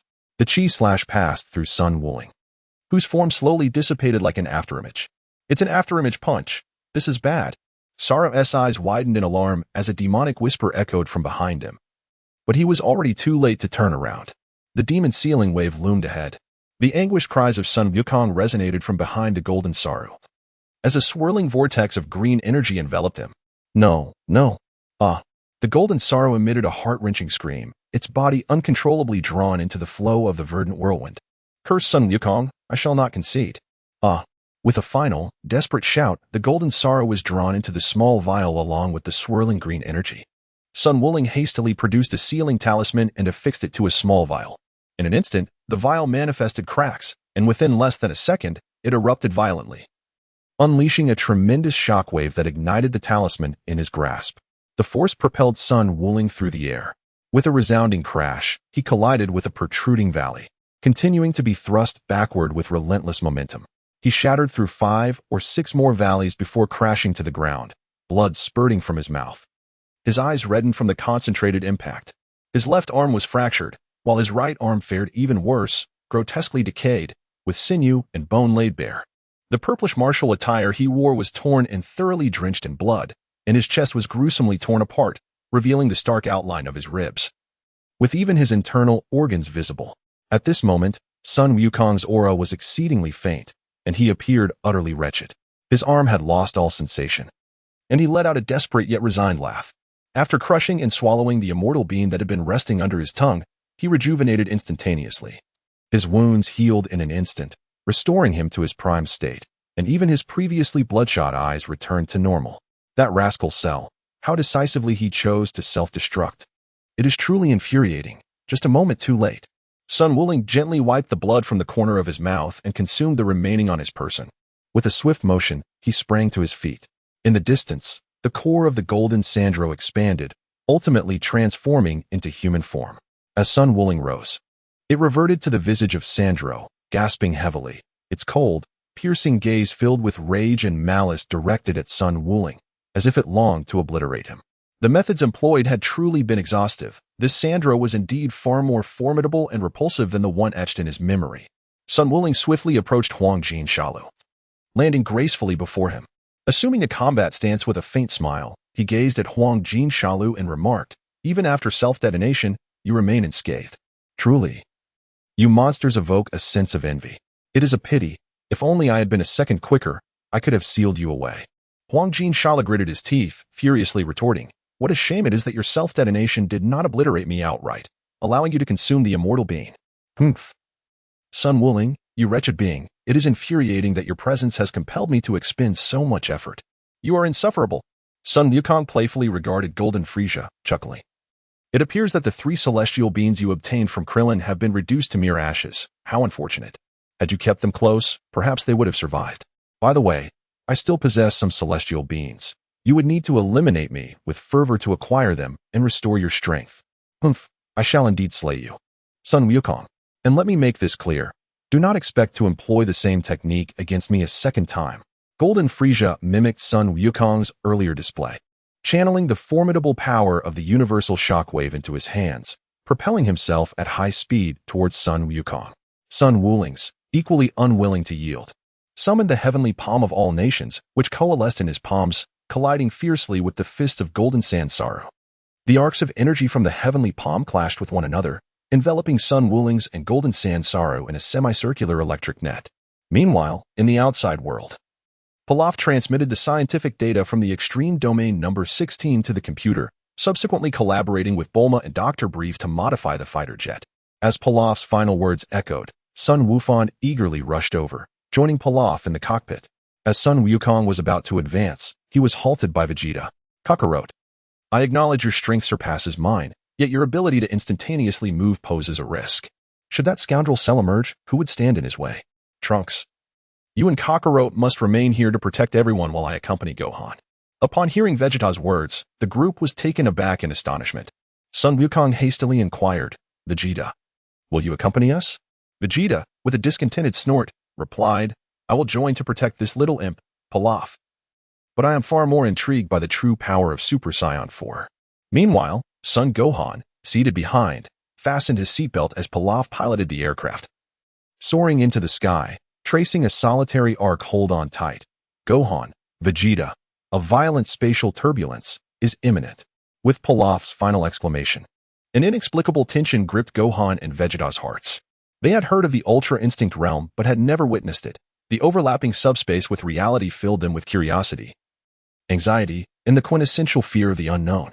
As they approached the critical threshold of Ultra Instinct, Pilaf pulled a lever, causing the aircraft to shimmer with a flowing cascade of multicolored energy.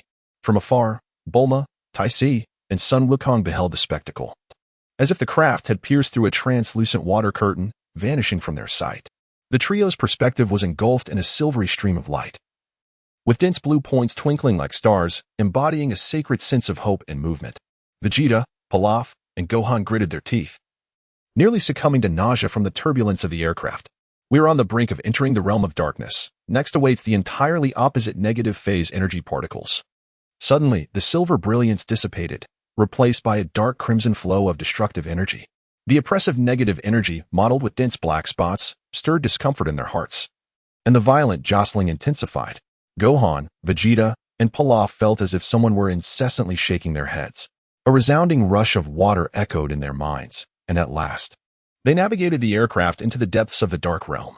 Eyes wide open, Pilaf, Vegeta, and Gohan gazed upon the current state of the dark realm, an expanse fraught with destruction and shadows. Chapter 118. The demise of Golden Frieza. Pilaf landed the aircraft, and Gohan and Vegeta hastily disembarked, utilizing flight techniques to hover in the air. Indeed, in this dark realm, I sense my power appears to be suppressed, Vegeta remarked, surveying his hands with dissatisfaction. At this moment, Sun Wukong was still in the form of Super Saiyan 4 when a sound, booming like thunder, caught the attention of both him and Vegeta. It must be over there. Uncle Goku is still battling against Cell. Wonderful. Uncle Vegeta, I am on my way. After Sun Wukong spoke, he eagerly soared towards Sun Wuling and the golden-haired Cell. Pilaf stowed the aircraft into a universal capsule, only to be suddenly grasped by Vegeta, who lifted him effortlessly with his arm. What are you doing, Vegeta? You scoundrel, put me down. Pilaf struggled to free himself from Vegeta's grip. Humph, Pilaf. I shall protect you. This vantage point is inadequate for observing the battle between Gohan and Cell. We must move closer. With that, Vegeta flew off, clutching Pilaf tightly. Whoosh. Whoosh. Bang. The clash of the universal earth-shattering palm erupted, sending arcs of green energy scattering in all directions. Where the energy fell, it struck like thunder. Aya. The golden-haired Cell and Sun Wuling let out a piercing roar, as the universal earth-shattering palm relentlessly bombarded the opponent. Gohan.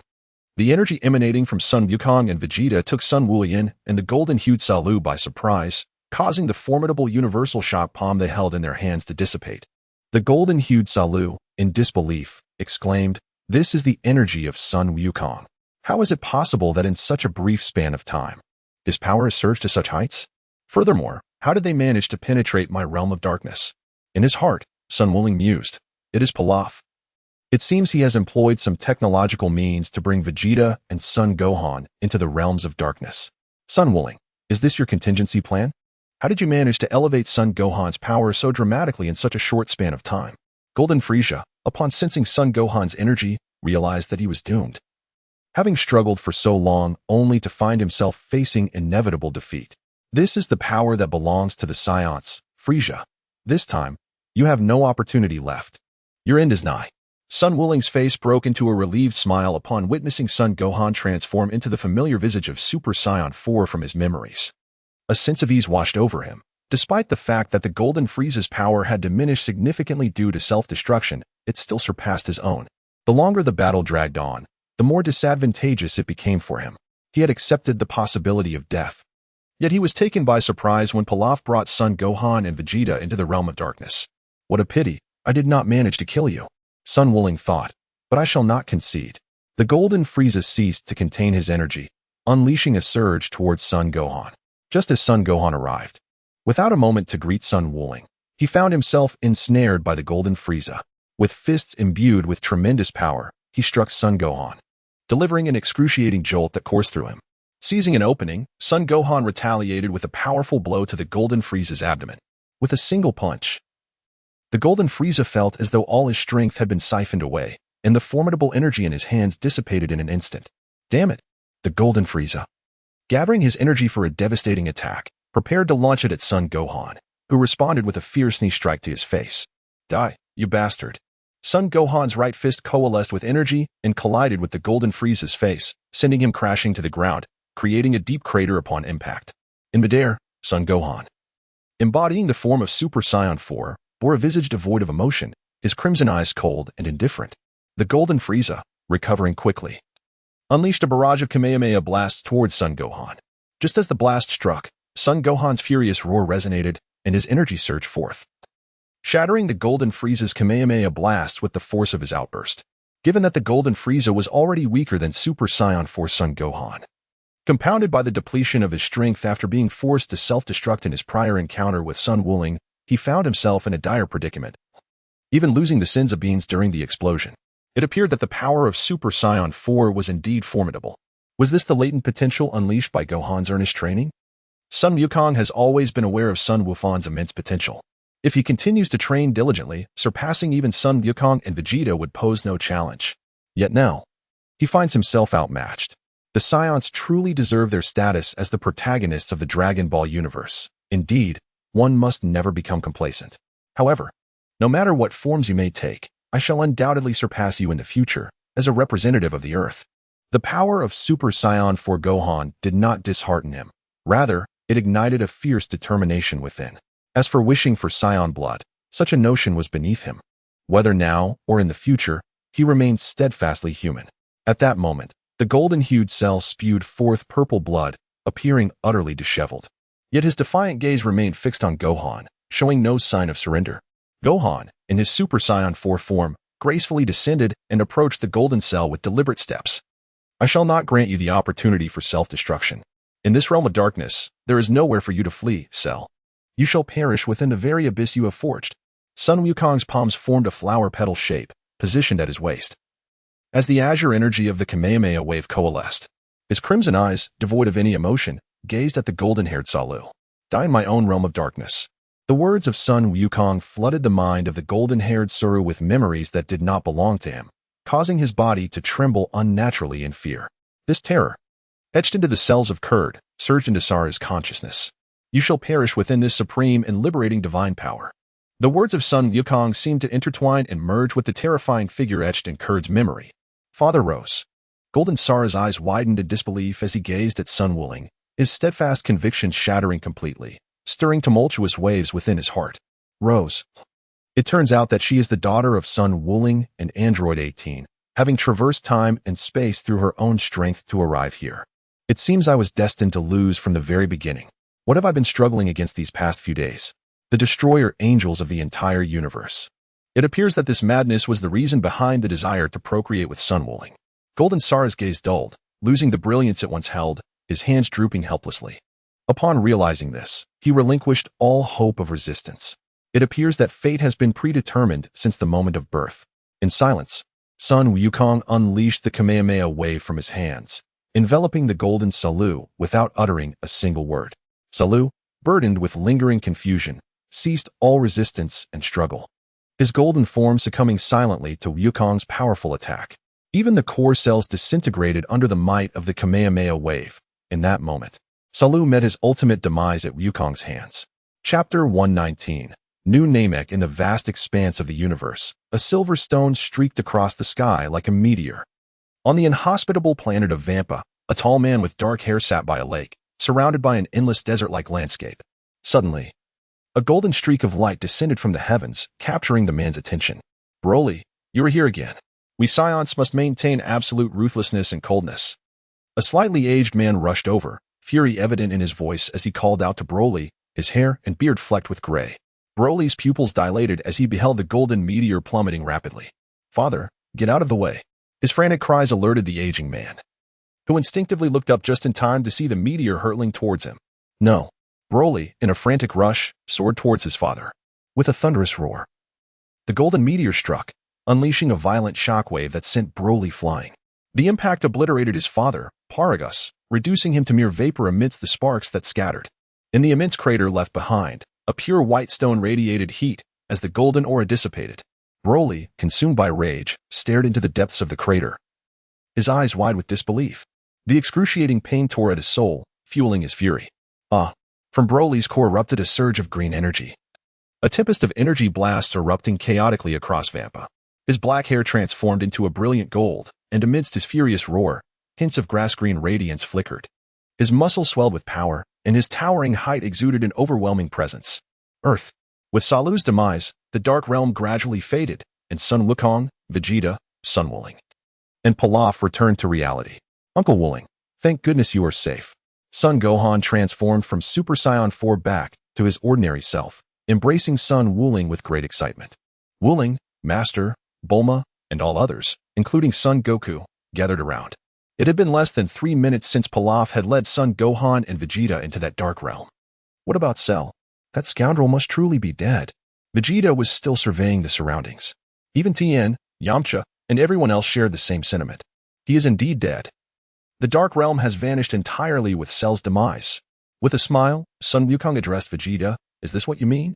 Vegeta raised his voice, angrily questioning Sun Wukong. "I am referring to that scoundrel, Cell. Are you unaware of how troublesome he can be?" Vegeta's words instantly heightened the tension among Son Gohan, Sun Wukong, Trunks, and everyone else present, even startling Sun Wukong. "Indeed, Wukong," Bulma said, nervously stepping forward to face him. "That rascal Cell is as cunning as you are. He might very well do something akin to what King Piccolo did, laying eggs and spawning a new Cell." It was understandable that everyone felt this way. After all, the events of the past 3 days had left them utterly exhausted, haunted by the relentless antics of the deceased Golden Cell. Both sides had exhausted every tactic, a level of fatigue they had never experienced before. Sun Wukong elucidated. No, at the moment he was slain by Gohan, he had no opportunity to unleash his full power to lay an egg. "But what do you mean by like me, Bulma?" The words of Sun Wukong brought a collective sigh of relief. Suddenly, Trunks' expression changed dramatically as he hurriedly exclaimed, "This is bad. There's still one more little Cell. The one that previously gathered the Dragon Balls. He is not dead." Alas, Trunks' statement caused Sun Wukong, Vegeta, and Goku to heighten their vigilance. Sun Wukong stared wide-eyed at Tenanx, his emotions slightly unraveling as he exclaimed, "What is the situation with little Cell? What transpired during my time in the hyperbolic time chamber?" "Uncle Wukong, father, little Cell has arrived." At this moment, Sun Wufan transformed into a Super Saiyan 4. Positioning himself protectively in front of the others as the diminutive Cell approached. Sun Wuling and the others swiftly adopted combat stances. Gradually, the small Cell made his way to the forefront of the group. Under the tense and astonished gazes of the onlookers, he knelt on the ground, raising 2 small white flags, seemingly procured from nowhere, and spoke in human language. "I surrender." A profound silence ensued. The group remained silent for a moment. As Vegeta coalesced a ki blast in his palm, aiming it at the small Cell, his voice laced with fury. "What nonsense is this? Who knows if the scoundrel is up to no good again?" The small Cell pleaded, "I have not killed, nor have I consumed anyone. I merely assisted in gathering the Dragon Balls." Sun Wuling, "No, Master, I implore you to spare me. My abilities can be of great service to you. I assure you, I will not kill indiscriminately again." As he knelt, the small Cell bowed his head towards Sun Wuling, his white flags held high in a desperate appeal. Sun Wukong furrowed his brow slightly. His initial thought was to eliminate him outright, much like Vegeta would. However, a different notion lingered in his mind. "Wukong, let us spare him. This young Cell has not committed any murders, and with both your and Gohan's strength, he is unlikely to cause any harm." The words of Sun Wukong prompted Sun Wuling to nod, as he indeed had certain matters requiring attention. Having little Shala as a capable aide was quite advantageous. "I can accept you. However, I shall be gathering information on the Red Ribbon Army, and I will need your assistance in dealing with those scoundrels." "Humph. It is just as I expected," Vegeta remarked with dissatisfaction, his energy blast dissipating. "All right, I comprehend, Master." Upon hearing that he would live, little Shala promptly nodded and smiled at Sun Wuling. As for the title of master, let's not get carried away. I am not one to indulge in such servitude. Sun Wuling waved his hand, signaling Little Shalu to adopt a different form of address. Mr. Wuling. Little Shalu pondered for a moment before settling on this title, sheepishly scratching his head. Trunks, let us embark on a journey to Namek. Experience the marvel of instant transmission. Upon our return, you and Gohan must enter the room of spirit and time. In addition to mastering Super Saiyan 2, you must also learn instant transmission. Yes, Mr. Wuling. Trunks hastily approached Sun Wukong and Sun Wuling, grasping the shoulders of both. The fate of those who perished in his world due to the androids rested upon his shoulders. He was determined to master instant transmission. Sun Wukong said with a smile, "First, one must sense the energy of the target. Wuling and I have already learned the coordinates of the new Namek. If it were you, Tenanx, I would recommend visiting King Kai. Shortly, we will take you to meet King Kai so you can familiarize yourself with his energy." Yes. Sun Wukong, accompanied by Sun Wuling and Trunks, arrived on the new Namek. At that moment, Elder Muley, upon seeing Sun Wukong, Sun Wuling, and Trunks, exclaimed with great joy, "Wonderful. Wuling, you are all safe." Chapter 120, The Remnants of the Red Ribbon Army, Elder Muley. Sun Wukong and Sun Wuling exchanged smiles and greeted one another. Elder Muley extended his palm. And soon several Namekians approached, each carrying Dragon Balls the size of basketballs.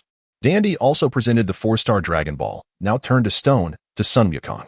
Elder Muley remarked, "Upon witnessing your Dragon Balls transform into stone, we took the initiative to collect them beforehand.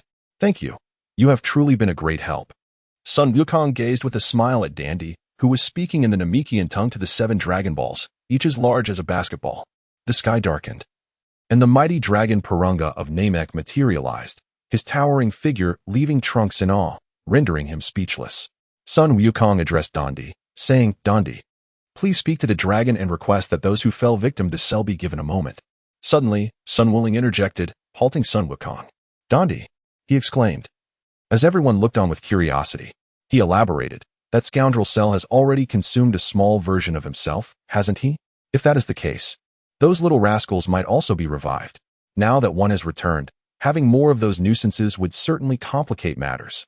The words of Sun Wuling prompted Ternanx and Sun Wukong to nod in agreement.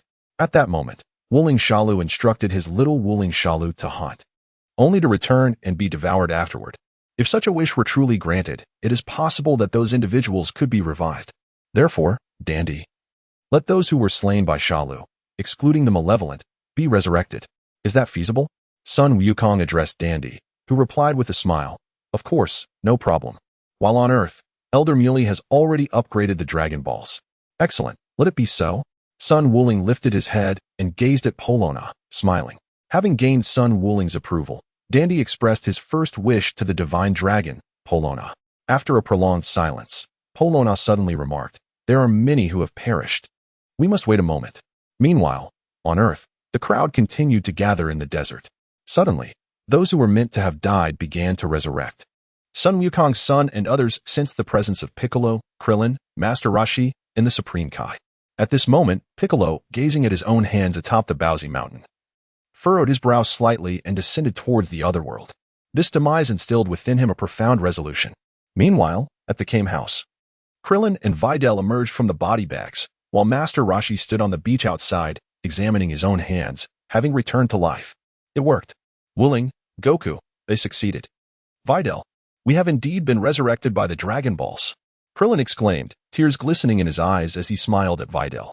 She embraced Krillin tightly. Their shared experience of life and death deepened their bond.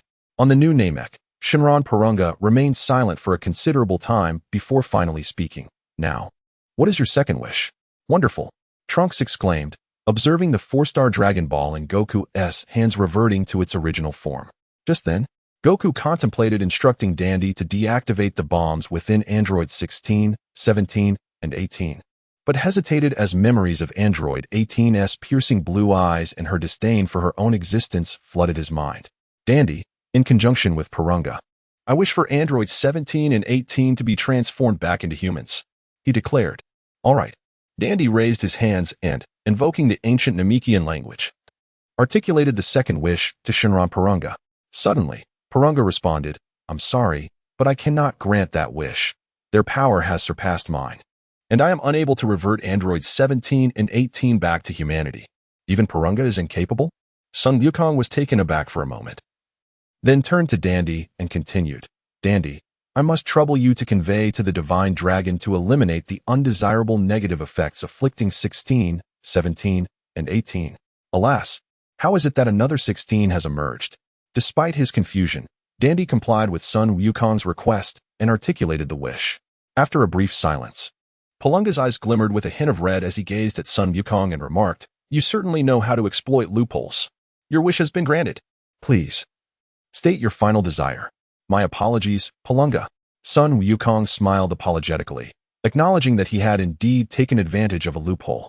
He was not keen on the negative repercussions, such as the ability to halt the operations of androids 17 and 18 or the infinite stamina they possessed. It was evident that in the future, the Super 17 he recalled would never emerge again. One could assert that aside from the heart, which served as an inexhaustible energy source, androids 17 and 18 were now comparable to humans in nearly every aspect, perhaps even more so. This is why Purunga remarked that he had exploited a loophole. Dandy, please convey to Purunga that I require all information regarding the unyielding remnants of the Red Ribbon Army compiled into a document, ensuring that those scoundrels are completely eradicated from the earth. As Sun Wukong's words faded, Dandy articulated Sun Wukong's third wish in the language of Namek. This was exceedingly simple. Shinran Purunga's eyes shimmered with a radiant glow, and a folder materialized in Sun Wukong's hands. Your wish has been granted. Farewell. With that, Purunga transformed into a streak of light and vanished, while the 7 Dragon Balls, each the size of a basketball, scattered across the new Namek in 7 luminous trails. At this moment, Sun Wuling opened a folder containing over 1,000 pieces of personal information, which caused him to furrow his brow. Marthunda. Unexpectedly, the son of the diminutive commander of the Crimson Ribbon Legion. How amusing indeed. Furthermore, there is also the grandson of Dr. Glow, Hyde. Due to the relentless slander propagated by Dr. Glow, he harbors boundless hatred and disdain towards me, perceiving me as a malevolent deceiver of the world. Sun Wuling gazed upon the names inscribed on the list, each one marked in his heart with the indelible seal of fatality. The chilling aura of impending doom caused Dandy and Tenanx to instinctively swallow hard. Tenanx recalled the tales his mother had shared about the Crimson Ribbon Legion. Back then, a younger Sun Wuling had wielded his chi to annihilate millions of the Legion without exception, a feat that had stirred applause from the onlookers. He wished fervently that he had been present at the scene, urging Sun Wuling to eliminate those scoundrels entirely. The Wuling of that time still lingered in their memories. Before Sun Wukong could finish his words, he was ruthlessly interrupted by Sun Wuling. Brother, you said the same thing back then, yet we faced the emergence of Cell. The timeline where Trunks resides has plunged into despair due to the androids. My wish was to eradicate the remnants of those who refuse to die, which implies that these scoundrels may cause further chaos in the future. Do you truly wish to witness such events unfold again? Surely, you are not oblivious to the true nature of the test subjects in the research of biological androids, are you? Sun Wuling's indifferent and unsentimental words left Sun Wukong with no choice but to let out a resigned sigh. Furthermore, Sun Wuling's previous remark about the unrepentant remnants suggested a similarity to individuals such as Dr. Jero. Very well, Wuling, I shall heed your counsel this time. A smile grazed the face of Sun Wukong. He could never allow trivial matters to ignite a conflict with Sun Wuling. They had grown up together as brothers, and despite the absence of any blood ties, their bond was irreplaceable. Chapter 121, Wampa Star Earth. At this moment, in the desert, androids 17, 18, and 16 suddenly sensed a peculiar transformation within their bodies. How strange. I feel an unexpected lightness yet also a hint of fatigue. Is this the sensation of drowsiness? However, my strength has not dissipated, and we have not reverted to our human forms. Android 17 gazed at his hands in disbelief. Android 18's striking blue eyes trembled slightly. She realized that the bomb within her body had vanished. Sun Wuling truly wished for the removal of the explosives, and it seemed there was more to it. She, too, would experience fatigue, weariness, and hunger, just like a human. They were no longer those monstrous beings. Android 16 remarked, Mine has vanished as well. The bomb and the emergency shutdown device are both gone. I presume you share the same experience? It truly feels wonderful to regain the sensations of humanity. Android 17 looked at his hands, a gentle smile gracing his face. He, too, felt the infinite energy akin to an ever-thriving heart. with everything else now resembling that of humans. Congratulations to you, androids 17, 18, and 16. Son Gohan and the others smiled and offered their blessings. Yamcha secretly thought to himself, so the boundless energy has finally dissipated. Number 18's eyes now sparkled with excitement. It seems that Goku's wedding is undoubtedly a foregone conclusion. Who would have thought that Son Goku would actually reach the day of matrimony? At that moment, Bulma noticed number 18's unusual demeanor and approached Vegeta, inquiring curiously, Vegeta, does number 18 have feelings for Goku? Vegeta crossed his arms and nodded nonchalantly, casting a glance towards Tais. Indeed, Son Goku and number 18 share mutual affection. As for Tais, she can forget it. You should know better than I what kind of person Goku is, Bulma. Bulma placed her hands on her hips, puffing her cheeks in annoyance. It's precisely because I know what kind of person Goku is that I am upset. I thought he would never be interested in girls. Vegeta, taken aback by Bulma's words, shrugged his shoulders in disbelief, realizing that her anger stemmed from this revelation. Suddenly, he caught sight of Mrs. Brief holding Trunks in her arms and glanced at number 18 again. Memories of a future entwined with roses flashed in his mind. He cleared his throat softly, a blush creeping onto his cheeks as he leaned closer to Bulma. Bulma, I still want a daughter. Bulma's eyes widened in shock, her jaw nearly dropping to the ground. Vegeta's declaration astonished her beyond measure, and her exclamation drew the attention of everyone nearby. Ah, my apologies everyone. I was just surprised to see that only 5 Dragon Balls remain. Son Gohan gazed at the 5 Dragon Balls scattered on the ground. The 1-star Dragon Ball was missing, leaving only the 4-star Dragon Ball. The 4-star Dragon Ball had been placed on the new Namek by his father, while the 1-star Dragon Ball had been cast into the cosmos by Cell, a detail he had forgotten to mention to Uncle Goku. Seizing the moment while everyone was engrossed in the discussion about the Dragon Balls, Bulma leaned closer to Vegeta, her cheeks slightly flushed, and whispered, Vegeta, what were you just saying? Vegeta replied softly, I was defeated by Son Goku, and I refuse to allow my son to be bested by Goku's daughter as well. I have no hopes for Trunks, so, Bulma, I desire for our daughter to surpass Goku's daughter. Bulma thought to herself, brimming with retorts. But upon witnessing Vegeta's earnest expression and considering their current surroundings, she decided to remain silent. After bidding farewell to Dandy, Nailu, and Elder Muley on the new Namek, Sun Wuling and Sun Wukong instantly transported themselves to King Kai's planet. Upon seeing Sun Wukong and Sun Wuling, the North Kai chuckled and said, You have finally arrived. Rest assured, I have noted the location where Cell discarded the Dragon Balls. Sun Wuling was taken aback as he gazed at Trunks. Sun Wukong inquired, What is happening? Trunks hurriedly elucidated, Mr. Wuling, it is as follows. Prior to our battle with Cell, Cell learned that Mr. Wukong had concealed a Dragon Ball, and in response, he cast the 1-star Dragon Ball into the cosmos. Sun Wukong chuckled as he gazed at King Kai, exclaiming, Ha, I truly appreciate your assistance, dear King. I was just contemplating asking for your help, heh. Trunks politely greeted him and made a note of King Kai's energy. Hello. King Kai responded with a smile directed at Trunks. Might I inquire, dear King, where the Dragon Balls are located? Sun Wukong inquired of the North Kai. On the planet Wampa, not only was there a Saiyan, but his aura was remarkably powerful, though it paled in comparison to yours and Gohan's. As Sun Wukong attuned himself to the aura emanating from the direction of the North King, a tempest of emotion surged within him. The planet Wampa? Wasn't that the very world where Broly had been exiled, as etched in his memory?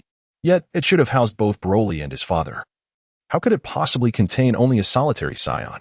Sun Wukong, filled with a sense of bewilderment, pondered how he could have ever anticipated that the Golden Salu, with all its might, would hurl the Dragon Ball into the cosmos, resulting in the instantaneous demise of Broly's father, Paragus, leaving not even a trace. Furthermore, with the first wish he had made, Paragus was utterly unrecovered. To his astonishment, there remained surviving Saiyans. Sun Wukong exclaimed with delight. After casting a profound glance at Sun Wukong, Sun Wuling handed the documents in his possession to Trunks, saying, Once we return, please deliver these to Little Sharer. Understood. Trunks replied, grasping the documents firmly, harboring no intentions of showing mercy towards the Red Ribbon Army. Is the Dragon Radar available? Sun Wuling inquired of Sun Wukong. It's not with me. It's in Gohan's possession. Wuling, please wait a moment, and I shall bring it to you shortly. Trunks, let us return first. With a smile, Sun Wukong cast a glance at Sun Wuling, and in an instant, along with Tenanks, they teleported back to Earth. How astute he is. Indeed. It seems that Wukong is also intrigued by that Saiyan. Sun Wukong spread his hands, indicating that he intended to accompany Sun Wuling to the planet Wampa. Back on Earth, Sun Wukong returned to the group with 10 inks and elucidated the reason for Sun Wulinking's absence. For you, father. Son Gohan entrusted the Dragon Ball radar to Sun Wukong. After Trunks handed over the assassination list to Little Cell, the latter vanished in an instant, embarking on a mission to eliminate those named. Suddenly, 5 Dragon Balls in the desert and the 4-star Dragon Ball in Sun Wukong's possession transformed into stone. This unexpected scene left everyone wide-eyed, disbelief etched on their faces. Piccolo's energy surged dramatically, with the Dragon Balls reverting to stone. Had Piccolo fully merged with the Supreme Kai? Sun Wukong raised his head, sensing a surge of energy erupting in the celestial realm. At this moment, Piccolo had completely merged with the divine, or rather, returned to his original, complete form. Chapter 122.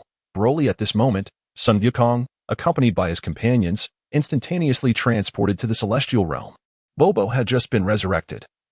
Yet he was overwhelmed by a sense of melancholy due to the fusion of the celestial deity and Piccolo. Sun Wukong gazed at Piccolo in contemplation for a moment before uttering, "God Piccolo."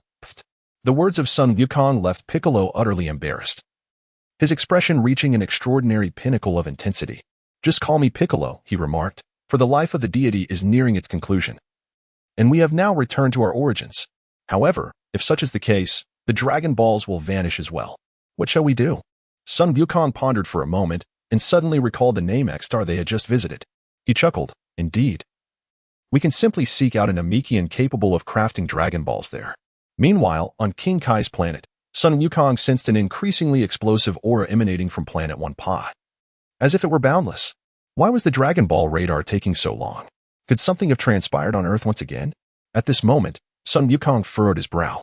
He had waited for over 10 minutes. Could it be that Earth was facing yet another crisis? Never mind, he resolved to tackle that troublesome matter first. For if Wukong were to intervene, it might inadvertently empower the opponent once more. Sun Wukong had already anticipated the nature of the beings on Wampa Star and had devised a method to address them in advance. "Mr. King Kai, I am heading to Wampa Star now. I apologize for the haste, as I have not brought you a gift. If Goku arrives shortly, please inform him that I have left ahead and ask him to bring the Dragon Radar. Farewell." Sun Wukong bid farewell to the king of the Northern Realm and instantaneously transported himself to the planet Wampa. Suddenly, before Sun Wukong could take in the surroundings of Wampa, a ferocious roar, akin to that of a wild beast, echoed throughout the entire planet. Sun Wuling furrowed his brow slightly, his gaze fixed upon a man towering over 2 meters. The figure stood bare-chested, his robust and bulging muscles exuding an aura of power. His eyes, devoid of pupils, were mesmerizing yet terrifying. A mane of grass-green hair swelled with each breath, completely devoid of reason, imparting an overwhelming sense of oppression. Is this Broly? Yet he appears rather feeble at this moment. With a subtle curve gracing the corners of Sun Wukong's lips, even in his transformation into the legendary Super Saiyan state, he remains quite feeble. His prowess is but a slight elevation above that of the current Super Saiyan incarnations of Goku, Vegeta, and Trunks. Yet Broly has not engaged in any substantial training whatsoever. Sun Wuling smiled and remarked, "Truly, you are the legendary Super Saiyan, even without any rigorous training or cultivation. You possess such formidable power." In his memories, Broly had accumulated strength over many years, culminating in an explosive outburst after learning the art of combat from Goku and Vegeta. However, the current circumstances had not only accelerated the timeline but also deprived him of the opportunity to learn from Goku and Vegeta, leading to a loss of rationality. Although he had transformed into a Super Saiyan, his strength still fell short of the impression he had retained. Suddenly, with a roar, Broly noticed Sun Wuling's and charged towards him, his massive and muscular form maintaining an unyielding speed. Sun Wuling's expression remained utterly unchanged as he gathered the formidable 10,000 Nation shockwave in his right palm, just as Broly was about to charge forward. The hand infused with the overwhelming energy of the 10,000 Nation shockwave struck fiercely against Broly's chest. An explosion of electrifying green energy erupted, enveloping Broly and sending him soaring through the air, accompanied by a piercing wail of anguish. The energy of the 10,000 Nation shockwave continued to scatter and splatter, while Sun Wuling slightly raised his head, observing the airborne Broly, who had been struck by the devastating force.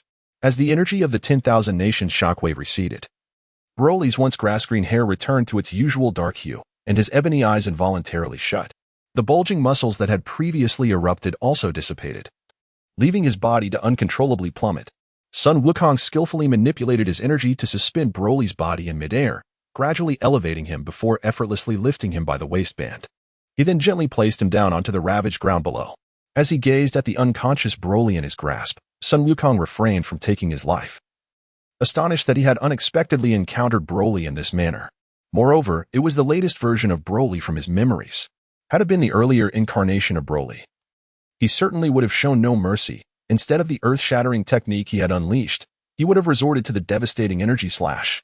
He was eager to see how the ensuing Majin Buu would respond. A faint smile graced Sun Wuling's face, bringing a sense of relaxation to his heart.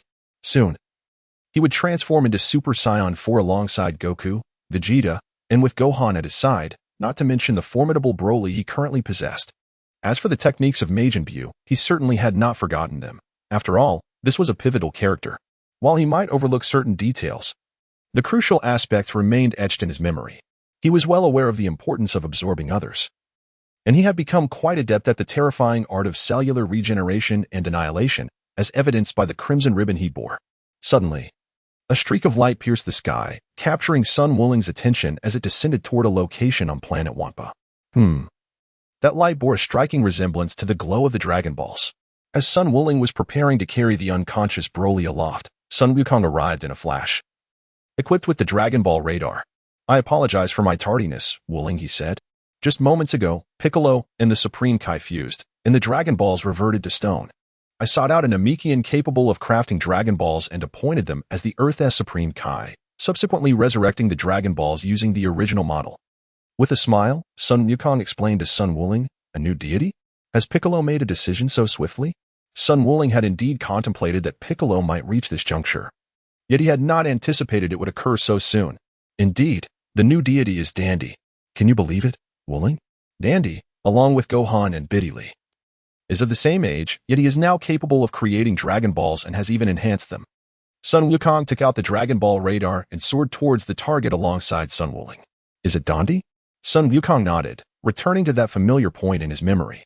However, the unconscious Broly in his hand served as a reminder that many aspects were no longer as familiar as they once were. It was then that Sun Wukong noticed that Sun Wuling was holding a person who possessed a tail akin to that of a Saiyan.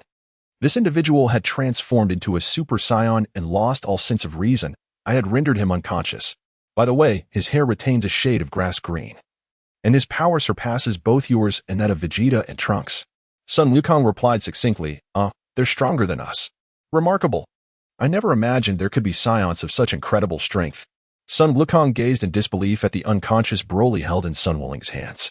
This individual, who had been subdued by Sun Wuling, was unexpectedly more formidable than himself. Sun Wukong beheld a deep pit in the distance, steadily lowering the unconscious Broly, closely followed by Sun Wukong. As they touched the ground, an acrid scent reminiscent of charred flesh assaulted their senses, prompting both Sun Wukong and Sun Wukong to instinctively cover their noses, as if the very essence of meat had been singed. Sun Wukong picked up the one-star Dragon Ball. Upon catching a whiff of the burnt aroma, Sun Wuling glanced once more at the unconscious Broly in his grasp. It seemed he had come to understand the reason behind Broly's frenzied state, nearly letting an expletive slip.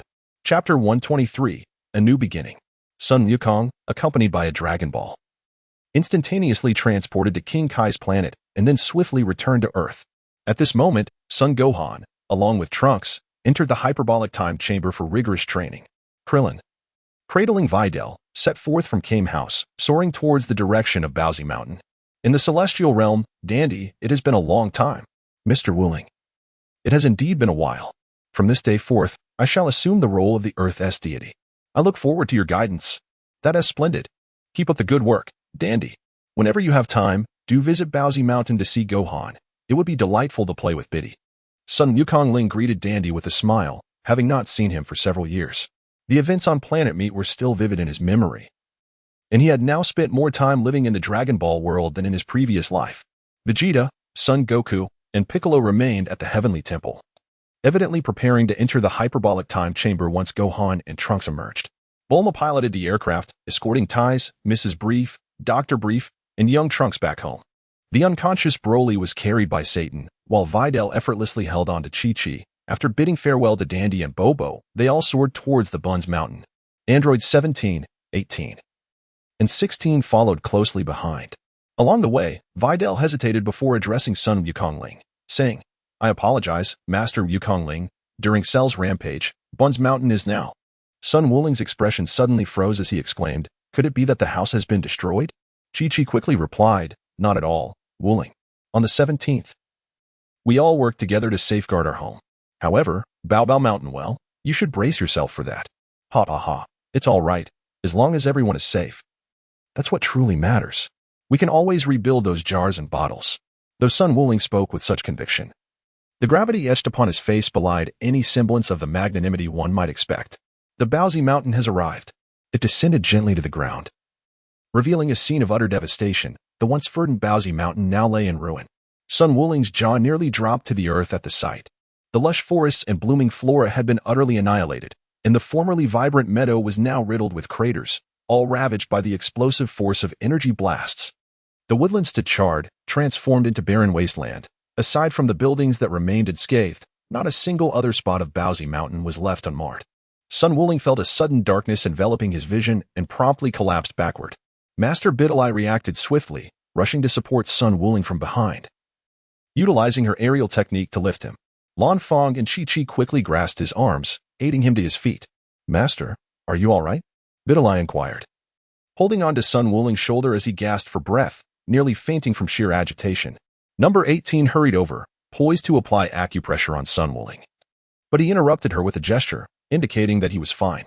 Number 17, Chi-Chi and Lan Fong could anticipate that Sun Wuling would react to the sight of Baozi Mountain, yet they were taken aback by the intensity of his response. Sun Wuling broke free from Lan Fong and Xiao Wu's support, his lips trembling and his eyes wide with shock as he gazed upon the current state of Baozi Mountain. He raised his head to the heavens and let out a furious roar. "Ah, my home. The trees I told to cultivate, the flowers and grasses I nurtured, all gone. Ah." At this moment, Sun Wukong was on the brink of madness, his furious demeanor causing Bidalai, Satan, and others to swallow nervously. Even Chi-Chi was drenched in cold sweat from the fright. At that moment, number 18 approached Sun Wukong, grasping his hand in a comforting gesture, saying, "Do not be angry. Wukong, as you mentioned before, if we break it, we can simply rebuild it, right? Now that scoundrel, Cell, is dead, we will all assist you." Tianjin Han also chimed in with a smile. "Indeed, Wukong, we are all here to help. Have faith, it will surely be resolved soon." "That's right. I too shall stay and lend my assistance," Yumucha declared, clenching his fist and smiling encouragingly at Sun Wukong. Sun Wukong and Android 18 naturally clasped hands, turning to glance at Lan Chi, Tianjin Fan, and all others with their earnest expressions. With a soft exhale of frustration, Sun Wukong chuckled, "Thank you, everyone." However, deep down, he still felt a surge of indignation. Observing the current state of chaos at Baozi Mountain, he took a deep breath and erupted, "Sharu, may your ancestors be cursed." At that moment, Krillin, who was rushing over with Bulma in his arms, was startled by Sun Wukong's furious shout. "Krillin, it's wonderful. You truly have returned to life." As Sun Wuling and the others sensed Klin's presence, they turned to see him alongside Violet. "My friends, it appears much has transpired in my absence," Klin remarked with a smile, casting his gaze upon the transformed Baozi Mountain, accompanied by a bitter smile. During his journey with Violet, he had witnessed nothing but ruins, and it was clear that the battles fought in his absence were beyond imagination. "Thank you for taking care of Marlin during this time. I apologize for any inconvenience caused." At that moment, Violet hurriedly accepted Marlin from Xiao Wu's hands and bowed deeply to Sun Wuling and the others, expressing her heartfelt gratitude. It was nothing, really. It was primarily Xiao Wu, Lan Fong, and Sister Chi-Chi who looked after her. As for us men, we are hardly equipped to care for a child. With a smile, Sun Wukong responded, feeling much better after scolding Shala. Upon learning about the situation, Krillin chose to stay and assist in the reconstruction of Baozi Mountain. Meanwhile, Violet embraced Marlin and remained to help Chi-Chi, Xiaowu, Lan Fong, and Android 18 in preparing meals. As nearly 2 days passed, Trunks and Gohan emerged, and Goku along with Vegeta entered the hyperbolic time chamber to commence their training. Trunks transformed into a full-powered Super Saiyan, effortlessly maintaining his Super Saiyan form and having mastered instant transmission. However, he had yet to attain the Super Saiyan 2 state, indicating that his training was still insufficient. He was informed of the method to achieve Super Saiyan 4, which he would need to explore on his own. Trunks and Gohan arrived at Baozi Mountain, having just teleported there, only to discover that everyone was busy planting trees. Satan had found a source and purchased a vast array of saplings. In addition to some native maple, willow, and cherry blossom trees, there were also fruit trees such as orange, pear, cherry, and peach trees. Tianjin on, Yamcha. And Krillin were all lending a hand, and even Piccolo had been recruited to assist. Gohan and Trunks. At this moment, Sun Wukong donned a sun hat, resembling a rustic farmer tending to trees. Sweat beads adorned his handsome visage as he gently wiped his brow and lifted his head, greeting Son Gohan and Trunks with a smile. Mr. Wukong, Trunks exclaimed excitedly upon landing. Look, I have achieved full power as a Super Saiyan. Moreover, I have also mastered instant transmission. Once I have thoroughly honed my Super Saiyan 2 strength, I will be able to transform into a Super Saiyan 4. As he spoke, the tail coiled around his waist flicked with agility, evidently having been pulled out by Son Gohan. Excellent, Trunks. In the future, it is you who will safeguard the world. Your current power should easily surpass that of androids 17 and 18. Sun Wukong removed his sun hat and chuckled. Yes, I owe it all to everyone. Otherwise, I might. Just as he was about to finish his sentence, Lan Fang suddenly jogged over, interrupting with an excited call, Master, that Saiyan has awakened. Chapter 124. The night of Bowsy Mountain, where am I? Broly's vision was hazy. His last memory was of his father being struck dead by a white meteor that fell from the sky. Anger and fury consumed him. And then everything faded from his mind. As his sight cleared, he found himself in an environment far removed from the oppressive darkness of his memories. The unfamiliar surroundings filled him with an instinctive sense of impending danger, prompting him to scan his surroundings. You are awake. Suddenly, a melodious voice reached Broly's ears. He beheld a woman with vibrant purple, voluminous hair, whose every smile and frown exuded an enchanting charm and grace. Broly's eyes widened in astonishment, and his body froze. On planet Vampa, in that bleak and desolate environment, it had only been he and his father, Paragus. He had never encountered anyone else. The delightful fragrance emanating from this purple-haired woman made his heart race, a feeling he had never experienced before, causing a faint blush to rise to his cheeks. Abruptly, the woman vanished from his sight, leaving Broly with a pang of disappointment. He instinctively reached out, wishing to prevent her disappearance, yet awkwardly withdrew his hand, grappling with a sense of uncertainty and longing. Moments later, he saw the woman return, accompanied by a man. The man exuded a gentle charm, his subtle smile radiating a refined demeanor that eased Broly's unfamiliar wariness. You have awakened. This is Earth. I found you on planet Vampa when you were completely out of control and had lost all memory. Thus, I had to knock you out. I apologize for being a bit too forceful. May I know your name? At this moment, Sun Wukong smiled as he addressed Broly. Broly gazed at Sun Wukong for a considerable time, before casting a glance at Lan Fang beside him, and replied in a calm manner, Broly. Is that you, Broly? Sun Wukong nodded and spoke to Lan Fang. Lan Fang, please assist Broly in taking a bath and changing into clean clothes. Now, shall we proceed, Mr. Broly? Upon hearing this, Lan Fang noticed that Broly had thrown off the covers, his expression one of panic and urgency as he searched for something. Rest assured, I have not discarded your green beast skin, I merely organized it. This place is safe now, Broly. Do not be afraid, everything is well. If there is anything else, just communicate it to Lan Fang. I have other matters to attend to, so I shall take my leave. Sun Wukong rose from his seat and exited the room, leaving Lan Fang behind along with Broly, who at that moment resembled a restless child. The night was vibrant at Bowsy Mountain, teeming with enormous dinosaurs, wild boars, goats, and other creatures that had temporarily ceased their existence, becoming sustenance for the gathering. Dozens of tables were laden with an array of barbecue essentials, fruits, beverages, and alcoholic drinks. As Biddy enthusiastically ignited the bonfire, the night at Bowsy Mountain was illuminated brilliantly.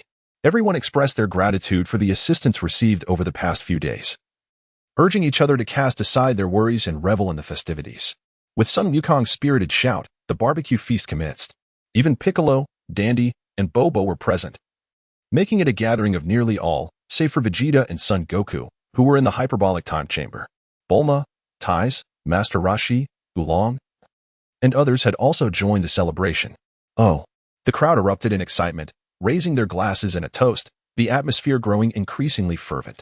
Bulma delicately picked up a piece of barbecued meat with her chopsticks, savoring it with a look of contentment. Delicious, Wukong. Why didn't you call me? And the damage to Bowsy Mountain is quite severe. Moreover, those two, Son Goku and Vegeta, actually went to the hyperbolic time chamber. Ha ha ha, it's quite all right, Bulma. Without them this time, let us all indulge in our feast and enjoy ourselves. Today, let us forget all our troubles. Trunks, make sure to have a great time. Sun Wukong called out loudly to Trunks. Yes, Mr. Wukong. Trunks, still in his Super Saiyan form, was gnawing on a dinosaur leg and shouted back. At that moment, number 17 handed Trunks a plate of seasoning, saying, "Trunks, it will taste even better with this dip." Thanks to the wish made with the Dragon Balls on planet Namek. Both number 17 and number 18, aside from the infinite energy replacing their hearts, were almost indistinguishable from humans. After receiving the seasoning, Trunks no longer appeared as conflicted or troubled as before. Even in his full-powered Super Saiyan state, he seemed remarkably at ease. Number 18 then leaned in, asking Trunks, "In your future world, are we really that terrible?" "Indeed," Trunks nodded, addressing both number 17 and number 18. "Nevertheless, I won't show any mercy. They are not like you." Trunks maintained a relaxed demeanor, even when discussing the androids from his world, indicating that his training in the hyperbolic time chamber with Son Gohan had been more than merely a means to enhance his strength. "Keep it up. Hope always remains. You're quite to my taste, and I didn't expect to part ways so soon," number 17 remarked with a grin while devouring his barbecue. Suddenly, Sun Wuling's voice rang out clearly. He appeared somewhat inebriated, embracing Oolong and Master Rashi, pulling out a transparent disc and chuckling mischievously. "Hee hee, Oolong, Master Rashi. This is the latest model of the triangular wooden horse. With so many positions, I guarantee you'll bleed out from excitement."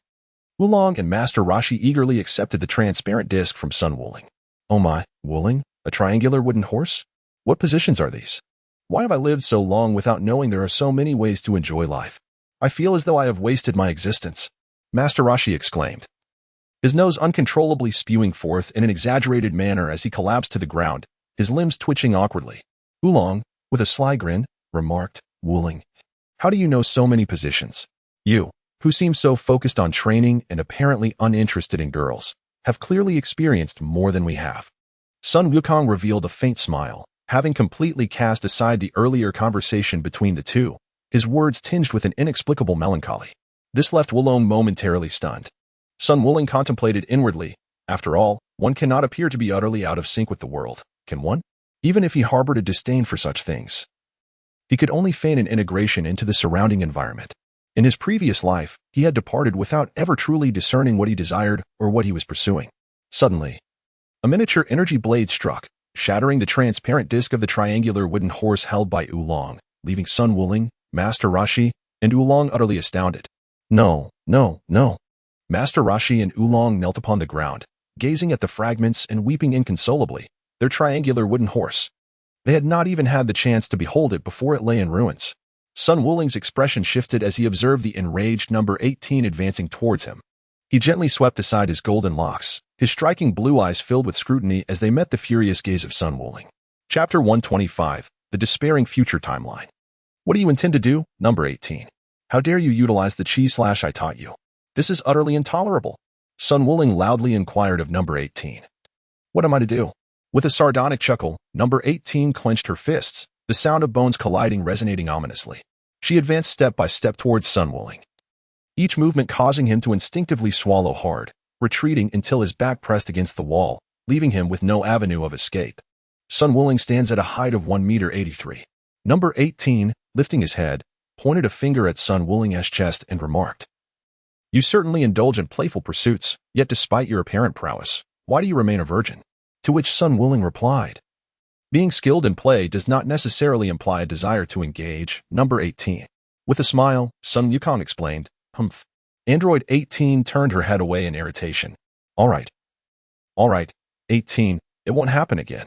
At that moment, in the distance, Piccolo, Bulma, and Tais all directed their gazes towards Sun Wukong and Android 18.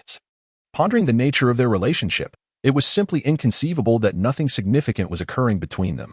Piccolo exhaled a sigh of relief, recognizing that the bond between Sun Wukong and Android 18 had solidified. Suddenly, Lan Fang approached, accompanied by a rejuvenated Broly, dressed in a simple short-sleeve shirt. Broly's original green beast hide now wrapped around him like a belt, cascading down at his sides like a skirt. Sun Wukong gently pushed open door number 18 and called out to Broly, "Do not fear, Broly. Whatever troubles or unhappiness you carry, set it aside and let us play together." Broly was overwhelmed with a myriad of thoughts. He comprehended everything that had transpired. Shyly, he thought to himself, "You primitive being. Come over here. I've been waiting for you for quite some time." At that moment, Lan Fang grasped Broly's arm, urging him to join. "Wait, Lan Fang, The collective gaze of the crowd made Broly feel somewhat disconcerted. He had never encountered so many people before. Having lived with his father Paragus on the inhospitable planet of Vampa, the restraints around his neck had vanished, thanks to Sun Wukong's intervention. No longer did he reside in a frigid cave. Instead, he found himself in a quaint house beneath a cerulean sky, with crystal-clear waters surrounding him. Everything here made him question whether he was merely dreaming. Overwhelmed by his complex emotions, Broly, who had so much to express, ultimately managed to utter just 2 words. "Thank you." Sun Wuling trotted over with a smile, while behind him, Number 18 crossed her arms over her chest and whispered in his ear, "There are too many people around now. I will let you off this time. When there are no outsiders, we shall have a proper discussion about those things you dislike." Humph. The night at Baozi Mountain felt interminable. Filled with the youthful laughter of Sun Wufan, Biddy and Dondi, radiating joy and exuberance. Even Broly occasionally revealed a smile, and before they knew it, they had played until midnight, concluding their bonfire barbecue feast. The next morning, Trunks, carrying his treasured sword, bid farewell to everyone. Although Vegeta and Son Goku were absent, he piloted the time machine back to his own world, shedding his Super Saiyan form and returning to his usual appearance. As he traversed the time tunnel, memories of his recent experiences flooded his mind, intensifying his urgency. He had mastered instant transmission, recalled the essence of King Kai, and sensed the energy of the Namekians. Now aware of the steps he needed to take. In the future timeline, dawn broke over the ruins, the air thick with the scent of blood. Suddenly, a thunderous roar echoed from the northern ruins as a woman with long black hair soared into the sky, her body uncontrollably spiraling backward. "Ah, it's you again, Biddy. It seems the last lesson wasn't sufficient." At that moment, the future number 18 arrived, her blue eyes brimming with murderous intent, while number 17 wore a mocking grin, akin to a cat toying with a mouse. Biddy appeared to have matured, clad in a purple martial arts uniform similar to Sun Wuling's, accentuated by a fishnet top that elegantly showcased her captivating figure. A large character for spirit was emblazoned on her back.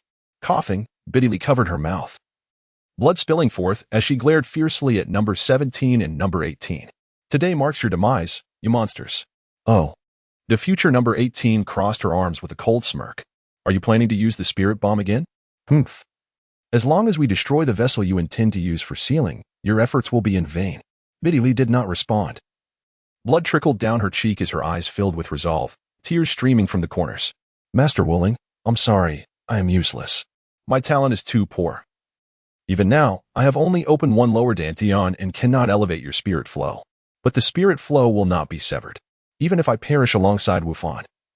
My father and Xiao Fong will continue your legacy. I apologize." "What?" Biddy Lee's eyes widened, a tear sliding down her purple cheek as a violet aura coalesced at her pineal gland, her energy surging with her furious shout. Another technique of Sun Wuling?" Number 17 remarked coldly. "No, we must flee. According to the records of that old coot, Dr. Jero, this technique is the sole impact learned by Sun Wuling from a fortune teller."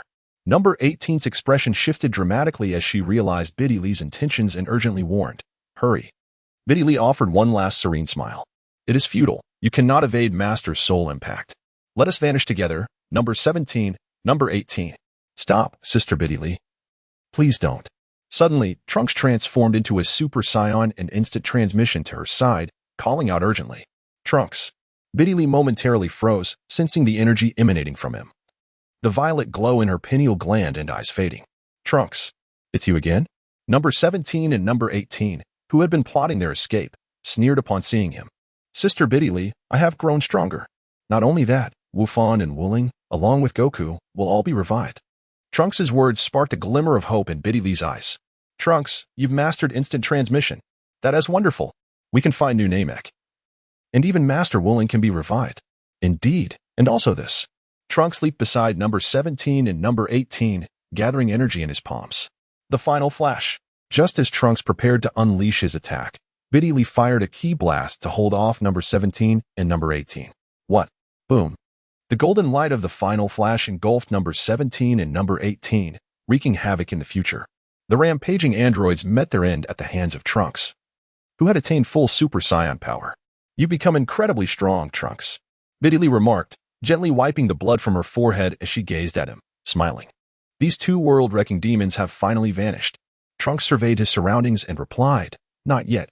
There is still one more fiend to deal with. Sister Biddy Lee, rest assured. I will handle everything. Once I eliminate that scoundrel, I will head to Namek and revive everyone. Chapter 126, Misaligned Timeline. Subsequently, after Trunks lured Cell out. With Biddy Lee's assistance, he did not allow Cell to absorb number 17 and number 18 to reach his perfect form, and within mere seconds, Cell was eradicated by Trunks. Unaware of the specific location of New Namek, Trunks first instant transmitted to King Kai's planet, and under North Kai's guidance, he quickly arrived at New Namek.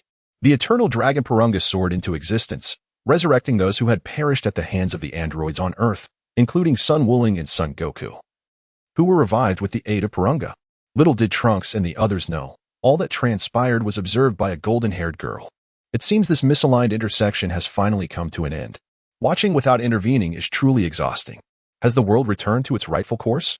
Next, these two misaligned timelines will develop independently, never to intersect again, she mused with a light, melodious laugh.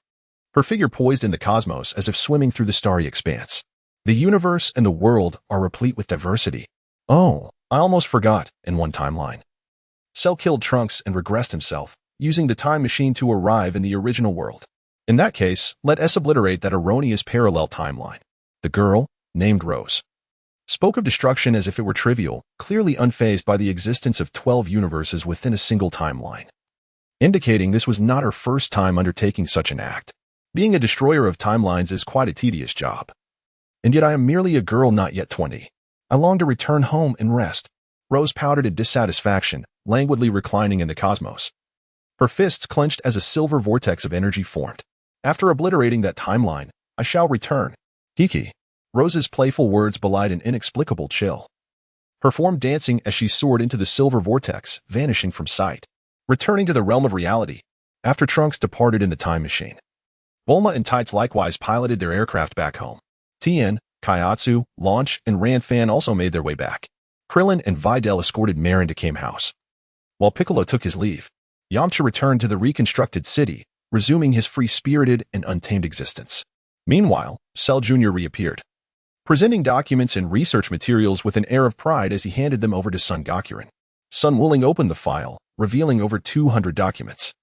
Except for the first page featuring Marzanda, all the others were marked with a red cross. What could have happened? What was wrong with Marshal Ryder's son? Sun Wuling narrowed his eyes, scrutinizing the young Shala. Young Shala hurriedly explained, Mr. Wuling, I captured him alive. I believed that killing him outright and handing him over to you for further action would be more prudent, potentially yielding greater results. Where is the captive now? Sun Wulings tossed the documents into the nearby trash bin and hurriedly inquired. In the courtyard of the martial arts hall. 17 and 18 were present along with Bidalai and the others.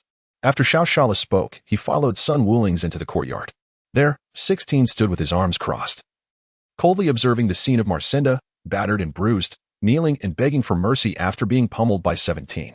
Bidalai, Satan, Son Gohan, Chi-Chi, Pilaf, Ash, and Xiao were also present.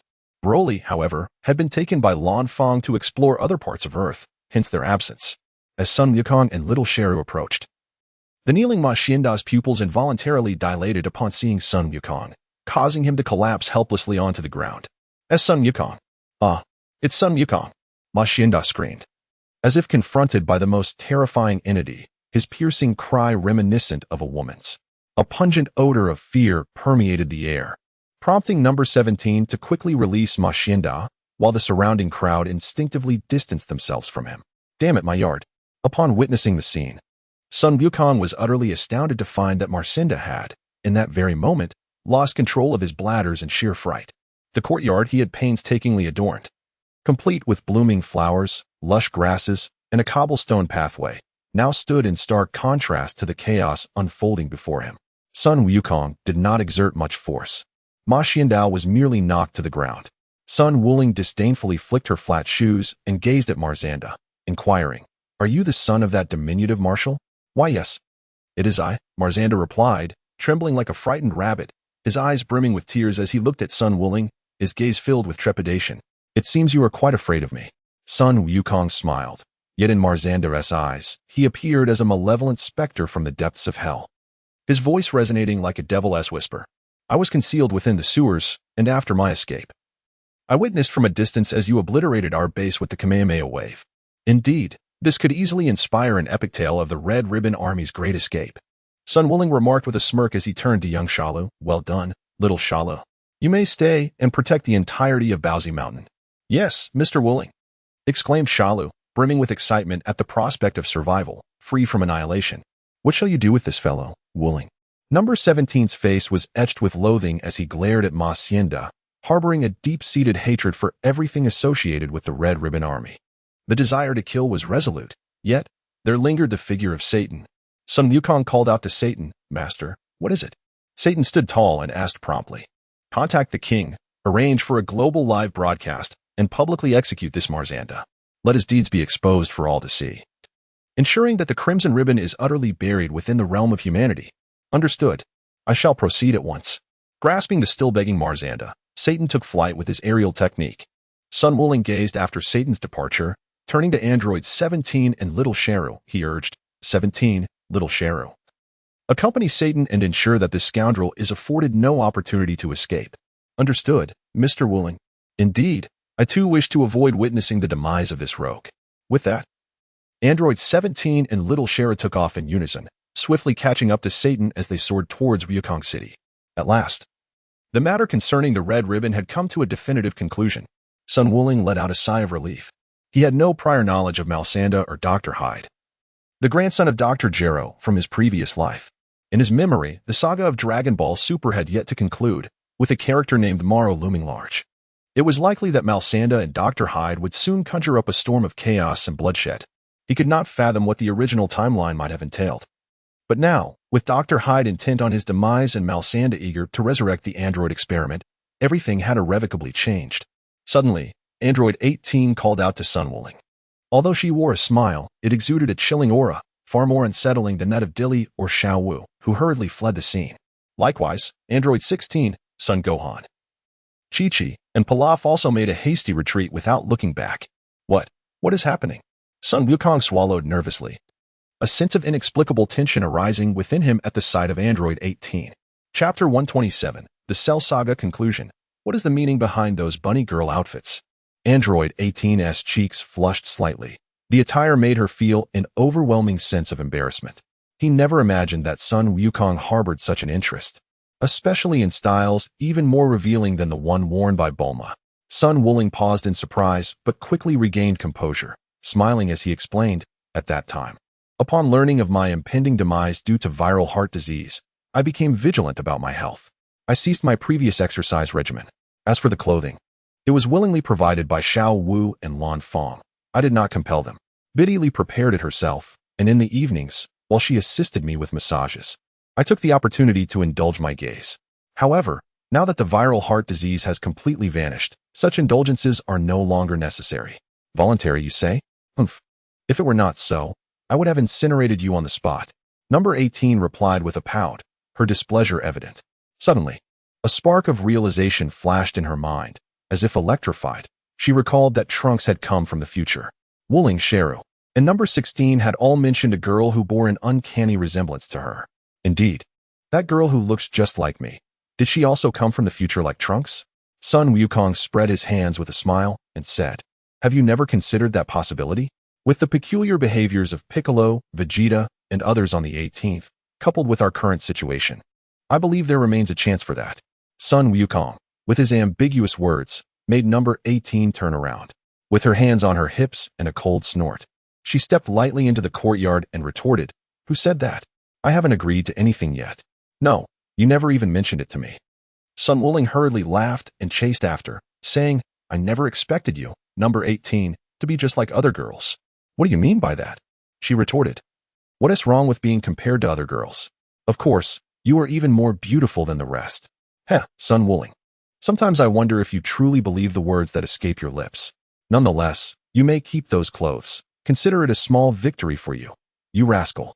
The playful banter between number 18 and Sun Wuling caught the attention of Chi-Chi, Sun Wufan, Pilaf, and Bidalai, who were peering from a distance. Bidalai remarked, Indeed. It seems impossible to keep anything hidden from Master. He has already figured it out. Sun Wufan responded. However, Uncle Wuling is now together with Aunt 18. So there should be no problem. Chi-Chi exclaimed joyfully, I never expected Wuling to have an affection for girls. I was always trying to match him with Bulma, thinking he had no interest in women. At that moment, Number 16, in a mechanical manner, solemnly stated, according to the data left in Dr. Jero's computer. Sun Wuling's ability to marry may be as unlikely as a Saiyan losing their appetite. Everyone, including Pilaf and Sun Wufan, nodded in agreement. As humanity struggled to rebuild their home, on this day, everything came to a halt. This day marked a global broadcast where, in the capital of Wukong City, Marcinda was executed by gunfire under the gaze of the world.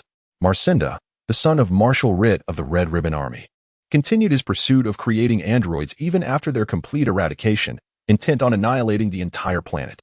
Now, Marcinda was sentenced to death for crimes against humanity. On television, Satan, clad in a crimson robe, delivered the final judgment, while number 17 and little Sheru stood beside him in formal attire. As Satan's words concluded, the fury of the populace erupted. Kill him. Bastard, demon, the Red Ribbon Army is a bunch of scoundrels. May these malevolent miscreants vanish. The emotions of those watching on television and those present at the scene were highly charged. Under the world's scrutiny, Marcinda fell to the gunfire, his body incinerated on-site. Live-streamed for all to witness. The devastation wrought by the androids was catastrophic. Nearly all cities lay in ruins. Countless lives were lost at the hands of Golden Sheru. Even after resurrection, the surrounding desolation testified to the calamity that had transpired. On this day, Sun Wukong and Vegeta emerged from the Room of Spirit and Time. At this moment, Vegeta, in his full Super Saiyan form, cast a displeased glance at Sun Wukong, who stood beside him with a foolish grin, displaying his usual demeanor. Mr. Wukong, Mr. Vegeta, you have both returned. Dandy exclaimed, ha ha ha. It has been quite some time. The tails of Sun Wukong and Vegeta entwined around their waists. Within the hyperbolic time chamber, it was evident that both were striving for Super Saiyan 4, having mutually extracted each other's tails.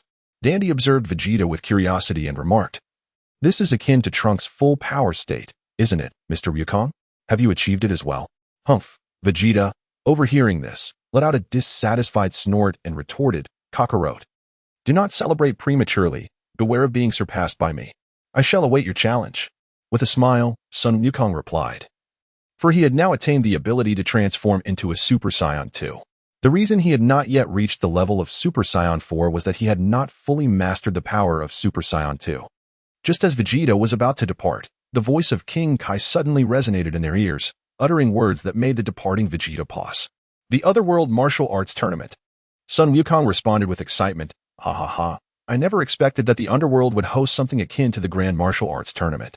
Vegeta, are you interested in attending? Of course. How could I possibly miss such an event? I am eager to witness the prowess of those formidable beings in the Underworld. However, can we mere mortals enter directly? Vegeta voiced his concern.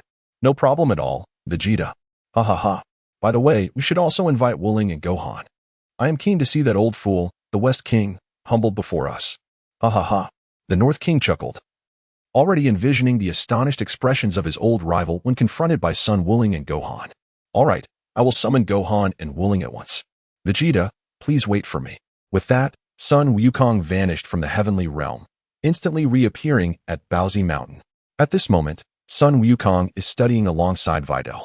Wukong's aspiration is to integrate philosophy with martial arts, ensuring that his knowledge is not neglected. Videl, although she expresses a fondness for martial arts and is enamored by the thrill of soaring through the skies, Sun Wukong does not expect her to be erudite. However, ignorance is not an option, and she must not be unable to recognize even the simplest characters. Furthermore, if she cannot comprehend basic arithmetic, it would indeed be a source of embarrassment. Upon witnessing the scene, Sun Wukong quietly entered Sun Wuling's martial arts hall. There he saw Sun Wuling and Android 18 sitting by the lotus pond, their intimate demeanor radiating affection. Choosing not to disturb them, he discreetly withdrew. Don't worry, Chi-Chi, Sun Wukong said with an earnest smile. It'll only be a few days. Once the martial arts tournament concludes, Vegeta and I will return immediately. Sighing softly, Chi-Chi replied, even if I forbade you, you'd still sneak away, Goku. Just come back soon. They embraced tenderly, her hand resting gently upon her slightly rounded abdomen as she spoke with quiet warmth. Of course, Sun Wukong affirmed, the moment the tournament ends, I'll return to you, Chi-Chi. Sun Wukong instantaneously vanished and arrived in the heavenly realm. After elucidating the circumstances surrounding Sun Wufan and Sun Wuling, he transported Vegeta to King Kai's planet. where they convened with the North Kai to participate in the martial arts tournament of the underworld. Hell, a place where malevolent souls suffer after death, is the final resting place for any wicked individuals in the universe. At this moment, deep within the 19th layer of hell, the golden-scaled cell was imprisoned alone. His golden aura now appeared somewhat dim, his gaze vacant, devoid of its former brilliance, engulfed in a profound stillness. His faith had dissipated into circular rings, emblematic of death, adorned his head. Suddenly, Layla materialized before the golden cell, a subtle smile gracing her delicate features as she observed him. I have stated before, even if you unleash your potential through me, defeat is still your fate. The vacant gaze of Golden Cell gradually regained a flicker of clarity as he regarded Layla and remarked, I never imagined that you, a lunatic, could breach this place directly. Upon hearing his words, Layla replied with a sense of pride, Of course. Am I not a deity? These realms hold no significance for me. So, Cell, do you wish to exact revenge on Sun Wuling and the others? Not interested. The hollow gaze of Golden Cell startled Layla. I now comprehend your true motives for wanting to bear a child with Sun Wuling. What are your intentions? I am disinterested. I merely remind you that fate is immutable. I will fail, and so will you. Ah, it seems you have been utterly crushed by Sun Wuling and his companions. Whatever happened to your initial vigor? Why the despondence now? You possess talent akin to Sun Wuling's. If you join me, I assure you that your future strength will exceed your wildest dreams. Layla taunted him. Having observed the entirety of his rise and fall from the shadows, his spirit had been thoroughly shattered by Sun Wuling and his allies. Golden Cell remained unperturbed, his demeanor flat as he responded, I have merely come to see the truth. No matter your ambitions, they will ultimately culminate in failure. However, lunatic, I am aware of your path to enlightenment. You might as well try mastering the Kaioken technique. It suits you far better than it does Sun Wukong. The mention of Kaioken caught Layla off guard. She was well acquainted with Sun Wukong and the technique itself, but had previously overlooked it. I shall train in Kaioken. But do not presume I will express gratitude, Cell. Once we, alongside the true God of destruction, unify the universe, you shall not regret it. And by the way, I am Layla, a deity, the supreme deity. You, a mere mortal, dare to call me a lunatic? Believe me, I can make your soul tremble in despair. The ring on Layla's ring finger shimmered with ethereal light as she cast a furious glare at Golden Cell. With a disdainful huff, she observed him lying among the stones. Utterly dejected, the ring on her finger glimmered once more, forming a beam of light that vanished before Golden Cell's eyes. Chapter 128, Fusion Technique, Bao Bao Mountain. As dusk descended, the day was drawing to a close. At this moment, Lan Feng, accompanied by Broly, had completed a leisurely tour of Earth and returned. Broly had undergone a remarkable transformation, appearing significantly more composed, perhaps due to the previous banquet or perhaps because he had genuinely begun to appreciate Earth. In comparison to the planet of Vampa, Earth was akin to paradise. Lan Feng led Broly into Sun Wuling's training grounds, which had been ravaged by the sparring matches between Sun Wufan and Sun Wukong. Further devastated by Golden Cell's catastrophic assault, now barren and desolate. Master, we have returned. Sun Wuling, suspended in the air, opened his eyes and descended gracefully to the ground. After greeting him, Lan Feng left the space for Broly and Sun Wuling. Are you adjusting well to Earth? What are your impressions, Broly? Sun Wukong cast forth a universal capsule, revealing a refrigerator filled with beverages, which he casually tossed to Broly, a tin can of drink. Thank you, Mr. Wukong, Broly exclaimed.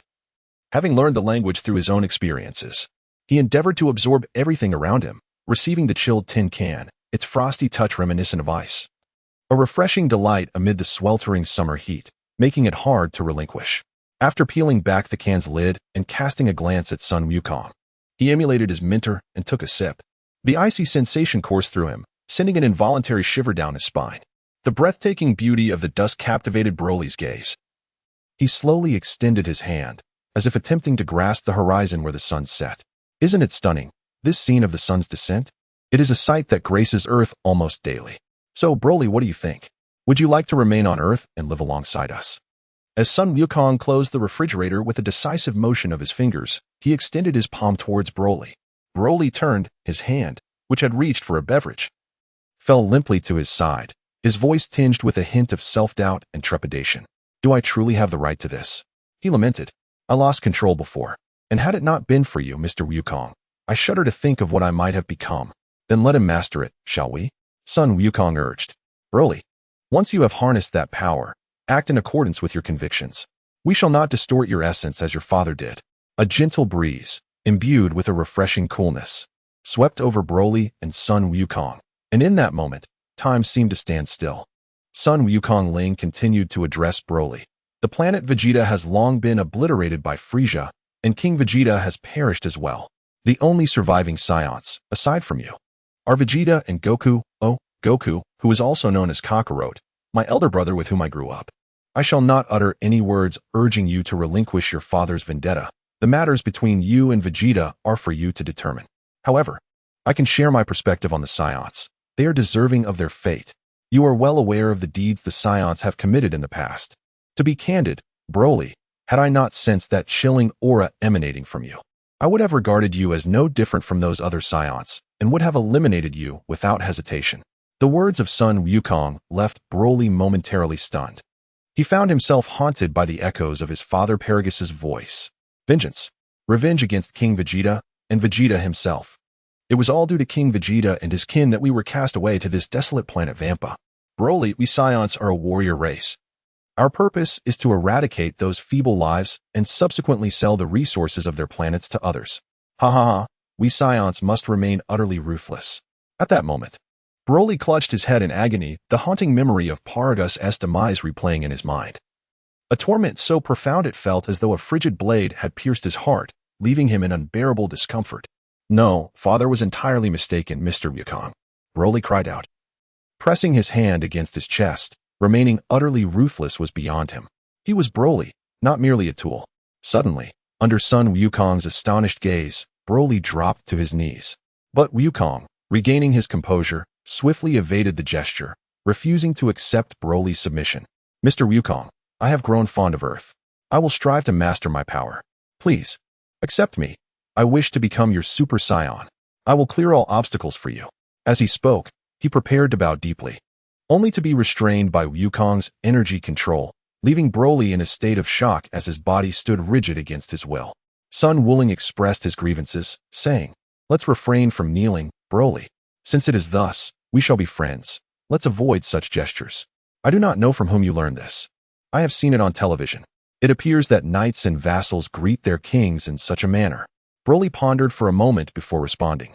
Which one involves a single knee on the ground? Moreover, what do you mean by vassals and knights? Broly, let us interact as good friends instead. Why not reside here on Bowsy Mountain and start anew? Sun Wuling was momentarily speechless by Broly's words and chuckled. If any of Broly's fans from his past life were to witness this, they would likely be appalled. For how could an ordinary earthling like him possess the audacity to demand a legendary Super Saiyan, one who could obliterate gods and Buddhas alike, to kneel? In Sun Wuling's mind, he had already envisioned the kind of fans that Broly would attract: invincible, ruthless, and frenzied. Broly embodied invincibility, his strength only growing over time. What were mere gods of destruction or angels to him? What was Kakarot but a triviality? Shaking his head to dispel the chaotic thoughts, he resolved to seal away Broly's madness with the magic sealing wave. Curious to see if he truly believed that all the techniques he had mastered over the years were in vain. At that moment, a smile crept across Broly's face as he followed Sun Wuling, exclaiming, Yes, Mr. Wuling. From then on, Broly settled on Earth, residing in the Bowsy Mountain, where he also engaged in learning to control his ki alongside Sun Wuling. Broly's potential was immense. Meanwhile, the martial arts tournament in the underworld came to a close, and Sun Wukong instantaneously returned with Vegeta. In the heavenly realm, Sun Wukong grinned at Vegeta, saying, Vegeta, do you remember the Metamoran people we saw? They were remarkable. Through two symmetrical dance movements, they could fuse, and their power underwent a tremendous transformation. Shall we give it a try together, Vegeta? I refuse, Kakarot. Do not even think about dragging me into those embarrassing movements. Vegeta's face flushed crimson as he recalled something, vehemently rejecting the proposal. Come on, Vegeta. You've even worn women's clothing before. Are you afraid of this? Silence, Kakarot. You scoundrel. I absolutely will not partake in such disgraceful actions, never. With that, Vegeta departed the heavenly realm and soared back to Bulma's home. His experience at the Underworld Martial Arts Tournament had been decent, though he felt it could have been even better without Sun Wukong's presence. Farewell, Bobo Dandy. Goodbye, Wukong. After bidding farewell to Dandy and Bobo, Sun Wukong instantaneously teleported back to Bao Bao Mountain. Chapter 129, A Date. I have returned, Chi-Chi, and also Gohan. Sun Wukong, having traversed the celestial realm, instantaneously returned to his abode after nearly a week spent at the martial arts tournament. Wukong, Dad, Kiki exclaimed, her eyes sparkling with surprise as she beheld Sun Wukong. You ungrateful one, are you really leaving again? Kiki glared at him in discontent, her pregnancy rendering her temper somewhat irritable as she nestled into Sun Wukong's embrace, displaying a hint of petulance. I shan't depart, Kiki. I apologize, so much has transpired these past few days. Sun Wukong gently embraced Chi-Chi, his voice imbued with tenderness. By the way, Chi-Chi, there were times when I struggled to express my feelings and subsequently forgot. However, during my time away, I continuously whispered to myself, Chi-Chi, I love you. A sudden stillness enveloped the atmosphere. Sun Wukong stared in disbelief, his eyes wide as if he were turning to stone. Chi-Chi's beautiful eyes brimmed with incredulity as she looked up at Sun Wukong, who appeared as he always did. Though deeply moved, she reflected on their long-standing relationship. They were now seasoned partners, with a second child to their name. Her understanding of Sun Wukong left no doubt that he would not utter such sweet nothings lightly. Was this something Wuling taught you? She inquired, releasing her hold on him. Indeed. Hee, but the most important thing is that I genuinely wish to convey this sentiment. Chi-Chi. Sun Wukong chuckled and rubbed the back of his head with a grin. As Sun Wukong emerged from his petrified state, he gazed at Sun Wukong and inquired, Father, how did the martial arts tournament in the underworld fare? With a playful grin, he replied, Of course, it was a resounding victory. I have transformed into a Super Saiyan too, and Vegeta is no match for me. Suddenly, Sun Wukong sensed a peculiar emptiness nearby. Although there was the presence of little Sheru on the Baozi Mountain, and Sun Wuling typically concealed his energy, he would not completely suppress his aura during ordinary times. Where could Wuling be? And what of Biddy? Why have they both vanished? Listening to this, Kiki, with a hint of reproach, gently caressed her abdomen and remarked, Wuling has gone out on a date with Android 18. Alas, if it weren't for my pregnancy, I too would wish to join them. What? The exclamation of Sun Wukong nearly overturned the very house itself. At this moment, Sun Wukong exclaimed, I understand that Uncle Wuling is going on a date, just like you. Father, goodness, has he really gone on a date? When did things progress so swiftly? Sun Wukong was astounded, his jaw nearly dropping in disbelief. Now a father of two, he was no longer the naive being he once was. At this moment, Sun Wukong sensed the energy and discovered that Dilly, Piccolo, Bulma, Tais, Krillin, and even Vegeta were all flying in that direction. Ah, how surprising it is that everyone is here. Alas, what a pity. Sun Wukong helplessly spread his hands and sank into the sofa. Alas, father, are you not going? Curious, Sun Wukong inquired, while Chi-Chi, accustomed to the situation, wore a sweet smile on her face. This reminded her of when she was pregnant with Sun Wukong. There will be plenty of opportunities later. Now that Chi-Chi is expecting, and I have just returned, how could I possibly leave again? Wufan, Chi-Chi, what shall you both have for dinner tonight? Sun Wukong inquired with a smile. Sun Wukong, today, Sun Wukong feels as though his mind is somewhat inadequate. A sensation akin to the bewilderment he experienced upon first learning of Sun Wuling's impending marriage. In the capital city of Wukong, skyscrapers are gradually undergoing reconstruction, and the streets have begun to regain their former vibrancy. At this moment, within a bustling commercial district, a golden-haired woman clad in a sailor-style JK uniform, complemented by thigh-high black stockings, blinks her striking blue eyes gently. Her exquisite features, while captivating, exude an aura of aloofness that Dieter's approach. Beside her stands a young man with dark hair, dressed in a high school uniform and adorned with fashionable spectacles, his handsome visage radiating an intellectual charm. Wuling, what inspired you to don such an attire for our date? Observes number 18, looking at Sun Wuling, who appears just like an ordinary high school student. Upon closer inspection, it becomes nearly impossible to recognize him. Alas, the likeness I share with Wukong became widely known during the 23rd World Martial Arts Tournament, to the extent that even my sister-in-law is reluctant to allow Wukong to venture outside. Sun Wukong spread his hands and explained that he and number 18 appeared like a pair of young lovers. Although they attracted attention, no one recognized him. Sun Wuling cast a glance at a corner, feeling quite speechless as he and Android 18 strolled towards the now bustling commercial street, hand in hand. In the corner that Sun Wuling had noticed, Vegeta, clad in his blue battle suit, was the first to peek out, followed closely by Piccolo, Broly, Lan Fong, Satan, Biddy Lee, Yamchu, Krillin, Master Roshi, Tian Shinhan, Chaozu, Oolong, Pu'er, Android 17, and Android 16, all of whom were observing the retreating figures of Sun Wuling and Android 18. Isn't it impressive? If you don't look closely, you wouldn't recognize them at all. Pu'er floated beside Yamcha, astonished. Oolong replied, I can't believe it, that guy Wuling. I was the first to interact with him. He has been training relentlessly. And for him to set aside his training for a girl is akin to Goku skipping a meal. Vegeta nodded in agreement, but suddenly realized that Bulma and Ties were missing, prompting him to ask, what happened? Where did Bulma and her sister go? Why are they absent? Piccolo crossed his arms, slowly following along, and responded, they planned to feign a chance encounter, wanting to observe how Sun Wuling and Android 18 are truly dating. What? Vegeta's eyes widened in disbelief as he exclaimed, those two fools. What business do they have intruding on Sun Wuling and Android 18's date? After saying this, he stealthily trailed behind, joining the others in secretly watching Sun Wuling and Android 18 from a distance. At this moment, Sun Wuling had already noticed that Vegeta and his companions were following him, yet since they were willing to tag along, he had no time to pay attention to these idle individuals. Sun Wukong and Android 18 held hands effortlessly, their attention seemingly undeterred by the myriad of dazzling attractions surrounding them. As they neared the exit of the commercial street, they paused, as if sensing something amiss. Sun Wuling remarked, 18, it seems like I just held your hand. I forgot. I tend to buy only what I need. However, at this moment, it appears I have nothing to purchase. To which 18 replied nonchalantly, indeed, I had forgotten. This time, I shall hold your hand as we return. I just spotted some lovely garments. With that, she immediately retraced her steps, leaving Bulma and Tai, who were poised for a chance encounter, utterly bewildered. Even the ever-watchful Piccolo, Vegeta, and others were taken aback, hastily attempting to conceal themselves. Vegeta, Piccolo, and Broly reacted swiftly, darting around the corner, while Oolong and Pu'er, startled, transformed into stones, scattering by the roadside.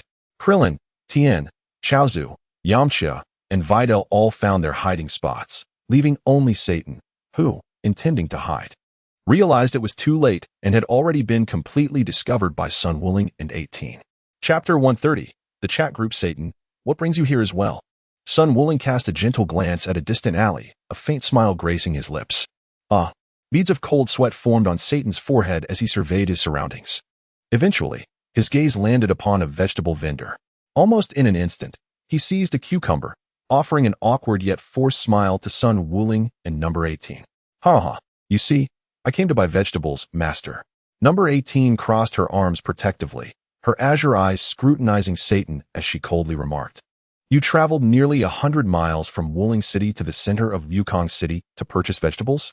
Satan awkwardly chuckled, shaking the cucumber in his hand, summoning every ounce of his survival instinct as he explained, because the cucumbers in Wukong City are simply the best. They are cooling and heat-reducing, and Sun Wukong. The two fell into a moment of speechlessness, and even from a distance, Biddy Lee, Bulma, and others could sense Satan's excruciating embarrassment at this moment. Android 18 gently leaned against Sun Wukong's shoulder and remarked with a hint of amusement, Wukong, it seems your disciple's intellect is as unruly as his hair, quite explosive. Perhaps he has consumed too many cucumbers and turned his mind green. Sun Wuling remarked, observing the perspiring Satan, while cucumbers may have a cooling effect, please refrain from using them for personal purposes. Suddenly, he felt an immense force beneath his foot. 18, with an expression of icy indifference, had placed the tip of her left foot upon his. Sun Wukong looked at number 18 with a puzzled expression and inquired, what is the matter with you? Number 18 did not retract her left foot and replied, oh, it's nothing. I merely feel a bit embarrassed. My shoe has sullied the sole of yours. Perhaps I deserve it. It seems someone possesses a certain self-awareness, number 18 remarked, applying a bit more pressure. Sun Wuling hastily expressed his apologies. Yet his countenance remained unchanged as he implored, I am truly sorry. I acknowledge my mistakes. Please spare me. Number 18. Number 18 released Sun Wuling, slightly raising her head, and replied, I shall never forgive you. Sun Wulian was momentarily taken aback, placing his hands on the shoulders of number 18, lowering his gaze to meet hers, and declared, I will remain by your side until the day you forgive me. I shall never forgive you. Number 18 gently shrugged off Sun Wulian's grip, striding away with her long legs clad in black stockings, pulling Sun Wulian along, leaving Satan in a state of bewilderment, clutching a cucumber. Still trying to comprehend what had transpired, Bulma and Ties emerged from around the corner, observing the retreating figures of Sun Wullian and number 18, feeling utterly speechless. Indeed, it was intentional, Bulma remarked, crossing her arms protectively over her chest. Ties chuckled. You must have noticed us long ago. After glancing at Satan, who still appeared slightly dazed with the cucumber in hand, she added, Sun Wullian seems rather awkward, and it appears number 18 is no different. Ha ha ha, this is too funny. They went on a date entirely oblivious to the situation. So awkward. Bulma laughed. I thought Sun Wullian would act differently. It's truly amusing. We seem to be quite the spectacle, huh? The two women discreetly followed behind, while Satan, still holding the cucumber, remained oblivious until a street cleaner approached, sweeping the debris from the roadside. Oh, honestly, the trash seems endless. In this day and age, when work is unremarkable, performance is mediocre, and one suffers from a herniated disc, they don't speak at large meetings nor at small ones, and even the prostate becomes inflamed. Alas, with a resigned sigh, he glanced at the misplaced stones, which were quite conspicuous on the sidewalk. Upholding his professional spirit, he angrily picked up the two innocent stones and tossed them into the nearby trash bin. As dusk fell, Sun Wullian and number 18 flew back to Bowsy Mountain. Returning home, Sun Wullian casually removed his glasses and tossed them onto the table. The two reclined on the sofa, reflecting on the day's outing, and discovered a mutual truth. Neither he nor number 18 was cut out for dating. He lacked any sense of romance, though he had seen it portrayed. Attempting to enact it himself only resulted in discomfort and awkwardness. He regretted having squandered an entire day on such trivial pursuits. Number 18 felt similarly. They had visited amusement parks, watched films, and after shopping for clothes, she found herself at a loss for what to do next. Like Sun Wullian, she approached everything with absolute rationality. As for roller coasters and haunted houses, they could fly, and movies were hardly worth the effort. It was only after visiting the aquarium that she found some semblance of enjoyment. At that moment, number 17 was in the living room engrossed in a video game. Upon their return from the movie, he casually inquired without turning around, "You're back, huh? So, how was it, Wullian?" Number 18. "It was utterly dreadful." Sun Wukong and number 18 responded in unison, their voices intertwining harmoniously. Number 18, appearing utterly disinterested, remarked, "Dating is utterly unappealing after acquiring what one desires. It feels dreadfully tedious." At this moment, Sun Wullian responded, "I have yet to grasp the essence of such enjoyment. Perhaps I am merely a fool devoid of romance. It is what it is. I shall return to my usual self. Why burden myself with such matters that evoke discomfort?" Number 18 concurred, stating, "Indeed, I too detest dating. It is simply not suited for me. Wullian, did you not mention your intention to teach me the art of Lingxian flow? Let us commence tomorrow." Number 17 chuckled softly and remarked, "Isn't it rather surprising how well you two get along? You both seem to disdain such trivialities. When do you plan to wed? Marriage?" Sun Wukong and Ling exchanged a glance on the 18th, before quickly turning away. "Is it truly impossible for us to remain unwed? I recall the last time Bulma and the others tied the knot. It was an ordeal filled with complications, and both Vegeta and Krillin encountered an avalanche of misfortune prior to their weddings. Indeed, I have an aversion to that wedding gown. It's unbearably warm and uncomfortable. And then the rest the matter of the wedding officiant and the banquet arrangements. It all seems overwhelmingly troublesome." Sun Wullian and Android 18 reached a mutual understanding, appearing rather languid as they reclined on the sofa. The corners of Android 17's mouth involuntarily twitched, feeling an overwhelming sense of exasperation. Their personalities were strikingly similar. "Everyone has been eagerly anticipating your wedding for quite some time. By the way, Wullian, 18, I created a pigeon chat group today. Do join us." After pausing the game, Android 17 took out his smartphone and addressed Sun Wullian and Android 18. Sun Wukong was taken aback. The technology of the Dragon Balls was undeniably more advanced than that of the Earth he once knew. While he had indulged in certain pleasures, he had entirely overlooked the existence of the internet until now, when number 17 brought it to his attention. Clearing his throat softly in a somewhat awkward manner, he glanced at number 18, who was pulling out her smartphone, and replied, "I suppose I shall go purchase a phone. By the way, does Goku have one as well?" Number 17 responded nonchalantly, "Indeed, not only that, but he has also invited King Kai and King Yama. It's just you and number 18 who are missing. Goku is lagging behind too." "King Kai, King Yama?" Sun Wukong Ling questioned whether he had misheard. How could those places possibly have internet access? Was he truly the only one left behind in a bygone era? Chapter 131. The Daily Chats of the Z-Warriors. Sun Wuling swiftly acquired a smartphone, accompanied by 6 or 7 wireless routers, commonly known as Wi-Fi. He instructed Pilaf to install 2 in the dojo, 1 on each floor of his residence, and similarly set up 1 on each floor of Goku's home as well. As for the issue of network signal, Pilaf could effortlessly resolve it without incurring any expenses. Furthermore, Sun Wuling examined Fij, which bore many resemblances to the technology from his previous life. It was far more advanced. After creating an account, he chose a photo of himself and Android 18 enjoying couples juice as his avatar, and Android 18 mirrored his choice. Once all preparations were completed, Sun Wuling received an invitation from Android 18 to join the Z Fighters chat group. You have been welcomed into the Z Fighters chat group by Android 18. Feel free to express yourself. Bitalai. Wonderful. Master has arrived. Welcome, welcome. Satan. 1. Sun Wukong. 2. Broly. 3. Sun Gohan. 4. Vegeta. Ha. Sun Goku. You have logged on as well. King Yama. Ha ha ha. Goku, it has been quite a while. When will you find the time to pay a visit? Sun Wukong. Winky face. Sun Wukong. Do you have time, Lord Yama? However, I must inquire, how is it that you possess internet access in the realm of the dead, allowing you to converse with us? Sun Wukong. Ha ha ha. It was I who brought this along, and I owe it all to Bulma. Thank you, Bulma. Bulma. No need for thanks, Sun Wukong. But tell me, Sun Wukong and Android 18, why do you not intend to marry? Vegeta, what? Hey, what is going on with you two? You seem inseparable every day, yet suddenly you have no desire to wed? Android 18.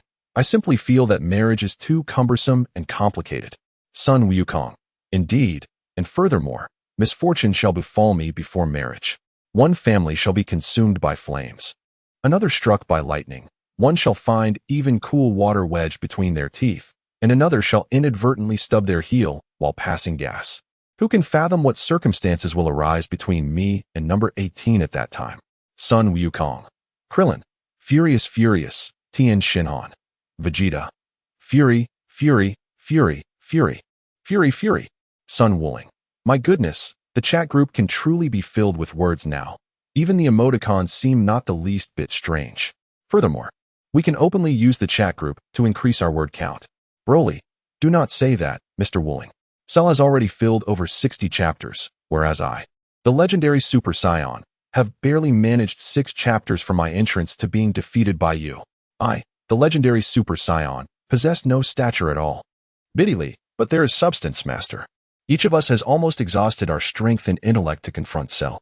For nearly 4 days, we were relentlessly engaged, with hardly a moment to catch our breath. If we truly wished to extend the narrative, we could easily stretch it to over 200 chapters. Vegeta, huh? Water is merely water. What is there to argue? Little Fox, let us set aside other matters for now.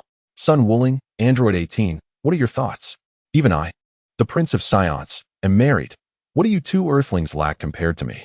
Android 18, a tail. Sun Wukong, the Saiyans possess an innate golden hair dye. Broly, I shall transform this into a vibrant green. Sun Wukong, marriage is quite terrifying. I never realized that my grandparents' home was burned down due to my parents' union. Neo Mo Wong. Chi-Chi. Well, just like my father, you might as well find a cucumber for yourself. Piccolo. Gohan, perhaps it is better to reconsider. North Kai. Is finding a cucumber for oneself a new joke? Ha ha ha, how amusing. See Nual. Are children this young already making decisions about their lifelong commitments? Satan. Cucumbers are indeed quite useful. They can dispel heat and alleviate fire. Sun Wukong, Android 18, Master, and Mistress, rest assured. I have no intention of using cucumbers for personal purposes. As the reality set in, number 18 sprang from the sofa, unceremoniously landing atop Sun Wukong.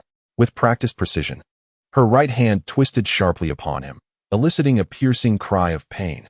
That hurts, number 18. What are you doing? Sun Wukong effortlessly lifted the 18th figure, resembling a doll, and set her aside while he rubbed the spot that had just been pinched. The 18th figure pouted, tilting her head as she replied, I don't know. Sun Wukong gazed at the incessantly gaming figure of number 17 and replied, I too am at a loss regarding Satan.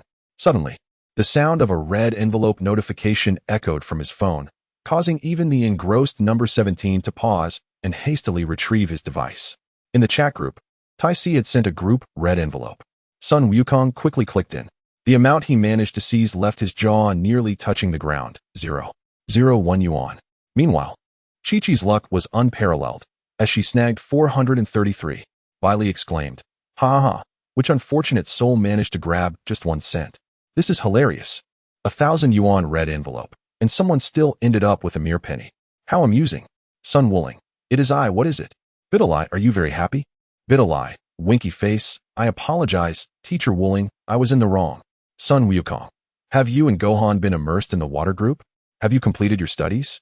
Biddy, "Surely you do not wish to grow up unable to recognize even the simplest characters, nor be incapable of performing basic arithmetic operations such as addition, subtraction, multiplication, and division." Dumpling, "I suspect you are referring to me, though I possess no evidence to substantiate this claim." Biddy, "I apologize, Master. I shall not dare to err again. I truly regret my actions." Son Gohan, innocently caught in the crossfire. "However, Uncle Wuling, rest assured, my studies have not suffered. I am still capable of achieving full marks in my examinations. As for martial arts, I have not neglected them either. I have heeded your advice and commenced training in the Spirit Immortal style, while retaining the ability to transform into Super Saiyan 4. Videl, Gohan. You, Sun Wuling, excellent work, Gohan. And you, Videl, look at yourself, barely surpassing 10 million in combat power, with your lower dantian still unopened. Learn diligently from Gohan. And Mr. Satan, you must also ensure Videl devotes herself to her training." Mr. Satan, "Understood, Master. I shall oversee Videl's progress with utmost diligence." Kaiatsu, "Is this a veiled jab at me?" Krillin, 10 million. Tien Shinon, "The dojo awaits. I must take my leave." Yamcha, currently indulging in the pleasures of the Flower District. "But soon, I shall ascend to sagehood." Master Roshi, "Though they may not rival the Saiyans like Vegeta, their progress is commendable. It seems the legacy of Wuling's Spirit Immortal School has found worthy successors." Videl, "Are really, Master? What Master Roshi said, is it true? That I shall inherit the mantle of the Spirit Immortal School?" Sun Wulings, "I am far from dead. I have now unlocked all my dantians. And once I grasp the essence of ultimate freedom, I shall shatter the shackles of life and extend my existence.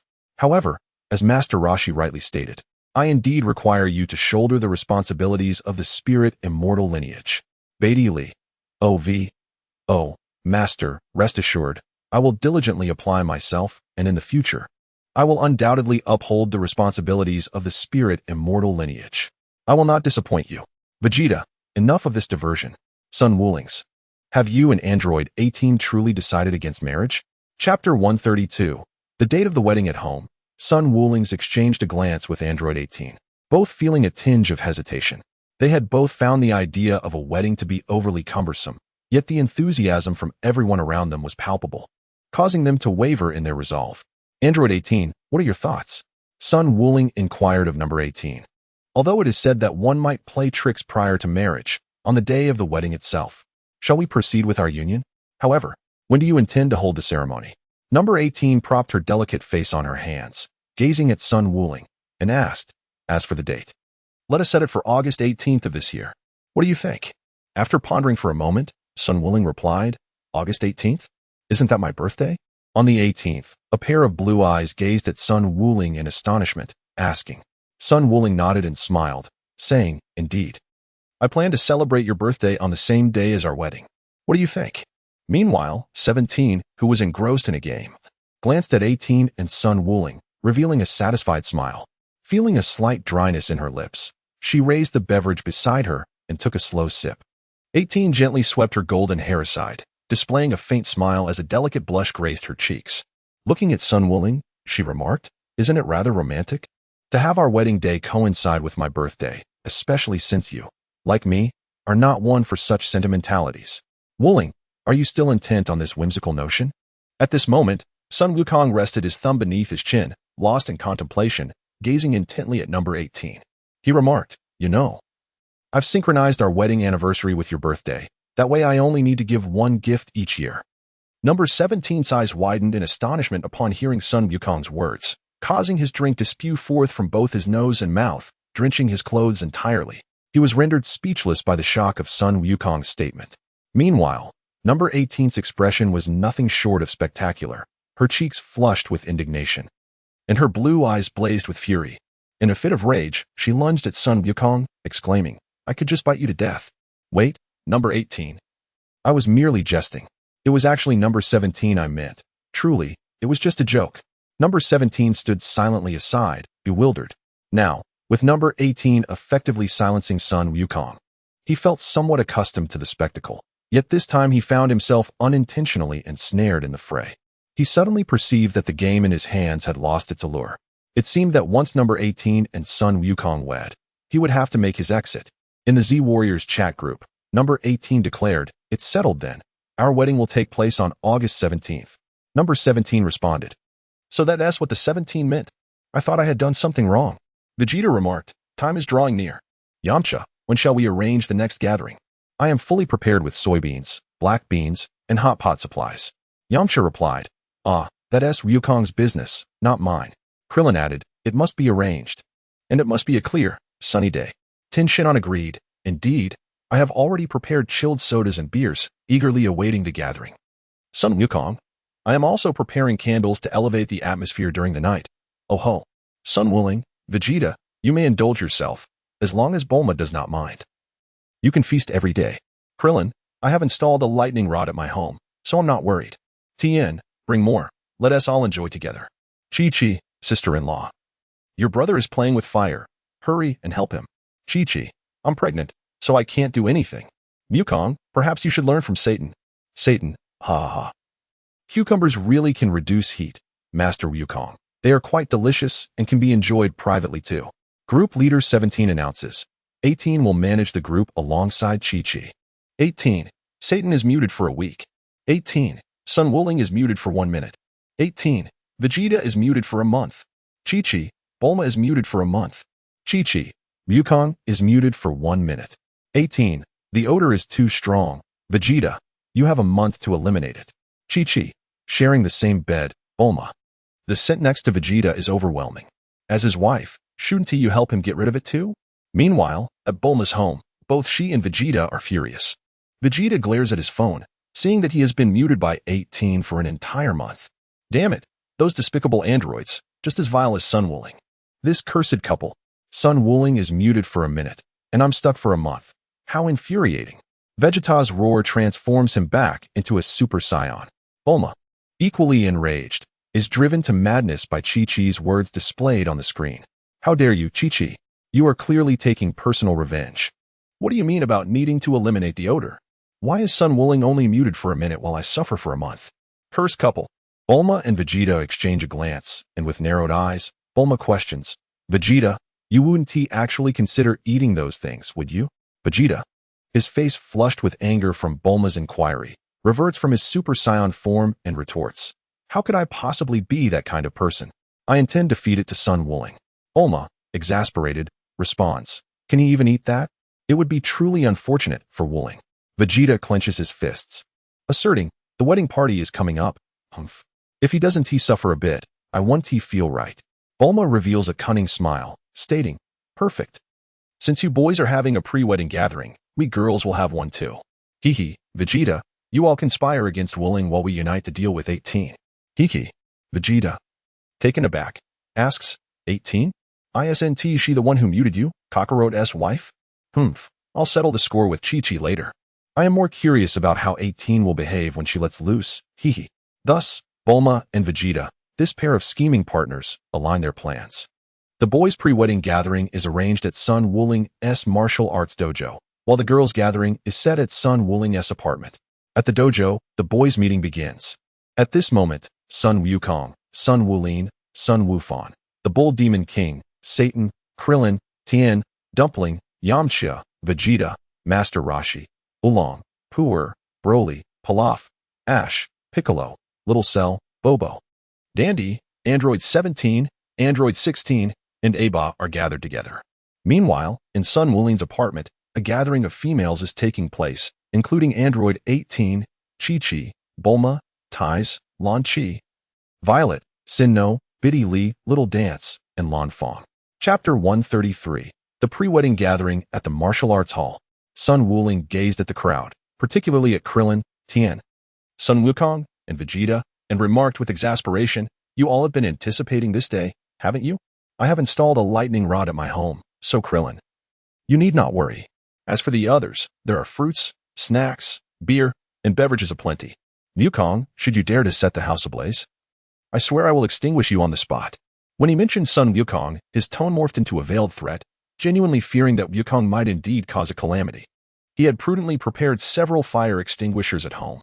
Krillin, stroking his smooth scalp, replied with a hint of disbelief, "Wooling, but Mr. Popo is here, you know?"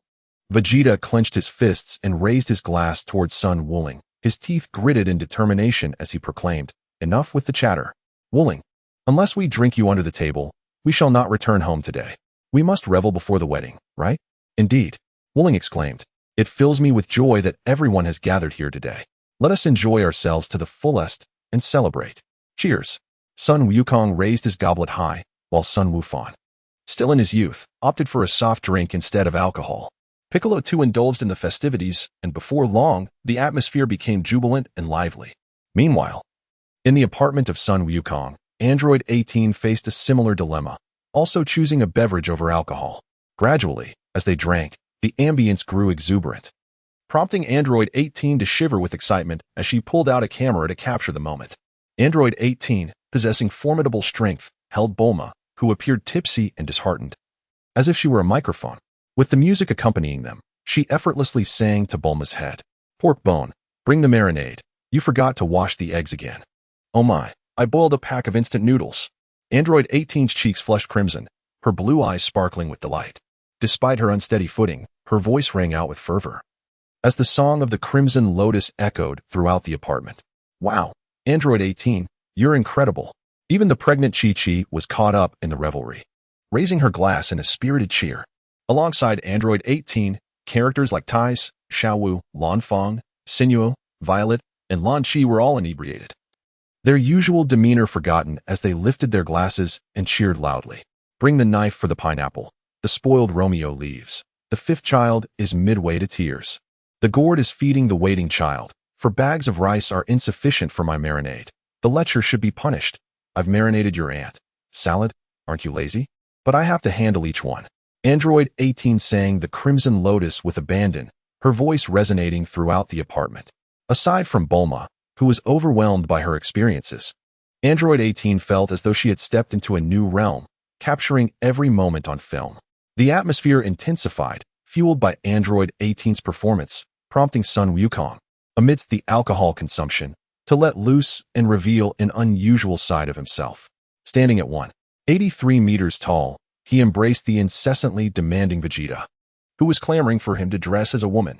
As the music swelled, Sun Wukong began to sing, "Along the rivers and mountains, the gentle curves arise. Let us gallop through the love of the central plains, the northern lands, and Jiangnan, facing the icy blades and the stormy winds, accompanied by the rain's tender affection." Even Piccolo momentarily forgot his origins as an Namekian. Meanwhile, Sun Wufan, who had been sipping on his soft drink, hid in the corner with a camera, while Android 16 and A8 looked on in bewilderment. Their processors failed to comprehend the absurdity of the situation. "I truly wish to live another 500 years. With a final shout, Vegeta, in a daze, tossed the goblet aside, landing it carelessly on the distant sofa, his body collapsing to the floor in confusion. "Well sung, Wukong." "Oh, I truly wish to live another 500 years," called out Krillin, Tien, and Broly, their voices ringing with enthusiasm. Sun Wukong raised his wine glass and let out a hearty belch, casting a glance at Vegeta, who had just been unceremoniously tossed onto the sofa by Sun Wukong Ling, appearing quite inebriated. "Vegeta, your tolerance isn't impressive, is it?" chuckled Sun Wukong. With that, he transformed into a Super Saiyan, brandishing a bottle of wine, and uncontrollably plopped down onto the ground, erupting into laughter. Vegeta, in a daze, slowly extended his hand, amidst his hazy consciousness. He heard Sun Wukong's taunts and felt an overwhelming reluctance to move. Kakarot, cross-dressing, Sun Wukong Ling, cross-dressing, it must happen. Vegeta's arm fell limply, his words coming out in a stuttering manner. "Ah, cross-dressing." Sun Wukong exclaimed loudly towards Sun Wooling. "Hey, Wooling, Vegeta intends to don women's attire." Sun Gohan gazed at Sun Wukong, and, with an expression of indifference, remarked, "Father, what is it?" "Vegeta desires to don women's attire." as Sun Wukong's eyes sparkled with excitement. He sprang to his feet like a carp leaping from the water and unsteadily approached Vegeta and Wukong. Broly, raising his goblet, observed Sun Wukong's transformation into a Super Saiyan and exclaimed with laughter, "Ah ha ha. It's golden now. Kakarot, watch as I turn you green." Suddenly, Broly felt the world spin around him and, overwhelmed, collapsed onto the inebriated Master Roshi and Krillin. His feet inadvertently landed on the slumbering Oolong, who had indulged a bit too much, while his hands continued to caress the polished bald heads of Roshi and Krillin. Oh dear, how round they are. These two are quite firm, but alas, I've eaten too much. I feel so uncomfortable. Ugh. Meanwhile, Broly, Krillin, and Master Roshi were enveloped in a haze of intoxication, while Piccolo, also inebriated, incessantly pounded the floor, calling out to Gohan, "Gohan, hurry and fetch some women's clothing. Quick, go get the women's attire." But Uncle Piccolo, what about the others? Sun Wukong and Android 16, like Abba, remained alert as they observed Vegeta in his current state. Gohan felt a twinge of guilt for tormenting Vegeta so mercilessly. He had truly become a tragic figure in this moment of inebriation. No worries, he thought, there's always something in the dojo. Gohan, wait a moment. Let me inquire what attire Vegeta prefers for his feminine ensemble. Hey, Vegeta, which one do you choose? Sun Wukong slapped Vegeta and asked loudly. Vegeta, with an air of impatience, swatted away Sun Wukong's hand and retorted, "You fool, Sun Wukong, a bikini, give me a bikini." I was deceived. If I could relive that moment, I would undoubtedly choose a bikini. Sun Wukong smiled as he gazed at Sun Wufan, exclaiming loudly, "Did you hear that? The bikini, Wufan. Go to the storeroom and bring the bikini over." Sun Wukong gazed at the drunken Piccolo, Android 17, and Tianjinhan, all of whom were casting their eyes upon him, silently mourning for Vegeta as they went to fetch the bikini. Meanwhile, on the female side, after Android 18 concluded her enchanting rendition of Crimson Lotus, she felt it burdensome to hold onto the inebriated Bulma, whom she unceremoniously tossed onto the sofa before succumbing to a languid slump, a faint smile gracing her lips. Chapter 134. The Infuriating Couple Marvelous. 18. Your singing is magnificent, exclaimed Tais, Chi-Chi, and Sino, applauding her with fervor. Leaning against the wall, Sino lazily supported herself, inquiring, "How did you and Wuling decide on August 17th for your wedding day?" With a flush upon her cheeks akin to that of a child, 18 plopped onto the floor, pouting. "Humph. That rascal Sun Wuling initially intended to set our wedding on August 18th, the very day of my birthday. What a romantic notion," Tais remarked, her eyes shimmering with envy. Chi-Chi, puzzled, queried, "But why a day earlier?" With indignation swelling, 18 puffed her cheeks and downed her beer, exclaiming, "Romantic, my foot. That scoundrel synchronized our wedding day with my birthday to save himself from buying an extra gift each year. A man's words are as deceptive as a ghost. It infuriates me." Ah, Tais, Sino, and Chi-Chi were utterly astonished. Could such a ploy exist? In a fit of exasperation, 18 continued. "So, after celebrating our anniversary, I still have to celebrate my birthday. I shall never forgive that rascal Sun Wuling." As dawn's first light illuminated Bowsy Mountain, the tender sprouts of grass and trees appeared to welcome the new day. Suddenly, a spine-chilling scream shattered the tranquility of the morning. Ah, in the martial arts dojo, Vegeta surveyed his reflection, clad in a bikini, his Saiyan tail wrapped around his waist. His original attire lay discarded in a distant corner, and a blanket, courtesy of Sun Wukong, was draped over him. What happened? As he noticed someone stirring, Vegeta hastily snatched his clothing, rushing to the restroom within the dojo to change, his lips trembling with fury. His last hazy memory was of Sun Wuling using him as a microphone for singing, which led him to dream nostalgically of his days in women's attire. He had donned the bikini beneath his clothes to avert social embarrassment. However, reality starkly contrasted his dreams. After getting drunkenly sloshed, what had transpired? Why was he stripped bare and forced into a bikini? Meanwhile, on the other side, Bidalai and Sun Wukong concealed themselves in the training ground, each holding a camera, their faces alight with excitement. How amusing, Gohan. Last night, 18 Sensei embraced Aunt Bulma while singing Crimson Lotus, ha ha ha. Sun Wukong's astonished response was, alas, Uncle Wuling's also embraced Uncle Vegeta while singing Borrow 500 Years from the Heavens. Subsequently, Uncle Vegeta was stripped bare by my father, Uncle Wuling's, Uncle Piccolo, Uncle Tien, and Uncle number 17, donning a bikini. Goodness, cross-dressing again. Hurry, let me see. Let me see. With wide eyes, Biddy Lee exclaimed in disbelief, is it truly this sensational on the boy's side? She tugged at Sun Wukong's arm, pleading earnestly. Sun Wukong played the video, with Bitterline nestled comfortably against his shoulder, a scene of utter tranquility as they both watched the recording of that moment. Sun Wukong's son, Gohan, lamented, Uncle Vegeta and Bulma must be having incredibly bad luck. Both she and Uncle Goku have fallen victim to the sinister hands of Master Wukong and Android 18. As Videl clasped Gohan's arm, she softly recounted, in the latter part of the night, Aunt Bulma arose to use the restroom, only to inadvertently wander into Master Wukong's bedroom. At this point, Videl's expression changed dramatically, as she could already envision the explosive reaction of Gohan's father. She continued, ultimately, Aunt Bulma, in her dazed state, stumbled into the bathroom. Clinging to the toilet while singing, gradually, I am drawn to you, before falling asleep right there. I had to bring her back to her room. At this moment, Sun Wufan felt an overwhelming sense of dread. He anticipated that the impending chaos at the Bowsy Mountain would be catastrophic. However, upon gazing at Bitterline, all fear and trepidation dissipated. Despite his youth, he was undeniably the strongest, even surpassing his Uncle Wuling. Bitterline, did you intentionally send Bulma to my room? He inquired. Bitterline laughed heartily indeed.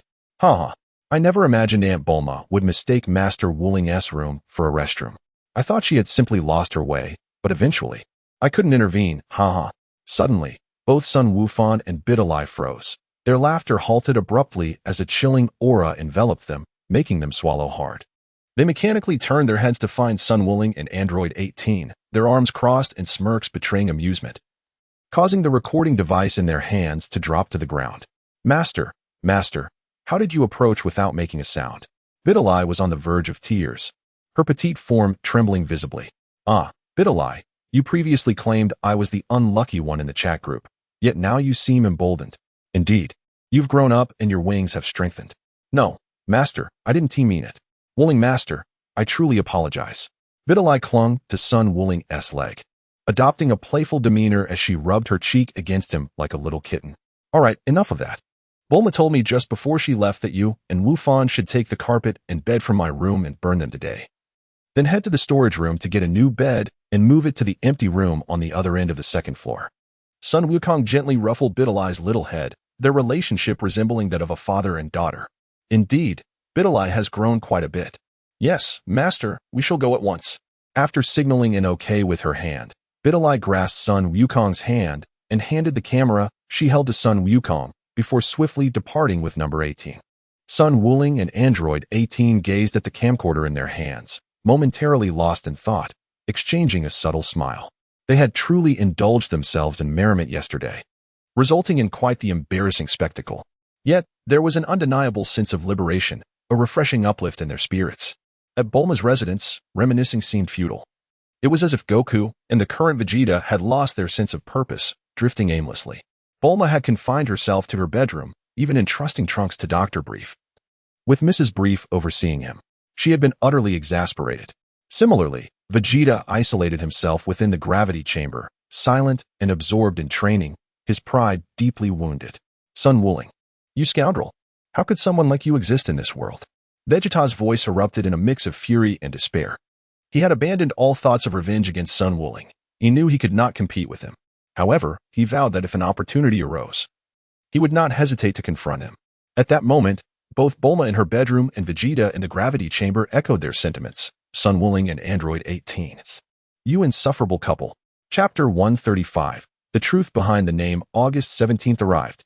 After much commotion regarding suitable wedding gifts for Sun Wuling and Android 18, everyone finally settled on the most heartfelt presents. Master Roshi, shedding his usual carefree demeanor, officiated the wedding amidst the warm wishes of their friends as Sun Wuling and Android 18 officially tied the knot. Just as the wedding preparations were concluding, two familiar figures appeared at the Bowsy Mountain.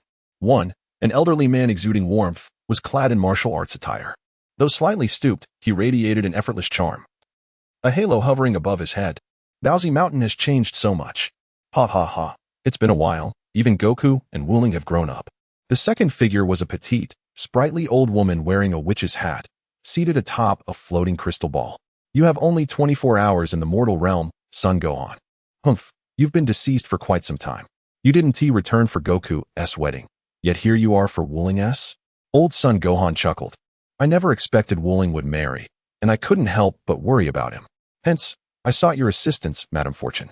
By the way, I must thank you for guiding my inept grandson for a time.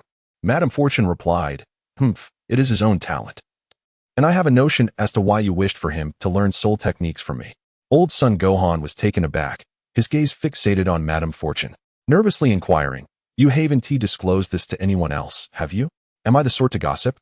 Madame Fortune retorted, her voice rising slightly in displeasure, prompting old son Gohan to hastily apologize. At Bowsy Mountain, Sun Wuling donned a striking red wedding attire, matched by Android 18 in a similarly elegant red cheapao. They had chosen this ensemble, infused with Sun Wuling's sentiment, while Android 18 found it simpler than a traditional white wedding gown. Suddenly, both Sun Wuling and Goku's eyes widened in unison, their gazes fixed on two distant figures, capturing the attention of those around them. Intrigued by the presence of Madame Fortune and old son Gohan, the voices of Sun Wukong and Sun Wuling were remarkably harmonious, to the point of being almost unbelievable. What? Sun Wufan, following Bidalai's gaze, beheld Sun Wuling for the first time, witnessing such an uncharacteristic display from Sun Wukong. Wufan, sister, the turtle hermit, clad in a rather dapper suit, expressed his astonishment behind his sunglasses. Bulma, Yamchu, Krillin, Oolong, and Puer were already in the know, while Vegeta, Piccolo, and Android 17 quietly inquired to ascertain the identities of these two individuals. Goku, Wuling, it has been a while. You've both grown taller, remarked the elderly Sun Wufan, prompting Sun Wuling and Sun Wukong to hastily jog over. Android 18 and Chi-Chi, noticing the commotion, quickly followed suit. Grandfather, I truly did not expect you to be here. Tears glistened in Sun Wuling's eyes, and even Sun Wukong shared the sentiment, though neither succumbed to tears. A wave of emotion swept over them, leaving them momentarily at a loss. Gently rubbing his eyes, Sun Wuling took 18's hand and introduced her to the elderly son Gohan, saying, Grandfather, this is 18, my wife. I have started a family. Grandfather, 18 cast a shy glance at the elderly son Gohan. She had seen the photograph from Sun Wuling's childhood, which featured him alongside Sun Wukong and the elder son Gohan. Wuling, you have good taste. 18, should Wuling ever mistreat you in the future, do not hesitate to seek out the fortune-telling grandmother. Please ask her to relay a message to me, and I shall return promptly to give him a lesson. The elderly son Gohan said with a smile directed at 18. Sun Wulingson replied, If that is the case, why don't you come back to life and live with us, grandfather? I can use the Dragon Balls to resurrect you, so you can watch over me. Do not be absurd. If it weren't for my concern for you, this troublesome boy, I would never have come here. The underworld is filled with alluring beauties. You cannot possibly entice this old man back. Old Sun Wufan cast a sidelong glance at Sun Wulingson, leaving him feeling somewhat baffled. He couldn't help but murmur to himself. Could it be that grandfather truly has a matter of importance to discuss with me? After all, he did not return even during Goku's wedding. Grandfather, I am so sorry. It was my fault that you perished. Sun Wukong clenched his fists tightly. The apology left the elderly Sun Wufan momentarily stunned. As he gazed at the tail entwined around Sun Wukong's waist, realization dawned upon him. Sun Wukong had indeed uncovered the truth of his demise. Wukong, there is no need for such apologies. Moreover, Wukong, you must reassure me, my greatest concern lies with Wulinji. Wukong, you must never forget, he is your brother, and you must protect him with all your might. Sun Wukong, with a protective arm around his chest, cast a sidelong glance at Sun Wukong and remarked, Grandfather, you are already aware of what Wukong is like. Who is it that takes care of whom? Are you still not at ease with me? Grandfather. I assure you, I certainly will. Sun Wukong disregarded Sun Wuling's words entirely. Although they share no blood ties, they have grown up together as brothers since childhood. By the way, Grandfather, Chi-Chi and I have a son, and now Chi-Chi is pregnant again.